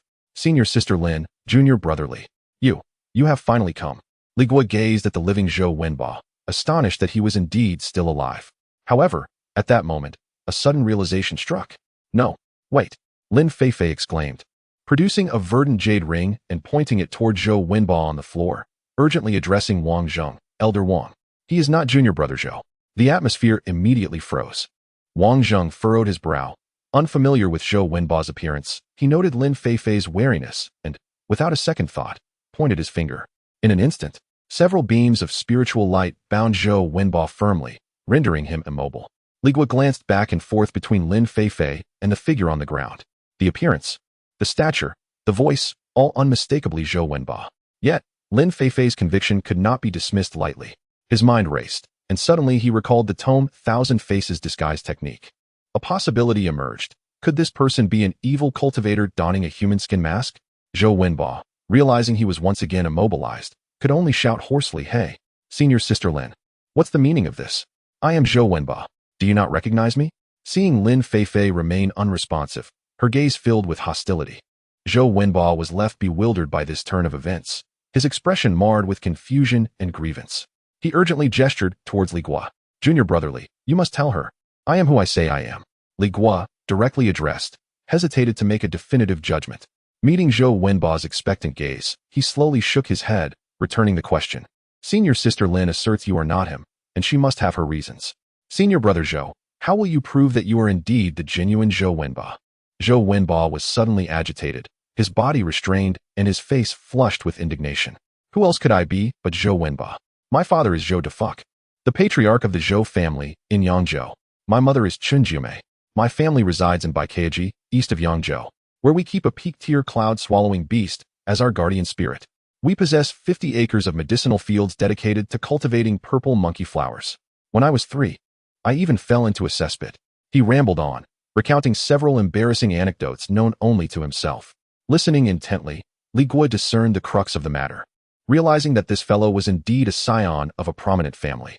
However, Lin Feifei's cold laughter interrupted him. "Enough. Cease this nonsensical chatter. The methods of the dark cultivators are devious. Who can ascertain if they have rifled through the true Zhou Shidi's soul to acquire such knowledge? This does not constitute proof. Upon hearing the term soul search, Zhou Wenba's complexion drained instantly, a bitter smile escaping his lips. Senior sister, if you assert that, then today, I fear I may be unable to prove my identity. Wang Zheng, observing from the side, sensed something amiss. The situation did not seem to stem from a mere resemblance. Rather, it felt as if the wrong person had been apprehended. He turned to Lin Feifei, inquiring gravely, "Why are you so certain he is an impostor?" A glint of cold light flashed in Lin Feifei's eyes as she provided her reasoning. As for the matter at hand, the true Zhou Shidi has long had his facial skin stripped away by that group of dark cultivators, fashioned into a mask. This, Li Shidi can attest to. The individual before us possesses all his features intact. He cannot possibly be the genuine article. Upon hearing this, Li Guo's understanding crystallized. After all this commotion, it was a matter of such significance. It seemed she was entirely unaware of the thousand faces skin peeling technique, mistakenly believing that the dark art was limited to merely skinning faces. He recalled that during the inventory of spoils, Lin Feifei had shown no interest in the 2 jade scrolls, thus remaining ignorant of the true nature of the secret technique. Zhou Wenba, having caught wind of the senior sister's doubts, was left speechless, quickly exclaiming, "Senior sister, I have not been skinned. That dark cultivator merely applied a peculiar human skin to my face for a short time, then made off with a replica. My face is genuinely my own. If you do not believe me, feel free to tear it off and see." Li Guo pondered for a moment, deciding it best not to disclose the true utility of the 1,000 faces skin peeling technique to Lin Feifei. That secret technique could flawlessly replicate appearances and preserve them indefinitely, proving exceedingly convenient. Should she discover its advantages and develop a desire for it, he would be left to ponder whether to comply or not. Avoiding unnecessary complications seemed prudent. Thus, he stepped forward to mediate the situation. "Elder Wang, senior sister, Zhou Shixiang may very well be telling the truth. I once tore off that dark cultivator's skin, and it indeed came away easily. A simple tear reveals the truth." Lin Feifei, upon hearing this, approached Zhou Wenba with skepticism, extending her hand to grasp his cheek. "Ouch! That hurts. Senior sister, be gentle." Zhou Wenba yelped like a wounded pig. "Silence. If you continue this charade, it will only confirm your status as a fraud." Lin Feifei barked coldly. Zhou Wenba, frightened, immediately fell silent, allowing Lin Feifei to tug and pull at his face. After a considerable amount of time, the examination concluded, and Lin Feifei, her face flushed with embarrassment, released her hold. The misunderstanding had been resolved. Wang Zheng waved his hand, lifting the confinement on Zhou Wenba. Lin Feifei, feeling somewhat awkward, murmured, I was merely concerned about the possibility of a malevolent cultivator infiltrating our ranks, and in a moment of panic, I doubted you." As she spoke, she shot a glance at Li Guo, subtly urging him to interject. Li Guo, understanding her cue, spoke up, "Senior brother Zhou, please do not hold it against senior sister Lin. She was previously ambushed by that impersonating evil cultivator, sustaining severe injuries to her abdomen, which is why she was so vigilant. I hope you can understand." Upon hearing the explanation, Zhou Wenba felt a wave of relief wash over him. He scrambled to his feet and waved dismissively. "Ah, I see. No harm done." He then turned his concern towards Lin Feifei's injuries, asking, "Senior sister, are you gravely wounded?" "Alas, my storage bag was taken by those scoundrels. Otherwise, I had several healing elixirs to offer you." Lin Feifei shook her head. "I have already consumed a healing pill. I am quite all right." At that moment, Wang Zheng, seeing that Zhou Wenba had been rescued, spoke in a serious tone. "Now that we have located you, we must not delay further. The rescue of Qin Yu is of utmost urgency." Zhou Wenba was taken aback, realizing that this esteemed senior who had come to his aid was actually a high-ranking officer of the enforcement hall of the Bailan sect. He was engulfed in confusion, questioning what could have transpired to warrant such personal involvement from a senior officer. What calamity had befallen senior sister Chun? Soon, he gleaned the events from the rapid exchanges between Lin Feifei and Li Guo. "This is outrageous," Zhou Wenba exclaimed, his anger boiling over as he struck the wall with his fist. "Those deranged fiends of the Blood Lotus cult. I shall ensure they meet a grisly end and rescue senior sister Chun." Observing his fervent agitation, Wang Zheng remarked, "There is no time to waste. We must depart immediately." "Wait, senior," Zhou Wenba suddenly called out, halting him. "Please allow me a moment to retrieve my storage bag." With that, he began rummaging through the room in a frantic search. Unsurprisingly, he found nothing. He then dashed outside, scouring the corpse of the evil cultivator that Wang Zheng had slain. But alas, his storage bag was nowhere to be found. He only discovered the storage bag belonging to the fallen cultivator. With a disgruntled expression, Zhou Wenba handed the bag to Wang Zheng, realizing that since it was Wang Zheng who had vanquished the foe, the spoils rightfully belonged to him. He then lamented to the others, "Senior, junior sister, junior brother, all my possessions were in that storage bag. If I cannot retrieve it, I will be left with nothing, not even a decent magical artifact. How can I accompany you in rescuing senior sister Chun?" Wang Zheng furrowed his brow and inquired, "Do you recall who possesses your storage bag?" Zhou Wenba pondered for a moment, his eyes suddenly brightening with realization. "At the time of my capture, there were 3 evil cultivators. One was slain by you, senior, so my storage bag must have been taken by the other 2. However, he soon fell into contemplation again. But I do not know where the other 2 have gone." Li Guo quickly added, "Before we arrived here, one more was slain by me and senior sister Lin in unison. However, that individual bore no trace of your storage bag. We have already checked." Zhou Wenba's eyes sparkled with realization. If that were the case, then among the 3 malevolent cultivators who had captured him, 2 had perished, which meant that my storage pouch must surely be in the possession of the last remaining rogue. With renewed hope, he turned to Wang Zheng and implored, "Esteemed Steward Wang, you possess remarkable abilities. I beseech you to lend your assistance and use your spiritual sense to locate the whereabouts of that final malevolent cultivator." In his view, it would be a trivial matter for a foundation-building practitioner to find a mere chi-refining rogue within the confines of the small city of Cheng. Chapter 106, Buy-in Market Unexpectedly. Wang Zheng shook his head, his voice resonating with a somber tone. "There is no need to search further. Prior to my arrival here, my consciousness had already enveloped the entire city. Apart from you, there are no other traces of cultivators remaining. The remnants of that nefarious sect must have fled this place entirely." "What? They've all escaped?" Zhou Wenba's face, once alight with hope, instantly froze, transforming into profound disappointment and turmoil. With everyone gone, in this vast sea of humanity, where could he possibly search for his storage bag? However, as a new thought emerged in his mind, he reconsidered the situation. "Wang Steward," he hastily added, "my storage bag is specially crafted by my family, reinforced with both bloodline and spiritual soul restrictions. Aside from myself, no outsider, even those of the foundation establishment stage, could easily access it. If someone attempts to force it open, the bag will self-destruct immediately, and everything within will be destroyed. Thus, the one who took my storage bag, that nefarious cultivator, would be unable to utilize it. Their only recourse would be to bring the bag to a nearby market, seeking out highly skilled artifact craftsmen, in hopes of unlocking it without triggering the restrictions." Li Guo felt a stir in his heart upon hearing this. Such a storage bag was indeed more formidable than he had imagined, truly a remarkable item. After listening to Zhou Wenba's analysis, Wang Zheng found it reasonable. Yet, his thoughts were solely focused on rescuing Chun Yu, evidently too preoccupied to accompany Zhou Wenba on this quest for his storage bag. Nevertheless, he recognized that without it, Zhou Wenba would merely be a burden, offering no assistance for the tasks that lay ahead. After a moment of contemplation, Wang Zheng spoke, "Your analysis is astute. As far as I know, the nearest cultivator market is Buy-in Market, located just beyond the borders of Qin country. If that nefarious cultivator wishes to sell stolen goods, it is highly likely they would head there." He fixed his gaze upon Zhou Wenba and issued a direct command, "You may set out immediately to retrieve your storage bag." Then, considering the impracticality of sending Zhou Wenba alone, given that he possessed no magical artifacts, Wang Zheng's eyes swept over Li Guo and Lin Feifei. "Very well," he decisively declared, his tone leaving no room for dissent. "Li Guo, accompany Zhou Wenba to Buy-in Market and assist him in recovering his storage bag." He then turned to Lin Feifei. "Lin Feifei, you will accompany me to the Blood Lotus Sect's altar to rescue Qinyu." Upon hearing Wang Zheng's arrangement, Lin Feifei's expression flickered with a barely perceptible change, but she quickly regained her composure. "I obey your command," Li Guo promptly responded. Lin Feifei, too, lowered her head in acceptance. "Yes, steward."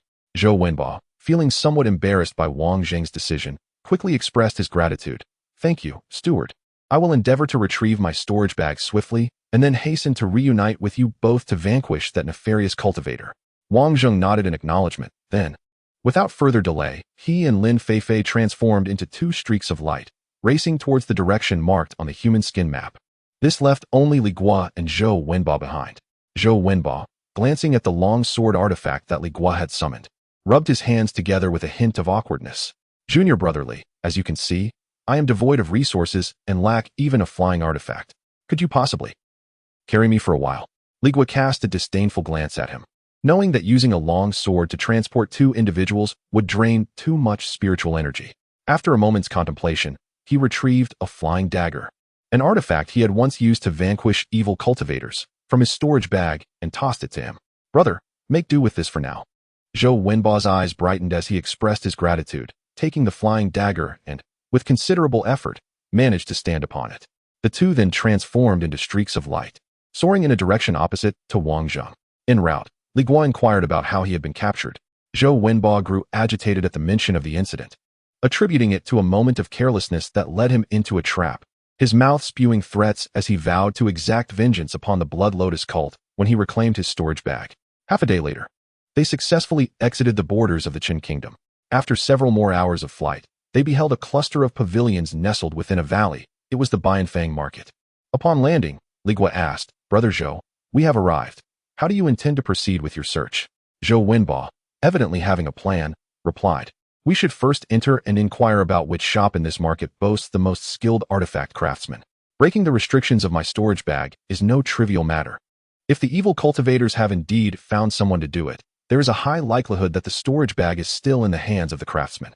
Li Guo nodded in agreement, but posed another question. "If we locate it, how do you intend to retrieve it?" Zhou Wenba fell momentarily silent, struggling to find a response before finally stating, "We must first locate it. We shall address the subsequent matters later." Li Guo did not oppose his decision, and the two walked side by side into the market. This market was situated within a valley, with shops lining both sides of the streets. The passing cultivators appeared wary and moved with haste.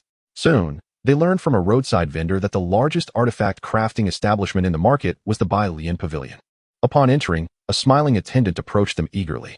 However, when he discovered that they were inquiring about someone who could break the restrictions of a storage bag, his cheerful demeanor immediately faded, and he shook his head vigorously. "Esteemed friends, please do not jest. Our Bai Lian Pavilion engages in legitimate business and does not partake in such illicit activities that would tarnish our reputation."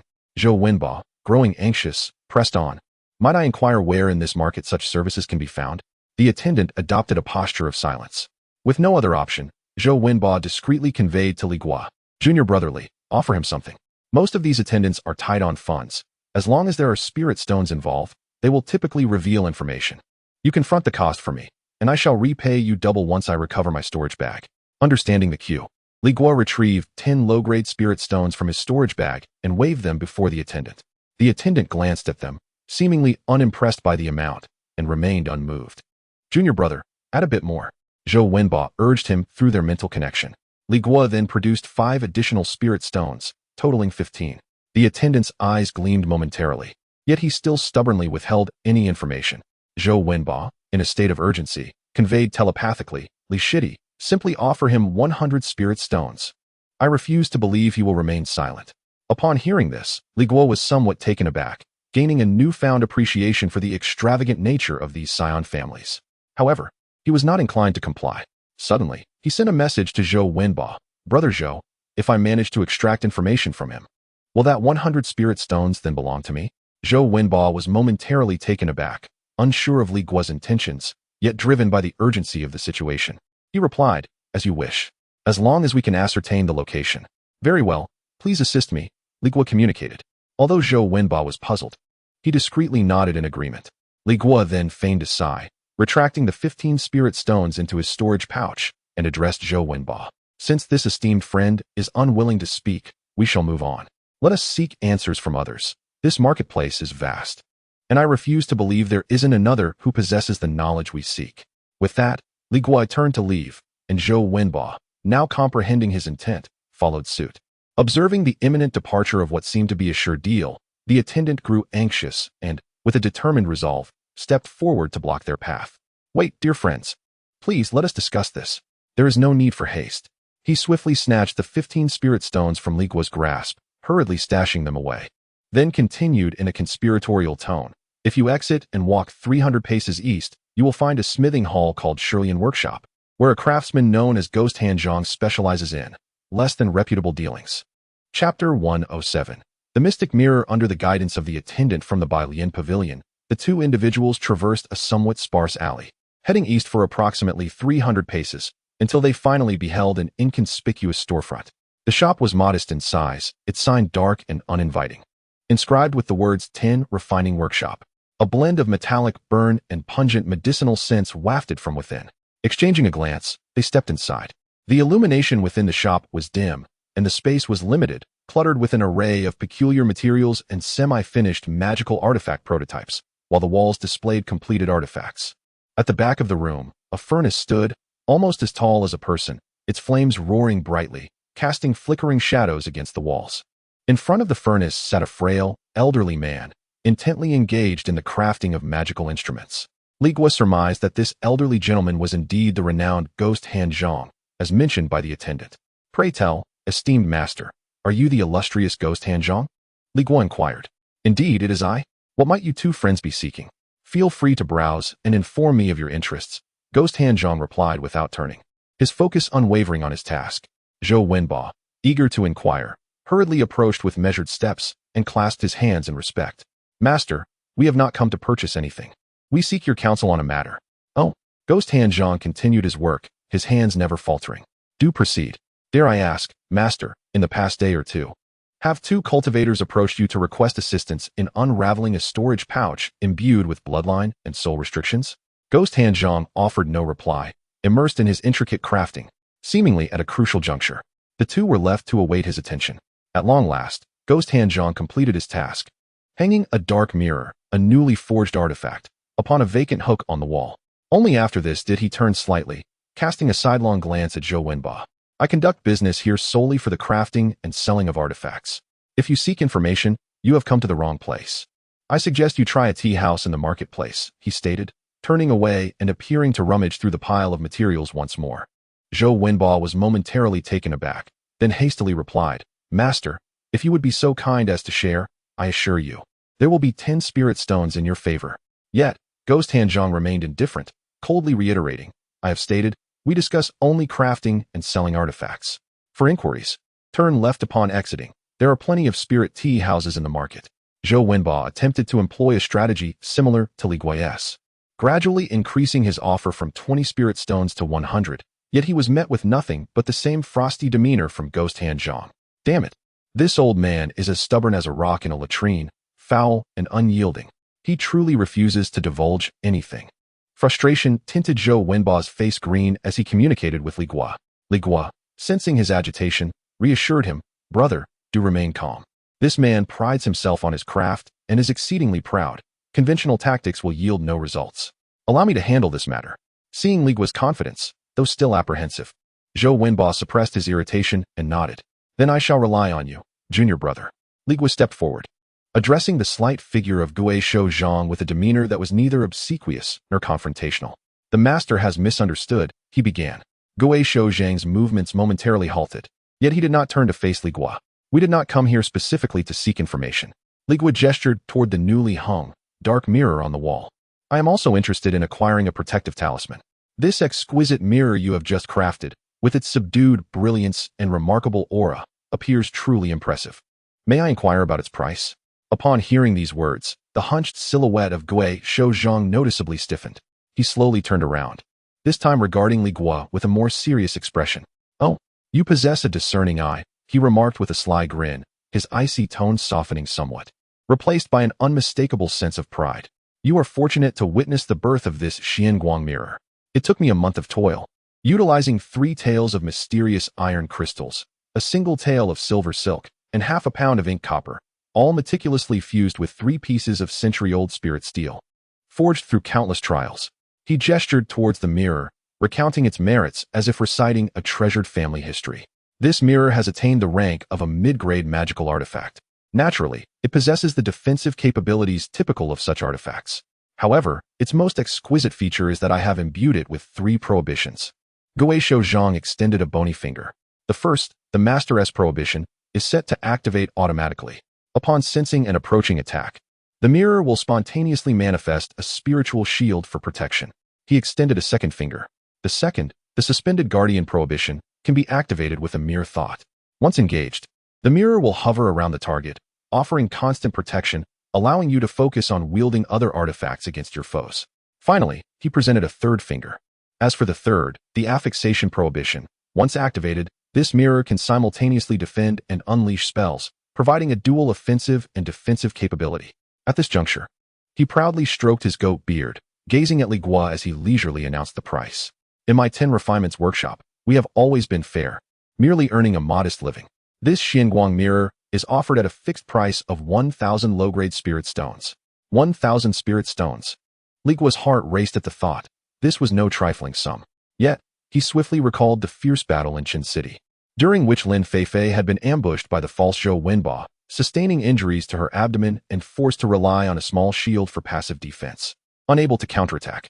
Had she possessed such a self-protecting artifact at that time, the outcome might have been dramatically different. This treasure that liberated one's hands for offense was, for him, practically tailored to his needs. However, being unacquainted with the market value of magical artifacts, he immediately sent a thought to Zhou Wenba, who stood nearby. Brother Zhou, what do you think of this price? Also, what do the prohibitions he mentioned entail? Zhou Wenba was puzzled by Li Guo's unexpected interest in a bargain, as they had come to seek a storage bag, yet here was his junior engaging the old man in commerce. Nevertheless, he patiently responded through thought, providing a swift explanation. This price is not exorbitant. One might even say it is quite reasonable. This is no ordinary item. It is a medium-grade magical artifact imbued with 3 layers of restrictions. I possess several such artifacts in my storage bag, and on the market, each would fetch no less than 1,500 spirit stones, with exceptional restrictions commanding prices as high as 3,000. Li Guo felt a surge of astonishment. No wonder Zhou Wenba was so eager to retrieve his storage bag. What he possessed was not merely a bag, but rather a mobile treasury. Zhou Wenba continued his explanation. As for the restrictions, they are categorized into innate and acquired types. Innate restrictions are those naturally inherent to the artifact, possessing greater potency and more intricate mechanics, yet they are exceedingly rare. Acquired restrictions, on the other hand, are those that a craftsman painstakingly inscribes into the artifact through their own skill. This task is no trifling matter.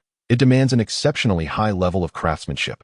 Each restriction effectively endows the artifact with an additional divine ability. Take, for instance, the automatic protective shield. Once activated, it allows the user to focus entirely on another offensive artifact, significantly enhancing their advantage in combat. Li Guo felt a fervent excitement, fully affirming the value of this artifact. At that moment, Zhou Wenba transmitted another message, tinged with urgency. Junior brother, you aren't truly contemplating a purchase, are you? Let us not lose sight of our primary objective, my storage bag. Please wait a moment, senior brother. I shall handle this matter with discretion, Li Guo replied, choosing to disregard him thereafter. He turned to Guo Shouzhang and inquired, Master, is the restriction on this artifact innate or acquired? Guo Shouzhang shot him a disdainful glance, retorting, what a silly question. If it were an innate restriction, would I be foolish enough to sell it for a mere 1,000 spirit stones? I would have long since taken it to auction. The implication, of course, was that it was an acquired restriction. Li Guo understood and solemnly nodded. Master, I am indeed intrigued by this artifact. However, Chapter 108, not here how? Guo Shouzhang, believing that Li Guo harbored lingering doubts about purchasing the magical artifact, confidently reassured him, rest assured, my esteemed friend. My reputation here in Bianfang Market is a testament to my credibility. This mirror is crafted from solid materials. Even if struck by a top-grade magical tool, it will safeguard your life. Furthermore, I still possess some materials for this item. Should you acquire it today, if it sustains any damage, I shall repair it for you 3 times free of charge, provided the mirror remains intact. After that, you must supply your own materials. 3 complimentary repairs. Li Guo, initially intending to inquire about Zhou Wenba's storage bag, was instantly intrigued by Guo Shouzhang's offer. Very well, I shall purchase it. Splendid. It seems this item is indeed fated to be yours, as I have just completed its crafting. His spirits lifted. He delicately removed the Huang mirror from the wall and cradled it in his hands. My friend, the 3rd binding spell has yet to be affixed. Would you prefer to apply it yourself, or shall I assist you now? Li Guo pondered. His own knowledge of spells was limited and quite mundane, far inferior to that of a professional. Might I inquire as to your recommendations? After a moment's contemplation, Guo Shouzhang replied. I have 3 ready spells for you to choose from. 1 for offense, 1 for defense, and 1 for support. The offensive spell, Jin Gujan, unleashes a sharp metallic blade upon activation. The defensive spell, Pan Shiryu, adds a layer of earthen protection over your spiritual shield, and the supportive spell, Shun Dun Shu, significantly enhances your evasion speed for a brief duration. Li Guo hesitated not for a moment. Offense. I already possess a flying knife artifact and the pure blade technique. Adding an offensive spell to a defensive tool would be superfluous. Defense? The mirror itself is a defensive artifact. If the spiritual shield cannot withstand an attack, how long can an additional protective spell last? It would merely embellish the existing defense, lacking substantial value. Therefore, I shall choose the support. I select Xin Xing Shu. Excellent choice. If one cannot defeat an opponent, escaping swiftly is paramount. Very well, since you have made your selection, please provide the spirit stones, and I shall inscribe the spell for you. Without hesitation, Li Guo produced 1,000 lower-grade spirit stones from his storage bag, neatly arranging them upon the nearby table. Guo Zhang surveyed them with satisfaction, accepted the stones, and returned to his refining furnace with the Huang mirror. After approximately the duration of an incense stick, he finally exhaled a sigh of relief. All done. He presented the Huang Jinling mirror to Li Guo. Li Guo accepted the mirror, feeling its weight in his hands. Its surface was as smooth as water, while the back was adorned with intricate runes, a pure flow of spiritual energy coursing within. My friend, there are a few matters regarding the Huang mirror that require your attention, Guo Zhang continued. Before utilizing this mirror, ensure that you fill it with your own spiritual energy. Only then will the bindings operate correctly. Additionally, once you activate the bindings, it is advisable not to stray too far from it. Should your energy deplete and the mirror fall to the ground, someone else may claim it, and I shall not be held accountable. A chill ran through Li Guo. He had not anticipated such intricacies. He promptly offered his gratitude with a clasped fist. Thank you for the reminder, master.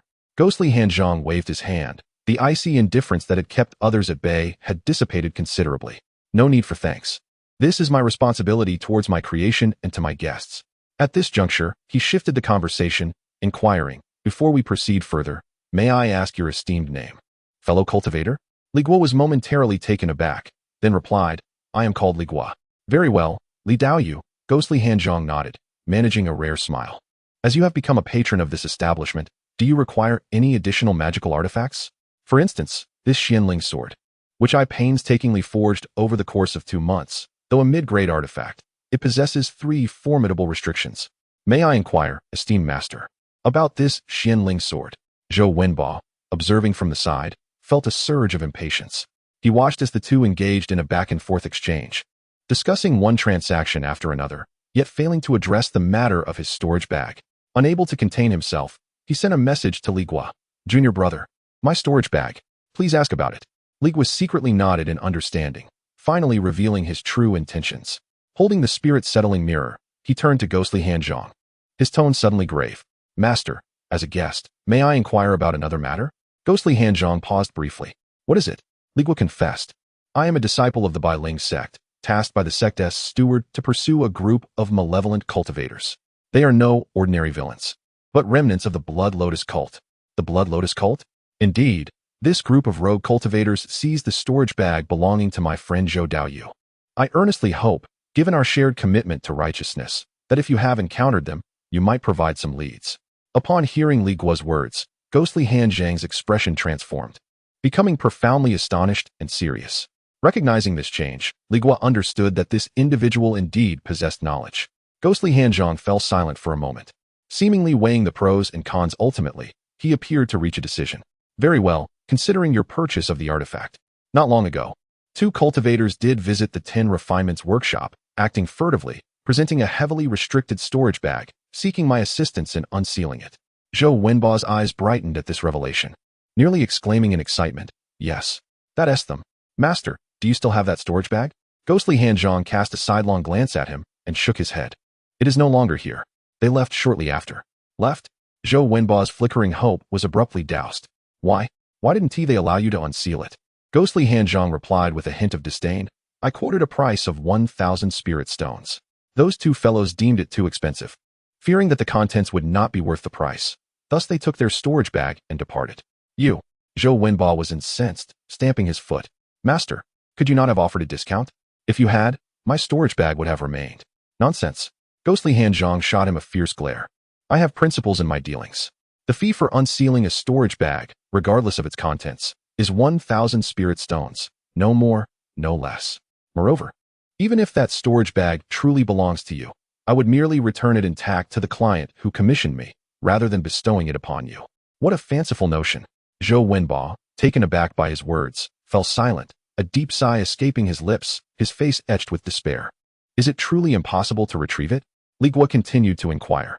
As for the whereabouts of those two individuals, do you possess any knowledge, master? Upon reflection, Guoisho Zhang replied, I overheard their conversation, and it seemed they deemed seeking someone to unlock it unwise, opting instead to head to a place where they could sell the storage bag for a handsome price. Where might that be? Li Guo and Zhou Wenba asked in unison. I surmise they have likely ventured to the buy-in auction house within this marketplace, intending to auction the storage bag as a rare artifact. An auction house. Upon hearing this, Li Guo furrowed his brow slightly, for he had never visited such an establishment before. Guoisho Zhang added, considering the time, if they are indeed taking it to auction, it should be for today's event. If you set off now, you might still make it in time. Upon hearing this, Zhou Wenba's previously wan spirit was instantly invigorated, his eyes shining with renewed hope. Quickly, Li Shidi, let us hasten to the auction house. Chapter 109. The auction having bid farewell to the enigmatic Zhang of the tin refining workshop, Li Guo and Zhou Wenba did not dare to linger. After inquiring about the direction, they hastened toward the grandest edifice located at the heart of the marketplace. Before long, a magnificent three-story pavilion, adorned with intricately carved beams and painted rafters, came into view. Above the entrance, a gilded plaque bore the imposing inscription, Buy-in Auction House. However, upon entering, they sensed something amiss. The expansive hall was eerily vacant, devoid of any patrons. Only two composed cultivators, clad in identical attire, stood like sentinels at the foot of the staircase leading to the upper floor.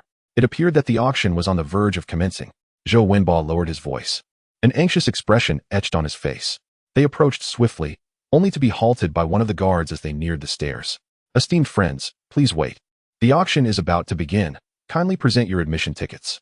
Startled, Zhou Wenba quickly clasped his hands in a bow.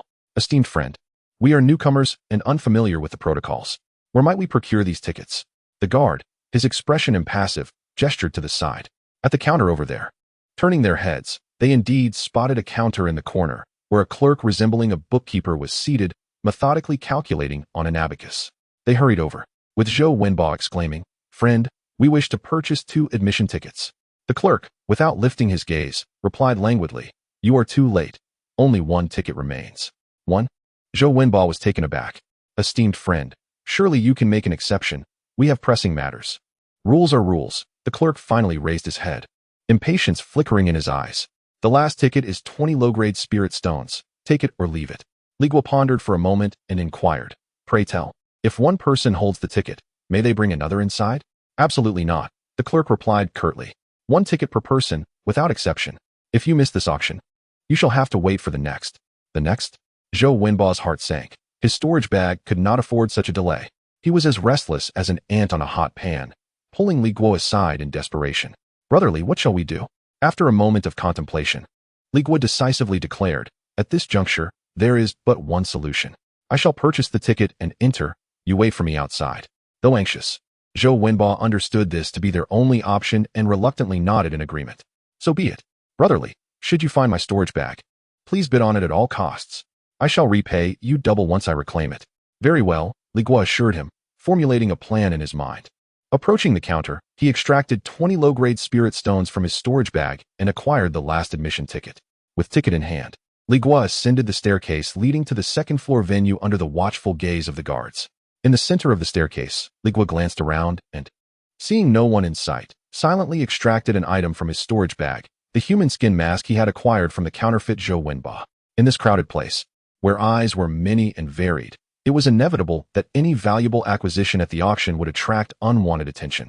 He pressed the mask against his face and felt a chill wash over him, as his appearance and voice instantly transformed into that of Zhou Wenba. Having completed this transformation, he entered the auction hall. Inside, the venue was a semicircular amphitheater, capable of accommodating hundreds. At that moment, the lighting was dim, with a high platform at the center enveloped in a radiant array, surrounded by 50 occupied seats. Li Guo's admission ticket bore the number 48. After scanning the room, he located his seat in the corner of the last row. As soon as he settled in, he discreetly surveyed his surroundings. To his astonishment, a significant portion of the practitioners present were similarly adorned with various masks, all exhibiting a cautious demeanor. At that moment, the lights in the hall abruptly dimmed, leaving only the high platform illuminated as if it were daylight. A graceful female cultivator, clad in a cloud-patterned gown, ascended the platform with elegant steps. Greetings, fellow Taoists. I am Yun Xiang, entrusted by the Wanbao Merchants Alliance to preside over this auction at Bianfeng. Her voice was melodious, akin to a lark emerging from the valley. As per tradition, this auction features 10 items for bidding, with the highest bidder prevailing. Each bid must exceed the starting price by no less than 10%. Should the bid surpass 10 times the starting price, we shall pause for a financial verification to ascertain the bidder's resources. She paused momentarily, her beautiful eyes scanning the audience, and her tone shifted to one of solemnity. I would like to remind everyone that a foundation establishment period elder from our alliance is discreetly monitoring the proceedings. I trust all fellow Taoists will adhere to the rules and refrain from any improper conduct. Otherwise, the consequences shall be borne by yourselves. At the mention of the foundation establishment period, the previously buzzing atmosphere fell into an immediate hush. Satisfied, Yun Xiang nodded and smiled brightly. Now, without further ado, let us commence the auction. As her words faded, a maid approached the high platform, carrying a tray covered with a red cloth. Now, please behold our first auction item. With a graceful motion, Yun Xiang dramatically unveiled the red cloth. Upon the tray lay a seemingly ordinary storage bag, adorned with a silver-threaded cloud motif at its opening. The moment Li Guo beheld the storage bag, his pupils constricted in shock. This item was none other than Zhou Wenba's storage bag. On the platform, Yun Xiang began her introduction. Fellow Taoists, this item is an ownerless storage bag, sealed with exceptionally unique restrictions that can only be undone through specific means. As for its provenance, she deliberately paused, offering a mysterious smile. I can only reveal that its previous owner has perished, so you may bid with confidence. As for what treasures lie within this storage bag, whether it contains invaluable elixirs or merely a heap of useless trinkets, it ultimately depends on the discerning eyes and fortune of those present. Is this to be auctioned in the form of a blind box? A surge of excitement coursed through Li Guo's veins, causing his heartbeat to quicken. The starting bid for this storage bag is set at 200 low-grade spirit stones, with each subsequent bid requiring a minimum increase of 20 spirit stones. Now, let the bidding commence. However, as Yun Xiang's words faded, a profound silence enveloped the room, with no one daring to place a bid. Clearly, the inherently speculative nature of this transaction rendered most participants exceedingly cautious. Li Guo suppressed his mounting excitement, opting to observe for the moment. He had no desire to be the first to take the plunge, as that could easily invite malicious price inflation. Just when he anticipated a lull in the proceedings, a clear, melodic voice from the front row broke the stillness. 200 spirit stones. Chapter 110. Intense bidding. Li Guo turned his gaze towards the source of the voice. Finding 3 female cultivators who had arrived together, their appearances unmasked and suggesting considerable wealth. With the bidding commenced, Li Guo felt no hesitation. This was precisely what he had been waiting for. Clearing his throat, he called out in Zhou Wenba's somewhat flamboyant tone, 220 spirit stones. At the sound of his bid, the 3 female cultivators in the front row simultaneously turned to regard him, the leading woman's gaze sharp and tinged with discontent. However, Li Guo chose to disregard her stare completely. The woman seemed momentarily taken aback by the unexpected competition, but quickly resumed the bidding. 250 spirit stones. 270. Li Guo promptly countered without a hint of hesitation. 300. 320. At this point, the atmosphere in the venue had become electrified. Many previously drowsy cultivators awakened with interest, captivated by the sudden escalation of the auction. How could a seemingly insignificant storage bag incite such fervent competition? Amidst the murmurs, 2 masked cultivators in a corner engaged in hushed conversation. One of them spoke in a low voice, laced with shock and anger. Elder brother, do you see that bidder? Is he not the rogue we apprehended in Qin City? The other, clearly recognizing Zhou Wenba, nodded gravely, his voice chilling. Indeed, it is him. How did this brat escape from Qin City? And how audacious, to attend an auction without even a mask. The first man's expression shifted to one of realization. His teeth clenched in frustration. I understand now. Elder brother, this scoundrel must have deceived us. He is far from a mere destitute rogue. His storage bag undoubtedly conceals immense treasures. Otherwise, why would he be so desperate to reclaim it? Humph, this rascal has been duplicitous from the start.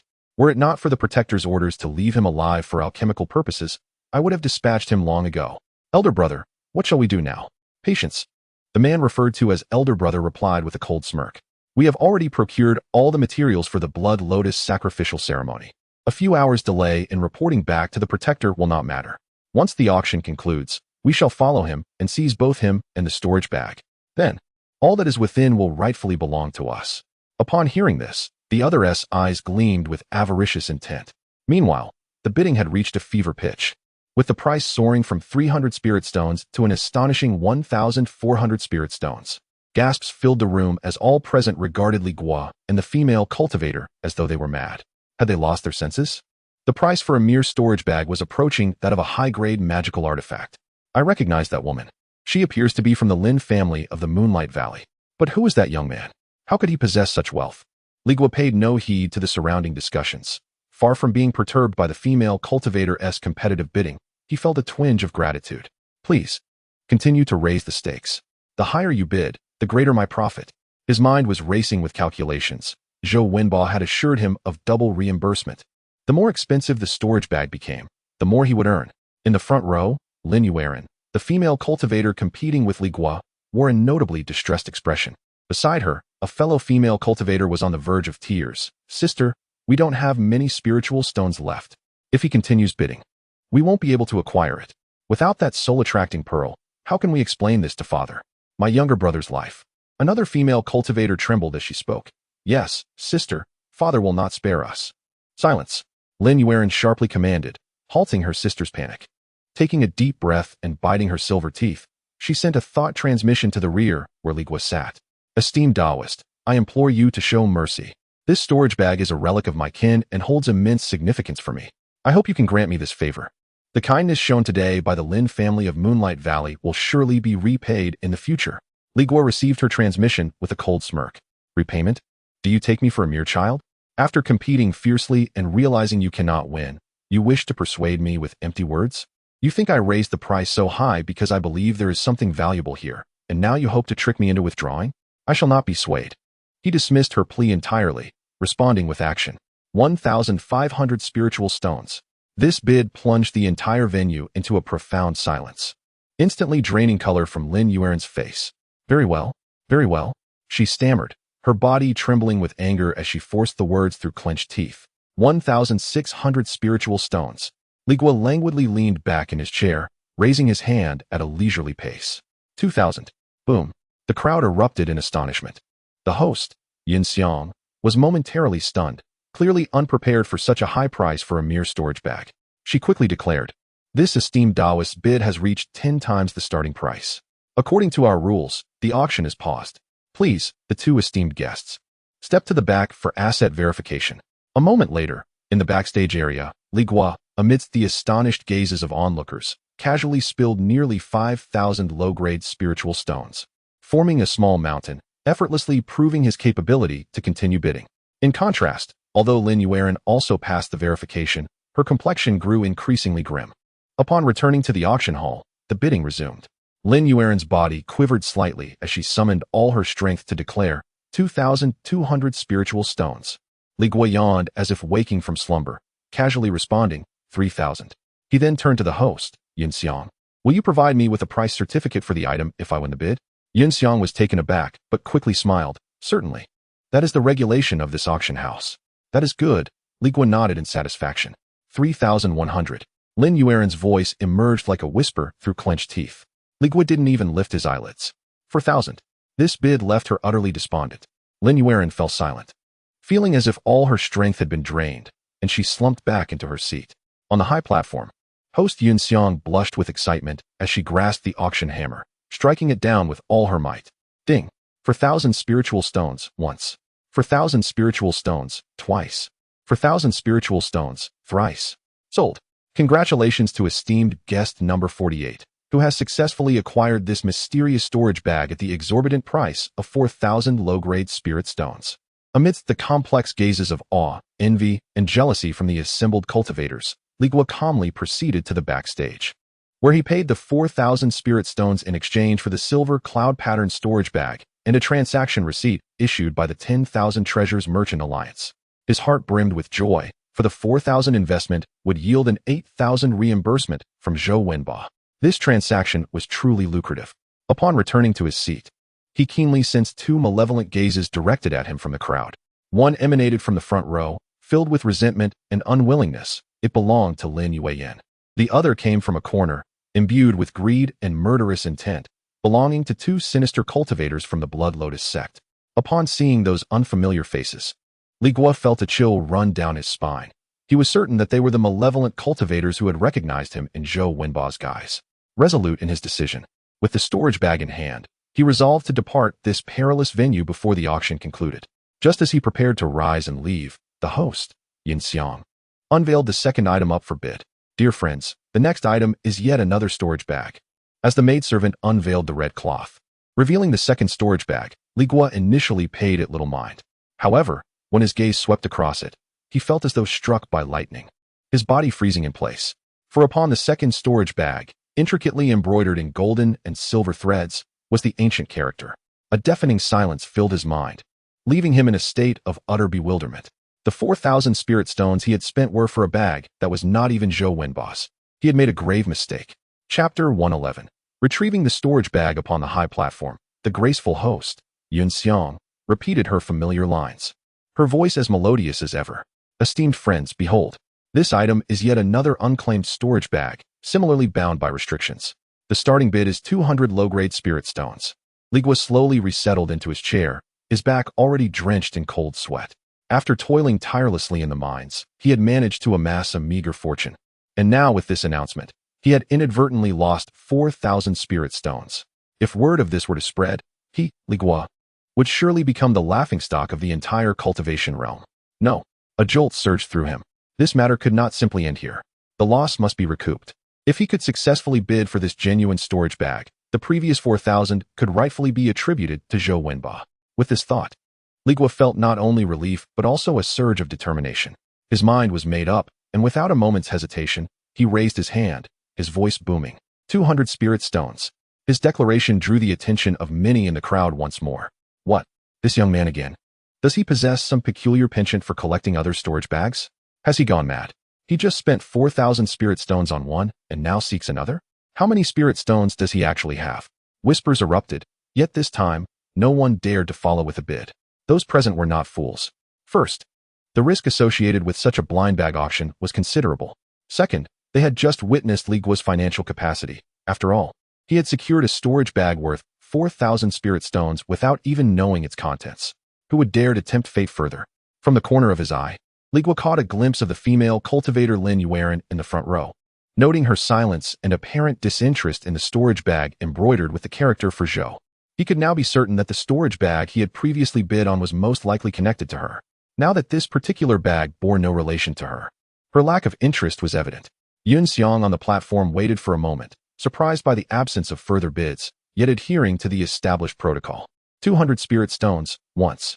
200 spirit stones, twice. 200 spirit stones, thrice. Ding. The wooden hammer struck down, sealing the deal. 200 spirit stones, sold. Congratulations to guest number 48 for acquiring yet another mysterious storage bag. Li Guo exhaled in relief and rose to head backstage. This time, he had only paid 200 spirit stones.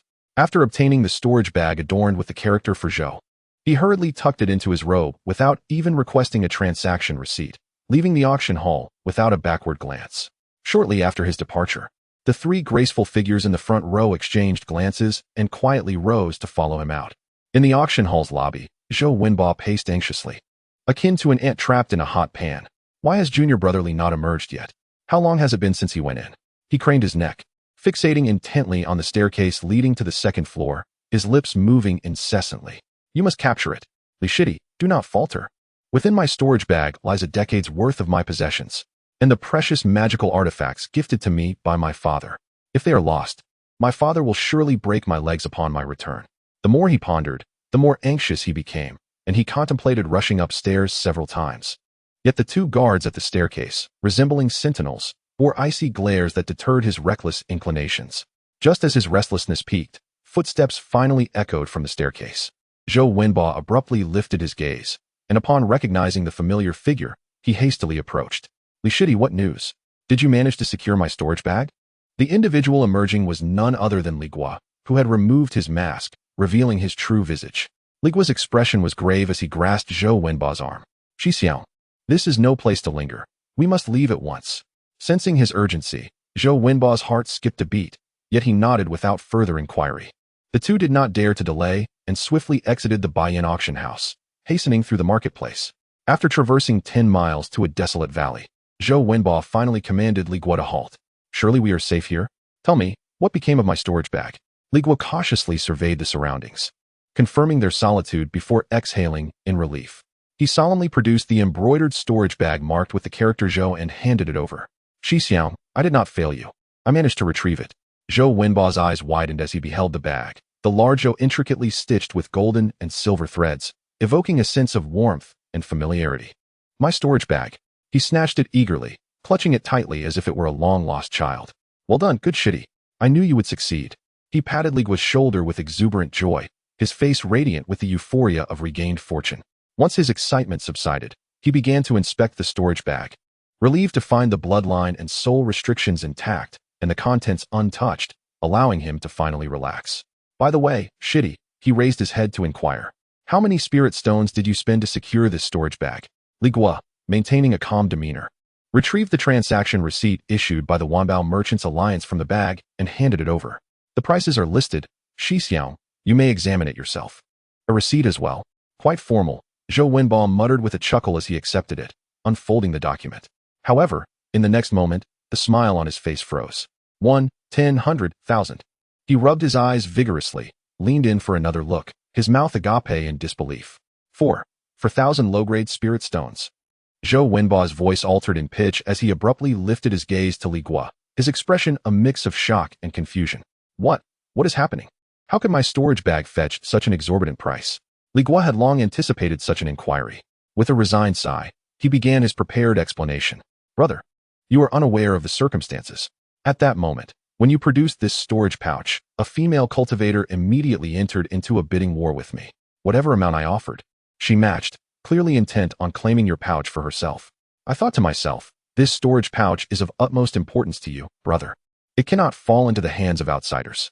Thus, I had no choice but to bravely contend with her. In the end, I managed to outbid her just enough to compel her to relent. However, the price Zhou Wenba listened intently to Li Guo's account, his mind conjuring a vivid picture of a thrilling bidding battle. Yet, the joy of reclaiming his possession was swiftly overshadowed by an overwhelming sense of financial strain. For 1,000 spirit stones, he clenched his teeth, a fleeting expression of struggle crossing his face, before reluctantly extracting a clattering amount of spirit stones from his own pouch. Do not forget our prior agreement, brother, Li Guo kindly reminded him. Zhou Wenba's hand trembled slightly, nearly dropping the spirit stones he had just retrieved. Double the return. He lifted his gaze to meet Li Guo's earnest eyes, his facial muscles twitching several times. Ultimately, with a determined resolve, he extracted a considerable sum from his pouch, amassing a total of 8,000 low-grade spirit stones, forming a glistening little mountain. Junior brother, here are 8,000 spirit stones. Please count them. Li Guo gazed at the mound of spirit stones in astonishment, not expecting Zhou Wenba to settle the amount all at once. Chapter 112. The roadblock. Li Guo maintained a calm demeanor as he swiftly stowed away the 8,000 spirit stones, a broad smile instantly adorning his face. Brother Zhou, congratulations on recovering what was lost. Such trifling spirit stones are mere external possessions. The treasures within this storage bag are of true significance. Zhou Wenba gazed at his storage bag, now markedly deflated, his expression akin to one who had just wept over a loss. Alas, he sighed deeply. This journey had nearly depleted the entirety of his savings accumulated over the past 2 years. Noticing his despondence, Li Guo, feigning generosity, suggested, brother, how about I lend you 4,000 spirit stones for your immediate needs? There's no need, Zhou Wenba replied, waving his hand dismissively, striving to maintain his dignity. Those spirit stones can easily be replenished by my family later. Brother, time is of the essence. Let us depart immediately to rendezvous with Elder Wang and his group, determined to annihilate the fiends of the Blood Lotus sect and rescue Sister Qinyu. Li Guo mused that by the time they arrived, it would be too late. After all, Wang Zheng, a foundation-building cultivator, could surely handle a rescue with ease. Nevertheless, he outwardly agreed without hesitation. Having made their plans, the two retrieved their magical artifacts, preparing to take flight.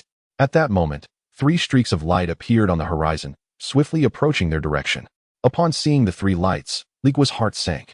They were indeed coming. Zhou Wenba halted, curiosity piquing as he inquired, who goes there? As the streaks of light drew nearer, he discerned that the figures were 3 striking female cultivators. His eyes brightened, and he instinctively straightened his attire, adopting a pose he deemed charming. As he cupped his hands in greeting, I am Zhou Wenba of the Bailing sect.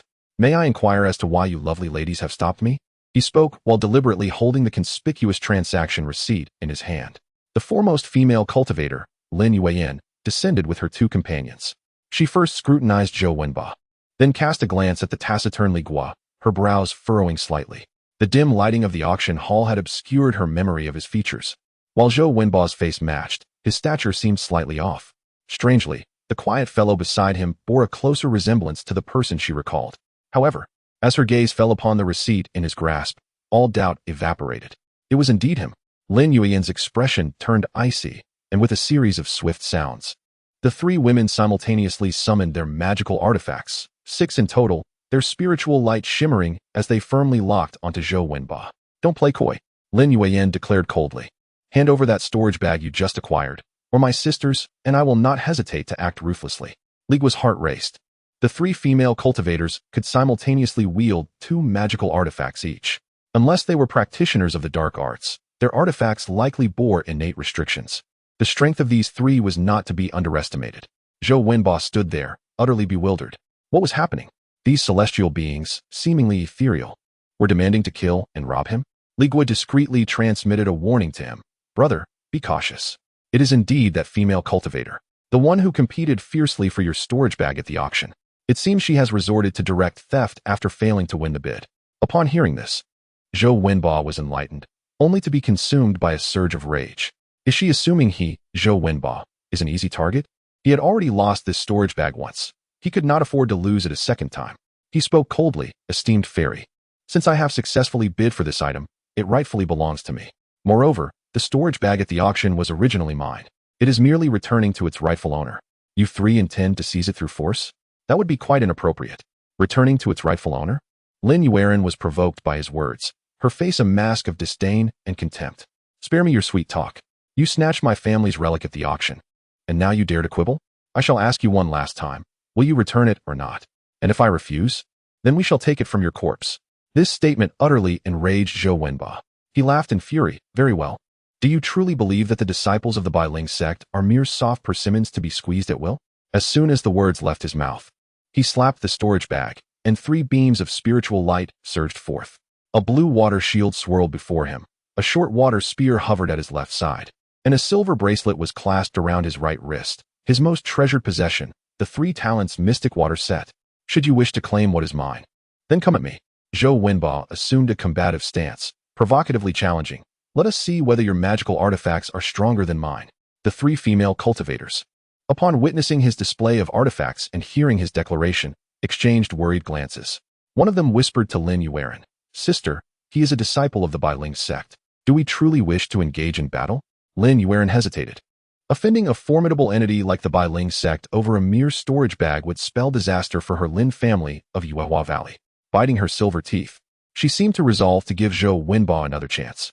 She softened her tone and explained, Esteemed Taoist, you may not be aware. The storage bag you acquired contains a rare item known as the Yin Sha Pearl, which is my only hope for saving my 3rd brother. He is afflicted by lethal poison, clinging to life by a thread, and this item is crucial for his salvation. A glimmer of desperation flickered in her eyes. I implore you to return it. I promise to repay the 4,000 spirit stones you spent without fail once I gather the funds. The entire Lin family will be immensely grateful. Noticing the doubt on Zhou Wenba's face, Li Guo's voice echoed in his mind once more. Senior brother, human hearts are treacherous. One must remain vigilant. Stories of saving loved ones are often hard to discern between truth and deceit. She attempted to deceive me with empty words at the auction, and now she employs the same trick, hoping to obtain that storage bag without spending a single coin. Consider what is truly inside that storage bag. You are well aware. Where would the so-called Yin Sha Pearl come from? Upon hearing this, Zhou Wenba was struck with clarity, cold sweat trickling down his back. Indeed, he had nearly been deceived by this woman. The storage bag had been forcibly taken from him by those wicked cultivators, and it contained nothing but his own belongings. There was no such thing as a Yin Sha Pearl. Upon contemplating this, he felt no trace of sympathy left, and resolutely rejected.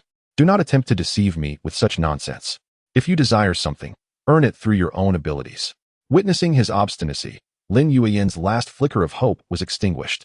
Her delicate face turned fierce, revealing a murderous intent. Stealthily, she conveyed to her 2 younger sisters, This man is impervious to reason. We must not lose the killing pearl. Act swiftly, eliminate them, and erase all traces. If we execute this flawlessly, without evidence, what can the Bai Ling sect do to us? Very well. Fourth sister, you shall deal with the one beside us. Eldest sister, let us first handle this man named Zhou. Be cautious, just restrain him. There is no need to force yourself. Once we have dealt with him, we will come to your aid. The three sisters swiftly reached a consensus. In the next instant, Lin Yuan shouted, attack. 6 magical artifacts erupted in brilliance, transforming into 6 streams of light that surged in 2 directions, assailing Li Guo and Zhou Wenba. Zhou Wenba was well prepared and immediately summoned his artifact to counter the attack. However, Li Guo was caught off guard, as 2 of the artifacts were aimed directly at him. In the blink of an eye, without time for further contemplation, he hastily summoned an object from his storage bag. It was a mirror, entirely black, whose light flashed as it positioned itself before him. It was none other than the mystic light mirror. Chapter 113. The Yellow Sparrow lurks behind the 4th sister of the Lin family, summoned her 2 mid-grade magical artifacts with all her might, a sharp flying scissor and a supple long ribbon, which entwined around Li Guo like 2 sinuous serpents, one from the left and one from the right. However, these seemingly inevitable attacks were firmly repelled by a completely black mirror. No matter how fiercely the scissor and ribbon struck, they merely stirred ripples upon the protective barrier formed by the mirror, making no progress whatsoever. The 4th sister of the Lin family observed this with a flicker of surprise in her eyes. She was a cultivator at the 5th level of Qi refinement, fully mobilizing 2 mid-grade magical artifacts imbued with restrictions. Ordinarily, even a single strike would be beyond the capacity of an average Qi refinement practitioner. Yet, the unimposing man before her, seemingly only at the 2nd level of Qi refinement, effortlessly withstood her assault with merely a defensive artifact.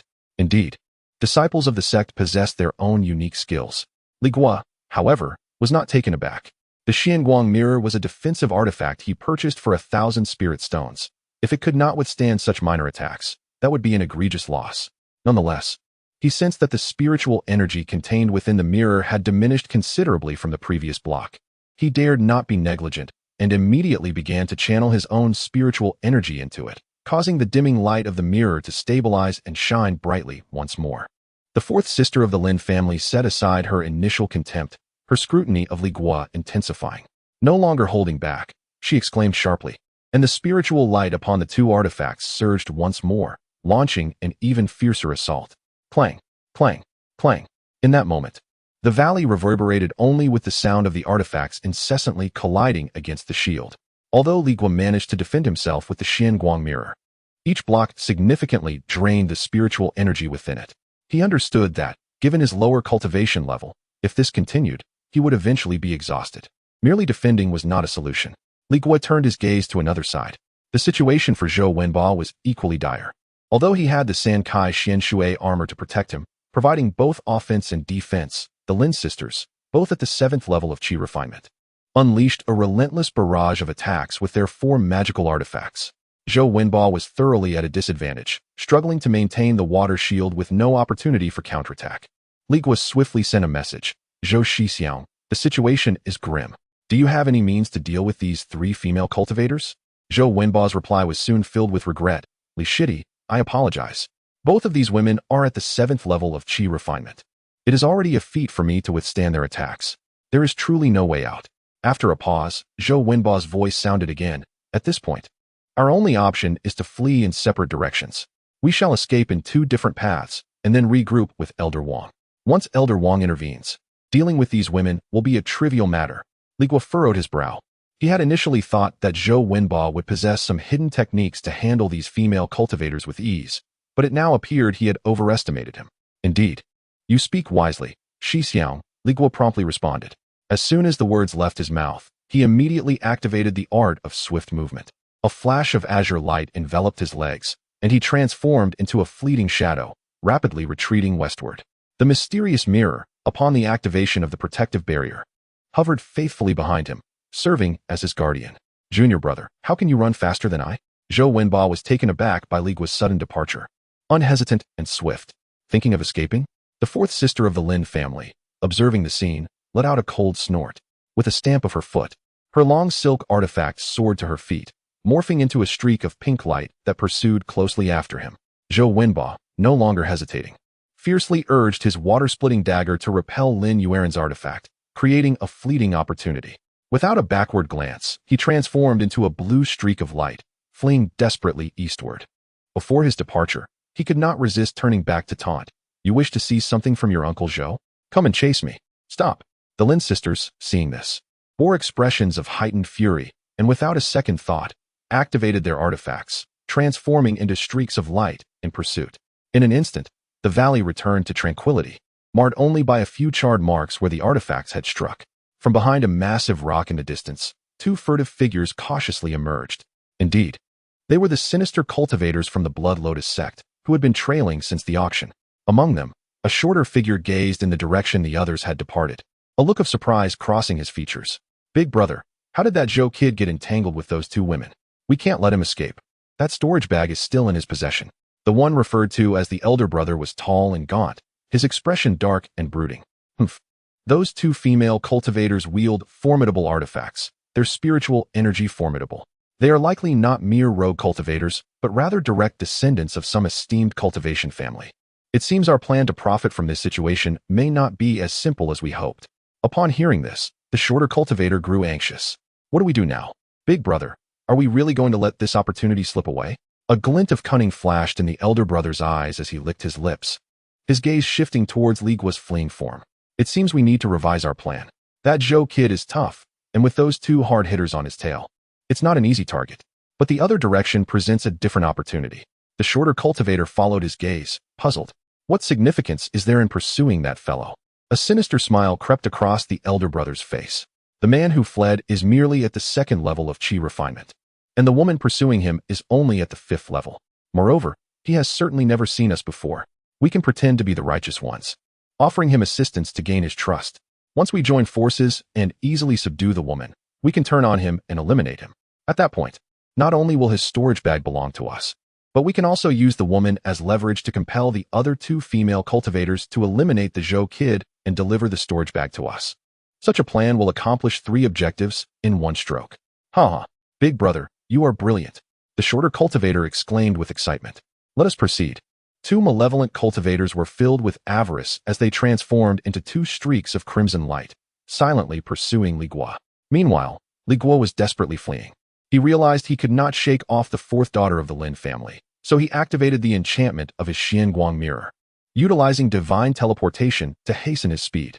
However, even this briefly increased the distance between them, and once the effect faded, he was quickly caught up, unable to rid himself of the pursuing pink light.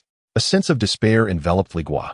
He understood that the disparity in cultivation between himself and the Lin family's 4th daughter was insurmountable, and the quality of her magical artifacts was evidently on par with his own. At this rate, he would exhaust his spiritual energy before he could make his escape. This cannot continue. A fierce determination flickered in Li Guo's eyes. Having traversed the path of cultivation with great caution, he would not allow himself to be slain and robbed like this outside a mere marketplace. With a swift thought, he abruptly retracted the long sword artifact beneath him, plummeting to the ground. Upon landing, he employed his divine movement technique and plunged into a dense forest nearby. You think to escape by using the trees as cover? In midair, the 4th daughter of the Lin family smirked disdainfully. Such trivial tactics are futile against me. She formed hand seals, murmuring incantations, and her eyes shimmered with a faint spiritual light. A tracking spell unfolded, and in an instant, the thick forest below became crystal clear in her vision. Li Guo's rapidly darting figure was firmly locked onto her sight. But just then, she noticed that the fleeing figure below had abruptly halted. He turned around to face her direction. Chapter 114. Counterattack. The 4th sister of the Lin family felt a sudden shock and confusion, but she gradually lowered her escape light, halting at a distance of several dozen paces from Li Guo. Why do you not flee? Li Guo declared in a resonant voice. Esteemed friend, I bear no enmity towards you. Why do you persist in pressuring me, wishing to bring about my demise? Because you are an accomplice of that surnamed Zhou. The 4th sister of the Lin family retorted, her tone laced with arrogance. Enough of your prattle. If you surrender willingly, I may grant you a swift end, allowing you to depart this world without suffering. Is that so? A determined expression crossed Li Guo's face as he summoned the mysterious mirror, which hovered before him. Though my cultivation is modest, I shall never submit. If you desire my life, you must come and claim it yourself. The 4th sister of the Lin family was utterly bewildered by his intentions. Not fleeing, yet refusing to accept his fate. What was he aiming for? Exercising caution, she did not advance immediately, instead conjuring her flying scissors and long ribbon, launching another assault on Li Guo while declaring, "Since you seek death, I shall oblige." Clang, clang.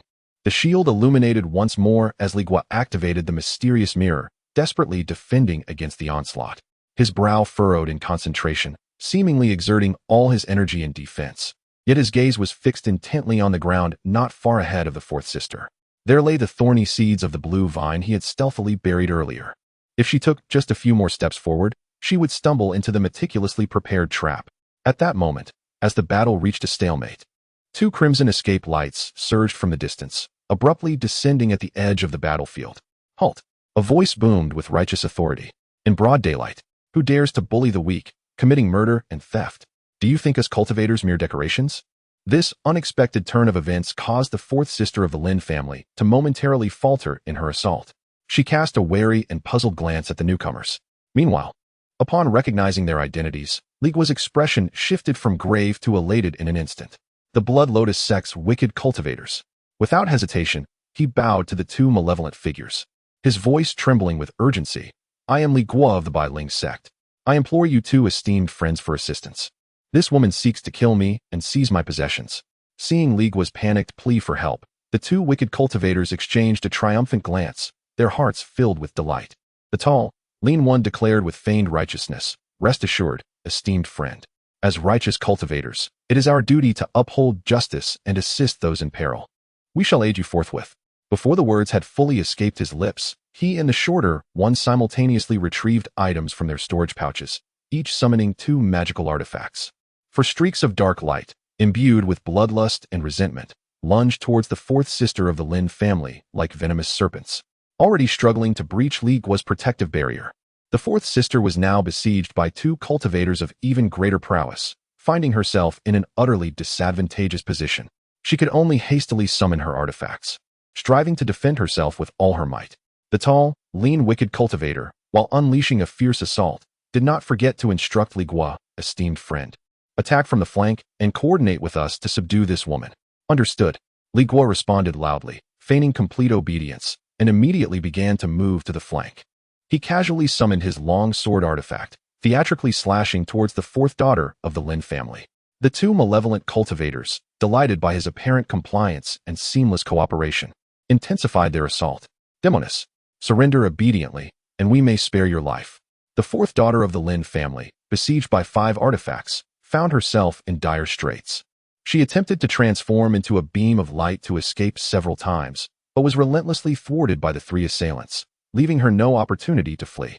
With a resounding thud, her protective spirit shield was struck by the diminutive malevolent cultivator's magic staff, shattering on impact. She let out a muffled groan, her body plummeting to the ground like a severed kite, her abdomen wounded, and a trickle of blood escaping from the corner of her mouth. "Well done." The malevolent cultivator advanced swiftly, casting 2 binding spells that immobilized her on the ground. He grasped the chin of the fourth daughter of the Lin family, laughing maniacally, his words dripping with lewdness. "What a charming young lady. Once in our hands, we shall ensure you enjoy yourself thoroughly." He then raised his head and beckoned Li Guo with a warm smile. "My friend, this young lady is now our captive. Come, let us discuss how to dispose of her together." Unbeknownst to Li Guo, he had already activated his artifact, confident that he could deliver a lethal strike if Li Guo entered within 3 steps of him. The short, malevolent cultivator licked his lips, greedily eyeing the storage pouch at Li Guo's waist, prepared to act at any moment. "Excellent." Li Guo wore a sincere smile and obediently approached them. 1 step, 2 steps, 3 steps. Just as Li Guo was about to step into the attack range of the tall, lean, malevolent cultivator, he suddenly halted. In the next moment, without any warning, Li Guo turned and fled. Utilizing the utmost of his agility technique, he transformed into a fleeting shadow, vanishing into the depths of the dense forest without a backward glance. As he ran, his mocking voice echoed back, "You both performed splendidly, but alas, your artifacts have betrayed your true nature as not being righteous cultivators.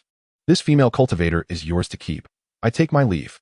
The smiles on the faces of the 2 malevolent cultivators froze instantly. It dawned on them that they had been outwitted by this mere second-tier chi-refining cultivator. "Damn it!" The tall, lean, malevolent cultivator seethed with rage, cursing furiously after him. "I'll flay him alive." The 2 immediately transformed into streaks of crimson light, pursuing the direction Li Guo had fled. However, within mere 10 paces of their chase, The ground beneath them erupted without warning. Countless green vines, adorned with sharp barbs, burst forth from the earth, swiftly intertwining to form an impenetrable net. Not good. It's a trap. The two malevolent cultivators were struck with horror, but it was too late.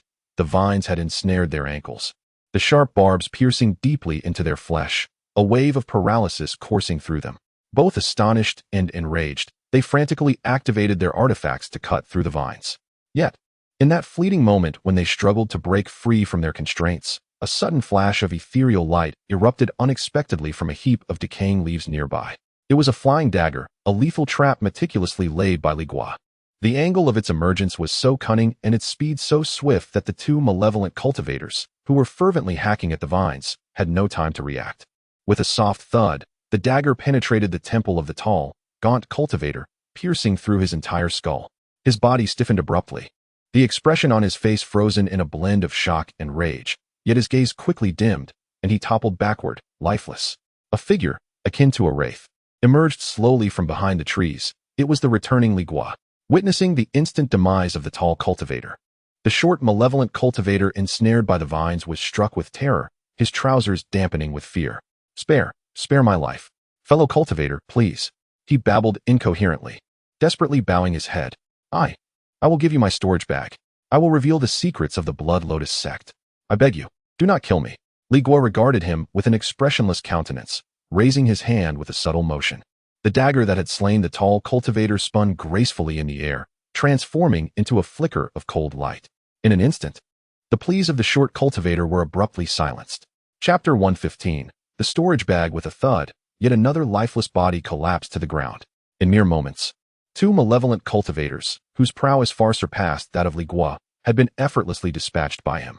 Lin Jia's fourth sister observed the entire scene from a short distance.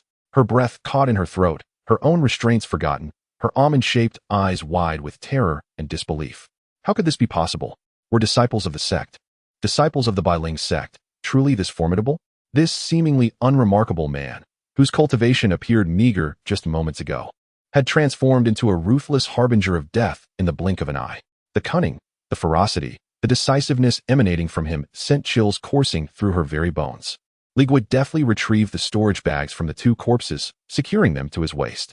He then gathered the scattered magical tools from the ground, tossing them into his own storage bag without a second glance, including two dimly glowing forbidden artifacts, the flying scissors and long silk, which belonged to Lin Jia's fourth sister. She watched helplessly as her treasured possessions fell into another's grasp, her heart aching as if pierced by a knife, yet she dared not utter a single word of protest. The restraint inflicted upon her by the earlier malevolent cultivator left her body weak and her spiritual energy depleted. After collecting all the spoils, Li Guo dusted off his hands and sauntered over to Lin Jia's fourth sister. "What is your name?" he inquired. Lin Xiaoran trembled, stammering her response. Lin Xiaoran. Are you from the Lin family of Yuehua Valley? Yes. Very well, Li Guo nodded, continuing with his inquiries. Why did you and your sisters feel the need to seize my senior brother Zhou's storage bag? Upon hearing this question, Lin Xiaoran's gaze flickered momentarily. Yet she gritted her teeth and reiterated her earlier claims. That is the relic of an elder from my clan. We must retrieve it. She feigned composure, attempting to leverage her identity for a glimmer of hope. Esteemed friend, we were reckless before.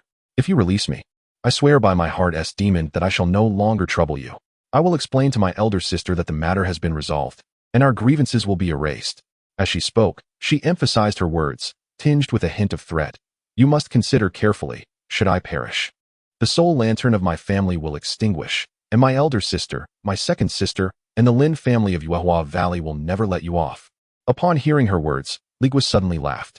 It seems you remain oblivious to your predicament. Before his words had fully dissipated, Li Guo flicked his finger.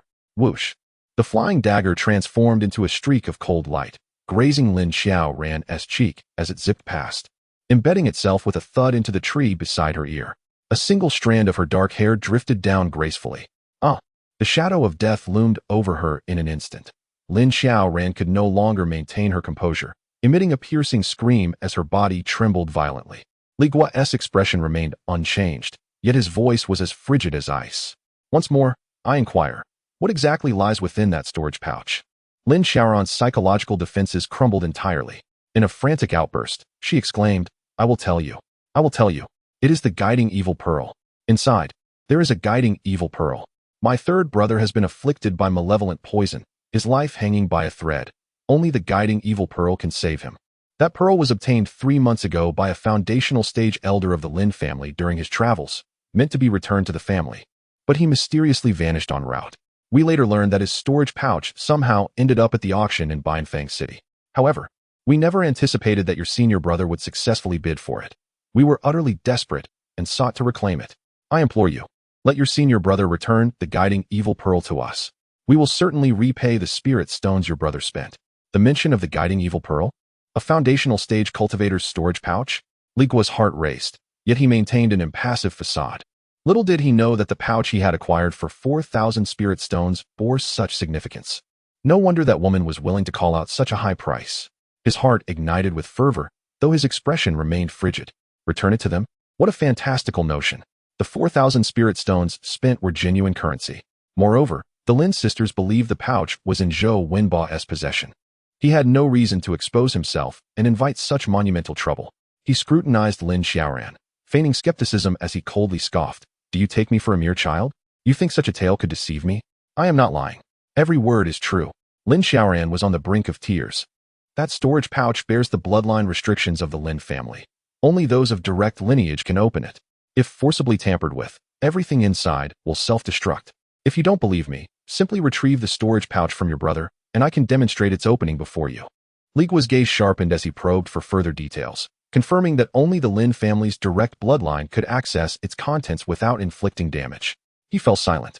After a moment, he glanced at the 2 corpses of the malevolent cultivators on the ground, then back at Lin Xiaoran, a peculiar smile curving his lips.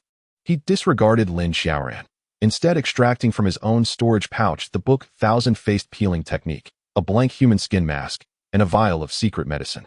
Following the instructions within the tome, before Lin Xiaoran's horrified gaze, he affixed the gossamer thin mask to his face. Pouring several drops of the foul-smelling secret medicine from the jade vial onto the mask, evenly spreading it. A miraculous scene unfolded. The mask began to writhe as if alive. And within mere breaths, it morphed into an exact replica of his own visage. He removed his outer garment of the Bailing sect outer disciple and donned it upon the tall, emaciated corpse of the malevolent cultivator, carefully placing the freshly crafted mask upon the face of the fallen. Subsequently, he produced an empty storage pouch, filling it with the tome blood god technique, a malevolent cultivator's artifact, and a jade vial containing 3 human essence blood pills. At last, he stuffed the storage bag into the embrace of another short and sinister cultivator. Having completed this peculiar task, Li Guo donned his most inconspicuous attire, that of a mere servant disciple. Lin Xiaoran, her face a mask of terror, watched in bewilderment as he executed this series of strange actions, utterly perplexed by his intentions. Li Guo picked up a flying dagger and approached her, crouching down. My friend, I implore you, spare me whatever you desire. I can fulfill your wishes. Lin Xiaoran, believing he intended to take her life, pleaded with a trembling voice. Li Guo, uninterested in further dialogue, hoisted her effortlessly onto his shoulder and coldly uttered, if you wish to survive, behave yourself. With a swift motion, he removed the storage bag from Lin Xiaoran's waist and affixed it to his own, adding, your belongings require no further payment. They are mine now. Despair etched itself across Lin Xiaoran's face, as she remained oblivious to the destination this devilish man intended to take her.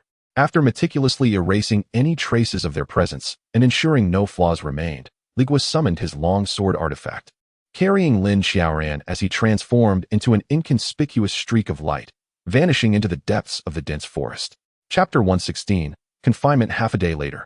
Deep within a continuous range of mountains, Li Guo stumbled upon a remarkably concealed cave. After unceremoniously casting Lin Xiaoran to the ground, his immediate impulse was to pry open her storage bags, curious to discover the treasures they might contain. However, Lin Xiaoran's storage bag was ensnared with complex seals, rendering it impossible to access. Open it, Li Guo commanded. Lin Xiaoran weakly shook her head. I am bound, and my spiritual energy is sealed. I cannot open it. A glint of cunning flickered in her eyes as she tentatively proposed. If you release me from my bindings, I shall assist you in opening it. Li Guo let out a cold laugh. He possessed no knowledge of binding spells and certainly dared not attempt to unravel the restraints placed upon a 5th-level qi refinement practitioner. Suddenly, a thought struck him. The bindings on this woman were imposed by that malevolent cultivator. Who could say how long they would last? If the restraints were to fail and she regained her strength, despite her lack of storage bags and magical artifacts, she would still pose a significant nuisance. He could not possibly remain here to guard her indefinitely. A more permanent solution was imperative. With a flash of inspiration, Li Guo upended the storage bag of the tall, lean, evil cultivator. Before long, a slender volume titled Blood Lotus Technique emerged from the depths. He perused its contents and indeed found a spell known as Blood Binding Technique. This incantation, once cast, could completely seal an opponent's spiritual energy for a month. The sole drawback was that it could only be effectively performed when the target lacked a spiritual shield. After a couple of glances, Li Guo estimated that mastering this technique would demand several days of diligent effort. He tucked the spell away. Now was not the time for cultivation. He needed to hasten to reunite with Steward Wang and the others. Although he could not unlock Lin Xiaoran's storage bag, her two mid-grade magical artifacts lay outside. He retrieved the flying scissor and the binding silk. What are the names of these artifacts? What seals do they possess? Lin Xiaoran, unable to conceal the truth, replied weakly. The flowing light scissor and the binding immortal silk. Both are mid-grade artifacts with 3 seals. Apart from the attack and protective seals, the flowing light scissor contains a piercing seal capable of effortlessly tearing through ordinary artifact defenses. The binding immortal silk possesses a binding seal. Once the target is ensnared, escape becomes exceedingly difficult. Indeed, these artifacts were ensconced with seals. Li Guo's heart raced. These two were worth at least 2,000 spirit stones, a significant windfall. After concluding his inquiries, he no longer lingered. He extracted a pill of sustenance from his storage bag and roughly shoved it into Lin Xiaoran's mouth. Consume this. It will sustain you for a month without hunger. With that, he turned to leave. Don't go. Lin Xiaoran, seeing him prepare to depart, was genuinely alarmed. Alone in this desolate wilderness, even the slightest appearance of a wild beast could spell her doom. Please, do not abandon me here. Li Guo paused, casting a cold glance back at her. You had best pray you survive until I return. Should you perish, I shall have no choice but to discard your storage bag as refuse. With his mind firmly made up, he resolved to conceal her for the time being, intending to release her bindings once he attained the 5th level of Qi refinement, so she could then assist him in opening the storage bag of that Foundation establishment practitioner. He produced 3 seeds of the thorny vine, casually tossing them at the cave's entrance. With a surge of spiritual energy, they swiftly grew into a dense thicket of thorns, bristling with barbs, completely sealing the cave. Having completed this, Li Guo transformed into a streak of light and soared into the sky. Meanwhile, in a secluded valley, Zhou Wenbo found himself tightly bound by 2 strands of spiritual light, blood trickling from the corner of his mouth, his appearance utterly disheveled. Lin Yueyin and her younger sister Lin Xinyan flanked him, their expressions icy. Eldest sister, why hasn't T 4th sister returned yet? I tried to contact her with a communication talisman, but there's no response, Lin Xinyan said, her brow furrowed with concern. We should go and have a look. Lin Yueyin replied gravely. The two transformed into streaks of light, following the direction where Lin Xiaoran had pursued earlier, and soon arrived at the site of the previous battle in the forest. Upon seeing the 2 corpses on the ground, the sisters' expressions changed in unison. Zhou Wenbo, struck as if by lightning, was left in shock when he recognized one of the bodies dressed in the outer disciple robes of the Bailing sect, with Li Guo's mask affixed to its face. His complexion turned ashen. Li, junior brother Li? He could hardly believe his eyes, and a surge of rage erupted within him, directing his fury at Lin Yueyin and her sister as he shouted, "It was you. You killed junior brother Li. How cruel-hearted you are. You actually dared to take his life. The Bailing sect will never let you go. Be quiet," Lin Yueyin admonished sharply. Yet Zhou Wenbo, now akin to a madman, continued his frenzied curses. Losing her patience, Lin Yueyin cast a spell, directly sealing his mouth. She ignored Zhou Wenbo and, with a grave expression, began to analyze the situation with her younger sister. 4th sister was pursuing this person, and now he is dead, yet she is nowhere to be found. Something is amiss. Lin Xinyan nodded, stepping forward to examine the bodies. Eldest sister, there's another corpse here. By its attire, it does not resemble that of righteous cultivators. 4th sister may have encountered more than one assailant. As she spoke, she began to search the diminutive figure of the malevolent cultivator, soon discovering the storage bag that Li Guo had deliberately left behind. Upon opening it, the sisters' expressions turned grim. The blood god technique, the human origin blood pill. Lin Xinyan gasped, her hand covering her mouth, eyes wide with terror. This is the work of the Blood Lotus cult. 4th sister. She has fallen prey to the Blood Lotus cult. In the land of Bai Wu, Who did not know that the malevolent cultivators of the Blood Lotus cult delighted in capturing young cultivators to refine them into pills, employing exceedingly cruel methods? The prolonged silence of their fourth sister could only mean she had been abducted. Eldest sister, we must hurry to rescue fourth sister, Lin Xinyan urged anxiously. A flicker of pain and conflict crossed Lin Yuyan's face, but ultimately, she shook her head. Where shall we search? Taking a deep breath, her gaze became cold and rational once more. We currently possess no knowledge of the Blood Lotus cult's stronghold. To search recklessly would be akin to searching for a needle in a haystack. The most pressing matter now is to return this Zhou fellow to the Yuehua Valley. Without the ignition pearl on him, he refuses to disclose its location. Only by bringing him back and asking Father to employ the soul search technique can we ascertain the whereabouts of the storage bag. As for the fourth sister, Lin Yuan closed her eyes, and when she opened them again, only resoluteness remained. She decided to report this matter to their father, trusting that he would make a decision and surely find her. Lin Xinran bit her silver teeth, and after a moment of struggle, she finally nodded in agreement. Very well. The two sisters did not linger any longer. They lifted the imprisoned Zhou Wenba and transformed into two streaks of light, swiftly racing towards the direction of Yuehua Valley. Chapter 117. Unexpected encounter in midair, Li Guo stood upon a long sword, soaring at full speed towards the valley altar marked on the person's skin map. According to their agreement, it was the rendezvous point with Steward Wang and Lin Feifei. The wind howled in his ears, while the forest below resembled a vast emerald sea, rapidly receding.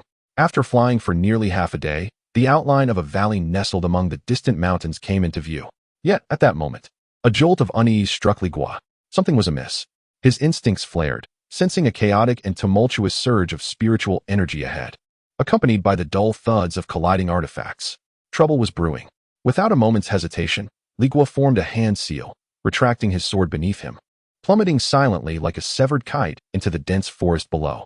Upon touching the ground, he immediately employed a technique to suppress his presence to the bare minimum. Utilizing the cover of thick trees and shrubs, he stealthily approached the source of the spiritual fluctuations. His movements were almost imperceptible, akin to a leopard navigating through the woods, each step landing soundlessly on the thick carpet of decaying leaves. As he drew closer, the cacophony of artifact clashes and foul curses became increasingly distinct. Damn it, why is this woman's shell so tough? Put in more effort. I wonder how long her spirit stones can hold out. Once the formation breaks, I'll make her taste the wrath of my brothers. Li Guo parted a damp cluster of fern leaves, holding his breath as he peered towards the clearing. Before him, in a glade outside the valley, a blue luminescent barrier valiantly held its ground, its surface shimmering like an inverted giant bowl. Surrounding the barrier, 5 malevolent practitioners clad in Blood Lotus cult attire hovered midair, wielding various artifacts to unleash torrents of dark energy, relentlessly bombarding the protective shield. Each strike sent ripples coursing through the barrier, dimming its brilliance with every assault. Li Guo's gaze pierced through the translucent barrier, landing within its confines. His pupils constricted slightly. He recognized the formation. It was Lin Feifei's Xian Shui turtle shell formation. At its center, Lin Feifei sat cross-legged, her complexion as pale as parchment, a trace of dried blood lingering at the corner of her mouth, with her eyes tightly shut and hands forming seals. She was evidently exerting all her effort to regulate her internal energy, yet the slight tremor of her eyelashes betrayed her inner turmoil. Beside her, Qinyu lay unconscious, oblivious to the chaos around her. The absence of Steward Wang led Li Guo to speculate that he had likely encountered misfortune, his fate uncertain. Lin Feifei slowly opened her eyes, glancing at the clamorous practitioners outside, then at the fragments of spirit stones before her, which had been reduced to dust. A profound despair flickered in her gaze. She had been trapped here for a day and a night. Initially, she had relied on the resilience of the Xian Shui turtle shell formation, confident that Steward Wang would soon emerge from the valley to rescue them. However, as time dragged on, the assaults from outside intensified, yet Steward Wang remained absent, causing her heart, once filled with hope, to gradually sink. The spirit stones in her storage bag were nearly depleted. Once the formation loses its spiritual energy support, it is evident what fate awaits her. Burdened with the unconscious Chen Yu, against 5 ferocious and malevolent cultivators. Contemplating this, Lin Feifei's face turned ashen. Li Guo observed the unfolding scene with a furrowed brow. Feeling the weight of the predicament, was he truly expected to confront 5 practitioners, each at the 6th or 7th layer of qi refinement, alone? This was tantamount to courting death. To save or not to save. If he chose to turn back now, no one would know he had been there. Yet, if he remained indifferent, Lin Feifei and Chun Yu would surely meet their demise. In a fleeting moment, thoughts raced through his mind, and Li Guo arrived at a decision. He silently retreated, swiftly disappearing into the depths of the dense forest. Boom, boom, boom. The onslaught from the malevolent cultivators persisted without pause, and the brilliance of the Xian water turtle shell formation had dimmed to its nadir, as if it could shatter at any moment. Within the formation, Lin Feifei's heart sank further into despair. The spiritual stones in her storage bag were depleting at a terrifying rate. Once they were exhausted, the formation would collapse without resistance. And then, she dared not contemplate further. Just as she prepared for the worst, a voice, unnaturally calm and composed, interrupted their frenzy without warning. Stop! The attacks of the 5 malevolent cultivators faltered abruptly as they turned in unison. Not far above, a man clad in the garb of a servant hovered, standing upon an unremarkable long sword. It was none other than Li Guo, who had returned. Upon recognizing him, Lin Feifei's previously vacant eyes ignited with an incredulous spark. Li Shidi, how could he be here? Yet, this flicker of hope was swiftly eclipsed by a deeper despair. He was merely at the second layer of qi refinement. What could he possibly achieve here other than to sacrifice himself? Who does this wild cultivator think he is to meddle in the affairs of our Blood Lotus sect? Seeking death. One of the hooded malevolent cultivators scoffed disdainfully upon seeing Li Guo's meager cultivation. Without hesitation, he thrust his blood-red flying spear at Li Guo, envisioning the gruesome sight of this fool being impaled on the spot. However, the next moment, the cruel smile froze upon his face. Clang! The sharp sound of metal meeting metal resonated. A pitch-black mirror materialized before Li Guo, its surface rippling with mysterious waves, effortlessly deflecting the inevitable blood-red spear. Oh, a defensive artifact with restrictions? Who are you? The hooded cultivator's eyes gleamed with greed, and the other malevolent cultivators cast sidelong glances. Yet, Li Guo did not engage in banter. At the moment he deflected the attack, the azure light from the sword at his feet flashed, propelling him swiftly backward as he provocatively called out, "Is this the extent of your abilities? You dare to claim the title of Blood Lotus sect? I would say it's more akin to Blood Urine sect, a bunch of worthless fools who can't even break a shield. You're courting death." The hooded cultivator, unaccustomed to such humiliation, erupted in rage, his face turning a shade reminiscent of a liver. He roared fiercely, directing his shout at his companions behind him. "Stay the hell out of this. This guy is mine. That mirror of his is mine too." Before his words faded, he transformed into a streak of crimson light, wielding a blood spear and a curved dagger, charging madly after Li Guo. The other 4 malevolent practitioners exchanged glances, and surprisingly, none of them intervened. To them, it was a trivial matter for a 7th-layer qi refinement cultivator to deal with a mere 2nd-layer rogue. Their desire for that magical artifact was genuine, yet there was no need to jeopardize their camaraderie over such a trivial issue. They turned their focus back to the Xian Shui turtle shell array, intensifying their assault. Junior brotherly, it's over, Lin Feifei thought anxiously within the array. Li Guo's cultivation was far too low, and his reckless decision to draw away a formidable foe only foretold disaster. Yet she felt powerless, helplessly watching as Li Guo's figure was pursued by the malevolent practitioner, soaring farther away until it vanished into the horizon. Meanwhile, Li Guo kept moving, leading the hooded malevolent practitioner far into the distance.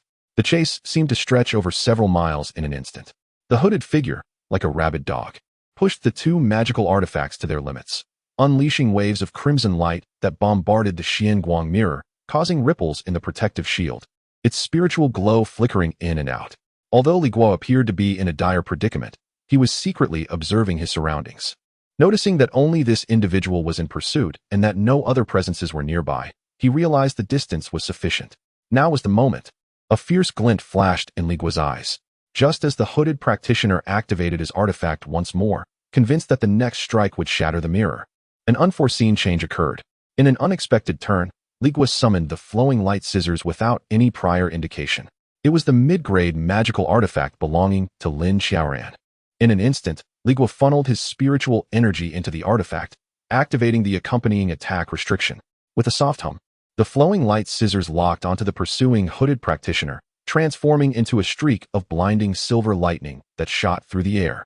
The hooded practitioner was taken aback.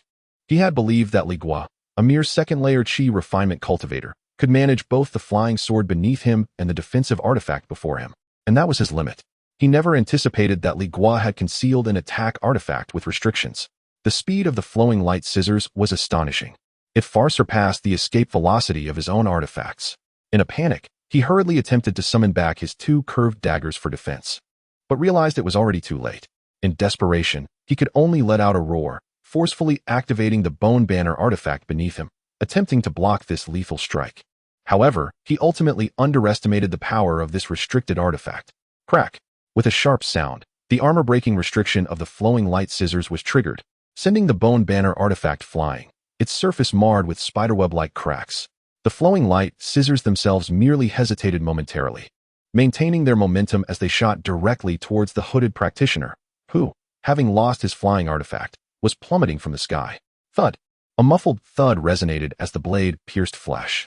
The anguished cry of the hooded nefarious practitioner lingered in his throat, his body suddenly stiffening as he incredulously gazed down at the transparent gash in his chest. Life ebbed away like receding tides. Li Guo was momentarily astonished at how effortlessly he had dispatched this malevolent foe. He had not anticipated the efficacy of this flowing light blade. Without a moment's hesitation, he directed his long sword to the ground, deftly retrieving the three fallen magical artifacts from the practitioner. Only after securing them did he approach the lifeless body, unceremoniously unfastening the storage pouch from the belt and affixing it to his own waist. As he beheld the corpse, which bore a striking resemblance to his own physique, an idea sparked within him. He extracted two items from the storage pouch, a blank human skin mask and a bottle of pungent, sinister elixir.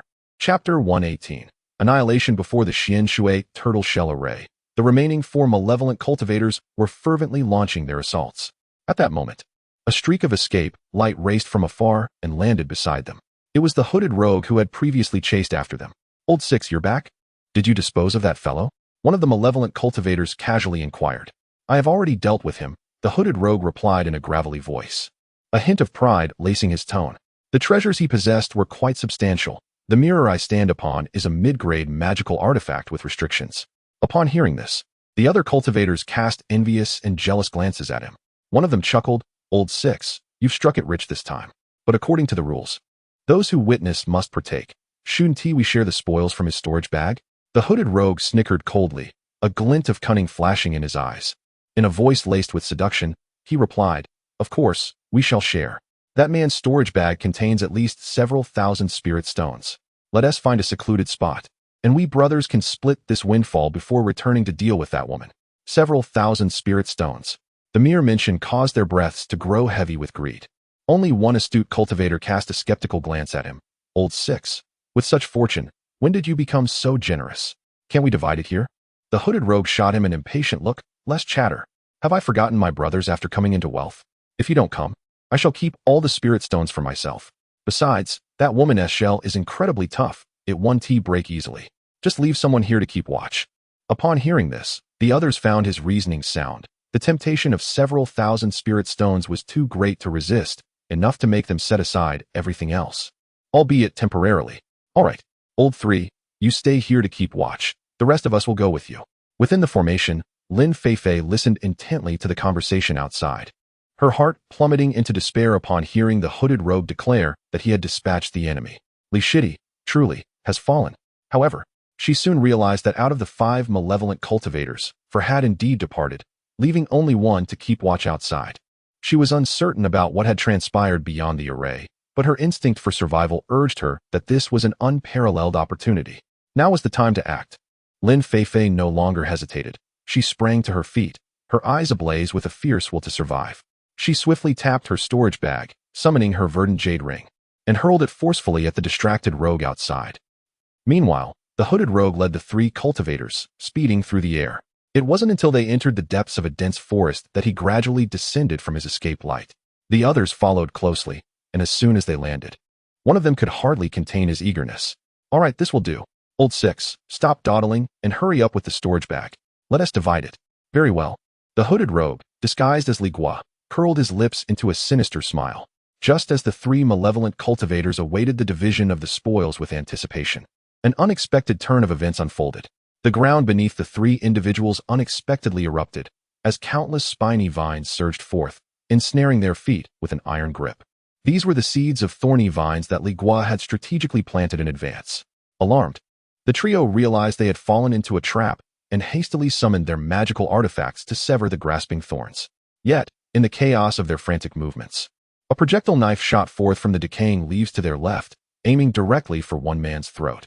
Simultaneously, a shimmering blade of light emerged from the thicket on their right, targeting the dantian of the second man. At that moment, a pink ribbon descended from the canopy above like a specter, wrapping around the neck of the third individual. With swift precision, the two malevolent practitioners were dispatched before they could even utter a cry of despair. The remaining practitioner, in a desperate bid for survival, managed to deflect the binding ribbon with his artifact, locking his terrified gaze onto Li Guo. He whimpered, "You, sixth brother." But before he could catch his breath, Li Guo's expression remained impassive, offering no reprieve. With a mere flick of his wrist, the flying knife and the blade of light traced elegant arcs through the air, simultaneously claiming the life of the last malevolent practitioner. The entire confrontation was executed with remarkable efficiency. Li Guo then methodically approached, collecting the storage bags and magical artifacts of the three practitioners, securing them at his waist. After completing this task, he finally lifted his gaze towards the valley, contemplating the situation concerning Lin Feifei. Chapter 119.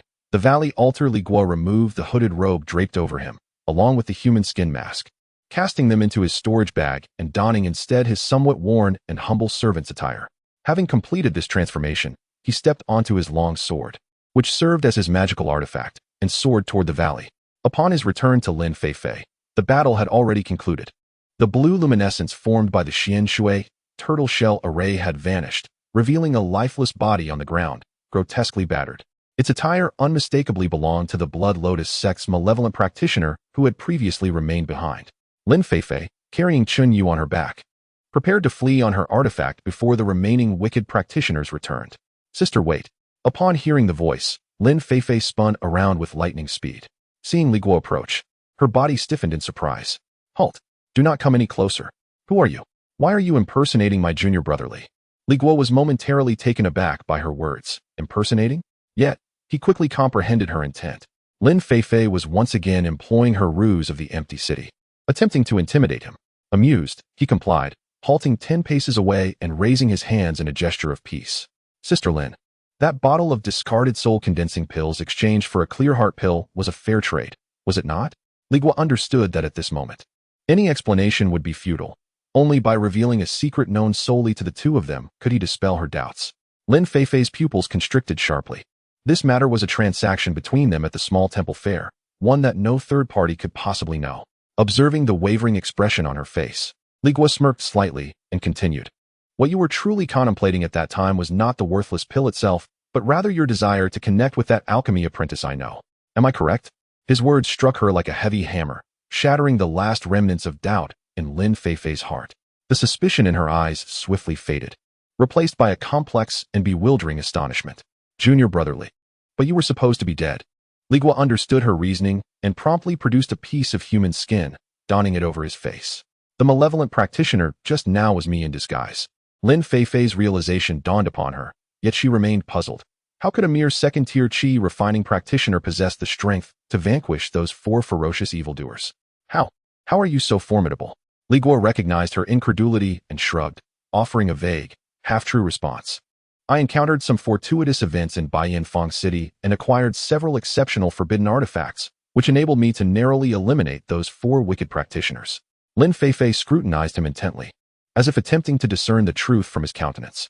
Ultimately, it seemed she had reached a significant decision, slowly retracting her verdant jade ring. Before Li Guo could register his astonishment, Lin Feifei swiftly approached him, extending her blood-stained jade hand to gently yet firmly pinch his cheek. There was warmth, there was elasticity. It was real.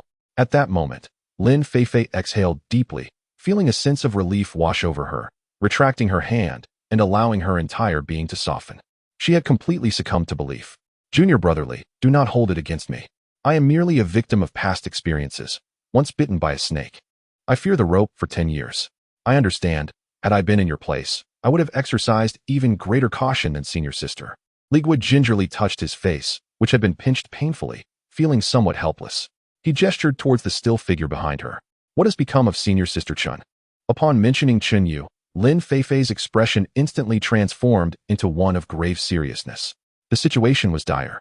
In a hushed tone, Lin Feifei rapidly conveyed, "Elder Wang led me into the valley altar, only to fall into an ambush set by the Blood Lotus sect. They had 2 protectors, one named Blood Butcher and the other Ghost Shadow, both at the Foundation establishment stage, and they had already set up a formidable array. 2 at the foundation establishment stage? Li Guo's pupils constricted. Indeed, Lin Feifei nodded, still shaken by the memory. Fortunately, Elder Wang possesses remarkable strength. He single-handedly faced both of them, and, under the pressure of the array, managed to rescue junior sister Chun from their clutches. He then employed a last-resort life-saving technique to breach a corner of the array and extricate us. And what of Elder Wang himself? Li Guo's heart tightened. He remained behind to cover our escape. Lin Feifei managed a grim smile. He has yet to return. I fear his fate is grim. Li Guo felt a heavy weight settle in his heart. The fall of a law enforcement elder at the foundation establishment stage illustrated the profound danger posed by the Blood Lotus sect. And senior sister Qin? Is she merely unconscious? How I wish it were that simple. Lin Feifei's voice sank even lower. She has been afflicted with the Blood Lotus sect's most insidious secret technique, the Blood Lotus control insect. The Blood Lotus control insect? This was the first time Li Guo had heard of such a thing. It is a malevolent parasite capable of turning a person into a puppet, Lin Feifei elucidated. Once this insect enters the body, it resides in the sea of consciousness, controlled by the one who cast the spell. Currently, junior sister Chun is but a living corpse, entirely under another's control. Li Guo felt a wave of dread wash over him. The methods employed by these malevolent cultivators were truly unprecedented and horrifying. How can we awaken her? We must return to the sect post-haste and request the intervention of an elder. Only then might we have a chance to exorcise the insect. As Lin Feifei spoke, she suddenly seemed to recall something, pressing on. This insect has a peculiar trait. It can only enter through the mouth and cannot be forcibly implanted from outside. Did you have any unusual experiences prior to this? In a flash of insight, Li Guo recalled something, his expression darkening. Before entering the capital of Chun, senior sister Chun and I visited a high-ranking official and dined at his estate. Indeed, Lin Feifei immediately concluded. That high official must have been secretly controlled by the Blood Lotus sect. That meal was undoubtedly a trap. The revelation struck Li Guo like a thunderclap, reverberating in his mind. He too had partaken of that meal. An indescribable chill coursed through his body, rendering his limbs somewhat stiff. Seeing his pallor, Lin Feifei quickly reassured him, "Do not be overly anxious, junior brother Li. You appear to be unharmed. Perhaps only junior sister Qin fell victim to this scheme." Though these words were meant to provide solace, Li Guo could not dare to entrust his life to mere chance or fate. No, he must return to the sect without delay. It was imperative that the elders conduct a thorough examination of his situation. He forcibly suppressed the surging fear within him, striving to maintain his composure as he shifted the conversation to another topic. By the way, what of Brother Zhou? Have you seen him? He recounted his separation from Zhou Wenba, embellishing the tale with details of being pursued by malevolent cultivators, providing a brief account that she was already aware of. Lin Feifei shook her head, stating that she had not seen him. At present, we cannot afford to wait for his arrival. The most pressing matter is to escort Qin Yu back to the sect immediately. Li Guo wholeheartedly agreed. He feared that he too might have fallen victim to the Blood Lotus control insect and longed to return to the sect as soon as possible. As for Zhou Wenba, he could only hope that fate would favor the virtuous. However, just as he nodded in agreement, an overwhelmingly powerful aura surged forth from the depths of the valley, rendering him breathless. Li Guo's expression shifted dramatically. Could it be that Steward Wang had returned? Yet, beside him, Lin Feifei turned ashen, her eyes betraying sheer terror. Chapter 120. The foundation-building heretic, it is he, the guardian of the Blood Lotus sect. Blood Butcher. He has chased us out. Lin Feifei's heart raced with dread. And without a moment's hesitation, she fervently activated her verdant jade ring, calling out sharply to Li Guo. Hurry. Li Guo dared not delay in the slightest. He immediately mounted his long sword artifact. The two transformed into streaks of escaping light, racing towards their sect without a backward glance. However, they had not flown far when the aura of the pursuing foundation-building cultivator, akin to a relentless parasite, not only failed to dissipate, but was, in fact, closing in on them with terrifying speed. This is not good. He is too swift. Sooner or later, we will be caught.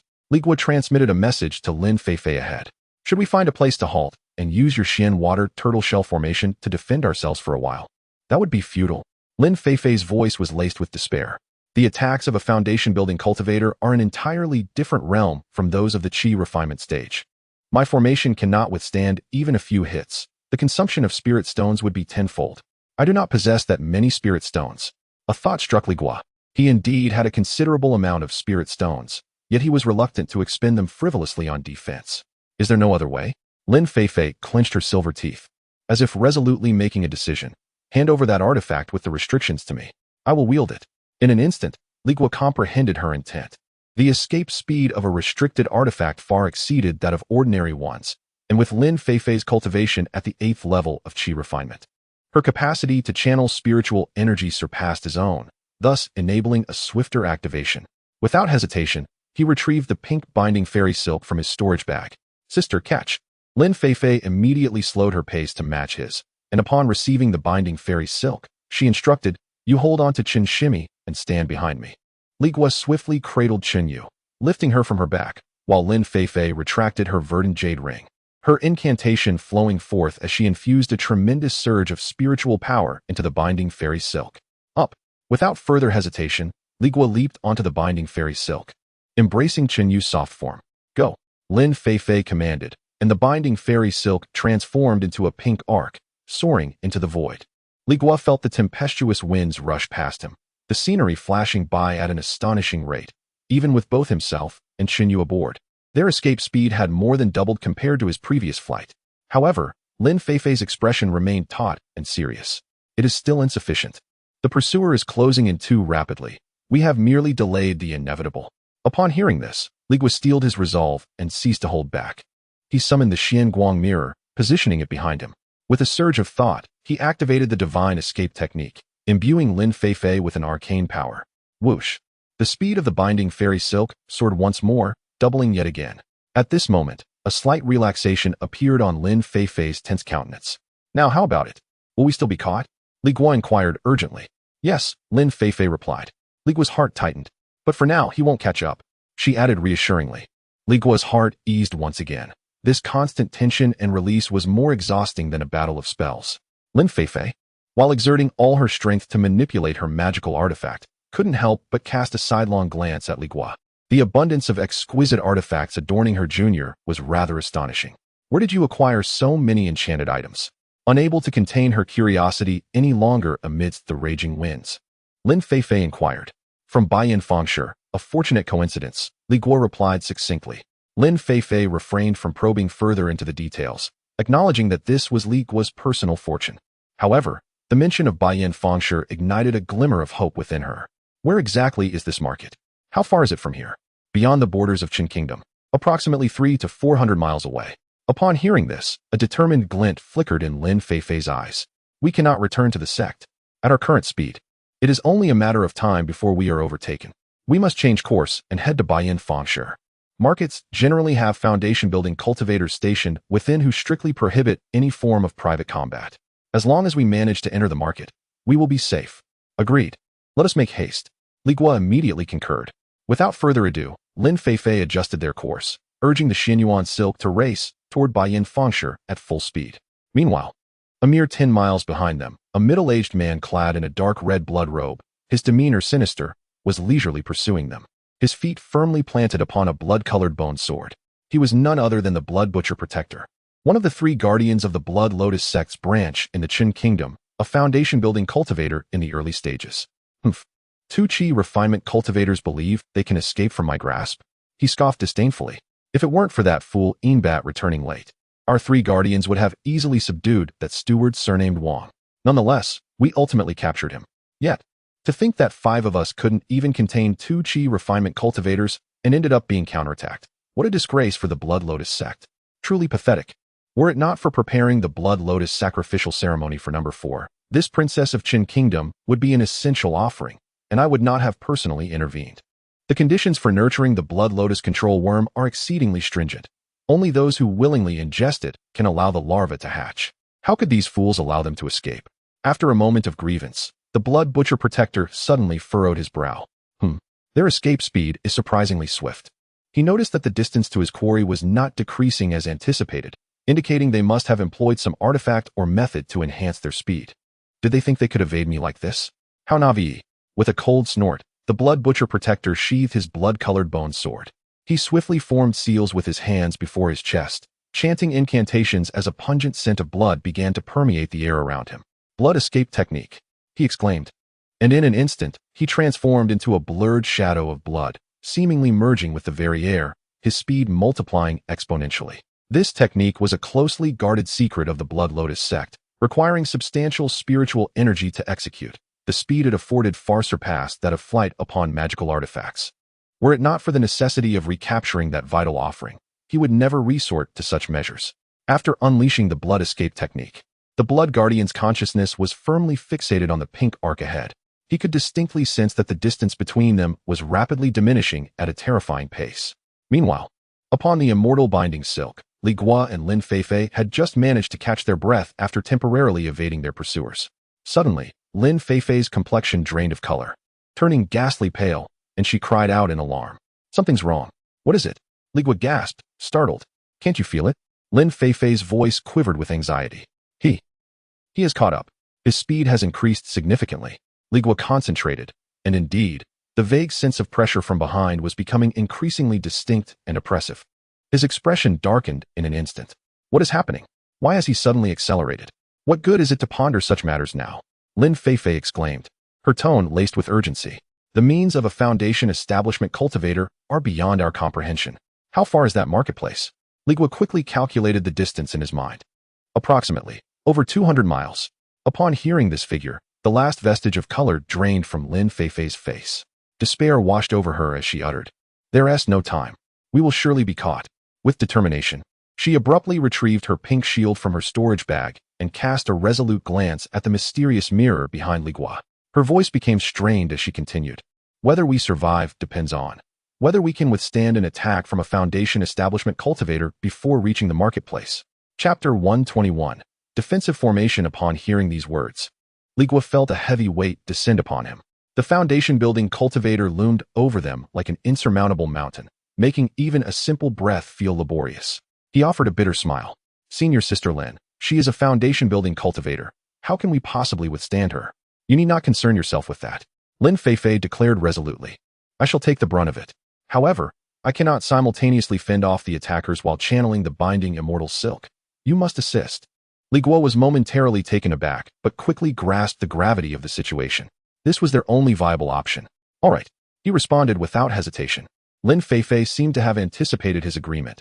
She immediately added, "Also, lend me your mystic light mirror. The more protective artifacts we possess, the greater our chances of survival." "Take it." Li Guo willingly relinquished the mystic light mirror to her. At such a critical moment, no material possession could outweigh the value of their lives.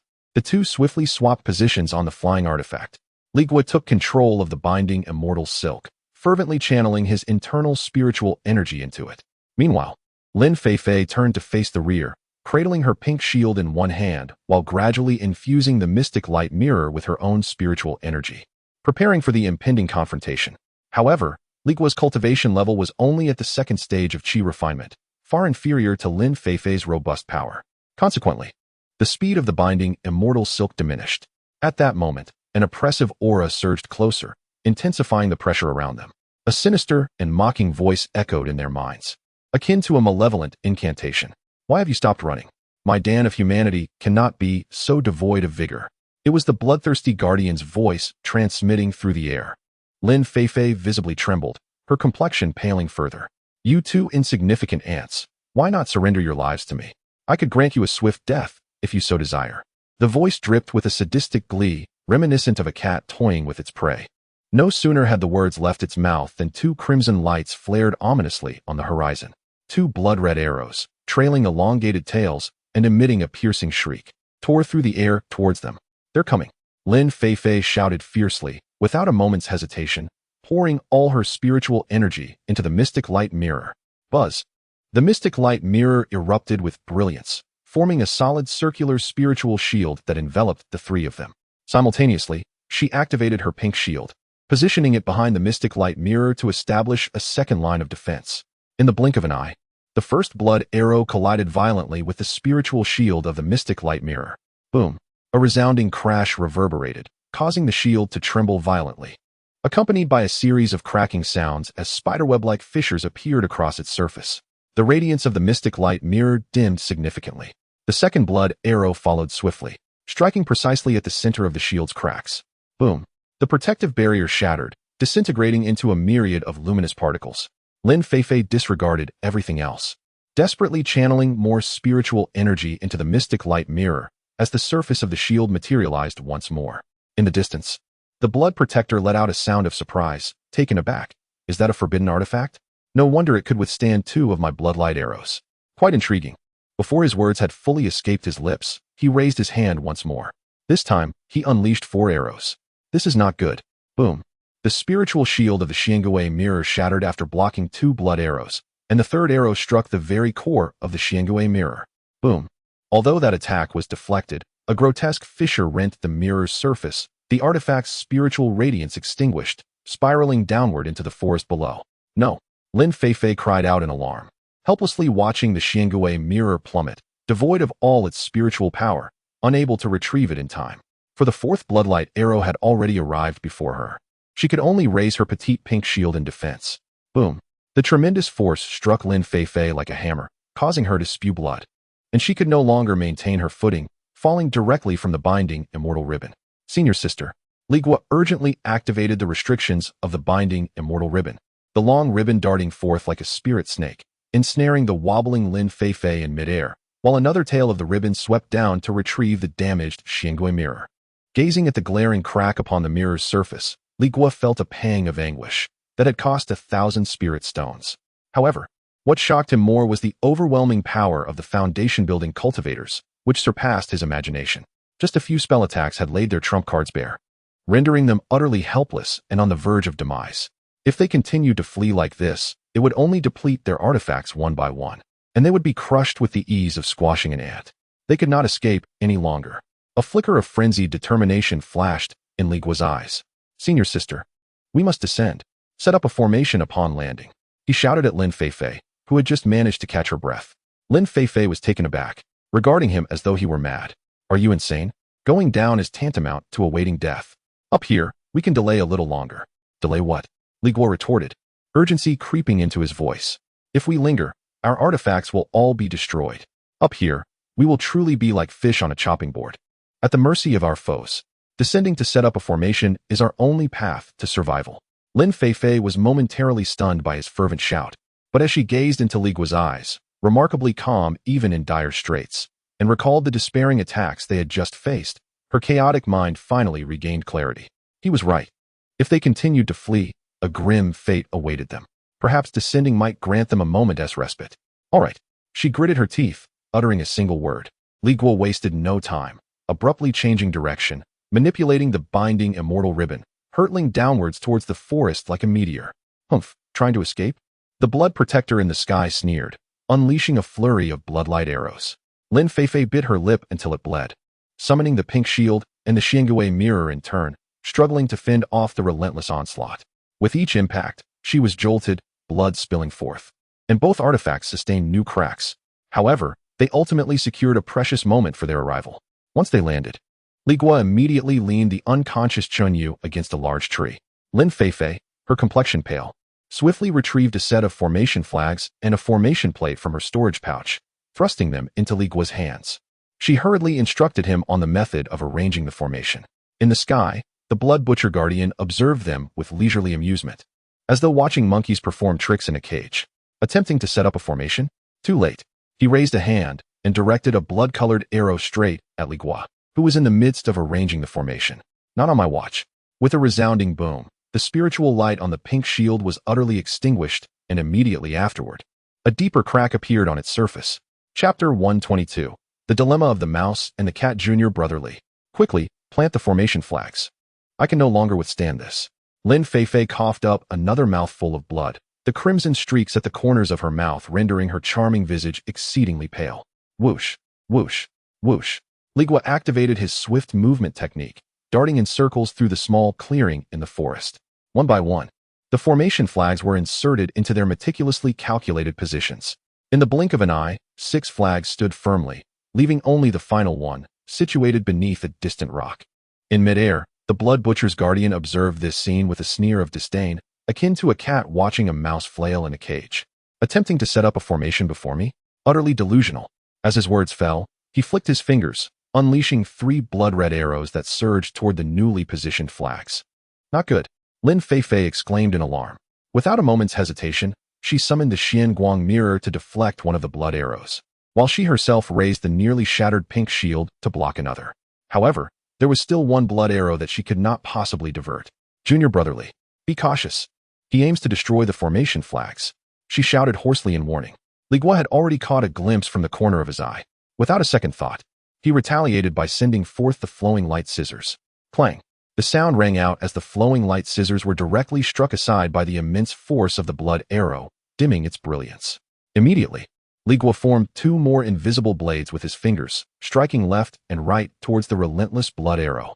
Yet, this was indeed a strike from a Foundation establishment cultivator, and the blades merely muted its radiance slightly.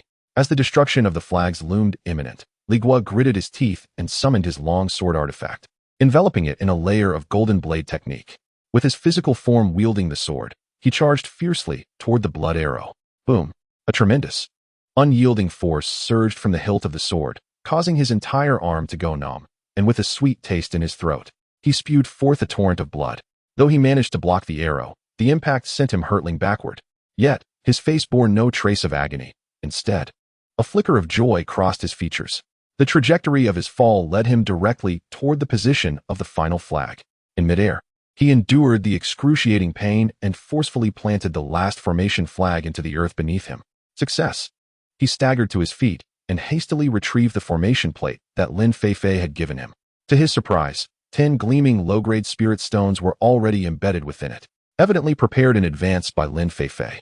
Without pausing to contemplate, he channeled all of his spiritual energy into the plate. Activate the Xian Shui turtle shell formation. Buzz! The formation plate suddenly illuminated, sending forth threads of blue spiritual energy that instantly connected all the formation flags. Each flag then erupted with a broad blue light curtain, rapidly converging overhead, poised to form an inverted blue bowl. Umph! You truly managed to set up the formation, you two insignificant ants. Until this moment, the Blood Guardian, suspended in midair, finally ceased to wear that expression of cat and mouse and cast a genuine gaze upon the two individuals on the ground. Initially, he had merely intended to injure them and capture them alive, as the crafting of human pills required living subjects. Thus, he had held back, employing only the weakest blood arrows to gradually wear them down. Otherwise, had he unleashed his full power with his foundation-building cultivation, a single strike would have disintegrated them into ashes. Yet now, his patience had waned. Breaking the formation was a troublesome endeavor, and he no longer wished to squander time. He needed to swiftly reclaim the Princess of Qin Kingdom to fulfill the Blood Lotus ritual for the fourth entity. With this resolve, he declared that they should perish. The murderous intent surged in the Blood Guardian's eyes as he finally summoned his magical artifact, a blood-red bone sword, approximately 3 feet in length, crafted from unknown skeletal remains. He channeled all his spiritual energy into it, causing the sword to emit a wailing hum akin to a ghostly cry and transform into a dazzling crimson rainbow. Hurtling towards Li Guo, who was wielding the formation disc, the speed of this strike was unfathomable, aiming to eliminate Li Guo before the blue barrier could fully close. Li Guo felt an unprecedented pressure of impending death enveloping him. Before the massive blood rainbow, he felt as insignificant as an ant. His soul trembled, and his mind went blank. This overwhelming force was undeniably seeking his life. He sensed that all his defenses were as fragile as paper in the face of this assault. In that critical moment, however, Lin Feifei, despite her injuries, stepped forward to shield him. Her face was devoid of any color, replaced only by resolute determination. Junior brother, death is inevitable. I shall take this blow for you. She understood that this sword aimed not only at Li Guo, but also at the formation disc in his grasp. Should the disc be destroyed, the formation would collapse, and neither of them would survive. Gritting her teeth, she prepared to gamble her life. Seeing his senior sister standing before him, Li Guo, shrouded in the shadow of death, forced himself to regain composure. He could not resign himself to fate. A thought crossed his mind, and disregarding any formalities, he slammed one hand onto the ground. Earth wall technique. Boom, boom, boom. 3 walls of earth, each standing half a person tall, erupted in succession before him and Lin Feifei. He knew this would not hold indefinitely, but even a moment's delay would suffice. After completing this, he cast a protective shield around himself, gripping his long sword artifact tightly. In the midst of this, he inadvertently kicked something soft beneath his feet. Looking down, he found the unconscious Chunyu. At that very instant, the blood-red bone sword arrived. It first collided with the foremost Xian Guang mirror. Boom! With a single impact, the spiritual shield of the mirror shattered like a mirage, and the artifact emitted a mournful cry as it was sent flying aside. Next, The bone sword struck Lin Feifei's small pink shield. Crack! The already fragile shield could no longer withstand the force and shattered into two pieces. Lin Feifei's protective barrier crumbled like paper, disintegrating upon contact. The blood-red bone sword, wielding an unparalleled might, pierced through her abdomen with a singular thrust. Lin Feifei could only emit a muffled groan before her body softened and fell to the side, lost to the realm of life and death. Yet, the sword's formidable force seemed undiminished, relentlessly advancing towards Li Guo. Witnessing Lin Feifei's collapse in a mere breath, despair enveloped Li Guo's heart. He understood that if Lin Feifei could not withstand it, neither could he. It was utterly insurmountable. There was no time to mourn for Lin Feifei, as an overwhelming fear of death surged within him. However, in that moment, shrouded by the thoughts of mortality, a sudden idea flashed through his mind. This notion was akin to a lifeline, seizing his entire consciousness. Without hesitation, Li Guo grasped the unconscious Chunyu from the ground, employing her as a makeshift shield, resolutely positioning her before himself. He was taking a gamble. Thump, thump, thump. Li Guo's heart raced, nearly leaping from his throat. The blood-red bone sword effortlessly shattered 3 earthen walls, yet astonishingly, it halted right before Li Guo. He realized he had wagered correctly. The true target of this foundational guardian was none other than the Chunyu he held in his arms. Just then, the luminous veil above finally converged, forming a colossal blue dome. Devoid of its master's spiritual control, the blood-red bone sword that had hovered before Li Guo lost its ethereal glow, clanging as it fell to the ground. Chapter 123. Spiritual stones like rain beyond the array. The blood butcher guardian hovered in midair, his countenance dark enough to drip water. He glared intently at Li Guo, who had just moments ago worn a face of terror, now transformed into one of icy determination. His anger was palpable. How audacious of this shameless youngling to wield my sacrificial offering as a shield. Fuming, he bellowed, "You shall wait, for once I shatter your tortoise shell, I will extract your soul and immerse it in blood flames for 7 days and nights." Li Guo paid no heed to his tirade. He gently placed the unconscious Chunyu on the ground and swiftly turned towards Lin Feifei, sprawled in a pool of blood not far away.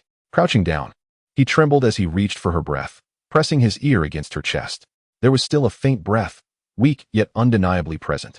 Her heart continued to beat, flickering like a candle in the wind, at risk of extinguishing at any moment.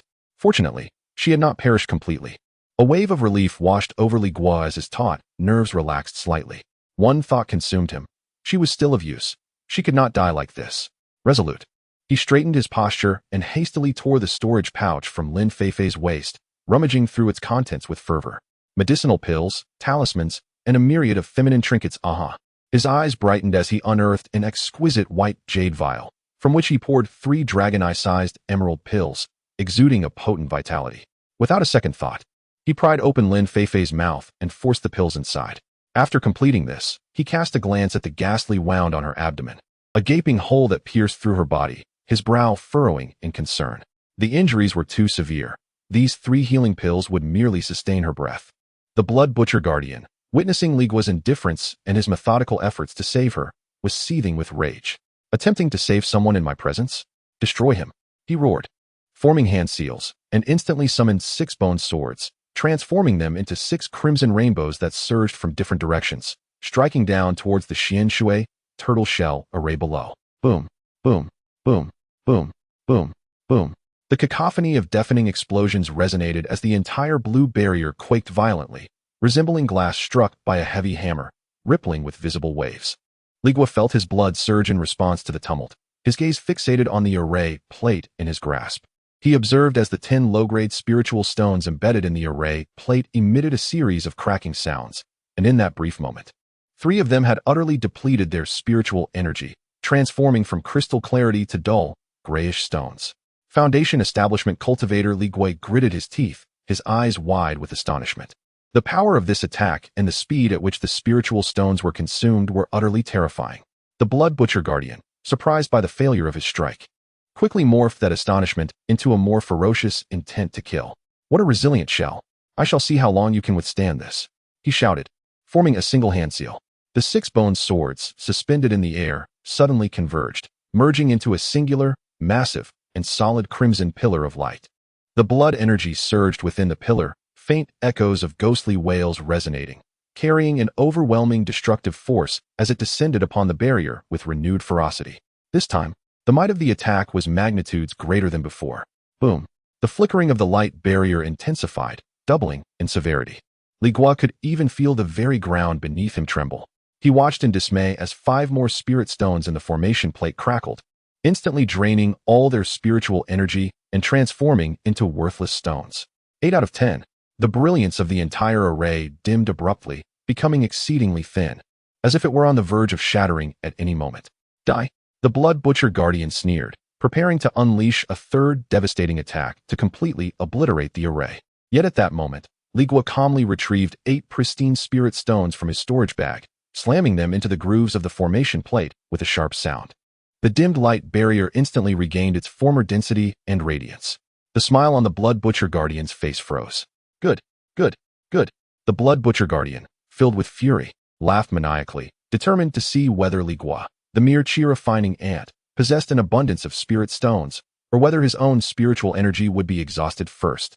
Before he could finish speaking, he went mad, his hands becoming a blur as a torrent of blood light and bone swords rained down upon the blue light barrier below, launching a frenzied assault without regard for consumption. Boom, boom, boom. Thunderous roars echoed through the mountains and forests, accompanied by blinding flashes of blood light. Within the array, Li Guo's world was consumed by a singular focus, replacing spirit stones. 1 dim stone for another. 3 dim stones for 3 new ones. A day later, the Blood Butcher Guardian finally ceased his relentless assault. He hovered in midair, his complexion pale, weariness and disbelief etched in his eyes. Damn it! What kind of wretched array is this? How can it be so resilient? Where does he acquire so many spirit stones? For an entire day and night, he had attacked almost without pause. Yet no matter how fiercely he struck, that accursed blue light barrier always seemed to be replenished with energy at the last possible moment, returning to its pristine state. That man seemed to possess an endless supply of spirit stones. As a dignified foundation establishment cultivator, he was nearly drained of his spiritual energy, while the opponent remained comfortably ensconced within the array, as if nothing were amiss. This sensation felt akin to striking a fist against cotton, leaving him feeling frustrated to the point of wanting to spit blood. With his immense spiritual energy depleted, he had no choice but to stop. The Blood Butcher Guardian descended onto a massive stone outside the array and swallowed a blood-red pill, closing his eyes to recuperate. Seeing the attack finally cease, Li Guo released the tension that had gripped him for an entire day, collapsing onto the ground. He glanced at the formation plate and filled it with fresh spirit stones, mentally calculating the toll. Just in this day, he had consumed nearly 500 low-grade spirit stones. This sum would be enough to purchase a decent restricted magical artifact in the market. Though the loss pained him deeply, at least his life was preserved. After catching his breath, his gaze fell upon the unconscious Chunyu, then onto the faintly breathing Lin Feifei, his brow furrowing tightly. Continuing like this was unsustainable. Even if he had an abundance of spirit stones, did he intend to remain trapped in this tortoise shell for a lifetime? An idea suddenly surfaced from the depths of Li Guo's mind. Should he launch a surprise attack? Once this thought emerged, it became impossible to suppress. Without hesitation, he took action. Silently, he retrieved a flying dagger from his storage pouch. Holding his breath, he cautiously wielded it, allowing it to slip out from the corner of the light screen, akin to a slippery loach, stealthily gliding along the ground towards the vulnerable spot at the back of the blood-slaughtering guardian's heart. 10 paces. 5 paces. 3 paces. The blood-slaughtering guardian remained with eyes closed, utterly still, as if oblivious to the impending danger. Now, a glint of cold light flashed in Li Guo's eyes as the flying dagger shot forth with a swift whoosh, transforming into a streak of dark brilliance aimed directly at the guardian's heart. Yet, just as the blade was about to make contact with its target, the guardian did not even open his eyes. Instead, a mocking smirk curled at the corner of his mouth, and with a hand as swift as lightning, he reached back, effortlessly pinching the dagger's tip between 2 fingers. Clang! A sharp sound resonated. Overestimating oneself. Before he could finish his words, a tremendous surge of spiritual power erupted from his fingertips. With a crack, the flying dagger was forcefully twisted and shattered, obliterated on the spot. Chapter 124. The Secret Art of Blood Lotus. Within the formation, Li Guo was struck with terror. A foundation-building cultivator had attained such formidable prowess, capable of effortlessly withstanding magical artifacts with bare hands. The Blood Butcher Guardian slowly opened his eyes, casting a scornful glance at Li Guo. With such trivial and underhanded tactics, do you think you can harm me? Save your energy and prepare more spirit stones. Having said that, he disregarded Li Guo entirely and closed his eyes once more. Li Guo's expression darkened. This attempt at ambush had ended in utter failure. The following day, the Blood Butcher Guardian resumed his assault on the formation. The third day unfolded in the same manner. Each day, Li Guo endeavored to launch a surprise attack with various magical artifacts, yet invariably, upon approaching within 3 zhang of his opponent, they were easily obliterated. He ultimately relinquished any thoughts of ambush. The chasm of disparity in strength was insurmountable. Any schemes or stratagems paled in comparison to absolute power. Lin Feifei's complexion had improved somewhat. The wound on her abdomen had begun to heal slowly under the influence of medicinal pills, yet she remained unconscious. On the other side, Chen Yu lay still like a sleeping beauty, motionless. Time within the formation passed in a monotonous and oppressive manner. On the 4th day, after the Blood Butcher Guardian ceased his assault, Li Guo decided to empty all the storage bags hanging from his waist. These were spoils seized from the hands of the Blood Lotus sect's wicked cultivators.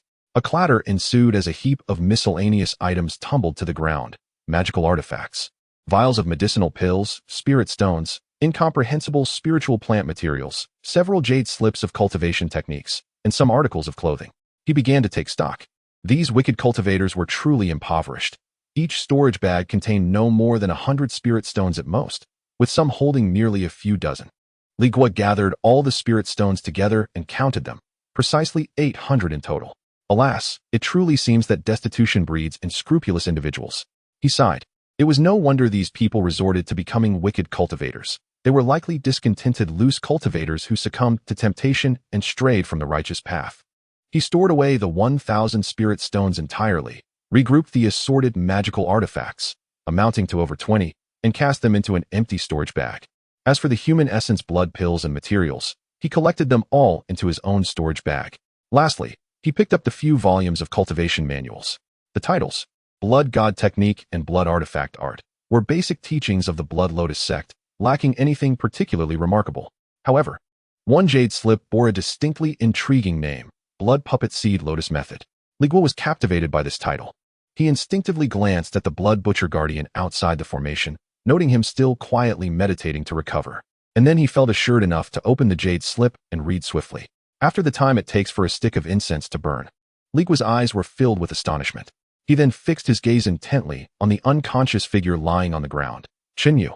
This Blood Puppet Seed Lotus method was an exceedingly sinister technique for controlling living puppets. The method required a specially cultivated blood lotus control insect as a medium. The insect's egg must be ingested willingly by the target to incubate within, nourished by the host's essence blood. Once the insect larvae hatch, their roots will completely intertwine with the host's cerebral pathways, gradually devouring their consciousness. Subsequently, the practitioner employs malevolent arts, perceiving the host's corporeal form as a lotus pond, transforming the insect into a blood lotus soul seed, firmly rooting itself within the host's sea of awareness. Ultimately, the host's spirit will be entirely consumed by the blood lotus soul seed, rendering them a lifeless puppet devoid of autonomous will, entirely obedient to the practitioner. Furthermore, this puppet must undergo a sinister ritual known as the Blood Lotus Gestation Ceremony to establish a permanent soul connection with the practitioner, evolving into a more formidable Blood Lotus battle puppet, or even serving as a vessel for the practitioner's essence. According to the esoteric texts, the Blood Lotus soul seed within Chen Yu has yet to reach full maturity, placing her in a semi-puppet state. This implies that while she has lost her consciousness, she has not yet been completely controlled, which is why the Blood Butcher must capture her alive to complete the final ritual. For Li Guo, the most crucial detail is that the last entry in the Jade Slip records a method to temporarily sever the soul seed, allowing the semi-puppet host to regain brief lucidity. The technique is not overly complicated.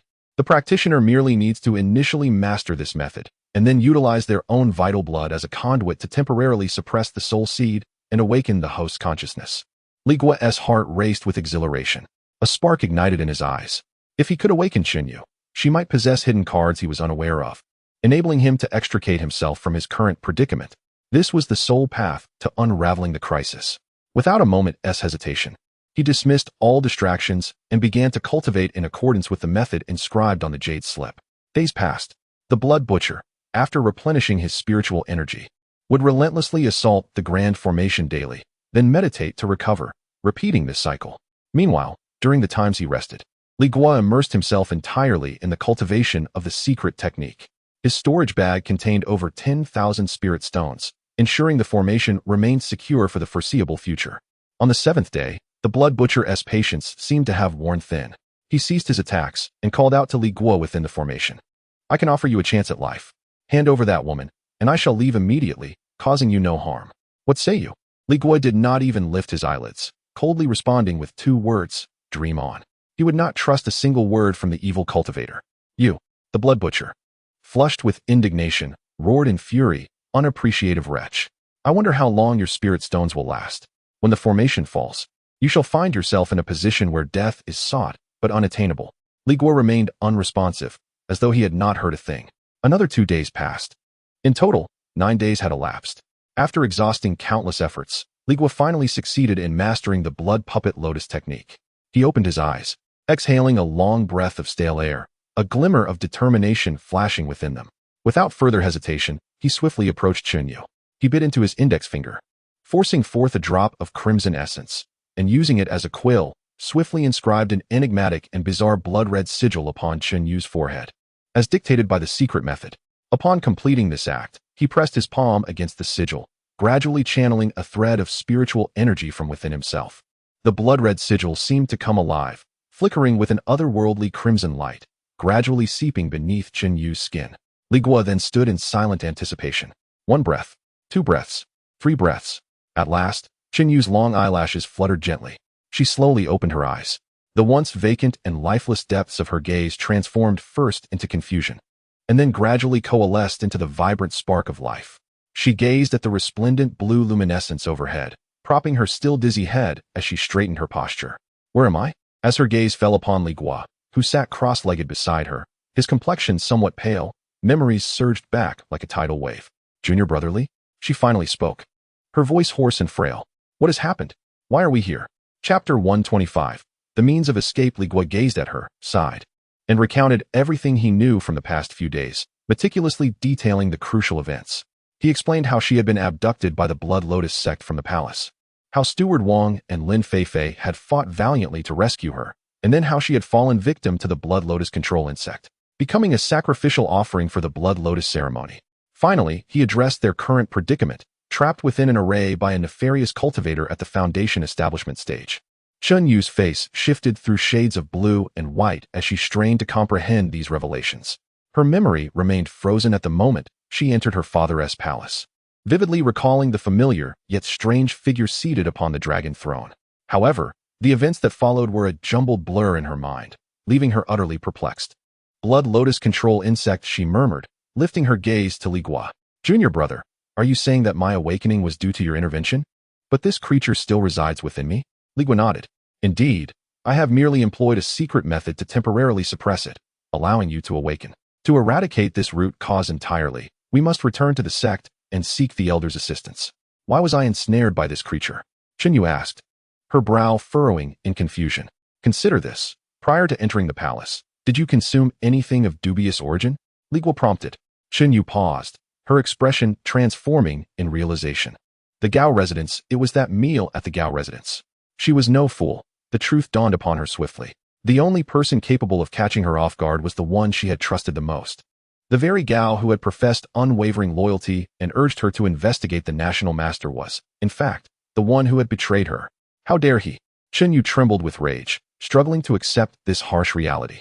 Li Guo offered a cold, plausible hypothesis. There is nothing he would not dare.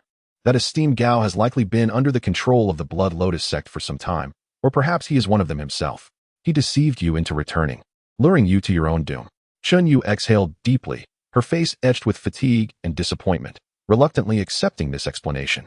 At that moment, her peripheral vision caught sight of a still figure lying a short distance away. Is that Sister Lin? She furrowed her brow, concern washing over her. Sister Lin sustained severe injuries while protecting the array, pierced through by the nefarious cultivator's artifact. Li Guo pointed to several empty, white jade vials nearby. I managed to administer 6 healing saint pills, which have sustained her life, but she has yet to awaken. Chunyu nodded, her expression devoid of excess emotion. Li Guo observed her, tentatively asking, Sister, aren't you going to check on her injuries? Chunyu shook her head. As long as she is not dead. It indicates the healing saint pills are effective. She is simply gravely wounded and will take time to regain consciousness. I have no other means. Her tone was remarkably flat, as if discussing something entirely unrelated to herself. Li Guo felt a pang in his heart, but refrained from saying anything further. He shifted the topic abruptly, directly addressing the pressing issue at hand. Sister, we are currently trapped here, and the Foundation establishment rogue cultivator outside is watching us closely. Do you possess any means to aid our escape? Chun Yu followed his gaze, peering into the distance beyond the formation. Indeed, a figure was seated cross-legged upon a large stone 100 feet away.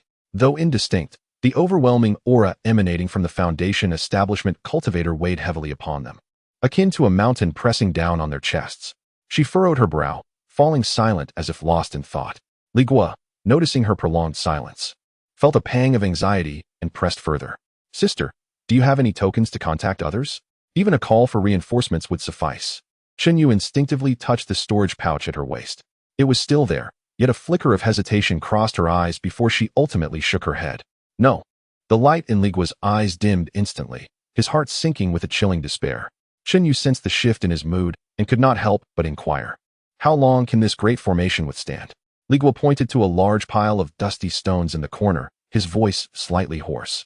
That is enough for 9 days. This Xian Shui turtle shell formation consumes 500 low-grade spirit stones daily to maintain itself. 9 days amounts to 4,500 stones. What? Chun Yu gasped, her expression one of disbelief as she gazed at Li Guo. Where did you acquire so many spirit stones? Observing Chun Yu's astonishment, Li Guo felt a strange calmness wash over him. What did it matter how many spirit stones he possessed if they remained trapped here? Chun Yu, looking into Li Guo's composed eyes amidst their dire predicament, glanced at the mountain-like pile of useless spirit stones, her mind torn in conflict. Biting her lip, she seemed to reach a resolution and whispered, Actually, I have a plan. Before coming to Qin country, I visited a market and spent a considerable sum to acquire a flowing shadow talisman. Once activated, it can triple our escape speed for a short duration. Li Guo's eyes sparkled with hope. He had indeed placed his bet correctly. Awakening Chun Yu was, without a doubt, the key to their predicament. Yet, her subsequent words doused his enthusiasm like a cold shower. However, this talisman can only carry 3 people and can at best double the speed. Furthermore, it is only effective for 200 miles. Beyond that, the talisman will become useless. We cannot return to the sect, and we will still be pursued by that Foundation establishment cultivator. She hesitated, struggling to articulate her next thought, glancing at Li Guo and then at Lin Feifei. Her meaning unmistakable. Enough, Li Guo exclaimed, slapping his thigh in excitement. 200 miles is more than sufficient. We need not return to the sect. Eastward, less than 200 miles from here, lies Baiyan Market. If we can reach there, the safety regulations of the market will provide us with temporary refuge. Upon hearing this, a spark ignited in Chun Yu's eyes. She made a swift decision, rising immediately. There is no time to lose, junior disciple. We must depart at once. However, Li Guo seized her arm, glancing up at the figure meditating outside the formation, a glint of calculation flashing in his eyes. At this hour, the malevolent guardian should have nearly regained his strength. If we wait for him to launch another assault, by the time his spiritual energy is sufficiently depleted, it will be most prudent for us to leave. Upon hearing this, Chun Yu instantly grasped his intent and nodded emphatically. Sure enough, at that moment, the bloodthirsty guardian had completed his recuperation. He stood up, preparing to initiate his daily routine of attacks, but when his gaze swept over the formation, he froze as if struck by lightning. The offering he had coveted, the Chun princess who should have remained in a death-like stupor, was now wide awake, gazing at him with an icy demeanor. How could this be? The expression on the bloodthirsty guardian's face transformed from bewilderment to astonishment, ultimately giving way to sheer horror. Chapter 126. A fatal strike within the heart of the blood slaughter protector. Tumultuous thoughts swirled, fixated on a singular notion. How could she have awakened? The blood lotus control worm, crafted through the sect's esoteric arts, once sown, could only be temporarily detached from the blood lotus soul seed using secret techniques. Otherwise, awakening was utterly impossible. Confusion clouded his mind, a chaotic storm of bewilderment. In the formation, Li Guo observed his ghostly expression and smirked coldly, deliberately raising his voice. As a senior of the Foundation establishment stage, pursuing us 3 mere Qi refinement juniors for a full 9 days without success. Should this news reach your Blood Lotus sect, I wonder how secure your position as protector truly is? These words fell like a splash of icy water into a pot of boiling oil, igniting the blood slaughter protector in an instant. His face flickered between shades of pale and flushed, shock swiftly replaced by an overwhelming fury. How dare this impudent child seek death? Enraged to the point of smoke billowing from his 7 orifices, he abandoned all contemplation.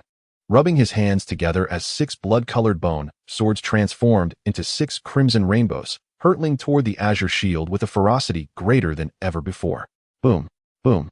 The earth shook violently, the entire Xian Shui turtle shell formation quaking under the tempestuous onslaught. Yet, Li Guo remained unfazed, his gaze unwaveringly fixed on the formation plate in his hands. The 3 spirit stones dimmed under his touch. With a flick of his finger, 3 pristine spirit stones seamlessly clicked into place. His motions were swift, akin to a fleeting shadow, as if he had performed this action 1,000 times over. Beside him, Chun Yu watched in awe as tidal waves of emotion surged within her. She beheld Li Guo, unflinching as he pressed one sparkling low-grade spirit stone after another into the formation plate, while the stones rapidly transformed into dull, worthless debris. His composure and decisiveness struck her as profoundly unfamiliar. She could scarcely fathom how many spirit stones Li Guo had consumed over these mere 9 days. Nor could she comprehend the terrifying wealth he possessed. It was as if he truly had a spirit stone mine at his back. After the passing of an incense stick's worth of time, the assaults from outside gradually subsided. The blood slaughter protector returned to the large green stone, resuming his meditative state. Within the formation, Li Guo seemed to instinctively sense the moment to halt his spirit stone exchange. Now was the time. Li Guo exchanged a glance with Chun Yu, who immediately grasped his intent and retrieved a blue flying sword from her storage bag. However, Li Guo shook his head, firmly placing his binding immortal silk and the cracked Huang mirror into her hands. Sister, your artifact is too slow. Use mine. Both of these are restricted artifacts, enabling extraordinary escape speeds. Chun Yu, holding these 2 resplendent artifacts, was momentarily stunned. Restricted artifacts, 2 of them. For an ordinary outer sect disciple, possessing even one would signify considerable wealth, yet he had 2. The shock within her was beyond words, and casting a deep glance at Li Guo, she nodded without hesitation. Ready to comply. She understood in her heart that with these 2 treasures, along with the flowing shadow talisman, their chance of escaping from this perilous situation had increased significantly. Without hesitation, Chun Yu immediately infused her spiritual energy into the 2 magical artifacts. The binding immortal silk swiftly elongated, hovering steadily in midair, while the Huang mirror floated protectively beside her. Li Guo, acting with even greater urgency, hoisted the unconscious Lin Feifei onto his back, and with lightning speed, he snatched up the remaining glowing spirit stones from the formation disk. As the spirit stones were removed, the azure barrier that had sustained them for 10 days began to rapidly thin and become transparent. Employing his divine speed technique, Li Guo transformed into a fleeting shadow, retrieving all 7 formation flags scattered around just before the barrier vanished completely. With a precise push-off, he landed gracefully on the binding immortal silk behind Chun Yu. Let us go, Chun Yu exclaimed, channeling all her strength into the artifact. The binding immortal silk emitted a soft chime, transforming into a streak of light that darted along the treetops towards the eastern horizon. On the large blue stone 100 paces away, the blood butcher guardian slowly opened his eyes, watching the retreating streak of light with a cold, knowing smile. Have the spirit stones finally been exhausted? Truthfully, he admired that young man for managing to withstand the pressure of a foundation establishment cultivator for a full 10 days solely on spirit stones. Few would believe such a tale if told. Yet, what did it matter? He had anticipated their escape during his moment of immense spiritual depletion. Hence he had reserved 30% of his spiritual energy each day as a precaution against this very possibility. He was in no rush. He took out several blood-colored pills from his robe and swallowed them, intending to restore his energy to above 50% before pursuing them leisurely. In his view, 2 nascent Qi juniors, even with their restrictive artifacts, could not escape far. His blood escape technique was a secret art of his sect, and once unleashed, the speed was incomparable to that of nascent Qi practitioners. Catching up to them was merely a matter of time. Run well, for I shall soon come to claim your lives, he said darkly, closing his eyes to fully refine the pills. In the air, the binding immortal silk raced like a shooting star. Li Guo glanced back for quite some time, yet he did not see that foundation establishment cultivator in pursuit, causing a sense of unease to creep into his heart. Could it be that he had given up? Shaking his head, he dismissed the impractical thought. It was impossible. That man was determined to capture Chun Yu. Chun Yu also found it strange that no one was pursuing them, so she hesitated to use the flowing shadow talisman immediately. After flying for about the time it takes to burn a joss stick, Li Guo's heart suddenly tightened. A familiar yet terrifying aura, like a parasite clinging to bone, emanated from behind, approaching with alarming speed. It was this very presence that had once caught up to Lin Feifei. Senior sister, he has caught up, Li Guo warned in a deep voice. Chen Yu's face turned pale upon hearing this, and without a moment's delay, she took out a radiant golden talisman from her robe and slapped it onto the binding immortal silk beneath her. Buzz! The talisman instantaneously transformed into a swirl of luminous energy, merging seamlessly with the magical artifact. Li Guo felt a tremor beneath his feet, and subsequently, the surrounding scenery began to retreat at an unprecedented velocity, the sound of the wind shifting from a howling rush to a piercing shriek. The speed had at least doubled. He glanced back once more, and indeed sensed that the ominous presence trailing him had slowed its pursuit, momentarily stabilizing the distance between them. Yet, the tension within Li Guo's heart did not wane in the slightest. He feared that the foundational evil cultivator might possess some means of accelerating in an instant. As anticipated, after a brief interval, although he did not perceive a significant increase in the speed of the pursuit, that menacing aura continued to draw closer. Akin to a stubborn piece of toffee, steadily and unhurriedly closing the gap. At this rate, it was inevitable that they would be overtaken. Sister, this is not good. He is still gaining on us. Li Guo's voice was laced with anxiety. I am exerting every ounce of my strength. This is my limit. Chen Yu's voice also bore a hint of tension as she gritted her silver teeth, saying, the buy-in market lies just ahead. At this pace, we can reach it within an hour. Perhaps, we can enter before he catches up. An hour. Upon hearing this time frame, Li Guo's taut heart relaxed slightly. An hour is but a fleeting moment. When the silhouette of a vast valley emerged on the horizon, the tension that had gripped Li Guo finally dissipated. We have arrived. Buy-in market. Once we enter that valley, we shall be safe. However, in that very instant of relief, an overwhelming sense of impending doom erupted from behind him. The aura trailing them had surged to a terrifying intensity. Li Guo, horrified, turned back and caught a glimpse of that twisted face contorted by rage. The Blood Butcher Guardian had closed the distance to less than 100 paces. At this moment, the Blood Butcher Guardian was equally astonished and furious. He had never expected that by merely spending an extra quarter of an hour to stabilize his spiritual energy, he would almost allow these two insignificant creatures to escape. Realizing that the buy-in market valley lay ahead, he understood that if he did not act now, he would lose his chance. Come to your demise, he roared, willing to burn his own blood essence to forcefully accelerate his secret technique, simultaneously unleashing 6 blood-red bone swords that streaked through the air like 6 crimson rainbows. Aimed directly at Li Guo's vulnerable back, these 6 blood rainbows, imbued with lethal intent, sealed off all of Li Guo's avenues of escape. Li Guo felt every hair on his body stand on end, a chill surging from the soles of his feet to the crown of his head. He could not forget that Lin Feifei had once been grievously injured and left unconscious by one of those blood rainbows, nearly losing her life. With 6 of them now unleashed simultaneously, he feared that if they struck true, he would be left with nothing but a shattered corpse. Sister, faster! Li Guo cried out in terror, his voice a desperate wail. I can't. This is my limit. Chen Yu, sensing the terrifying assault behind them, was drenched in cold sweat. Junior brother, use the Xianguang mirror to shield us. Once we enter the valley, we will be safe. The Xianguang mirror? A wave of icy dread washed over Li Guo. How could that object possibly withstand the wrathful strike of a foundational cultivator? As the 6 streams of crimson light drew perilously close, the shadow of death seemed to constrict around his throat. In that fleeting moment between life and death, a glimmer of wild ferocity flashed in Li Guo's eyes.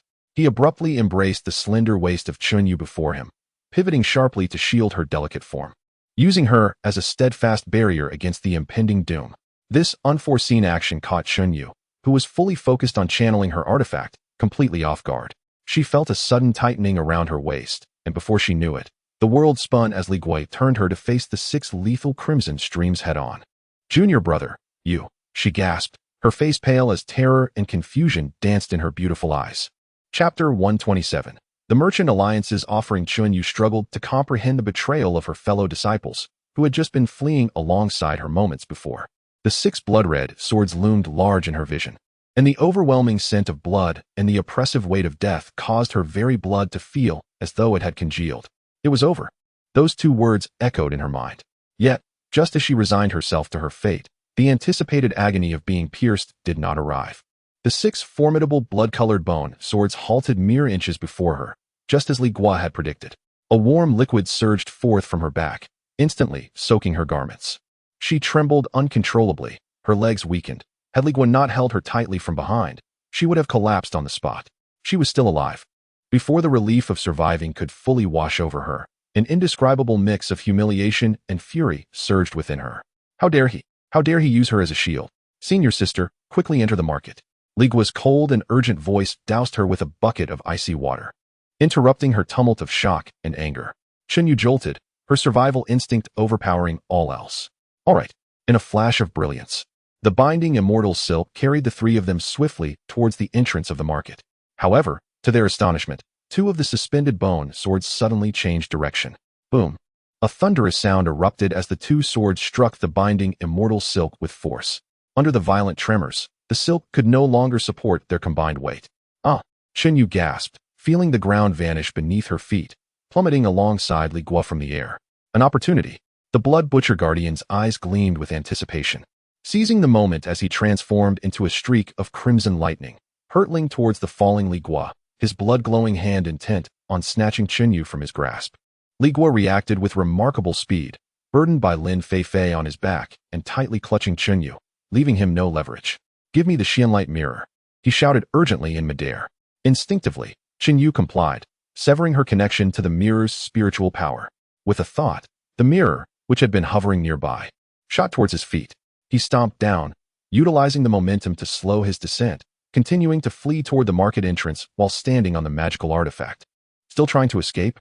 The Blood Butcher Guardian's speed exceeded that of Li Guo on the Xianlight mirror. This time, Chen Yu reacted without needing Li Guo's prompt. She summoned her flying sword artifact and fiercely thrust it at the Blood Butcher Guardian. However, the Guardian paid her no mind, effortlessly waving his hand to send a bloodlight arrow that struck her artifact away. Chen Yu's face was as pale as paper, yet when she gritted her silver teeth, a fierce determination ignited within her. With a swift motion, she produced 3 shimmering talismans from her storage pouch. The Fire Talisman, the Golden Sharp Talisman, the Spirit Thunder Talisman. These 3 second-tier offensive talismans were activated in quick succession, transforming into fireballs, golden diamonds, and arcs of lightning, all hurtling towards the Blood Butcher's Guardian. For a fleeting moment, the 3 talismans indeed delayed him, but that moment was all too brief. The Blood Butcher's Guardian let out a sinister laugh, with 3 bone swords braving the onslaught of the talismans, while 3 more bone swords whistled towards their target. Not the individuals, but the mysterious mirror beneath Li Guo's feet. Boom! Another thunderous explosion echoed. The already cracked mysterious mirror suffered a devastating blow, and with a sharp crack, 2 more deep fissures marred its surface. Li Guo stumbled once more, losing his balance entirely. Clutching Chen Yu and carrying Lin Feifei on his back, he fell from the air, crashing heavily to the ground amidst a cloud of dust. At that moment, the Blood Butcher's Guardian descended from above, his enormous hand mere 3 yards from Chen Yu's shoulder. It was over. Chen Yu gazed at the approaching hand, her heart drowning in despair. There was no time left to escape. This moment, unfolding in the blink of an eye, did not go unnoticed by several cultivators at the entrance of the market. Look, isn't that a Foundation establishment cultivator? Why is he pursuing those 2 chi refinement practitioners? My heavens, has he lost his mind? We're already in the buy-in market. Does he dare to act here? TSK, that pair is doomed. No one can save them from a Foundation establishment cultivator. Not necessarily. This is the territory of the 10,000 Treasures Merchant Alliance. If he dares to act here, it means he has no respect for the Alliance. A spectacle is about to unfold, as the crowd murmured. Convinced that Li Guo and his companions were destined for death, a powerful shout erupted like thunder from the ground. Stop! Private dueling is strictly forbidden within buy-in market. The Blood Butcher's Guardian, however, paid no heed to the warning. After wasting so many days, the ritual offering was within reach. He was not about to relent. But just as his fingertips were about to graze Chen Yu's garment, a sharp and unmatched azure sword light streaked through the air, precisely severing his outstretched wrist.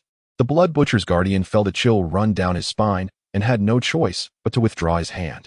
In the next moment, 2 figures, one clad in blue and the other in yellow, rushed in from the depths of the market, landing firmly between Li Guo and the Blood Butcher's Guardian. Both exuded a robust aura of Foundation establishment, particularly the middle-aged cultivator in the blue robe, whose overwhelming pressure signified he was at the mid-Foundation establishment stage. The blue-robed cultivator glanced at the disheveled Li Guo and Chen Yu before casting a piercing gaze at the Blood Butcher's Guardian, coldly inquiring, "Who are you?" Why do you lay hands on the guests of the 10,000 Treasures Merchant Alliance in my buy-in market? We are the guardians of the 10,000 Treasures Merchant Alliance, tasked with maintaining order here," added the yellow-robed cultivator. "To act here is to declare enmity with the alliance." The blood slaughter protector glared at the two uninvited guests before him, his expression dark enough to seem as if it could drip water. Seizing the opportunity, Li Guo hastily grabbed Chun Yu and, rolling and crawling, took refuge behind the two attendants. Watching the prize slip away, the blood slaughter protector felt an intense frustration bubbling within him. Suppressing his anger, he clasped his hands in greeting and spoke in a low voice, "Esteemed friends, I am Bloodslaughter. This woman bears an irreconcilable grudge against me. I hope, considering we are all at the Foundation establishment stage, you might grant me a favor. If you hand her over to me, I shall leave at once, causing no offense to your esteemed merchant alliance." Before the two could respond, Li Guo interjected loudly from behind, "Respected seniors, please see clearly. This individual is a notorious enforcer of the vile Blood Lotus sect. We are disciples of the Bailing sect, currently investigating the remnants of the Blood Lotus sect in Qin country. I implore you not to be deceived by his words." Blood Lotus sect? The expressions of the two attendants darkened at this revelation.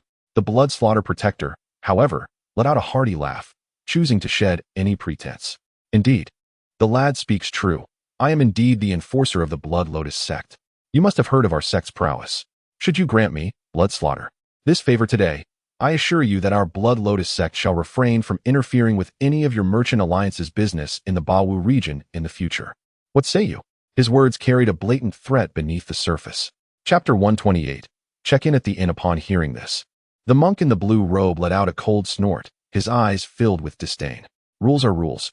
It matters not if you are from the Blood Lotus sect. Even if you were the supreme deity, within the domain of my 10,000 Treasures Merchant Alliance, you must adhere to our regulations." He stepped forward, his imposing aura irradiating. "Moreover, the despicable deeds that your Blood Lotus sect regularly engages in are an affront to both gods and men. Now that you have crossed paths with me, there is little left to discuss." He extended 3 fingers, his voice as frigid as ice. "I will count to 3. If you do not leave, do not blame me for joining forces with my companion to ensure you remain here. 1, 2. The Blood Butcher Guardian turned a shade akin to that of a liver, glaring fiercely at Li Guo while casting a wary glance at the 2 Foundation establishment guardians whose auras firmly locked onto him. Ultimately, he dared not strike. Grinding his teeth, he spat out a few words. "Fine. Very well. Boy, you shall wait for me." With that, he transformed into a streak of blood light, soaring into the sky without looking back, vanishing into the horizon. Once the calamity had departed, Chun Yu's tense body relaxed suddenly. She violently shook off Li Guo's hand, staggering a couple of steps forward before abruptly turning around, her beautiful eyes fixed on Li Guo, brimming with uncontainable anger and fear. "Li Guo, how dare you use me as a shield?" Fully aware of his wrongdoing, Li Guo understood that under those circumstances, if he had not acted as he did, both of them would have faced dire consequences. He chose to bypass Chun Yu and respectfully bowed to the 2 Foundation establishment guardians. "Thank you, esteemed seniors, for your assistance. This junior is immensely grateful." Recognizing her own oversight in not expressing her gratitude to her saviors, Chun Yu suppressed her anger momentarily and followed suit, bowing as well. "I am Chun Yu, a disciple of the outer sect of the Bailing sect, and I thank you, esteemed seniors." The monk in the blue robe nodded slightly, his expression softening. "I have heard of the Bailing sect. However, our intervention was merely in accordance with the marketplace's regulations. It was not specifically to save you. So there is no need for such formalities." Indeed, the monk in the yellow robe added, "Brother Zhao, now that the matter is resolved, let us return." The blue-robed monk acknowledged and said to the two, "You may proceed as you wish. Once inside the marketplace, you need not worry about your safety." With that, the two intended to turn and leave. "Esteemed seniors, please wait." Li Guo suddenly called out to them. The blue-robed monk halted, turning to inquire, "What else does the young friend wish to discuss?" Li Guo briefly recounted the situation within the Qin kingdom, detailing how the Blood Lotus sect, under the guise of a national master, manipulated the emperor and concocted the human origin blood pill. To his surprise, the blue-robed monk responded bluntly, "Matters concerning the Qin kingdom are of no concern to my 10,000 Treasures Merchant Alliance. We are solely responsible for the safety within the marketplace. We do not intervene in external affairs." Having perceived Li Guo's intent, he added, "If you are worried about that malevolent sect lurking outside, it would be prudent to stay at an inn within the marketplace for a while and then devise a way to send a message back to your sect for assistance." With that, the two did not linger any longer, transforming into beams of light and swiftly returning deep into the marketplace. After they departed, Qinyu approached, her expression still rather unsightly, yet she quietly elucidated. Junior brother, do not overthink it. They are merely the hired guardians from the Wanbao Merchant Alliance, engaged solely with matters within the market. They hold no interest in external affairs. The Wanbao Merchant Alliance? A colossal commercial organization sprawling across the lands of Baiwu, renowned for establishing markets at vital crossroads and dealing in various items for cultivation. It is said that a venerable family of cultivators, with a lineage stretching back thousands of years, supports it, possessing unfathomable power, Qinyu explained. Having said that, she redirected the conversation, her gaze still fixed on Li Guo. Now, you may clarify why you used me as a shield earlier. Li Guo rubbed his nose, a bit sheepishly, and replied, because I knew he wouldn't dare to harm you. You are the crucial offering he covets, the key to completing that blood lotus ritual. He fears injuring you, hence he refrains from striking lethally. Qinyu furrowed her brow, while the explanation seemed reasonable. The recollection of her near brush with death left an unsettling bitterness in her heart. Observing her expression, Li Guo assumed she might erupt in anger, demanding some form of retribution from him. However, to his surprise, Qinyu merely exhaled a long, deep sigh, as if expelling all the fear, anger, and grievance she had just endured. Very well, she said, wearily waving her hand. Let us consider this matter settled. However, this shall not be a precedent. In the future, you must consult me before resorting to such tactics. Absolutely, I promise, Li Guo replied, nodding earnestly. The two then entered the market. Li Guo was quite familiar with the bustling scene within the marketplace, with shops lining both sides of the street and numerous cultivators setting up stalls, calling out to attract customers amidst the throngs of people. Where shall we head first? Li Guo inquired. Let us find a place to rest. Senior Sister Lin's injuries require a stable environment for her recovery, Qinyu said, her voice lacking vigor. After some inquiries, they soon arrived at the central square of the market, where stood the only three-story inn, the Wanbao Inn. This establishment was, of course, owned by the Wanbao Merchant Alliance. They booked 3 rooms, but upon inquiring about the price, they were astounded to learn it was 30 low-grade spirit stones per day, quite exorbitant indeed. Fortunately, each room was equipped with independent wards, capable of isolating sound and preventing divine sense probing, ensuring safety from intrusions. Li Guo first carefully laid the unconscious Lin Feifei on the bed in one of the guest rooms, activating the ward with the wooden token provided by the inn before dragging his weary body back to his own room. The furnishings within the guest room exuded an antique charm, an 8 immortals table, 2 grand chairs, and a wooden bed draped with a blue canopy, resembling the accommodations found in the mundane world.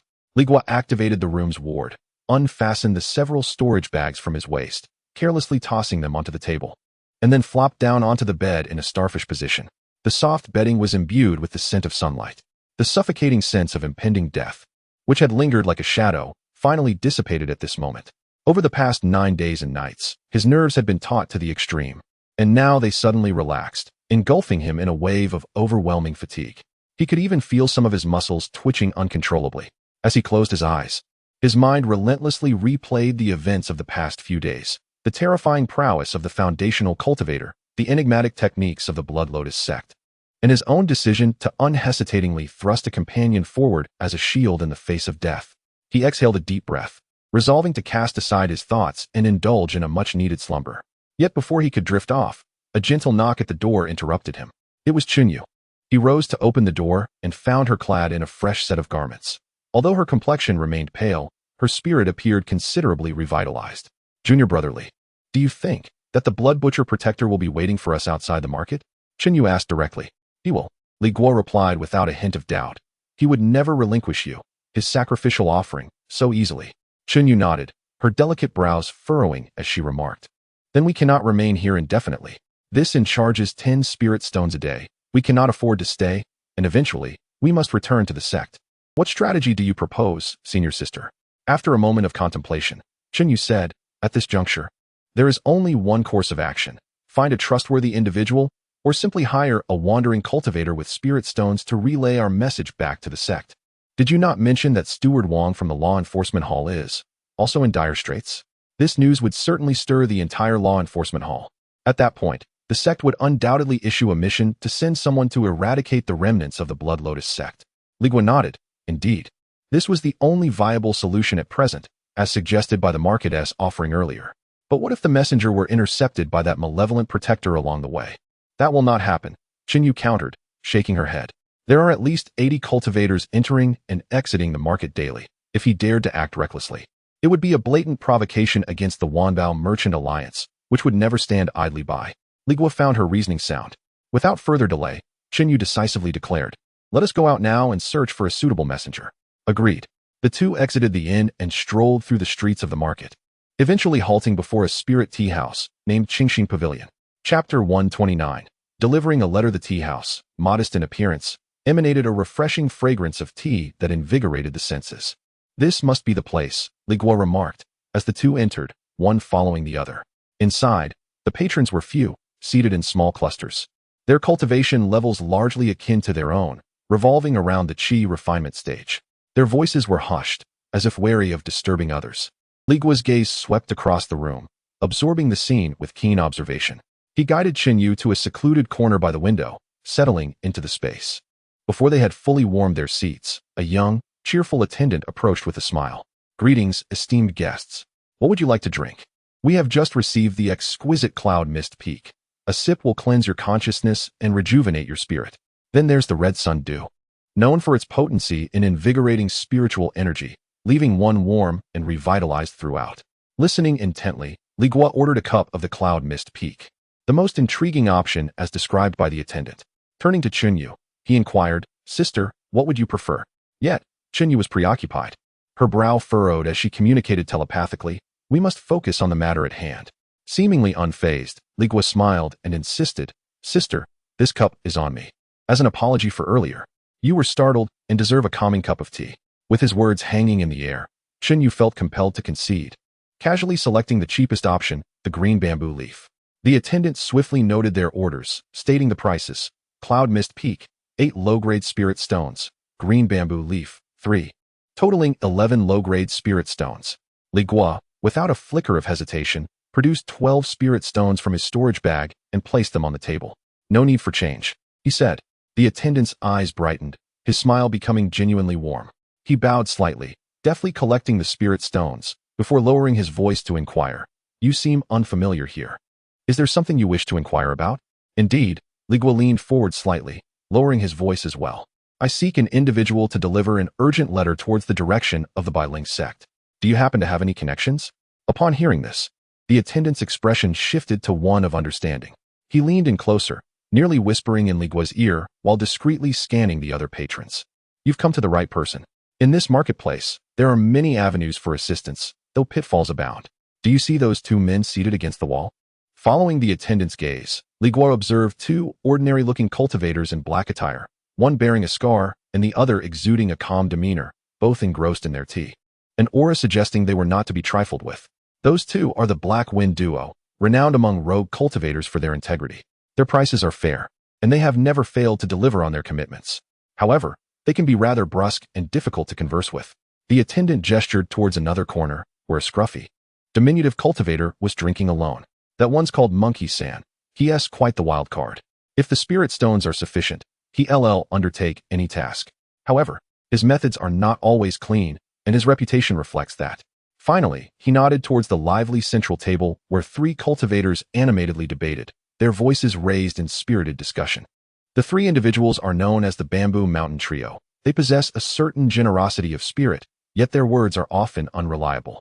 They have a penchant for indulgence in drink and vice, which may lead to misunderstandings. If your message is urgent, I advise against seeking their assistance. The attendant spoke with impeccable clarity, revealing the true nature of various individuals. Li Guo, gaining insight from this, discreetly produced 2 spirit stones and placed them into the attendant's hand. "Thank you for your guidance. I would appreciate it if you could invite the 2 black-clad gentlemen known as the Black Wind duo. Tell them I have a business proposition to discuss." "Certainly. Please wait a moment." The attendant, pleased with the reward, departed with a cheerful demeanor. Before long, the 2 men in black approached, teacups in hand. The scarred one glanced at Li Guo and Xinyu, then directly inquired, "Are you the one seeking our assistance?" "Indeed, please take a seat." Li Guo gestured for them to sit. The 2 men, unceremonious, pulled out chairs and settled down. At that moment, the attendant returned, carrying 2 small copper kettles and a tea set. He poured a cup for both Li Guo and Xinyu, carefully explaining, "Esteemed guest, This Yunwu tea must be sipped slowly. Allow its refreshing essence to permeate your mind.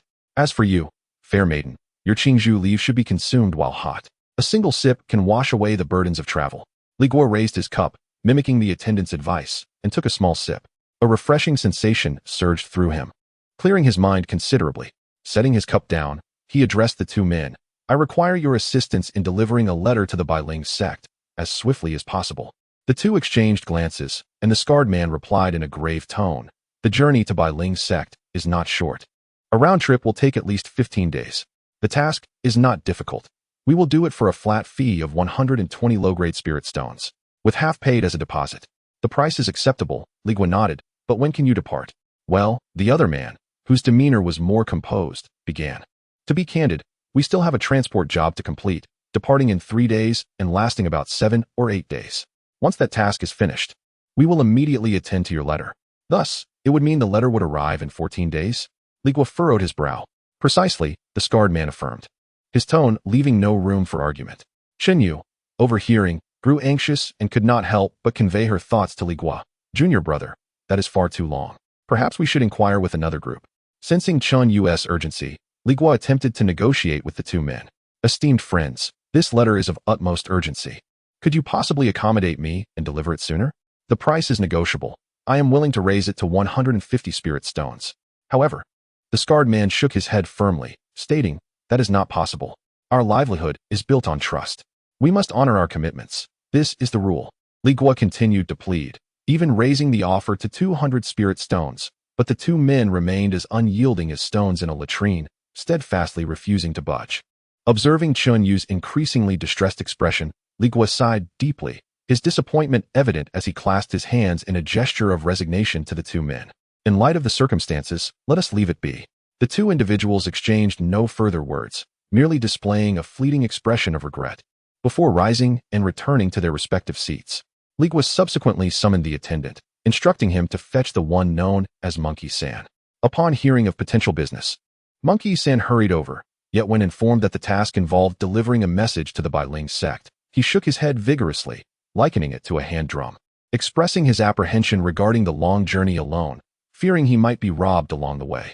Li Guo dismissed him and instead called upon the Bamboo Mountain trio. The three readily agreed, but, sensing an opportunity, immediately demanded 1,000 spirit stones, claiming they had another matter to attend to first and would not be able to set out for 2 days. Chen Yu, observing from the side, rolled her eyes in exasperation, recognizing that these were not diligent workers, but rather three who sought to exploit the situation. After sending them away, Li Guo shrugged his shoulders and, with a wry smile, remarked to Chen Yu, Sister, it appears we are left with no options. Perhaps it would be prudent to enlist the Black Wind Twin Devils. At this moment, Chen Yu regained her composure. She had come to realize that finding a reliable and swift messenger in this marketplace was akin to scaling the heavens. To find someone willing to take on such a task was already a stroke of good fortune. With a sigh of resignation, she nodded in agreement. Very well. 14 days it shall be. It is better than finding no one at all. With her consent, Li Guo summoned the Black Wind Twin Devils once more. The two, upon seeing Li Guo approach again, exhibited no surprise. The scarred man inquired, What is it, friend? Do you still believe we are the most suitable choice? Li Guo, with a rueful smile, nodded in affirmation. There is no other option. After searching far and wide, it is still you two who inspire the most confidence. Let us proceed as discussed, 120 spirit stones, and I shall pay 60 as a deposit. The two, pleased with his straightforwardness, displayed smiles and readily accepted the agreement. Li Guo personally poured them tea and engaged in casual conversation before handing over a pre-written letter along with the 60 spirit stones. Once the arrangements were finalized and the tea consumed, the group rose to depart from the spirit tea house. The Black Wind Twin Devils went off to prepare for their task, while Li Guo and Chen Yu made their way toward the inn. As they approached the inn's entrance, Li Guo halted. Sister, you may return first. I wish to wander the marketplace for a bit, as I have some matters to attend to. What matters? She inquired. To repair my magical artifact, Li Guo replied succinctly. Chen Yu nodded, refraining from further questions, and returned to the inn alone. Chapter 130. Repairing the magical artifact. As Chen Yu's silhouette vanished around the corner, Li Guo turned around and, relying on his memory, veered into another alley. Soon, he located the artifact shop adorned with the plaque of the 10 Refinements Workshop. Upon entering, he was immediately spotted by the diligent ghost hand Zhang, who was busy at the furnace. The moment Zhang recognized Li Guo, his eyes brightened with excitement, thinking that a valued customer had returned. He promptly set aside his work and approached with a broad grin.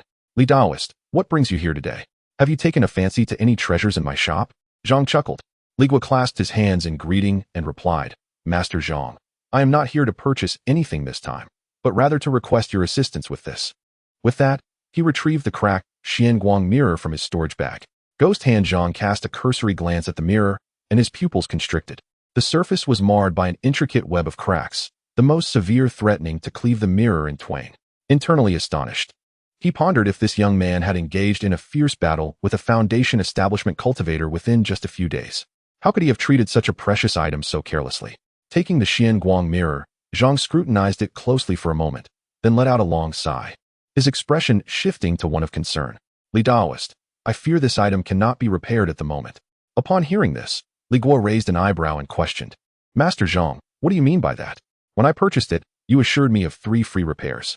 Now, on the very first repair request, does the 10 Refinements Workshop not stand by its word? You have misunderstood. Misunderstood. Ghost Hand Zhang hastily waved his hands in explanation.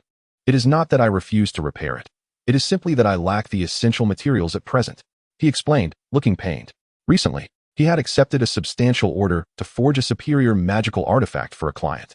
The client had not brought sufficient materials, missing several pieces of Xian iron crystals. To secure the deal, Zhang had used his own stock of Xian iron crystals, with the understanding that the client would replenish them upon completion of the artifact. Li Guo, feeling dissatisfied, retorted, So, Master Zhang, you have taken the materials intended for my mirror to fulfill someone else's order? Your words are misguided. Ghost Hand Zhang, sensing Li Guo's accusatory tone, grew anxious. Those Xian iron crystals, while in my possession, are not yours. I merely promised to provide free repairs. I never stated that the materials were reserved specifically for you. Li Guo was momentarily taken aback by this logic, realizing he had no immediate counter. However, his quick wit allowed him to seize upon a flaw in Zhang's argument, and he smirked. Even so, you promised free repairs. And now that I wish to have it fixed, you are unable to do so. If word gets out, others might perceive the 10 Refinements Workshop as lacking in credibility, as if your words are as insubstantial as air. You. Ghost Hand Zhang's face flushed with indignation at Li Guo's words, and he huffed. When have I ever claimed I would not repair it?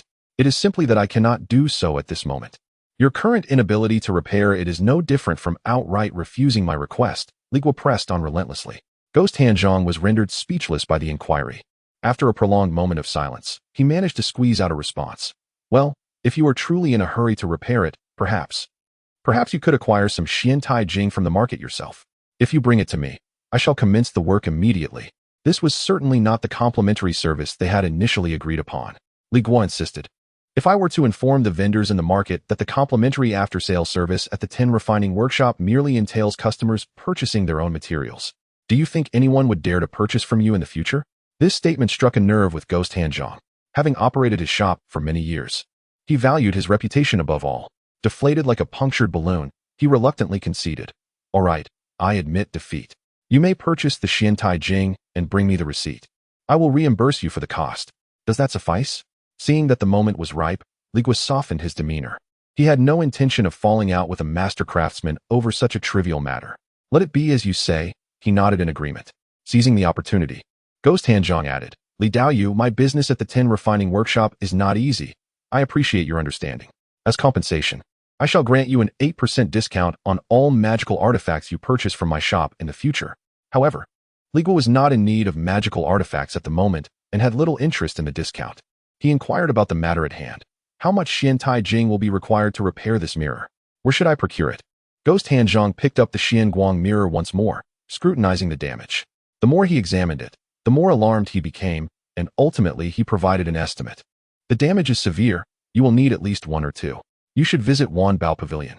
It is operated by the Wanbao Merchants Alliance and has the most comprehensive inventory. Other crafting shops may have it, but they are likely to reserve it for their own use and seldom sell it. Li Guo noted this information but did not immediately take his leave. Master Zhang, I have another matter to consult you about. What is it? Li Guo retrieved from his storage bag the last blank human skin mask he had obtained from the evil cultivator and handed it over. Are you familiar with how this item is made? Ghost Hand Zhang took it, examining it from every angle for a considerable time, even pinching it with his fingers, his brow furrowing in concentration. Finally, He shook his head and returned it to Li Guo. It is neither metal nor stone, neither wood nor leather. Its texture is smooth, yet carries a hint of chill. This item cannot be crafted through the art of weapon refinement. I am afraid I cannot discern its origins. Li Guo was not particularly surprised by this and casually inquired, "What is the art of weapon refinement?" Ghost Hanzhong scrutinized him with a keen gaze and chuckled, "What? Young friend, have you taken an interest in learning the art of refinement?" "Merely out of curiosity," I asked. "Once you have procured the Xintai Jing, I shall share more with you," Ghost Hanzhong teased. Li Guo paid this no mind, storing the mask away before turning to exit the tin refining workshop, heading directly towards the Wan Bao Pavilion at the center of the market. Along the way, he passed through a bustling street vendor area, with shouts and calls echoing around him. He did not linger, moving through the market until a grand hexagonal pavilion came into view, Wan Bao Pavilion. This impressive 5-story structure boasted soaring eaves and intricate bracket sets, exuding an extraordinary grandeur. As soon as he stepped through the door, a clever attendant approached him with a beaming smile and inquired, "Welcome to Wan Bao Pavilion, esteemed guest. How may I assist you today?" Li Guo wasted no time and stated, "I require a couple of taels of Xintai crystal." Upon hearing this, the attendant's eyes gleamed with excitement, and his demeanor became increasingly respectful. "Please, follow me," he said, leading Li Guo to a counter dedicated to the sale of refining materials. He then called out to the clerk inside, "This esteemed guest requires a couple of taels of Xintai crystal." Chapter 131. The rotund Wang. The clerk responded, "Please wait a moment, esteemed guest," and turned to enter the storeroom behind the shelves. Seizing this opportunity, the attendant who had initially guided them bent slightly and stated that he would attend to greeting new guests at the entrance, thus excusing himself. Li Guo remained unhurried, standing before the counter and surveying the grand layout of the Wanbao Pavilion. Truly, the Wanbao Pavilion exuded magnificence. The entire first floor was a colossal hexagon. Apart from the grand entrance through which they had entered, 5 other corners were adorned with long counters. Behind each counter stood 5 or 6 rows of towering shelves, densely packed with an array of diverse items that shimmered with a captivating radiance, dazzling the eyes. Before long, the clerk returned, balancing a wooden tray that held a fist-sized piece of entirely black metal, the Xian iron crystal. In front of Li Guo, the clerk produced a petite copper scale, meticulously weighing the item, precisely 1 tael. "Esteemed guest, the Xian iron crystal weighs 1 tael, priced at 50 low-grade spirit stones." Li Guo nodded, retrieving 50 spirit stones from his storage pouch to settle the payment, securing the Xian iron crystal. He did not depart immediately. Intrigued by the multitude of treasures within the Wanbao Pavilion, he casually inquired of the clerk, "Fellow Taoist, what sorts of items do you offer at these 5 counters?" Seeing no other patrons around, the clerk was pleased to elaborate. "Esteemed guest, our Wanbao Pavilion assigns specific functions to each of these 5 counters. Here, we primarily sell materials for weapon forging, alchemy, and talisman crafting. Over there," he gestured, "that counter offers martial arts manuals. Beside it are medicinal pills. Further along is the talisman counter, and at the far end, you will find finished magical tools. Everything you need is available. I assure you, you will find something to your liking." Li Guo felt a stir of interest at the mention of the medicinal pills counter, as he was currently at the 2nd layer of qi refinement and required pills to aid and accelerate his cultivation. "Thank you for the guidance," he replied with a respectful gesture before making his way toward the medicinal pills counter. The business was evidently brisker in that section, with 5 or 6 individuals already queued. Forming a short line, Li Guo approached and patiently took his place at the end of the line. In front of him stood a rotund figure, a cultivator at the 4th layer of qi refinement, who was incessantly murmuring to a tall, slender cultivator at the 5th layer of qi refinement ahead of him. "I say, Wen Xian, you really ought to accompany me to have a look." Right at the innermost corner of the street vendor area, there's an old man with a stall. The items he sells are extraordinary. I personally witnessed him displaying a palm-sized piece of gloomy wood, which is top-notch material for crafting ghostly artifacts. You won't find such a thing anywhere else. The slender cultivator, referred to as Wen Xian, dressed in an elegant blue robe, merely smiled faintly at this remark, offering no response. The rotund man, however, persisted, lowering his voice to continue, "What a pity. I have to save my spirit stones to purchase several bottles of gathering qi pills. That old man is asking a steep price. 1 piece of gloomy would cost 120 spirit stones. Otherwise, I would have surely acquired it. Cousin, you have ample resources. Do take a look later. I assure you, there will be rewards." "Perhaps another time," Wen Xian replied in a somewhat dismissive tone. Upon noticing his disinterest, the portly fellow shifted the topic with a hint of envy, remarking, "Indeed, you are now the esteemed son-in-law of the Dong family in Qinghai County. Why would you bother with such trinkets?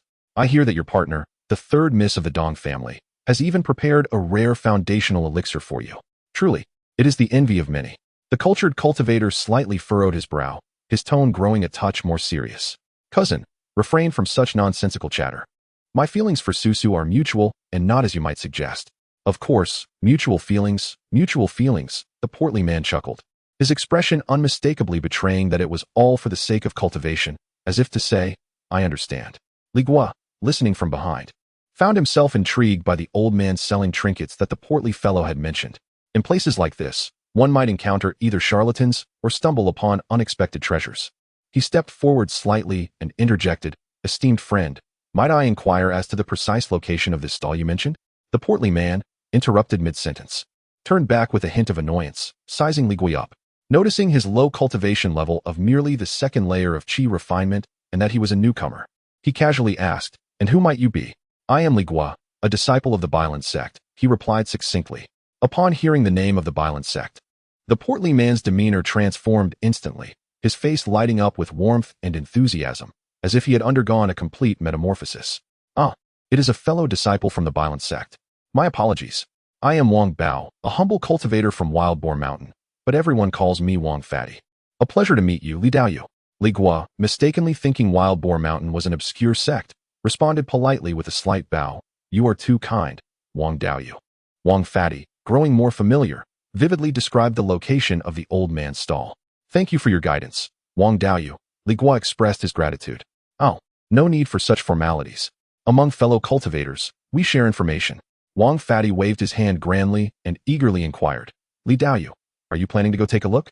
Li Guo pondered for a moment and nodded. Indeed, I do have such an intention. Perfect.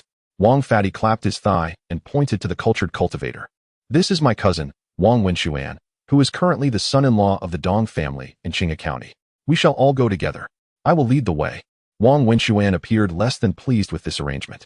Turning back, he reminded with a hint of resignation, Cousin, I never expressed a desire to go. Moreover, do not make decisions for others without their consent. Oh, Wenxuan, why must you be so obtuse? Wang Fatty prodded his arm in exasperation. This is Li Daoyu from the Bailan sect. Disciples from major sects are often difficult to befriend, even if you have no intention of going. Accompanying Li Daoyu would be an honor for us. You, as a son-in-law of the Dong family, must learn to navigate social interactions and forge connections with strong allies like Li Daoyu, or how will you hold your head high in the future?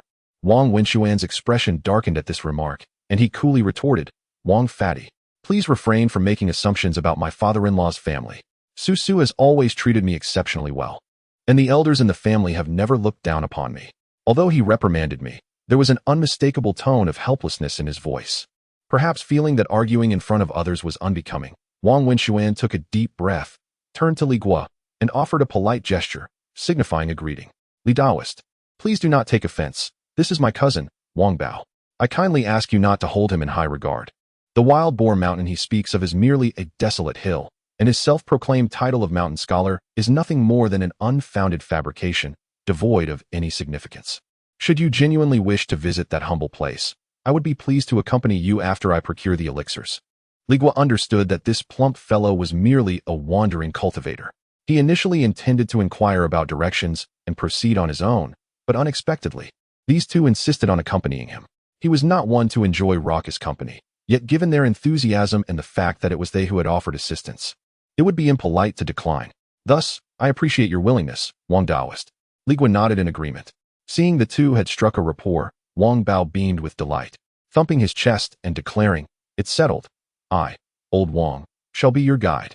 Chapter 132. The VIP at last. It was Wang Wenxuan's turn to purchase elixirs. My dear friend, please procure 3 bottles of the inferior beauty elixir, he declared clearly to the attendant. Huh. Wang Pengzi, who stood behind him, could not contain his laughter and playfully slapped Wang Wenxuan on the shoulder. Well done, Wenxuan. Just moments ago, you claimed you faced no grievances at the Dong family. Are you truly purchasing this for personal use? Wang Wenxuan's face instantly flushed crimson as he retorted, I am buying it for my beloved Susu. What is wrong with that? Ah, I see. Wang Pengzi nodded knowingly. It is no wonder you are welcomed into the Dong family. However, as your cousin, why did you not consider purchasing a bottle for me as well? Wang Wenxuan squeezed out 3 words between clenched teeth. You are unworthy. Wang Pengzi was momentarily silenced. Caught off guard, Li Guo, observing this exchange, merely regarded it as a spectacle. Before long, it was Wang Pengzi's turn. He procured several bottles of the gathering qi elixir and stepped aside. Both Wang Wenxuan and Wang Pengzi lingered, evidently waiting for Li Guo. Finally, it was Li Guo's turn. My friend, I require 10 bottles of the medium-grade Yuan gathering elixir. His voice was soft, yet resonated clearly in the ears of everyone present. Pray, could you calculate the required spirit stones? Upon hearing this, a profound silence enveloped the room, both inside and outside the counter. The attendant, stunned, stammered, "See customer, did you just say?" "What?" Wang Pengzi's mouth fell agape, his eyes wide with disbelief. As if he had encountered the most absurd tale, Wang Wenxuan wore a similar expression of shock, his refined demeanor frozen upon his face. Li Guo patiently reiterated, 10 bottles. Medium-grade Yuan gathering elixir. This time, the attendant confirmed he had not misheard. His expression shifted from stupor to utter astonishment, ultimately transforming into profound respect and enthusiasm. He realized that this seemingly unremarkable gentleman before him was indeed a true VIP. Why, yes. No. The attendant, flustered, struggled to articulate, "Sir, we do not have stock on the first floor. All medium-grade elixirs are located upstairs. Please, allow me to escort you to the VIP room on the second floor, where I shall promptly summon the manager to attend to you personally." Li Guo nodded in understanding. "I appreciate your assistance." The attendant, not daring to delay, hurriedly exited the counter, bowing as he guided Li Guo toward the staircase leading to the second floor. Before departing, Li Guo turned back to glance at the now statuesque Wang Pengzi and Wang Wenxuan, calmly stating, "I will attend to my matters upstairs. Should you find it inconvenient to wait, feel free to make your own arrangements. I can join you later." Wang Pengzi, jolted back to reality, suddenly comprehended. 10 bottles. Medium-grade Yuan gathering elixir. What a staggering notion. He had labored for an entire year to accumulate spirit stones, yet he might not afford even a single bottle. Meanwhile, this esteemed companion, with such ease, requested 10 bottles as if he were merely buying 10 ordinary buns. This was no ordinary disciple of a grand sect. He was evidently a direct descendant of a prestigious cultivation family, seeking to experience life among the common folk. Wang Pengzi's gaze toward Li Guo transformed. Filled with intense admiration and respect, he took a few quick steps forward, bowing deeply as he exclaimed, "I shall wait. I must wait. Dear friend, do not let us delay you. My brother and I shall wait for you downstairs, even until dusk." Li Guo said no more. Following the attendant as they ascended the staircase to the second floor, the ambience on the second floor was in stark contrast to the bustling first level.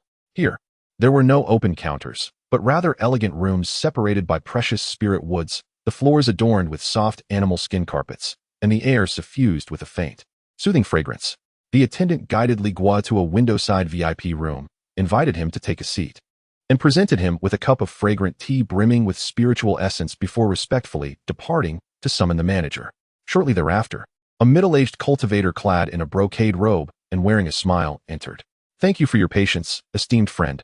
I am Lu, the manager of the second floor at Wanbao Pavilion," he greeted, bowing with a warm smile. "I hear you are in need of 10 bottles of mid-grade Yuan Dan?" "Indeed." Li Guo nodded in affirmation. Lu's expression brightened further as he clapped his hands, summoning a maid with a delicate wooden tray. Upon the tray lay 10 immaculately arranged white jade vials. Lu personally picked up one vial, uncorked it, and poured out a pill the size of a longan, its surface radiating a pure, luminous white. The rich aroma of the elixir instantly filled the room. "Esteemed friend, behold, this is our mid-grade Yuan Dan, plump and resplendent. Truly a treasure," he proclaimed. Li Guo needed only a glance to discern its authenticity. Each vial contains 6 pills, priced at 300 low-grade spirit stones. For 10 vials, the total amounts to 3,000 low-grade spirit stones, Lu announced.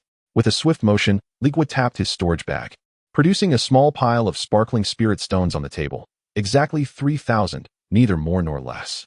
Seeing Li Guo's decisiveness, Lu was further convinced of his distinguished status and substantial wealth. He swiftly counted the elixirs and spirit stones, his smile growing increasingly sincere. "You are indeed a man of promptness. Since our destinies appear intertwined, might you be interested in becoming a distinguished guest of Wanbao Pavilion?" Lu began his pitch, explaining that for a one-time payment of 3,000 spirit stones, one could obtain a prestigious purple gold VIP card, which would grant a 20% discount on all purchases across both floors. Moreover, it would also provide access to areas above the third floor, where the finest treasures were said to reside. 20% discount? Li Guo mused internally. If such a discount were applied, The 10 vials of Yunyuan Dan would only cost 2,100 spirit stones, saving him a substantial 900. If I were to obtain the VIP card now, would I still receive the discount on this purchase? He inquired. Regrettably, that is not feasible, Lu replied apologetically. The policy dictates that the card must be acquired prior to enjoying discounts. However, if you were to procure the card now and then purchase another 10 vials, you would indeed benefit from the 20% discount on that subsequent transaction. Li Guo felt a tinge of disappointment, but understood that for a prestigious establishment like Wanbao Pavilion to thrive, it could not allow patrons to exploit its generosity. 3,000 spirit stones for a card, merely to receive discounts in the future, seemed a tad unworthy, especially since he could not foresee frequenting this marketplace.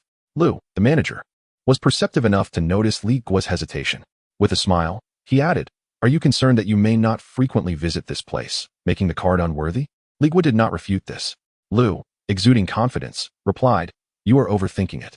Our Wanbao Merchants Alliance has Wanbao pavilions located throughout the various markets of Baiwu, and your esteemed guest status is universally applicable at any of them."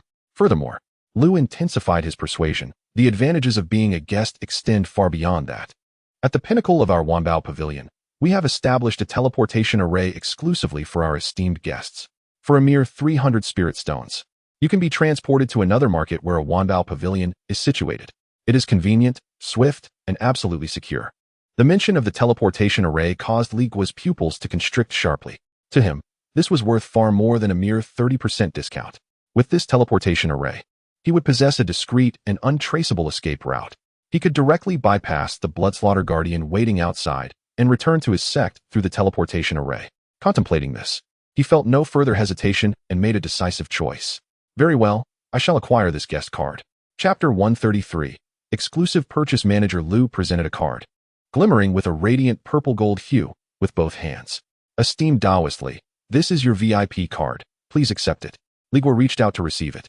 The card was neither gold nor jade, warm to the touch, yet it bore a slight chill.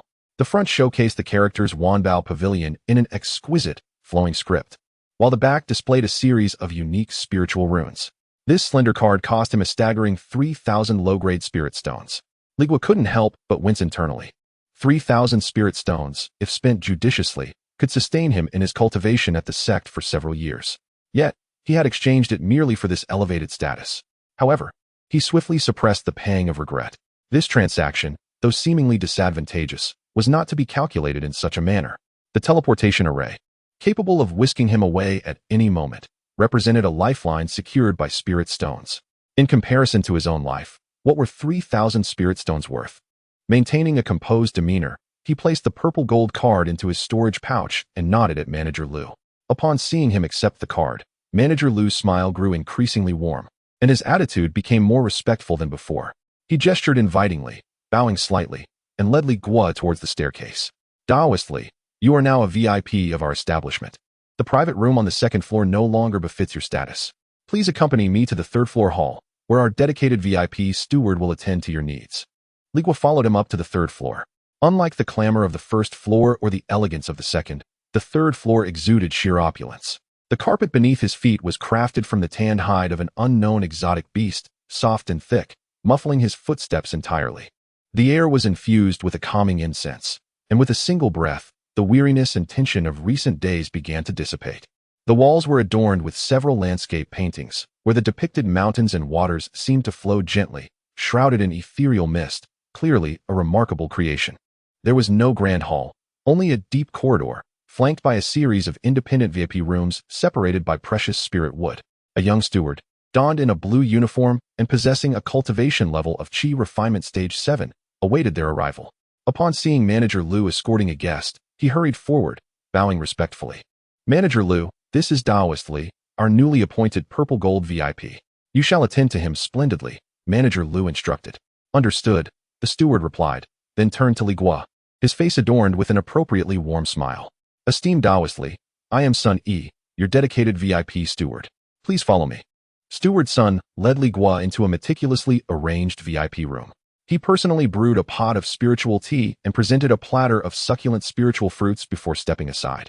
Speaking softly, "Taoist Li, this third floor is exclusively reserved for purple gold VIPs and above. In the future, when you visit Wanbao Pavilion, simply present your VIP card on the first floor and a staff member will escort you directly here. Should you require anything, there is no need to venture downstairs. Just inform me, and I shall procure it for you." As the words fell, two graceful maidservants entered from outside the door. One carried a basin of steaming, ethereal water, while the other held a set of clean towels. They silently approached Li Guo from behind. One began to knead his shoulders with just the right amount of pressure, warm currents flowing through his meridians, while the other gently washed his hands and face. Leaning back in the soft, fur-lined chair, savoring the spirit fruit and relishing the maidservant's attentive service, any lingering displeasure from the expenditure of 3,000 spirit stones dissipated like smoke. He began to comprehend that the Wanbao Pavilion offered not only goods, but also a sense of superior dignity. Seeing Li Guo's expression soften, Steward's son continued with a smile. "My friend, you spent 3,000 spirit stones on elixirs downstairs. There is a rule in our pavilion. If a valued guest's cumulative expenditure for the day reaches 13,000 spirit stones, we will upgrade your purple gold VIP card to a higher tier black gold VIP card at no additional cost." Oh, Li Guo found himself intrigued. What distinguishes the black gold card? "The benefits are manifold," Steward's son replied, his voice laced with allure. "Items on the first and second floors can be discounted from 70% to 60%. Our third floor treasures will also enjoy a 10% discount. Most importantly, the usage fee for the teleportation array will be halved, allowing you to use it for merely 150 spirit stones at a time. Additionally, we will present you with an exclusive gift for black gold VIPs and grant you access to the fourth floor." Upon hearing this, Li Guo's eyes brightened as he calculated in his mind. He had initially intended to purchase more elixirs in preparation for future cultivation. The essence-nourishing pill was indeed a valuable item, capable of rapidly enhancing one's cultivation during the chi refinement stage. Since he had already acquired the card, it would be wise to capitalize on the discounts and make a bulk purchase. Setting down his teacup, he looked at Steward's son and said nonchalantly, "Then I shall take 50 bottles of mid-grade essence-nourishing pills." 50 bottles? Even Steward's son, accustomed to grand spectacles, was momentarily taken aback by Li Guo's audacity. Each bottle cost 300, totaling 15,000 spirit stones. This was no trifling sum. A typical chi refinement cultivator might not amass such wealth in a lifetime. Yet, astonishment quickly morphed into exhilaration on his face. "Yes, please wait a moment, my friend. I shall prepare it for you immediately." He bowed deeply, hastening to depart. Left alone in the room, Li Guo sipped his tea while awaiting his order. However, Steward's son soon returned, his expression fraught with difficulty. "Li Daoyu, I sincerely apologize." Li Guo raised an eyebrow, a flicker of displeasure crossing his features. Having secured his card and prepared his funds, was there yet another hurdle the Wanbao Pavilion intended to present? "What is it? Is there a shortage?" His voice turned cold. "Please, do not be angry." Steward's son hastily explained. "The mid-grade essence-nourishing pill is not a common elixir. The demand is exceedingly high. Currently, our branch in Bianfang has only 20 bottles left in stock." "Only 20 bottles?" Li Guo's expression darkened completely. "You boast of an extensive inventory at the Wanbao Pavilion. Yet when a valued guest seeks to make a purchase, you are unable to fulfill it. Is there not a fear of tarnishing one's own reputation with such revelations? My esteemed friend, you have misunderstood. It is certainly within our means to procure it." Upon witnessing his genuine indignation, elder son, no longer willing to keep the matter veiled, hastily declared, "I have already utilized internal channels to establish contact with the nearest branch of Qingdafang Market. Their stock is plentiful, and the remaining 30 bottles of elixirs shall, in but a moment, be delivered directly to this location via the teleportation array. There will be no delay for you, my friend." The notion of direct delivery through the teleportation array? Upon hearing this, Li Guo's initial displeasure evaporated, replaced instead by a flicker of astonishment. He had come to truly appreciate the advantages of his esteemed status. Chapter 134. The Guardian Puppet indeed. After merely the span of a short incense stick, Steward's son returned, his face aglow with delight, cradling a large storage pouch. "Fellow Taoist Li, I am pleased to report that I have fulfilled your request. 50 bottles of mid-grade essence-infused pills. All accounted for." He handed over the storage pouch. Li Guo inspected it carefully. By the original price, that amounts to 15,000 spirit stones. As a VIP with a purple gold card, you receive a 70% discount, bringing your total to only 10,500 low-grade spirit stones.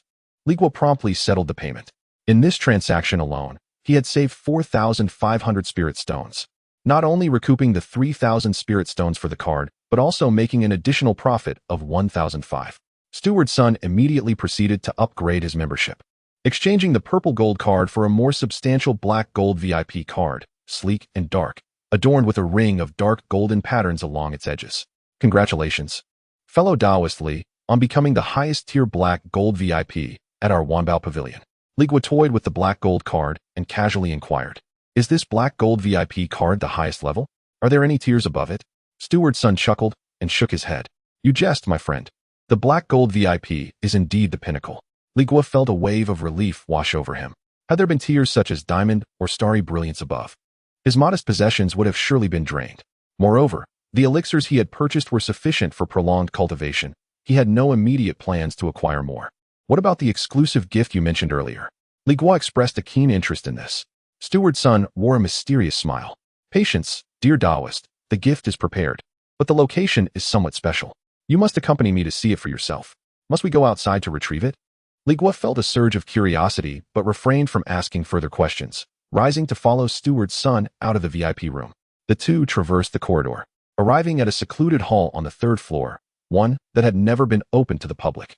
In the center of the hall stood two attendants, each bearing a tray covered with red cloth. Beside them lay a long wooden box on the floor, its dimensions resembling that of a coffin. Li Guo's mind raced with speculation about the treasure contained within. Steward's son approached the wooden box and lifted its lid. Inside lay a remarkably lifelike puppet. The figure stood approximately 7 feet tall, indistinguishable from a human, clad in fitted attire, with an ordinary visage and eyes closed. Had it not been for the visible joints at the wrists, ankles, and neck, Li Guo might have believed it to be a living being. This is the first gift prepared by our Wanbao Pavilion for black gold VIPs, Steward's son declared, pride evident in his voice.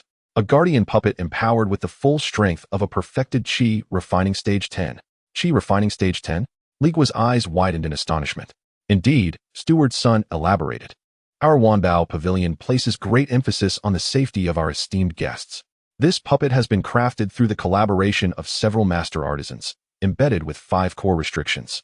It operates without the need for spiritual consciousness control. Commands can be issued via a specialized controller. Whether for protection, combat, or rearguard actions, it is fully capable. This gift has indeed touched Li Guo's heart.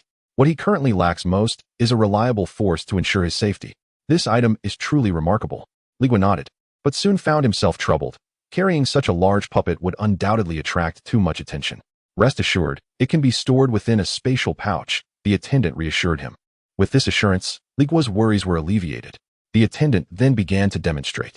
He lifted a red cloth from a tray held by a nearby servant, revealing a palm-sized, intricately patterned circular copper disc. This item, known as the control disc, serves as the controller for the puppet. You need only place a drop of your blood upon it to claim ownership. The attendant took the control disc, infused it with a trace of spiritual energy, and commanded, "Arise." Instantly, the puppet lying in the box opened its eyes, a spark of spirit flashing within, as it moved with the agility of a living being. Standing upright on the ground, "Follow me," the attendant issued another command. The puppet then began to walk, matching the attendant's pace with a steady gait, devoid of any stiffness. This puppet is not only capable of following and defending, but also possesses 4 practical secret techniques. The swift wind step for rapid escape, the diamond barrier for defense, the swift wind blade for offense, and the shattered stone strike for area attacks. However, due to the limited space, a demonstration was not feasible. Li Guo listened in awe, astonished by the comprehensive capabilities of the puppet. The attendant handed over the control disc, and Li Guo complied, adding a drop of blood. A flash of light radiated from the disc, and he instantly felt a faint, almost imperceptible connection with the puppet. Powered by spirit stones. The attendant pointed to an inconspicuous compartment on the puppet's chest, explaining that it requires the insertion of 30 low-grade spirit stones to activate. "We have preloaded them for you." 30 spirit stones? Li Guo mused, realizing this consumption was quite significant, 3 times more than the formation of Lin Feifei's mystic water tortoise shell. "How long will 30 stones last?" "That depends on how you utilize it," the attendant replied. "If it is merely for routine following and vigilance without engaging in combat, it can last for several months without issue. However, in the event of a battle, depleting the spirit stones is quite common." Li Guo understood and inquired further. "If it were to be damaged, is there a place for repairs?" "Repairs for gifts are not provided," the attendant replied with an apologetic smile. "However, should you require one in the future, you are always welcome to visit our Wanbao Pavilion to purchase a new puppet." This statement left Li Guo somewhat disappointed. After all this, it seemed the gift was merely a precursor to future business. What is the price of this puppet? Dear guest, the price is 2,000 spirit stones. As a black gold VIP, you are entitled to a 10% discount, bringing it to only 1,800 spirit stones.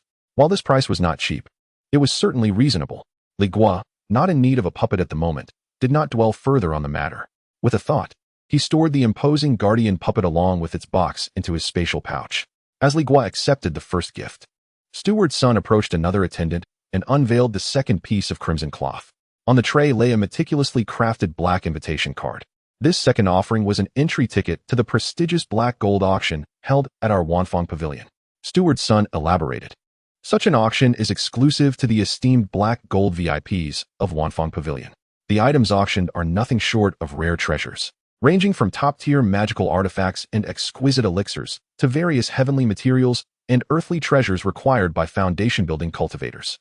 Li Guo glanced at it briefly before casually stowing it away in his storage bag, seemingly lacking in interest. Observing this reaction, Steward's son, unfazed, merely smiled and remarked, "There will be an auction on the 3rd day of next month. Should you have the time, dear friend, it would be worthwhile to attend. You may encounter unexpected opportunities." "I will consider it," Li Guo nodded in acknowledgement. The two returned to the VIP room, where Steward's son graciously replenished Li Guo's tea and inquired, "Is there anything else you require, dear friend?" After pondering for a moment, Li Guo realized he now possessed 60 bottles of essence-infusing pills, making it quite feasible to cultivate to the 10th level of qi refining. However, upon reaching that stage, the next step would be foundation building. With limited knowledge of the affairs within the realm of cultivation, he seized the opportunity to ask, "Steward's son, may I inquire if a pill known as the foundation building pill is necessary for the transition from qi refining to foundation establishment?" Steward's son, taken aback by the question, regarded him with mild surprise but respectfully replied, "Indeed. The transition from qi refining to foundation establishment is the first significant hurdle on the path of cultivation. Without the aid of pills, relying solely on one's spiritual power to break through will likely result in failure in 8 out of 10 cases. Should one fail, the consequences can be dire, ranging from regression in cultivation to the severing of meridians, leading to the destruction of one's foundation and rendering one a mere cripple. The foundation-building pill is thus crucial in safeguarding a cultivator's foundation and enhancing the likelihood of a successful breakthrough." He paused before continuing. Foundation-building pills are categorized into different grades. Low-grade foundation-building pills can enhance the success rate by 30%. Mid-grade ones can improve it by 50%.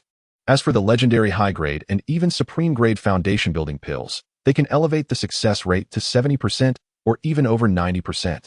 Li Guo felt a surge of excitement and inquired, "So, does Wanfang Pavilion also offer foundation-building pills for sale?"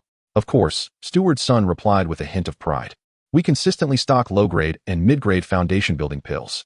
However, mid-grade pills are only available to our esteemed VIPs. As for the rarer high-grade and supreme-grade foundation-building pills," he deliberately left a pause, smiling as he added, "Only black gold VIPs like yourself are eligible to pre-order them from our main pavilion." Chapter 135. The Supreme Foundation Establishment Pill. Li Guo felt a stir within him. Astonished by the profound foundation of the Wanbao Pavilion, which even possessed high-quality and supreme foundation establishment pills, he mused that with a success rate of 90%, it was almost as certain as fate itself. Barring an extreme stroke of bad luck, one could hardly imagine failing to establish a foundation after consuming a supreme pill. Given its exceptional quality, the price was likely astronomical, yet he could not resist inquiring, "What is the price of this supreme foundation establishment pill?" Elder son regarded him with a penetrating gaze, extending 2 fingers, and, in a tone that bordered on a dreamlike whisper, uttered a figure that seemed to freeze the very air around them. 20,000 low-grade spirit stones. Li Guo's hand, which had been holding the teacup, paused momentarily in the air before he casually placed it back on the table, remaining silent. Elder son was all too familiar with this scene. Nearly every qi refinement practitioner hearing this price for the first time wore a similar expression of shock, silence, and eventual resignation. He thought to himself that although this friend Li possessed remarkable financial resources, he had already spent over 10,000 earlier, and thus must have little left. The price he mentioned served merely to showcase the strength of the Wanbao Pavilion, never expecting him to make a purchase. Fearing that he might scare away this esteemed customer, he quickly donned a sympathetic smile and continued, "My friend, Supreme Foundation establishment pills are exceedingly rare, and their price is indeed, well, somewhat outrageous. Given your financial capacity, opting for high-quality foundation establishment pills would be the most prudent choice." They enhance success rates by 70% and are priced at only 6,000 spirit stones. Noticing Li Guo was still furrowed in thought and silent, elder son felt increasingly confident in his assumptions. He continued, ever so understanding, if you find high-quality pills a bit pricey, we also have medium-quality foundation establishment pills. With a 50% success rate, available for merely 2,000 spirit stones. Many scions of prominent families use these. Li Guo remained unresponsive. Elder son began to doubt his initial impressions. Surely this gentleman possessed exceptional aptitude and unyielding confidence, seeking only the least expensive low-quality foundation establishment pill to save some money. He tentatively suggested, perhaps, you might consider the low-quality foundation establishment pill, priced at 800 spirit stones, which is indeed economical. After he spoke, the room fell silent. Even the faint sound of incense burning could be heard. Just as elder son believed Li Guo would opt for the low-quality pill, Li Guo finally lifted his eyelids. What discount is available for the Supreme Foundation Establishment pill, the black gold VIP version? Elder son's mind buzzed. As if struck by a hammer, his eyes widening in disbelief. After all his explanations, had the other party absorbed none of it? He had never entertained any alternative. From the outset, his goal was the most expensive and impractical option. Unable to restrain himself, he confirmed, my friend, are you saying you wish to purchase the Supreme Foundation Establishment pill for 20,000 spirit stones? Li Guo nodded, his expression unwavering, as if inquiring about the price of a head of cabbage. What discount? Elder son was now utterly convinced of the seriousness of the inquiry. He hurriedly set aside all his doubts and disdain, took a deep breath, lowered his posture to the utmost, and respectfully replied, a 10% discount. As a distinguished black gold VIP, you are entitled to this offer for merely 18,000 spirit stones. However, he added, the top-grade foundation building elixir is a treasure of the main hall and is stored at headquarters. If you truly wish to purchase it, the headquarters is quite distant from here. Even utilizing the internal teleportation array, it will take at least 10 days for delivery. Furthermore, you must pay in full as a deposit. 10 days? Li Guo frowned. Then his expression relaxed. This was indeed reasonable. If every branch in the market had top-grade foundation building elixirs, it would be outrageous. Keeping them at headquarters and delivering them gradually was the norm. He did not respond immediately, but instead retrieved a unique spirit stone from his storage bag. This stone was similar in size to a low-grade spirit stone, but weighed significantly more. More importantly, the pure and rich spiritual energy emanating from it seemed almost palpable. Steward's son, are you familiar with this item? Upon a mere glance, Steward's son's eyes widened in astonishment, as if they were affixed to the stone, and he exclaimed, a mid-grade spirit stone. And how many low-grade spirit stones can one of these be exchanged for? 100. A 1-to-100 exchange rate, without exception. Steward's son answered decisively. The weight that had burdened Li Guo's heart was finally lifted. His silence had not stemmed from the price, but rather from uncertainty regarding the value of his hidden asset. The 500 spirit stones he had acquired in the Blackstone Mountain Cave had always been suspected to be mid-grade, but he had no means of verification. Now that their value was confirmed, the top-grade foundation building elixir was practically his. Without further ado, he waved his storage bag, and a resplendent brilliance instantly filled the table. Not a single stone less. There lay exactly 180 mid-grade spirit stones. Here, I hope to receive the elixir post-haste. Looking at the dazzling pile of mid-grade spirit stones that dazzled the eyes, Steward's son felt his heart tremble. His legs felt weak beneath him. 180 mid-grade spirit stones equated to 18,000 low-grade spirit stones. And he had produced them so effortlessly. Excellent. Excellent. Rest assured, fellow cultivator. I shall attend to this immediately and ensure it reaches you with utmost speed. He repeatedly assured, hastily gathering the spirit stones. His gaze towards Li Guo was shifting from reverence to awe. Among all the distinguished guests he had ever hosted, this individual undoubtedly ranked as the foremost wealthy patron. Li Guo, having spent such a considerable sum, felt no pang of regret, but rather an immense sense of satisfaction. These spirit stones did not vanish into thin air. They would transform into a part of his cultivation, becoming the foundation of his existence. He pondered another matter. With the large quantity of elixirs purchased, his cultivation would inevitably advance rapidly, which might raise suspicions among those around him. Steward's son, he inquired, do you possess any techniques or manuals to conceal one's aura and avoid revealing one's true cultivation level? Steward's son thought for a moment and quickly nodded. Yes. There is a technique named turtle breath concealment method, which is most suitable for you, esteemed cultivator. After cultivation, as long as the opponent's cultivation level does not exceed yours by a significant realm, they will be unable to discern your true prowess. The price is quite reasonable. Merely 300 spirit stones. I shall take it. Li Guo promptly paid the spirit stones and received a jade slip in his hand. Chapter 136. The elder at the market stall, seeing the decisiveness with which Li Guo made his purchases, manager's son inquired with great enthusiasm, "Dear friend, is there anything else you wish to acquire?" Li Guo was reminded of the harrowing experience of being pursued by the blood butcher protector not long ago. The despair of being utterly powerless before a foundation establishment cultivator instilled in him a profound understanding of the significance of formations. Had it not been for Lin Feifei's mystic water turtle shell formation, he would never have survived long enough to reach Baiyan Workshop Market. I require a set of defensive formations, the finest available, capable of withstanding attacks from foundation establishment cultivators, he replied. Upon hearing this, manager's son immediately responded, "We possess all that you seek. However, there are so many varieties that I cannot present them all at once. The finest formations are located on the 4th floor. Please, allow me to escort you there." Thus, Li Guo followed him to the 4th floor. Unlike the luxurious private rooms below, this level featured an expansive exhibition hall. Crystal display stands sparkled brilliantly, arranged in an artistic manner, showcasing a myriad of treasures, magical artifacts, elixirs, talismans, and materials, all enchanting to behold. Beside each stand, a small jade plaque detailed the name and description of the items displayed. Manager's son led him directly to the formation section at the rear of the exhibition hall. "Please take a look," he said, gesturing toward 3 adjacent display stands. "These are the 3 finest defensive formation plates we currently offer. The first set is called the Thick Earth Diamond Formation. It is an earth-based defensive array. Once activated, it manifests an indestructible diamond barrier. Its strength lies in its exceptional defensive capabilities, though it consumes a considerable amount of spirit stones and is cumbersome to relocate. The price is 3,000 spirit stones." The second set is named the 9 Palaces Illusion Formation. While it lacks in defense, it excels in creating numerous illusions that confound the senses, making it difficult for enemies to discern reality from deception, ideal for escape. This set is priced at 3,300 spirit stones. This third set, manager's son said with a hint of gravity in his voice, is known as the Mystic Magnetic Radiance Formation. This composite formation integrates both offense and defense upon activation. It generates a mystical magnetic barrier. This barrier not only deflects attacks, but also releases a mystical magnetic light that hampers the movements of foes and diminishes the power of their artifacts.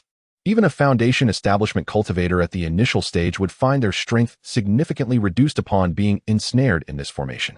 It is an unparalleled weapon for overcoming adversaries of higher realms. Li Guo's gaze immediately fell upon the Mystic Magnetic Radiance Formation. Approaching the display stand, he glanced at the accompanying jade plaque, which read, "Price, 5,000 low-grade spirit stones." What he urgently needed was precisely this formation, one that could defend while simultaneously disrupting his adversaries. "I will take this one," Li Guo declared, pointing to the Mystic Magnetic Radiance Formation. Manager's son's face broke into a broad smile, pleased to secure another lucrative deal. He promptly retrieved the formation plate. As a black gold VIP, Li Guo received a 10% discount, bringing the total to 4,500 spirit stones. After settling the payment, Li Guo carefully stored this life-saving artifact. With most of his desired items acquired during his visit to the Wanbao Pavilion, he expressed his gratitude, saying, "Thank you, manager's son. I must take my leave now." "I will escort you down," manager's son insisted earnestly. "No need. I can manage on my own," Li Guo replied. Li Guo waved his hand, insisting that the exquisite foundation building pill was of utmost importance. "In 10 days, I shall personally come to collect it." Son the steward, reminded by his words, suddenly recalled something and quickly replied, "My friend, I must apologize for my oversight. The shipment from the main hall is merely an estimate. It may arrive earlier or perhaps be delayed by a day or 2. Noticing Li Guo's frown, he hurriedly added, "If I may inquire, where will you be staying in the coming days? Should the pills arrive, I can send someone to notify you immediately." "At the Wanbao Inn." Li Guo provided the address and nodded before turning to descend the stairs alone. Upon reaching the bottom, he spotted the 2 brothers, Wang Pengzi and Wang Wenxuan, eagerly waiting. "Li Daoyu," Wang Pengzi exclaimed, his eyes lighting up at the sight of Li Guo, rushing towards him with a beaming smile. "Have you managed to settle the matter?" "Indeed," Li Guo replied with a nod. "That's wonderful." Wang Pengzi clapped his thigh. "Come, let me take you to that stall I mentioned. It will surely be an eye-opener for you." "Thank you for your kindness," Li Guo responded politely. Wang Pengzi beckoned his still-dazed cousin, and the trio left the opulent Wanbao Pavilion. In the bustling market stall area, the atmosphere was vibrant and lively. However, Wang Pengzi did not lead them to the crowded spots, but instead guided Li Guo through winding alleys until they reached a secluded lane. Li Guo understood that genuine treasures would not be displayed in high-traffic areas. No wonder he had not encountered the elderly man Huang Pengzi spoke of during his previous stroll through the stalls. After turning a corner, they arrived at a small, solitary stall. An elderly man with graying hair, clad in a faded old robe, leaned against the wall, eyes closed in meditation. Before him lay a tattered cloth spread on the ground, upon which were a few scattered items. Li Guo glanced over and noted that although the selection was limited, each item appeared peculiar and uniquely shaped, none of which he recognized. "This is the place," Huang Pengzi declared, pointing at the stall with an air of pride. Upon hearing the commotion, the old man lazily opened his eyes, his murky gaze sweeping over Huang Pengzi's face, clearly recognizing him. However, he soon shifted his attention, focusing instead on Li Guo and Wang Wenxuan. "What can I assist you with, esteemed friends?" Huang Pengzi, feeling slighted by being overlooked, cleared his throat and interjected, "Old sir, these two are my friends, disciples of the Bailan sect and members of the Dong family from Qinghai County. I brought them here to support your business." He emphasized the names of the sect and family, eager to showcase his connections. The old man, however, merely nodded indifferently and offered a slight bow in response. "I thank you for your patronage."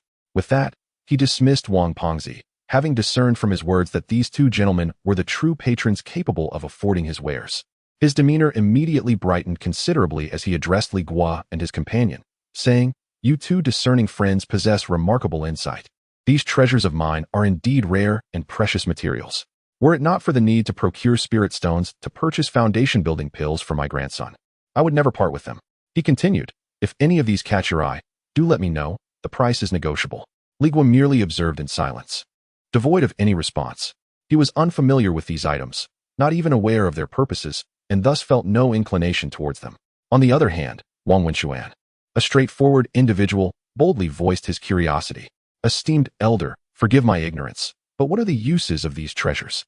The old man, unfazed by the question, instead smiled apologetically and began to describe each item on the stall in detail. "This piece of dark wood is known as ancient wood, an excellent material for crafting magical tools. This beast egg is that of a wind fox. Once hatched, it will yield a creature that can burrow at remarkable speed. And this stone, called heavy water stone," he said, holding up a fist-sized, deep blue stone, "is a celestial oddity. While it possesses little intrinsic value, if it is melted into a magical tool, it can exponentially increase the weight of the item, thereby enhancing its power significantly. The most remarkable aspect is that when one acquires a new magical tool in the future, this heavy water stone can be extracted and reused through the art of crafting with no loss whatsoever." Chapter 137. The Heavy Water Stone. After completing his introduction, the elder lifted his head, a cheerful smile adorning his face as he inquired, "My dear friends, among these items, is there anything that captures your interest?" Wang Wenxuan, unable to contain his eagerness, pointed at a pale blue beast egg and asked, "Esteemed elder, how much for this wind fox egg?" Before the elder could respond, Wang Fatty interjected, his expression one of disdain. "Wenxuan, what do you need this for? A swift little creature, pleasing to the eyes, but of little use. Will it shield you from a sword during a duel, or aid you in taking a life? It would be far better to invest in that piece of dark wood I admired earlier, which could be transformed into a formidable magical artifact, genuinely enhancing your combat prowess." Upon hearing this, a tender expression crossed Wang Wenxuan's face as he softly replied, "This is for Susu. She feels so lonely in the mansion, always wishing for a spiritual pet to alleviate her boredom." The elder, quick to seize the moment, chimed in, "Indeed, my friend. A wind fox makes for an exquisite companion, charming in appearance and gentle in nature, sure to win the favor of female cultivators. For this egg, I shall ask for merely 300 low-grade spirit stones. It is yours." Wang Fatty, infuriated, stomped his feet, pointing an accusatory finger at Wang Wenxuan. "Susu, your mind is consumed with thoughts of Susu. Do you even remember your own surname, Wang? 300 spirit stones. With that, you could purchase pills and significantly enhance your cultivation. Yet here you are, spending it on a trinket for your partner. You ought to prioritize your own strength. The more powerful you become, the more you can stand tall in the Dong family without constantly bowing to others' whims." His words struck Wang Wenxuan like a sharp needle, causing his complexion to pale before flushing a deep crimson. "Cousin, you shall not speak of Susu in such a manner. Without her, I would not be who I am today. Everything I possess should first consider her." Wang Fatty was left speechless with rage, ultimately tossing his sleeves and declaring, Fine, fine. I shall not concern myself with you any longer. Your spirit stones are yours to squander as you wish. Ignoring him, Wang Wenxuan took a deep breath, retrieved 300 spirit stones from his storage pouch, and carefully cradled the wind fox egg in his hands. Having completed a transaction, the elder was in high spirits, the wrinkles on his face deepening with joy. He turned to Li Guo, who had remained silent, and with renewed enthusiasm asked, "And you, my friend? Is there anything that piques your interest?" Li Guo's gaze fell upon a fist-sized stone of profound blue hue. "Esteemed elder, what is the significance of this stone?" Upon hearing this, the elder perked up, seizing the stone and recounting once more the properties of the heavy water stone. As Li Guo listened, he felt a stir in his heart. Was this not akin to a permanent enhancement material? Seeing Li Guo's interest, the elder extolled its virtues even further. "To be frank, this item was procured by me many years ago from the ruins of an ancient cultivator, having been stripped from a broken treasure. In the entire 100 Wu region, aside from this one in my possession, you shall find no other. Should you desire it, I ask for 800 spirit stones." 800?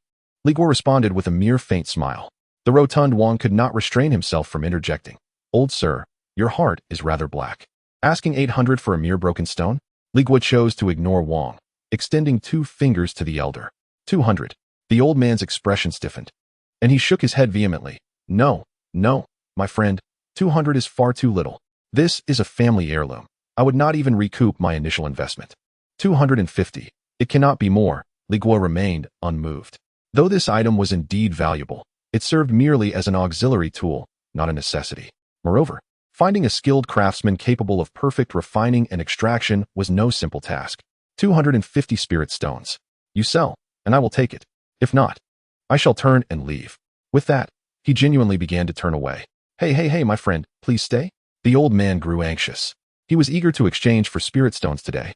After a moment's hesitation, he stomped his foot and exclaimed, very well, let it be a loss today. 300. 300 spirit stones, my friend, and it is yours. It cannot be less. Deal. Li Guo promptly paid the spirit stones and collected the heavy water stone. The elder, having completed 2 substantial transactions, should have felt content, yet he observed Li Guo's nonchalant demeanor and felt an instinctive urge to hold onto this potential catch. "Dear friends, I still have a few items remaining. Would you care to take a look? Today, I am in a good mood. I shall offer everything at an 80% discount. Once this opportunity passes, it shall not return." Upon hearing the mention of an 80% discount, the ever-greedy Wang's heart raced with desire for the darkwood piece. Originally priced at 120 spirit stones, an 80% discount would render it a mere 96. Yet, he had barely over 50 in his possession. With a cunning glint in his eye, he shamelessly approached Wang Wenxuan and tugged at his sleeve. "Wenxuan, dear cousin, lend me 50 spirit stones to tide me over, and I shall repay you shortly." Wang Wenxuan, having just spent 300 spirit stones, found himself financially constrained and helplessly shrugged. "Cousin, it is not that I do not wish to lend, but I have exhausted all the spirit stones I brought with me." "Exhausted?" Wang's voice took on a shrill pitch. "Whom do you take me for? You just received a substantial reward from the Dong family. How could you possibly have run out?" He grew desperate, even attempting to leverage their familial ties to pressure him. Wang Wenxuan, feeling cornered, sighed. "I truly have no spirit stones left. I cannot simply allow you to inspect my storage bag, can I?" At this remark, Wang was left at a loss. The storage bag represented a cultivator's greatest privacy. Forcibly inspecting another storage bag was a grave taboo, akin to having an irreconcilable enemy. The elder, noticing the two remained stagnant despite his enticing offer of an 80% discount, began to grow anxious as he turned his gaze to Li Guo. "Dear friend, will you not reconsider? This discount is truly a once-in-a-lifetime opportunity." Li Guo shook his head gently. "I appreciate your kind offer, but the remaining items are of no use to me." While the items appeared appealing, they were not urgent necessities for him. Should he purchase them, they would likely be resold in the future, making it unnecessary. Seeing Li Guo also decline, a thought sparked in Wang's mind. Gritting his teeth, he boldly moved closer to Li Guo, forcing a smile that was more grotesque than a frown. "Dearly, consider this, since you have no use for it. Why not lend me 50 spirit stones to tide me over? I truly desire that piece of gloomy wood. When my circumstances improve, I shall surely repay you double." Li Guo was taken aback that he would set his sights on him. 50 spirit stones may not seem like a lot, yet he had only met this rotund gentleman once, and he had no insight into his character. If he were to lend them, it could result in a loss without return, leaving him at a disadvantage. "Apologies," but Li Guo maintained his composure and replied calmly. "I I recently spent most of my spirit stones on purchases. Upon hearing this, the smile on the rotund gentleman's face faded completely. Chapter 138. The Mark the Elder, realizing that there was no more profit to be gleaned from the three individuals, began to pack up his stall in preparation to depart. At that moment, Huang Fatty seemed to have made a momentous decision. He forced a smile and addressed the elder, saying, "Old sir, please do not leave just yet. May we discuss a matter of mutual interest? How about this? You give me that piece of dark wood on credit, and I promise to repay you once I have gathered enough spirit stones." Li Guo watched from the side, thinking that this plump fellow was indeed delusional. However, to his surprise, the elder paused in his packing. He lifted his gaze, and a flicker of keen interest shone in his murky eyes. Credit was not entirely out of the question, but what could he possibly say? Upon hearing a glimmer of hope, Huang Fatty grew increasingly agitated. The elder, speaking slowly, replied, "We are strangers to one another. Should you default, how would I ever find you? I reside." Huang Fatty hastily began to provide his address. The elder, however, waved his hand dismissively, saying, "Who can verify the truth of your words? A vow is of little value, for I cannot place my trust in that." "Very well," he continued, "seeing your earnest desire, I have a suggestion. I wonder if you would be open to it?" Huang Fatty, sensing an opportunity, quickly responded, "Please, do enlighten me." "Old sir," the elder spoke leisurely, "I am aware of a hidden valley that harbors a spirit herb of great significance to me. Unfortunately, it is guarded by a second-tier initial-stage demon bear. My grandson and I were intending to venture there for a harvest, but we lack an additional pair of hands to assist us. If you are willing to accompany us and help secure the spirit herb, I shall consider the dark wood as your reward. What say you?" Huang Fatty was overjoyed, nearly leaping with excitement. "Absolutely. I am willing. Thank you, old sir." The elder nodded in satisfaction and, without hesitation, produced the piece of dark wood, handing it to Huang Fatty. "We must not delay. I am to meet my grandson shortly. Come, let us set forth." Huang Fatty was taken aback by the elder's decisiveness. He had scarcely grasped the dark wood, still warm from the elder's touch, when they were to leave. Yet, with the object now in his possession, he could not find the words to refuse. He turned to Wang Wenxuan and said, "Wenxuan, you should return to the Dong family first. I will not accompany you." Wang Wenxuan grew anxious upon hearing this. "Cousin, how can that be? I have only just convinced my father-in-law to allow you to take charge of the clan's affairs. Today, you must meet the family head. If you leave now, how shall I explain it upon my return?" With a casual wave of his hand, Huang Fatty dismissed the concern. "Then you can come with me. After we deal with the demon bear, we can return. That is even less acceptable." Wang Wenxuan shook his head vigorously. "If we return late, Susu will be worried." "Humph." Huang Fatty scoffed, a look of disdain upon his face. "Then you shall figure out how to explain yourself to the Dong family. Did you not say that no one oversees you there? In any case, I absolutely require this dark wood." Wang Wenxuan, feeling utterly defeated by his obstinate cousin, finally sighed. "Very well, I shall find a way to explain it to my father-in-law. Please, return as soon as you can. Rest assured, your cousin is quite capable." Huang Fatty chuckled, patting him on the shoulder. "Now, let us not tarry any longer," the elder urged impatiently from the side. Wang Pengzi clasped his hands in farewell to Li Guo, his demeanor filled with exuberance as he hurriedly followed the elder, swiftly departing the alley. After their exit, Wang Wenxuan let out a long sigh, mustering a constrained smile for Li Guo. "My friend, forgive my absence. I have concluded my business in the market and shall return to Qinghai County. Should you pass through the state of Lu in the future, do visit the Dong family in Qinghai County. I shall ensure you are warmly welcomed." "Certainly," Li Guo replied, nodding in polite acknowledgement. With that, they bid each other farewell, Wang Wenxuan heading towards the market's exit, while Li Guo turned back to the tin refining workshop. Inside, Ghost Hanzhong was industriously hammering a glowing piece of iron. Upon hearing the commotion, he glanced up briefly. "You've been gone quite a while. I encountered some matters along the way that delayed me," Li Guo responded, handing over a small piece of mysterious iron crystal. Ghost Hanzhong paused his work to accept the crystal, then picked up the cracked mystic mirror, turning towards another refining furnace. "Come here," he instructed without looking back. "Do you not wish to understand the art of crafting? Today, I shall enlighten you." Li Guo's heart leapt with joy as he hurried after him. Ghost Hanzhong retrieved several materials from his storage pouch: fine silver silk, dark as ink copper, and a palm-sized piece of century-old spirit steel. He did not commence immediately. Instead, he cast a spell towards the furnace, and a burst of orange flames erupted within. "Observe closely," he intoned, while working with fluid motions. "This fire is known as the fire of the Earth's lungs, drawn from 300 feet beneath the surface, an uncommon flame for ordinary craftsmen. The first step in repairing magical artifacts is to meld the materials. Uniting this mysterious iron crystal with the inked copper and spirit steel, his movements flowed with an almost ethereal rhythm. At times, he formed seals with his fingers. At others, he used fire tongs to deftly place materials into the furnace. Li Guo stood beside the furnace, captivated for 3 full hours.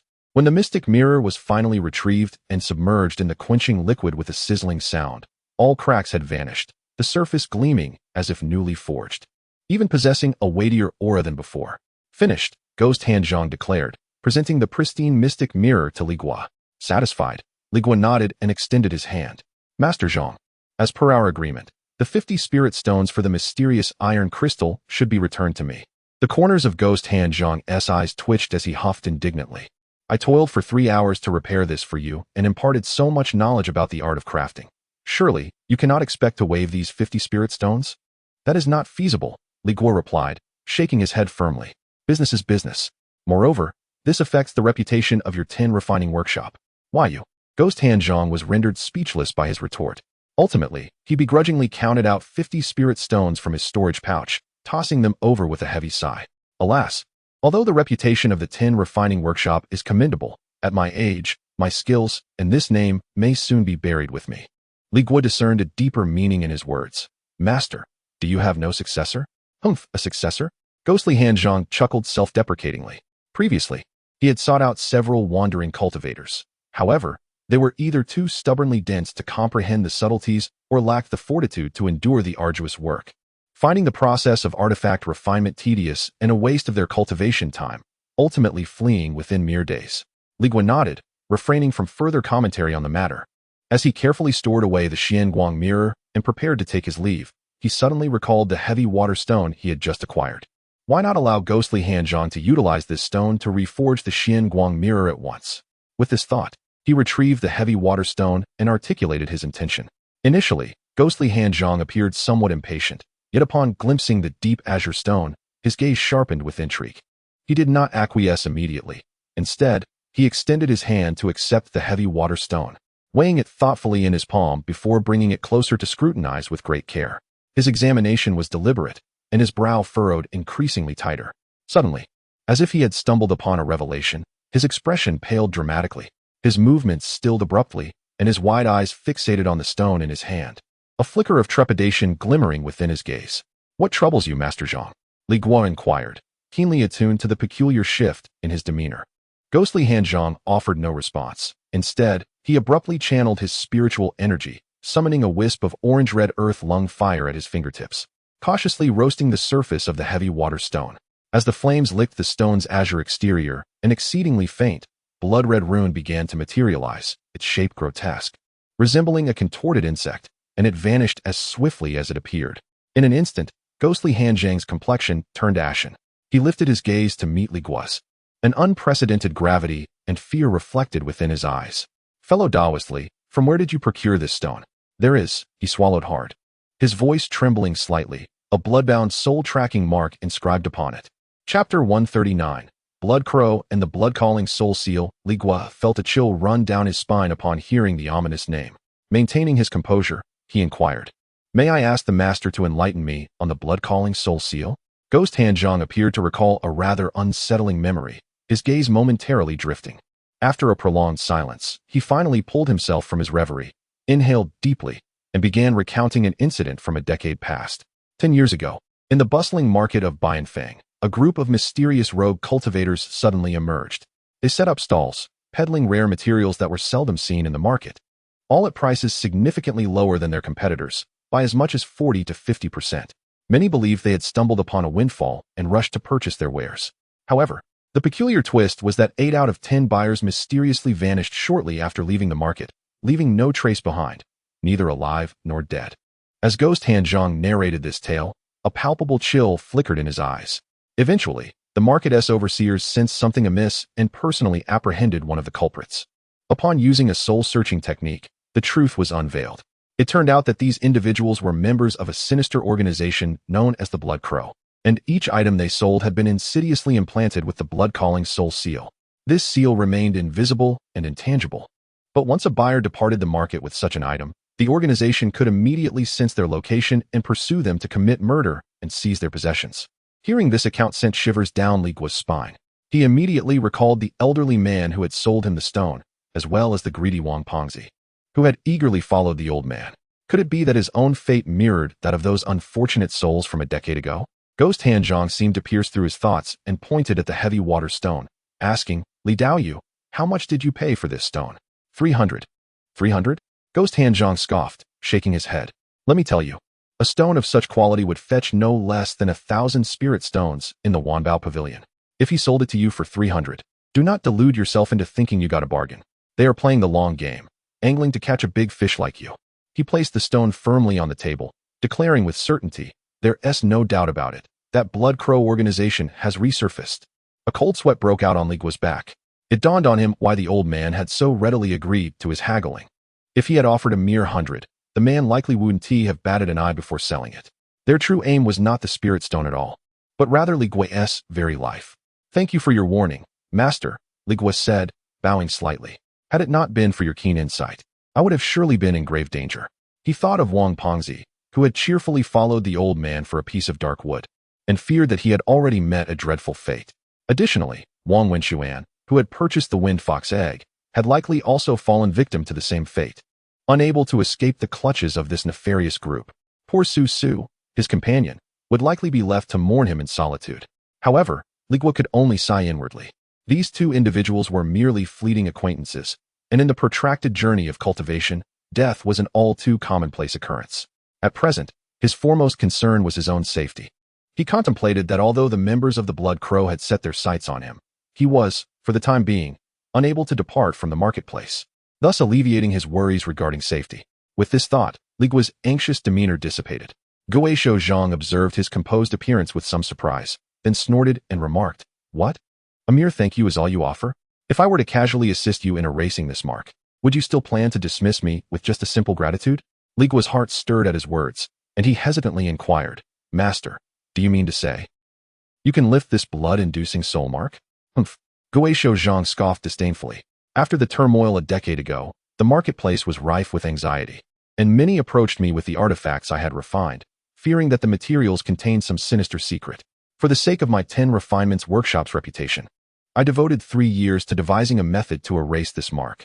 Though I have yet to fully comprehend it, removing it is not beyond my capabilities. Upon hearing this, Li Guo was elated. If Guoshou Zhang could assist him in obliterating this mark, he would be free of all concerns. Those Blood Crow members, no matter how formidable, would be unable to track him down. He understood that nothing in this world came without a price. Master, please name your fee. I promise to pay without hesitation. To his surprise, Guoshou Zhang shook his head and sighed deeply. The effort I expended to devise a means of breaking this mark was not for the sake of spirit stones. Oh, Li Guo was somewhat perplexed. Then what is your motive, Master? Guoshou Zhang pointed to the weathered black plaque hanging above, upon which the words 10 Refinements Workshop were ornately inscribed. For this, his voice rose slightly, as if touched by a sensitive subject. Consider it, the artifacts sold at a high price from my workshop, only to lead to the demise of their owners due to tampered materials once they leave the marketplace. If word of this spreads, who would dare to patronize my 10 Refinements Workshop in the future? Wouldn't my reputation be shattered? As he spoke with increasing fervor, he glared at Li Guo. So rest assured, as long as I, Guoshou Zhang, maintain my shop in this marketplace, I will not allow anyone to place such lowly traps upon the artifacts that exit my establishment. Hearing this, Li Guo felt a surge of respect. This Master Zhang was indeed a true craftsman of integrity. Then I shall trouble you, Master. Since you do not require spirit stones, I am more than pleased to save that expense. However, what Guoshou Zhang said next left him in shock. However, I cannot assist you in erasing this mark just yet, as it would jeopardize the reputation of my 10 Refinements Workshop. Why? Li Guo asked in confusion. How does this relate to damaging your reputation? The expression of Ghost Hand Zhang grew solemn once more. This matter has escalated. This group has resurfaced like a malignant tumor in our entire Bianfang city. It would be prudent for you to take this stone and promptly report this to the Foundation establishment offerings of the city. They will undoubtedly take action. Li Guo now comprehended the gravity of the situation. It appears this old man is deeply embroiled in a vendetta against the Blood Crow organization. However, he had no desire to attract further trouble, so he cautiously suggested, Master, how about this? I will offer 100 spirit stones if you could assist me in erasing the mark now. As for the reporting, perhaps you could seek assistance elsewhere. Absolutely not. Ghost Hanzhong firmly rejected, his demeanor resolute. If you do not report this, I assure you, I will not erase that mark. Li Guo found himself at an impasse. It seemed that spirit stones could not sway Ghost Hanzhong. If he wished to eliminate this lingering threat, he had no choice but to follow the official route. Reluctantly, he nodded. Very well, I shall comply. May I inquire where I might locate those 2 Foundation Establishment offerings? Upon mentioning the Foundation Establishment offerings, 2 faces immediately materialized in Li Guo's mind. One was the blue-robed cultivator, surnamed Zhao, who had saved him from the clutches of the blood butcher's protector at the city gates. The other was the yellow-robed cultivator who had accompanied him. Chapter 140. Pursuit are the 2 venerable priests in the market, the offerings Zhao and the yellow-robed cultivator of the Wanbao Merchant Alliance? Li Guo inquired. Oh, you actually recognize them? Ghost Hanzhong looked at him with a hint of surprise. Indeed, they are the ones. If you head east, the grandest manor at the foot of the mountain is their residence. Having confirmed the location, Li Guo stowed away the heavy water stone, bid farewell to Ghost Hanzhong, and made his way directly toward the eastern part of the market. The manor was easy to find, grandly situated against the mountain. Standing at the entrance, Li Guo cast a sound transmission talisman, announcing his name and purpose. Shortly thereafter, the door opened, and a young attendant clad in blue led him into a reception hall. Inside the hall sat a middle-aged cultivator in a blue robe, none other than Zhao Wan, the Zhao offering. Upon seeing Li Guo, a flicker of recognition passed through his eyes, clearly indicating that he remembered him. Speak, what brings you to see Zhao? The Zhao cultivator inquired, holding a teacup with a calm demeanor. Li Guo, not daring to delay, conveyed the details regarding the heavy water stone and the blood call soul-seeking seal in a few succinct phrases. Before he could finish, he noticed the expression on Zhao's face darkened significantly. Bring that stone to me, Zhao commanded. Li Guo hastily handed over the heavy water stone. Zhao examined it with a single glance and swept his spiritual sense over it. His countenance grew increasingly grave. It cannot be mistaken, it is indeed them, he murmured, astonished that a decade had passed, and these vermin lurking in the shadows had yet to learn their lesson. From his words, it was evident that this Zhao offering had personally experienced the tumult of 10 years prior. He instructed Li Guo to wait in place and hurried into the back hall with the stone. Li Guo did not have to wait long. Within the span of a tea's brew, Zhao emerged accompanied by a yellow-robed cultivator. He returned the heavy water stone to Li Guo and stated, "This matter has been reported through confidential channels to the higher echelons of the Merchant Alliance. They regard it with utmost seriousness and have instructed us to follow the clues to uncover the details of this blood crow organization, to ascertain whether they are remnants of the past or if new factions have emerged." As he spoke, his gaze fell upon Li Guo. "To clarify this matter, we shall require your assistance." Li Guo's heart sank. As a mere second-layer qi refining cultivator, what aid could he possibly offer to these 2 foundational elders? "Please, esteemed seniors, if there is anything I can do, I shall not decline." Though he spoke these words, a sense of foreboding already loomed in his mind. Indeed, Zhao's subsequent words confirmed his apprehension. "We hope to use you as bait to draw out a fish from the Blood Crow organization. Once they reveal themselves, the rest will no longer concern you." To use me as bait? Li Guo felt a surge of reluctance. Although he had the protection of these 2 foundational cultivators, any misstep could cost him his life. "Esteemed seniors," he forced himself to say, "I must inform you of something. The Blood Lotus sect's foundational protector who previously pursued me is likely still lurking outside the market. If the younger generation ventures out, it seems." The implication in his words was quite clear. He wished for these 2 venerable ones to seek a more suitable candidate. At this moment, the silent monk clad in yellow robes let out a cold snort. "With the 2 of us here, you need not fear. Even if it were merely a single enforcer from the Blood Lotus sect, or even 2 or 3, they would not dare to take advantage of you." With such words spoken, Li Guo understood that he had no choice in the matter. These 2 individuals were the very essence of this marketplace. To refuse them could incite their ire, leading them to concoct any pretext to expel him from the market, which would indeed spell his doom. "Very well, I am willing to cooperate," Li Guo replied, bowing respectfully. Upon hearing his agreement, the expression of the Zhao surname monk softened considerably, offering reassurance. "There is no need for concern. Simply conduct yourself as you normally would." The 2 then imparted a few more details, and with a sudden flash, they vanished from sight, their presence dissipating without a trace. Li Guo retrieved the heavy water stone and steadied his resolve, turning towards the entrance of the marketplace. As he stepped outside the gates, the air, imbued with the scent of flora, enveloped him. He dared not let his guard down, his heart taut with anxiety. He feared that the enforcer known as Blood Butcher might emerge unexpectedly from some hidden corner. He glanced back repeatedly, his consciousness extending like rippling water in search of any signs of a foundation-building cultivator's presence. Yet, he sensed not a whisper of such energy. He understood that the two venerable ones must be lurking nearby, cloaked in concealment. However, he similarly felt no trace of the blood butcher. This stirred unease within him. Should that individual employ some sophisticated concealment technique and lie in wait for an ambush, he doubted he could withstand even a single strike. He dared not stray far from the marketplace. At that moment, a voice resonated in his mind. The Blood Lotus sect enforcer is not nearby. You may proceed with confidence. It was the Zhao surname monk's transmission. Upon hearing this, a heavy burden lifted from Li Guo's heart. It seemed the two venerable ones were indeed reliable, having utilized their consciousness to scout the path ahead for him. His courage swelled, and he boldly retrieved his long sword artifact from his storage bag, channeling his spiritual energy to soar into the air atop the flying sword, gliding leisurely in a chosen direction. After traversing approximately 7 or 8 miles, Li Guo suddenly discerned signs of spiritual energy fluctuations emanating from a nearby grove, accompanied by the faint sounds of a fierce battle. He slowed his pace, hesitating whether to investigate further. The Zhao surname monk's voice echoed again, succinct and to the point. Go take a look. Given this directive, Li Guo steeled himself and made his way towards the sounds of conflict. He landed his flying sword and concealed himself behind a large tree, cautiously peeking out. Upon catching sight of the scene, he was taken aback. In a clearing within the forest, Huang Manor was surrounded by 3 assailants, his body battered and bloodied. His robe was torn in several places, blood trickling from the corner of his mouth as he desperately activated a small shield artifact, striving to defend against the relentless onslaught of attacks from all directions. To his astonishment, Li Guo recognized 2 of the 3 assailants. One was the white-haired elder who had been selling him heavy water stones at the street corner. The other was none other than the gluttonous Wang Fatty, who had just parted ways with him and Huang Manor, clutching that ominous piece of wood with a face full of greed. Chapter 141. A group. The remaining figure was unfamiliar, appearing youthful, cloaked in black, yet his actions were ruthlessly vicious. A sudden chill coursed through Li Guo's heart. He had assumed that Wang Fatty, driven by his greedy nature, would have perished alongside the old street vendor, now reduced to mere bones. To his astonishment, not only was he alive, but he had also allied himself with the elder.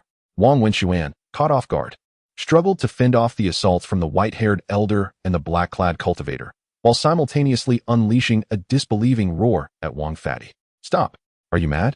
We are cousins. Why would you conspire with these wicked cultivators to harm me? Wang Fatty's expression was devoid of any emotion, his gaze as frigid as ice. With a series of hand gestures, he summoned a dark, short staff, striking relentlessly against Huang Man's precarious shield. Dear cousin, cease your struggles, he said, his voice as cold as his eyes. Surrender peacefully. As brothers, I shall not take your life. Utter nonsense, Huang Manor retorted in a fit of rage, seizing an opportunity to forcefully push his shield against a wind blade from the black-clad cultivator, only to be grazed by a fireball from the elder, eliciting a grimace of pain. I advocated for your inclusion in the Dong family as a guest elder, speaking highly of you before my father-in-law, exhausting my breath. Without my efforts, you would still be fighting beasts for scraps on Wild Boar Mountain. You should be grateful, yet here you are, conspiring with outsiders to deliver such a lethal blow to me. Wang Fatty, upon hearing these words, displayed no remorse. Instead, he seemed to be pricked by a painful truth, breaking into a cold laugh. Bah! He spat a thick wad onto the ground. A guest elder in a son-in-law's family, it sounds grand. But you are merely a dog serving the Dong family. Huang Manor, I have always outshone you in every aspect, even leading you into the path of cultivation. Why should you enjoy the fruits of success, indulging in foundation-building pills, while I must bleed for a mere bottle of chi-gathering pills? His voice rose in pitch, imbued with bitterness and resentment. You think you are deserving simply because you caught the eye of a girl from the Dong family? What right do you have to speak down to me? Huang Manor trembled with rage, finally grasping that his cousin's heart was consumed by a toxic jealousy. Fortunate, he scoffed bitterly, his eyes filled with disdain. What I have today is earned through my own relentless efforts, while you, wallowing in degradation, consort with evil cultivators and turn against your brother. You deserve to remain a wandering cultivator. You are unworthy of all that you possess. Concealed behind a tree, Li Guo watched the tragic spectacle of fraternal betrayal, his heart heavy with sorrow. Yet, he could not fathom what immense benefit Wang Fatty hoped to gain by turning on his own kin in such a ruthless manner. At that moment, Wang Fatty suddenly emitted a chilling, sinister laugh. Heh, Now I finally understand why you are so easily manipulated by those from the Dong family. Like a well-trained dog. Because of your naivety, cousin, you fail to grasp the harshness of reality. Wang Wenxuan felt a wave of darkness wash over him at those words. And just as he was about to retort, a chilling statement floated from the lips of the rotund Wang. Do you think our objective is merely the trifling possessions you hold? You are mistaken. Our true aim is your precious companion, the second daughter of the Dong family. Dong Susu. What did you say? Wang Wenxuan's eyes widened in disbelief, bloodshot and frantic. Wang, what do you intend to do to Susu? The elderly man, observing the scene, interjected with a mocking tone. Young man, do not waste your breath. Once your cousin binds you, we shall use you as bait to lure out your delicate companion. At that moment, with the second daughter of the Dong family in our grasp, do you truly believe her father will hesitate to offer a substantial amount of cultivation resources for her release? Ha! Beasts! You wretched beasts! Wang Wenxuan let out a beastly roar. I will fight you. No one shall harm a single hair on Susu. In a fit of madness, he abandoned his defensive stance.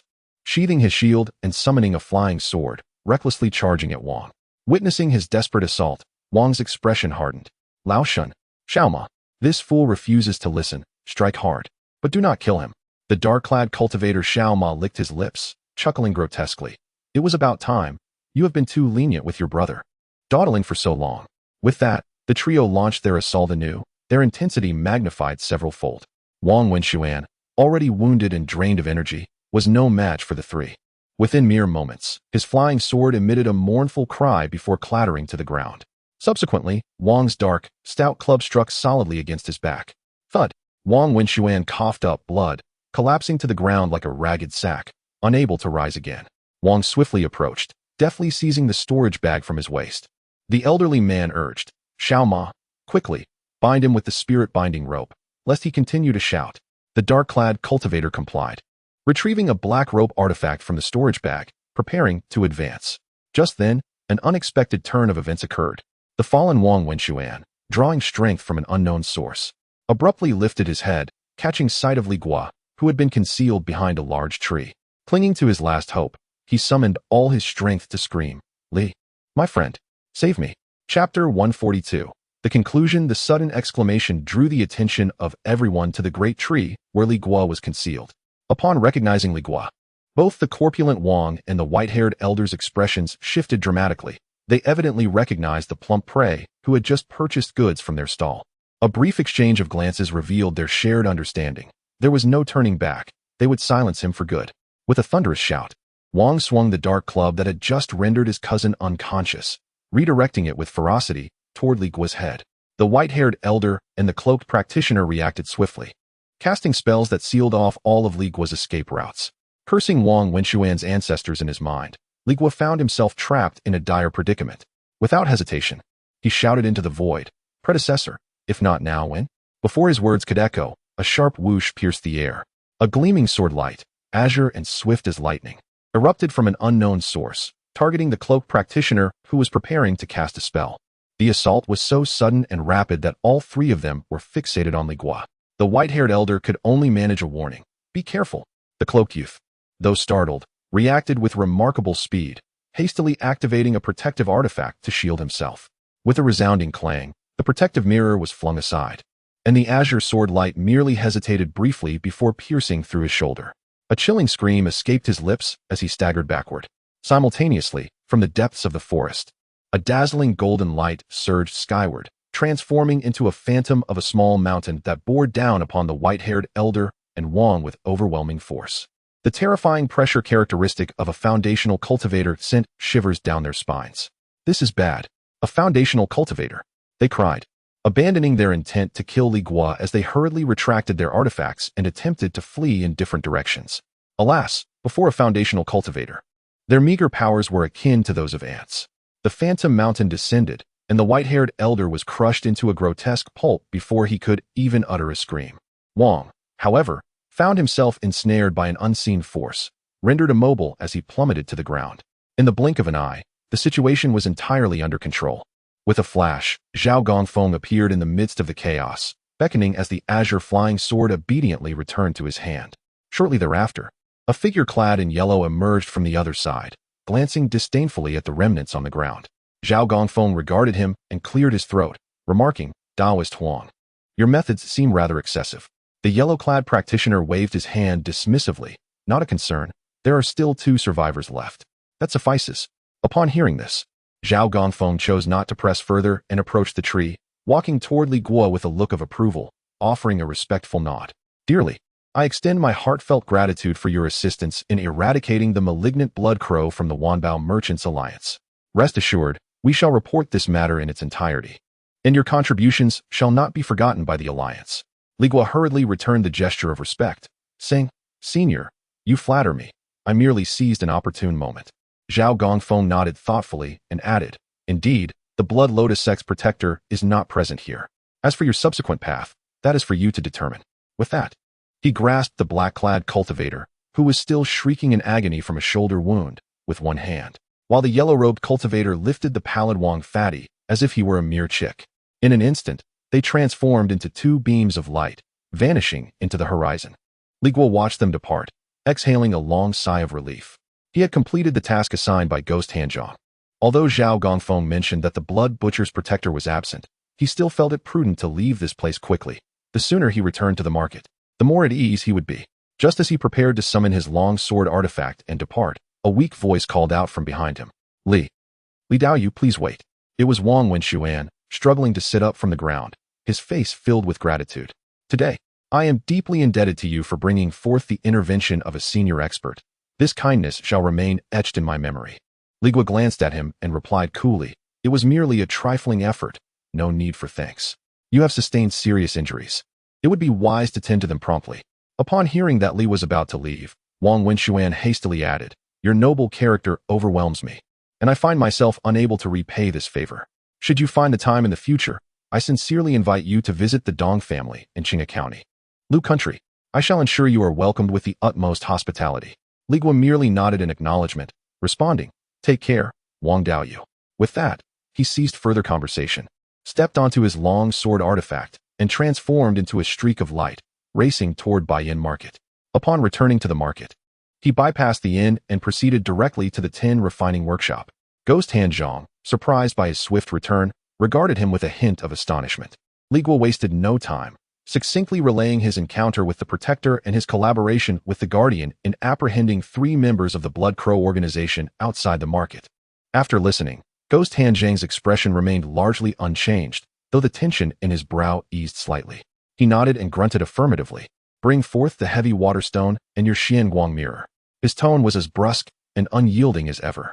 I shall assist you in erasing the mark from the stone and, in the process, refine your mirror anew. Chapter 143. The reforging of the mystic mirror. Upon hearing the words, Li Guo promptly presented the 2 items with utmost reverence. Gui Shouzhong accepted the mystic mirror, gently caressing its surface as one would tenderly stroke a loveress face, a glimmer of satisfaction flickering in his eyes.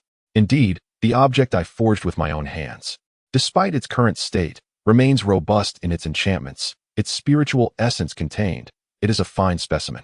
He then weighed the obsidian-hued heavy water stone, intrigued by its quality. Such a superior heavy water stone, paired with my mirror, is certainly deserving of its worth. He glanced at Li Guo and remarked, You are fortunate. The blood-linked soul imprint upon this heavy water stone has not been in place for more than 12 hours, making it the optimal moment for removal. Had you waited another day or 2, allowing the imprint to meld with the stone's properties, even with my considerable skill, I would have expended tenfold the effort, and it might not have been entirely cleansed. Having said this, he ceased further conversation, turning towards the workshop's rear where the forging chamber resided. With a wave of his hand, a furnace, nearly as tall as a person, began to hum with life. Rise, Earth-S fire, Gui Shouzhong commanded, gesturing a spell towards the base of the furnace.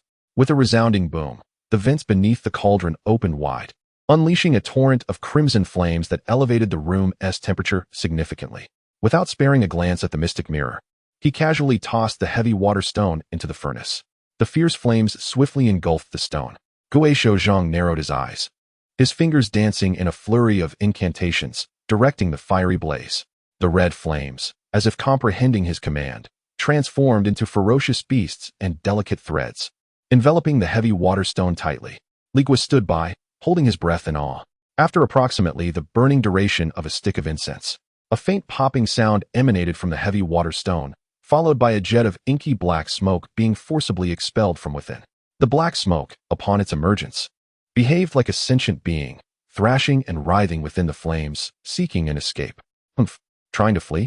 Guo Shouzhang scoffed, altering his spell. The flames surged violently, ensnaring the black smoke completely. With a hissing sound reminiscent of hot oil splashing onto ice, the smoke was incinerated, leaving no trace behind. Guo Shouzhang finally exhaled in relief, summoning the now glowing red heavy water stone from the furnace, which landed steadily in his hand. The imprint had been eradicated, leaving it immaculate. He then cast the mystic mirror into the furnace. This time, his demeanor grew increasingly focused. He introduced the purified heavy water stone into the furnace as well, his hands moving with such speed that only a blur remained. The heavy water stone rapidly melted in the flames, transforming into a viscous black liquid that gradually, drop by drop, seeped into the body of the mystic mirror. This meticulous process endured for a full half-hour. When the final drop of the black liquid merged with the mirror's surface, Guo Shouzhang bellowed, "Consolidate." Slamming his palm onto the furnace, it emitted a melodious dragon's roar. The lid of the furnace soared into the air, and a misty brilliance emanated from within. Suspended in midair, it was a brand new mirror. The mirror's body was slightly thicker than before, its color deepened, and on its surface, ripples of water subtly flowed, exuding a surge of spiritual energy that surpassed its previous state by several degrees. "Take it," commanded Guo Shouzhang with a gesture, and the mirror flew before Li Guo. "I have infused the essence of the heavy water stone into it. Now, not only has its defensive power greatly increased, but it can also draw upon the surrounding moisture, forming a profound water light before you, particularly effective against fire-related spells. In terms of quality, it has nearly reached the level of a top-grade magical artifact." Li Guo grasped the mirror in his hands, feeling its weighty presence transmit a sense of gravity throughout his body, leaving him immensely satisfied. "Thank you, master. May I inquire about the fee?" Guo Shouzhang cast a glance at him and extended 5 fingers. 50 medium-grade spirit stones. Without hesitation, Li Guo promptly produced 50 medium-grade spirit stones and handed them over. He then retrieved the slightly damaged flowing light scissors and binding fairy silk, requesting Guo Shouzhang to repair them as well, spending several more spirit stones. Having secured the 3 rejuvenated magical artifacts, Li Guo was about to take his leave when Guo Shouzhang suddenly called out to him. "Li Daoyu," he said. Li Guo turned back. "Li Daoyu, I have spent my life forging magical artifacts and have encountered countless fools who believe that possessing such artifacts makes them invincible. Remember, magical artifacts are lifeless, but the human heart is vibrant." He paused, his gaze deepening. "This realm of cultivation is fraught with peril. If you offend the blood crow today, you may provoke the black crow or the white crow tomorrow. Be cautious not to create too many enemies. Otherwise, even if you are adorned with top-grade magical artifacts, you may not be able to protect your life." Li Guo listened intently, his heart tightening, and he bowed deeply to Guo Shouzhang. "Master, I have learned much from you." After bidding farewell to Guo Shouzhang, Li Guo set off for the Wanbao Inn. Along the way, he discreetly scanned his surroundings with the corner of his eye, ensuring no one was tailing him before quickening his pace toward the inn. Upon returning to the Wanbao Inn, as he passed by Chen Yu's room, he noticed her sitting cross-legged on the bed. Upon seeing him return, she immediately stood up, a hint of anxiety on her face, and approached him. "You're back. Why did you take so long?" "It's nothing. The magical artifact was quite damaged, so it took a bit more effort," Li Guo replied, betraying no sign of peculiarity on his face. He briefly recounted the process of repairing the artifacts, omitting any mention of becoming a black gold VIP of Wanbao Pavilion or encountering Wang Pengzi. Chen Yu, however, remained furrowed in thought, her keen eyes fixed on him. Something's not right. Her brow knitted in concern. She seemed to sense that the situation was more complex than it appeared, her cold gaze searching for answers on Li Guo's face. Just then, her body swayed, and her complexion turned pale as she raised a hand to support her forehead. "What's wrong?" Li Guo stepped forward. I feel so dizzy." Before Chen Yu could finish her words, her body slumped, and she began to fall to the ground. Li Guo, with remarkable swiftness, caught her and cradled her in his arms. His expression bore no trace of panic. He remained remarkably calm. He understood that this was neither an illness nor an injury. It was the resurgence of the blood lotus soul seed within her consciousness. In the past, to awaken her, Li Guo had no choice but to practice the blood puppet lotus technique, employing secret arts to temporarily sever the control of the soul seed. Now, as time had elapsed, the soul seed naturally returned, reclaiming dominion over her spirit. Li Guo gently lifted her and placed her upon the bed. Observing her face, which had reverted to its former, cold, lifeless state. He realized that to thoroughly resolve this matter, he must return to the sect and seek the intervention of the Golden Core Elder. He covered Xinyu with a quilt and then set up a protective barrier around her room before turning to leave. Next door was Lin Feifei's room. Li Guo entered, finding Lin Feifei lying on the bed like a sleeping beauty. He checked her breathing and found it significantly steadier than in previous days. It seemed the healing sacred pill had a more profound effect than he had anticipated, confirming that both women were momentarily out of danger. Li Guo returned to his own room, closed the door, and settled into a meditative posture. Chapter 144. Breakthrough through medicine. Li Guo sat cross-legged at the head of the bed, casually casting a soundproof barrier around him. Outside the market, the blood slaughter protector stood guard, ensuring that escape was not feasible for the time being. At this moment, the only option was to await the arrival of reinforcements from the sect. However, instead of merely waiting, Li Guo attempted to circulate the concentration technique, eager to discern the atmosphere of cultivating within this market. Yet, as soon as he drew a sliver of spiritual essence into his body, a frown creased his brow. It was futile. The spiritual energy here was incomparable to that within the Bailing sect. The energy in the sect was rich and pure, invigorating with each breath. In contrast, the energy here was as thin as water, utterly unsuitable for cultivation. He estimated that if he continued to practice in such conditions, it would take an eternity to reach the third level of qi refinement. Naturally, Li Guo did not genuinely expect to cultivate diligently in meditation. He reached into his robes and retrieved the white jade vial that Xunyu had given him. The mid-grade Yuan gathering pill had propelled him from the first to the second level of qi refinement after just one consumption. The overwhelming potency of the medicine and the exhilarating surge he experienced were still vividly etched in his memory. He had hesitated to consume the remaining 5 pills, knowing that ascending from the second to the third level would require even greater spiritual power. However, circumstances had changed. With ample resources at his disposal, he discovered an additional 60 vials of the same pills nestled in his storage bag, providing him with a profound sense of security. Without a moment's hesitation, he uncorked the vial, poured out a pill, and swallowed it whole. The searing potency erupted within him, even more ferocious than before. Having prepared himself, he focused his mind and immediately activated the concentration technique, diligently guiding the surging energy through his meridians in a spiraling motion. An hour passed. Li Guo opened his eyes, distinctly sensing the expansion of the spiritual sea within his dantian, inching closer to the threshold of the third level of qi refinement. He did not pause, swiftly downing a second pill, followed by a third, a fourth, and a fifth. Time slipped by in a flash. The vial of pills gifted by Chun Yu was now completely consumed. Li Guo then retrieved a new vial from his own collection, unscrewed the cap, and consumed another pill. As the potency of the 10th Yuan gathering pill was fully refined and integrated into his dantian, Li Guo's entire being quivered. He felt as though an invisible door within him had been forcefully breached by the influx of spiritual power. A surge of even more formidable and substantial energy flooded his entire dantian sea. He had achieved the third level of qi refinement.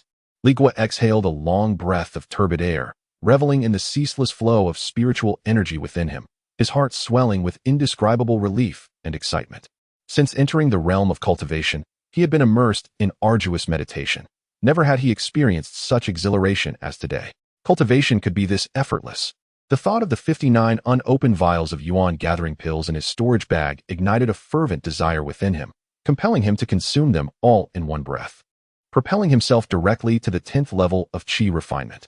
However, this fleeting thought quickly dissipated. He suppressed the excitement bubbling within him and first attempted to circulate the qi condensation technique, gauging his current cultivation speed. With this trial, he gained clarity.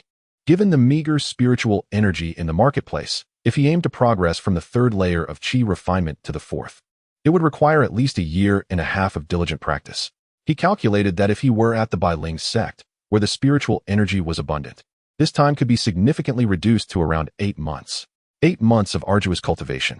How many Yuan gathering pills would that entail? He estimated it would be approximately 3 vials, or around 16 pills. With this understanding, Li Guo wasted no time. Picking up the vial to continue his consumption of the pills, just as he was about to swallow the next pill, he suddenly halted. A delightful realization struck him. Perhaps due to the relentless practice of the qi condensation technique for hours, refining the overwhelming potency of the pills, he had mastered this technique to an unprecedented level.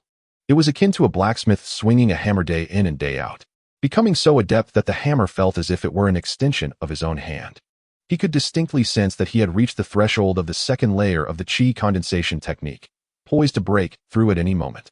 With a spark of inspiration, Li Guo set the vial aside, understanding that sharpening the axe would not hinder his woodcutting. He focused his mind, disregarding the pills, and devoted himself wholeheartedly to the practice of the qi condensation technique. He sat in meditation for an entire day and night. When the sun rose high the next day, Li Guo suddenly opened his eyes, a flash of brilliance illuminating his gaze. Success! He attempted to circulate the second layer of the qi condensation technique, and a sensation far stronger than before enveloped him. The sparse spiritual energy around him seemed to be drawn in by a small vortex, entering his body at a pace 50% faster than before. Elation filled his heart. If his previous normal cultivation required 1.5 years to break through, would it not now take just a little over a year? However, he quickly quelled this surge of excitement. He did not need to rely on conventional cultivation to elevate his prowess. Li Guo picked up the vial once more, poured out another yuan gathering pill, and swallowed it. As the pill's potency unfurled, he immediately employed the second layer of the qi condensation technique for refinement.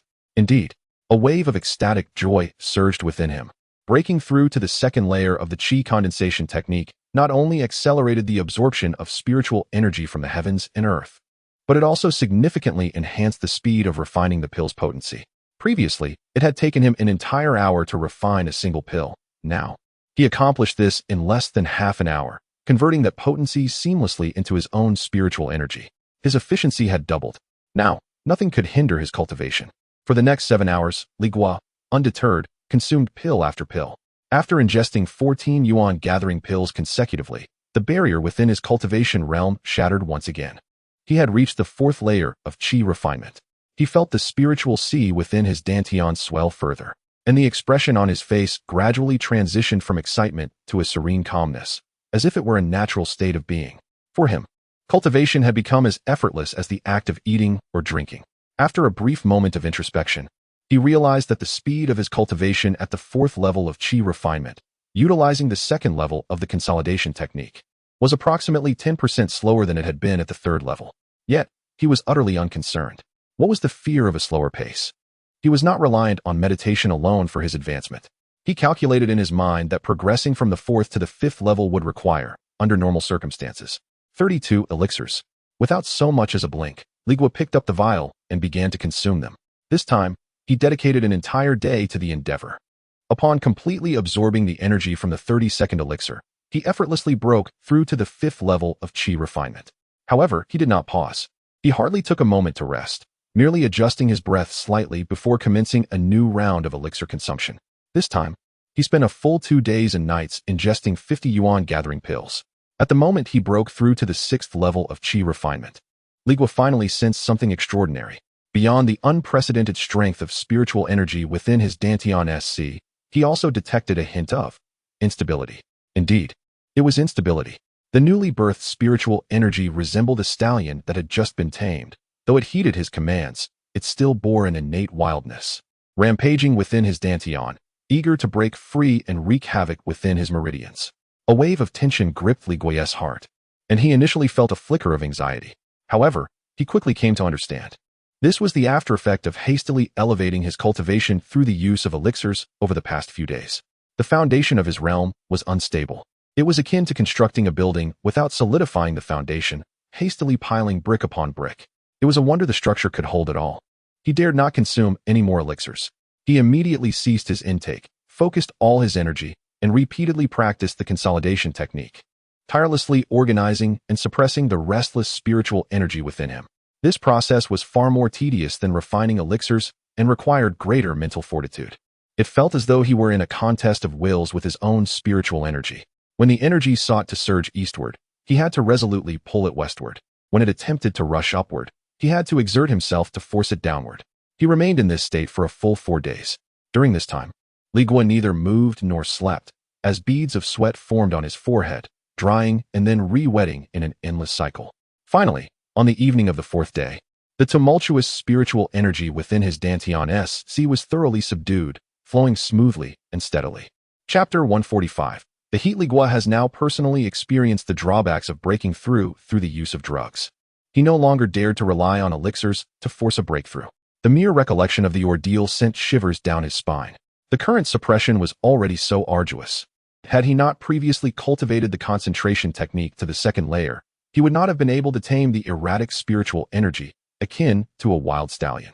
With the mere control of the first layer, he surmised that if he were to recklessly push himself to the seventh layer of chi refinement, the unstable spiritual energy within would likely become even more ferocious, at which point he would undoubtedly be unable to contain it.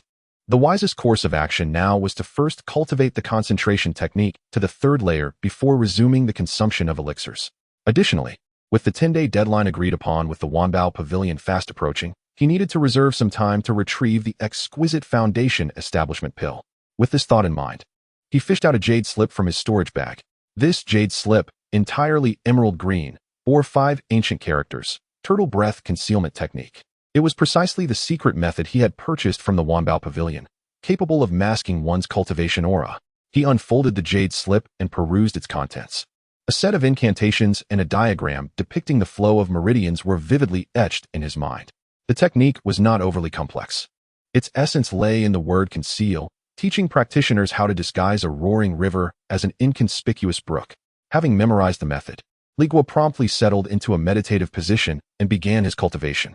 6 days later, he rose from his bed, stretching his somewhat stiff limbs. With a thought, he activated the turtle breath concealment technique within him. In an instant, the fluctuations of his spiritual energy at the 6th layer of chi refinement receded like a tide, ultimately stabilizing at the 2nd layer. At last, he felt a sense of relief. His rapid ascension from the 2nd to the 6th layer was alarming. If discovered, especially by his 2 senior sisters, it would undoubtedly raise suspicions. Suddenly, he recalled that over 10 days had passed, yet there had been no word from the Wanbao Pavilion regarding the exquisite foundation establishment pill. Just as he contemplated inquiring about it, and whether he should make another trip to the pavilion, a gentle knock resonated from outside his door. Soon after, a respectful voice called from beyond the door, "Is this Li Guo? I am a servant from the Wanbao Pavilion, sent by Elder Sun to inform you that your requested items have arrived. Please proceed to retrieve them." The servant spoke with discretion, mentioning only that the items had arrived, without alluding to the exquisite foundation establishment pill, clearly wary of eavesdroppers. Li Guo dispelled the barrier and opened the door to find a young attendant in blue standing respectfully at the entrance. "Thank you for your trouble," he nodded, preparing to step outside when a sudden wave of heat surged within him, accompanied by a faint, sweet metallic scent that rushed to his throat. The sensation was fleeting, vanishing in the blink of an eye. Li Guo paused, a slight furrow forming on his brow. He found the occurrence peculiar, but the urgent matter of retrieving the elixir took precedence, so he dismissed his concerns and followed the attendant out. Silently, they made their way to the Wanbao Pavilion, heading straight for the familiar VIP room, where the comforting aroma of spiritual fruits and tea greeted them. As Li Guo settled into his seat, 2 elegant maidens approached, one on each side, gracefully kneading his shoulders with just the right amount of pressure. Li Guo closed his eyes, relishing this rare moment of tranquility. Yet just then, that insufferable restlessness returned. He feigned enjoyment while discreetly channeling the concentration technique to quell the agitation within. "Fellow Taoist, I apologize for keeping you waiting," came the cheerful voice of Steward Sun as he entered the VIP room, a bright smile adorning his face. He waved off the maidens, who departed quietly. Strangely, as soon as Steward Sun entered, Li Guo felt the oppressive heat dissipate. "Steward Sun," Li Guo greeted, rising to clasp his hands in respect. Steward Sun hurriedly placed a palm-sized square box, crafted from an unknown warm jade, onto the table before Li Guo. "Please take a look. I hope it meets your expectations." Li Guo's heart raced as he accepted the box and opened the lid. A rich, invigorating fragrance of medicinal herbs wafted forth, revitalizing his spiritual energy with just a whiff. Inside the box lay a pill the size of a longan, resting on crimson silk. The pill, perfectly round and a pale golden hue, bore 9 naturally formed, intricate patterns on its surface, seemingly embodying some profound Taoist essence. A faint golden halo shimmered around it, unmistakably marking it as a treasure of extraordinary value. Though Li Guo had never seen other foundational pills, the appearance alone told him this one was indeed priceless. Furthermore, with Wanbao Pavilion's esteemed reputation, he knew they would not deceive him in such matters. He closed the box and carefully stored it in his spatial pouch, feeling a great weight lift from his heart. "Thank you for your efforts, Steward Sun," he expressed gratefully. "You're too kind," Steward Sun replied, and having secured the item, Li Guo felt no desire to linger. He bid farewell and made his way back to the Wanbao Inn. As he stood before his room, preparing to push the door open, His peripheral vision caught a glimpse of something amiss in Lin Feifei's room next door. The spiritual barrier at her door had vanished. A sense of foreboding gripped Li Guo's heart. His first instinct was that a thief had intruded, and he instinctively placed his hand on his spatial pouch, moving stealthily towards her room. What he beheld inside left him momentarily stunned. Lin Feifei sat alone at the edge of her bed, still clad in her slightly tattered robe. Her expression dazed as she surveyed her surroundings, seemingly unaware of her situation. She has awakened? It wasn't a thief who had entered, but rather she had roused herself. Li Guo was taken aback. He had assumed her injuries were so grave that she would remain unconscious for at least 10 days or more. He hadn't anticipated the healing elixir's potency to be so formidable. "Senior sister, you are awake," he said softly from the doorway. Inside the room, Lin Feifei was startled by the sound, her body trembling as if she were a frightened cat. She immediately lifted her head, her expression turning vigilant as she gazed toward the entrance. Upon recognizing that it was Li Guo standing at the door, a radiant glow illuminated her previously wary face. "Junior brother Li, have we escaped?" This was the answer she longed to know since awakening. What else could it be? Li Guo replied in a calm tone. Lin Feifei let out a long sigh of relief, her entire being relaxing. However, she soon seemed to recall something, her beautiful eyes fixating sharply on Li Guo, her gaze suddenly turning as piercing as a blade. She enunciated each word deliberately. "You are not Junior brother Li. Who are you?" Upon hearing this, Li Guo inwardly sighed.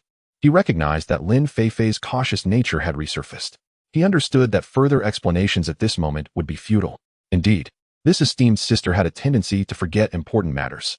In the past, at the Qingfeng Temple's small Taoist gathering, I had exchanged an entire bottle of useless elixirs for a Qingxin Dan that could stabilize the soul. Li Guo spoke unhurriedly. "This matter, apart from you and me, should be known to no one else." Upon hearing these words, Lin Feifei's tense body deflated like a punctured balloon, the menace in her eyes dissipating. She realized that the person before her was indeed the junior brother Li who had shared life and death experiences with her, not some malevolent impostor. Chapter 146. The Blood Lotus Cult strikes. As Lin Feifei's wariness completely dissipated, Li Guo felt a sense of relief wash over him, though his expression remained impassive. They were currently in an inn in Bianfang City, a temporary sanctuary. "You should rest well during this period and refrain from wandering around," he advised. After a brief pause, he continued, "I have contacted a loose cultivator to relay a message back to the sect, outlining the situation here in the Qin Kingdom. Until reinforcements arrive from the sect, we must remain here. Outside the market, the Blood Lotus Cult's Foundation Establishment Protector is likely still on guard." Just as Lin Feifei was about to inquire about the details, such as how they managed to escape from a Foundation Establishment cultivator, Li Guo abruptly cut her off. "I shall return to my room to cultivate. Sister, feel free to do as you wish." With that, he turned and closed the door behind him, leaving Lin Feifei with a clear yet perplexed silhouette. Li Guo had no intention of divulging more information. Explaining would be too cumbersome, especially regarding the awakening of Chunyu, no matter how he framed it. It would inevitably unveil his own secrets. The more one speaks, the more one risks error. Silence was preferable. Once back in his room, he set up a barrier and began to contemplate his situation. The Black Wind duo he had enlisted would take at least 14 days to deliver the message to the violent sect. Once the law enforcement hall received the news and dispatched someone, even under optimal circumstances, with a senior steward flying at full speed, it would still take 5 days. If there were any delays, such as meetings for discussions, it could easily extend to 9 days or more. This indicated that he had a minimum of 7 days and a maximum of 11 days at his disposal. During this time, he must not step outside the market even once. He once again focused his mind on his dantian, sensing the somewhat tenuous spiritual energy of the 6th layer of qi refinement, his brows knitting in concern. He could no longer rely on medicinal pills to force progress. An unstable foundation was a grave error. The urgent priority was to cultivate the consolidation of qi technique to the 3rd layer. Only by enhancing his control over spiritual energy could he confidently withstand the impact of the next wave of medicinal pills. Resolute in his decision, Li Guo dismissed extraneous thoughts and plunged back into the monotonous practice of his techniques. Meanwhile, Lin Feifei sat on the bed for a considerable time, gradually assimilating the reality of their narrow escape. She indeed heeded Li Guo's advice and did not leave the inn recklessly. After 2 days, once her wounds had nearly healed, she sought him out. "Junior brother Li, about my Xian Shui turtle shell array." Without wasting words, Li Guo retrieved the array plates from his storage bag and returned them to her. Lin Feifei accepted the plates, but could not suppress her curiosity, finally voicing the lingering question, "How did we escape?" I distinctly remember that the blood butcher's sword pierced my abdomen. I thought I was done for. Li Guo realized he could not evade the question and thus replied, half truthfully. In a moment of peril, I activated the array to block the subsequent attacks. Later, I employed a secret technique to momentarily awaken Sister Chenyu. With her desperate assistance, we managed to escape to Bianfang City. What? Sister Chun is awake? Lin Feifei's eyes widened in disbelief, her face a canvas of astonishment. She was acutely aware of the overwhelming power of the Blood Lotus Soul Seed, a force far beyond the grasp of any Qi refining stage cultivator. Though she yearned to inquire about the secret technique, the words died on her lips. She understood all too well that such arcane knowledge was the most profound secret of a cultivator, and probing too deeply was a grave taboo. She opted for a different question. Where is Junior Sister Chun? She is in the adjacent room, Li Guo indicated towards the wall. However, the effect of the secret technique has worn off. She has returned to her previous state. Upon receiving this information, Lin Feifei promptly took her leave and proceeded to the neighboring room. As she pushed open the door and beheld Chenyu lying on the bed like a soulless puppet, a tumult of emotions surged within her.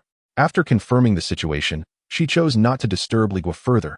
Instead, she ventured alone to the marketplace to procure some healing elixirs and a few spare talismans. Subsequently, she emulated Li Guo's behavior, secluding herself in the room. The days of cultivation passed in a blur. Before long, 7 days had slipped away. On this particular day, as Li Guo sat cross-legged, striving to break through the third layer of the consolidation Qi technique, his eyes suddenly snapped open. Something was amiss. An extraordinarily intense surge of spiritual energy emanated from above the marketplace, striking like a colossal stone cast into a tranquil lake, instantly disturbing the entire atmosphere of the market. He swiftly rose, dispelled the barriers, and opened the door. Simultaneously, the door across the hall swung open, revealing Lin Feifei, her expression equally grave. The two exchanged a glance, each recognizing the unease mirrored in the other's eyes. Senior sister, Li Guo greeted in a low voice. Let us go see, Lin Feifei replied, her tone taut with tension. They hastened down the stairs and onto the street outside the inn. As soon as Li Guo lifted his gaze, his countenance darkened, as if cloaked in a shroud of frost. The once clear sky was now enveloped by an immense purple light screen, resembling an inverted giant bowl, thoroughly enclosing the entire Bian marketplace. Above the light screen stood 8 imposing figures, each exuding a formidable aura that sent chills down one's spine. The unmistakable energy they radiated was indicative of Foundation establishment stage cultivators. Opposite them, the 2 guardians of the marketplace, Zhao Wen and a Huang surnamed cultivator, hovered in midair, their expressions grim as they faced off against the 8. Blood slaughter. Lin Feifei gasped, fear unmistakable in her voice. Following her trembling gaze, Li Guo indeed recognized a familiar figure among the 8, a guardian of the Blood Lotus sect wielding a crimson bone sword, the very one who had once driven them into a corner. In an instant, Li Guo's heart plummeted to the depths of despair. He realized that these 8 Foundation establishment cultivators were likely all guardians of the Blood Lotus sect. The massive purple light screen overhead was not a defensive array of the marketplace. On the contrary, it was a colossal trapping formation laid out by the Blood Lotus sect, a veritable net of heaven and earth, transforming all cultivators within the marketplace, including the 2 Foundation establishment guardians, into caged birds. 10,000 treasures pavilion. In that moment of life and death, this singular thought consumed Li Guo's mind. His only chance for survival lay in making a swift journey to the treasure pavilion, utilizing the teleportation array within to escape the impending slaughterhouse that the marketplace was about to become. Flee! He shouted a single word at Lin Feifei, who stood beside him in astonishment, exhausting all his strength. Stunned by his outburst, Lin Feifei instinctively thought to question, where can we escape to? The entire marketplace is sealed. However, before her words could escape her lips, Li Guo's figure transformed into a fleeting shadow, dashing back into the inn. A surge of urgency filled Lin Feifei's heart. She believed he intended to seek refuge inside the inn, and she was about to caution him that hiding would be futile under the scrutiny of the Foundation building cultivator. Yet, in the span of 3 breaths, Li Guo's silhouette once again burst forth from the inn's entrance. This time, however, he cradled a delicate figure in his arms, the still unconscious Chenyu. Keep up, Li Guo bellowed once more at the dazed Lin Feifei, his feet unwavering as he sprinted towards the treasure pavilion, carrying another person without a hint of diminished speed. Chapter 147. Surrender the offering. Lin Feifei caught up with Li Guo, her magical artifact shimmering beneath her feet, her voice laced with a hint of urgency. Junior brother Li, where are we headed? Li Guo did not turn back, Cradling Chun used soft form in his arms and uttered 3 words. Wanbao Pavilion. Lin Feifei paused, her mind momentarily disoriented. What on earth for? The skies are choked. Nowhere is safe. Teleportation array. Li Guo's voice was chillingly calm, devoid of any panic. The sect's people want to arrive in time. We must leave the market immediately. These words struck Lin Feifei like a thunderclap, reverberating in her mind. A teleportation array? Within Wanbao Pavilion, there exists a teleportation array? Such devices are typically established only by large sects or crucial strongholds. How had she never known? Suddenly, she understood. During his stay in the market over the past few days, Li Guo had not merely sat idly in the inn to cultivate as he had appeared. He had meticulously explored every possible escape route, even secrets that she, a chi refinement stage cultivator, remained oblivious to. As she gazed at the figure ahead, sprinting with a person in his grasp, Lin Feifei felt an unprecedented sense of security, despite the fact that his cultivation level was a full 6 stages beneath her own. She couldn't help but ponder that had it not been for this junior brother, she might have perished countless times since leaving the capital of Qin Kingdom. His mind raced faster than a flying sword, more intricately than any formation. In midair, 8 figures loomed like deities, surveying the chaotic market below. Xuetu's gaze had already pierced through the panicked throngs, locking onto the 2 swiftly moving silhouettes. A flicker of cruel excitement danced in his eyes. Found them. The man who had humiliated him, and the princess of Qin Kingdom, destined to be the sacrificial offering. Yet, he did not rush to act. The market beneath them had been thoroughly sealed by the Zio-locking heaven array they had laid down. Not even a late-stage foundation establishment master could hope to break free in the short term. All those within were akin to caged birds, trapped and helpless. For now, it was imperative to eliminate these 2 troublesome offerings in the market. The memory of his earlier humiliation ignited a flame of anger within him. He had watched helplessly as Li Guo and his companions fled into Baiyin Market, knowing that single-handedly, he had no hope of breaching the defenses of 2 cultivators of the same rank. With no other choice, he had suppressed his fury, betting that the young man would not dare to leave the market easily, while he himself hastened back to the valley altar. As expected, upon recounting the events, he had drawn the scornful mockery of his protectors, Gue Ying and Yin Fu. As a distinguished protector of the Blood Lotus sect, a foundation establishment cultivator, pursuing a few chi refinement juniors for 10 days only to let them escape was a humiliation beyond measure. However, mockery aside, they were acutely aware of the gravity of the situation. The offering that had been snatched away was specifically demanded by the 4th point. The individual referred to as 4 holds a significant status. He is the sole heir of the Blood Lotus sect's branch leaders among the 10 surrounding nations. He is indeed a true aristocrat within the sect, rendering the guardians in his presence utterly insignificant. The 2 guardians, wary of any delay, promptly escorted the blood butcher to meet him. At that moment, for was growing increasingly anxious within a resplendent cavern.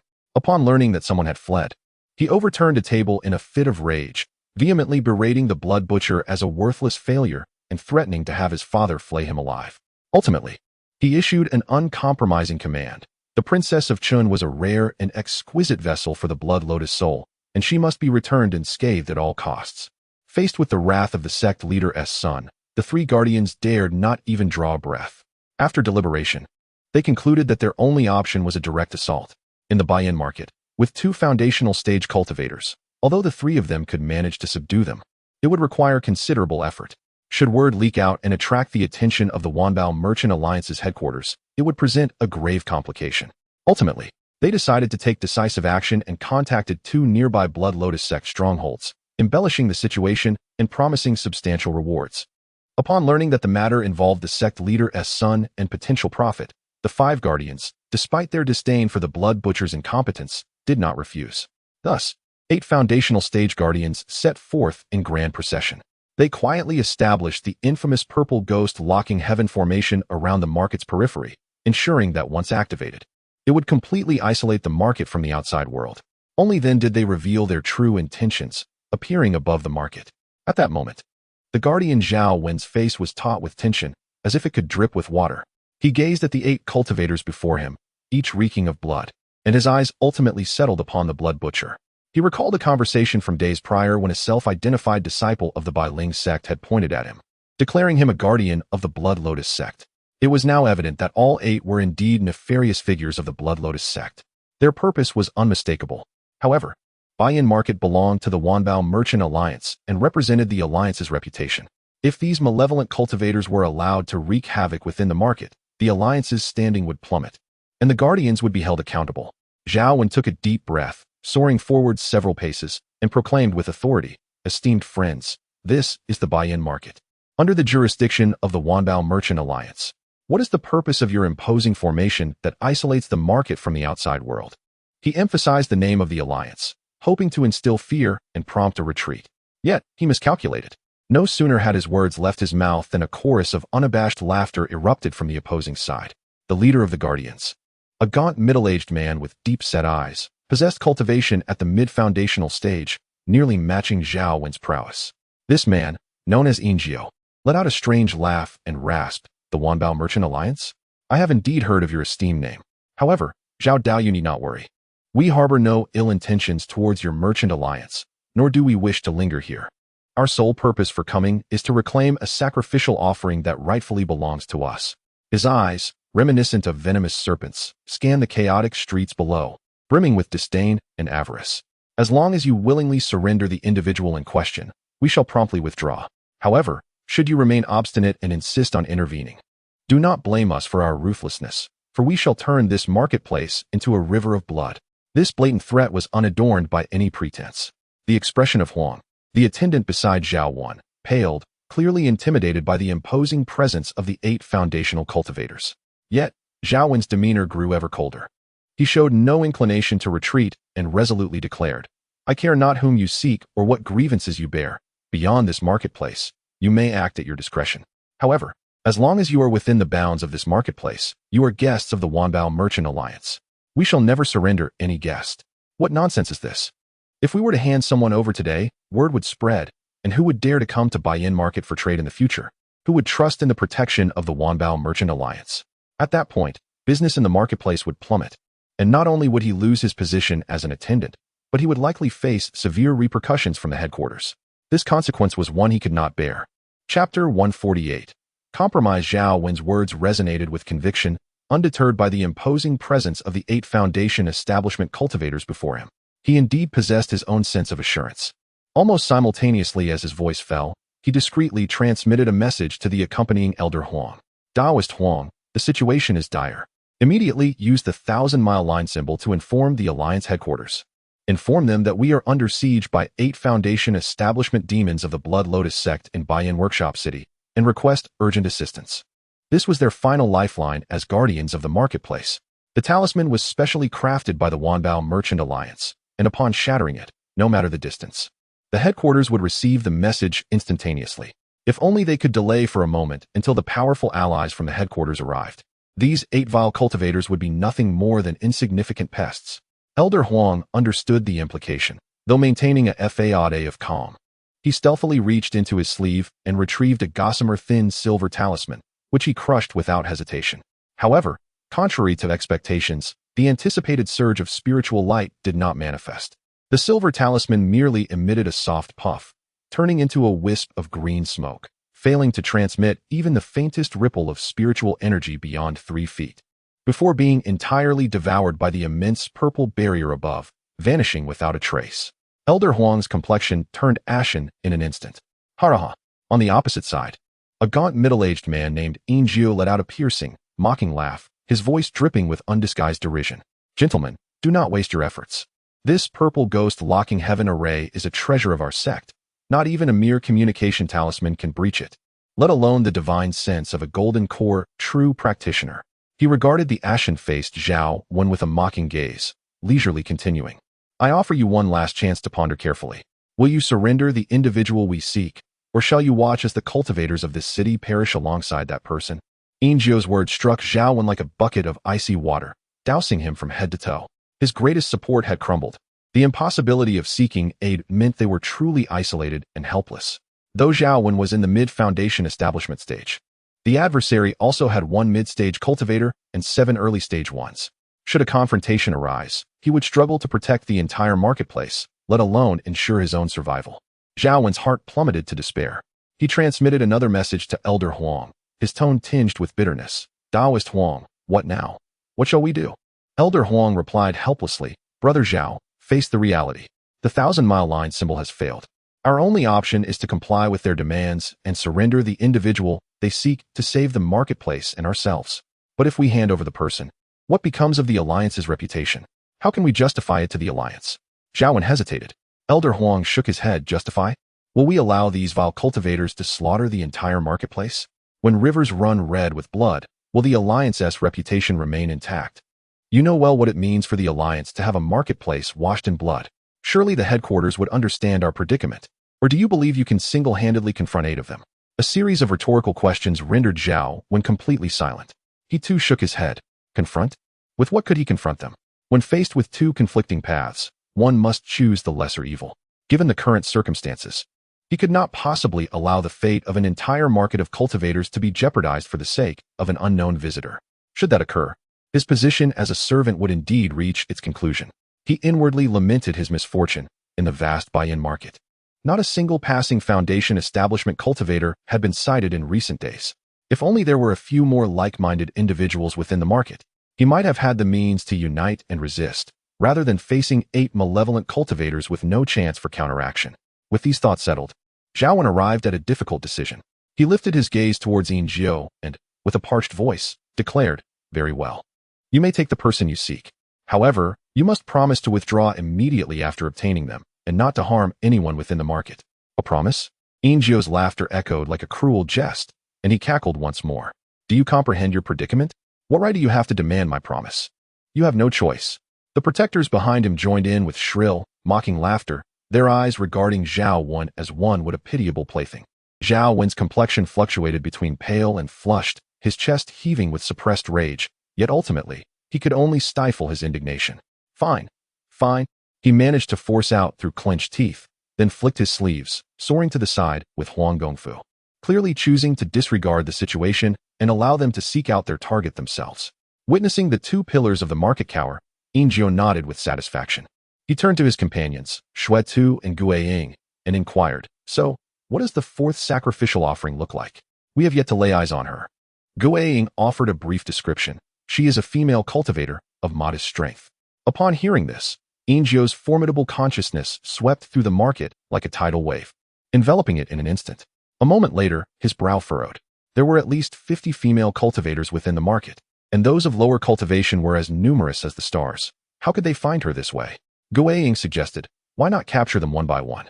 Surely we will find her eventually."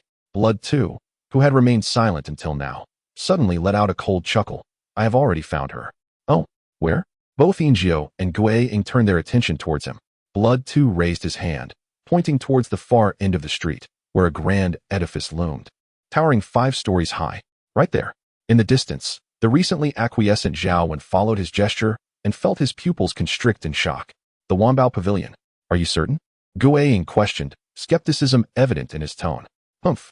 If you doubt it, then capture every female cultivator in this market and interrogate them one by one," Blood 2 replied, clearly displeased with his companion's doubts.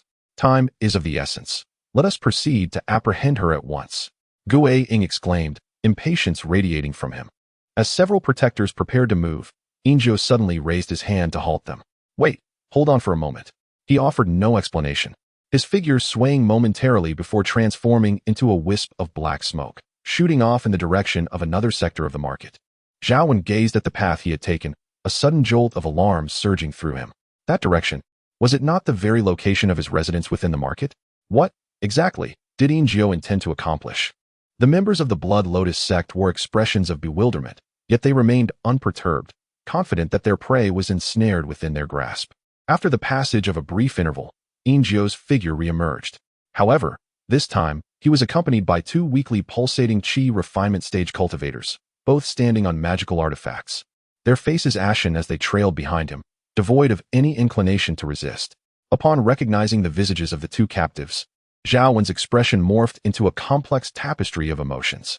They were none other than the 2 members of the Blood Crow organization, the dark-clad youth and the rotund Wang, whom he had personally apprehended a mere 10 days prior. "Yin Jiu, my friend, what is the meaning of this?" one of the guardians inquired, perplexed.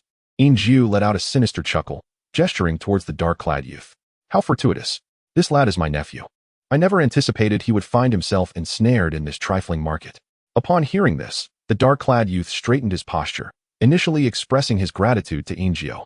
However, his gaze swiftly shifted, locking onto Zhao Wan and the Honorable Huang in the distance, his eyes ablaze with uncontainable hatred. "What troubles you?" Yin Jiu inquired. Sensing the youth's agitation, the dark-clad youth raised his hand, vehemently pointing at the Honorable Huang, his voice hoarse as he bellowed, "Uncle, it was him. He is the one who murdered my grandfather." "What?" Yin Jiu's countenance darkened instantly, his icy gaze pinning the Honorable Huang like a dagger. Under the weight of such murderous intent, the Honorable Huang felt as though he were plunging into an abyss of ice, his blood chilling to near immobility. An unsettling cold creeping through him. "Yin Jiu, we have pressing matters to attend to," the specter beside him reminded urgently. Gradually, Yin Jiu's murderous intent receded, and he nodded towards the dark-clad youth. "We shall address this matter later. For now, remain by my side." With that, he lingered no longer, sweeping his hand with authority. "Let us proceed. Retrieve the offerings." The 8 guardians of the Blood Lotus sect transformed into streaks of light, diving towards the grand edifice below, following closely behind them. The recently liberated dark-clad youth, alongside the still somewhat bewildered Wang, hastily activated their magical artifacts to keep pace. Chapter 149. The teleportation array. Within the bustling streets of Baiyin Square, chaos reigned supreme. Countless cultivators erupted from various shops, gazing up at the enormous purple light curtain above, which loomed ominously like a lid over a cauldron, their faces etched with terror and bewilderment. Some, defiant against fate, activated their magical artifacts in a futile attempt to escape, only to be met with the same disheartening fate. They collided violently with the purple barrier, both person and artifact rebounding harshly, leaving them disoriented and battered. The entire market had transformed into an immense prison. Li Guo, however, paid no heed to the turmoil, pressing forward without pause. In a matter of moments, the Wanbao Pavilion came into view. At that moment, a group of over 10 cultivators had gathered at the entrance, their tempers flaring as they surrounded a middle-aged man clad in a brocade robe, demanding an explanation. "Manager Lu, what is happening here? What is that thing in the sky? Why has the market been sealed by a formation? Is the Wanbao Merchant Alliance plotting something against us? Release us at once." The individual addressing them was indeed Manager Lu, whose professional smile barely concealed the gravity hidden in his gaze. He looked up at the 2 guardians of the market confronting the 8 uninvited guests, his heart entangled in confusion. Uncertain of the unfolding events, he, as the representative of the Wanbao Pavilion, understood the necessity of maintaining composure. "Dear friends, please remain calm. Our 2 esteemed guardians are currently addressing this matter, and I assure you that a resolution will be forthcoming. Rest assured, the Wanbao Merchant Alliance will guarantee the safety of every guest within Baiyin Square." Li Guo, undeterred by the manager's words, squeezed through the crowd, cradling Chun Yu, and interrupted Manager Lu mid-sentence. "Manager Lu," he said succinctly, producing a black gold VIP card from his robe and displaying it before Lu's eyes. Manager Lu was about to reprimand the one who had so rudely interrupted him, but as soon as he recognized Li Guo's face, especially upon seeing the card that shimmered with an ethereal glow, his pupils constricted in shock. He vividly recalled this major client, who had visited just days prior, having only acquired a purple gold VIP card valued at 3,000 spirit stones. How could it be that, within such a brief span, this seemingly unremarkable chi refining cultivator had ascended to the status symbolized by the black gold card, indicating expenditures exceeding 13,000 spirit stones? No longer daring to exhibit any semblance of negligence, Manager Lu immediately ceased his attempts to placate the crowd, redirecting his attention to Li Guo with an exceedingly warm and respectful smile. Although he was puzzled by the unconscious female cultivator in Li Guo's arms, he promptly adhered to the highest standards of VIP etiquette, turning to a nearby attendant and commanding, "You, quickly escort this esteemed guest to the VIP room." The attendant, startled into action, hurried over and bowed deeply to Li Guo. "Esteemed guest, please proceed inside." Li Guo gestured to Lin Feifei behind him. "The teleportation array is just upstairs. Follow me." Lin Feifei nodded, hastening to keep pace. She glanced at the card in Li Guo's hand, which was entirely black, its edges adorned with a band of dark golden patterns. The remarkable transformation in the demeanor of the steward at Wanbao Pavilion left her increasingly convinced of her junior brother's profound depths. The attendant guided the trio into the pavilion, intending to lead them to the VIP lounge on the 3rd floor for a moment of respite. However, Li Guo waved his hand dismissively, stating, "We shall not go to the VIP lounge. Take me immediately to Deacon Sun Yi." The attendant, taken aback by his insistence, did not dare to delay and promptly ascended the stairs.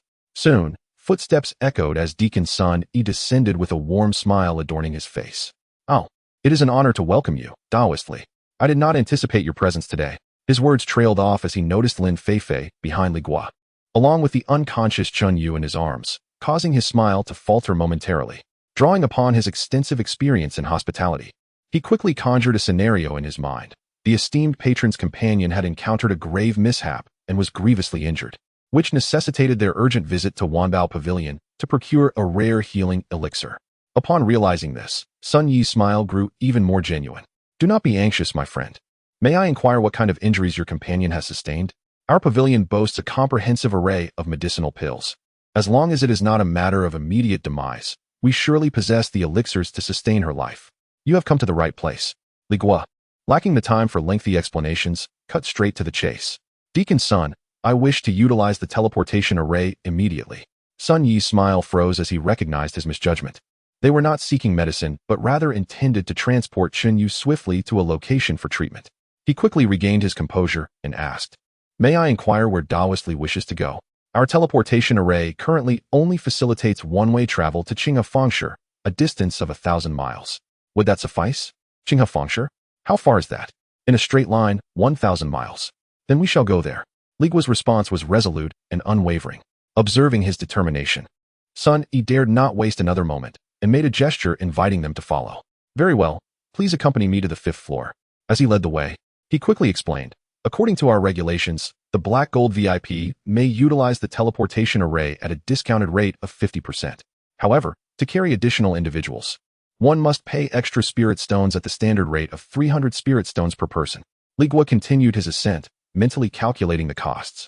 With his own 150 stones, plus the 2 companions, Lin Feifei and Chun Yu, the total would amount to 600, bringing the grand total to 750 spirit stones. He had not anticipated the additional charge for bringing others, but upon reflection, it seemed reasonable. In the face of preserving life, such a sum was negligible. Without hesitation, he followed Sun Yi upstairs while retrieving 750 low-grade spirit stones from his storage bag and offering them forth. Here are the spirit stones. Sun Yi accepted the stones, his smile widening further. Lin Feifei, witnessing this, quickly interjected, Junior Brother Li, I currently lack the 300 spirit stones I owe you. I shall repay you upon our return to the sect. Li Guo simply nodded in acknowledgement. Before long, the trio arrived at the 5th floor. The arrangement on the 5th floor was remarkably simple. In the spacious hall, apart from a few load-bearing pillars, there remained only a circular formation inscribed with intricate runes on the central ground. This formation, approximately 3 zhang in diameter, appeared capable of accommodating around 10 individuals simultaneously. Sun Yi pointed at the formation and said, My friend, please step onto it. Li Guo, cradling Chun Yu, walked to the center of the teleportation array alongside Lin Feifei. Sun Yi approached a recess at the edge of the formation, placing 50 spirit stones within it, then gestured with his hands to infuse the recess with a stream of spiritual light. With a hum, the entire teleportation array trembled violently. The runes at the edges of the formation illuminated one by one, radiating a dazzling white light. An indescribable force of space enveloped the 3 individuals at the center of the formation in an instant. Li Guo felt a flash of white light before his eyes, as the surrounding scenery twisted and shattered, ultimately vanishing entirely into a vast expanse of brilliance. Chapter 150. The next teleportation array after a dizzying whirl. Li Guo finally found solid ground beneath his feet. He swiftly stabilized himself, still tightly cradling the unconscious Chun Yu in his arms. His gaze darted around the surroundings. This space was similarly an expansive 5th-floor hall, with furnishings and layouts, as well as the intricate patterns on the ground array, nearly identical to the Wanbao Pavilion in Baiyan Square. The only distinction was that on the opposite side of the hall, there existed another teleportation array that mirrored the first. Before Li Guo could examine it further, an elderly man clad in a gray robe, with hair ashen, emerged from the shadows of a corner, his face betraying a hint of surprise. Welcome, esteemed friends, to Qinghe Square from Baiyan Square, the elder greeted, his voice somewhat hoarse as he clasped his hands respectfully. I am the caretaker of this teleportation array. This route is seldom utilized, primarily serving to supply urgent goods from Baiyan Square. I had not anticipated such distinguished guests today. Lin Feifei exhaled a long sigh of relief, her taut nerves finally easing, causing her legs to weaken as if they could hardly support her. Safe at last. Finally. They were completely safe. She gazed at Li Guo, whose expression remained tense, her heart overwhelmed with mixed emotions. Without him, she might have perished countless times by now. Li Guo's gaze transcended the elder, resting upon the other teleportation array. Where might that array lead? He recalled distinctly that there was only one teleportation array on the 5th floor of Baiyin Square. In response to his inquiry, the elder respectfully answered, "In answer to your esteemed query, that array leads to Qingye Square, situated 800 miles away." Then, to the astonishment of Lin Feifei and the elder, Li Guo, still holding Qingye, stepped straight out of the teleportation array beneath them, advancing directly to the other teleportation array across the hall. Junior brother Li. Lin Feifei was utterly bewildered, unable to comprehend his intentions. Li Guo turned his head, looking at her with a gaze as calm and deep as an unfathomable cold pool. "Senior sister Lin, do you believe we are safe now?" "What?" Lin Feifei was taken aback, instinctively retorting, "We have already teleported 1,000 miles away. How can we not be safe?" A cold smirk curled at the corners of Li Guo's lips. 1,000 miles might seem like the ends of the earth to mortals, but do you think it feels distant to 8 Foundation establishment cultivators? Lin Feifei froze, pondering. 1,000 miles away. Even 8 formidable Foundation establishment cultivators could not possibly catch up so swiftly, could they? Was it still unsafe? Li Guo seemed to see through her thoughts, continuing. "They have laid a web of traps, turning Baiyin Square upside down, only to discover that the 3 of us have vanished into thin air. Tell me, where do you think they would first suspect?" Boom. A thunderous realization erupted in Lin Feifei's mind, her cheeks blanching as she comprehended the implication. Wanbao Pavilion. The only possibility was the teleportation array of Wanbao Pavilion. Provided those 8 sinister cultivators were not fools, they would undoubtedly investigate Wanbao Pavilion. With just a bit of coercion, they could extract our whereabouts from the steward. By that time, the adversary would merely need to activate the same teleportation array. The mere thought of 8 foundational cultivators pursuing them through the array filled Lin Feifei with a suffocating dread. "Should we destroy this teleportation array?" she suggested, her voice trembling, "and then be hunted down to the ends of the earth by the Wanbao Merchant Alliance?" Li Guo retorted coldly. Lin Feifei found herself devoid of any further ideas.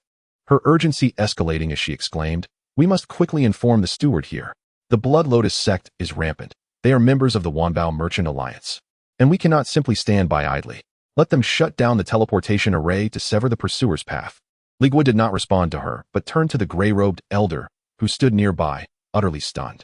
He calmly inquired, "Friend, the Baiyin Fong city is currently besieged by 8 foundational cultivators from the Blood Lotus sect. We have managed to escape. May I ask if this teleportation array can be deactivated?" The elder's heart sank, a tempest of alarm surging within him. 8 foundational cultivators. A blockade of the marketplace. How could this be? His gaze shifted from the 2 before him, transforming from mere scrutiny to heightened vigilance and suspicion. Who exactly were these individuals? Were they truly esteemed guests of the Wanbao Pavilion, or had a great calamity befallen Baiyin Fong City, allowing them to exploit the teleportation array? Regaining his composure, he adhered to protocol and replied with a bow, "In response to your esteemed query, the teleportation array must remain operational at all times to ensure the smooth flow of traffic. I lack the authority to deactivate it. This matter must be escalated through the proper channels for a decision from the higher echelons of the alliance." Li Guo turned to Lin Feifei, raising his hands in exasperation. "Sister, did you hear that? By the time they report and convene to deliberate, the Blood Lotus sect will have already arrived through the array." Lin Feifei was rendered speechless, silently approaching the teleportation array and standing beside him. She had to concede that this junior disciple, whose cultivation was 6 levels beneath her own, exhibited a meticulousness and foresight that far surpassed her expectations. While she was still reveling in their escape from miles away, he had already contemplated every possible move the enemy might take next. Li Guo disregarded Lin Feifei and directly addressed the gray-robed elder. "Please activate the array and send us to the next marketplace." The elder hesitated, remaining still, his murky old eyes fixated intently on Li Guo, as if trying to glean something from his expression. Li Guo furrowed his brow. "Is there an issue with the teleportation array?" The elder finally resolved to question. "Esteemed friend, this matter is of great significance, and according to protocol, I must verify your identity as a guest. After all, this teleportation array is not for just anyone to use." His words carried an unmistakable tone of inquiry. Without hesitation, Li Guo produced from his robe a card, entirely black and adorned with dark golden patterns. "They are not guests, merely my companions. I intend to take them with me." Upon seeing the black gold card, the elder's pupils constricted to the size of pinheads. The black gold guest card. It was the highest symbol of status within the Wanbao Merchant Alliance. His lingering doubts dissipated in an instant. A distinguished guest capable of possessing a black gold card could not possibly act without purpose, nor would they jest about such matters. Therefore, the words he had just spoken were most likely true. A significant incident had indeed occurred in Bianfang City. As the old man gazed once more at the unconscious female cultivator in Li Guo's arms, whose injuries were evidently severe, it further corroborated the authenticity of Li Guo's claims. The elder's demeanor underwent a complete transformation, with the wariness and skepticism on his face swiftly replaced by profound respect and a hint of trepidation. He promptly bowed, altering his tone. "I am but an old fool who fails to recognize greatness. Esteemed guest, the situation in Bianfang City is of utmost importance. Perhaps I should immediately escort you to meet the local steward, who can then inform the esteemed patron. That is a matter for your Wanbao Merchant Alliance." "Of no concern to me," Li Guo interjected, his voice imbued with a sense of urgency. "Now, at once, activate the teleportation array." "Why, yes, of course." The elder dared not exhibit any further hesitation, nodding vigorously and speaking rapidly. "According to protocol, the teleportation fee for your esteemed self is 150 spirit stones. To carry 2 companions, the original charge applies, totaling 600 spirit stones, making a grand total of 750 low-grade spirit stones. Chapter 151. The Celestial Star Market. Without a moment's hesitation, Li Guo handed over 750 inferior spirit stones to the elderly man in gray robes. The elder accepted the stones, showing no signs of delay, and promptly approached the edge of the formation, skillfully inputting the spiritual incantations. A resonant hum filled the air, and blinding white light engulfed the figures of the three. After a brief spell of weightlessness and dizziness, when a solid sensation returned to their feet, they found themselves in an expansive hall once more. Unlike the previous Baiyan Market and Qinghe Market, this hall featured 4 teleportation arrays arranged side by side in the center, each radiating a faint aura of spiritual energy. A younger attendant had been waiting nearby. Upon the arrival of the newcomers, he stepped forward and bowed respectfully. "Welcome, esteemed guests, to the Qinghe Market. How may I be of service to you?" Lin Feifei let out a sigh of relief, truly feeling a sense of safety for the first time. After 2 consecutive teleports spanning 2,000 miles, even a foundation establishment cultivator should be unable to catch up, right? Yet, upon seeing Li Guo's still tense expression, her heart sank, and she refrained from voicing her thoughts.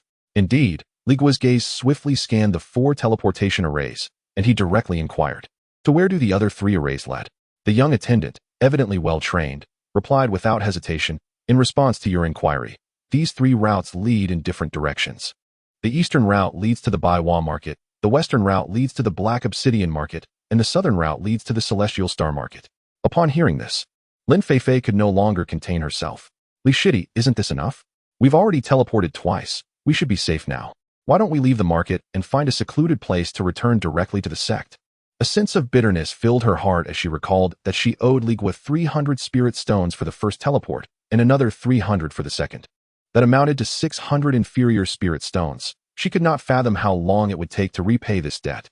The thought of a third teleportation was simply unbearable. However, Li Guo shook his head. "Sister Lin, how long do you think it would take for them to catch up?" Without waiting for her response, he continued, "They need only to ask a few questions to ascertain that we teleported to Qinghe Market.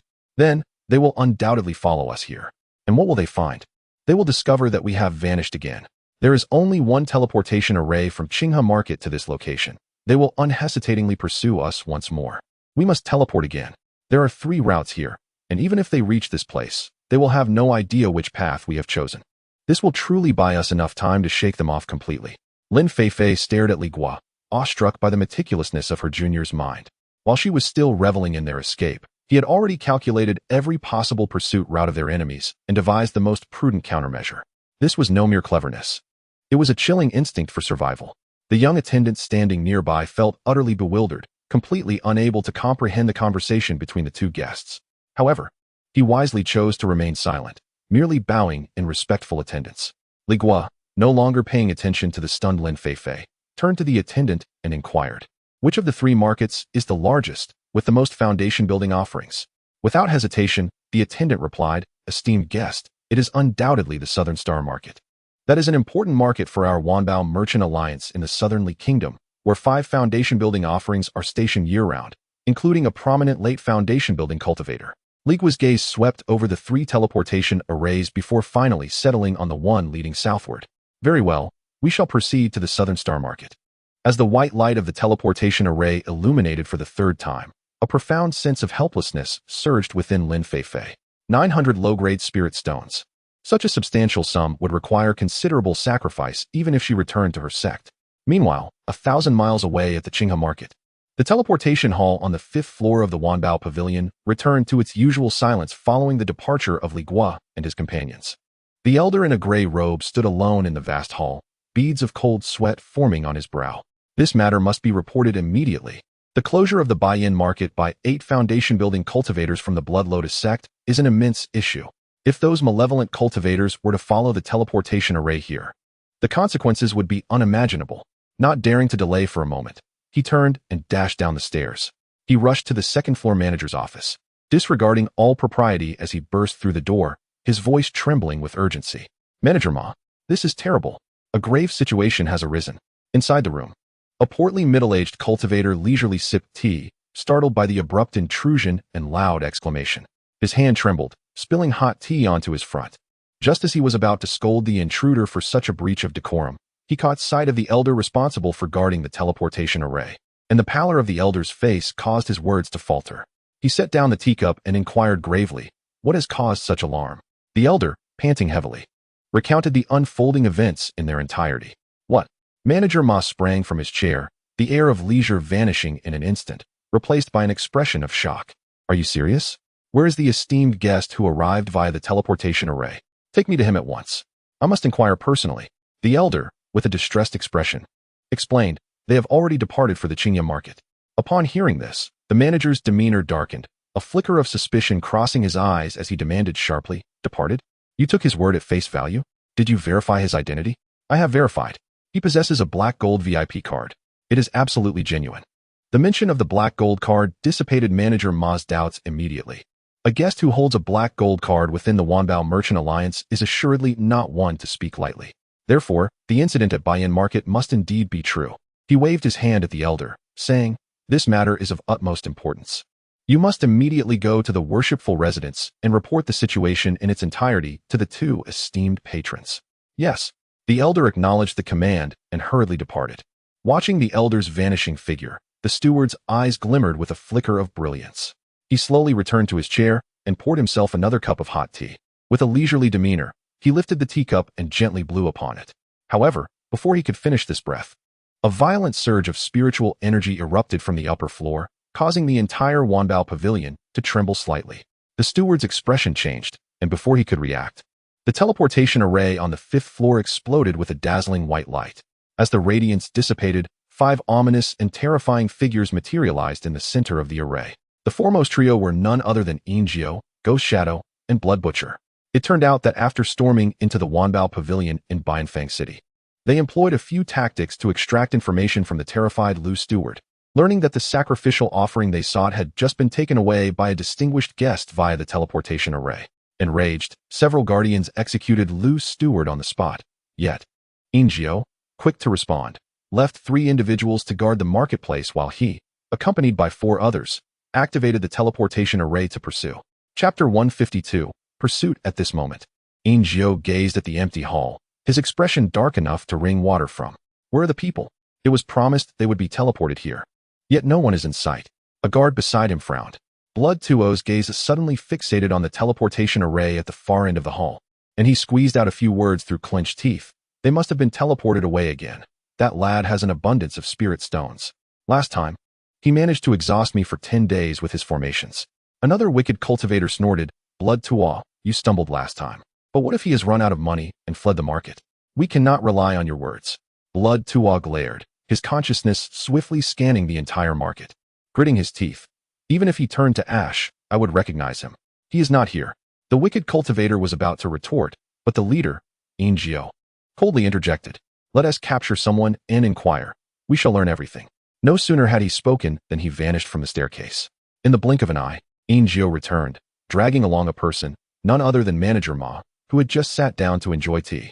Upon seeing the 5 menacing figures and recalling the old man's earlier words, Manager Ma quickly grasped the situation. These ruthless members of the Blood Lotus sect had indeed followed the teleportation array. "What brings you esteemed seniors to my Qinghe market?" Manager Ma stammered. his legs trembling and a smile more grotesque than tears stretching across his face. He held on to one thought. The old man should have reached the offering hall by now. As long as he could delay, once the esteemed offering master arrived, all would be well. Ingio had no time for idle talk. He cut straight to the chase. Did someone just emerge from this teleportation array and use another to head to the next market? Manager Ma's heart raced, his eyes darting. The old man had reported that the distinguished guest with the black gold card indeed departed in such a manner. He promptly nodded vigorously. Yes, yes. I saw it with my own eyes. That esteemed guest was in a hurry, as if there was something urgent. They indeed left not long ago. See, I told you my judgment was correct. Blood Tuwa said with self-satisfaction, eager to add, time is of the essence. We must hurry after him. We cannot let him escape. Just then, a powerful voice boomed from outside Wanbao Pavilion, resonating through the skies. Who dares to be audacious in my Qinghe market? Upon hearing this, Manager Ma felt a surge of elation. The offering master has arrived. It seems the old man was efficient in his tasks. It appeared his life would be spared. Yet, before the joy on his face could fully bloom, he felt a chill above his head. Ingio's iron-like hand had unknowingly pressed down upon his crown. It seems you may speak honestly, but your actions betray you, Ingio remarked, a cruel smirk curling at the corners of his mouth. Seemingly unfazed by the two rapidly approaching foundational cultivation presences outside. In the next moment, bang! Manager Ma's head exploded like a ripe watermelon, red and white splattering everywhere. Ingio flicked the bloodstains from his hands and said slowly, it seems we have all underestimated that young man. Not only did he manage to escape, but he also inadvertently leaked the news about Binfang City. I am quite eager to witness what kind of person he truly is.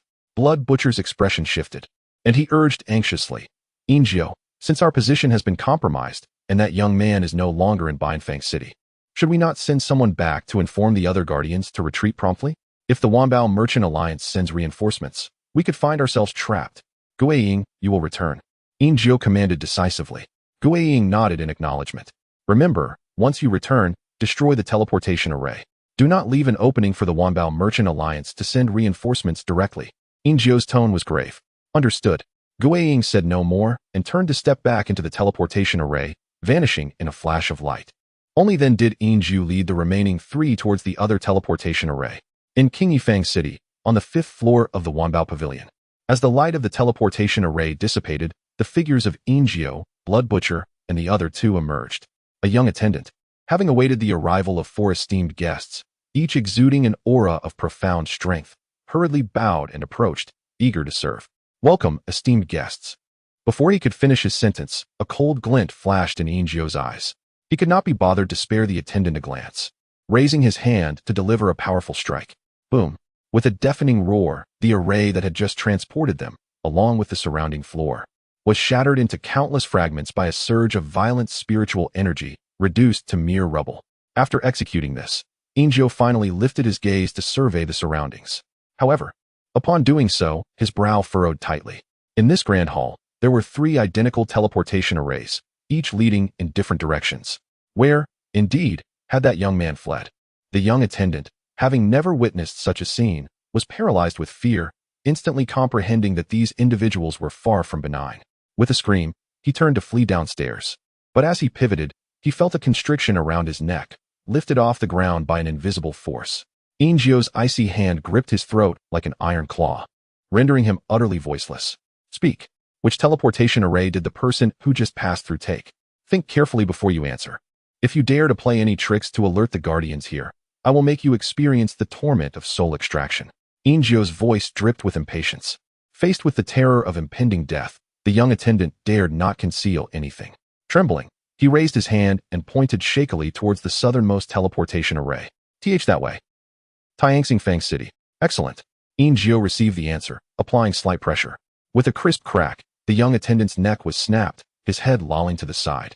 Forever silenced. Ingio carelessly discarded the corpse to the side and, without hesitation, stepped onto the teleportation array leading to Fang City, accompanied by the remaining 3. Chapter 153. Safety. As the bright light faded, Li Guo once again felt the firm ground beneath his feet. Beside him, Lin Feifei stumbled slightly. The intense spatial teleportation they had endured 3 times had taken a considerable toll on her. She pressed her forehead and took a moment to collect herself before opening her eyes to survey the surroundings. Upon doing so, she was utterly taken aback. The hall before her was several times more spacious than any treasure pavilion she had previously encountered, with a soaring dome reminiscent of a small palace. What astonished her most was the sight of more than 10 teleportation arrays meticulously arranged in the center of the hall.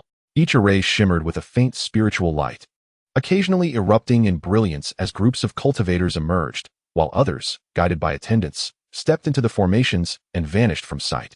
This place resembled a bustling transportation hub. An attendant clad in a blue short robe had long been awaiting their arrival. Upon seeing them emerge, he promptly approached and bowed in greeting. "Welcome, esteemed guests, to the Tianqing market." Lin Feifei gazed at the numerous teleportation arrays, her heart pounding as her face contorted into a frown. "Li Shidi." Her voice trembled as she cautiously inquired, "We won't have to teleport again, will we?" Another teleportation would surely compel her to sell herself to Li Guo to settle her debts. Li Guo adjusted his hold on the unconscious Chenyu, shaking his head as the tension on his face finally eased. "No need. We have arrived. We are safe." Lin Feifei initially felt a surge of joy, but confusion quickly followed. Her mind raced, and she soon realized the inconsistency. Safe. Although the last market had 3 teleportation arrays, the Blood Lotus sect's members would struggle to determine the direction. Yet, if they were to split up in pursuit, at least 2 or 3 Foundation establishment cultivators would come from each direction. How can this be considered safe? The more she pondered, the more dread consumed her. However, seeing Li Guo's resolute demeanor made her hesitant to voice her concerns, and she could only hope that her fears were unfounded. After all, another teleportation would require more spirit stones. Noticing her astonishment, Li Guo offered no explanation, simply stepping out of the teleportation array and heading towards the hall's exit. "Let us go outside and take a look." With her mind brimming with questions, Lin Feifei followed suit. Upon exiting the grand doors of the treasure pavilion, even her seasoned eyes could not help but widen in awe. What lay before them could hardly be described as a mere market. It was unmistakably a grand city. The broad bluestone streets stretched endlessly, flanked by intricately carved 3- to 4-story buildings adorned with various signs: Divine Fire Pavilion, Myriad Medicine Tower, and Wonder Pavilion, among others. Above and below, cultivators thronged in a vibrant, bustling atmosphere. On foot and in flight, they jostled against one another in a lively display. In the distance, one could even faintly discern towering city walls that reached for the clouds. The cacophony and the warmth of life, mingled with the rich spiritual energy, enveloped Lin Feifei, making her feel as though she had stepped into another world. Compared to this, Bayan Market was nothing more than a humble village fair. Instantly, much of the unease that had lingered in her heart dissipated. Indeed, in such a vast city, countless masters are concealed within its depths. The foundational energies she sensed alone numbered more than 10. Even if those 8 wicked cultivators were to pursue, who would dare to stir up trouble here? At this moment, she finally grasped why Li Guo had assured her of safety. "Junior brother Li, have you visited the Tianqing Fangshe before?" She could not help but inquire. "I have not," Li Guo replied, his gaze sweeping the surroundings with a hint of nostalgia. However, the words of the attendant earlier, this being the largest stronghold of the Wanbao Merchant Alliance in the Southly Kingdom, were indeed true to their reputation. A heavy weight lifted from Lin Feifei's heart. Just as she had cast aside thoughts of the Blood Lotus sect, she recalled their current predicament and quickly suggested, "Let us find someone to inquire for directions. We must ascertain how far we are from the sect and find a way to return swiftly." Suddenly, Li Guo halted, turning around to carefully hand Chenyu to her. "Sister Lin, please hold her and wait for me here for a moment." Lin Feifei was momentarily taken aback. "What are you going to do?" Li Guo's gaze shifted to the direction they had come from, his eyes hardening like icy stones. "First, we must eliminate our pursuers completely." "Pursuers? You mean the guardians of the Blood Lotus sect?" Lin Feifei's heart sank abruptly. Not long after, the 4 guardians of the Blood Lotus sect, including Yin Jiao and Shui Tu, emerged within the teleportation array on the 5th floor of the Wanbao Pavilion in Tianqing Fangshe. Without uttering a word, Shui Tu unleashed his immense spiritual consciousness, which surged forth like a tidal wave, enveloping a radius of several miles. In merely a breath's time, excitement ignited in his eyes as he pointed in a direction. "I found them." He was the first to burst from the Wanbao Pavilion, transforming into a streak of crimson light, racing toward the indicated location. Yin Jiao and the others followed closely behind. Within moments, the 4 beams of light halted above the street where Li Guo was situated. Shui Tu spotted Li Guo seated cross-legged on the ground and noticed Lin Feifei cradling a woman beside him, momentarily taken aback. "This wretched woman is tougher than I thought. My sword couldn't slay her?" Yet, As his gaze fell upon the unconscious figure in Lin Feifei's arms, his initial surprise was swiftly eclipsed by overwhelming joy. It is she, indeed, the princess of Qin Kingdom, the fourth sacrifice. He excitedly pointed below and shouted to Ingio. A glimmer of fervor finally flickered in Ingio's eyes. After such arduous efforts, they had finally located her. A sweep of his spiritual consciousness revealed that below lay merely a second-layer qi refining and an eighth-layer qi refining cultivator, no more significant than ants. Forget about the marketplace rules. We must seize her first, he commanded. With a single decree, he dashed downward like a bolt of lightning, the first to dive toward Li Guo below. However, just as he was about to close in, an unexpected phenomenon transpired. Buzz. A translucent light barrier arose centered around Li Guo, resembling an inverted giant bowl, instantly shielding both him and Lin Feifei within its protective embrace. Strangely enough, a mysterious yellowish light suddenly shot forth from the light curtain above, precisely illuminating the descending figure of Ingio. He felt as if an immense weight had been thrust upon him, as though a mountain had materialized from thin air, causing his spiritual energy to become sluggish and his flight speed to plummet by more than 30%. A sense of alarm surged within him, compelling him to halt abruptly in midair. The other three companions hastened to his side, noticing his pallor, and promptly came to a stop. What is happening? Ingio pointed at the light curtain below, his face ashen and teeth clenched in frustration. That little wretch. He anticipated our pursuit and deliberately set up a formation here, waiting for us. Blood Butcher gazed at the light curtain beneath, his eyelids twitching. This scene felt unnervingly familiar. He had been ensnared by a similar formation in the wild, which had held him captive for 10 days. However, a moment of reflection brought forth a cold smirk. Humph, employing the same trick again. Today is not like the past. Last time I was alone, but this time we are 4. I shall see how his pitiful formation withstands our combined might. He turned to Ingio and the others, declaring, I have previously encountered this brat's formation. As long as he possesses sufficient spirit stones, he can continuously repair it. Let us not hold back.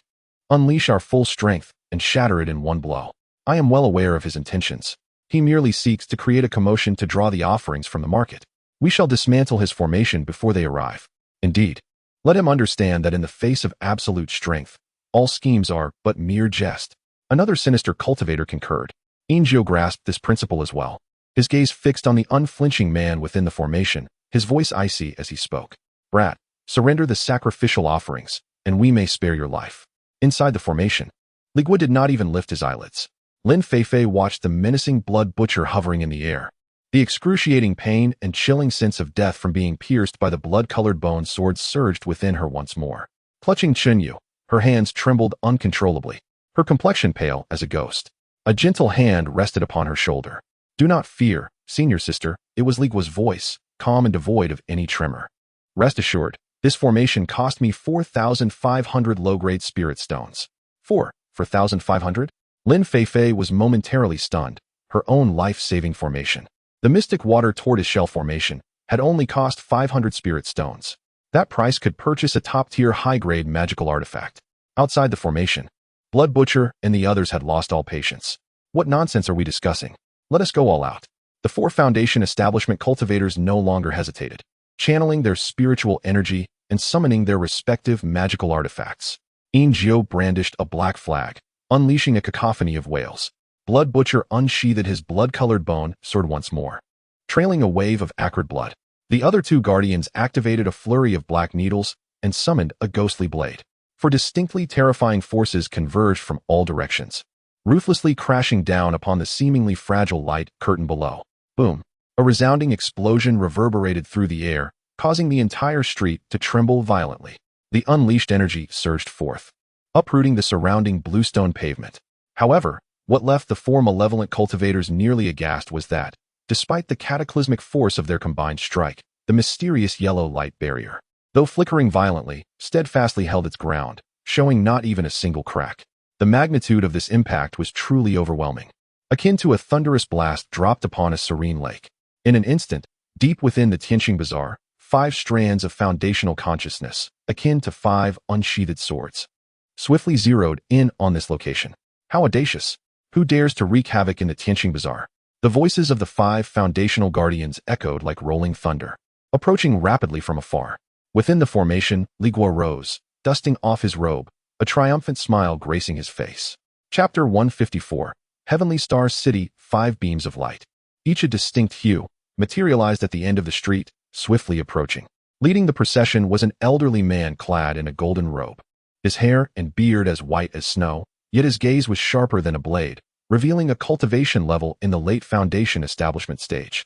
Upon witnessing this formidable display, Li Guo and his 3 companions felt an immediate chill of trepidation. The golden-robed elder, incensed by the sight of the 4 attacking the protective barrier, bellowed, "What audacity! Who do you think you are? Do you truly believe the rules of the Wanbao Merchant Alliance are mere decorations? Dare to engage in battle here, and none of you shall escape." Without further ado, he pointed skyward, unleashing a spell. With a piercing sound, a golden firework erupted in the air, coalescing into a distinct symbol that lingered ominously. Realizing the gravity of the situation, Li Guo and his companions hastily turned to flee. "Pursue them. Let not a single one escape," commanded the golden-robed elder, as he and his 3 attendants dispersed to give chase. In an instant, only a middle-aged attendant in a blue robe remained, suspended in midair, furrowing his brow as he scrutinized Li Guo, who was ensconced within the formation below. The elder's expression was one of intense examination and confusion. How could a person who attracted the attention of 4 foundation establishment cultivators possess merely a cultivation level of the 2nd layer of Qi refinement? This situation was undeniably peculiar. Those within the formation, cease your defenses and prepare for interrogation. The blue-robed attendant's voice resonated with an undeniable authority. Li Guo, seemingly unfazed, glanced upward to confirm that the 4 beams of light had receded into the distance before calmly deactivating the formation.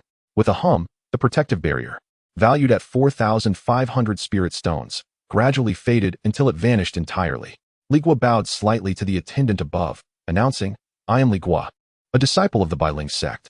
It is an honor to meet you, senior." The blue-robed attendant descended, scrutinizing Li Guo from head to toe, emanating a palpable spiritual pressure. "A disciple of the Bailing sect?" he inquired, narrowing his eyes. "What brings you to the Heavenly Star Market? And why did you provoke an attack from 4 foundation establishment cultivators? Who are they?" Li Guo recounted a carefully crafted narrative, detailing how the Blood Lotus sect had besieged Bai Yin Market, how he had escaped, and his subsequent pursuit through the teleportation array, all while omitting any mention of Chun Yu being a sacrificial offering. The blue-robed attendant listened intently, his expression betraying a mix of astonishment and skepticism. "Your account is indeed compelling, but how could a mere 2nd-layer Qi refinement practitioner utilize the Wanbao Pavilion's teleportation array repeatedly? As far as I know, such privilege is not granted to just anyone." In response, Li Guo produced a black card adorned with golden patterns from his robe and presented it to the attendant. "I am fortunate to be a distinguished guest of the Wanbao Pavilion." The blue-robed attendant's scrutinizing demeanor shifted dramatically upon sighting the black gold card, his pupils contracting in shock as his expression transformed entirely. From doubt to astonishment, and finally, a hint of politeness emerged. The oppressive aura he exuded immediately receded. It turned out he was a distinguished guest of the black gold card. "My apologies." He promptly accepted Li Guo's words, casting 4 sound transmission spells and soaring in the direction the golden-robed elder had pursued. In no time, the 4 rays of light returned in succession. The expression on the golden-robed elder's face turned grim. 2 had escaped, while the other 2 had been apprehended by the Celestial Star Guards. The green-robed attendant approached and whispered a few words to the golden-robed elder, evidently reporting Li Guo's account and the matter concerning the black gold card. After listening, the elder was momentarily taken aback, then approached Li Guo. "I am Jinbo, an elder of the Wanbao Pavilion. It is a pleasure to meet you, esteemed guest. Young friend, you mentioned that those 4 were heretical cultivators from the Blood Lotus sect. Please recount in detail how you managed to escape from Bai Yin Square City." Li Guo then retold his previous account, embellishing it with flair. Upon hearing this, Jinbo stroked his beard in contemplation. He understood well that this young man was likely concealing numerous details, such as why those 4 foundation-building heretics were fixated on a mere Qi-refining 2nd-layer cultivator. However, these matters were personal to Li Guo. As a distinguished black gold guest of the Wanbao Pavilion, who had not caused trouble in the square but was instead a victim, he had no reason to pry further. The audacity of the Blood Lotus sect grows ever bolder, daring to infringe upon the honor of my Wanbao Merchant Alliance.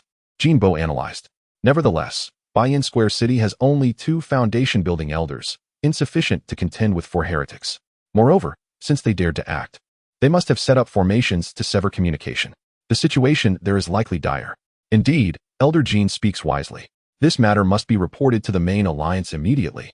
Another elder concurred. Jinbo nodded, retrieving a shimmering golden talisman from his robe. This is the 1,000 Miles Line talisman. I shall report this matter at once. After uttering a few words to the talisman and channeling his spiritual energy, the talisman transformed into a golden thread and vanished into the skies. Having completed this, Jinbo turned and remarked, "It will take some time for the main alliance to send someone. I must personally visit Baiyin Square City to assess the situation. Elder Jin, we wish to accompany you." Several other elders expressed, eager to share in the merits. Absolutely not. Jinbo's eyes widened. Who can guarantee that the two fleeing heretics won't return with a vengeance? You must all remain in the square. If trouble arises here again, can you bear the responsibility? Chastened by his rebuke, the others, though reluctant, could only acquiesce. Jinbo said no more and, with a flicker of his form, soared towards the Wanbao Pavilion, evidently intending to use the teleportation array. The remaining attendants dispersed, each going their own way. Only after everyone had departed did Li Guo let out a long sigh of relief. Turning around, he found Lin Feifei staring at him with an expression of astonishment, as if he were some kind of monster. "Junior brother, did that formation truly cost 4,500 spirit stones?" Lin Feifei's voice trembled slightly. "Did you anticipate that they would pursue you here, so you prepared the setup in advance?" She recalled vividly the moment when she was pursued by the bloodthirsty assailants in the wilderness, and it was Li Guo who borrowed her mysterious water turtle shell array for protection. This indicated that this exorbitantly priced formation was something he had acquired during his days in Bianfang City. With a smile, Li Guo inquired, "Senior sister, what do you think of this formation? Is the expenditure of 4,500 spirit stones truly worthwhile?" Lin Feifei gazed at her junior brother, feeling as though his thoughts were as profound as the ocean, a mystery she would never unravel in her lifetime. She sighed and replied with a wry smile, "If only I possessed such a wealth of spirit stones. What shall we do now? Should we devise a plan to return to the sect?" Unbeknownst to her, she had gradually grown accustomed to following Li Guo's lead. After a moment of contemplation, Li Guo suggested, "Let us find a place to stay for a couple of days." He surveyed the majestic city with an expansive gaze, determined to ascertain the true nature of their surroundings and how they might expedite their return to the sect. During their 2-day stay, Li Guo finally grasped the general situation of this locale. He realized that the place they were in was not merely a simple market, but rather a colossal city known as Tianqing City. This city had been established by the esteemed Lin family, the foremost cultivation clan in the southern Li Kingdom. Within its walls, mortals and cultivators coexisted, all under the order maintained by the Tianqing guards, set up by the Lin family. The Tianxingfang city they had previously inhabited was, in fact, only a designated area within Tianqing City, restricted exclusively to cultivators. Chapter 155. 1,000 miles away within the bustling marketplace of Tianqing City, at an inn named Inxianku, in a room marked with the celestial character, Li Guo was meticulously examining a jade slip that contained geographical information about Tianqing City and its surrounding areas. After a moment, he exhaled deeply, yet the tension on his brow did not dissipate. At that moment, the door swung open, and a fragrant breeze wafted in. "Junior brotherly, come quickly and taste this." The specialty spirit fruit of Tianqing City is both sweet and crisp, imbued with rich spiritual essence. Lin Feifei entered with a small plate of translucent green fruits, her face flushed with the joy of recent adventures. Over the past few days, she had roamed the marketplace and the mundane city beyond like a wild horse unleashed, purchasing a myriad of intriguing items, her spirits evidently high. Li Guo averted his gaze from the jade slip, not glancing at the plate of spirit fruits. "Senior sister, have you enjoyed yourself these past few days?" Lin Feifei sensed an underlying tone in his words, and her smile waned slightly as she placed the fruits on the table and sat opposite him. "Well, it's been all right. Tianqing City is indeed vast, with a blend of immortals and mortals, offering many things I've never encountered before. What about you? Have you mapped out a route home?" Li Guo nodded, his expression remaining devoid of ease. "I've investigated. This place is a full 10,000 miles from our sect.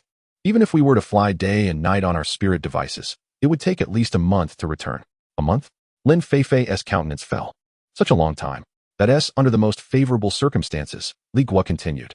"I had initially planned to use the teleportation array to return to Qinghe Fangshi, which would considerably shorten our journey. However, I just inquired at Wanbao Pavilion, and the array leading to Qinghe Fangshi has been destroyed." Lin Feifei was taken aback, then quickly realized, was it the Blood Lotus sect's doing? It was indeed their handiwork, Li Guo confirmed. Lin Feifei frowned, recognizing that the Blood Lotus sect was thorough in their actions, leaving no trace behind. Yet, the thought that this would deter Li Guo from considering teleportation brought her a sense of relief. A month is just a month. I thought it might be something more serious. Then let us fly back on our spirit devices. If it takes longer, so be it. Li Guo shook his head, his gaze sharp. That is not an option. Flying on spirit devices is too perilous. Perilous? Lin Feifei questioned, puzzled. What danger could there be? Senior sister, have you forgotten? Li Guo reminded her. That day, the offering mentioned that 2 guardians of the Blood Lotus sect had escaped. Lin Feifei, however, seemed unconcerned. I heard about it. That incident also alarmed the Tianqing guards. It seems they have taken charge of the subsequent capture efforts. They are particularly vigilant against the presence of malevolent cultivators within their jurisdiction. Perhaps those 2 have already been apprehended. Li Guo pondered for a moment after hearing her words. You make a valid point. As Tianqing City is under the dominion of the Ling family, I have indeed heard of the Tianqing guards' formidable reputation. Even the Blood Lotus sect, no matter how audacious, would not dare to act brazenly beneath the watchful eyes of the foremost immortal cultivation family in Nanli country. Very well. I shall make a trip to Tianqing Mansion to seek clarification. Senior sister shall remain here to keep an eye on Chun. What is there to observe? Lin Feifei felt somewhat reluctant. She yearned to explore the bustling night market of the mortal realm one last time. Chen Shimi was in a deep slumber, and it was best to let her rest. There was nothing to see. Suddenly, Li Guo's expression turned grave. Something was amiss. Something amiss? Over the past few days, she had unexpectedly opened her eyes several times. Lin Feifei gasped, exclaiming, She has awakened? No, Li Guo denied. I called out to her, but she showed no reaction. Her gaze was hollow, akin to a soulless puppet. That was certainly not a sign of awakening. He paused momentarily, his tone growing even colder. There is only one possibility. The Blood Lotus soul seed within her sea of consciousness is causing turmoil. I cannot ascertain the extent to which that entity is entwined with her spirit, but my greatest fear is that she has been completely controlled by that soul seed, potentially leading her to engage in perilous actions. Upon hearing this, a cold sweat trickled down Lin Feifei's back. Chen Yu's condition was evidently deteriorating. She finally grasped the gravity of the situation and fully set aside her remaining frivolity. Very well, I shall not go anywhere. I shall remain here to guard her. She nodded solemnly. We must return to the sect promptly. Li Guo acknowledged with a sound, turning to push the door open. The inn was situated within the market. The streets were tidy, and the passers-by were all cultivators. Li Guo traversed several streets and exited through an archway enveloped by a shimmering veil of light. And the scene before him changed dramatically. People. Everywhere there were people. The clamor of the mortal district surged forth like a wave of heat. The broad streets were packed with individuals, shoulder to shoulder. Vendors on either side were vociferously hawking their wares. The mingling aromas of various foods combined with the cacophony of voices, creating an atmosphere distinctly reminiscent of worldly life. Li Guo held no interest in these distractions. He followed the map inscribed in his jade slip, winding through the streets until he finally arrived at a relatively spacious square where he beheld an imposing mansion. The gates, pitch black, were flanked by towering gray stone walls, and 2 majestic stone lions stood sentinel at the entrance, the plaque above adorned with the 3 grand characters, Tianqing Mansion. The gates were divided into 2 doors. The left bore the inscription Mortal Affairs Hall, while the right was labeled Cultivator Hall. In front of the left door, mortals lined up to submit their grievances, reminiscent of a mundane court. The right door, however, was considerably quieter, with 2 armored cultivators standing at attention, exuding a calm aura. As Li Guo approached the right door, he was halted by the guards. What brings you here? I wish to inquire about a matter. After stating his intention, he was escorted by a cultivator clad in standard attire to a quiet chamber. He was received by a stern-looking middle-aged cultivator at the late stage of qi refinement, whose gaze was piercing. Li Guo wasted no time in directly asking whether the 2 Blood Lotus sect heretics who had escaped 2 days prior had been apprehended. No. The middle-aged cultivator replied succinctly. Those 2 are exceedingly cunning. The Tianqing guards pursued them beyond the city for hundreds of miles, but lost all trace. Noticing the disappointment on Li Guo's face, the middle-aged cultivator shifted his tone and inquired, What is your interest in the affairs of the Blood Lotus sect? Li Guo initially wished to remain silent, but the subsequent words from the other party left him utterly astonished. Let me think. Your name is Li Guo, a disciple of the Bailing sect. 3 days ago, you traversed through the teleportation array of the Wan Bao Pavilion, arriving in Tianqing City from the Qingyafang market. Accompanying you were 2 female cultivators. Upon your arrival, you were pursued by 4 foundation-building guardians of the Blood Lotus sect. Is that correct? A chill ran down Li Guo's spine. He had not anticipated that the intelligence of Tianqing Prefecture could be so comprehensive, revealing even his identity with such clarity. The middle-aged cultivator waved his hand, reassuring him, there is no need for alarm.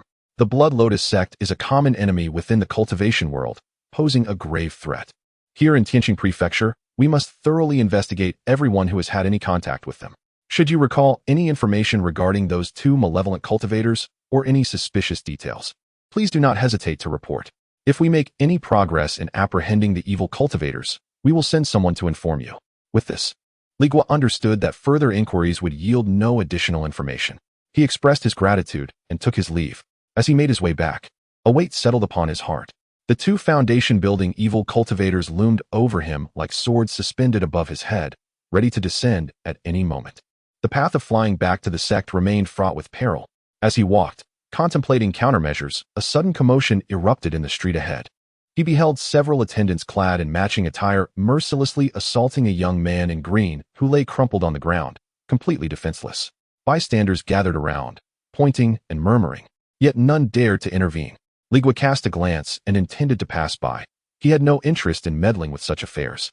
However, just as he had taken a few steps, a loud voice rang out behind him. Make way! Make way! The Ling family caravan approaches. Onlookers, retreat.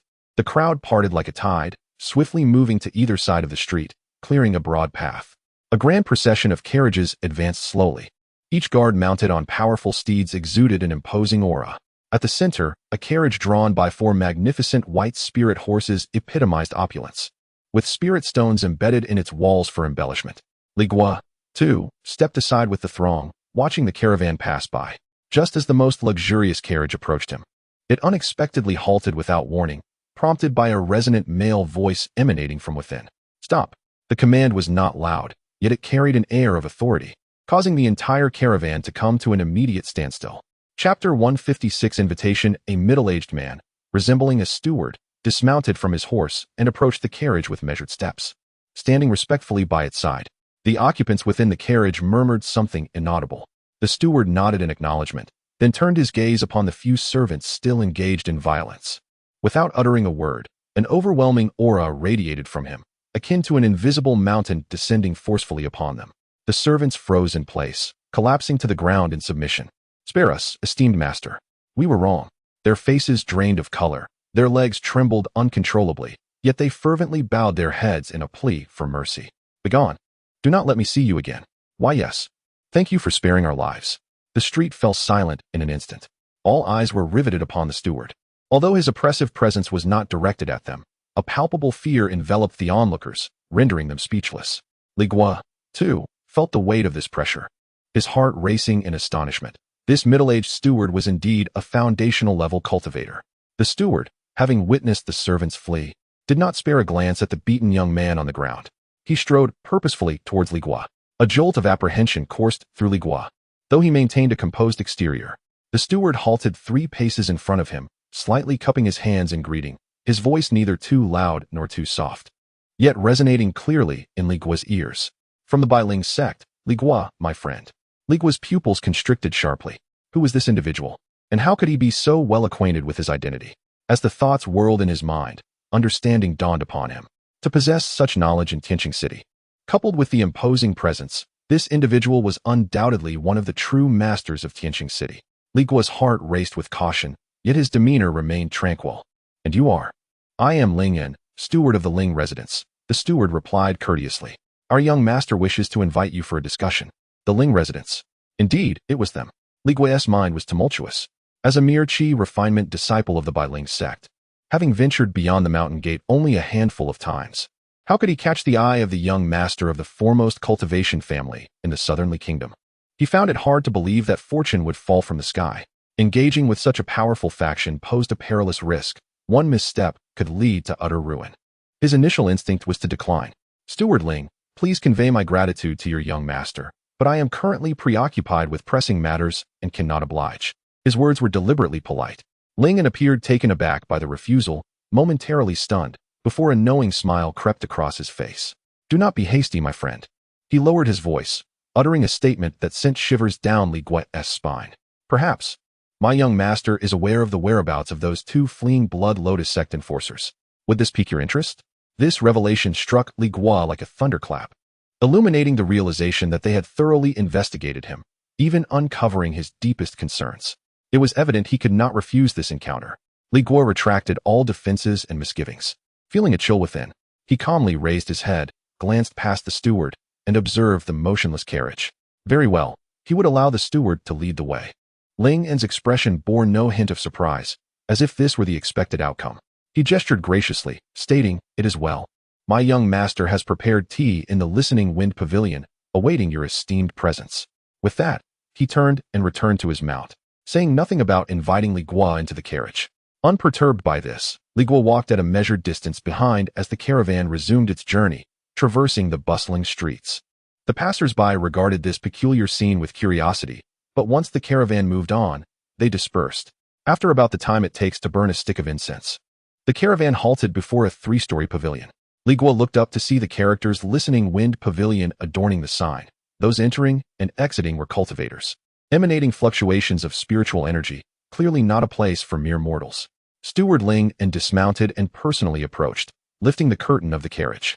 A foot clad in luxurious silk boots emerged first, followed by a rotund figure who exerted some effort to extricate himself from the carriage. This was a young man, appearing to be in his early 20s and notably plump. Upon turning, his gaze fell upon Li Guo, accompanied by a gentle smile. Yet, a shiver ran through Li Guo. He could not discern this person's cultivation level, but the latent spiritual pressure was undoubtedly that of the foundation establishment stage. "Junior apprentice, please accompany me inside." The young man spoke, nearly causing Li Guo to question his hearing. "Junior apprentice?" He hastily clasped his hands in greeting. "Senior, you jest. I do not dare to claim such a title." The Ling family scion chuckled lightly and instructed Ling Yun. "Ling Yun, you may wait outside." With that, he stepped ahead into the listening wind pavilion. The two ascended to the 3rd floor and entered a private room.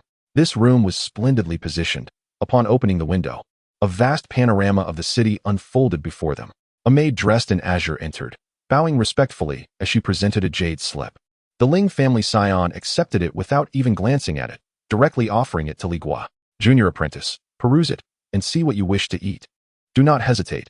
Today, I treat." Li Guo, not daring to overshadow his host, quickly declined. "Senior's invitation is more than sufficient. Let all be decided by you." The Ling family scion, unperturbed, reclaimed the jade slip and casually began to order from the maid. 1 pot of cloud snow golden buds, 2 plates of white fungus cake, and a serving of the tenderloin from the 2nd-tier demon beast, the crimson fire pig. Ensure it is the finest cut. As he placed his order, he explained to Li Guo in a conversational tone, "The cloud snow golden buds grow atop mountains at 3,000 zhong, yielding only 3 taels a year. They are refreshingly crisp and beneficial for clarity of mind and vision. The white fungus cake is crafted from the powder of a century-old spiritual rice, excellent for nourishing the meridians. As for the crimson fire pig, its meat is exquisite, rich in fire's spiritual energy, greatly advantageous for cultivators like us." Li Guo listened, his eyelids twitching. He mused that it was no wonder the young master of the foremost family in the region was so discerning in his culinary choices. He feigned a look of astonished delight, yet his mind raced with calculations. What, after all, were this person's true intentions? Chapter 157. Ling Yunxiao. After the young master of the Ling family finished ordering the dishes, he waved his hand, and the maid took the jade slip and withdrew. The atmosphere in the private room became somewhat tense for a moment. It was Ling Yunxiao who broke the silence first, smiling broadly, his round face nearly squinting into a narrow slit. "Junior brother, there is no need to be so formal. After all, we are fellow disciples," he said leisurely. "I am Ling Yunxiao. Although I was born into the Ling family, I am also a disciple of the Bai Ling sect. Thus I am considered an inner disciple. Therefore, I shall address you as junior brother." He lifted his teacup and gestured towards Li Guo. "If you do not mind, you may call me Ling Xixiao." The words inner disciple struck Li Guo like a heavy stone to the chest. He had long suspected that the other party's identity was extraordinary, but he never anticipated such a remarkable background. Not only was he from the prestigious Ling family, the foremost cultivation family in the southern Li kingdom, but he was also an inner disciple of the sect. The weight of these two identities combined was enough to overwhelm anyone. Li Guo quickly bent slightly at the waist, his words flowing more smoothly. "To meet Ling Xixiang in person, I, junior brother Li Guo, am truly remiss in my recognition. I have long heard that inner disciples are paragons among men, and today's encounter certainly lives up to the reputation." The compliments were sincere. Upon hearing this, Ling Yunxiao merely smiled, lifted his teacup, and gently blew away the steam. "You flatter me, junior brother." Feeling a sense of relief, Li Guo decided to be straightforward, no longer beating around the bush. "May I inquire why Xixiang has sought me out today?" Ling Yunxiao took a sip of tea and did not rush to respond. Instead, he sighed. Junior brother, you have traveled from the Bailing sect to Tianqing City. As your senior, I naturally wish to extend my hospitality. He set down his teacup, a glimmer of nostalgia flashing in his eyes. It has been 20 years since I have been trapped in this Tianqing City. In these 2 decades, I can count on one hand the fellow disciples who have passed through this place. Meeting you today, I find myself yearning for the Bailing sect. Li Guo was taken aback. 20 years. This Ling Shixiang appeared to be just in his early 20s. How could he have been here for 20 years? However, he quickly realized that once a cultivator establishes their foundation, their lifespan can double, making a longevity of 200 years quite feasible. Even if Ling Shixiang were in his 40s, it would be comparable to that of a youthful 20-year-old. Since Shixiang longs for the sect, why not return for a visit? A hint of a bitter smile appeared on Yunxiao's face as he shook his head. I wish to, but my elder brother, Ling Yunji, is currently in seclusion, pursuing the elusive path of the Golden Core. This seclusion has lasted 20 years. Someone must manage the family affairs, and the responsibility of Tianqing Mansion has fallen upon my shoulders. Li Guo's understanding became clear. Responsible for Tianqing Mansion. No wonder he knew all the details about Li Guo. Realizing this, Li Guo feigned surprise. No wonder Shixiang is so well informed about my whereabouts. At this point, Ling Yunxiao ceased to beat around the bush. Indeed, I have heard from those below that in the bustling Tianqing Square, malevolent cultivators were besieging 3 of our fellow disciples from the Bailing sect.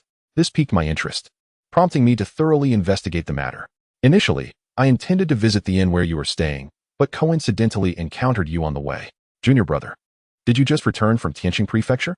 Li Guo mused that such coincidences are rather improbable. He nodded, affirming, indeed, I have just returned from Tianqing Prefecture. Ling Yunxiao raised an eyebrow slightly. What business took you there? If there is something to be done, simply instruct me, and I shall ensure it is handled without necessitating your personal involvement. Though his words were polite, Li Guo thought back to the time when he was yet unfamiliar with this senior brother Ling contemplating his own affairs in Tianqing Prefecture. He surmised that since the news had reached there, this senior brother must already be aware. Thus, he decided to be forthright. To be candid, it concerns the 2 escaped guardians of the Blood Lotus sect. He sighed, a hint of worry crossing his face. I had intended to leave Tianqing City for the sect in the next few days. However, as long as those 2 foundational-level miscreants remain at large, I cannot find peace. One can never be certain they are not lying in ambush just outside the city. As he spoke, he discreetly observed Ling Yunxiao's expression, hoping that this senior brother, valuing their kinship, might offer assistance. With the Ling family's influence, while he did not expect to capture and eliminate the 2 foundational-level rogues, escorting them back to the sect should not pose a significant challenge. Upon hearing this, Ling Yunxiao's interest was indeed piqued, a flicker of curiosity illuminating his eyes. He found it perplexing that a mere outer disciple at the 2nd level of Qi refinement could harbor secrets compelling the Blood Lotus sect to dispatch 4 foundational guardians to pursue him from Baiyin Square to this very place. Junior brother, I am keen to understand why those malevolent cultivators relentlessly pursue you. Li Guo, upon hearing this, thought that the inevitable had finally arrived. As the head of Tianqing Prefecture, this senior brother was clearly intent on uncovering the full truth. Yet, considering the dire state of Chun Yu, who lay in the inn, he realized he could no longer delay. Very well, I shall take a gamble. Senior brother Ling. To be frank, Li Guo inhaled deeply. As if steeling himself for a decisive revelation, the true target of the Blood Lotus sect is not me, but rather my companion, Sister Chun. Ling Yunxiao appeared momentarily bewildered. Recalling the intelligence reported by his subordinates, he inquired, is the Sister Chun you mentioned the same one who has been in a coma? What could possibly explain this? How did she become their target? Junior brother, you would do well to recount the entire story from the beginning, leaving nothing out. Li Guo sighed heavily, a look of pain and resignation evident on his face, and began to recount the events. This tale begins with a mission assigned to our sect. He meticulously reorganized the narrative he had prepared. Upon hearing rumors of nefarious activities in the Qin Kingdom, several individuals resolved to seek concrete evidence to report to the sect's law enforcement hall and claim the rewards for exposing the wrongdoing. They formed a team to investigate the Qin Kingdom. The tale unfolds as they uncover the sinister plot of the Blood Lotus sect, leading to a confrontation. In the ensuing chaos, Sister Chun Yu was tragically ambushed by a malevolent practitioner and fell victim to a vicious sorcery known as the Blood Lotus Soul Seed. The narrative continues with their harrowing escape from relentless pursuers, ultimately fleeing to Baiyin Fong City, only to find that the Blood Lotus sect had callously sealed off the entire market, intent on ensnaring them like fish in a barrel. Eventually, They recount their near-death experiences and how, by the grace of the Wanbao Pavilion's teleportation array, they managed to reach Tianqing City. Li Guo's account contained 9 parts truth and 1 part fabrication. He concealed the fact that the original party consisted of 4 members, omitting any mention of Zhou Wenba's disappearance, and refrained from disclosing the dire circumstances surrounding Elder Wang. Moreover, he said nary a word regarding Chun Yu's identity as a princess of the Qin kingdom. Such details, he believed, would only invite further complications. Ling Yunxiao listened intently, his expression shifting from curiosity to solemnity. As Li Guo concluded his tale, a frown creased his brow. Deep in contemplation, the terms Blood Lotus Sect, sacrificial offerings, and Blood Lotus Soul Seed coalesced in his mind, evoking a sense of gravity far beyond his initial assumptions. After a moment, he lifted his gaze, his eyes ablaze with determination. "Junior brother, could you take me to meet Sister Qin?" Li Guo had anticipated this very question. He understood that this inner sect senior, with his extensive knowledge and influence in Tianqing City, might indeed possess the means to address the affliction plaguing Qin Yu. It was far preferable to remain idle in the city like a headless fly, either risking the journey or helplessly witnessing Chun Yu's condition deteriorate. "Of course," Li Guo replied without hesitation, nodding in agreement. "Senior brother, your willingness to assist fills me with immense gratitude." Chapter 158. The Blood Lotus Mark. Ling Yunxiao set down his teacup, ready to rise. Time was of the essence. We should promptly check on Sister Chun's condition. Li Guo, eager within, betrayed a hint of hesitation on his face as his gaze flickered to the table.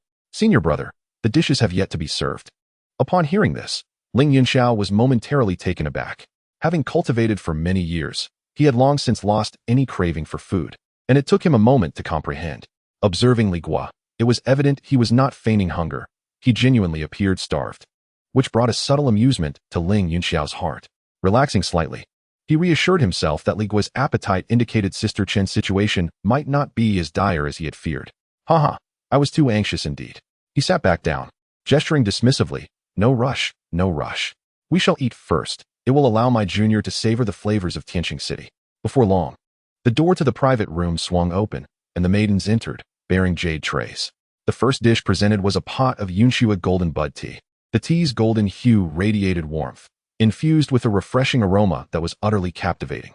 Li Guo mimicked Ling Yunxiao's actions, taking a sip and feeling a rush of coolness that cleared his mind, alleviating the fatigue and tension accumulated over the past days. The Baizhu cake melted in his mouth, transforming into a warm stream of spiritual energy that flowed through his meridians, providing an indescribable comfort. Yet, it was the plate of Qihua pork tenderloin that truly left him in awe. The slices were as thin as a cicada's wings, their rich color accented by a faint halo of spiritual energy. Placing a piece in his mouth, it required no chewing. The meat dissolved instantly, unleashing a surge of fiery spiritual energy that enveloped him in warmth, seemingly enhancing his cultivation. Ling Yunxiao then inquired, "How does my junior find the flavor of this Qihua pork?" "Delicious, truly exceptional. I have never tasted meat this exquisite," Li Guo exclaimed, unable to contain his admiration as his chopsticks danced with fervor, swiftly devouring the entire plate of Qihua pork. Watching from the side, Ling Yunxiao smiled. Though inwardly he was calculating, Li Guo, while eager in his consumption, exhibited no signs of crassness. His demeanor remained unpretentious, savoring the precious spiritual cuisine with clarity and devoid of greed. Quite intriguing. After the meal, seeing Li Guo content, Ling Yunxiao invited him with a smile. "Junior brother, let us take my carriage. It will expedite our return." Li Guo graciously accepted, following him out of the listening wind pavilion and onto a luxurious carriage drawn by 4 magnificent spirit horses. Inside, the spacious cabin was adorned with soft, thick carpets made from beast pelts, and a small incense burner in the corner wafted an unknown spiritual fragrance. Li Guo inwardly marveled at the refined taste of a son from a family of cultivators, a luxury he had never dared to dream of before. As the carriage set off, Ling Yunxiao casually inquired, "At such a young age, you are already a distinguished guest of the Wanbao Pavilion. Your background must be remarkable. May I ask about your family?" Li Guo's heart tightened, realizing he was probing for information. He had anticipated such an inquiry. The black gold VIP card of Wanbage is not something an ordinary outer disciple can brandish. The other party would undoubtedly associate him with a certain cultivation family. This situation is quite troublesome. His spirit stones were illicitly obtained from the mines of Haishi Mountain, and are not fit to be exposed to the light of day. Should Ling Yunxiao discover that he is merely of menial origins, suspicion would only deepen. If word were to reach the sect's law enforcement hall regarding his possession of a substantial quantity of dubious spirit stones, he would certainly face dire consequences. Li Guo maintained an impassive expression, revealing just the right amount of bitterness and desolation. I apologize for causing you amusement, senior brother. When my father was alive, he left me a legacy from our ancestors, but now our family has fallen into decline, and I am all that remains. This statement was deliberately ambiguous, fabricating the notion that he hailed from a once magnificent cultivation family, while subtly implying that the family had since waned, rendering it insignificant. Upon hearing this, Ling Yunxiao ceased further inquiries, merely nodding in understanding. The caravan soon arrived at the entrance of the Welcome Immortals Inn. Ling Yunxiao instructed his steward, Ling An, to follow, and the two ascended the stairs under Li Guo's guidance. Li Guo raised his hand to disable the barrier on the door and pushed it open. Junior brother, you're back. Oh. Lin Feifei was seated by the bedside, frantically wiping Chun Yu's forehead with a damp towel. Upon seeing Li Guo return, a flicker of joy crossed her face, but she was instantly taken aback when she noticed Ling Yunxiao and Ling An trailing behind him. Especially when she sensed the foundation establishment aura emanating from the two, her face drained of color, and the towel slipped from her grasp as she stood rigidly, filled with trepidation. Junior brotherly, who are they? Senior sister, do not panic. They are allies, Li Guo quickly explained. This is senior brother Ling Yunxiao, an inner disciple of our Bailan sect and a member of the Ling family from Tianqing City. Inner disciple? Ling family. Lin Feifei gasped, her mouth agape in astonishment. She could hardly fathom that Li Guo had returned with such a distinguished figure. Ling Yunxiao wore a gentle smile, stepping forward to clasp his hands in greeting. I am Ling Yunxiao, pleased to meet you, senior sister Lin. His demeanor was amiable, devoid of the airs typical of a scion from a noble family, instantly easing Lin Feifei's apprehension. She finally regained her composure and hurriedly returned the greeting, albeit somewhat flustered. I am Lin Feifei, honored to meet you, senior brother Ling suddenly. As if recalling something, she pointed urgently at the unconscious Chun Yu on the bed. Senior brother Ling, please, you must see Chen's sister, her. Her condition is alarming. Ling Yunxiao nodded. Do not worry, senior sister. I have come precisely for this. The group moved to the bedside. It was then that Li Guo clearly observed the unconscious Chun Yu, whose forehead bore a bizarre blood-red lotus mark that had appeared unbeknownst to him. The mark was faint yet pulsated with an ominous glow, causing a heaviness in his heart. No wonder Lin Feifei had been so distressed. This mark had not been present before. Ling Yunxiao stepped forward, extending his finger to lightly touch Chun Yu's brow, and a gentle stream of spiritual light penetrated her being. After a brief moment, he withdrew his finger, his brow furrowed tightly. It was undoubtedly the blood lotus soul seed. Moreover, this soul seed had become deeply entangled with Sister Chen's spirit, suggesting it had been planted for some time. Li Guo added, Senior brother, this mark has only just appeared. It was not present a few days ago. This indicates the deepening entanglement of the soul seed with her spirit. Ling Yunxiao's brow remained locked in concern as he paced back and forth within the room. Well, Sister Chen, Lin Feifei remarked with evident anxiety. Yes, this soul seed has begun to erode her spirit. If this continues, within a month, she will be reduced to a mere puppet, driven solely by the instinct to kill. What shall we do? Lin Feifei asked. Suddenly, he halted, a glimmer of determination flashing in his eyes. I have it. There exists a third elder in my clan, a true golden core practitioner, currently residing in Tianqing City. He possesses a unique secret technique known as the Lingxi Divine Art, which specializes in mending the flaws of the spirit. Perhaps he can devise a solution to this blood lotus soul seed. Upon hearing the term golden core practitioner, Lin Feifei's eyes instantly sparkled with excitement as she exclaimed, That is wonderful. Sister Chun is saved. Thank you, Senior Brother Ling, for your assistance. Ling Yunxiao waved his hand dismissively. There is no need for such gratitude, sister. Among fellow disciples, we ought to assist one another. Moreover, this matter transpires within the jurisdiction of Tianqing City, and I cannot remain idle. He then turned to Ling An, who had been standing silently by the door, and instructed, Ling An, swiftly summon our third uncle to come here. Ling An responded affirmatively, and with a flicker, vanished from the spot. Chapter 159. The decision to return to the sect before long. A faint sound of footsteps echoed from outside the door. Ling An returned, accompanied by an elderly man with white hair and beard, clad in a plain long robe. The old man had a gaunt visage, his eyes half closed, and emitted no trace of spiritual energy, appearing much like an ordinary old man. However, upon merely casting a glance at him, Li Guo was overwhelmed by an instinctive shudder that originated from the depths of his soul, as if he were merely an insignificant insect, easily crushed at any moment. This was a true golden core master. Uncle San, Ling Yunxiao, respectfully bowed and succinctly recounted the circumstances surrounding Chunyu. To his surprise, the golden core elder did not even glance at Chunyu, lying by the bedside, and simply shook his head. I am powerless in this matter, he declared. These words fell upon Lin Feifei like a bucket of cold water, extinguishing the flickering hope she had just begun to nurture. Sensing the disappointment among them, the elder sought to clarify his position, stating, a decade ago, during the ravaging of the Blood Lotus sect, I encountered a similar case. I had attempted to sever the soul seed using the Lingxi divine technique. However, the soul seed sensed the threat and erupted with an astonishing force of spiritual energy, fiercely countering my secret arts. The disciple could not withstand the impact and suffered a catastrophic collapse of his soul. Although I forcibly extracted the soul seed, he became a mere shell, devoid of consciousness, akin to a living corpse. This entity has fused with the host's soul and cannot be removed by conventional means. Upon hearing this, Ling Yunxiao's expression turned grave, and he desperately inquired, Uncle San, is there truly no way? Calling upon the Grand Elder is futile. The Golden Core Elder interrupted. This malevolent entity has transcended the capabilities of Golden Core cultivators. Neither I nor the Grand Elder can alter the outcome. Moreover, the Grand Elder is currently preoccupied with preparations for the Yuaning breakthrough and should not be disturbed over this trivial matter. Ling Yunxiao's hope dimmed entirely.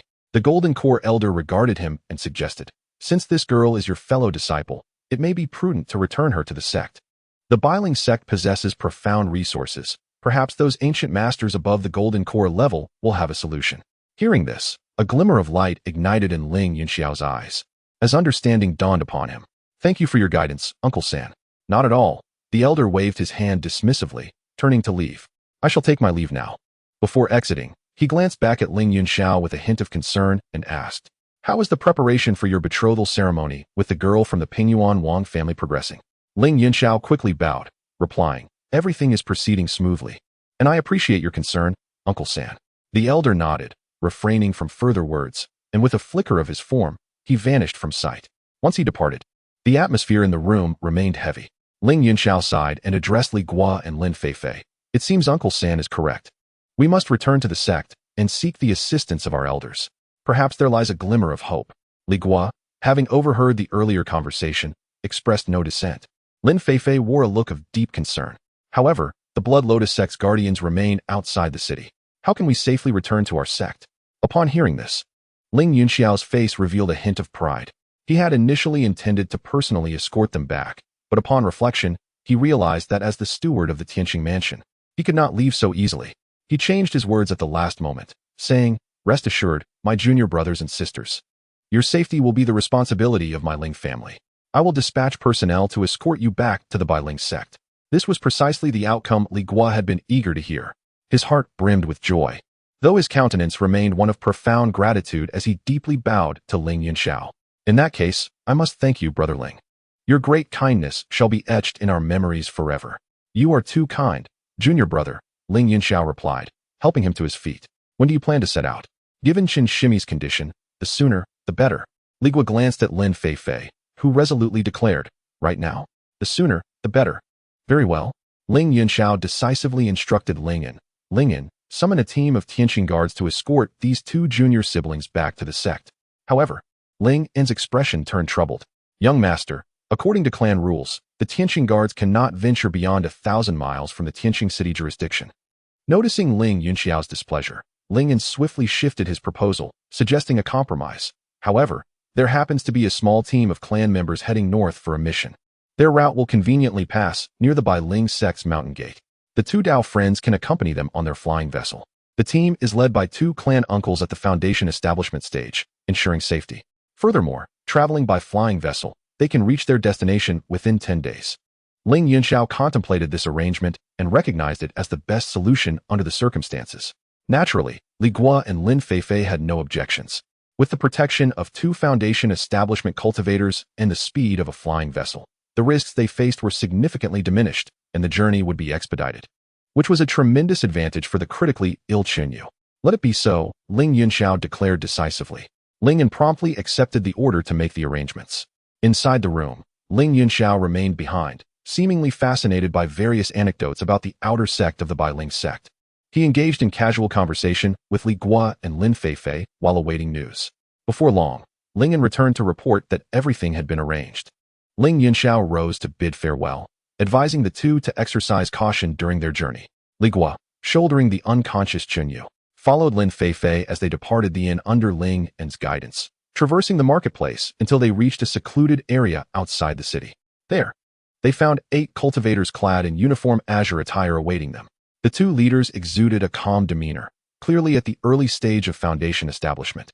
Ling Yan stepped forward to conduct a brief introduction between the parties. One of the tall foundation establishment cultivators, named Ling Fei, nodded toward Li Guo and Lin Feifei as a greeting. Subsequently, he retrieved a palm-sized, antiquated bronze flying vessel from his storage bag. Chanting a few incantations, Ling Fei tossed the vessel into the air. The flying vessel, embracing the wind, swiftly transformed into a medium-sized craft, approximately 100 feet in length, capable of accommodating more than 20 individuals. Step aboard, Li Guo urged, as he carried Chunyu and led Lin Feifei onto the vessel. Once all had embarked, Ling Fei gestured with a series of incantations, causing a verdant glow to envelop the entirety of the craft, which then ascended gracefully into the sky. In the next moment, the tail of the vessel emitted a brilliant stream of spiritual light, morphing into a jade-hued rainbow, vanishing instantaneously into the horizon. Chapter 160. The anomaly of the market above the bustling Baiyan market, for streaks of colorful light whizzed through the air. As the brilliance dissipated, the figures of 4 cultivators emerged. At the forefront stood a young man clad in the attire of an inner disciple of the Bailing sect. His countenance austere and his gaze piercing, unmistakably at the mid-foundation stage of cultivation. He was Qin Jian, the leader of this small contingent. Trailing behind him were 2 men and a woman, all similarly dressed as inner disciples, each at the initial foundation stage of cultivation. They were Zhengyu, Zhang Hao, and Wang Zining. The 4 had come in response to a sect mission. The task was straightforward: to venture to Baiyan market and rescue an outer disciple, Chunyu, who had been besieged by the nefarious Blood Lotus sect. They were to locate the sect's stronghold in the Qin kingdom, devise a plan to extricate the previously missing senior steward, Wang Zheng, and eliminate any remnants of the Blood Lotus sect lingering in the region. However, upon their arrival, the harrowing scene before them rendered all 4 speechless. Everywhere they looked, there were shattered walls and blackened beams scattered amidst the ruins. On the streets and within the market, dismembered corpses lay strewn about. Some had been cleaved by sharp instruments, while others had been charred to cinders. Their limbs scattered and their blood congealed into dark brown stains that covered the ground. A pervasive stench of blood intermingled with the acrid scent of charred remains permeated the air, filling their nostrils with a nauseating aroma. The entire market was engulfed in an eerie silence, devoid of any signs of life, save for the mournful howling of the wind as it swept through the dilapidated structures. Lamenting for this forsaken city. Senior brother Qin, is this really Baiyan market? Zhang Hao stammered, his throat tightening as he surveyed the devastation below. Qin Jian's expression darkened as he retrieved a jade slip from his storage bag, probing its contents with his consciousness to confirm the map once more. Indeed, this is the place. The last distress signal from outer disciple Chun Yu was sent from here. His voice carried an ominous chill. Zheng Yu scoffed, a hint of skepticism lacing his tone. Given this scene, it seems we have arrived too late. That outer disciple, Chun Yu, is likely long dead. Wang Zining furrowed her brows, ignoring Zheng Yu's flippant remarks as she calmly assessed the situation. If Chun Yu is deceased, our lead for the second phase of the mission is severed. The Chun kingdom is vast, and we possess no knowledge of the Blood Lotus sect as strongholds. We would have no means to proceed with our task. Zheng Yu shrugged. What can we do about it? We can't just flounder about the Chun kingdom like headless flies. To my mind, something is amiss here. The massacre of an entire market is beyond the capabilities of a mere foundation stage evil cultivator. We should return to the sect immediately and report this matter, allowing the law enforcement hall to handle it.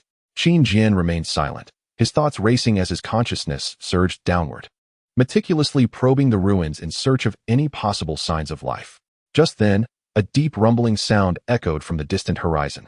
As the crowd turned towards the sound, they beheld a colossal ship piercing through the clouds, adorned with a grand flag emblazoned with a golden swastika, swirling like a dragon and phoenix, exuding an extraordinary aura.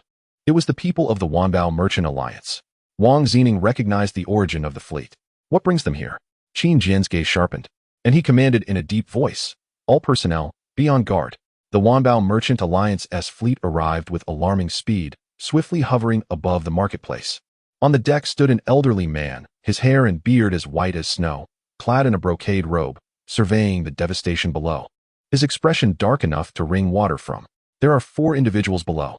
One of his subordinates pointed towards Qin Jian and his companions. The elder, known as Wei, narrowed his eyes, quickly locking his gaze onto the 4 hovering nearby, a fleeting glint of murderous intent flashing in his eyes. He issued a direct command. These 4 must be the Blood Lotus cultists. Capture them, regardless of life or death. To him, the massacre of his merchant alliance's marketplace and the destruction of the teleportation array, while 4 cultivators stood unscathed, could only indicate their culpability. At Wei's command, 8 foundation-building cultivators immediately shot forth from the ship, encircling Qin Jian and his companions from all directions. With flickering spiritual light, various spells and magical artifacts surged towards them. Qin Jian, both astonished and enraged, could not comprehend why they would resort to lethal force upon their first encounter. With little time to ponder, he shouted, "Form a defensive formation." He retrieved an exquisite long sword artifact from his storage bag, which transformed into a radiant streak of light, swirling above his head and casting a solid sword barrier that enveloped the 4. Zheng Yu, Zhang Hao, and Wang Zining reacted swiftly, activating their magical artifacts and employing their defensive techniques in concert with Qin Jian's sword barrier, successfully repelling the initial onslaught. Amidst the booming sounds, Wang Zining urgently remarked, "Qin Shixiang, judging by their attire, they appear to be the venerable cultivators of the Wanbao Merchant Alliance. This Baiyin marketplace is likely one of their properties. They must have come to investigate its destruction and mistaken us for the culprits." Qin Jian's mind sparked with realization, and he called out loudly, "Stop! We are disciples of the Bailing Song inner sect, here on a mission, not evil cultivators." As he spoke, he produced a golden token inscribed with the inner sect emblem of the Bailing Song, holding it aloft. The cultivators of the Wanbao Merchant Alliance hesitated in their assault. The elder Wei on the ship was momentarily taken aback, fixating on the token with a countenance that oscillated between dark and light. After a brief pause, he reluctantly waved his hand, signaling everyone to halt. With the misunderstanding resolved, both sides sheathed their magical artifacts. Qin Jian, accompanied by his 3 companions, flew to the front of the ship's deck, clasped his fists, and said, "I am Qin Jian, an inner sect disciple of Bailing Song. Honored to meet you, esteemed elder. May I inquire your name?" The elder Wei coldly snorted, his expression still grim. "I am Wei Tong, a venerable of the Wanbao Merchant Alliance. What brings you here?" Qin Jian succinctly recounted their sect's mission. "We received a distress call from an outer sect disciple, stating she was trapped here by a foundation-building evil cultivator from the Blood Lotus cult, and we came to rescue her. However, I did not expect a foundation-building evil cultivator." Upon hearing this, Wei Tong appeared to find it an immense joke. He pointed at the charred remains of the marketplace below and, filled with rage, retorted, "Do you see what lies beneath? Tell me, is this destruction wrought by a mere foundation establishment cultivator?" Qin Jian and the others fell silent. Indeed, within the ruins, there were several enormous craters, their edges smooth as a mirror, and a few structures had been pulverized as if crushed by an irresistible force. Such devastation exceeded the capabilities of any foundation establishment practitioner. Wei Tong's expression turned gravely serious. He descended into the wreckage to investigate thoroughly. Finally, he arrived at a massive handprint-shaped depression and gasped in disbelief. This could not possibly have been accomplished by a foundation establishment cultivator. Only a golden core master could inflict such damage. The moment this revelation was uttered, all present, be they disciples of the Bailing sect or cultivators from the Wanbao Merchant Alliance, were struck with horror. A rogue cultivator at the foundation establishment stage was already a cause for concern, but a golden core fiend represented an entirely different echelon of menace. The cultivators from the Wanbao Merchant Alliance exchanged alarmed glances. Their intelligence indicated that there were at most 4 foundation establishment rogues from the Blood Lotus sect in the vicinity. When had a golden core master emerged? Everyone grasped the gravity of the situation, which had far surpassed their expectations. The Blood Lotus sect deploying a golden core master, willing to annihilate the entire marketplace, indicated a scheme of profound significance. Wei Tong returned to the ship's deck, his demeanor more serious than ever, and fixed his gaze on Qin Jian, inquiring, "You arrived here first. Have you discovered any survivors?" Qin Jian shook his head, replying heavily, "I have probed with my spiritual sense. There is no sign of life within the entire marketplace." Unyielding, Wei Tong dispatched his subordinates to scour the ruins thoroughly, and ultimately, their findings mirrored Qin Jian's grim report. In the entirety of Baiyin Market, hundreds of cultivators had perished, with not a single soul left alive. Upon confirming this brutal reality, a chilling dread enveloped the hearts of all present. The Golden Core Fiend could still be lurking nearby. Wei Tong made a swift decision, issuing orders. The situation has changed. It is dire, far beyond our capacity to handle. Immediate evacuation is imperative. Return to headquarters to report and seek directives from the higher-ups.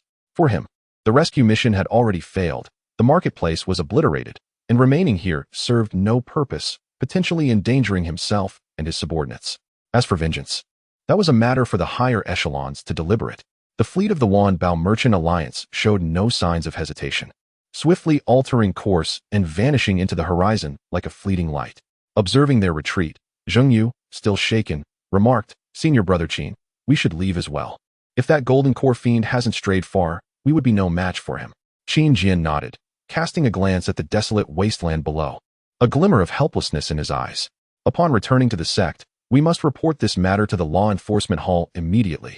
Chapter 161 Farewell to the Master. The bronze flying vessel soared through the heavens like a piercing arrow cleaving the sea of clouds. On either side of the vessel, the tumultuous clouds surged unceasingly, while the gale howled against the protective aura, producing a resonant sound.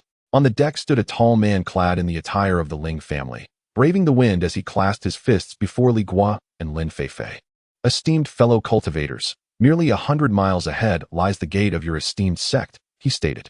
This man, known as Ling Fei, was one of the 2 foundation-building cultivators aboard this flying vessel.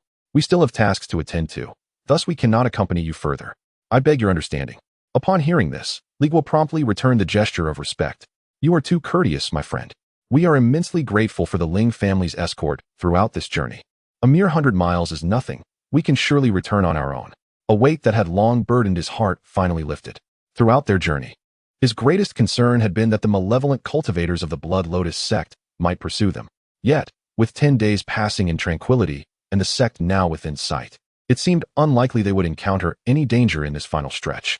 Lin Feifei also expressed her gratitude, saying, "Thank you for your escort. Your kindness is beyond words." Ling Fei waved his hand dismissively, his expression remaining impassive.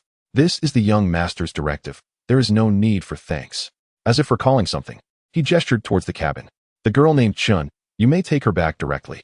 I have reinforced her with 3 layers of restrictions, so she will not cause any disturbances for the time being." At the mention of Chun Yu, both Li Guo and Lin Feifei's expressions darkened. It turned out that 3 nights prior, while lying in the corner of the cabin, the blood lotus mark on Chun Yu's forehead had inexplicably illuminated.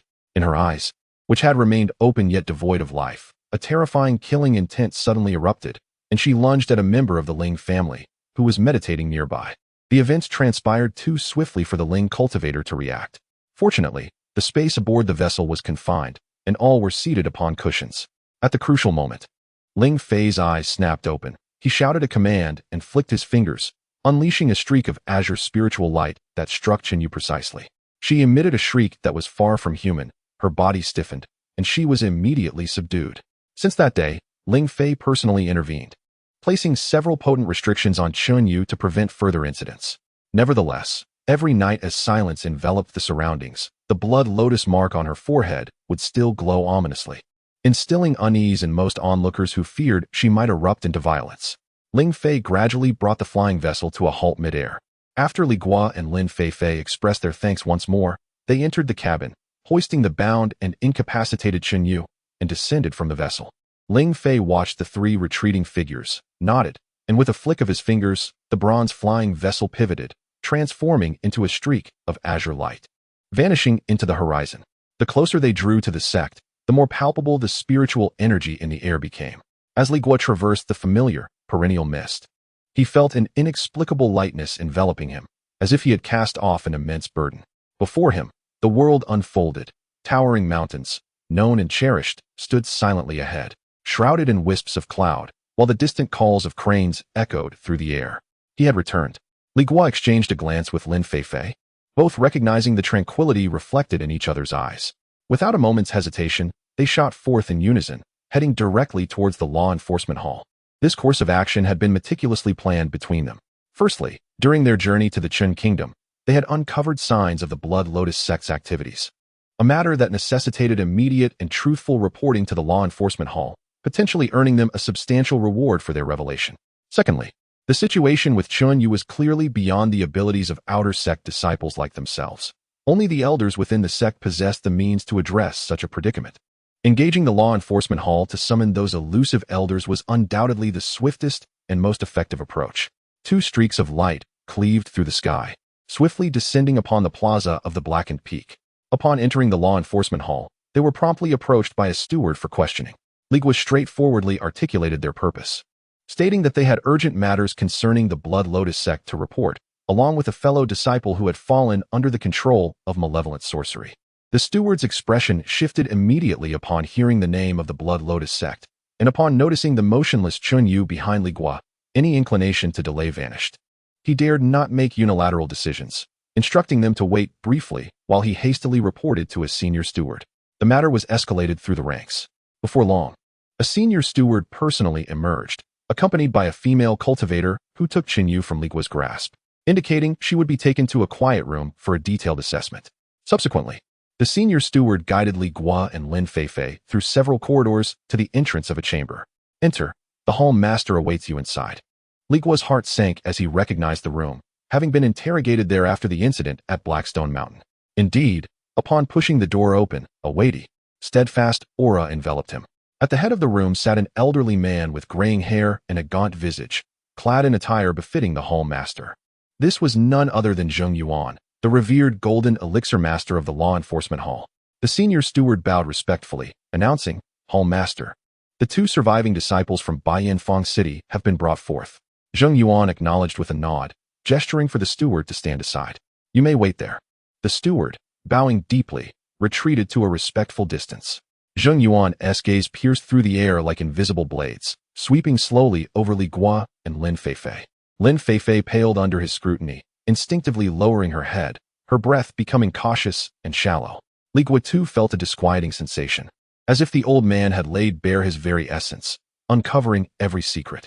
He forcibly quelled the tumult within him, striving to regulate his breathing. Ultimately, Zheng Yuan's gaze settled upon Li Guo. "Lift your head." His voice was not loud, devoid of any discernible emotion, yet it carried an irresistible authority. Li Guo, heeding the command, lifted his gaze to meet the other's eyes.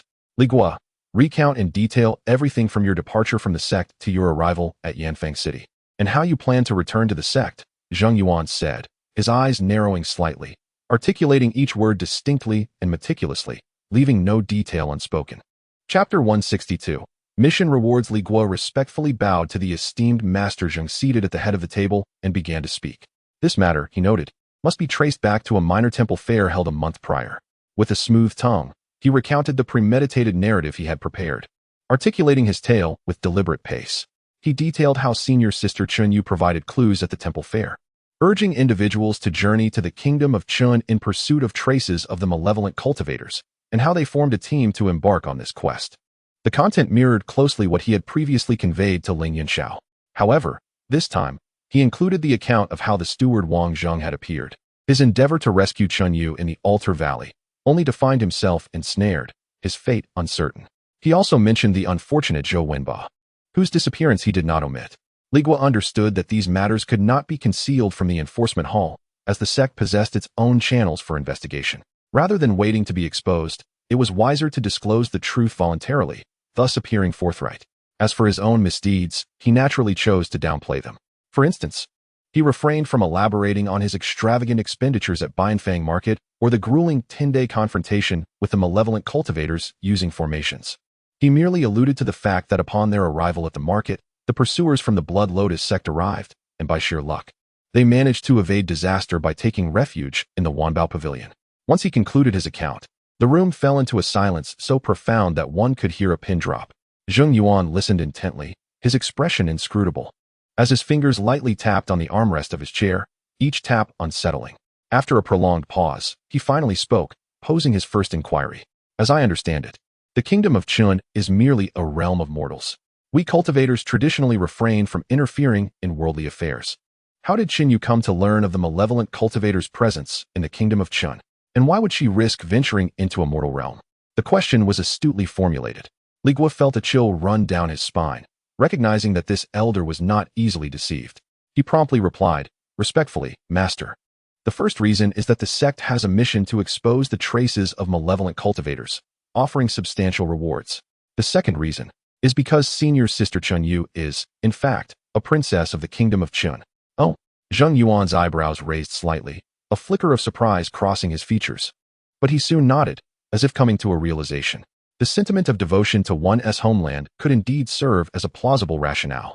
Yet, he immediately posed a second question. There is another matter that perplexes me. Bianfang Market is neither particularly large nor small, with hundreds of shops. How did you come to know that the Wanbao Pavilion housed a teleportation array? This inquiry pierced through Li Guo like a sharpened dagger, striking at the very core of his vulnerabilities.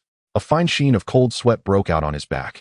He had not anticipated that the elder's insight would be so keen, immediately honing in on such a critical detail.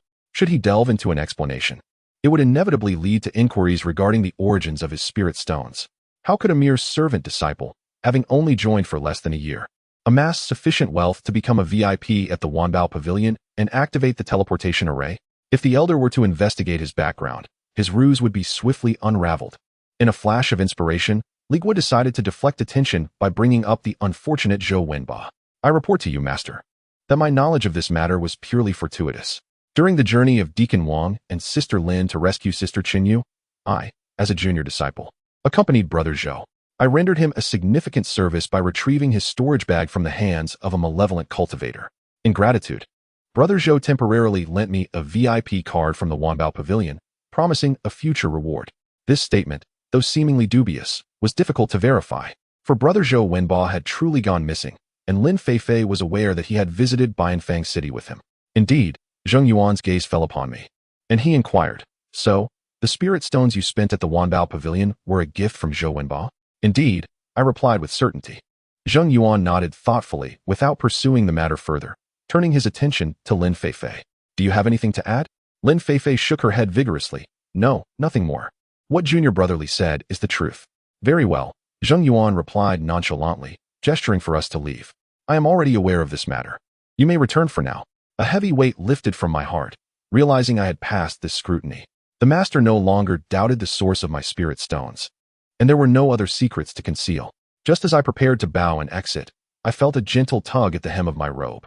A quick glance revealed Lin Feifei attempting to catch my attention, her lips moving subtly, as if conveying a message. In an instant, I understood her implication. This woman was fixated on the reward for our mission. However, I feigned ignorance and turned to leave. Seeing my indifference, Lin Feifei grew anxious. With a firm resolve, she set aside her fear of the Golden Core Master and bowed deeply to Zheng Yuan. "Master, we risked our lives to bring back crucial intelligence related to the Blood Lotus sect, and I wonder about the reward for our disclosure task." Zheng Yuan's gaze scrutinized her, and Lin Feifei felt her scalp prickle under his scrutiny, her voice diminishing in volume. "This matter shall indeed be recognized," Zheng Yuan stated coolly. "Your revelation of the Blood Lotus sect's whereabouts is commendable. However, Qin country does not directly concern our Biling sect, so the impact is limited." After a moment's contemplation, he instructed the senior deacon beside him, Wei Chun, allocate 5,000 contribution points to each of them. "Understood, master," the senior deacon named Wei Chun replied. 5,000 contribution points? Lin Feifei's expression was not one of joy, but rather a palpable disappointment. While 5,000 points may sound substantial, it translated to a mere 50 low-grade spirit stones. This was a far cry from her expectations of receiving a high-tier magical artifact or several vials of rare elixirs. For me, however, it was of little consequence. Having something was better than nothing. Wei Chen approached us, signaling for us to produce our identity tokens. I retrieved the bronze token that represented my status as a servant disciple. As he extended his hand, his body subtly tilted, skillfully using the fabric of his sleeve to shield himself from Lin Feifei's probing gaze. Wei Chun received the token and swiftly completed the allocation of contribution points. "Very well. You may take your leave now." "Thank you, Home Master." "We take our leave," Li Guo and Lin Feifei replied in unison, bowing respectfully before turning to exit the room. Chapter 163. The Root of Calamity. As the door closed, Zheng Yuan's gaze deepened once more. He addressed Wei Chun. "Let us go and check on Qinyu's condition." "Understood." The two proceeded, one after the other, traversing the corridor until they reached another quiet chamber. Inside, a female cultivator clad in the attire of the enforcement hall was hovering her palm above Qinyu's forehead, her eyes closed as she sensed something. Her name was Lu Yun, a senior steward of the enforcement hall. Upon noticing Zheng Yuan's entrance, She immediately ceased her actions and stood to pay her respects. Hall Master, how is the situation? Zheng Yuan inquired directly. Lu Yun's expression turned grave. In response to the Hall Master, her physical condition is not critical. However, the Blood Lotus Soul Seed has intricately entwined with her spirit, proving to be exceedingly troublesome. If it cannot be swiftly removed, she may never awaken. Zheng Yuan approached the bedside, lowering his gaze. He observed Chen Yu's eyes remained wide open, yet devoid of life. The blood-red lotus mark upon her forehead emitted a faint crimson glow. He could distinctly sense that multiple layers of powerful restraints had been placed upon her. Furrowing his brow, Zheng Yuan extended a finger to touch Chen Yu's brow, a surge of profound consciousness gradually penetrating her being. Moments later, he withdrew his finger, his countenance darkening. The situation is more dire than you indicated. If this continues, it will not merely be an issue of her awakening. Her spirit will be completely devoured by the soul seed, ultimately reducing her to a mere puppet driven by instinctual violence. Lu Yun's heart sank in alarm. What shall we do? I beseech the Hall Master for guidance. Zheng Yuan shook his head. This matter is too peculiar. It has surpassed my capabilities. We must seek the intervention of an elder. Which elder shall we summon? Lu Yun asked. Zheng Yuan pondered for a moment. Within the sect, the only two individuals with a profound understanding of the path of the spirit, apart from Elder Zhang, one of the Alchemy Hall, were none other. You must immediately take her to the Alchemy Hall and request Elder Zhang's assistance. Yes, Lu Yun responded promptly.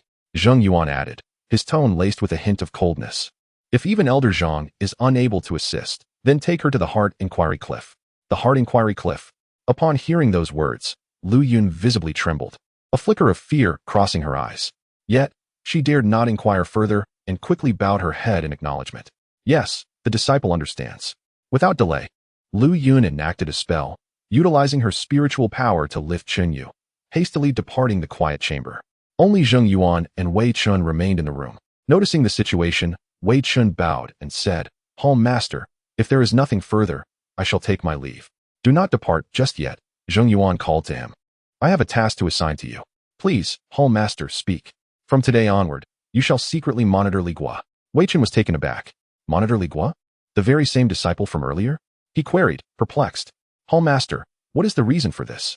Zheng Yuan slowly turned to face him, letting out a sigh.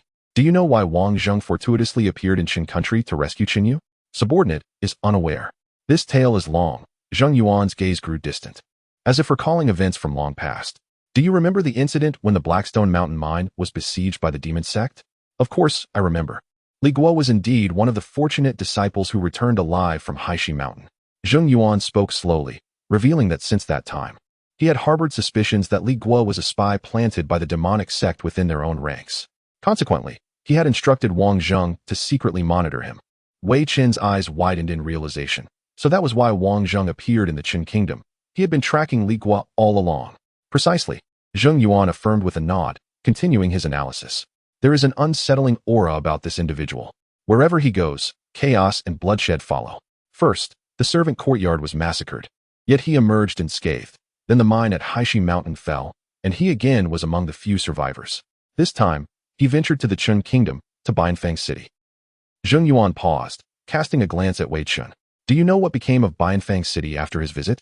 Wei Chun shook his head. I am unaware. I have been executing tasks outside for some time and have only just returned to the sect, so I am not well informed about recent events. Zheng Yuan's tone turned icy. Just 7 days ago, Bianfang City was obliterated. The entire market, from foundational cultivators to chi refinement practitioners, hundreds of lives, none survived. Reports from several inner disciples who were on missions indicate traces of golden core cultivators having been involved. A flicker of emotion finally crossed Wei Chen's face. Yet he maintained his composure and reasoned. Does the Hall Master suspect that the golden core cultivator is connected to Li Guo? Who can say? Zheng Yuan shook his head. The answer lies in your surveillance. However, a mere servant disciple entangled in such extraordinary events is, in itself, quite remarkable. Furthermore, his recounting of those experiences is clearly fabricated, serving to obscure his secrets. Wei Chen inquired, since the Hall Master is aware he spoke falsehoods, why not confront him directly? Remember, Wei Chen. Zheng Yuan addressed him by name. We are the law enforcement hall and must act according to the sect's regulations. Moreover, who among us does not harbor one or two secrets? As long as his secrets pose no threat to the sect, they remain his own fortune, beyond our jurisdiction. I understand, Wei Chen nodded, though his expression grew serious. He had not anticipated that the seemingly unremarkable servant-disciple was entangled in such tumult. This was far beyond mere fortune. He was a figure of grave danger. I shall ensure a close watch on Li Guo and report any unusual activity to you immediately. Meanwhile, in the square outside the law enforcement hall, Li Guo and Lin Feifei emerged side by side. They were meant to part ways, yet, as if guided by a shared intuition, they both halted and exchanged glances, each seemingly with words unspoken. It was Li Guo who broke the silence first. His inquiry simple and direct. "Senior Sister Lin, where do you reside?" Lin Feifei was taken aback by his unexpected question and instinctively replied, I live at Suixia Peak, in the 36th courtyard of the B section." "Very well," Li Guo nodded. "In a few days, I will come to seek you out to reclaim those 900 spirit stones." Lin Feifei's face suddenly turned pale, only to be swiftly overtaken by a wave of indignation. She gazed at Li Guo's tranquil expression, her lips parted as if to articulate her thoughts, yet ultimately, they transformed into a complex sigh. "Li Guo, we have endured life and death experiences together." She paused, her tone softening. "What I owe you extends beyond the 900 spirit stones. This favor, I, Lin Feifei, shall remember, and I will surely repay it in the future." Li Guo remained noncommittal, offering only a faint acknowledgement. "Just remember." With those words, he ceased further conversation. Stepping onto the long sword artifact, transforming into a streak of escaping light, and soared directly towards White Ant Peak. Chapter 164. Debt collection. At the foot of the White Ant Peak, the glimmer of the sword withdrew as Li Guo landed steadily on the ground. He sheathed his long sword and lifted his gaze towards the mountainside, where the number 7 courtyard lay in that direction.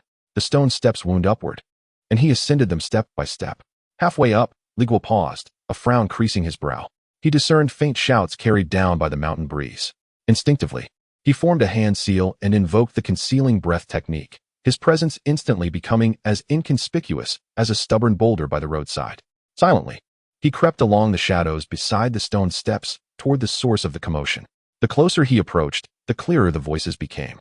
Indeed, it was the courtyard of Lu Yan. The gate was firmly shut, yet 3 cultivators blocked the entrance. Li Guo's gaze swept over the trio. On the back of their attire was an eye-catching character, Su. The leader, a young man at the 7th level of Qi refinement, wore an unabashedly arrogant expression. Behind him stood 2 others, one at the 5th level and the other at the 4th level, both displaying impatience. Rather than revealing himself, Li Guo sought a concealed corner to continue his observation. From within the courtyard, Lu Yan's voice emerged, laced with a hint of feigned bravado. "I have already told you.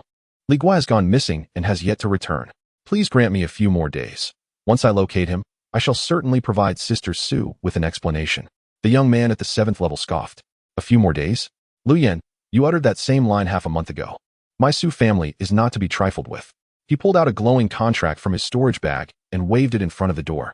"Initially, you accepted 200 low-grade spirit stones as a deposit for Miss Su, clearly documented in black and white, binding Li Guo as a guest cultivator of the Su family.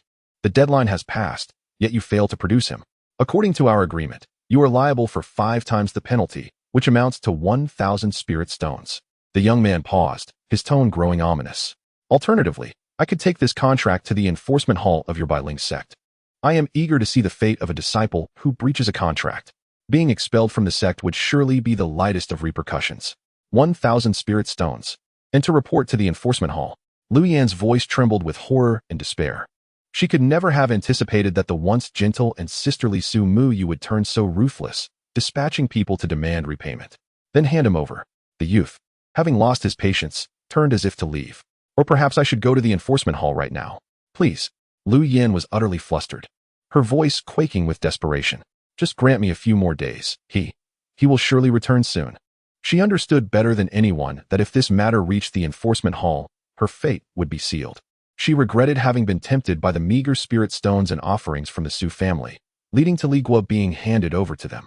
However, the young man's stride did not falter, a sneer etched upon his face. Just then, a calm voice echoed from below the stone steps. "Are you looking for me?" All present at the courtyard entrance froze, turning their gaze toward the source of the voice. Suddenly, Li Guo appeared behind them.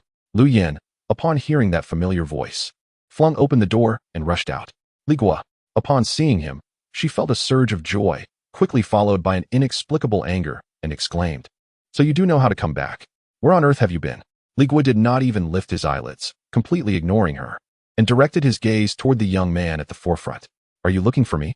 The young man scrutinized Li Guo from head to toe, then turned to Lu Yin, asking, "Is he Li Guo?" Lu Yin nodded furiously. Confirming the identity, the young man promptly presented the contract in his hand to Li Guo. "Take a look for yourself. Lu Yin has already accepted the deposit from our Su family and intends to send you to us for repairs. I am Li Changfeng, the bodyguard of Miss Su Mai, and I am here on her orders to escort you." Li Guo took the contract, glanced over it, and noted the clear inscription of Lu Yan's name at the bottom. He raised his head to look at Lu Yan, his gaze carrying a hint of scrutiny. Lu Yan, feeling uneasy under his stare, mustered the courage to explain, "Li Guo, this is the matter I mentioned to you last time. What have you decided?"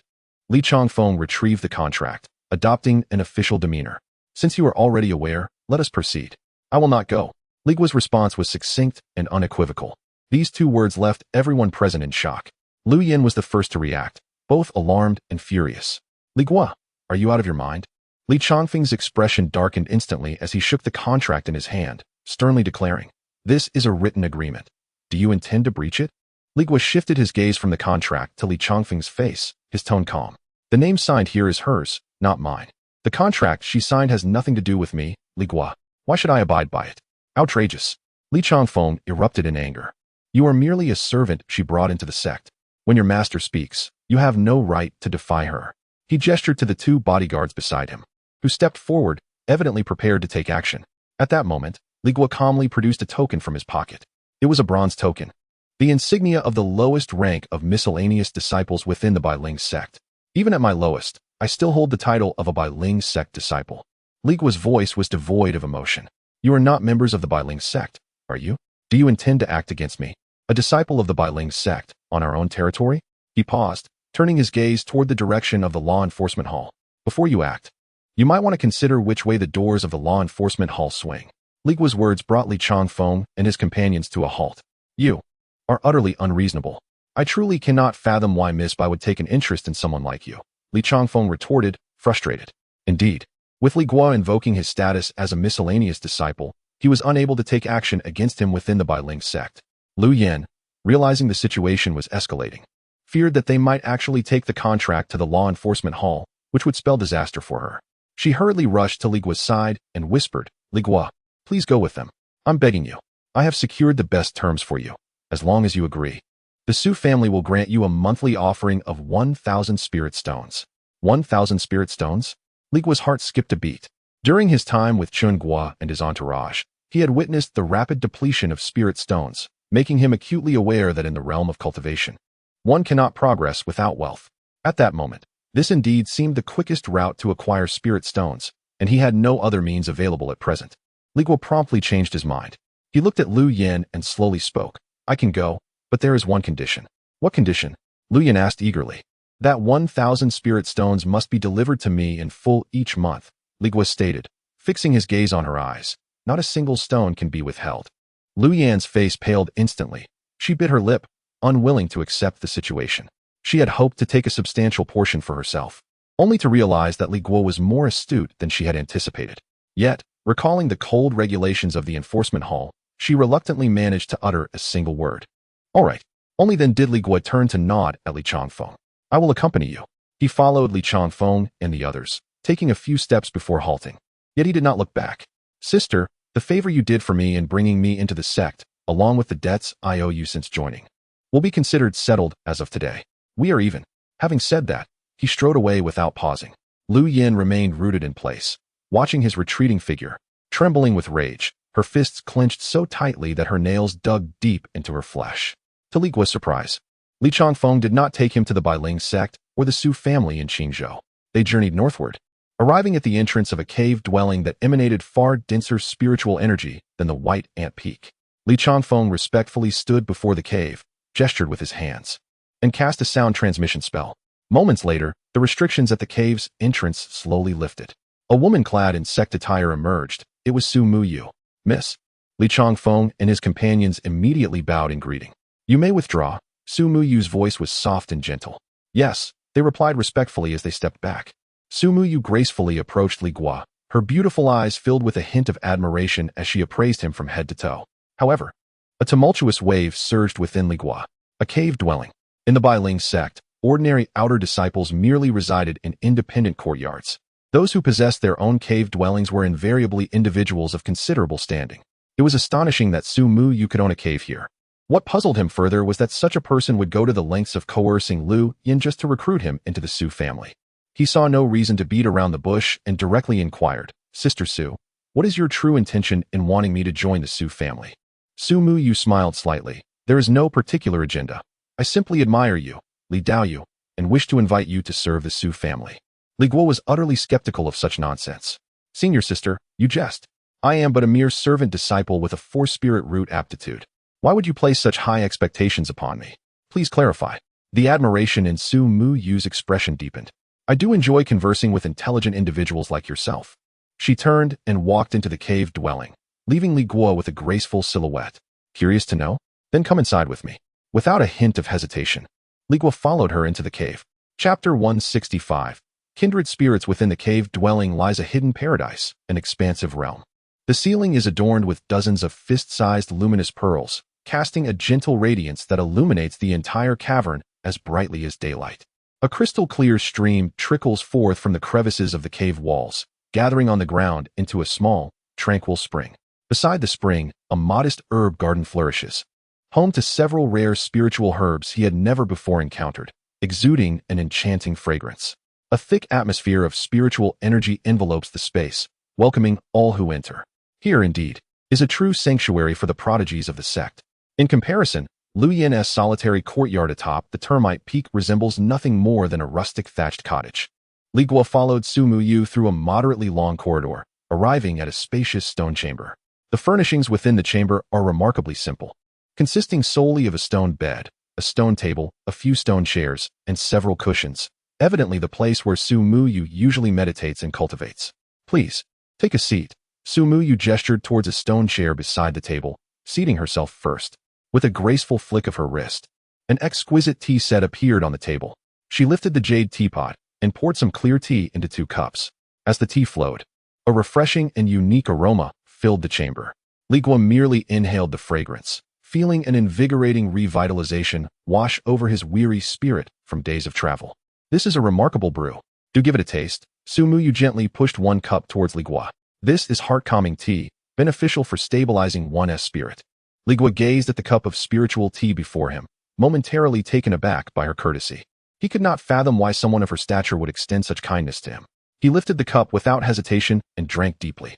The warm liquid flowed smoothly down his throat, settling into his belly and transforming into a refreshing sensation that surged to his mind, indeed calming his spirit considerably. "This tea is excellent, devoid of toxins," Li Guo remarked as he set the cup down, not forgetting the purpose of his visit.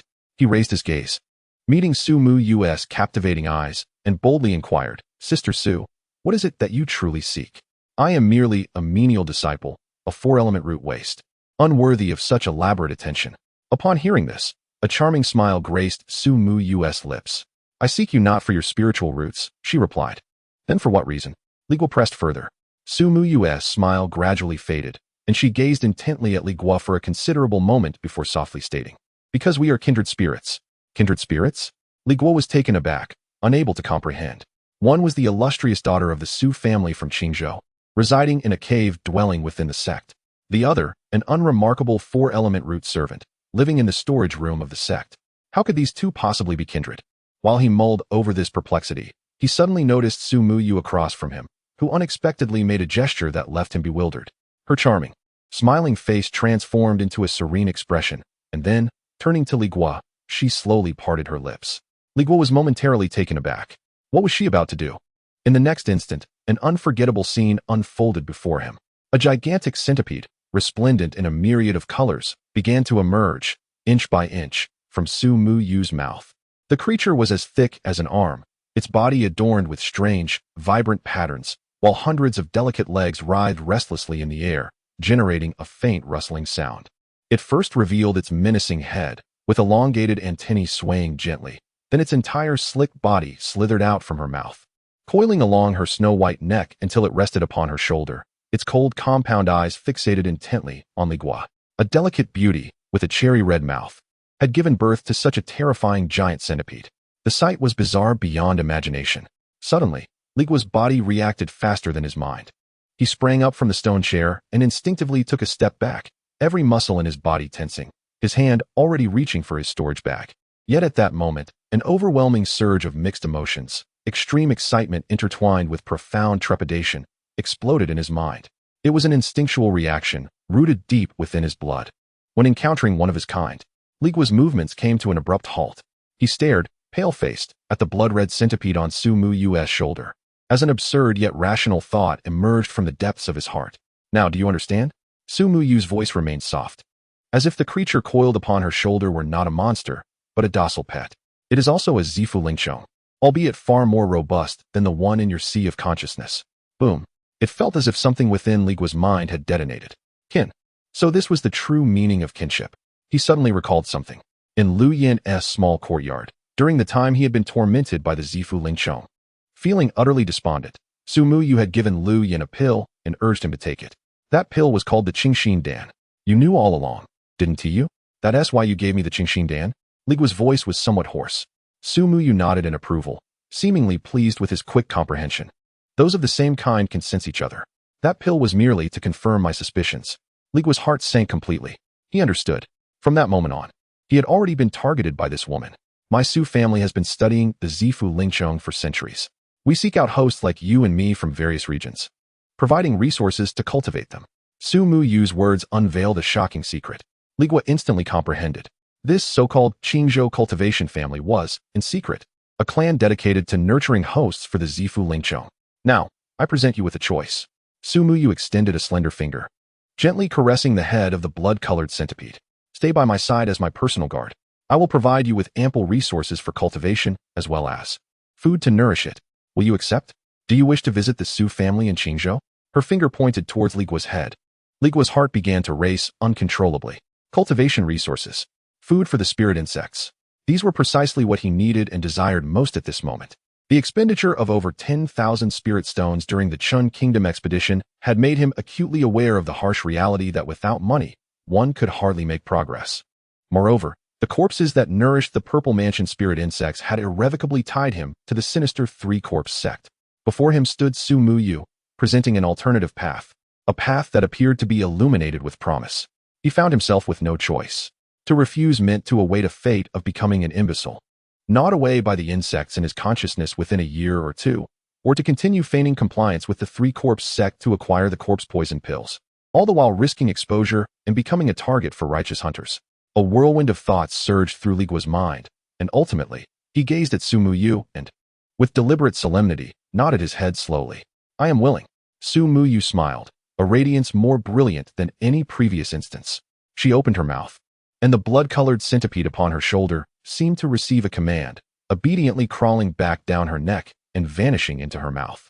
Chapter 166. The Art of Insect Transformation Splendid. With a graceful wave of her delicate hand, Su Muyu conjured 3 items onto the stone table. A bulging storage bag, a small white jade vial, and a blue jade tablet appeared before them. Now that you have accepted, you are indeed a member of the Su family. I shall not treat you poorly, she stated softly, gesturing towards the storage bag. Inside, you will find 1,000 low-grade spirit stones, which shall serve as your monthly stipend. This will continue every month henceforth. 1,000. Although Li Guo was already aware that the Su family would provide him with this sum monthly, witnessing the actual spirit stones caused his heart to race uncontrollably. Previously, during his clandestine mining at Blackstone Mountain, he had amassed tens of thousands of spirit stones. However, during his time in the Qin Kingdom, he had spent over 10,000 spirit stones like water flowing through his fingers, leading him to recognize the significance of a stable income from spirit stones. Now, Su Muyu's words presented a figure he had never dared to imagine, and it would arrive every month. This income far surpassed that of most outer disciples. Maintaining an impassive facade, he felt a tumultuous wave of emotions within, his gaze shifting to the other 2 items. Su Muyu picked up the white jade vial and handed it to him. This is a Qingxin pill, capable of calming the mind and stabilizing the soul. It is essential for your upcoming cultivation of the technique. As Li Guo accepted it and uncorked the vial, a familiar fragrance wafted into his nostrils. He poured out a single pill, perfectly round and imbued with contained spiritual energy, identical in quality to the one he had previously consumed. This solitary pill would fetch no less than 300 spirit stones in the market, and with 6 in this vial, that amounted to a staggering 1,800 spirit stones. Truly, Su Muyu, or rather the Su family behind her, was extravagantly affluent. Suppressing his astonishment, he turned his attention to the final blue jade tablet, which was what he was most eager to discover. Su Muyu held the tablet with a more solemn expression. This technique is known as the art of insect transformation. It is specifically tailored for individuals like us, allowing you to coexist with the purple mansion spirit insect within your consciousness, and even to command it. Command it. Li Guo's pupils constricted sharply. Su Muyu continued her explanation. The essence of this technique does not lie in cultivating your own spiritual power, but rather in guiding the spirit insect within your consciousness to actively consume the essence of medicinal pills, refining its corporeal form. As it matures, it will bestow upon you an exceedingly pure essence of spiritual power. Cultivating this technique requires a profound unity of mind and spirit. Any lapse in concentration may result in a backlash from the spirit insect, hence the necessity of practicing alongside the Qingxin pill. The growth of the purple mansion spirit insect is also stratified, progressing through the stages of transformation, fusion, and spiritualization. Currently, the spirit insects within us are still in the nascent transformation stage, which is further divided into 6 tiers. Once you commence the cultivation of this technique, your spirit insect will begin its ascent through the transformation stage, step by step. Li Guo listened, his spirit shaken, as a buzzing filled his mind. He recalled Elder Zhang Wan from the pill hall, who had declared that all techniques capable of controlling the purple mansion spirit insect could only be cultivated after establishing a solid foundation. Before him lay the art of insect transformation, which enabled him to masterfully control a vibrant serpent even during the qi refinement stage. This revelation utterly shattered the foundational knowledge he had painstakingly acquired about cultivation. Although doubts lingered in his mind, he quickly rationalized that Su Muyu had no reason to deceive him regarding such matters. This was, without a doubt, a monumental blessing. Gaining early dominion over this perilous little serpent meant he would no longer have to live in constant dread of having his soul consumed as a mere snack. With this thought, Li Guo resolved to seize the opportunity. He solemnly accepted the jade slip, along with the storage pouch and jade vial, tucking them securely into his robe. "Thank you, Senior Sister Su. You truly deserve this," he expressed with gratitude. Su Muyu nodded in response, but her tone shifted to one of gravity. "However, my Su family does not harbor idlers. With resources granted to you, there can be no room for complacency." Her voice took on an authoritative edge. "This vial of cleansing heart pills is sufficient for you to cultivate the purple mansion spirit insect to the first layer of transformation. Now, I shall assign you your inaugural task." She raised a finger. 1 month. Within this month, you must elevate it to the first layer of transformation. At that time, I shall personally assess your progress. A sense of pressure accompanied her words. "Should you succeed, I will grant you an additional reward of 1,000 spirit stones during next month's offerings. However, should you fail, do not expect to receive a single stone next month." The prospect of 2,000 spirit stones made Li Guo's breath quicken. The reward was undoubtedly enticing, yet he hesitated. "But I possess only 4 spirit roots and lack talent. I am uncertain about the speed of my cultivation." "This matter is unrelated to your spirit roots," Su Muyu interjected, "and solely depends on the rank of the spirit insect residing in your sea of consciousness. The rarer the insect, the swifter the cultivation. Regardless, achieving the first layer of transformation within a month is the bare minimum requirement. Unless you choose to be lazy, failure is out of the question." Understanding dawned on Li Guo as the last vestiges of his doubt dissipated. He immediately bowed deeply. "Rest assured, Senior Sister, I shall not fail my mission." "Excellent." Su Muyu nodded in satisfaction and produced a green jade token, handing it to Li Guo. The token bore an ancient inscription of the character for Su. "Descend the mountain with this token. Seek out Li Changfeng, who will arrange your accommodations. For this month, focus solely on your cultivation, and I shall visit you at the end of the month." As Li Guo accepted the jade token and recalled the name Li Changfeng, the young guard who had previously treated him harshly, he felt a twinge of discomfort.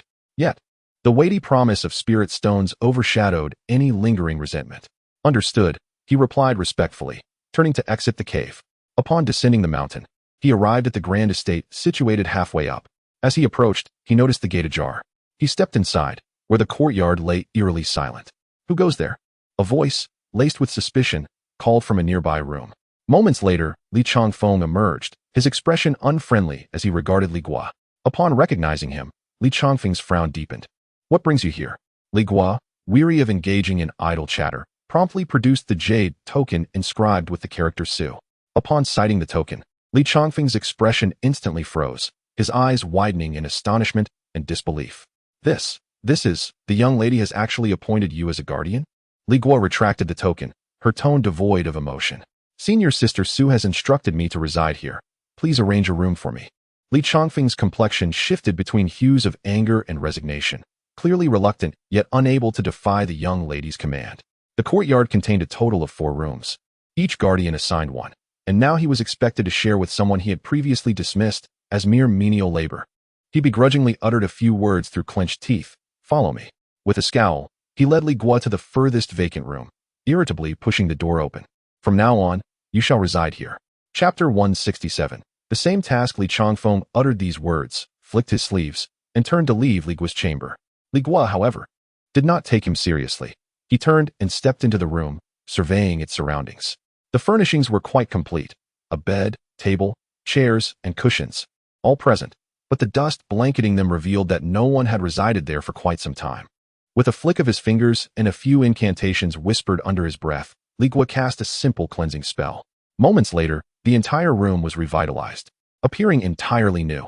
Satisfied, he settled down at the table, his mind replaying the events that had just transpired in Su Miue's cave. A month of first-level transformation phase. It seemed he must commence his cultivation without delay. He murmured softly, a resolute glimmer in his eyes. Su Miue spoke casually, yet he had no inkling of what the subtle transformation technique truly entailed. Should any mishap occur, jeopardizing his progress, next month's spirit stones would be forfeit. Li Guo dared not linger. Closing the door behind him, he sat cross-legged on the cushion, retrieving a jade slip of azure hue from his storage bag, preparing to open it for a detailed study.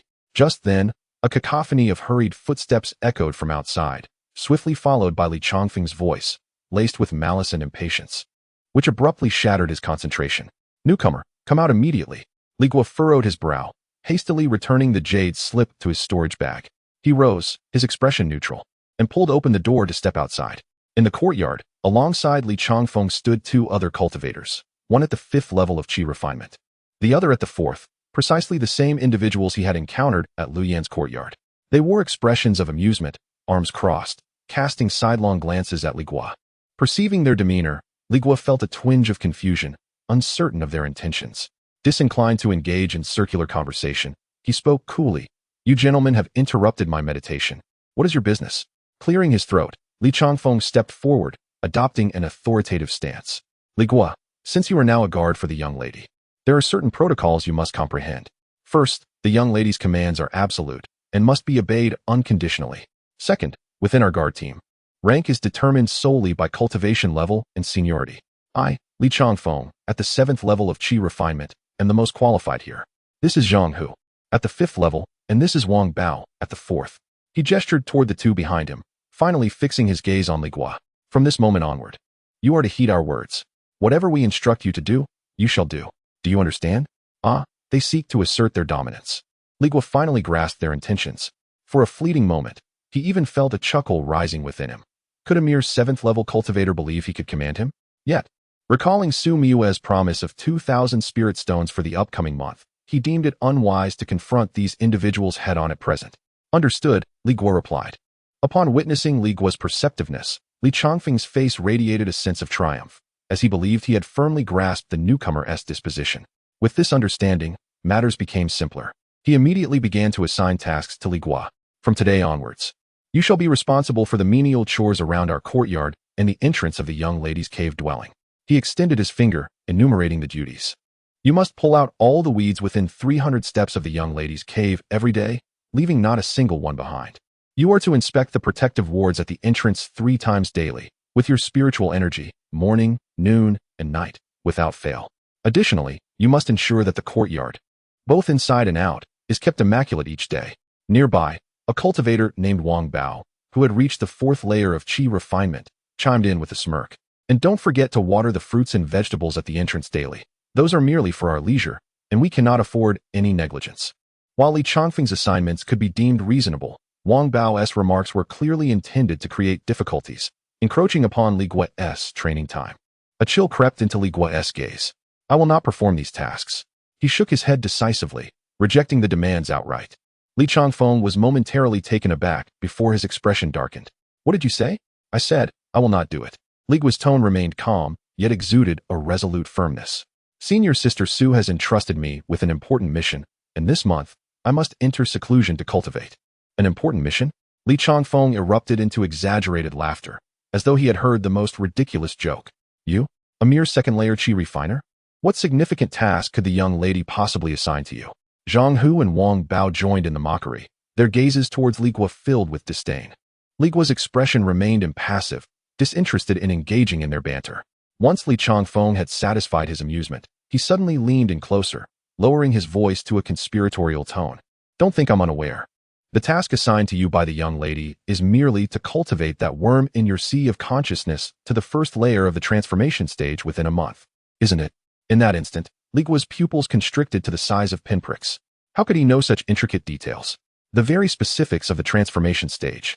Observing the astonishment on Li Guo's face, Li Changfeng felt a surge of satisfaction, his expression brimming with pride. Zhang Hu chuckled, "Newcomer, don't appear so naive. When we arrived, we were given the same task." Wang Bao added, "Indeed, the young lady's requirement is to complete it within a month. Brother Changfeng managed it in just 10 days. Zhang Hu took 15, and I was a bit slower at 20 days. So, you have ample time. There's no need to worry about failing. Being assigned some menial tasks is a sign of respect. You should embrace it." A tempest of emotions surged within Li Guo. They are all hosts of the Purple Mansion spirit worm. This protective detail of Su Mu Yu is indeed a unique assembly comprised entirely of hosts. Li Changfeng believed he had intimidated him and resumed his lofty demeanor, reiterating the earlier tasks before finally inquiring, "Now, do you understand?" "I did not hear clearly." Li Guo calmly shook his head. "Let me repeat. I have no time for the tasks you mentioned." Li Changfeng's expression darkened completely, and he erupted in a fit of rage. "You presumptuous fool. Do you truly think that being favored by the young lady and appointed as a guard allows you to shirk all responsibilities?" Li Guo regarded him and retorted, "What else is there?" These 3 words ignited Li Changfeng's fury. "Very well. Today, I shall make you aware of who truly holds authority in this courtyard." He abruptly stepped back and gestured to Zhang Hu and Wang Bao. "Seize him. Teach him a lesson." Zhang Hu and Wang Bao exchanged glances, revealing sinister smiles. A mere second-tier qi refiner, a mere servant, perfect for a lesson. "Newcomer, do not blame us." Zhang Hu cracked his knuckles ominously as he approached. "If you wish to blame someone, blame your own ignorance." The two circled around Li Guo, their large hands reaching out to grasp his shoulder blades, evidently intending to force him to the ground in a most direct manner. Just as their hands were about to brush against the hem of Li Guo's garment, an unexpected turn of events occurred. A flash of red light shot forth from Li Guo's storage pouch, so swift that its form remained indistinct, leaving only an afterimage in the air. It was the enchanted artifact, the binding silk. Li Guo's internal energy, at the 6th level of qi refinement, surged into it without reservation, causing the red silk to expand instantaneously, as if it had come to life, ensnaring Zhang Hu and Wang Bao who were charging from either side. "What is this?" Cries of astonishment erupted simultaneously from Zhang Hu and Li Changfeng. Li Changfeng's eyes nearly bulged out of their sockets. He could not fathom that this seemingly inconsequential servant, appearing to be merely a second-tier qi refiner, harbored such hidden prowess. Li Guo's movements showed no sign of hesitation. With a mere thought, he commanded the binding silk to pull upward forcefully. Zhang Hu and Wang Bao, bound like rice dumplings, screamed as they were lifted 3 feet off the ground, suspended in midair. Then, with a change of hand gestures, Li Guo directed the binding silk, violently slamming the 2 of them onto the courtyard's bluestone floor. Bang! Crack! The dull thud of impact mingled with the sharp sound of bone fracturing, sending chills down the spine. "Ah!" A heart-wrenching scream echoed, piercing the air. Once, Li Guo remained expressionless, altering his hand gestures again. Twice. Bang. Thrice. Bang. He resembled an emotionless executioner, manipulating the binding silk to lift the 2 men repeatedly from the ground only to smash them back down with brutal force. After 10 consecutive blows, the cries in the courtyard had dwindled to faint groans. Both men were drenched in blood, their bones surely shattered in numerous places, and blood mixed with internal organs poured forth from their mouths and noses. They were on the verge of losing consciousness, gasping for air. The entire courtyard descended into an eerie silence. Li Guo finally untangled the bindings of the immortal binding silk, stowing the artifact into his storage pouch. He then leisurely brushed off the dust that had settled on the corners of his robe, lifting his gaze towards the utterly astonished Li Changfeng. A chilling sensation surged from the soles of Li Changfeng's feet, racing straight to the crown of his head. causing every hair on his body to stand on end in an instant. The sixth layer of qi refinement, and that eerily powerful artifact. Li Chongfeng's mind raced as he calculated that, although he was at the seventh layer of qi refinement, one tier above his opponent, what were his chances in a confrontation against an artifact capable of easily subduing two practitioners at the fourth or fifth layers? Glancing at the lifeless forms of his two companions on the ground, he dared not gamble. Fellow Taoist Li, do you still wish for me to heed your arrangements? Li Guo's voice, though not loud, struck like a heavy hammer upon Li Chongfeng's heart. Li Guo took a step forward. Or perhaps we could exchange a few blows. The victor shall dictate the terms. A wave of color washed over Li Chongfeng's face, alternating between pale and flushed. As beads of cold sweat began to form on his forehead, he harbored no doubts that should he dare to utter a single word of dissent, his fate would undoubtedly be far more dire than that of the two on the ground. After weighing his options for a moment, all his pride and reluctance transformed into profound apprehension. He forced out 3 words through clenched teeth. You are ruthless. Chapter 168. The manifestation of the spiritual essence. As Li Chongfeng's words trailed off, he discreetly departed, barely glancing at the two individuals sprawled on the ground. Li Guo redirected his gaze to the two unconscious figures. Zhang Hu, at the 5th level of qi refinement, and Wang Bao, at the 4th level, lay bloodied and motionless, with only a faint rise and fall of their chests betraying their lingering breaths. Li Guo had shown restraint. These individuals were not disciples of the Bailing sect. Even if he were to end their lives, the enforcement hall would likely turn a blind eye. Nonetheless, they were, in essence, mere hounds bred by Su Muyu. When it came to punishing the dogs, one must consider their master. Should a life be lost, it would be difficult to provide an explanation to Su Muyu. What he sought was tranquility for his cultivation, not additional complications. Approaching the two, he delivered a forceful kick to the fleshier parts of their bodies. Both Zhang Hu and Wang Bao emitted muffled groans in unison, jolted from their stupor by the pain. As their eyes fluttered open, they were met with the cold, indifferent visage of Li Guo. Instantly, they were gripped by terror, their eyes wide with fear, momentarily forgetting their agony as they instinctively recoiled. Li Taoist. No, Li Yi. We were blind to your greatness. Our lowly eyes failed to recognize your stature. Please, consider us insignificant, and let us go. Zhang Hu sputtered, blood frothing at his lips, his words barely coherent. Wang Bao, in a state of sheer panic, repeatedly bowed his head, exclaiming, Yes, Li Yi, we shall never dare again. Whatever you command, we shall obey. Their addresses had shifted from Taoist friend to masterly. Li Guo regarded them from his elevated position. His tone flat. Do you wish to remain here and relive your previous experience? His words were more effective than a death knell. At the mention of his threat, the two, fueled by an unknown surge of energy, scrambled to their feet, hastily retreating to their respective rooms, leaving behind a trail of bloodied chaos. Li Guo surveyed the now desolate courtyard, feeling a sense of relief wash over him. With this, it seemed that for the remainder of the month, no one would dare to disturb his cultivation. He turned and returned to his chamber, closing the door and securing the lock behind him. Inside, the musty scent had been thoroughly dispelled by his earlier purification technique. Li Guo seated himself cross-legged on the meditation mat, calming his mind, and retrieved a green jade slip from his storage pouch, which contained the teachings of the Zichong transformation technique. He unfolded the jade slip and meticulously studied its contents. After an entire incense stick's worth of time, he slowly opened his eyes, exhaling a long breath of turbid air, his gaze reflecting an uncontrollable astonishment. This technique was nothing short of extraordinary. It presented a novel approach, emphasizing a method known as the manifestation of spiritual power. Typically, for ordinary cultivators, spiritual awareness and spiritual power existed as separate entities. Spiritual awareness could manipulate spiritual power, yet spiritual power would never traverse into the sea of consciousness. Yet, the technique known as the Zichong Huafu art possesses an unprecedented operational route, enabling cultivators to transmute their spiritual energy into tangible forms, such as a bird, a fish, or even a hand. Through this manifested entity, they can venture into the forbidden realm of the cultivator's consciousness. In this manner, they can bypass divine perception, directly employing the form created from spiritual energy to capture and control the elusive Zifu spirit insect.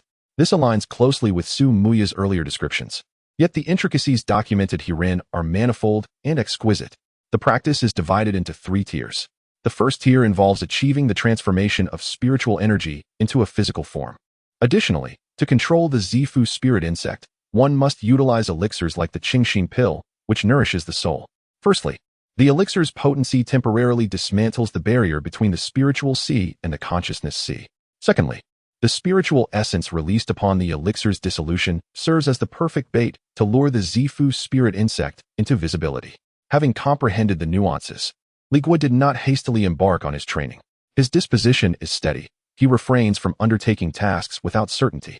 He closed his eyes, beginning to simulate the operation as detailed in the jade slip, repeatedly familiarizing himself with the pathways of his meridians and attuning to the subtle changes of spiritual energy flowing through the unfamiliar route. A day later, Li Guo felt he had thoroughly grasped the workings of this technique, devoid of any lingering awkwardness. He then closed his eyes once more, ready to commence earnest cultivation. 10 days later, seated upon the mat, Li Guo felt a faint azure spiritual energy manifest in his palms, twisting and changing. Throughout these 10 days, he encountered countless failures.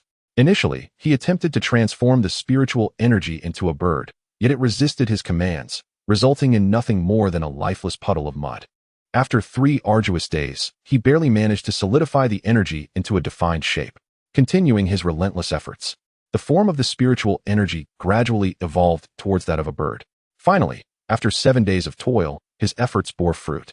The energy in his palm elongated, differentiating into a head, body, wings, and tail, ultimately culminating in the appearance of a vividly lifelike azure spiritual energy bird resting in his hand. With a mere thought, the spiritual bird fluttered its wings and, astonishingly, lifted off from his palm, swirling clumsily around the modest room. Although its flight was unsteady and its size diminutive, it was a success. The first tier of the Zichong Huafu art had been accomplished. Li Guo gazed at the soaring spiritual bird, his heart swelling with exhilaration. This was merely the first tier. If he could cultivate this technique to more profound levels, could the manifested entity possess the ability to deceive reality?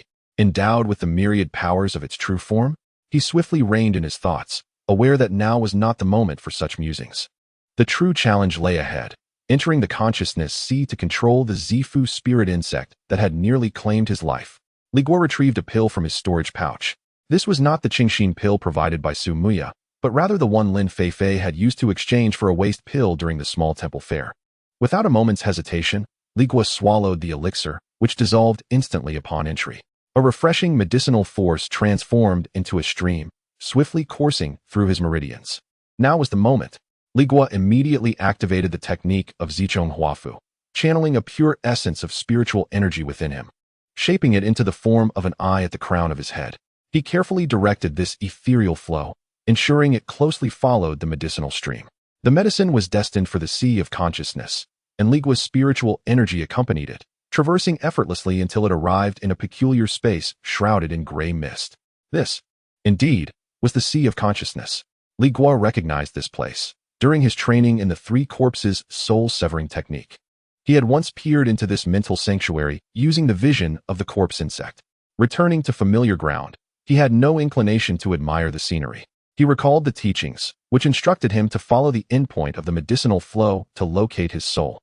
However, with prior experience, he disregarded the medicinal force and propelled his manifested spiritual energy directly towards the heart of the mist he remembered. Sure enough, in that area, a faint figure radiating soft white light was suspended in a meditative posture. That was his soul. Just then, the medicinal stream behind him arrived, enveloping the soul figure like a gentle blanket, gradually seeping into it. An indescribable sensation of coolness and comfort instantly enveloped Li Guo, nearly eliciting a moan of pleasure. Yet, he restrained himself, intently observing the transformations around him. As his soul absorbed the medicinal energy, strands of shimmering fluorescence began to emanate from the soul's silhouette, fluttering like fireflies in a summer night amidst the gray mist. This was the essence of spirit, the most cherished sustenance of the purple mansion spirit insect. Li Guo swiftly divided part of the manifested spiritual flow, weaving it into a large net, meticulously gathering all the scattered spiritual essences into a single enticing bait. Everything was prepared. All that remained was to wait for the colorful little serpent to come forth on its own. Chapter 169. Escape. 2 full days had passed in waiting. Just as Li Guo's patience was nearing its limit, a faint movement stirred within the mist of his consciousness. A vibrant serpent of iridescent hues silently emerged. This was the enchanting little snake, its scales shimmering with a kaleidoscope of colors, and its vertically slit eyes radiating both intelligence and wariness. It glided gracefully to a spot not far from the cluster of spiritual essence, pausing to raise its head high, its tongue flicking in and out with a hissing sound. Clearly captivated by the spiritual essence, it also sensed an unusual tension in the atmosphere. Li Guo's heart raced, rising to his throat. He concealed the manifested spiritual energy net deeper within himself, daring not to move a muscle, fearful of startling this creature. This was the most critical moment. The vast expanse of the sea of consciousness rendered it nearly impossible for him to seek out the serpent with his limited manifested power. It was akin to searching for a needle in the ocean. Thus, he could only wait for it to take the bait. The colorful little snake circled in place, testing the waters for what felt like an eternity, but ultimately succumbed to the allure of the spiritual essence. With a sudden burst of energy, it lunged forward, biting down on a morsel of the essence and swallowing it whole. All seemed well. It appeared to have confirmed its safety, immediately relaxing its guard and indulging in a feast. Now was the moment. A glint of cold light flashed in Li Guo's eyes as the long-simmering spiritual energy net erupted into action, enveloping the unsuspecting snake with astonishing swiftness. The little snake was taken aback. This was its first encounter with such a palpable and lethal threat since emerging from its egg into this serene sanctuary. A surge of wild energy exploded from its slender body. It thrashed, rolled, and collided, desperately trying to retreat into the depths of the consciousness. Li Guo, too, was not at ease. Though the creature appeared small, its strength was unnaturally formidable. He felt as though the spiritual energy net he commanded was akin to a frayed fishing net in a tempest, creaking under pressure and on the brink of tearing apart. Yield to me. Li Guo gritted his teeth, pouring every ounce of spiritual energy from the 6th level of his cultivation into binding the little snake, ensuring it could not escape even a fraction. He trusted the teachings of his cultivation method, which stated that as long as the purple palace spirit insect had not reached the first layer of the transcendent phase, the first level of the technique would suffice to control it. He planned to gradually exhaust the snake's strength before fully taming it. However, at that moment, an unexpected turn of events unfolded. The trapped, colorful snake suddenly opened its mouth wide and devoured a large cluster of spiritual essence that was nearest to it. In the next instant, chaos ensued. A blinding burst of iridescent light erupted from within the snake's body. Its form expanded at a visible rate, swelling to more than 3 times its original size in an instant. A thin, translucent old skin shed from its body, revealing even more vibrant and solid scales beneath. Li Guo's mind buzzed, plunging into a void. Crack! With a sharp crack, he exerted all his might, manifesting a net of spiritual energy that shattered like a balloon bursting. The small serpent, having surged in power, did not even glance back at him.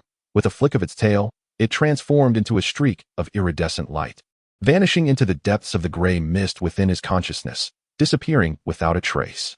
Li Guo stared in disbelief at the unfolding scene. How had it already entered the first layer of the transformation stage? This was inconceivable. According to the scriptures, an initial purple mansion spirit bug required at least 3 resonance pills to meet the conditions for advancement to the first layer of the transformation stage. Previously, he had only consumed 1 to alleviate his headache. With the recent addition, that made merely 2. Moreover, it had only taken a small bite of the resonance. How could it? In a flash of insight, something he had overlooked suddenly leapt forth from the depths of his mind. The corpse goo pills. Those 2 corpse goo pills. It turned out that after devouring those 2, the little serpent was already on the verge of breaking through to the first layer of the transformation stage. That last bite of resonance was merely the final straw that broke the camel's back. This creature was indeed remarkably astute. Li Guo felt both astonished and enraged. Unwilling to let it escape, he immediately summoned his spiritual energy and pursued it. However, the vastness of his consciousness left him at a loss. For the small serpent had long since concealed itself. Li Guo wandered aimlessly within his mind, failing to catch even a glimpse of it. Left with no choice, he returned to his spirit's presence, guarding the remaining resonance, hoping it would return. 3 days later, within his chamber, Li Guo opened his eyes and let out a long sigh. This was a significant predicament. For 3 consecutive days, the small serpent had not reappeared. He could not ascertain whether it was sated or had grown wary of him. He had actively sought it out several times, all to no avail. Eventually, he realized that with only the first layer of the technique, he could no longer control the serpent that had ascended to the first layer of the transformation stage. He now had to cultivate the child bug transformation technique to the second layer. With this thought, Li Guo hastily opened the jade slip and flipped directly to the requirements for the second layer of cultivation. However, upon reading just a single line, his heart sank. The jade slip clearly stated, to cultivate the second layer, one must successfully control the Purple Mansion spirit bug using the methods of the first layer, drawing its resonance to nourish oneself in order to break through. If he could not even control the Purple Mansion spirit bug, how could he possibly cultivate the second layer? And without the second layer, how could he capture the serpent that had already ascended? This had become an insurmountable deadlock. Chapter 170, Inquiry. Moonlight cascaded into the courtyard as Li Guo stepped outside, his expression darker than the night itself. 5 long days had passed. Li Guo had exhausted every conceivable method.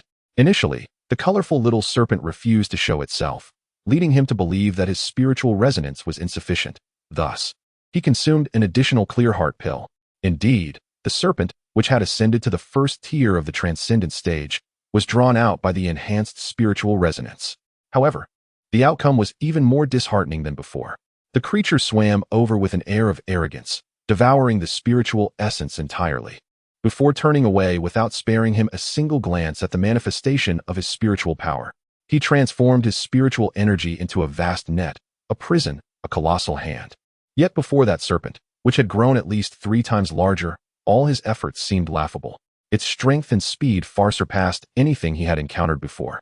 What he conjured from his spiritual energy crumpled like paper at its mere touch. Li Guo could only watch helplessly as it approached, and then departed. Despair settled in. He had to confront an undeniable truth. He and the art of the insect transformation technique were utterly incompatible. He had failed. Was it worth seeking help from Sumuyu? The mere thought was swiftly extinguished in his mind. No, absolutely not. His current predicament stemmed from the consumption of 2 corpse goo pills, which had prematurely matured the Purple Mansion spirit worm. If Sumuyu were to discover this, as a young lady from a family of cultivators, how would she regard a guard entangled with the demonic sect? She would likely report him to the law enforcement hall without a second thought. Even if he managed to conceal the truth about the corpse goo pills, claiming instead that he had consumed other clear heart pills, it would still not hold water. In Lu Yan's eyes, he was merely a servant from the mundane realm. How could he afford such precious clear heart pills with his mere few tens of thousands of spirit stones? The origin of his spirit stones was his greatest secret, one that must remain hidden from a perceptive individual like Sumuyu. This avenue was blocked. Standing in the courtyard, the night breeze cleared his mind. He could not hang himself on a single tree. Since he could not master the technique, he must devise another plan. Sumuyu had tasked him with ensuring the Purple Mansion spirit worm ascended to the first tier of the transcendent stage within a month. Although his journey had been fraught with challenges, he had ultimately achieved the result.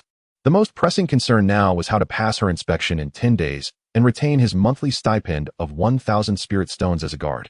He glanced at the other 3 rooms in the courtyard. For the past half-month, those 3 individuals had, like him, remained indoors, diligently cultivating. With a newfound resolve, he set his feet towards one of the rooms. He did not seek out Li Changfeng. That fellow was at the 7th layer of qi refinement, his cultivation surpassing Li Guo's. Having witnessed his prowess 2 weeks prior, Li Changfeng would undoubtedly harbor some trepidation, but perhaps not fear. Approaching him would only invite trouble. He paused before Wang Bao's door, raised his hand, and knocked 3 times with a firm rhythm. Silence enveloped the room. After a considerable amount of time, the door finally cracked open. The face of Wang Bao, marked by a hint of terror, emerged. Upon recognizing that it was Li Guo standing outside, his complexion instantly drained of color, and his body trembled involuntarily. Li Master, do you require something? Wang Bao stammered, his voice quaking. The brutal beating he endured a fortnight ago had left a profound shadow upon him. Have I interrupted your cultivation? Li Guo's tone was remarkably calm, even adorned with a faint, elusive smile. Yet, to Wang Bao, that smile was more terrifying than a malevolent specter. And no, Li Master, you jest. I am at your service any time. Wang Bao hastily opened the door, bowing and scraping to invite him in. However, Li Guo did not enter. He stood at the threshold, towering over Wang Bao by half a head, gazing down at him as if engaging in casual conversation. Taoist Wang, how has your cultivation been of late? Are you confident in the task assigned by the young lady? Fairly well, almost accomplished. Why do you ask? Wang Bao replied, stuttering, his heart pounding as he struggled to comprehend the intentions of this harbinger of doom. That's good, Li Guo nodded, then shifted the subject. It's nothing serious. I encountered a minor obstacle in my cultivation and wish to consult you. Tell me, how will the young lady assess the Purple Mansion spirit worm once it reaches the first layer of the transformation stage by the end of the month? So that was his inquiry. Wang Bao felt a slight relief wash over him. Although puzzled, he promptly responded, this is simple. You just need to let it emerge briefly. Let it emerge briefly? Li Guo queried, puzzled. Indeed, as long as the purple mansion spirit worm can detach and reveal itself before the young lady, it would suffice. Detach? Li Guo's expression remained unchanged as he continued questioning. Oh? How exactly does one achieve this detachment? Taoist Wang, if it would not trouble you, could you demonstrate? It would be beneficial for me to learn in advance, to avoid any embarrassment before the young lady. This. Wang Bao's face turned pale instantly, and he shook his head repeatedly. Li Master, this may not be appropriate. Could we forego the demonstration? Li Guo remained silent, his expression inscrutable as he stared at him. The air in the courtyard suddenly turned frigid. Wang Bao felt a chill run down his spine under Li Guo's gaze, cold sweat cascading down his forehead. He recalled how, a fortnight prior, Li Guo had looked at him with the same intensity, resulting in several fractured ribs. I shall demonstrate for you, Li Master. Unable to withstand the intangible pressure any longer, Wang Bao gritted his teeth and acquiesced.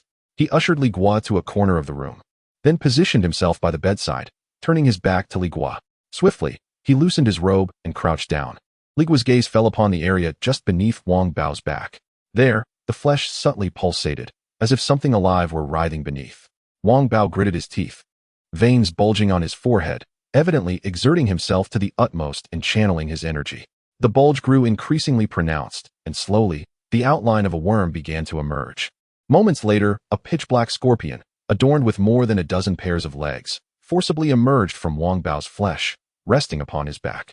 This scorpion was not a mere physical entity. Rather, it was semi-transparent, radiating an ethereal glow characteristic of spiritual energy, evidently the purple mansion spirit insect of Wang Bao. Thus, it became clear, by employing the technique of sub-insect transformation, one could control the spirit insect, allowing it to temporarily leave its host. Su Muyu's colorful centipede must have manifested in a similar manner. With his objective fulfilled, Li Guo felt a sense of calculation arising within him. He turned to depart, too weary to utter another word. Observing Li Guo's intention to leave, Wang Bao hastily donned his robe and pursued him, exclaiming, Masterly, please take care. Li Guo, without glancing back, retreated to his room, closed the door, and fell into silence. Chapter 171. Coping. As soon as Li Guo departed, the door to another room creaked open. Zhang Hu, resembling a thief, cautiously peered left and right, ensuring the coast was clear before swiftly slipping into Wang Bao's quarters. Damn, you scared the life out of me. Upon recognizing Zhang Hu, Wang Bao's legs turned to jelly, and he collapsed onto the floor, exclaiming, I thought that fiend had returned. What does that fiend want with you? Zhang Hu hastily shut the door and inquired in a hushed tone, his eyes brimming with curiosity. He merely asked how I would report to the lady at the month's end, Wang Bao stammered, recounting the earlier encounter. Upon hearing this, disbelief washed over Zhang Hu's face. For such a trifling matter, does he lack the capability to peruse the jade slip himself? Soon, a malicious grin spread across his features as he lowered his voice. I reckon he hasn't team mastered it yet. It's been over 20 days. If he had succeeded, would he still seek your counsel?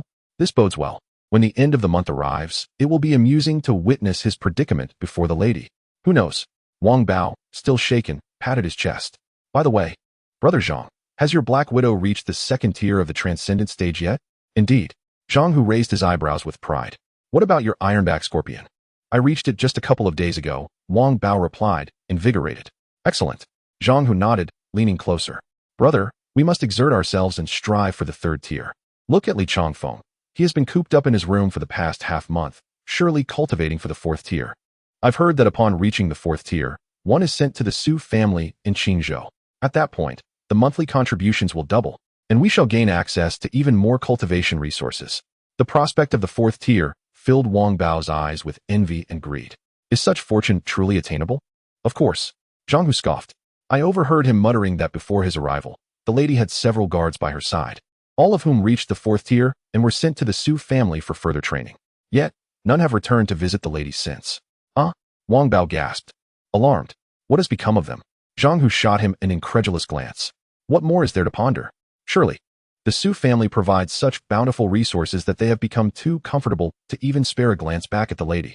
Wang Bao, upon hearing this, felt it was a valid point, his face contorting with indignation. Those ungrateful wretches. Once my ironback scorpion reaches the fourth tier and I arrive at the Su family, the very first thing I shall do is extend my regards to the lady. Just you? Zhang Hu shot him a sidelong glance. I foresee myself reaching the fourth tier first, When that time comes, you'll be lucky if I even spare you a thought. The two exchanged banter. The fear they had harbored from Li Guo's earlier visit, now a distant memory, completely absorbed in their grand aspirations of ascending to the Su family. As if a radiant future lay just within reach. A month swiftly passed, and the day arrived for Su Muyu to assess the results of their endeavors. As dawn's gentle light began to break, a soft sound echoed through the air as Li Changfeng, having secluded himself for an entire month, pushed open the door to his chamber. He strolled into the courtyard, hands clasped behind his back. Shortly thereafter, the doors of Zhang Hu and Wang Bao swung open in succession. The two hurriedly emerged, and upon seeing Li Changfeng, instantly donned expressions of utmost respect. "Brother Changfeng, you have emerged from seclusion," they exclaimed in unison, their voices brimming with eagerness. Li Changfeng offered a faint nod, a subtle acknowledgement. Zhang Hu stepped forward cautiously, inquiring, "Brother Changfeng, has your precious one reached the 4th level?" A slight smile graced the corners of Li Changfeng's lips. Though he refrained from a direct answer, his pride spoke volumes. "Congratulations, Brother Changfeng. We are truly delighted for you." Zhang Hu and Wang Bao quickly caught on, showering him with compliments as if they were effortless. "You must surely be able to visit the Su family in Qingzhou now. You must look out for us, your brothers." Li Changfeng basked in their flattery, his gaze inadvertently drifting to the tightly shut door in the corner of the courtyard, his brow furrowing slightly. "Has that fellow named Li still not emerged?" He scoffed internally. The young lady is soon to arrive, and yet he dares to linger indoors, such ignorance of his impending fate. He pondered how the young lady would have to wait for him alone. He would certainly have his reckoning. At that moment, a streak of azure light surged down from the mountain, silently landing in the center of the courtyard, revealing the figure of Su Mai, clad in a delicate lavender gown. Her beauty radiated like that of a blossoming peach flower, and her spirits appeared remarkably high. "Miss." Li Changfeng was the first to approach, bowing deeply in greeting with utmost sincerity.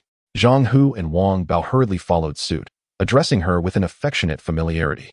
"Please, rise," Su Mai commanded, her gaze sweeping over the three of them, her face adorned with a satisfied smile, particularly lingering on Li Changfeng for a moment longer. "It seems you all have been diligent this past month."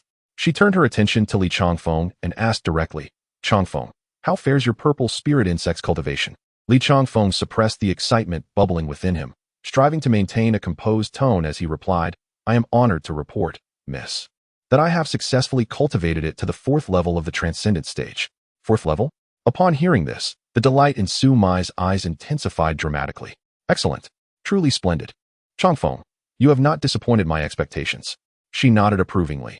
"Now that you have reached the 4th level, I can rightfully send you to the Su family in Qingzhou. There, you will have access to cultivation resources far superior to those available here, and your future prospects will be boundless." Joy surged across Li Changfeng's face, yet his words were artfully crafted. "Thank you for your nurturing, miss. However, it would be an even greater fortune for me to remain by your side, serving you with utmost loyalty." This sentiment was well received by Su Mai, who waved her hand dismissively and smiled. "Your service to the Su family will likewise be in my name. The better you perform there, the higher my family's regard for me will rise. This is equally an honor for me. Therefore, you need not harbor any concerns. You must strive even harder at the Su family. Indeed, I shall not fail to fulfill your expectations, miss." Li Changfeng vowed with a deep bow, his voice resonating with resolve. Upon witnessing the scene, Zhang Hu and Wang Bao hurriedly joined in to congratulate Li Changfeng. Li Changfeng, in high spirits, offered words of encouragement to the two, expressing his hope that they would one day achieve similar success. Their hearts swelled with ambition at his words. "When we eventually join the Su family, we hope that Brother Changfeng will look after us," Wang Bao said with a sycophantic smile. Su Muyu interrupted their conversation, directing her gaze towards Zhang Hu and Wang Bao. "And what about you two?" The two exchanged delighted glances and replied in unison, "Miss, we have both reached the 2nd floor." "Oh, you've both made it to the 2nd floor?" Su Muyu responded with mild surprise, then nodded in satisfaction. "Very good." With a flick of her wrist, 2 hefty storage bags appeared in her palm, which she handed to them. "This is your monthly offering and reward. 3,000 spirit stones each, and an additional 2,000 as a bonus. Don't forget the Qingxin pills for next month. Thank you for your generous gifts, miss." The two were overjoyed, hastily accepting the storage bags, their hands trembling with excitement. Su Muyu then turned to Li Changfeng, saying, "Changfeng, once you join the Su family, the clan will provide you with a larger monthly allowance, so I shall not provide you with any additional funds." Li Changfeng naturally had no objections, repeatedly expressing his agreement. At that moment, Su Muyu appeared to suddenly recall something. Her lovely brow furrowed slightly as her gaze fell upon the still-closed door. Just then, the door swung open. Li Guo stepped out, his expression calm. And with a slight bow, he addressed Su Muyu. "Senior Sister Su, you have arrived." The term senior sister caused the brows of Li Changfeng and the others to twitch. However, Su Muyu seemed unconcerned by the title. Looking at Li Guo with a tone of certainty, "So, the month-long period has ended. Has your purple mansion spirit insect reached the first level of the transformation stage?" She appeared confident that Li Guo had succeeded. "Indeed, I did not disappoint," Li Guo replied with ease, not waiting for Su Muyu to request it.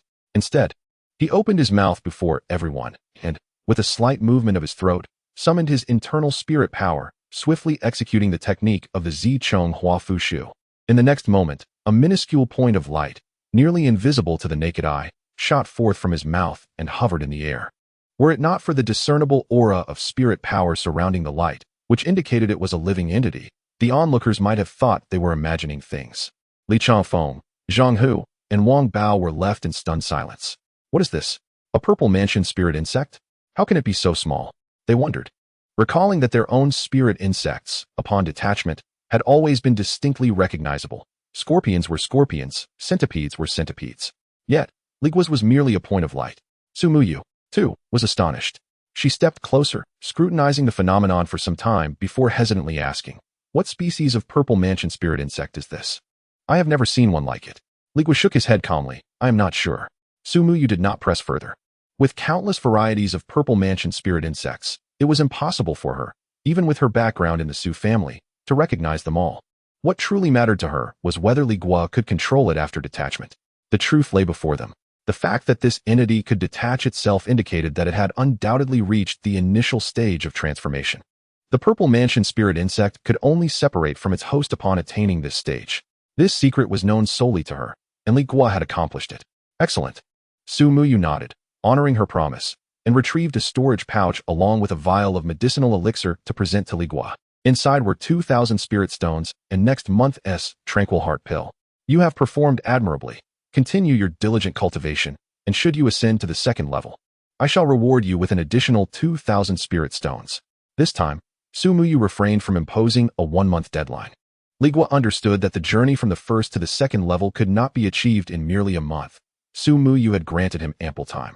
Indeed, Li Guo accepted the items with a respectful acknowledgement. Once matters were concluded, Su Muyu instructed the 3 individuals, for the next half-month, "I shall accompany Changfeng back to the Su family in Qingzhou. Should you have any matters to attend to, please return to me after this duration." "Yes, Mississippi," Zhang Hu and Wang Bao replied in unison. Su Muyu nodded, choosing not to elaborate further, and produced a leaf-shaped magical artifact. Li Changfeng, filled with excitement, summoned his own flying sword.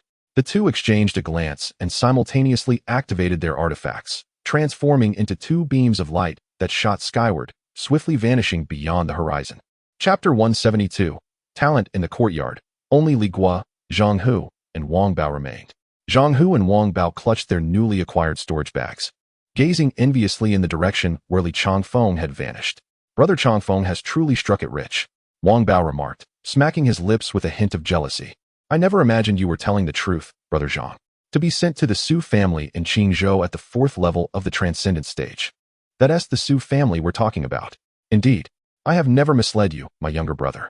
Zhang Hu tucked the storage bag into his embrace, lowering his voice as he leaned closer to Wang Bao. "I've heard that the monthly stipend from the Su family is double what the young lady provides. The resources for cultivation flow like water. By the time Brother Changfeng returns, he might very well establish his foundation." Establish his foundation.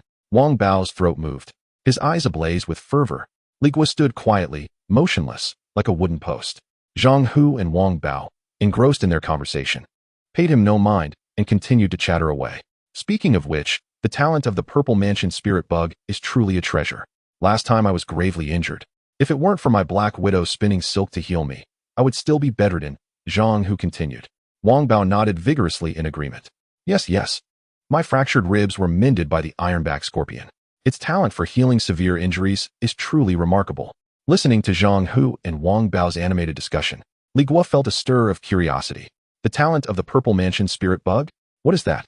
With his hands behind his back, he strolled over leisurely, wearing an innocuous smile. "What are you two discussing so fervently?" he inquired, his voice soft yet resonant, akin to a thunderclap in Zhang Hu and Wang Bao's ears. Both men shuddered, swiftly turning to face him, their expressions morphing into a mix of respect and fear. And no, we were just pleased for Brother Changfeng, discussing his promising future. Zhang Hu stammered, bowing slightly, struggling to articulate his words. Yes, yes, you are truly impressive, Master Li. In just a month, you accomplished the lady's task without a sound. Your future is bound to be limitless. Wang Bao chimed in, hastily nodding and bowing in admiration. Li Guo waved his hand, interrupting their flattery, his eyes narrowing slightly. I believe I overheard you mention the talent of the Purple Mansion spirit bug. What exactly is that? Zhang Hu and Wang Bao exchanged bewildered glances, their faces displaying a mix of astonishment and confusion. Had this formidable figure not even grasped such fundamental knowledge? Zhang Hu's mind raced, quickly piecing things together. It dawned on him that Li Guo, much like himself, had previously been troubled by the issues surrounding the Purple Mansion spirit bug, lacking guidance and thus unaware of its true potential. He knew he mustn't delay in his explanation. Master Li, here's the matter. Our Purple Mansion spirit bug, upon reaching the transcendent stage, can activate its inherent talents through the sub-bug transformation technique. Noticing Li Guo listening intently, he pointed to himself, infusing his voice with a hint of pride. Take my Black Widow, for instance. It possesses two extraordinary talents. A creature known as the silkworm therapy. Last time I sustained such grave injuries, it was solely due to its silk that my wounds were bound, and within mere days, I was healed.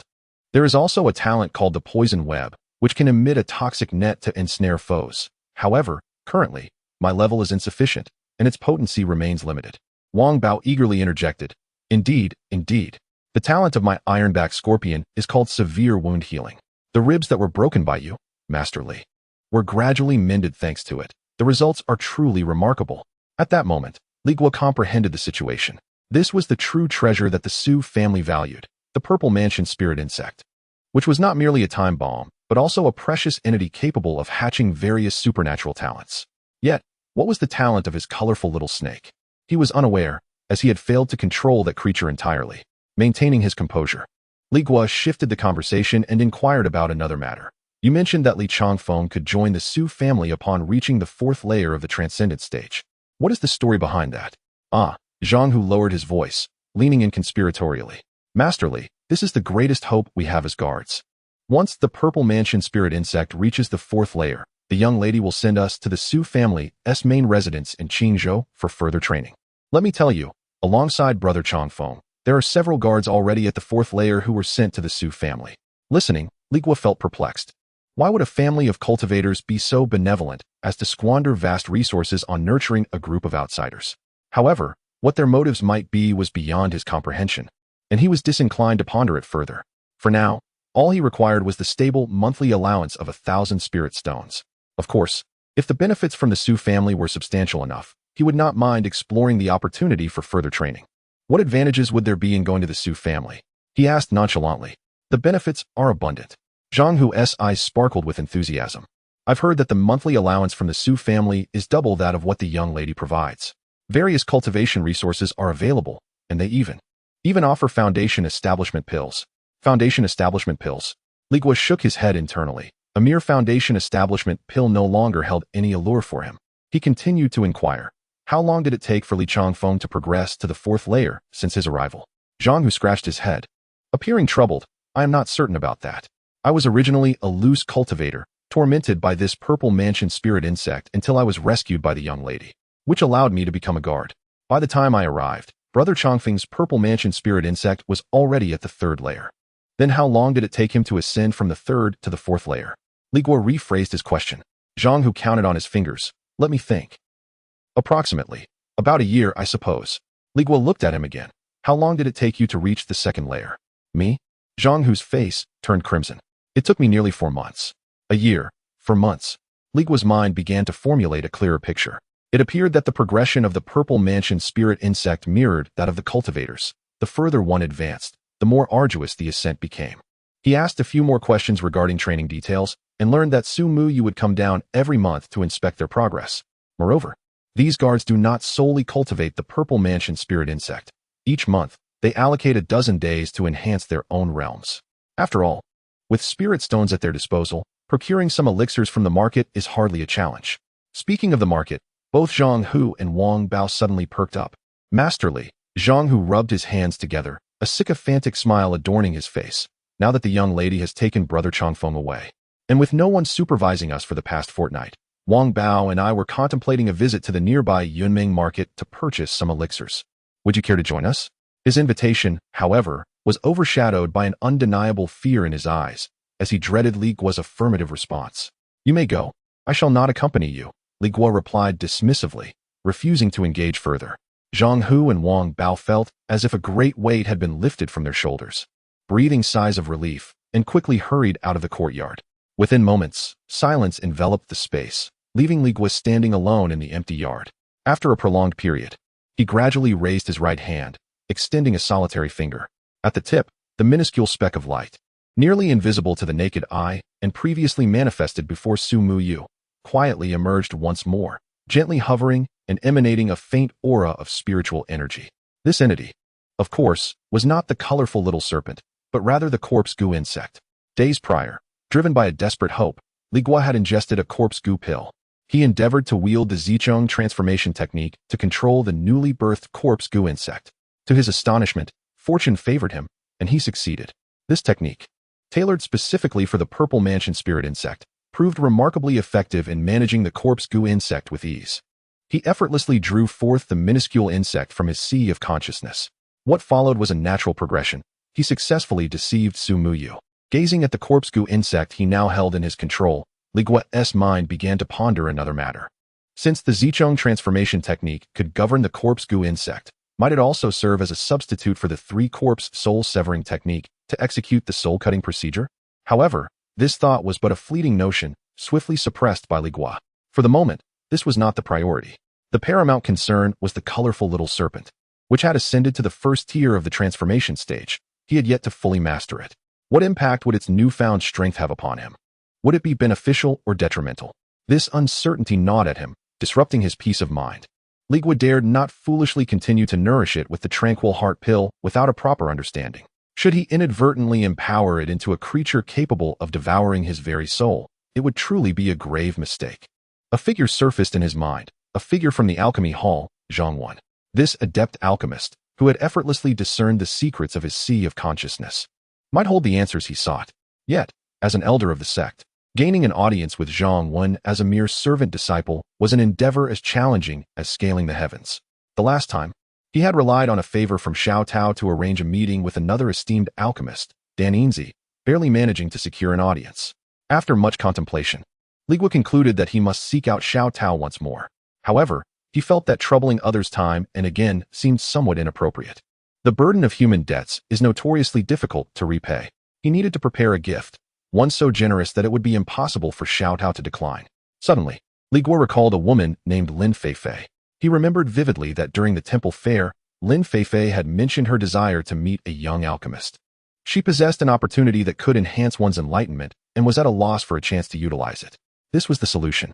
Chui Xia Peak, number 36. Unit B.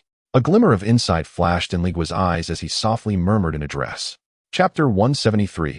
Her absence at Cui Xia Peak.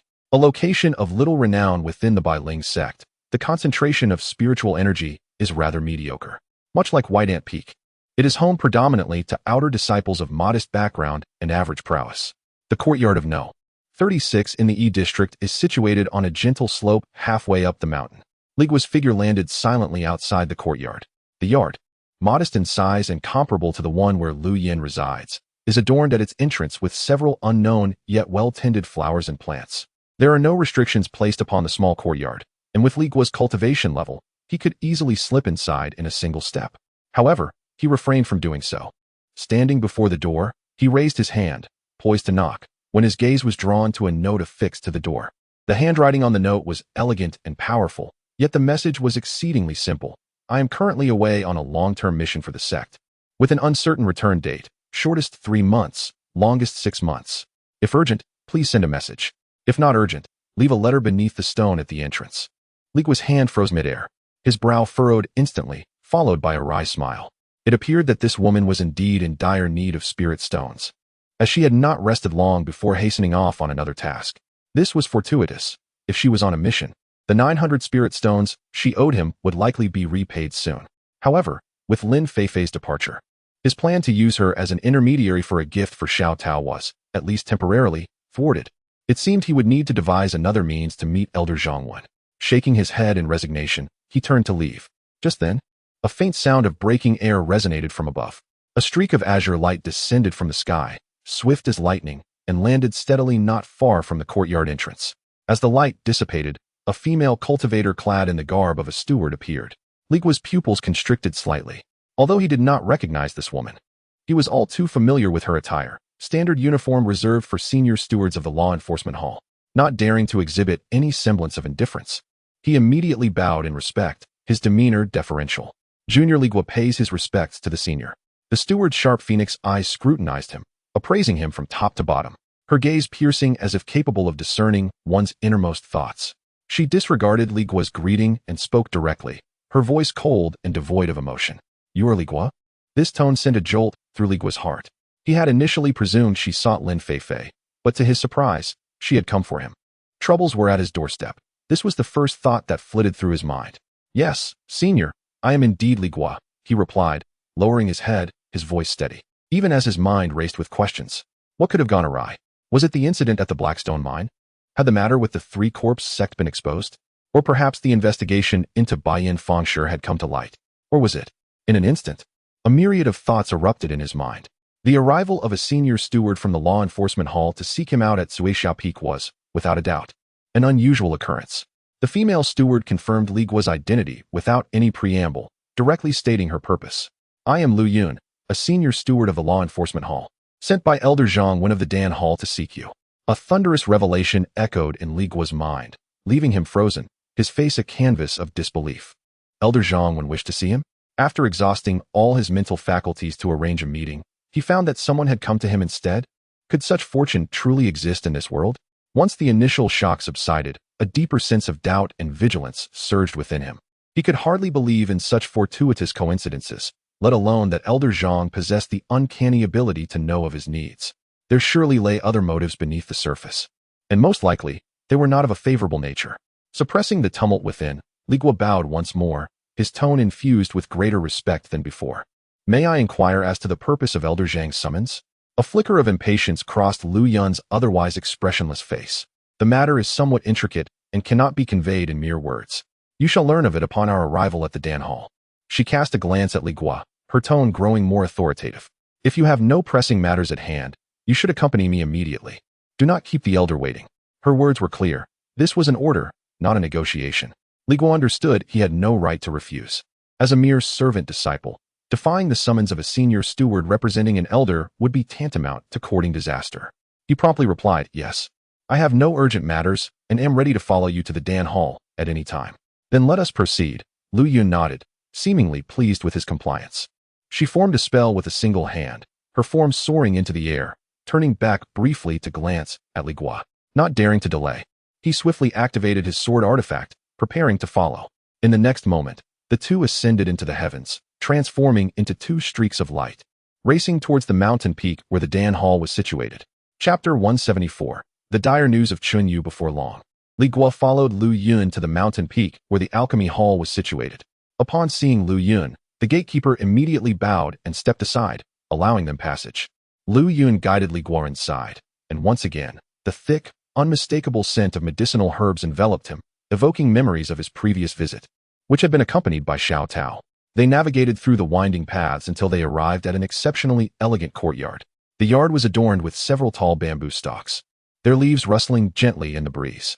A nearby rockery with flowing water created a melodious sound, indicating that this was no ordinary residence for disciples.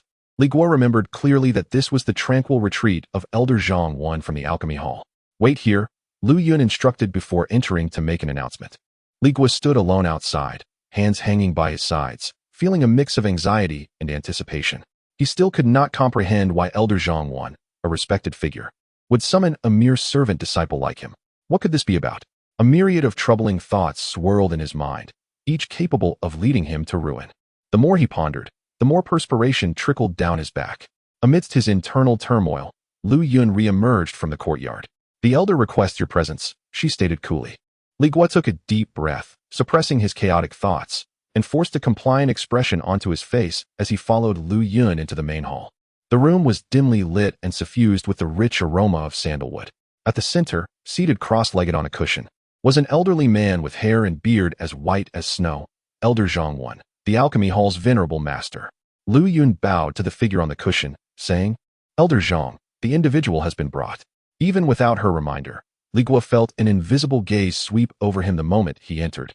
As if every aspect of his being had been thoroughly scrutinized, Elder Zhang gradually opened his eyes. They appeared murky yet held a glimmer of insight capable of piercing through one's soul. He regarded Li Guo and spoke his first words. "Ah, young friend. It has been several months since we last met, and it seems you have encountered quite a significant fortune. Your complexion appears much improved since our last encounter." Though the words seemed courteous, they sent a jolt of unease through Li Guo's heart. What did he mean? What had he seen? Li Guo thought to himself that indeed, the elders of this sect were peculiar. His meager skills felt utterly transparent before them. He dared not dwell on it, and stepped forward, bowing deeply. Disciple Li Guo pays his respects to Elder Zhang. The elder slightly nodded, raising a hand to indicate that formalities were unnecessary, before addressing the matter at hand. "I have summoned you today to inquire if you remember an outer sect disciple named Qinyu." Qinyu. Li Guo's heart raced, his mind racing to comprehend. How could this esteemed elder know of his acquaintance with Qinyu, and why had he specifically called him for this matter? He dared not utter a falsehood, replying earnestly, "Elder, I am acquainted with her." "Do not be alarmed." Zhang Wen's tone remained calm.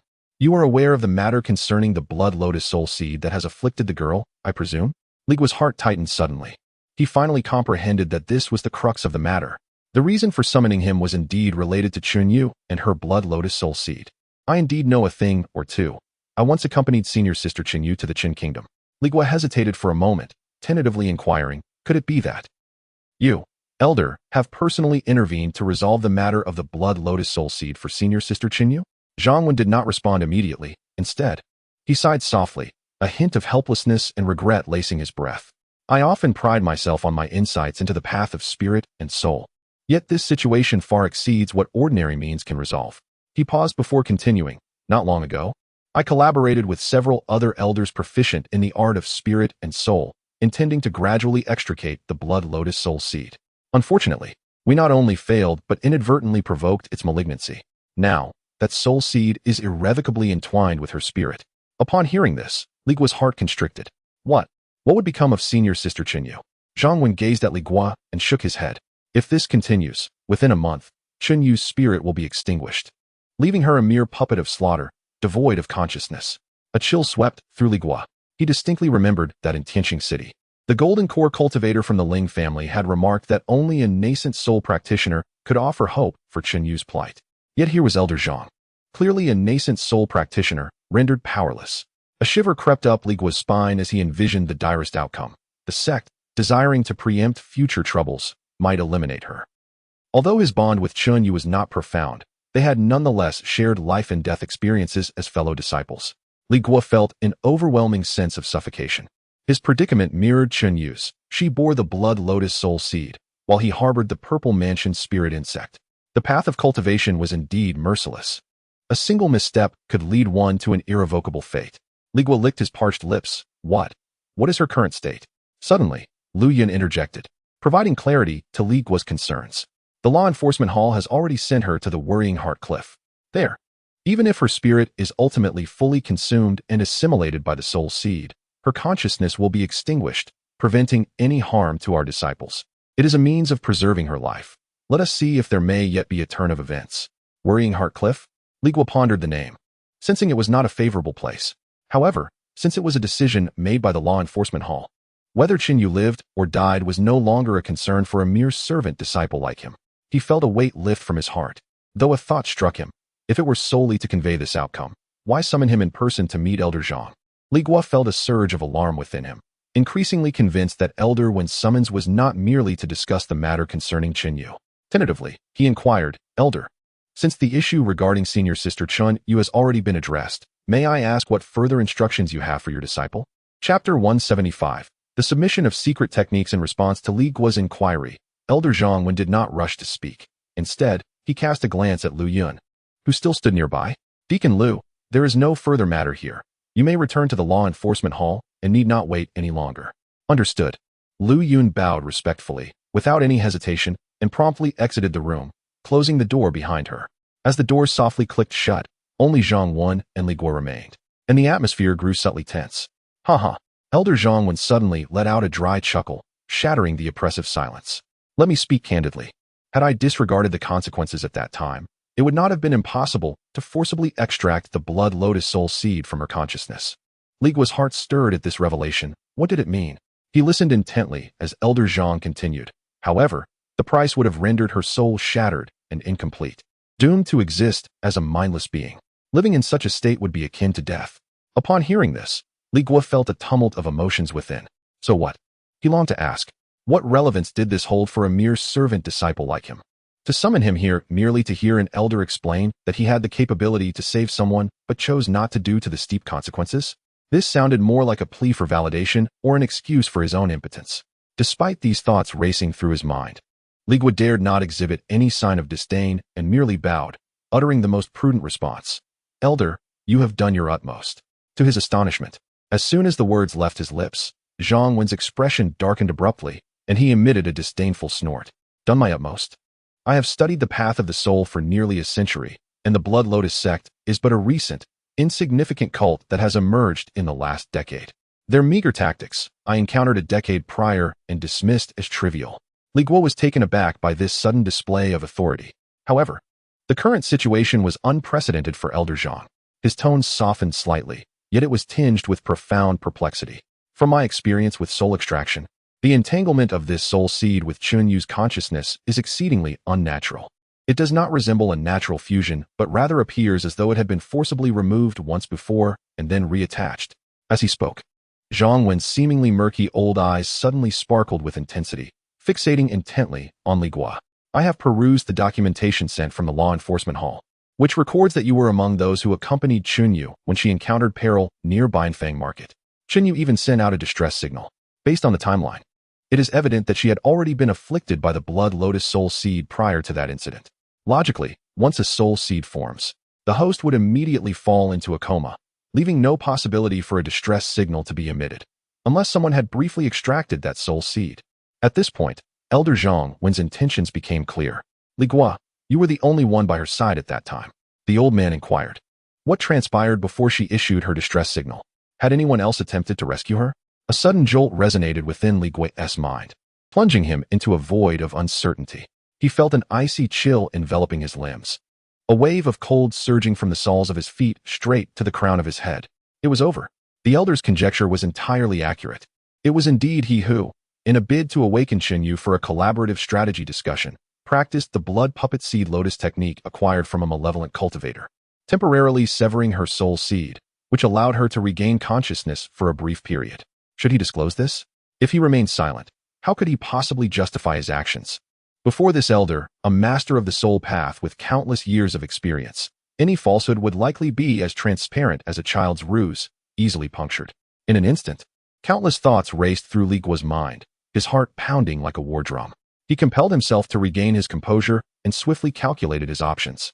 Fabricating a lie was a path to destruction. To reveal everything posed too great a risk. The only avenue for survival lay in a half-truth. Crafting a narrative that could withstand scrutiny, he took a deep breath, lifted his gaze, and donned an expression that blended fear with a hint of trepidation. Elder, indeed. Indeed, there was someone who intervened. Oh, Elder Zhang raised an eyebrow. Li Guo, seemingly resolute, gritted his teeth and stated, that person was none other than this disciple. The moment the words left his lips, the air in the room seemed to solidify. Elder Zhang's eyes widened in astonishment, quickly transforming into a piercing scrutiny. Nonsense. Do you comprehend the gravity of your words? This matter pertains to the soul. It is not to be trifled with. The old man exuded an overwhelming pressure that rendered Li Guo nearly breathless. You, a mere chi refining, Zhang's statement faltered abruptly as he scrutinized Li Guo, his gaze shifting from judgment to suspicion. You have concealed your cultivation level? No, you are not at the second level of chi refining, but rather the sixth. It seems this journey has indeed bestowed upon you considerable fortune. However, his tone remained frigid, yet, even if you are at the sixth level of chi refining, this matter is utterly impossible. The method of severing the soul seed pertains to the essence of the soul. Even an infant soul cultivator like me must tread with caution, as if walking on thin ice. How did you accomplish this? Here it came. Li Guo's heart tightened, recognizing that the crucial inquiry had arrived. He promptly bowed and recounted the premeditated explanation in its entirety. Elder, allow me to explain. At that time, I was trapped within Baiyan Workshop City, and senior sister Chenyu lay in a deep slumber. It was a dire situation. In my desperation, I sought out a jade slip I had obtained during the slaying of a Blood Lotus sect malevolent cultivator. That jade slip contained a secret technique for awakening those afflicted by a soul seed. My intention was to rouse senior sister Chenyu so that we could devise an escape plan together, which is why I practiced that technique. Upon hearing this, Elder Zhang's expression of skepticism did not wane. Rather, it intensified. Oh, such a secret technique exists? If that is the case, present that jade slip of the technique to me, so that I may verify its authenticity. Li Guo, without a moment's hesitation, promptly retrieved the jade slip inscribed with the blood puppet lotus technique from his storage pouch. He cradled it in his hands and respectfully extended it forward.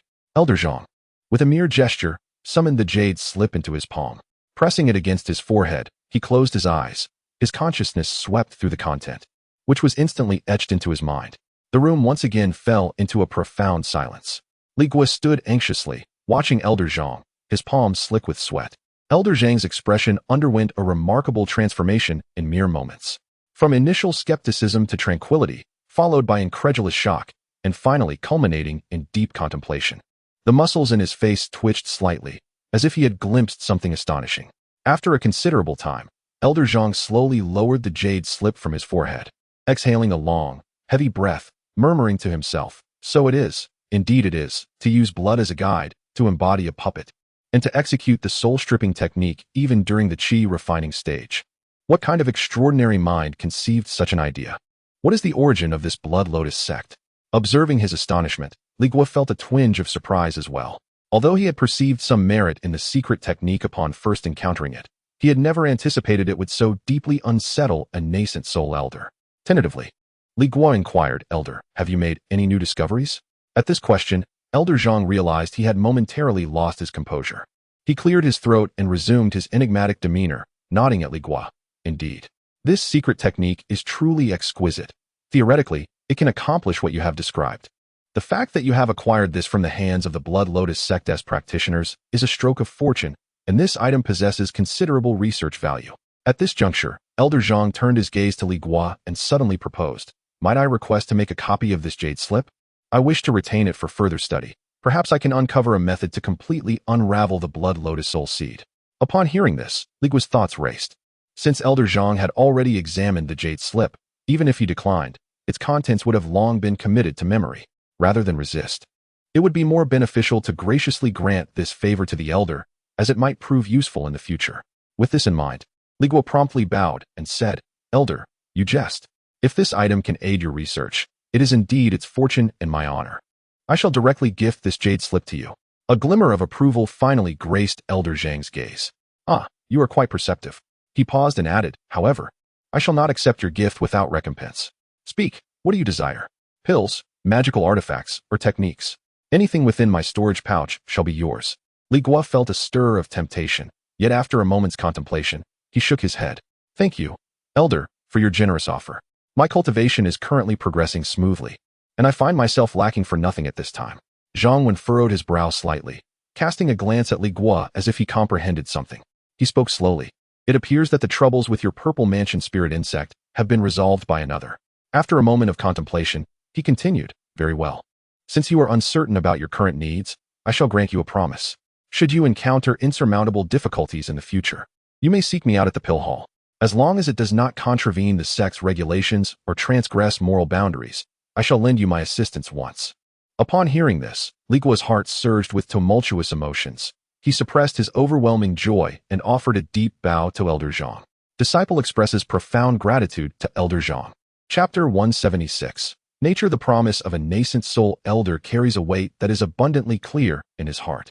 This matter, at a critical juncture, can serve as a life-saving measure. There is no need for excessive formality. When I speak, I will uphold my word. Elder Zhang waved his hand, his expression returning to a tranquil demeanor. "However, you must remember that today's matter regarding the jade slip must not be disclosed to anyone. Do you understand?" The warning embedded in his words was evident even to a fool. Li Guo immediately bowed and replied, "Disciple understands. I shall not divulge a single word. Very well. Elder Zhang nodded with satisfaction. If that is the case, you may leave. Yet, Li Guo did not move. He raised his head, a hint of hesitation on his face, and ultimately mustered the courage to speak, respectfully reporting, Elder, I have another question that I wish to consult you about. He recognized that today was his sole opportunity to engage with this esteemed elder of the Pill Hall. If he missed it, encountering him again would be an arduous task. Elder Zhang raised an eyebrow, looking at him with mild surprise. Speak. Li Guo composed himself and articulated the question he had long pondered. Elder, I wish to inquire about the matter of the Purple Mansion spirit insect. I have observed that it appears to be capable of advancing. He continued, however, my cultivation is still in its infancy. I have yet to establish my foundation and cannot practice the technique from the pavilion of cultivation, spirit control technique. At present, I can only rely on elixirs imbued with spiritual essence to nourish it, lest it, out of hunger, consume my soul. As he spoke, a touch of concern surfaced on Li Guo's face. I am worried that if this continues, with the excessive feeding of elixirs, the realm of the Purple Mansion spirit insect may elevate significantly. If its level surpasses mine before I establish my foundation, could there be dire consequences?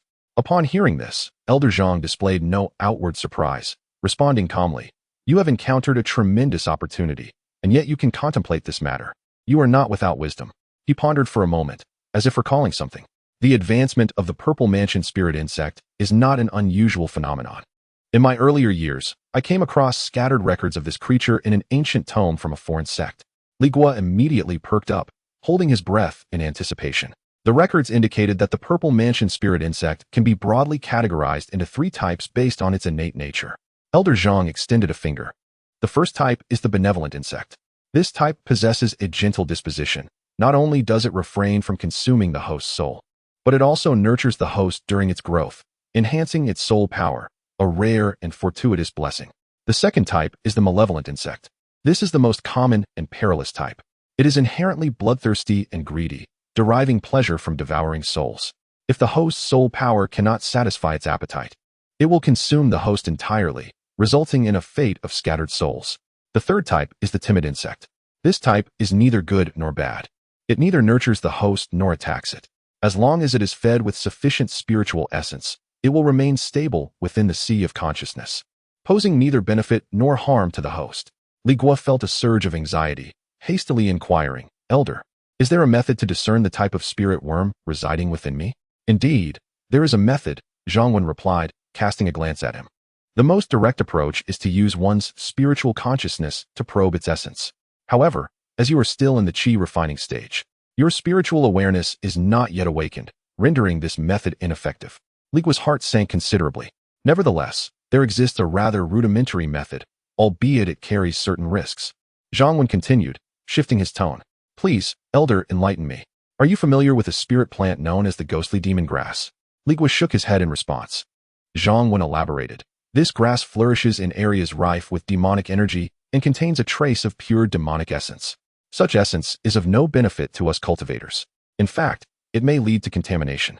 Yet, for certain inherently malevolent beings, it is akin to a divine delicacy. He gazed at Li Guo and slowly articulated the testing method. If you consume the ghostly demon grass, its demonic essence will permeate your sea of consciousness. Your Purple Mansion spirit worm will then make a choice.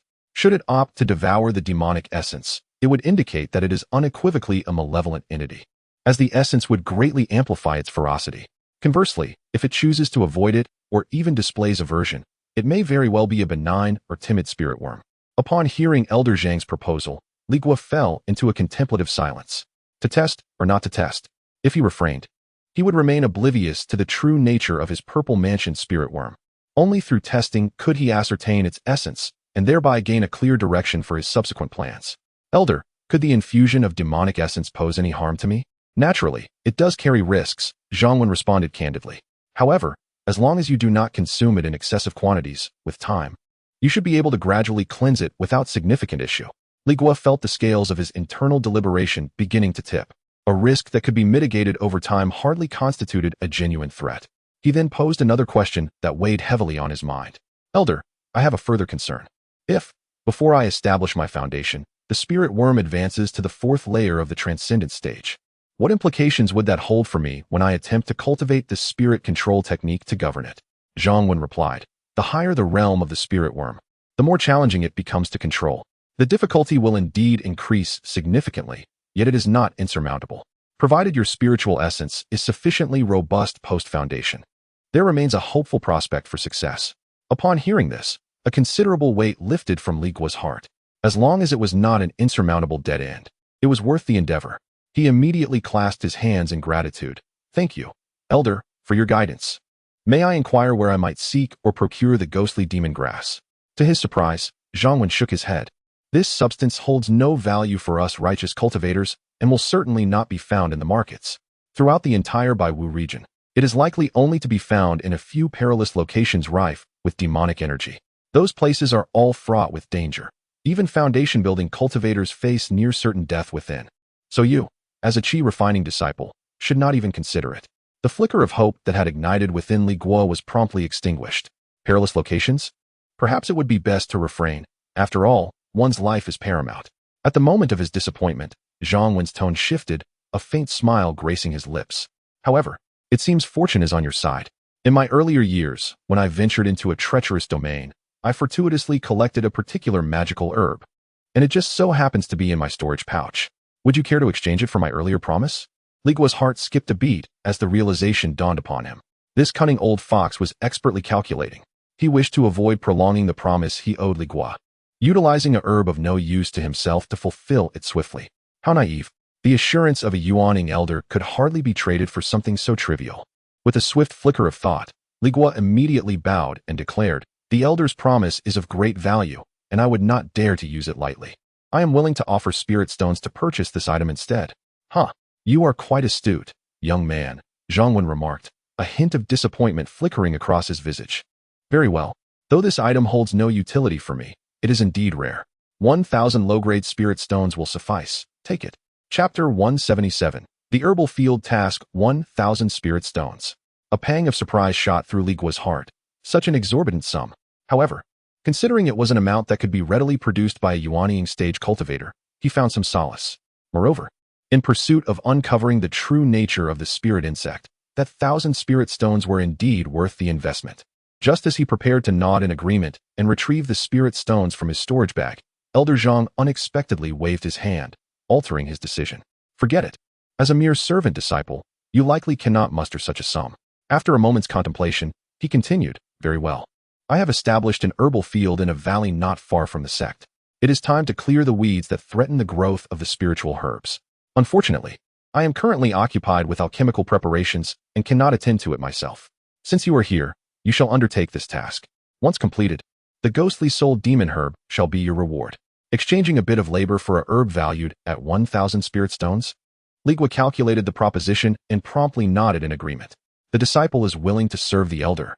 Seeing his affirmation, Elder Zhang nodded in satisfaction, but then, as if recalling something, he inquired, do you possess knowledge of how to tend to the herbal field and eliminate the weeds? Noting the perplexed expression on Li Guo's face, Zhang was not taken aback.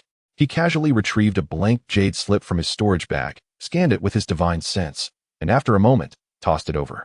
Contained within is a guide titled Essentials of Spiritual Plant Care. Take it and study it diligently. Follow the instructions carefully to clear the weeds, and remember, do not harm my spiritual herbs. As Li Guo accepted the jade slip, Zhang tossed him a yellow talisman.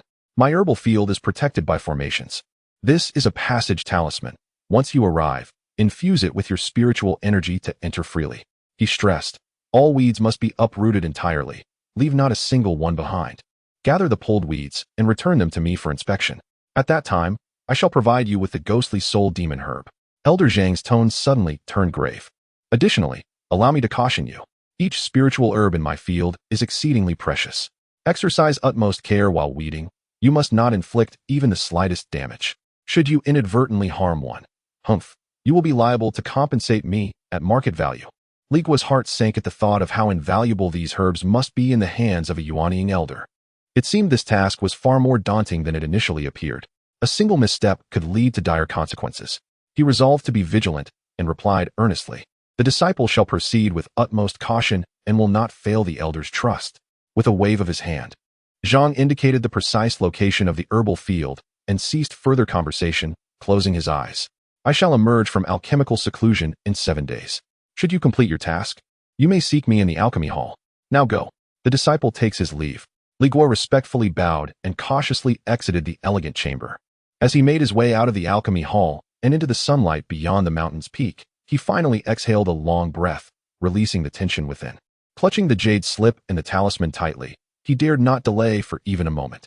The elder's medicinal field was of an unknown expanse, and he had no inkling of how long it would take to clear the weeds.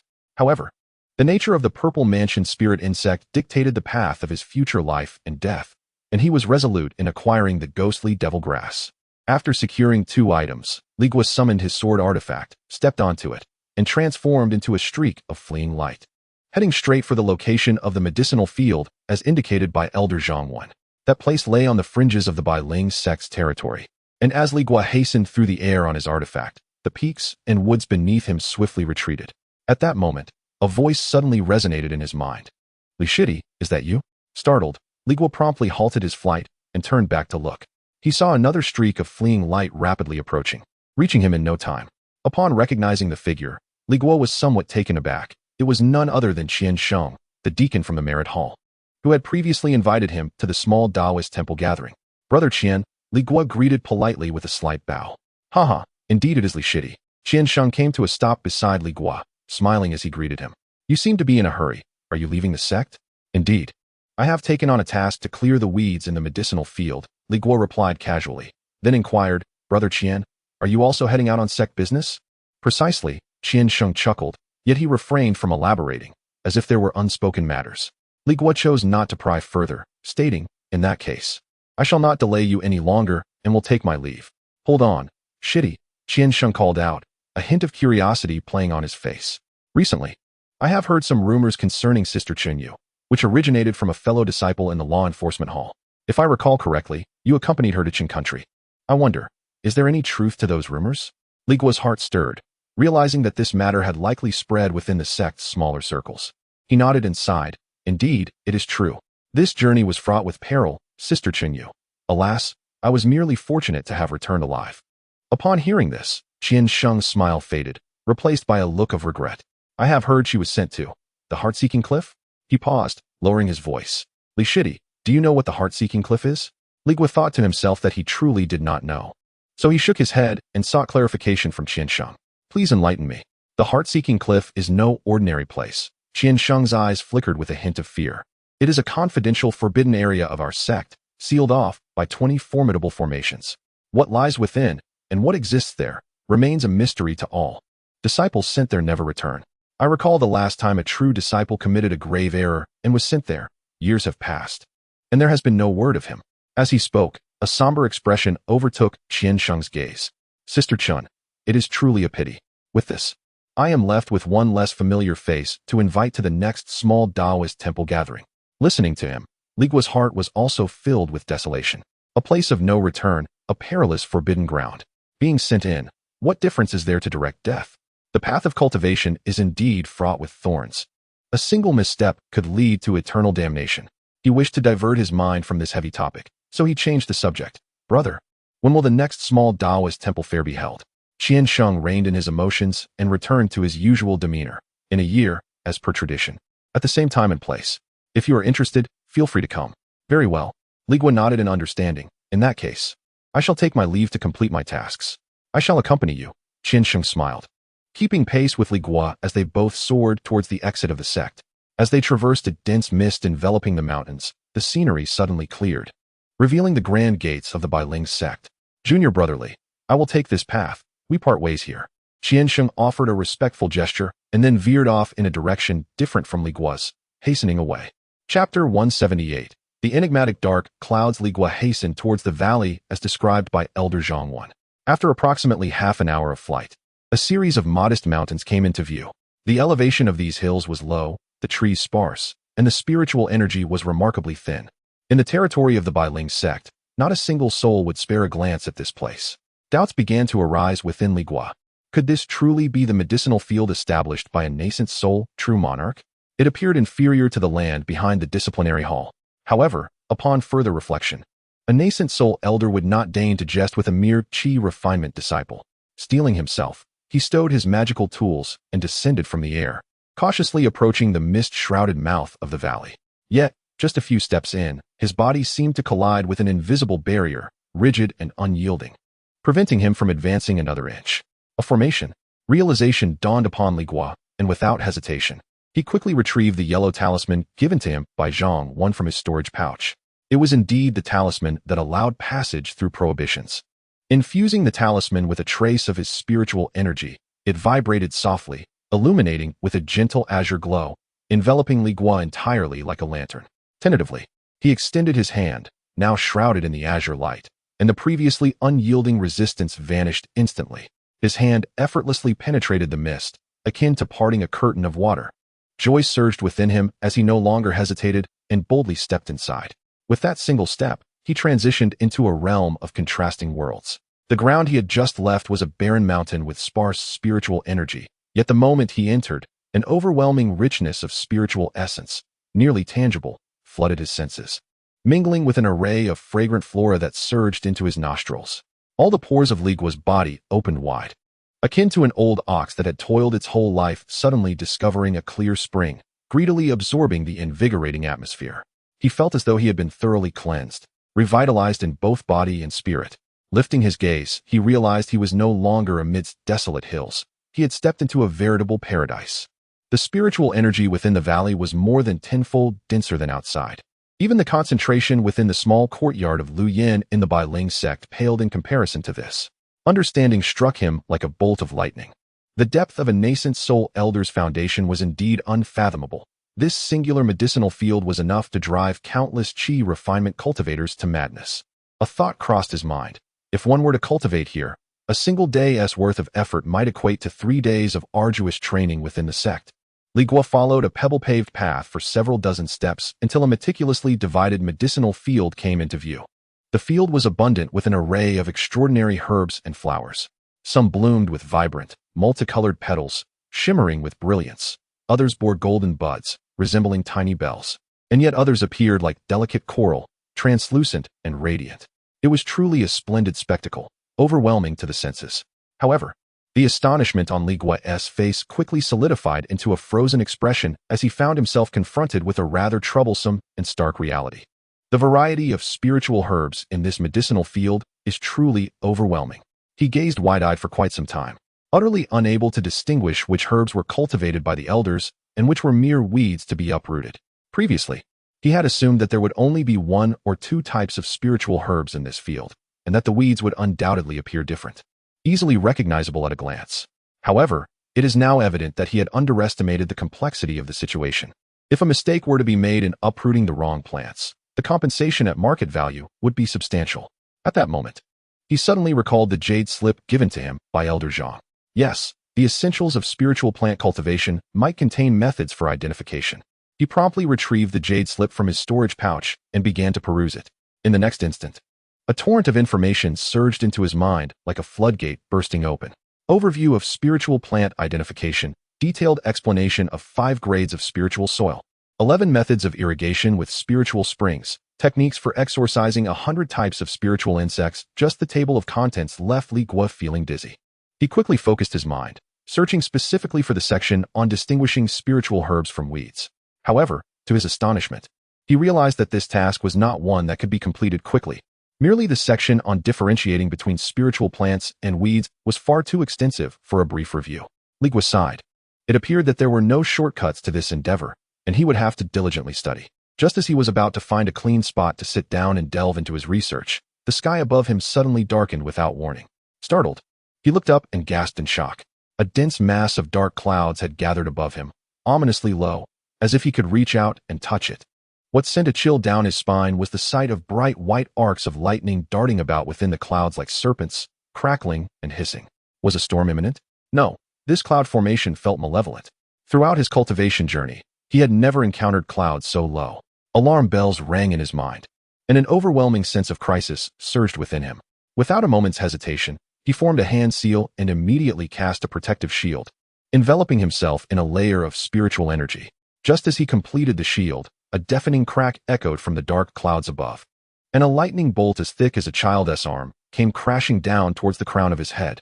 Li Guo's heart raced. There was no time to evade. He could only channel his internal spiritual energy into the shield, striving to maintain its strength. Boom! The lightning struck the shield with a resounding thud, causing it to shudder violently. A fine crack appeared on its surface, releasing a wisp of green smoke, but thankfully, it held firm. Just as Li Guo breathed a sigh of relief, grateful that the lightning's power seemed manageable, he looked up and nearly lost his wits. Within the dark clouds, more arcs of electricity began to gather frantically. Judging by the spectacle, at least 7 or 8 lightning bolts were poised to strike simultaneously. This was a dire situation. As the strikes descended, it seemed inevitable that his shield would shatter. Yet, Li Guo's eyes darted around, and he soon spotted a solitary wooden cabin standing at the edge of the nearby field, a place to take refuge. Without a moment's hesitation, he dashed towards the cabin. However, halfway through his sprint, a thunderous roar erupted above him, and 6 bolts of lightning simultaneously descended. Panic surged within Li Guo as he prepared to summon his magical artifact for defense. Yet, to his astonishment, the 6 bolts did not target him. Instead, they thundered down upon a patch of medicinal herbs nearby. Instinctively, he cast a glance towards the field, where he beheld a peculiar spiritual plant, vibrant green with sharp, needle-like tips. Remarkably, after being struck by the 6 bolts of lightning, the plant not only remained unscathed but stood even taller, radiating a faint, ethereal glow of lightning energy, as if it had just indulged in a lavish feast of nourishment. Chapter 179. Reading what is happening? Although Li Guo was astonished, he dared not hesitate. Swiftly rushing into the small wooden cabin and securely closing the door behind him. No sooner had he stepped inside than the world outside transformed dramatically. Thick, ominous clouds loomed as if they would descend to the ground, and the lightning bolts within churned with tenfold intensity, crashing down like a torrential downpour. This apocalyptic scene left Li Guo, sheltered within the cabin, utterly awestruck. However, he soon discerned a pattern. Nearly all the descending lightning struck the peculiar spiritual grass with golden needle-like tips, while the other varieties remained unscathed. A thought flickered in his mind. Could it be that this grass inherently attracts lightning? Was Elder Zhang Wen intentional in cultivating it here to protect the other spiritual herbs?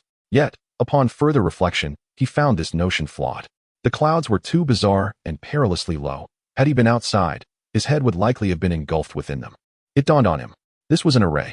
A moment of clarity illuminated his mind, revealing the most plausible explanation. Only an array could conjure such an extraordinary atmospheric phenomenon. Elder Zhang Wen must have deliberately summoned this torrential thunderstorm to nourish the golden-tipped spiritual grass. With this realization, his initial trepidation began to subside. Outside, the thunder continued to rumble, accompanied by torrential raindrops. As the rain fell, the eerie clouds gradually ascended, their color lightening. Li Guo's focus shifted from the tempest outside to the interior of the cabin. It was rather Spartan, containing merely a wooden table, a mat, and a few farming tools like hoes and shovels tucked away in a corner, nothing more. Unceremoniously, he seated himself on the mat and retrieved the jade slip inscribed with the spiritual plant cultivation manual. Outside, the storm raged on, yet within the cabin, Li Guo seemed oblivious, pouring all his concentration into the small jade slip. Time flowed quietly amidst the contrasting tranquility and tumult.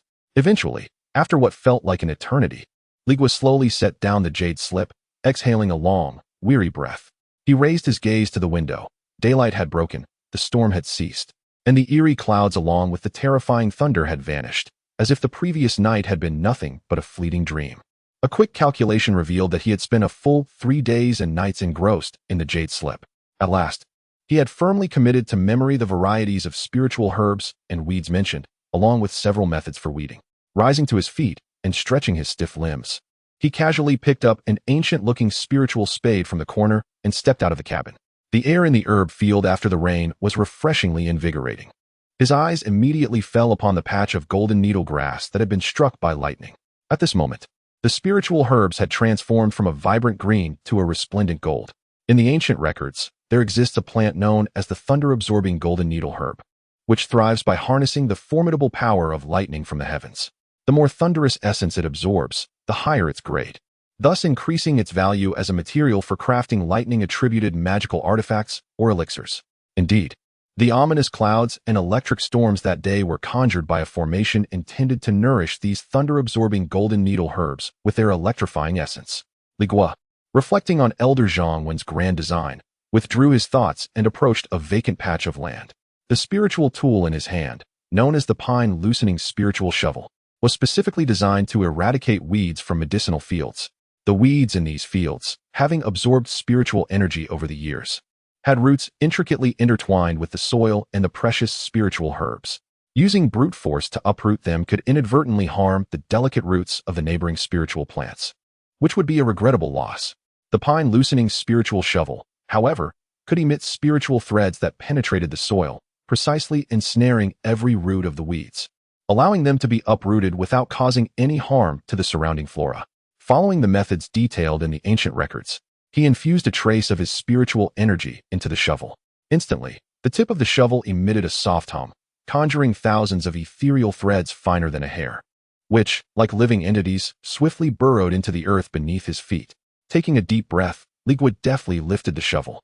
The myriad of spiritual threads retracted in unison, and, to his astonishment, they unearthed a stone the size of a fist, still clinging to moist earth. Success! Nodding in satisfaction, he ceased his infusion of energy, watching as the spiritual threads dissipated into glimmers of light. The records also mentioned several other weeding techniques, but Li Guo deemed them less straightforward than this method and chose not to pursue them further. After practicing several times to ensure his proficiency, he ventured to the edge of the medicinal field, targeting a weed clearly marked in the records known as the thorny vine, preparing to hone his skills. Taking another deep breath, he carefully positioned the shovel at the root of the thorny vine and cautiously infused it with spiritual energy. Once again, countless spiritual threads penetrated the soil, and Li Guo sensed these threads seemingly possessed their own consciousness, accurately locating all the roots of the thorny vine underground, ensnaring them without omission. "Rise," he commanded, forcefully pulling the shovel upward. To his delight, the entire thorny vine, along with its entangled mass of roots, emerged intact from the earth, still coated in fresh soil, while the ground surrounding it bore no trace of disturbance. Triumphant, Li Guo felt a surge of joy as he embarked on the lengthy task of clearing the medicinal field. As time passed, when he finally completed the first section separated by the embankment, the sky had gradually darkened. Li Guo gazed at the small mound of weeds he had accumulated and decided to call it a day. Exhausted, he returned to his wooden cabin, closed the door, and sat cross-legged upon the mat. His intentions were twofold: to meditate and restore the considerable spiritual energy and focus he had expended, and to remind himself that Elder Zhang had not imposed a strict deadline for completion, allowing him the luxury of time. Most importantly, this place is imbued with an extraordinary aura, rendering it an unparalleled sanctuary for cultivating the consolidation of qi technique. To toil during the day and cultivate through the night, balancing labor and leisure, while simultaneously enhancing one's cultivation, such a fortunate opportunity must not be squandered. Chapter 180. The return to the elixir hall. 7 days have swiftly passed. Li Guo stood at the edge of the medicinal field, behind him a mound of weeds meticulously cleared away. During these 7 days, he toiled under the sun by day, wielding the spirit soil spade to uproot the weeds, and by night, he sat cross-legged in a small wooden cabin, practicing the qi condensation technique. The concentration of spiritual energy in this locale far surpassed that of his dwelling within the sect. Nonetheless, he could distinctly sense the formidable barrier that lay between the second and third layers of the qi condensation technique. After 7 nights of arduous cultivation, he had yet to even brush against the threshold of that bottleneck. Returning his thoughts to the present, Li Guo categorically sorted the mountain of weeds into a storage pouch. Elder Zhang had instructed him to bring these back for inspection. Initially, Li Guo was perplexed by the rationale behind this task, but after perusing the jade slip containing the elixir cultivation guidelines, enlightenment dawned upon him. These so-called weeds, while detrimental to the precious spiritual plants, had nonetheless thrived in this energy-rich medicinal field over time, absorbing copious amounts of spiritual energy themselves. They could very well serve as primary ingredients for crafting some of the most rudimentary elixirs, such as the qi-gathering pill or the essence-nurturing pill, to support the sect's vast number of foundational disciples in their cultivation. Discarding them outright would indeed be a grievous waste. With this matter concluded, Li Guo resolved to return to the sect. Although a part of him had entertained the notion of lingering here a while longer, this place was a veritable sanctuary for his cultivation. Undisturbed and abundant in spiritual energy, he swiftly recalled that his immediate priority was not to immerse himself in further training. The pressing concern was to report back to Elder Zhang, procure the ghostly soul grass, and ascertain the nature of the small serpent within his consciousness. Moreover, considering the passing of time, Sumu Yu had mentioned her return in half a month's time, and with 10 days elapsed, he had less than 5 days remaining. According to Zhang Hu, Sumu Yu regularly inspected the cultivation progress of their protective spiritual insects each month, as he was officially a guardian. Any prolonged absence from the cave courtyard would likely lead to complications if she were to find him missing. Weighing the risks against the potential benefits of a few more days of cultivation, Li Guo deemed it unwise to take such a chance. With this resolution, he ceased to delay and turned towards the valley entrance. Curiously, just as he set out, the sky above mirrored the ominous scene from 10 days prior, darkening without warning. Thick storm clouds gathered, looming heavily overhead, while flashes of white lightning darted about like serpents. Li Guo understood that the formation had reactivated, yet he remained unfazed. Instead, his pace quickened. He retrieved a yellow forbidden passage talisman from his storage pouch, infused it with a thread of spiritual energy, and was instantly enveloped in a verdant glow. With a swift leap onto his sword artifact, he transformed into a streak of light, dashing towards the valley entrance. Almost simultaneously, a thunderous crack echoed as a lightning bolt, as thick as a forearm, struck perilously close behind him, creating a charred crater in the ground. Li Guo, without a glance back, boldly plunged into the invisible barrier of the formation, relying on the protective charm he wore. Instantly, the vibrant aura and the ominous rumble of thunder vanished from his sight. Casting a fleeting glance behind him, the valley remained shrouded in mist, the tempest of lightning and thunder seemingly nothing more than a fleeting dream. Upon returning to the sect, it was dawn, the sun had just risen, and the atmosphere within the sect began to bustle with activity. The closer he drew to the pill hall, the more the glimmers of escape lights flitted about the sky. Many disciples journeyed in his direction, utilizing an array of magical artifacts as if they were hastening to a market, all heading toward the mountain where the pill hall resided. Observing their attire and familiarity with the pill hall, Li Guo surmised that these individuals were likely the pill hall's apprentice alchemists. Each morning, they would rush to the pill hall to assist the official alchemists in their craft or to learn the art of alchemy themselves. A fleeting image of Xiao Tao's serene face crossed his mind. She too had become a novice in the realm of alchemy. He pondered whether she was among this throng, emerging from some distant peak. Yet, this thought was but a transient flicker. He and Xiao Tao had long since drifted apart, and contemplating such matters was merely a waste of mental energy. At the square before the pill hall, streams of escape lights descended in succession. The apprentice alchemists skillfully stowed their magical artifacts and adjusted their robes before hastening into the hall. Standing at the entrance was a middle-aged cultivator clad in the garb of a steward, his expression detached as he observed the influx without hindrance. Li Guo also sheathed his long sword, positioning himself at the edge of the square, trailing behind the crowd as he approached the grand door. However, just as he was about to step through the threshold, a hand unexpectedly barred his way. Halt! It was the middle-aged steward. Today is not an open day for the pill hall. It is not accessible to outsiders. If you seek elixirs, please return another day. The steward's tone was neither warm nor cold, imbued with a sense of bureaucratic detachment. Li Guo felt a twinge of confusion, with so many entering. Why was he the only one stopped? Lowering his gaze to his gray robe, he quickly realized the reason. It appeared that the steward had judged him an outsider based solely on his attire. Reluctantly, he halted his advance, clasping his hands in a gesture of respect as he explained, "Esteemed brother, I am not here to procure medicine.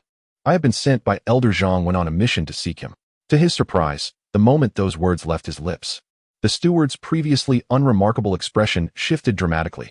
The man's demeanor instantly turned vigilant, his gaze scrutinizing Li Guo from head to toe, one hand stealthily reaching for the storage pouch at his waist. "What did you say?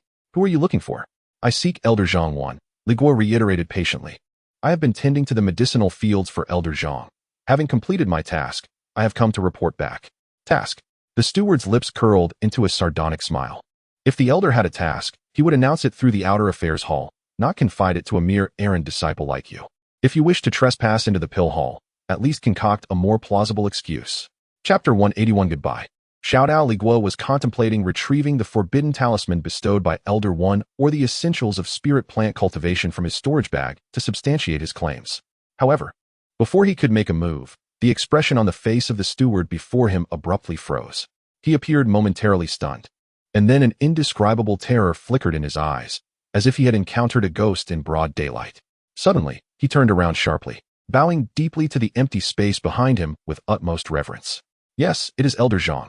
The disciple understands. I shall allow him entry at once." After uttering these words with a nod and a bow, a thin sheen of cold sweat broke out on his forehead. When he turned back to face Li Guo, the aloofness and underlying disdain that had characterized his demeanor had vanished, replaced by an almost obsequious apology.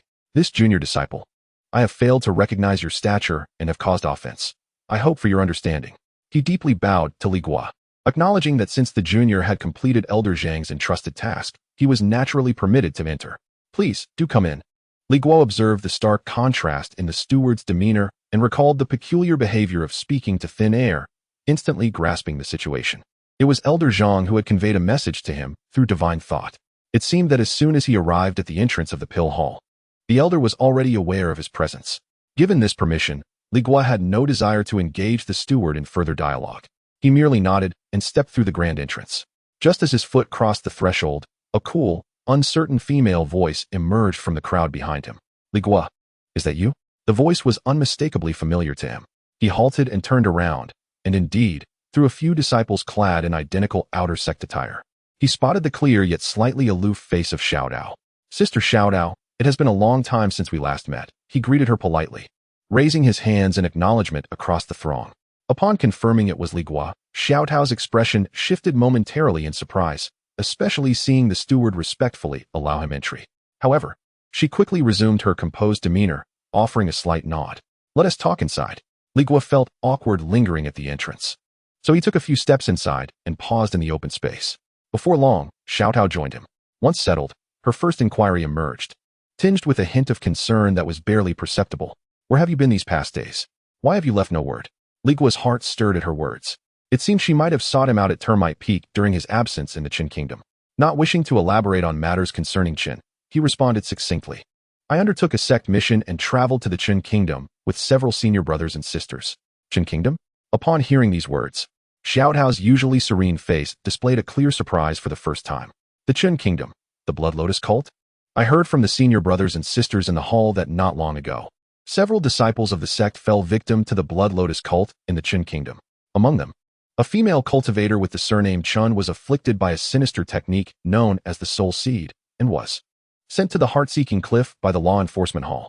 As she spoke, her bright eyes fixated intently on Li Guo, wondering if the rumored disciples included him. Li Guo was genuinely taken aback by how swiftly this news had spread, reaching even little Tao, who usually immersed herself in alchemy at the pill hall. He did not conceal the truth and nodded in acknowledgement. To his surprise, even you, senior sister, are aware of this. It truly is you. Little Tao gasped, her face reflecting utter disbelief. No wonder I searched for you several times at White Ant Peak and could not find you. Why did you venture into such a perilous place? If I had known it was so dangerous beforehand, even 100 times the courage would not have compelled me to go. Li Guo shrugged, his expression one of trepidation. Perhaps the news was too shocking, little Tao? Her interest piqued, transformed from her usual aloof demeanor, and pressed on. What happened next? How did you escape? Is the Blood Lotus cult truly as formidable as the rumors suggest? Li Guo chuckled at her rare enthusiasm. Senior sister, don't you have to assist Elder Danine with alchemy today? These matters are lengthy. When you have time, I will recount them in detail. Reminded by his words, little Tao suddenly recalled her duties, a faint blush creeping onto her face. She indeed needed to hurry to the alchemy chamber to prepare an important elixir for Elder Danine. The extraordinary nature of Li Guo's experiences had captivated her. This was the first time she had heard of such bloody secrets occurring so close, with a witness right before her, making it hard to resist. However, before departing, she had one more question. You haven't yet mentioned what brings you to the pill hall. She regarded Li Guo, her gaze laced with speculation. Is it because of that purple spirit insect? In her mind, Li Guo's visit to the pill hall could only be attributed to seeking her assistance with that perilous creature. Yes, but also no. Li Guo shook his head, stating, I am here to report to Elder Zhangwan. Elder Zhangwan. Little Tao's expression froze. Instinctively, she pressed on. When will you be able to meet Elder Zhangwan? Li Guo understood her inquiry was entirely reasonable. After all, one was a high-ranking elder of the pill hall, a nascent soul true monarch, while the other was a lowly disciple at the bottom of the sect. The chasm between them was vast, and normally, they would never intersect in their lifetimes. This is a lengthy tale, also related to the affairs of the Qin Kingdom. Li Guo prepared to relay the explanation he had long thought out, mentioning that Elder Zhangwan had given orders, thus he could not divulge further details. Upon hearing it was Elder Zhangwan's directive, little Tao's understanding dawned, and she ceased her inquiries. Noticing that she was not leaving just yet, Li Guo took the initiative to say, Senior sister, let us each attend to our respective duties. I shall not delay you any further. Wait. Little Tao called out to him, retrieving a small white porcelain vial from her storage bag and extending it toward him. Within this porcelain vial lies 6 useless pills. a collection I have recently amassed. Although they are deemed ineffective, they still harbor a trace of spiritual essence. I had long intended to present them to you, but you were not around. Li Guo gazed at the vial, sighed inwardly, and shook his head with a wry smile. Thank you for your kind intentions, senior sister. But I find myself in no need of these now. Not needed? Xiao Tao inquired, perplexed. Why is that? Li Guo succinctly recounted his new role as Su Muyu's guardian, along with the Su family's recruitment of external cultivators. The Su family provides Qingxin pills monthly, specifically designed to aid in cultivation and suppress spiritual insects. Upon hearing the names Su family and Qingxin pills, Xiao Tao's eyes widened in astonishment, her lips slightly parted. The magnitude of her shock eclipsed even her earlier reaction to the calamity in Qin country. For her, the tragedy in Qin country was a distant peril, while the resources offered by a renowned cultivation family like the Su were tangible opportunities, immediate and real. It took her a moment to regain her composure as she regarded Li Guo with a complex expression, ultimately expressing heartfelt congratulations. Well, congratulations are in order. After a brief pause, as if recalling something, she added, so, you and Lu Yan have completely severed ties? One could say that, Li Guo replied nonchalantly. At his response, a subtle smile involuntarily crept across Xiao Tao's lips. She decisively tucked away the vial of useless pills and turned to leave. I have matters to attend to. I shall take my leave. When I find the time, I will seek you out to discuss the events in Qin country. Very well. Li Guo acknowledged, watching her retreating figure. It was not until her silhouette vanished at the corridors end that he diverted his gaze, orienting himself towards the quaint courtyard of Elder Zhang Wan, etched in his memory. Chapter 182. The long-term apothecary Li Guo traversed the intricate corridors of the Dan Hall, relying on his memory to soon arrive at the tranquil and elegant courtyard of Elder Zhang Wan. The door to the main house stood ajar. Li Guo paused at the entrance, adjusted his robe, and then raised his hand to gently knock 3 times. Come in. An aged yet robust voice resonated from within. Li Guo entered without hesitation, immediately bowing deeply before the white-haired figure seated on the meditation mat. Disciple Li Guo pays his respects to Elder Zhang. Elder Zhang responded with a nonchalant hum, without lifting his eyelids, merely asking, have you completed the task? Yes, I am fortunate to have fulfilled my duty, Li Guo replied, producing 2 items from his robe and presenting them with both hands. One was a storage bag filled with weeds, and the other was a yellow talisman that allowed passage through the valley's array. The weeds you instructed to be cleared are all contained within this bag, along with the talisman, which I now return to you. Without raising his gaze, Elder Zhang waved his wide sleeves lightly. The storage bag and talisman floated gently before him, as if held by an unseen hand. Subsequently, a wave of spiritual consciousness emanated from him, enveloping the storage bag. Li Guo felt an immediate tightening sensation, as though a great weight bore down upon him, momentarily halting his breath. After a few breaths had passed, Elder Zhang's consciousness withdrew from the storage bag and shot towards the distant medicinal field before swiftly returning. The entire process was silent, yet sent Li Guo's heart racing. Very well. Elder Zhang finally spoke, his tone revealing neither joy nor anger. Not a single spirit herb in the field has been harmed. Excellent. However, your task took you 10 days, which is longer than I anticipated. Li Guo's heart sank, and he quickly bowed to explain, having rehearsed his words along the way. I humbly report to the elder that as this is my first encounter with spirit herbs, I was truly unable to distinguish between the weeds and the spirit grasses. It took me 3 full days to thoroughly read and memorize the essentials of spirit herb care that you bestowed upon me before I dared to proceed.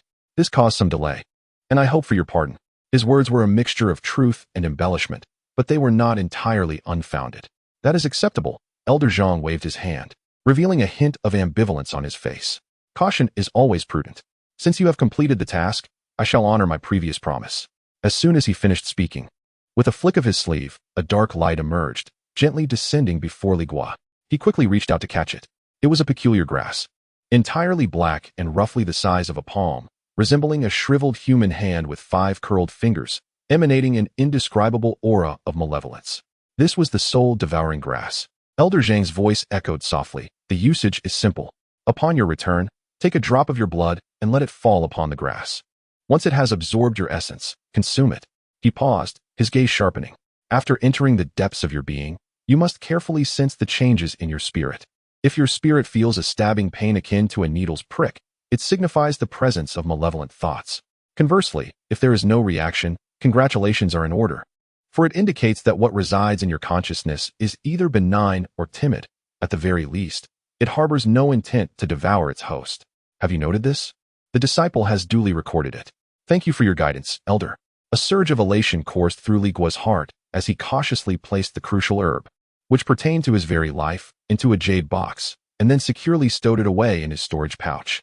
He resolved to experiment with it immediately upon his return. Elder Zhang added another remark. This herb is imbued with demonic energy, which, once inside your body, may disrupt your meridians and affect your spirit, inciting feelings of rage. You only need to circulate your spiritual power to safeguard your meridians. There is no need for forceful expulsion. Allow the demonic energy to flow into your consciousness. And with time, it will dissipate. Should it become intolerable, a common calming elixir can help mitigate its effects. The disciple understands. Elder Zhang nodded and gestured towards the prohibition talisman in Li Guo's hand. You should keep this as well. Li Guo paused for a moment, somewhat perplexed. Elder, this. The elder replied, my medicinal field is rich in spiritual energy, and the weeds grow rapidly. I am in need of a long-term caretaker. Over the years, I have sought out several outer disciples, but regrettably, they were either clumsy or malicious. I have observed you secretly for 10 days. Your work is meticulous. Your heart is serene, and you do not cast your gaze upon that which you ought not. You are indeed a suitable candidate. He looked at Li Guo and slowly articulated a proposition that nearly made the latter's heart cease its rhythm. Therefore, I wish for you to serve as this herbalist's apprentice. You will be responsible for clearing the weeds, and should I require any particular spiritual herb, you will gather and cultivate it. What do you think? Boom. An apprentice herbalist? Long-term service? The cultivation paradise, rich in spiritual energy, would soon belong to him? Waves of exhilaration surged within him. Elder Zhang seemed to see through his thoughts and added, you will be cultivating there nightly, so you must have a profound understanding of the spiritual energy there. I have set up a mysterious array in that valley, capable of forcefully extracting and concentrating the spiritual energy from the surrounding area. With a resounding shock, this revelation detonated in Li Guo's mind. He realized. He understood everything. To secretly cultivate under the watchful eyes of a nascent soul, true monarch was akin to brandishing a sword before the king of hell. Elder, forgive me. Without a moment's hesitation, Li Guo bowed deeply, his head lowered. The disciple acknowledges his lack of talent and knows that only through relentless effort can he seek a sliver of hope. The spiritual energy of the medicinal field is too alluring for him to resist. Thus, he resorted to practicing at night. I implore the elder for forgiveness. This is a natural inclination. I had no intention of blaming you. Li Guo's expression relaxed upon hearing this. Elder Zhang continued. The opportunity to cultivate there is also a condition I offer you. The old man designated you as an apprentice in the medicinal fields, offering neither a single spirit stone as monthly remuneration nor any contribution points. Zhang Wen gazed at him and slowly articulated the sole advantage. You may cultivate at any time and place within the medicinal fields. Do you consent? Absolutely. How could one possibly refuse? This was akin to a bountiful pie falling from the heavens. Li Guo's heart surged with excitement, ready to respond affirmatively. However, as the words hovered on his lips, the visage of another, Su Muyu, flashed through his mind. No, officially, he was still her guardian, receiving a monthly stipend of 1,000 low-grade spirit stones. What was more critical was that the Qingxin Dan provided by the Su family was an essential resource for suppressing the serpent within his sea of consciousness. While the medicinal fields promised accelerated cultivation, the Su family ensured his survival. If he agreed to the elder's proposal and spent his days in the medicinal fields, how would he explain it to Su Muyu? If she were to become displeased and sever his supply of Qingxin Dan, the consequences would be dire. On one hand lay the speed of cultivation, and on the other, the resources necessary for it. A fine sheen of sweat broke out on Li Guo's forehead as he found himself ensnared in a dilemma. Elder Zhang furrowed his brow slightly, surprised that this seemingly irresistible offer was met with hesitation from the mere servant disciple before him. In his view, a disciple with 4 spiritual roots should be grateful and prostrate themselves in gratitude for such an opportunity. Yet, the apprentice appeared to be pondering. However, he had no intention of sweetening the deal. This task could easily be posted as a long-term assignment in the Outer Affairs Hall, attracting eager disciples willing to undertake it, merely at the cost of a few more spirit stones. Just as the atmosphere in the room became increasingly intricate, Li Guo finally steeled his resolve.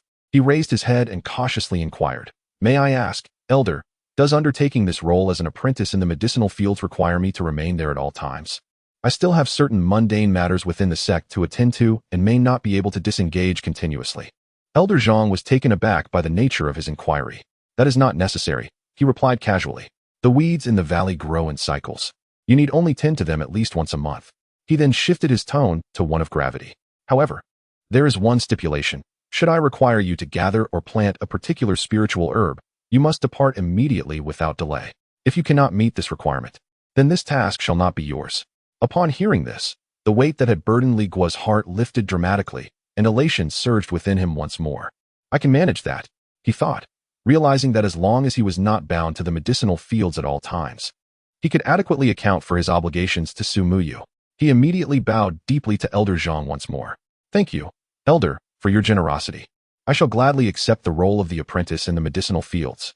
Chapter 183. The soul demon herb Elder Zhang when gestured for him to leave, instructing him to remember the duties of an herbal apprentice. Li Guo dared not utter another word, respectfully acknowledging the elder before bowing and exiting the main chamber. It was not until he stepped out into the courtyard, rejoining the bustling crowd of the pill hall, that he exhaled a long sigh of relief, his face illuminating with an undeniable joy. An herbal apprentice. He had indeed become Elder Zhang Wen's apprentice. The thought of the almost palpable spiritual energy within the valley ignited a fervor within him, igniting his blood to a boil. He yearned to turn back immediately and immerse himself in that quaint wooden cabin, indulging in relentless cultivation. However, this fleeting impulse was swiftly extinguished. He understood that two pressing matters awaited his attention. The first was to return to Su Muyu's secluded abode. Calculating the days, she would return within 3 or 4 days at most, and it was imperative to discuss his new role as an apprentice with her, to gauge her perspective. The second matter, naturally, revolved around the recently acquired soul demon herb. This herb was crucial to unraveling the complexities of the serpent within his sea of consciousness, and it significantly impacted his future cultivation, leaving no room for delay. With this resolve, Li Guo hesitated no longer. He deftly leaped onto his long sword, which transformed into a streak of grayish light, soaring directly towards Su Muyu's cave dwelling. Upon arriving at the familiar abode, he exchanged glances with Zhang Hu and Wang Bao, who were tidying up the courtyard, before hastily retreating into his stone chamber. With a decisive slam, he shut the door and secured the bolt firmly. Settling cross-legged upon the mat, he wasted no time, retrieving the jade box containing the soul demon herb from his storage pouch. Upon opening the lid, the herb, resembling a desiccated ghostly hand, lay silently within, emanating a chilling and malevolent aura.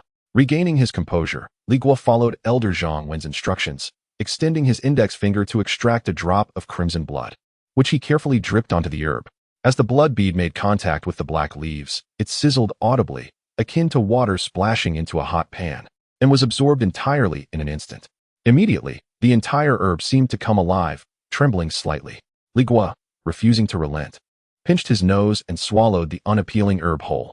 In the next moment, a tumultuous sensation surged from his abdomen.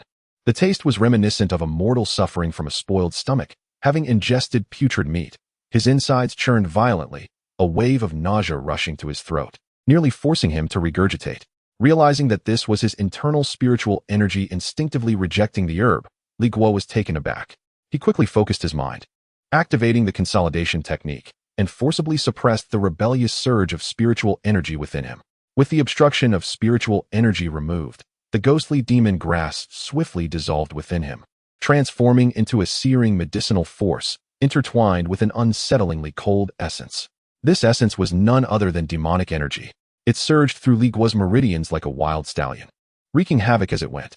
His meridians throbbed with sharp pain, and to make matters worse, as this demonic energy coursed through him, uncontrolled thoughts of violence and bloodlust began to erupt in his mind. Visions of mountains of corpses and seas of blood danced before his eyes, accompanied by the chilling sounds of anguished cries. A sense of foreboding gripped Li Guo's heart. The elder had warned that this demonic energy could affect the soul, but he had not anticipated such intensity. He dared not delay any longer and hastily followed the elder's instructions, channeling a portion of his spiritual power to carefully envelop the impacted meridians, as if reinforcing the inner walls of fragile conduits to prevent them from collapsing. But to allow this demonic energy to seep into his consciousness? Although Elder Zhang had insisted that this was necessary for the demonic essence to enter his mind for the purpose of testing the nature of the Purple Mansion spirit bug, the terrifying reality of the demonic energy left him in a momentary quandary. No, this was too perilous. What if he could not contain the surging thoughts of violence and fell into madness? The elder, being a nascent soul, true monarch, naturally dismissed such trivialities. But he was merely at the 6th level of chi refinement. He had to devise an alternative strategy. While he could expel the demonic energy from his body using his spiritual power, the elder had also mentioned that the essence of the demonic energy contained the key to discerning the nature of the spirit bug. If he expelled all the demonic energy, the essence would be lost as well, rendering the consumption of the ghostly demon grass futile. In the blink of an eye, an idea surged forth in his mind: the Zichong transformation technique. This secret art of the Su family could manifest spiritual energy into tangible forms, specifically designed to collect the spiritual resonance emitted by the tranquil heart pill. Could it also filter the essence from the demonic energy? Once this notion took root, it grew uncontrollably, like weeds in spring. Desperate measures were better than inaction. Li Guo steeled his resolve, disregarding the knife-like pain coursing through his meridians, and immediately commenced the Zichong transformation technique. As he activated the technique, a surge of spiritual energy within his dantian twisted and morphed rapidly. Under his willful control, it swiftly wove itself into a palm-sized, intricately fine net of spiritual energy. Success! Elation surged within Li Guo as he directed this net towards the rampaging black demonic energy within his meridians. The demonic energy roared, threatening to break through the net. But at the moment of contact, something extraordinary occurred. The black demonic energy flowed like water through the gaps in the net, while tiny particles, smaller than dust and glimmering with a ghostly light, were firmly trapped within. This was the essence. It truly worked. Li Guo's heart soared with joy, and without hesitation, he pressed on. He endured the agony while manipulating the network of spiritual energy, embarking on a vigorous purge throughout the meridians of his body. This arduous process was akin to the excruciating practice of scraping bones to detoxify. An entire hour elapsed before Li Guo meticulously filtered out the last remnants of demonic energy, along with the malevolent essence it harbored. He exhaled deeply, expelling the purified demonic energy from his body without hesitation. Within the net of spiritual energy, he had already gathered over 100 black essences, each the size of a grain of rice, coalescing into a small cluster, emanating an unsettling aura of malevolence. Li Guo dared not allow this entity to linger within his meridians any longer. With a thought, he transferred the cluster, along with the essence, directly into his sea of consciousness. Within the sea of consciousness, a dense fog enveloped the space. The silhouette of his spiritual self sat cross-legged at the center. He placed the cluster of black essence to the left of his spiritual figure and then transformed his spiritual energy into an eye, which hovered above the head of the spiritual figure, waiting silently. What remained was to observe whether the colorful little serpent would take an interest in this offering of demonic essence. However, a day passed in tranquil stillness within the sea of consciousness. 2 days went by without any sign of movement. By the third day, the colorful little serpent had yet to reveal itself. Li Guo's heart grew increasingly anxious. Calculating the days, he realized that Su Muyu would return either tomorrow or the day after. He needed to unravel this matter before her arrival. But why was the serpent not emerging? Was it disinterested in the essence due to its nature as a non-malevolent creature, or was it simply not hungry?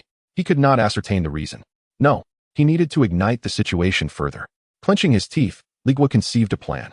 He retrieved a clear heart pill given by Su Muyu from his storage pouch and swallowed it without hesitation.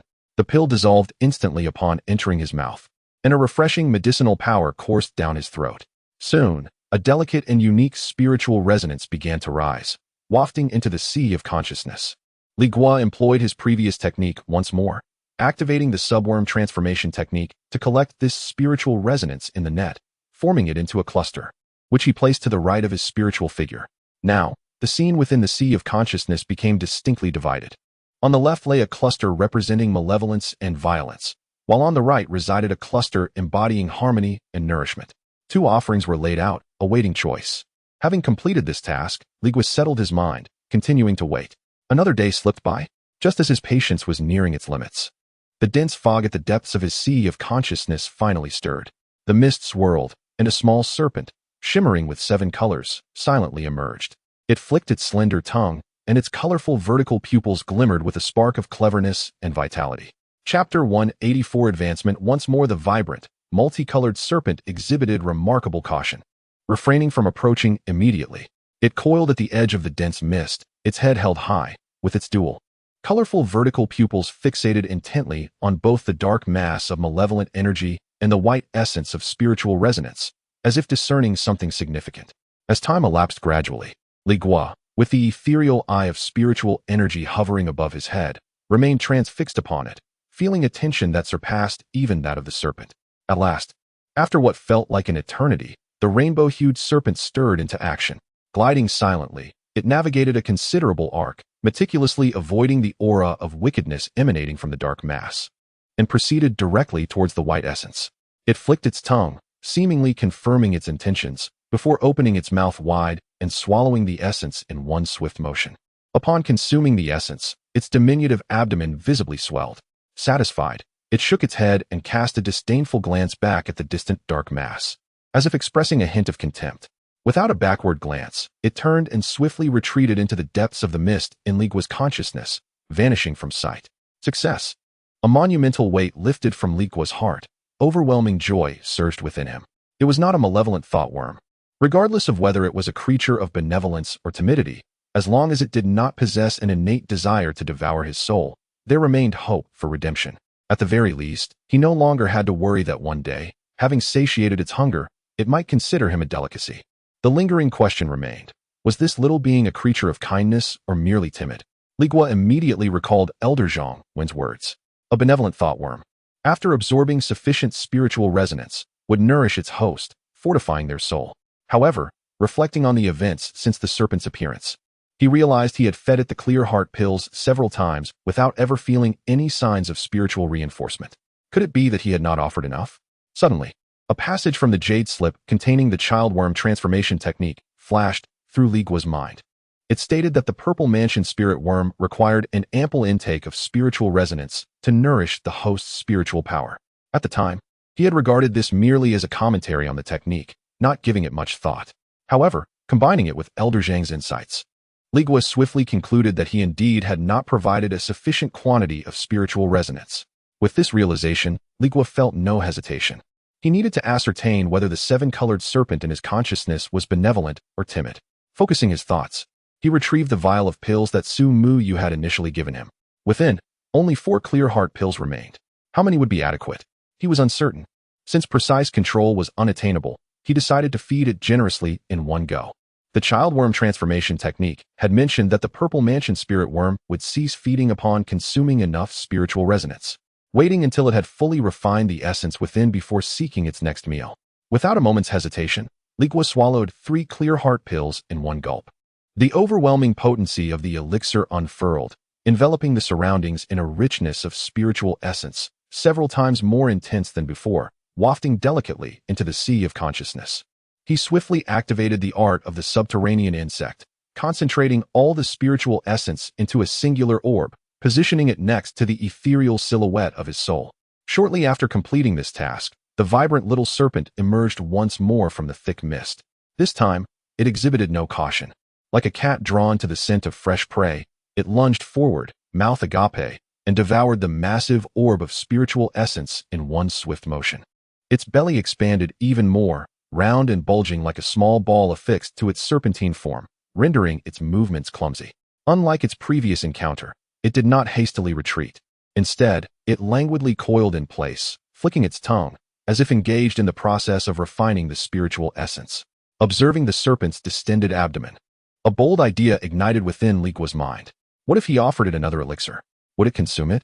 Once this thought took root, he could no longer suppress it. He swallowed the last remaining clear heart pill from the vial and conjured a small sphere of spiritual essence within his consciousness. As anticipated, upon spotting the new offering, the serpent hesitated only briefly before once again opening its mouth to engulf the essence. Its belly swelled further. Li Guo, gazing at the serpent's nearly translucent abdomen, found himself increasingly perplexed by the question of how many elixirs would satiate its hunger. Discarding the empty vial, he retrieved another from his storage pouch and consumed yet another clear heart pill. It consumed that as well. Could it truly never be full? Li Guo's eyes fixated on the creature. An uncontrollable, frenzied notion surged within him. This beast appeared insatiable. If he were to continue feeding it, might it be possible to overindulge it to the point of bursting? Once this thought blossomed, it ignited within him like a raging wildfire, sending his blood boiling. He resolved to test it. Gritting his teeth, he poured out another clear heart pill and swallowed it. A fresh wave of spiritual essence materialized in his consciousness.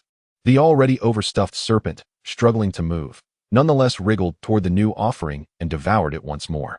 Its belly expanded further. It truly was still hungry. Li Guo's heart raced as he envisioned a shortcut to eliminating this serpent. No longer hesitating, he poured out another, swallowing it whole. The little serpent consumed yet another orb of spiritual essence, its stomach bulging like a balloon. One more. It still ate. Li Guo's breaths grew ragged, his eyes burning red. He decided against testing one by one, and instead consumed the remaining 3 clear heart pills consecutively, one after the other. 3 orbs of spiritual essence continuously appeared in his sea of consciousness. With every swallow, the serpent's belly visibly expanded. After it consumed the penultimate clear heart pill, its body had swollen to a grotesque size, radiating dazzling multicolored light, more blinding than ever, as if it were on the verge of bursting at any moment. A voice within Li Guo screamed, "Now is the moment." With the final straw, it could be crushed. Yet, confronted with the last remnant of spiritual essence, the little snake, which had swollen to a ball, surprisingly halted for the first time, as if its instincts had finally whispered a dire warning. Further consumption would lead to its demise. Eat. Quickly. Eat. Li Guo silently roared within, his anxiety causing his very soul to tremble. Resolutely, he conjured a small net once more, capturing that last remnant of spiritual essence and offering it to the snake's gaping mouth. The little snake seemed to sense this goodwill, hesitating briefly before finally opening its jaws wide. In one swift motion, it swallowed. Buzz. In that fleeting instant, its belly reached its limit. Fine cracks appeared across its rotund abdomen, and radiant beams of dazzling, multicolored light erupted forth from the fissures. It exploded. Li Guo's eyes widened, fixated on the brilliant light, unable to contain his ecstatic joy, his entire being trembling with excitement. It worked. It truly worked. The deathly talisman that had plagued him for years, like a relentless parasite, was vanquished by his own concoction. However, this exhilaration was short-lived, barely lasting 3 breaths. The blinding multicolored light did not dissipate as he had envisioned. Instead, it rapidly contracted inward, coalescing. Within the brilliance, the remnants of the little snake peeled away, akin to a molted cicada. Soon after, a brand new snake head, 3 times larger than before, violently emerged from the shattered, old skin. It had not exploded, it had shed its skin. That wretched creature had advanced again. The ecstasy on Li Guo's face instantly froze, then shattered inch by inch, transforming into a countenance of despair. He watched helplessly as the snake, now transformed, and even more agile and formidable, unfurled its new body, casting a disdainful glance at Li Guo's soul form before swishing its tail and leisurely retreating to the depths of the sea of consciousness. Li Guo's soul form remained rooted in place for what felt like an eternity. The visage formed from his soul betrayed no emotion, yet if one were to draw near, they would observe his diminutive figure trembling uncontrollably. After a long while, Li Guo silently severed the flow of spiritual energy. He cast aside all distractions, forming hand seals, and began to circulate the concentration technique. Dense spiritual energy once again surged towards his body. Chapter 185. Seeking Su Mu Yu. 3 days swiftly passed. Within the confines of the room, Li Guo gradually withdrew his energy, releasing a sigh of turbid air. He opened his eyes, his brow instinctively furrowing. The spiritual essence in this small courtyard was ultimately rather meager. The progress of his cultivation of the qi condensation technique here could only be described as barely satisfactory. In stark contrast to Elder Zhang Wen's medicinal fields, the difference was akin to heaven and earth. In the medicinal fields, the spiritual energy flowed as abundantly as water, and the exhilarating sensation of rapid cultivation was an experience one could never forget once tasted. Li Guo now felt an overwhelming urge to return to that valley, to immerse himself in cultivation until the world around him faded into obscurity. As for the colorful little serpent in his sea of consciousness, he chose to set it aside for the time being. The anomaly from 3 days prior had completely extinguished any thoughts of using clever tricks to eradicate it. His haphazard attempts at feeding had not only failed to starve it, but had instead prompted it to shed its skin and advance, rendering it even more elusive than before. This creature was undeniably peculiar. The only solace for Li Guo was the assurance that it was not a malevolent entity. As long as the outcome was not the worst possible scenario, there remained a glimmer of hope for the future. Li Guo rose to his feet, pacing the room as he contemplated another matter. Calculating the days, Su Mu Yu had mentioned she would be gone for half a month. Yet it had already been 18 days. Logically, she should have returned by now. However, over the past 3 days, he had kept a vigilant eye and had not sensed anyone visiting this small courtyard. He resolved to take the initiative and seek her out. Stepping out of the room, he cast a glance at the other 2 chambers, discovering that Zhang Hu and Wang Bao were both engrossed in their own cultivation. After a moment of thought, He headed straight for Wang Bao's room and knocked on the door. "Who is it?" came Wang Bao's muffled voice from within. "It's me, Li Guo." There was a brief silence before a series of rustling sounds ensued, and shortly after, the door opened from the inside. Wang Bao's face appeared, momentarily startled upon seeing Li Guo, before a broad smile broke across his features. "Ah, it's you, Li Yi. What brings you here?" Though he still addressed him respectfully, the glimmer of fear that had previously resided in his eyes when Li Guo had dealt with him had vanished. It seemed that the peaceful days had allowed him to nearly forget the sting of that earlier beating. "Nothing of great importance." Li Guo waved his hand dismissively, getting straight to the point. "I'd like to inquire if Miss Su has returned." About that, Wang Bao scratched his head, replying honestly, "Li Yi, you may have asked the wrong person. If the Miss had returned, she would have gone directly back to the cave on the mountain and wouldn't he come here first. If she hasn't he come, how would I know if she is back?" As he spoke, curiosity flickered in his eyes. "Li Yi, do you have something to discuss with the Miss?" "Yes, there is a matter I need to address with her in person," Li Guo replied vaguely, not intending to divulge the issue concerning the medicinal apprentice. "Well, you might as well head up the mountain to look for her," Wang Bao suggested.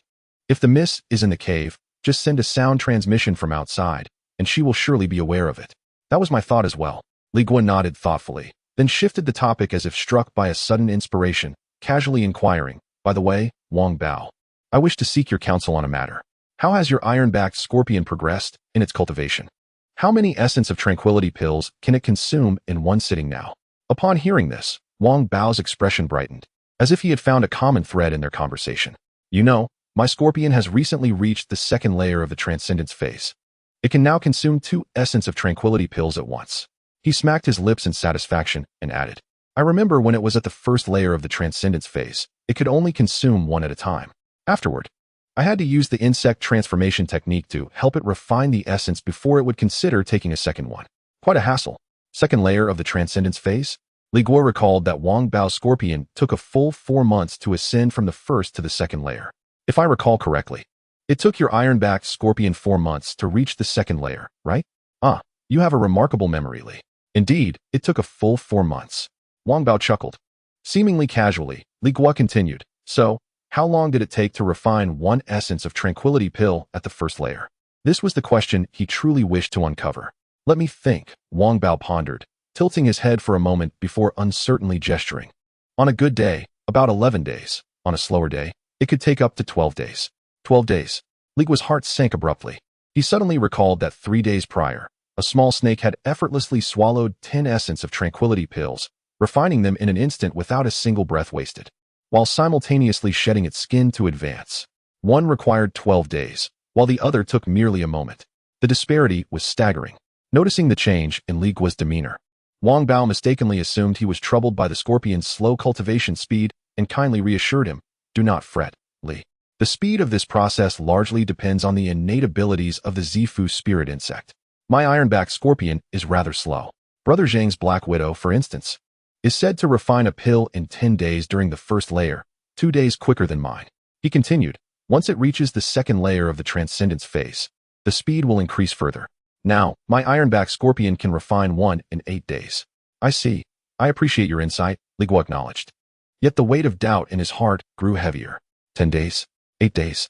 Compared to the 1 in his sea of consciousness, these figures seemed trivial. After exchanging a few more idle words with Wang Bao, Li Guo took his leave. Stepping out of the courtyard, he lightly pressed his toes against the ground, and his long sword, a magical artifact, transformed into a streak of light, soaring directly up the mountain. Before long, he arrived at the familiar cave dwelling of Su Muyu. Li Guo descended gracefully onto the open ground before the cave, adjusted his robe, and, facing the entrance shrouded in a delicate veil of pale light, raised his hand to cast a sound transmission spell. "Guardian, I seek an audience with Senior Sister Su." His voice echoed into the light barrier, only to fall silent, as if a stone had been cast into the ocean, with not a single reply to be heard. Li Guo stood silently, uncertain whether Su Muyu was indeed inside, as impatience began to brew within him, preparing to send another message. The pale white light barrier before him suddenly rippled like water, parting silently to reveal a passageway. A slender figure emerged from the cave, and it was none other than Su Muyu. She stood there, adorned in a moon-white gown, looking as though she had stepped out of a painting. Li Guo dared not gaze too long, and quickly bowed in greeting. "I have met Senior Sister Su," he said. "What brings you here, Li Guo?" Su Muyu asked, her expression serene, her voice devoid of any discernible emotion. Reporting to senior sister, I have a trivial matter I wish to address in person, Li Guo replied. Sumuyu scrutinized him for a moment.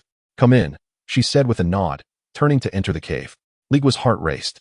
He had initially intended to discuss the matter at the entrance, thinking that would suffice. To his surprise, she invited him inside. Hesitating, he quickly added, Senior sister, it's nothing of great importance. I wouldn't want to disturb your tranquility. Sumuyu paused, glancing back at him with an inscrutable expression. My guard seeks me out, but won't step inside. Are you afraid my cave is a den of dragons and tigers? Her words sent a chill down Li Guo's spine.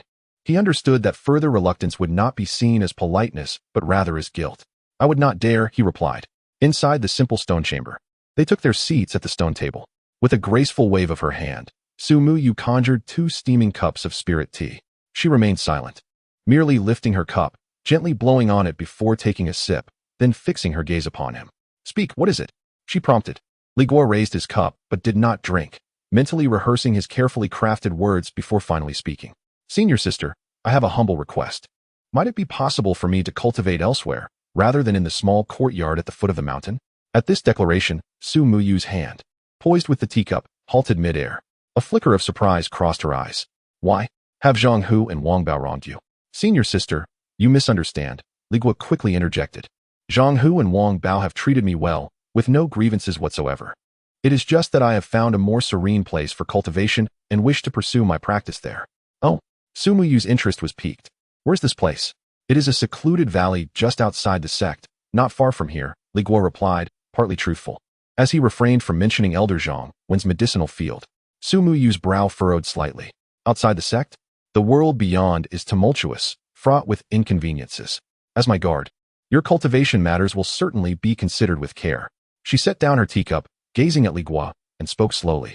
If you find the spiritual energy in the small courtyard below lacking, there is no need for such trouble. My cave abode is vast, with several empty stone chambers. If you wish, I can carve out a space here for your cultivation. These words struck Li Guo profoundly. To cultivate within Sumuyu's cave, he instinctively sensed the surrounding spiritual energy, which indeed was more than twice as rich as that in the small courtyard below. Yet, he understood in his heart that no matter how splendid this place was, it could not compare to Elder Zhang Wen's medicinal field, fortified with the profound yuan-nurturing spirit array. More importantly, residing in her cave would be akin to stripping himself bare beneath her watchful gaze, leaving no room for secrets. This was not a gift, it was manifestly a tighter shackle. Weighing the pros and cons took but a moment, and Li Guo promptly declined. I am immensely grateful for your kindness, senior sister.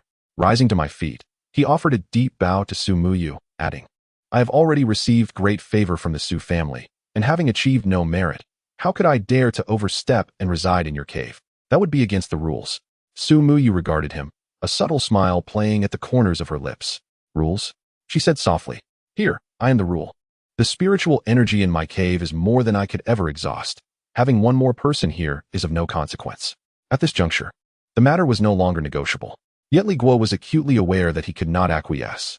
Thank you for your kindness, senior sister, but I must decline your generous offer. He steeled himself and refused once more. The air in the stone chamber fell into a profound silence. Sumuyu held her teacup, unconsumed, her fingers gently tracing the warm surface. Her eyes narrowed slightly, an invisible pressure emanating from her presence. First, you express a desire to cultivate outside the sect, and now you have declined my generous offer to move into my cave twice. Her voice turned somewhat frigid. Li Guo, in the vicinity of the sect, can there be a place with denser spiritual energy than my cave? Even many of the inner disciples' caves within the sect cannot compare to this one. So, what exactly are you scheming? You might as well speak plainly. You should understand that it is best not to be clever in my presence. Li Guo's heart sank to the depths. He now comprehended that this woman possessed a keen insight, and any further concealment might lead to a misstep. Gritting his teeth, as if making a monumental decision, he finally raised his head and confessed, to be honest with you, senior sister, I have recently been accepted as a medicine boy by Elder Zhang Wen of the Alchemy Hall. What? Even with her cunning? Sumuyu displayed unabashed astonishment upon hearing this. Elder Zhang Wen, the most renowned alchemist of the Bailing sect? How could you possibly come into contact with him? This matter is rather lengthy and relates to the Purple Mansion spirit worm in my sea of consciousness, Li Guo murmured. Purple Mansion spirit worm? Sumuyu was even more perplexed. Li Guo, recognizing her unfamiliarity with his past, recounted briefly how he had suffered from a splitting headache and was fortunate enough to be introduced by Xiao Tao to receive Elder Zhang Wen's diagnosis. Upon hearing this, Su Muyu furrowed her brow slightly. And what does this have to do with your becoming a medicine boy? The relationship has evolved during the half-month since your departure. Senior sister, Li Guo sighed, his expression growing increasingly helpless as he began recounting the premeditated narrative he had crafted. A few days ago, Elder Zhang, for reasons unbeknownst to me, suddenly took an interest in my circumstances and summoned me. Upon my arrival, after assessing my condition, he said little else, merely informing me of his intention to enter seclusion for alchemical pursuits. Yet he instructed me to assist in clearing the weeds from his private herb field. As a mere servant disciple, I naturally dared not defy the elder's command. However, I soon discovered that this herb field was ensconced within a grand formation, its spiritual energy so abundant that it resembled a veritable sanctuary for cultivation. After I had tidied the herb field, the elder appeared quite pleased. Noticing my temperament was relatively composed, he inquired whether I would be willing to serve as his herb attendant, responsible for the care of that particular field. At this juncture, a flicker of regret washed over Li Guo's face, a manifestation of his impulsive folly. In a moment of confusion, I thought that the opportunity to cultivate in such a place was an extraordinary fortune, and thus, I readily acquiesced. Within the stone chamber, silence enveloped us once more. Chapter 187. The suitable individual on Su Muyu's countenance. It was difficult to discern any emotions. Yet the flickering glimmer in her eyes betrayed the turmoil within her. How could a mere disciple with a mere few months of training, possessing 4 spirit roots and serving as a menial worker, be chosen by an esteemed elder of the alchemy hall, particularly someone as eccentric as Zhang Wan? To be an apprentice? Such news would surely be met with disbelief. Li Guo lowered his head, his heart racing with uncertainty, unable to fathom her thoughts. He could only wager that this situation would prove more advantageous than disadvantageous for Su Muyu. An individual with access to the alchemy hall elder could yield unexpected benefits for her and the entire Su family. After a prolonged silence, Su Muyu finally spoke, her voice devoid of any discernible emotion. Li Guo, you must remember your station. You are my protector, a ward of the Su family. The clear heart pills required for your cultivation of the Zichong transformation technique will be provided by me. Without my assistance, the worm residing in your sea of consciousness could very well claim your life at any moment. Li Guo's heart sank, understanding her subtle admonition. He quickly affirmed, I would never forget. I shall always prioritize my senior sister's commands. My desire to visit the medicinal field stems solely from the beneficial spiritual energy present there. Moreover, I have already promised Elder Zhang Wan. To retract my word would surely offend him. At last, the furrow in Su Muyu's brow began to ease. This was the attitude she desired from Li Guo. With a dismissive wave of her hand, she said, since you have acknowledged your responsibilities, consider this a long-term task for our sect. You may proceed. Elated within, Li Guo was about to express his gratitude when Su Muyu's tone shifted. However, I have one condition. Please, senior sister, do tell. Her gaze sharpened. You may serve as an apprentice, but your cultivation of the Purple Mansion spirit worm must not falter. The Su family has invested resources in you. You must demonstrate your worth. She fixed her eyes upon him, establishing a deadline. 2 years. Within this time frame, you must cultivate your Purple Mansion spirit worm to the 4th layer of the transcended stage. 2 years? Merely 2 years? Li Guo nearly laughed aloud at the thought. As long as the clear heart pills were plentiful, considering the appetite of his little serpent, 2 months would seem excessive. Yet, his expression instantaneously shifted to one of shock and profound difficulty. 2 years? Senior sister, how? How is that feasible? My friend Wang Bao's ironback scorpion took 4 months to progress from the 1st to the 2nd layer. Furthermore, refining a single clear heart pill's spiritual resonance requires over 10 days. My estimates are not far off, and this timeline is far too stringent. I am not concerned with others. Su Muyu coldly interrupted him. 2 years is already the bare minimum requirement. Your predecessor, Li Changfeng, accomplished this. She paused, a hint of warning lacing her tone. Should you fail to meet this expectation, the Su family will consider the investment in you a failure. At that point, your value to the Su family will need to be reassessed. The implication was clear. Failure to comply would result in expulsion, and the clear heart pills would be out of reach. Li Guo's facial muscles twitched several times, as if he had endured an excruciating struggle, before he finally despondently nodded and gritted his teeth. Yes, I shall exert my utmost effort. That is well. Su Muyu nodded in satisfaction. Seeing that matters had been settled, Li Guo stood to take his leave. If there are no further instructions from my senior sister, I shall take my leave. Before Li Guo could finish his sentence, Su Muyu interjected, "Wait, there is one more matter. Prepare yourself for next month. You will accompany me back to the Su family in Qingzhou." To the Su family in Qingzhou? Li Guo was taken aback. She gazed at him and slowly elaborated. "Indeed. Next month, I shall return to the Su family in Qingzhou to participate in the family trial. According to tradition, 3 guards must accompany me. Yu Zhonghu and Wang Bao are to go with me." The family trial? Li Guo felt a stir of surprise within him. However, as a guard, he had no grounds to refuse. "I understand." Su Muyu observed him and reminded, "This trip will take approximately 2 months. You must handle matters regarding the medicinal fields in advance." "Thank you for the reminder, senior sister. I understand and will take care of it." 2 months. Indeed a troublesome duration. Elder Zhang had instructed that the medicinal fields must be cleared of weeds at least once a month. However, Li Guo had already devised a plan, and he did not display any sign of difficulty on his face. "Inform Zhonghu and Wang Bao of this matter so they can prepare as well." "Yes, I shall obey." Li Guo bowed and then exited the stone chamber. Upon stepping outside, the mountain wind chilled his back, making him realize how icy it had become. Dealing with a woman like Su Muyu was indeed a perilous affair. He returned to the small courtyard at the foot of the mountain and conveyed the news of their upcoming trip to the Su family in Qingzhou to Zhonghu and Wang Bao. The two, upon hearing it, were instantly flushed with excitement, murmuring about finally being able to return and see brother Changfeng. Li Guo paid them no heed. Having relayed the information, he turned to leave. With Su Muyu's nod of approval, he felt no desire to linger. He longed to immerse himself in the ethereal medicinal fields and cultivate fervently. Yet, he did not immediately depart the sect. Instead, he mounted his sword-shaped artifact and altered his course towards another peak, Chuixia Peak, with a round trip of 2 months ahead. Someone must tend to the weeds in the medicinal fields. The first person who came to his mind was Lin Feifei. That woman was astute in her calculations and owed him a substantial sum of 900 spirit stones. Leveraging this matter would likely render her unable to refuse. However, when he arrived at the entrance of the small courtyard numbered 36 on the slope, his brow furrowed.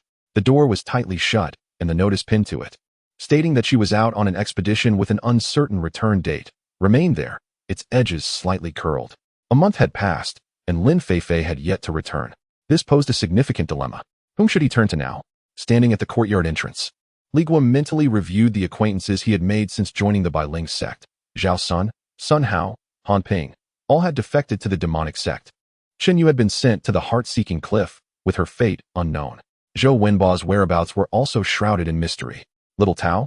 It was impossible. She was Dan Tang Dan Tong, perpetually engrossed in alchemical pursuits, leaving her no time whatsoever. After much contemplation, he found himself at a loss for a suitable candidate. His thoughts meandered for an extended period, when suddenly, a figure he desperately wished to forget, yet knew all too well, emerged from the depths of his mind. Li Guo's gaze grew increasingly intricate. With a deep sigh, he ultimately resolved to take action. With a swift motion of his toe, his long sword transformed into a streak of luminous energy, soaring skyward. Before long, he arrived at a place of profound familiarity, White Ant Peak, Courtyard 7. Gazing at the well-known gate before him, Li Guo's heart was a tumult of emotions. He never anticipated that he would have to return to seek out Lu Yin over such a trivial matter. Chapter 188. Outsourcing the herb field. Once upon a time, he was brought to this very place, sold like a mere commodity to the Su family by that woman for a mere 200 spirit stones. Little did he anticipate that after all the twists and turns, he would find himself back here again. Regaining his composure, Li Guo raised his hand and lightly knocked 3 times on the door. Knock, knock, knock. After a brief silence, footsteps approached, and the courtyard door creaked open a fraction. Behind the door appeared a strikingly beautiful, yet somewhat haggard face. It was Lu Yin. Upon seeing a disciple clad in the attire of a servant standing at the threshold, she momentarily froze, but quickly recognized him. The last vestige of color drained from her charming visage, replaced by unabashed astonishment. "It's you?" she exclaimed, as if she had seen a ghost, instinctively attempting to shut the door. Bang! A hand, swift as lightning, firmly pressed against the door. Li Guo's strength was not overwhelming, yet it rendered the door immovable. "Li Guo, what do you want here?" Lu Yan's voice was sharp and thin, tinged with a hint of feigned bravado. "You are not welcome here, so leave." Li Guo paid no heed to her tirade, his gaze as tranquil as a still pond. He spoke softly. "I have come to propose a transaction." "A transaction?" Lu Yan scoffed as if she had heard the most ludicrous joke. "Isn't this the illustrious Li Hui of the Su family? Have you truly reached such a desperate state that you seek out your former master?" whom you so callously sever ties with. Li Guo withdrew his hand, choosing not to engage in argument. He simply stood at the door, his tone devoid of emotion, as if dismissing her words entirely. I require someone to tend to a herb field, to clear the weeds for a duration of 2 months. The remuneration is 20 low-grade spirit stones. 20 stones? Lu Yin was momentarily taken aback, but then her anger erupted into a sardonic laugh. Li Guo, are you attempting to dismiss me like a beggar? Or do you believe that I, Lu Yin, am now worth only this paltry sum? She recalled having sold Li Guo for 200 spirit stones, and now he returned to employ her for a mere 20. The humiliation inherent in such a proposition made her tremble with rage. No, Li Guo shook his head, looking at her with a trace of barely perceptible pity. You are mistaken. It is not you who is valued at this price, but rather the herb field itself. He paused, articulating each word with precision. That herb field is a private restricted area belonging to an elder of the Dan Hall. Most crucially, it is equipped with a profound spirit cultivation array, which amplifies the natural spirit energy within tenfold compared to the outside. What? The phrase tenfold spirit energy struck Lu Yin like a bolt of lightning, rendering her momentarily speechless. The anger, mockery, and resentment that had adorned her face froze, replaced by sheer disbelief. She stared blankly at Li Guo, her lips quivering, unable to utter a single word. The bottleneck at the third layer of chi refinement had ensnared her for far too long. She was acutely aware of how difficult it was to break through in such a spirit-deficient outer sect mountain. And tenfold spirit energy. What an unfathomable concept that was. It was a privilege that even the inner sect's true disciples might not experience. You must be lying. The voice of Lu Yin trembled, questioning how such fortune could possibly fall upon someone of her lowly status. How could you ever gain access? Li Guo, disinterested in elucidating how he became a medicinal apprentice, regarded her with a calm demeanor. This is a transaction. Belief or disbelief is your choice. Now come with me, and you shall see for yourself. He added, my time is limited. This is your sole opportunity. Lu Yin fixed her gaze upon him, her eyes reflecting a tumult of emotions. Rationality screamed that this was absurd, likely a ruse. Yet, the allure of tenfold spiritual energy gripped her throat like an invisible hand, rendering her incapable of refusal. She recalled her stagnation in cultivation, reflecting on her previous folly of feeling smug over a mere 200 spirit stones. A wave of profound regret and dissatisfaction surged within her. Ultimately, all her pride and resentment were crushed beneath the weight of this opportunity, one potent enough to alter her destiny. I will go with you to take a look. She managed to force out through clenched teeth. Li Guo nodded, without a word, turned, and departed. As Lu Yin followed him through the ethereal barrier into Elder Zhongwen's medicinal field, her entire being froze in disbelief. A rich aura, nearly tangible, enveloped her, surging into her limbs and bones. This pure and overwhelming power coaxed her pores open in bliss. The bottleneck that had plagued her for months in the third layer of chi refinement began to show faint signs of loosening under this influx of spiritual energy. Lu Yan's breath quickened, her eyes widened in astonishment as she fixated on the medicinal field, shrouded in spiritual mist, her face a canvas of shock and greed. I did not deceive you, did I? Li Guo's voice resonated behind her. Lu Yin snapped back to reality, turning to face him, her gaze a tempest of complexity. She believed now, utterly convinced. Such a spectacle, such dense spiritual energy. Who, save the exalted elders of the sect, could possess such a treasure? An inexplicable fear and reverence welled up from deep within. She struggled to comprehend that Li Guo, once regarded as a burdensome servant, could hold such celestial fortune. The contrast to her previous self, who had been so pleased with the trifling 200 spirit stones that she had cast him aside, was stark. Now she found herself yearning for the chance he offered to enter this realm. The enormity of this disparity filled her with remorse. I agree. Lu Yan's demeanor shifted 180 degrees. She lunged forward, grasping Li Guo's arm tightly, as if fearing he might retract his offer. I accept this transaction. Li Guo, maintaining a stoic expression, withdrew his arm and produced a jade slip from his storage pouch, handing it to her. Contained within is the essence of spiritual plant cultivation. Memorize it well over the next 2 days. Your task is to clear the weeds from the medicinal field using the spirit weeding shovel located in that wooden cabin. He gestured toward a small cabin not far off, his tone turning cold and serious. You must understand one thing, the rules here.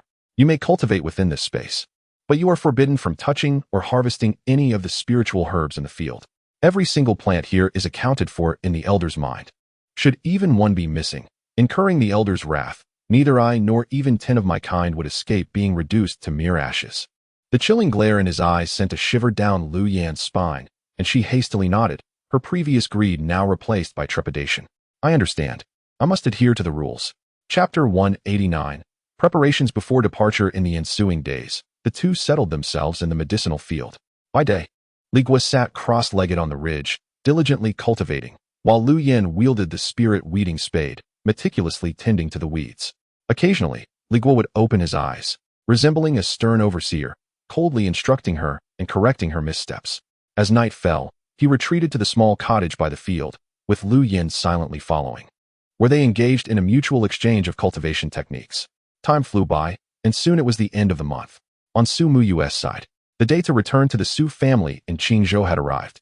That evening, Li Guo packed his belongings, preparing to depart. Lu Yan watched him, hesitating to speak. Over the past few days, she had subtly gleaned that Li Guo was not only Elder Zhongwen's medicinal attendant, but was also to accompany Su Muyu back to Qingzhou, which was why he had sought her assistance in tending to the medicinal field. Recalling the details of how Su Muyu had approached her, she felt that the original aim had been Li Guo all along. Yet now, it seemed Li Guo had gained tremendous opportunities within the Su family. Expressing her thoughts at this juncture would only appear as sowing discord, revealing her lack of understanding. Ultimately, all her unspoken words condensed into a simple farewell. Be careful on your journey. Li Guo merely nodded in acknowledgement, instructing Lu Yan that he would be away for approximately 2 months and assuring her to remain at ease while he was gone. He would return for her when the time was right. As for the departure talisman, he did not intend to leave one for Lu Yan. She held no grievances regarding this. The longer she could cultivate in the medicinal field, the better it was for her. After leaving the medicinal field, Li Guo first visited the alchemy hall. The doorman was the same steward as before, but upon seeing Li Guo this time, the steward displayed no signs of obstruction. Instead, he respectfully bowed, clearly intimidated by the authority of the elder behind Li Guo. Li Guo gained unobstructed access to Elder Zhongwen, informing him of his 2-month absence and that he had arranged for someone to oversee the medicinal field in his stead. Soon, he received a curt and impatient response from Elder Zhong. Understood, now be gone. In the law enforcement hall, within the quiet room, the senior steward Wei Chen stood respectfully before the hall master Zheng Yuan, reporting the latest developments. Hall master, according to our surveillance, Li Guo has now become the personal guard of Su Muyu, and he has also been taken on as a medicinal attendant by Elder Zhongwen. Oh. Zheng Yuan leaned back in his chair, his fingers lightly tapping the table, a glimmer of insight flashing in his eyes. Su Muyu? Is she not a descendant of Elder Su?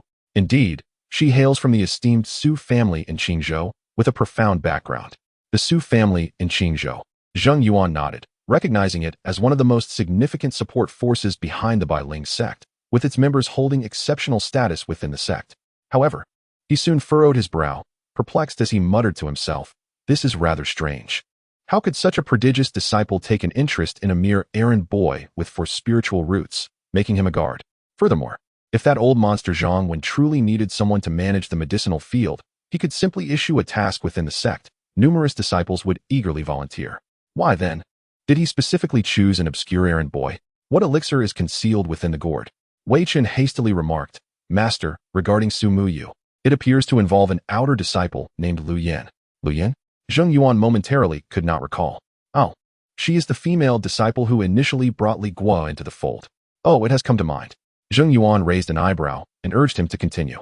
Indeed, during my surveillance at the Termite Peak, I personally witnessed Su Muyu dispatching 3 guards to her residence, seemingly because Lu Yan owed her 200 spirit stones. Ultimately, Lu Yan surrendered Li Guo to settle this debt.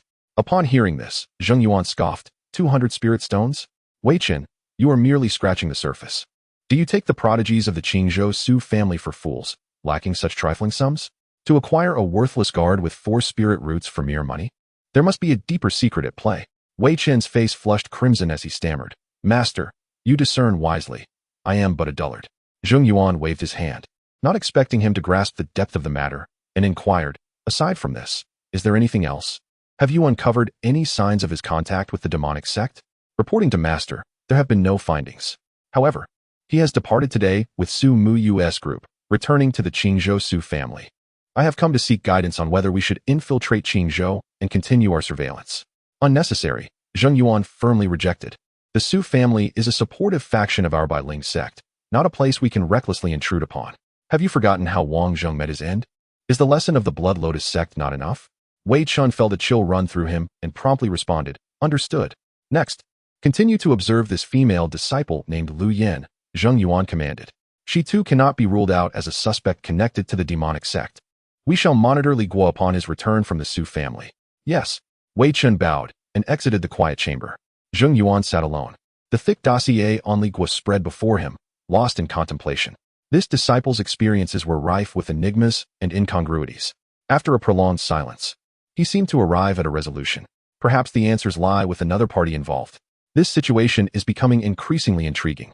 It has been a long time since a low-ranking disciple worthy of his attention has emerged within the sect. Zheng Yuan rose from his seat and stepped through the door. In the corridor, the passing enforcers of the law hall halted upon seeing him, bowing their heads in respectful greeting. He exited the law hall, transforming into a streak of light as he soared towards the alchemy hall. Outside the alchemy hall, the gatekeeper, upon recognizing the master of the law hall, turned pale with fright and hurriedly approached to offer his greetings. However, Zheng Yuan did not enter directly. Instead, he cast a communication talisman. Law hall, Zheng Yuan, requesting an audience with Elder Zhang Wen. Moments later, a voice, aged yet resonant, echoed back, "Enter." Zheng Yuan strode inside, familiar with the path leading to the elegant pavilion where Zhang Wen typically rested after alchemy sessions. The interior had transformed. It was no longer an empty space with mats, but now featured a table and chairs facing the door, with additional seating arranged on the side. Zhang Wen sat upright in the main seat, clearly awaiting his arrival. "Please, take a seat." Upon the entrance of Zheng Yuan, Zhang Wen lifted his eyelids slightly. Zheng Yuan clasped his hands in greeting and took his seat as instructed. With a casual wave of his hand, Elder Zhang conjured 2 steaming cups of fragrant spirit tea before them. He lifted his cup, removed the lid, and a delightful aroma wafted into the air. "What a rare visitor we have in you, Master Zheng. What brings you to my alchemical furnace?" However, Zheng Yuan did not touch the tea, instead responding solemnly, "I apologize for my abrupt visit without prior notice, and I hope Elder Zhang can be forgiving. I merely wish that, in light of the Master's previous appointment, you might help me resolve a matter that has long troubled me." Zhang Wen chuckled upon hearing this, bringing the cup to his lips and blowing gently on the steam. "It has been quite some time since I last saw the Master. Your mention of him makes it feel as though he were here in person." "Elder, your words are too kind. I do not presume," Zheng Yuan replied with a slight bow. Despite being the head of the law enforcement hall, wielding considerable authority, his cultivation level was merely at the golden core stage. Faced with the inscrutable elder of the nascent soul, he naturally felt a diminished confidence, thus invoking the Master's name in hopes of facilitating the forthcoming inquiry. "I have come here today for a singular purpose, to inquire about a disciple," Zheng Yuan stated directly. Zhang Wen, as if he had heard a jest, set down his cup and cast a sidelong glance at him. "If you seek information about a disciple, simply consult the records of your law enforcement hall. Why come to me, an old man who knows only alchemy?" Zheng Yuan, however, was unambiguous in his intent. "Because this particular disciple is connected to you, Elder Zhang." Elder Zhang raised his cup, his previously languid demeanor suddenly sharpening with alertness. "Who? Speak." Zheng Yuan met Zhang Wen's gaze directly and slowly uttered 2 words, "Li Guo." As the name left his lips, Zhang Wen's hand, which held the cup, paused momentarily in midair. His brow furrowed deeply in response. "Li Guo? What has happened to him?" Chapter 190 Departure. Zheng Yuan keenly observed Zhang Wen's subtle reaction, his conviction regarding his suspicions deepening. Elder Zhang harbored knowledge of something significant. He pressed on, his voice turning increasingly frigid. "As far as I am aware, Li Guo has now become your apprentice in the alchemy hall, overseeing the herb fields. However, you might not realize that he is also the personal bodyguard of the remarkable Su Muyu from the Su family of Qingzhou. A mere servant with 4 spirit roots not only catches the eye of Elder Zhang, but is also favored by a prodigy from the Su family. Elder Zhang, do you not find this situation exceedingly fortuitous?" Each word from Zheng Yuan struck like a hammer, resonating within the elegant pavilion. He fixated on Zhang Wen, leaving no nuance of expression unexamined. Yet, Zhang Wen merely furrowed his brow momentarily before relaxing, resuming his languid demeanor. He slammed his teacup onto the table, grumbling irritably. "I thought it was something of great significance, but it turns out to be this? I merely needed a nimble and astute servant to tend to my herb fields. And that lad seemed composed, so I employed him. Must I seek your approval from the law enforcement hall before utilizing personnel for my alchemy hall?" This nearly flawless explanation, in Zheng Yuan's eyes, contained the most egregious flaw. He chuckled coldly within, poised to press further, when suddenly, Elder Zhang slammed the table. "Enough." A surge of indescribable, terrifying pressure erupted from Zhang Yuan, enveloping the entire pavilion like an invisible mountain. Zheng Yuan felt a jolt in his heart, akin to being targeted by a primordial beast, his spiritual energy momentarily stalling. The weight of this presence was palpably real, constricting his breath, causing beads of cold sweat to form on his brow. This was the oppressive aura of a nascent soul cultivator. Zhang Wen's voice was now a chilling frost, devoid of the earlier languor. Zheng Yuan, do not attempt your investigative tricks before me. I see through your intentions with ease. You suspect that Li Guo is a spy for the demonic sect. And in your inquiries, have you not also implicated me? The final proclamation was nearly a roar, veins bulging on his forehead, utterly stripping away any semblance of celestial grace, revealing the fury of a lion whose pride had been provoked. Upon hearing this, Zheng Yuan's pupils constricted to the size of pinpricks. A wave of icy dread surged from his feet to the crown of his head. This was no mere insight. It was a counterattack, an unfounded accusation that bore the gravitas of treason. To allege that a nascent soul elder had connections to a demonic sect was a grievous charge, one that could undermine the very foundation of the sect, punishable by death. Zhang Wen observed Zheng Yuan's ashen countenance, relishing in his evident disquiet. What? Have I struck a nerve, rendering you speechless? I respected your position as the head of the law enforcement hall, hence my lengthy discourse. However, should you dare to extend your reach into my alchemy hall, casting aspersions upon my character, or attempt to set ablaze my reputation, do not blame me for withholding my courtesy. Now, you may leave. As the final word of dismissal resonated, an overwhelming pressure suddenly intensified, causing Zheng Yuan to emit a muffled groan. It felt as though his internal organs were being contorted, compelling him to rise from his seat. His face shifted between shades of green and white, turmoil roiling within him, extinguishing any desire to inquire further, leaving only an abyss of terror and dread. He understood that he had thoroughly provoked this ancient nascent soul elder. Remaining any longer would not merely subject him to humiliation. It could jeopardize his very standing within the sect. Should he truly incite the ire of an elder capable of concocting high-tier elixirs, his position would be perilously tenuous, and he might find himself beyond the protection of even the sect master when the time came to investigate matters. I, Zheng, have spoken out of turn. He managed to force out through gritted teeth, repressing the tumult of his emotions. He performed a stiff bow towards Zhang Yuan and, without uttering another word, turned to flee the scene in haste. It was only after Zheng Yuan's figure vanished through the doorway that Zhang Wen gradually retracted his terrifying aura, the anger on his face slowly dissipating. He lifted the cup of now lukewarm spirit tea again, his gaze transforming into an abyss of profound contemplation. The Su family of Qingzhou, the guard of Su Muyu, he murmured to himself, a wry smile curling at the corners of his lips. Initially, when he diagnosed Li Guo, he had concluded that the spiritual insect residing within the young man's mind was insurmountable, predicting that within 2 years, he would meet a fate of being devoured entirely, leaving no trace of his spirit. What he had anticipated to be a certain demise, however, turned out to be a mere illusion, as the young man unexpectedly reappeared before him, vibrant and full of life, even having gained an opportunity to become part of the Su family. So it was, the chance he had found was indeed linked to the Su family. To his surprise, this young man had caught the attention of the Qingzhou Su family. A glimmer of insight flashed in Zhang Wen's eyes. These old fools were still delving into the mysteries of the spiritual insect. How amusing. An insignificant disciple who should have perished had transformed into a coveted asset. Truly fascinating. He mused, eager to observe how this unintentional entanglement might blossom into something unexpected. Meanwhile, as Zheng Yuan exited the alchemy hall, his countenance was dark enough to suggest he could weep. He had never anticipated that his proactive approach would lead to such embarrassment, nearly placing upon him the stigma of falsely accusing a nascent soul elder.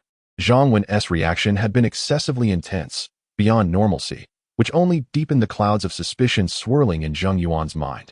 The secrets surrounding Li Guo were likely more profound than he had initially surmised. Unbeknownst to him, Li Guo remained oblivious to all of this. Upon returning from the herb field to the small courtyard at the foot of Su Muyu's cave dwelling, the sky had already darkened. Noticing that Zhang Hu and Wang Bao were still within their respective rooms, he breathed a sigh of relief and directly entered his own quarters, closing the door behind him. He sat cross-legged on the mat, losing track of time. Eventually, a familiar presence rapidly approached from the direction of the cave at the mountainous summit. Li Guo stirred, awakening from his meditative state, and opened the door. In the courtyard, Zhang Hu and Wang Bao stood at attention, their expressions solemn, indicating they had been waiting for some time. Upon seeing him emerge, Both men nodded with a degree of formality. A cerulean beam of light descended from the heavens, silently landing in the center of the courtyard, revealing the figure of Su Muyu. Having encountered the senior sister and the young lady, the three of them bowed in unison. Su Muyu cast a glance at them, noting their readiness, and nodded slightly, succinctly stating, "The time has come. Let us prepare to embark." Chapter 191. Receiving guests with a graceful flick of her wrist, a model of a wooden boat. No larger than a palm and entirely emerald green, intricately carved, materialized in the palm of her hand. Su Muyu gently tossed the small boat into the air. "Rise," she commanded softly, and the miniature vessel expanded with the wind, transforming from a size akin to that of a table into a colossal flying ship measuring over a dozen zhang in length and 3 to 4 zhang in width, quietly hovering above the courtyard, casting a vast shadow below. A formidable aura of spiritual power emanated from the ship, and the natural patterns of the millennium-old spirit wood were distinctly visible, shimmering with a gentle luster under the moonlight. Zhang Hu and Wang Bao, two burly men, gazed upwards with mouths agape, their eyes nearly bulging from their sockets. "Come aboard," Su Muyu's voice echoed. With a graceful movement, she floated down onto the deck. Li Guo and the others, not daring to delay, swiftly gathered their spiritual energy and leaped aboard. Inside the flying ship was a realm of its own, far more spacious than it appeared from the outside. The floor was adorned with the pelts of unknown demon beasts, and the walls were embedded with moonstones that radiated a soft glow. What caught Li Guo's attention most was the rich spiritual energy permeating the air, clearly indicating that a high-grade gathering formation had been arranged within the vessel. "Our journey to Qingzhou is long. There are several quiet rooms aboard. You may each find a place to rest." Su Muyu gestured towards the interior of the cabin. "Remember, do not wander about. The quiet rooms are abundant in spiritual energy and suitable for your cultivation." "Yes, miss," Zhang Hu and Wang Bao replied respectfully, each choosing a door to enter. Li Guo selected the innermost quiet room and pushed the door open. The quiet room was modest, merely a square of 1 zhang. Yet it was furnished with all essentials, a meditation mat and a spirit stone lamp, nothing more, stark in its simplicity. He sat cross-legged, and upon sensing the atmosphere, he realized that the concentration of spiritual energy here was nearly comparable to that in the small courtyard at the foot of the mountain. He recognized that the gathering formation aboard the ship was indeed of a high caliber. Li Guo dismissed any further thoughts and promptly closed his eyes, activating the consolidation technique, swiftly entering a state of cultivation where self and world became one. His current cultivation level was just a step away from the 3rd layer of the technique. Earlier, in Elder Zhang Wen's medicinal field, he had leveraged the 10-fold concentration of spiritual energy to nearly break through his bottleneck. Now, aboard this vessel, equally rich in spiritual energy, was the perfect moment to achieve his long-awaited breakthrough. Time sped by in the monotony of cultivation. 7 days later, on this day, as Li Guo was guiding his spiritual energy through the meridians in a circular motion, a surge of power coalescing within him struck that invisible barrier for the umpteenth time. Suddenly, he heard an almost imperceptible crackling sound emanating from within his body. It resembled the shattering of an eggshell or the cracking of ice. That seemingly indestructible bottleneck shattered in response.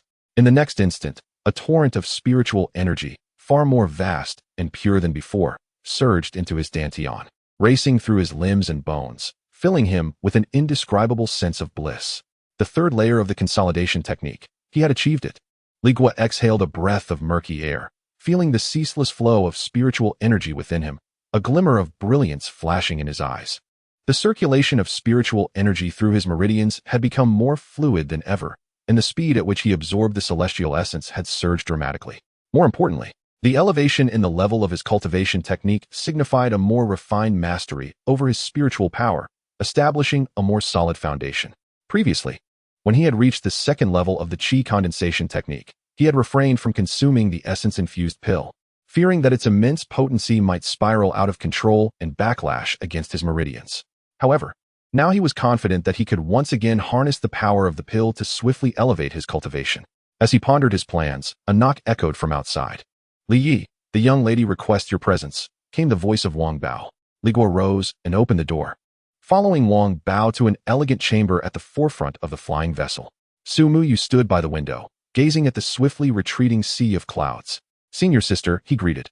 "Indeed," Su Muyu replied calmly, turning to face him. "We are approaching the territory of Yunhe City, where a decadal auction is about to commence, and I intend to attend. However, before that, I require you to undertake a task." Li Guo felt a stir in his heart and bowed, saying, "Please instruct me. Senior sister, you are to take Zhang Hu and Wang Bao, pilot this vessel, and travel to Qingshan City," Su Muyu instructed. Retrieving a jade pendant and a hide map from her storage bag, which she handed to him. "This is the token of the Su family, and this is the map. You are to go to the Su family estate in Qingshan City and fetch my cousin, Su Lin." Li Guo accepted the items, but then heard Su Muyu instruct Wang Bao at the door, "You and Zhang Hu may leave first." Understood. Once the two had exited, only the two of them remained in the elegant chamber. Su Muyu continued, "While Zhang Hu and Wang Bao are loyal to me, they are rather reckless and lack ingenuity. The control of this flying vessel is quite intricate. I will teach you the method shortly. I trust you to handle it." She gazed at Li Guo, her eyes reflecting a hint of scrutiny. "Also, my cousin has a somewhat spoiled temperament. Ensure she does not suffer any grievances on the way, nor cause any trouble. Do you understand my intent?" "Your subordinate comprehends," Li Guo nodded. "Excellent." Su Muyu seemed pleased with his response. "Once you have retrieved her, you must return to Yunhe City to rendezvous with me within 4 days." Understood. Following this, Su Muyu led Li Guo to the control room of the vessel, meticulously imparting the methods of navigation. In the quiet chamber, Zhang Hu and Wang Bao experienced several jolts before the vessel finally stabilized. Li Guo departed from the control room, having accepted the task, but the desire to return to the quiet chamber for meditation had dissipated. Instead, he ventured alone to the deck. The fierce wind struck him, but the vessel's outer shield mitigated their force. Gazing into the distance, he could discern the outline of a colossal city on the horizon, resembling an ancient beast sprawled across the earth. That was Yunhe City. Li Guo unfurled the hide map, studying the route to Qingshan City with great care. "Li Yi, what are you examining?" Zhang Hu, having appeared beside him, inquired. He gazed at the map in Li Guo's hands, then cast his eyes upon the colossal airship, a shadow of worry crossing his visage. "The lady has tasked us with piloting this contraption to fetch someone. To be frank, I feel a twinge of trepidation. In my days as a solitary cultivator, I never even laid a hand on such a treasure. What if I were to damage it?" Upon hearing this, Li Guo folded the map with a calm demeanor and replied, "There is no need for concern. I shall navigate it." "You can?" Zhang Hu's eyes brightened, and he suddenly comprehended the cause of the inexplicable jolts they had experienced moments prior. A look of admiration crossed his face as he slapped his thigh, exclaiming, "Of course. Lord Li, your abilities are unparalleled. What is a mere airship to you? With your guidance, I feel at ease." His gaze fell upon the words Qingshan City on the map, and a glimmer of greed flickered in his eyes. Indeed, Qingshan City is a remarkable place. Renowned as a mining city in the region of Qingzhou, the largest spirit stone vein of the Su family is located there. It is said that over 100,000 spirit stones can be unearthed daily. As the two conversed, the airship gradually decelerated. Half an hour later, it came to a halt in a concealed valley several dozen miles from Yunhe City. Su Muyu emerged from the cabin and addressed Li Guo. "I shall proceed to Yunhe City on my own. You must set off immediately to retrieve my cousin without delay." No sooner had her words left her lips than a beam of light shot from the airship, soaring skyward towards the distant Yunhe City. Li Guo, no longer hesitating, approached the control room and cast a spell into a specific recess at the front of the vessel. With a hum, the airship emitted a soft chime, realigning its course towards the southeastern horizon, accelerating once more and transforming into a streak of light, piercing through the sky.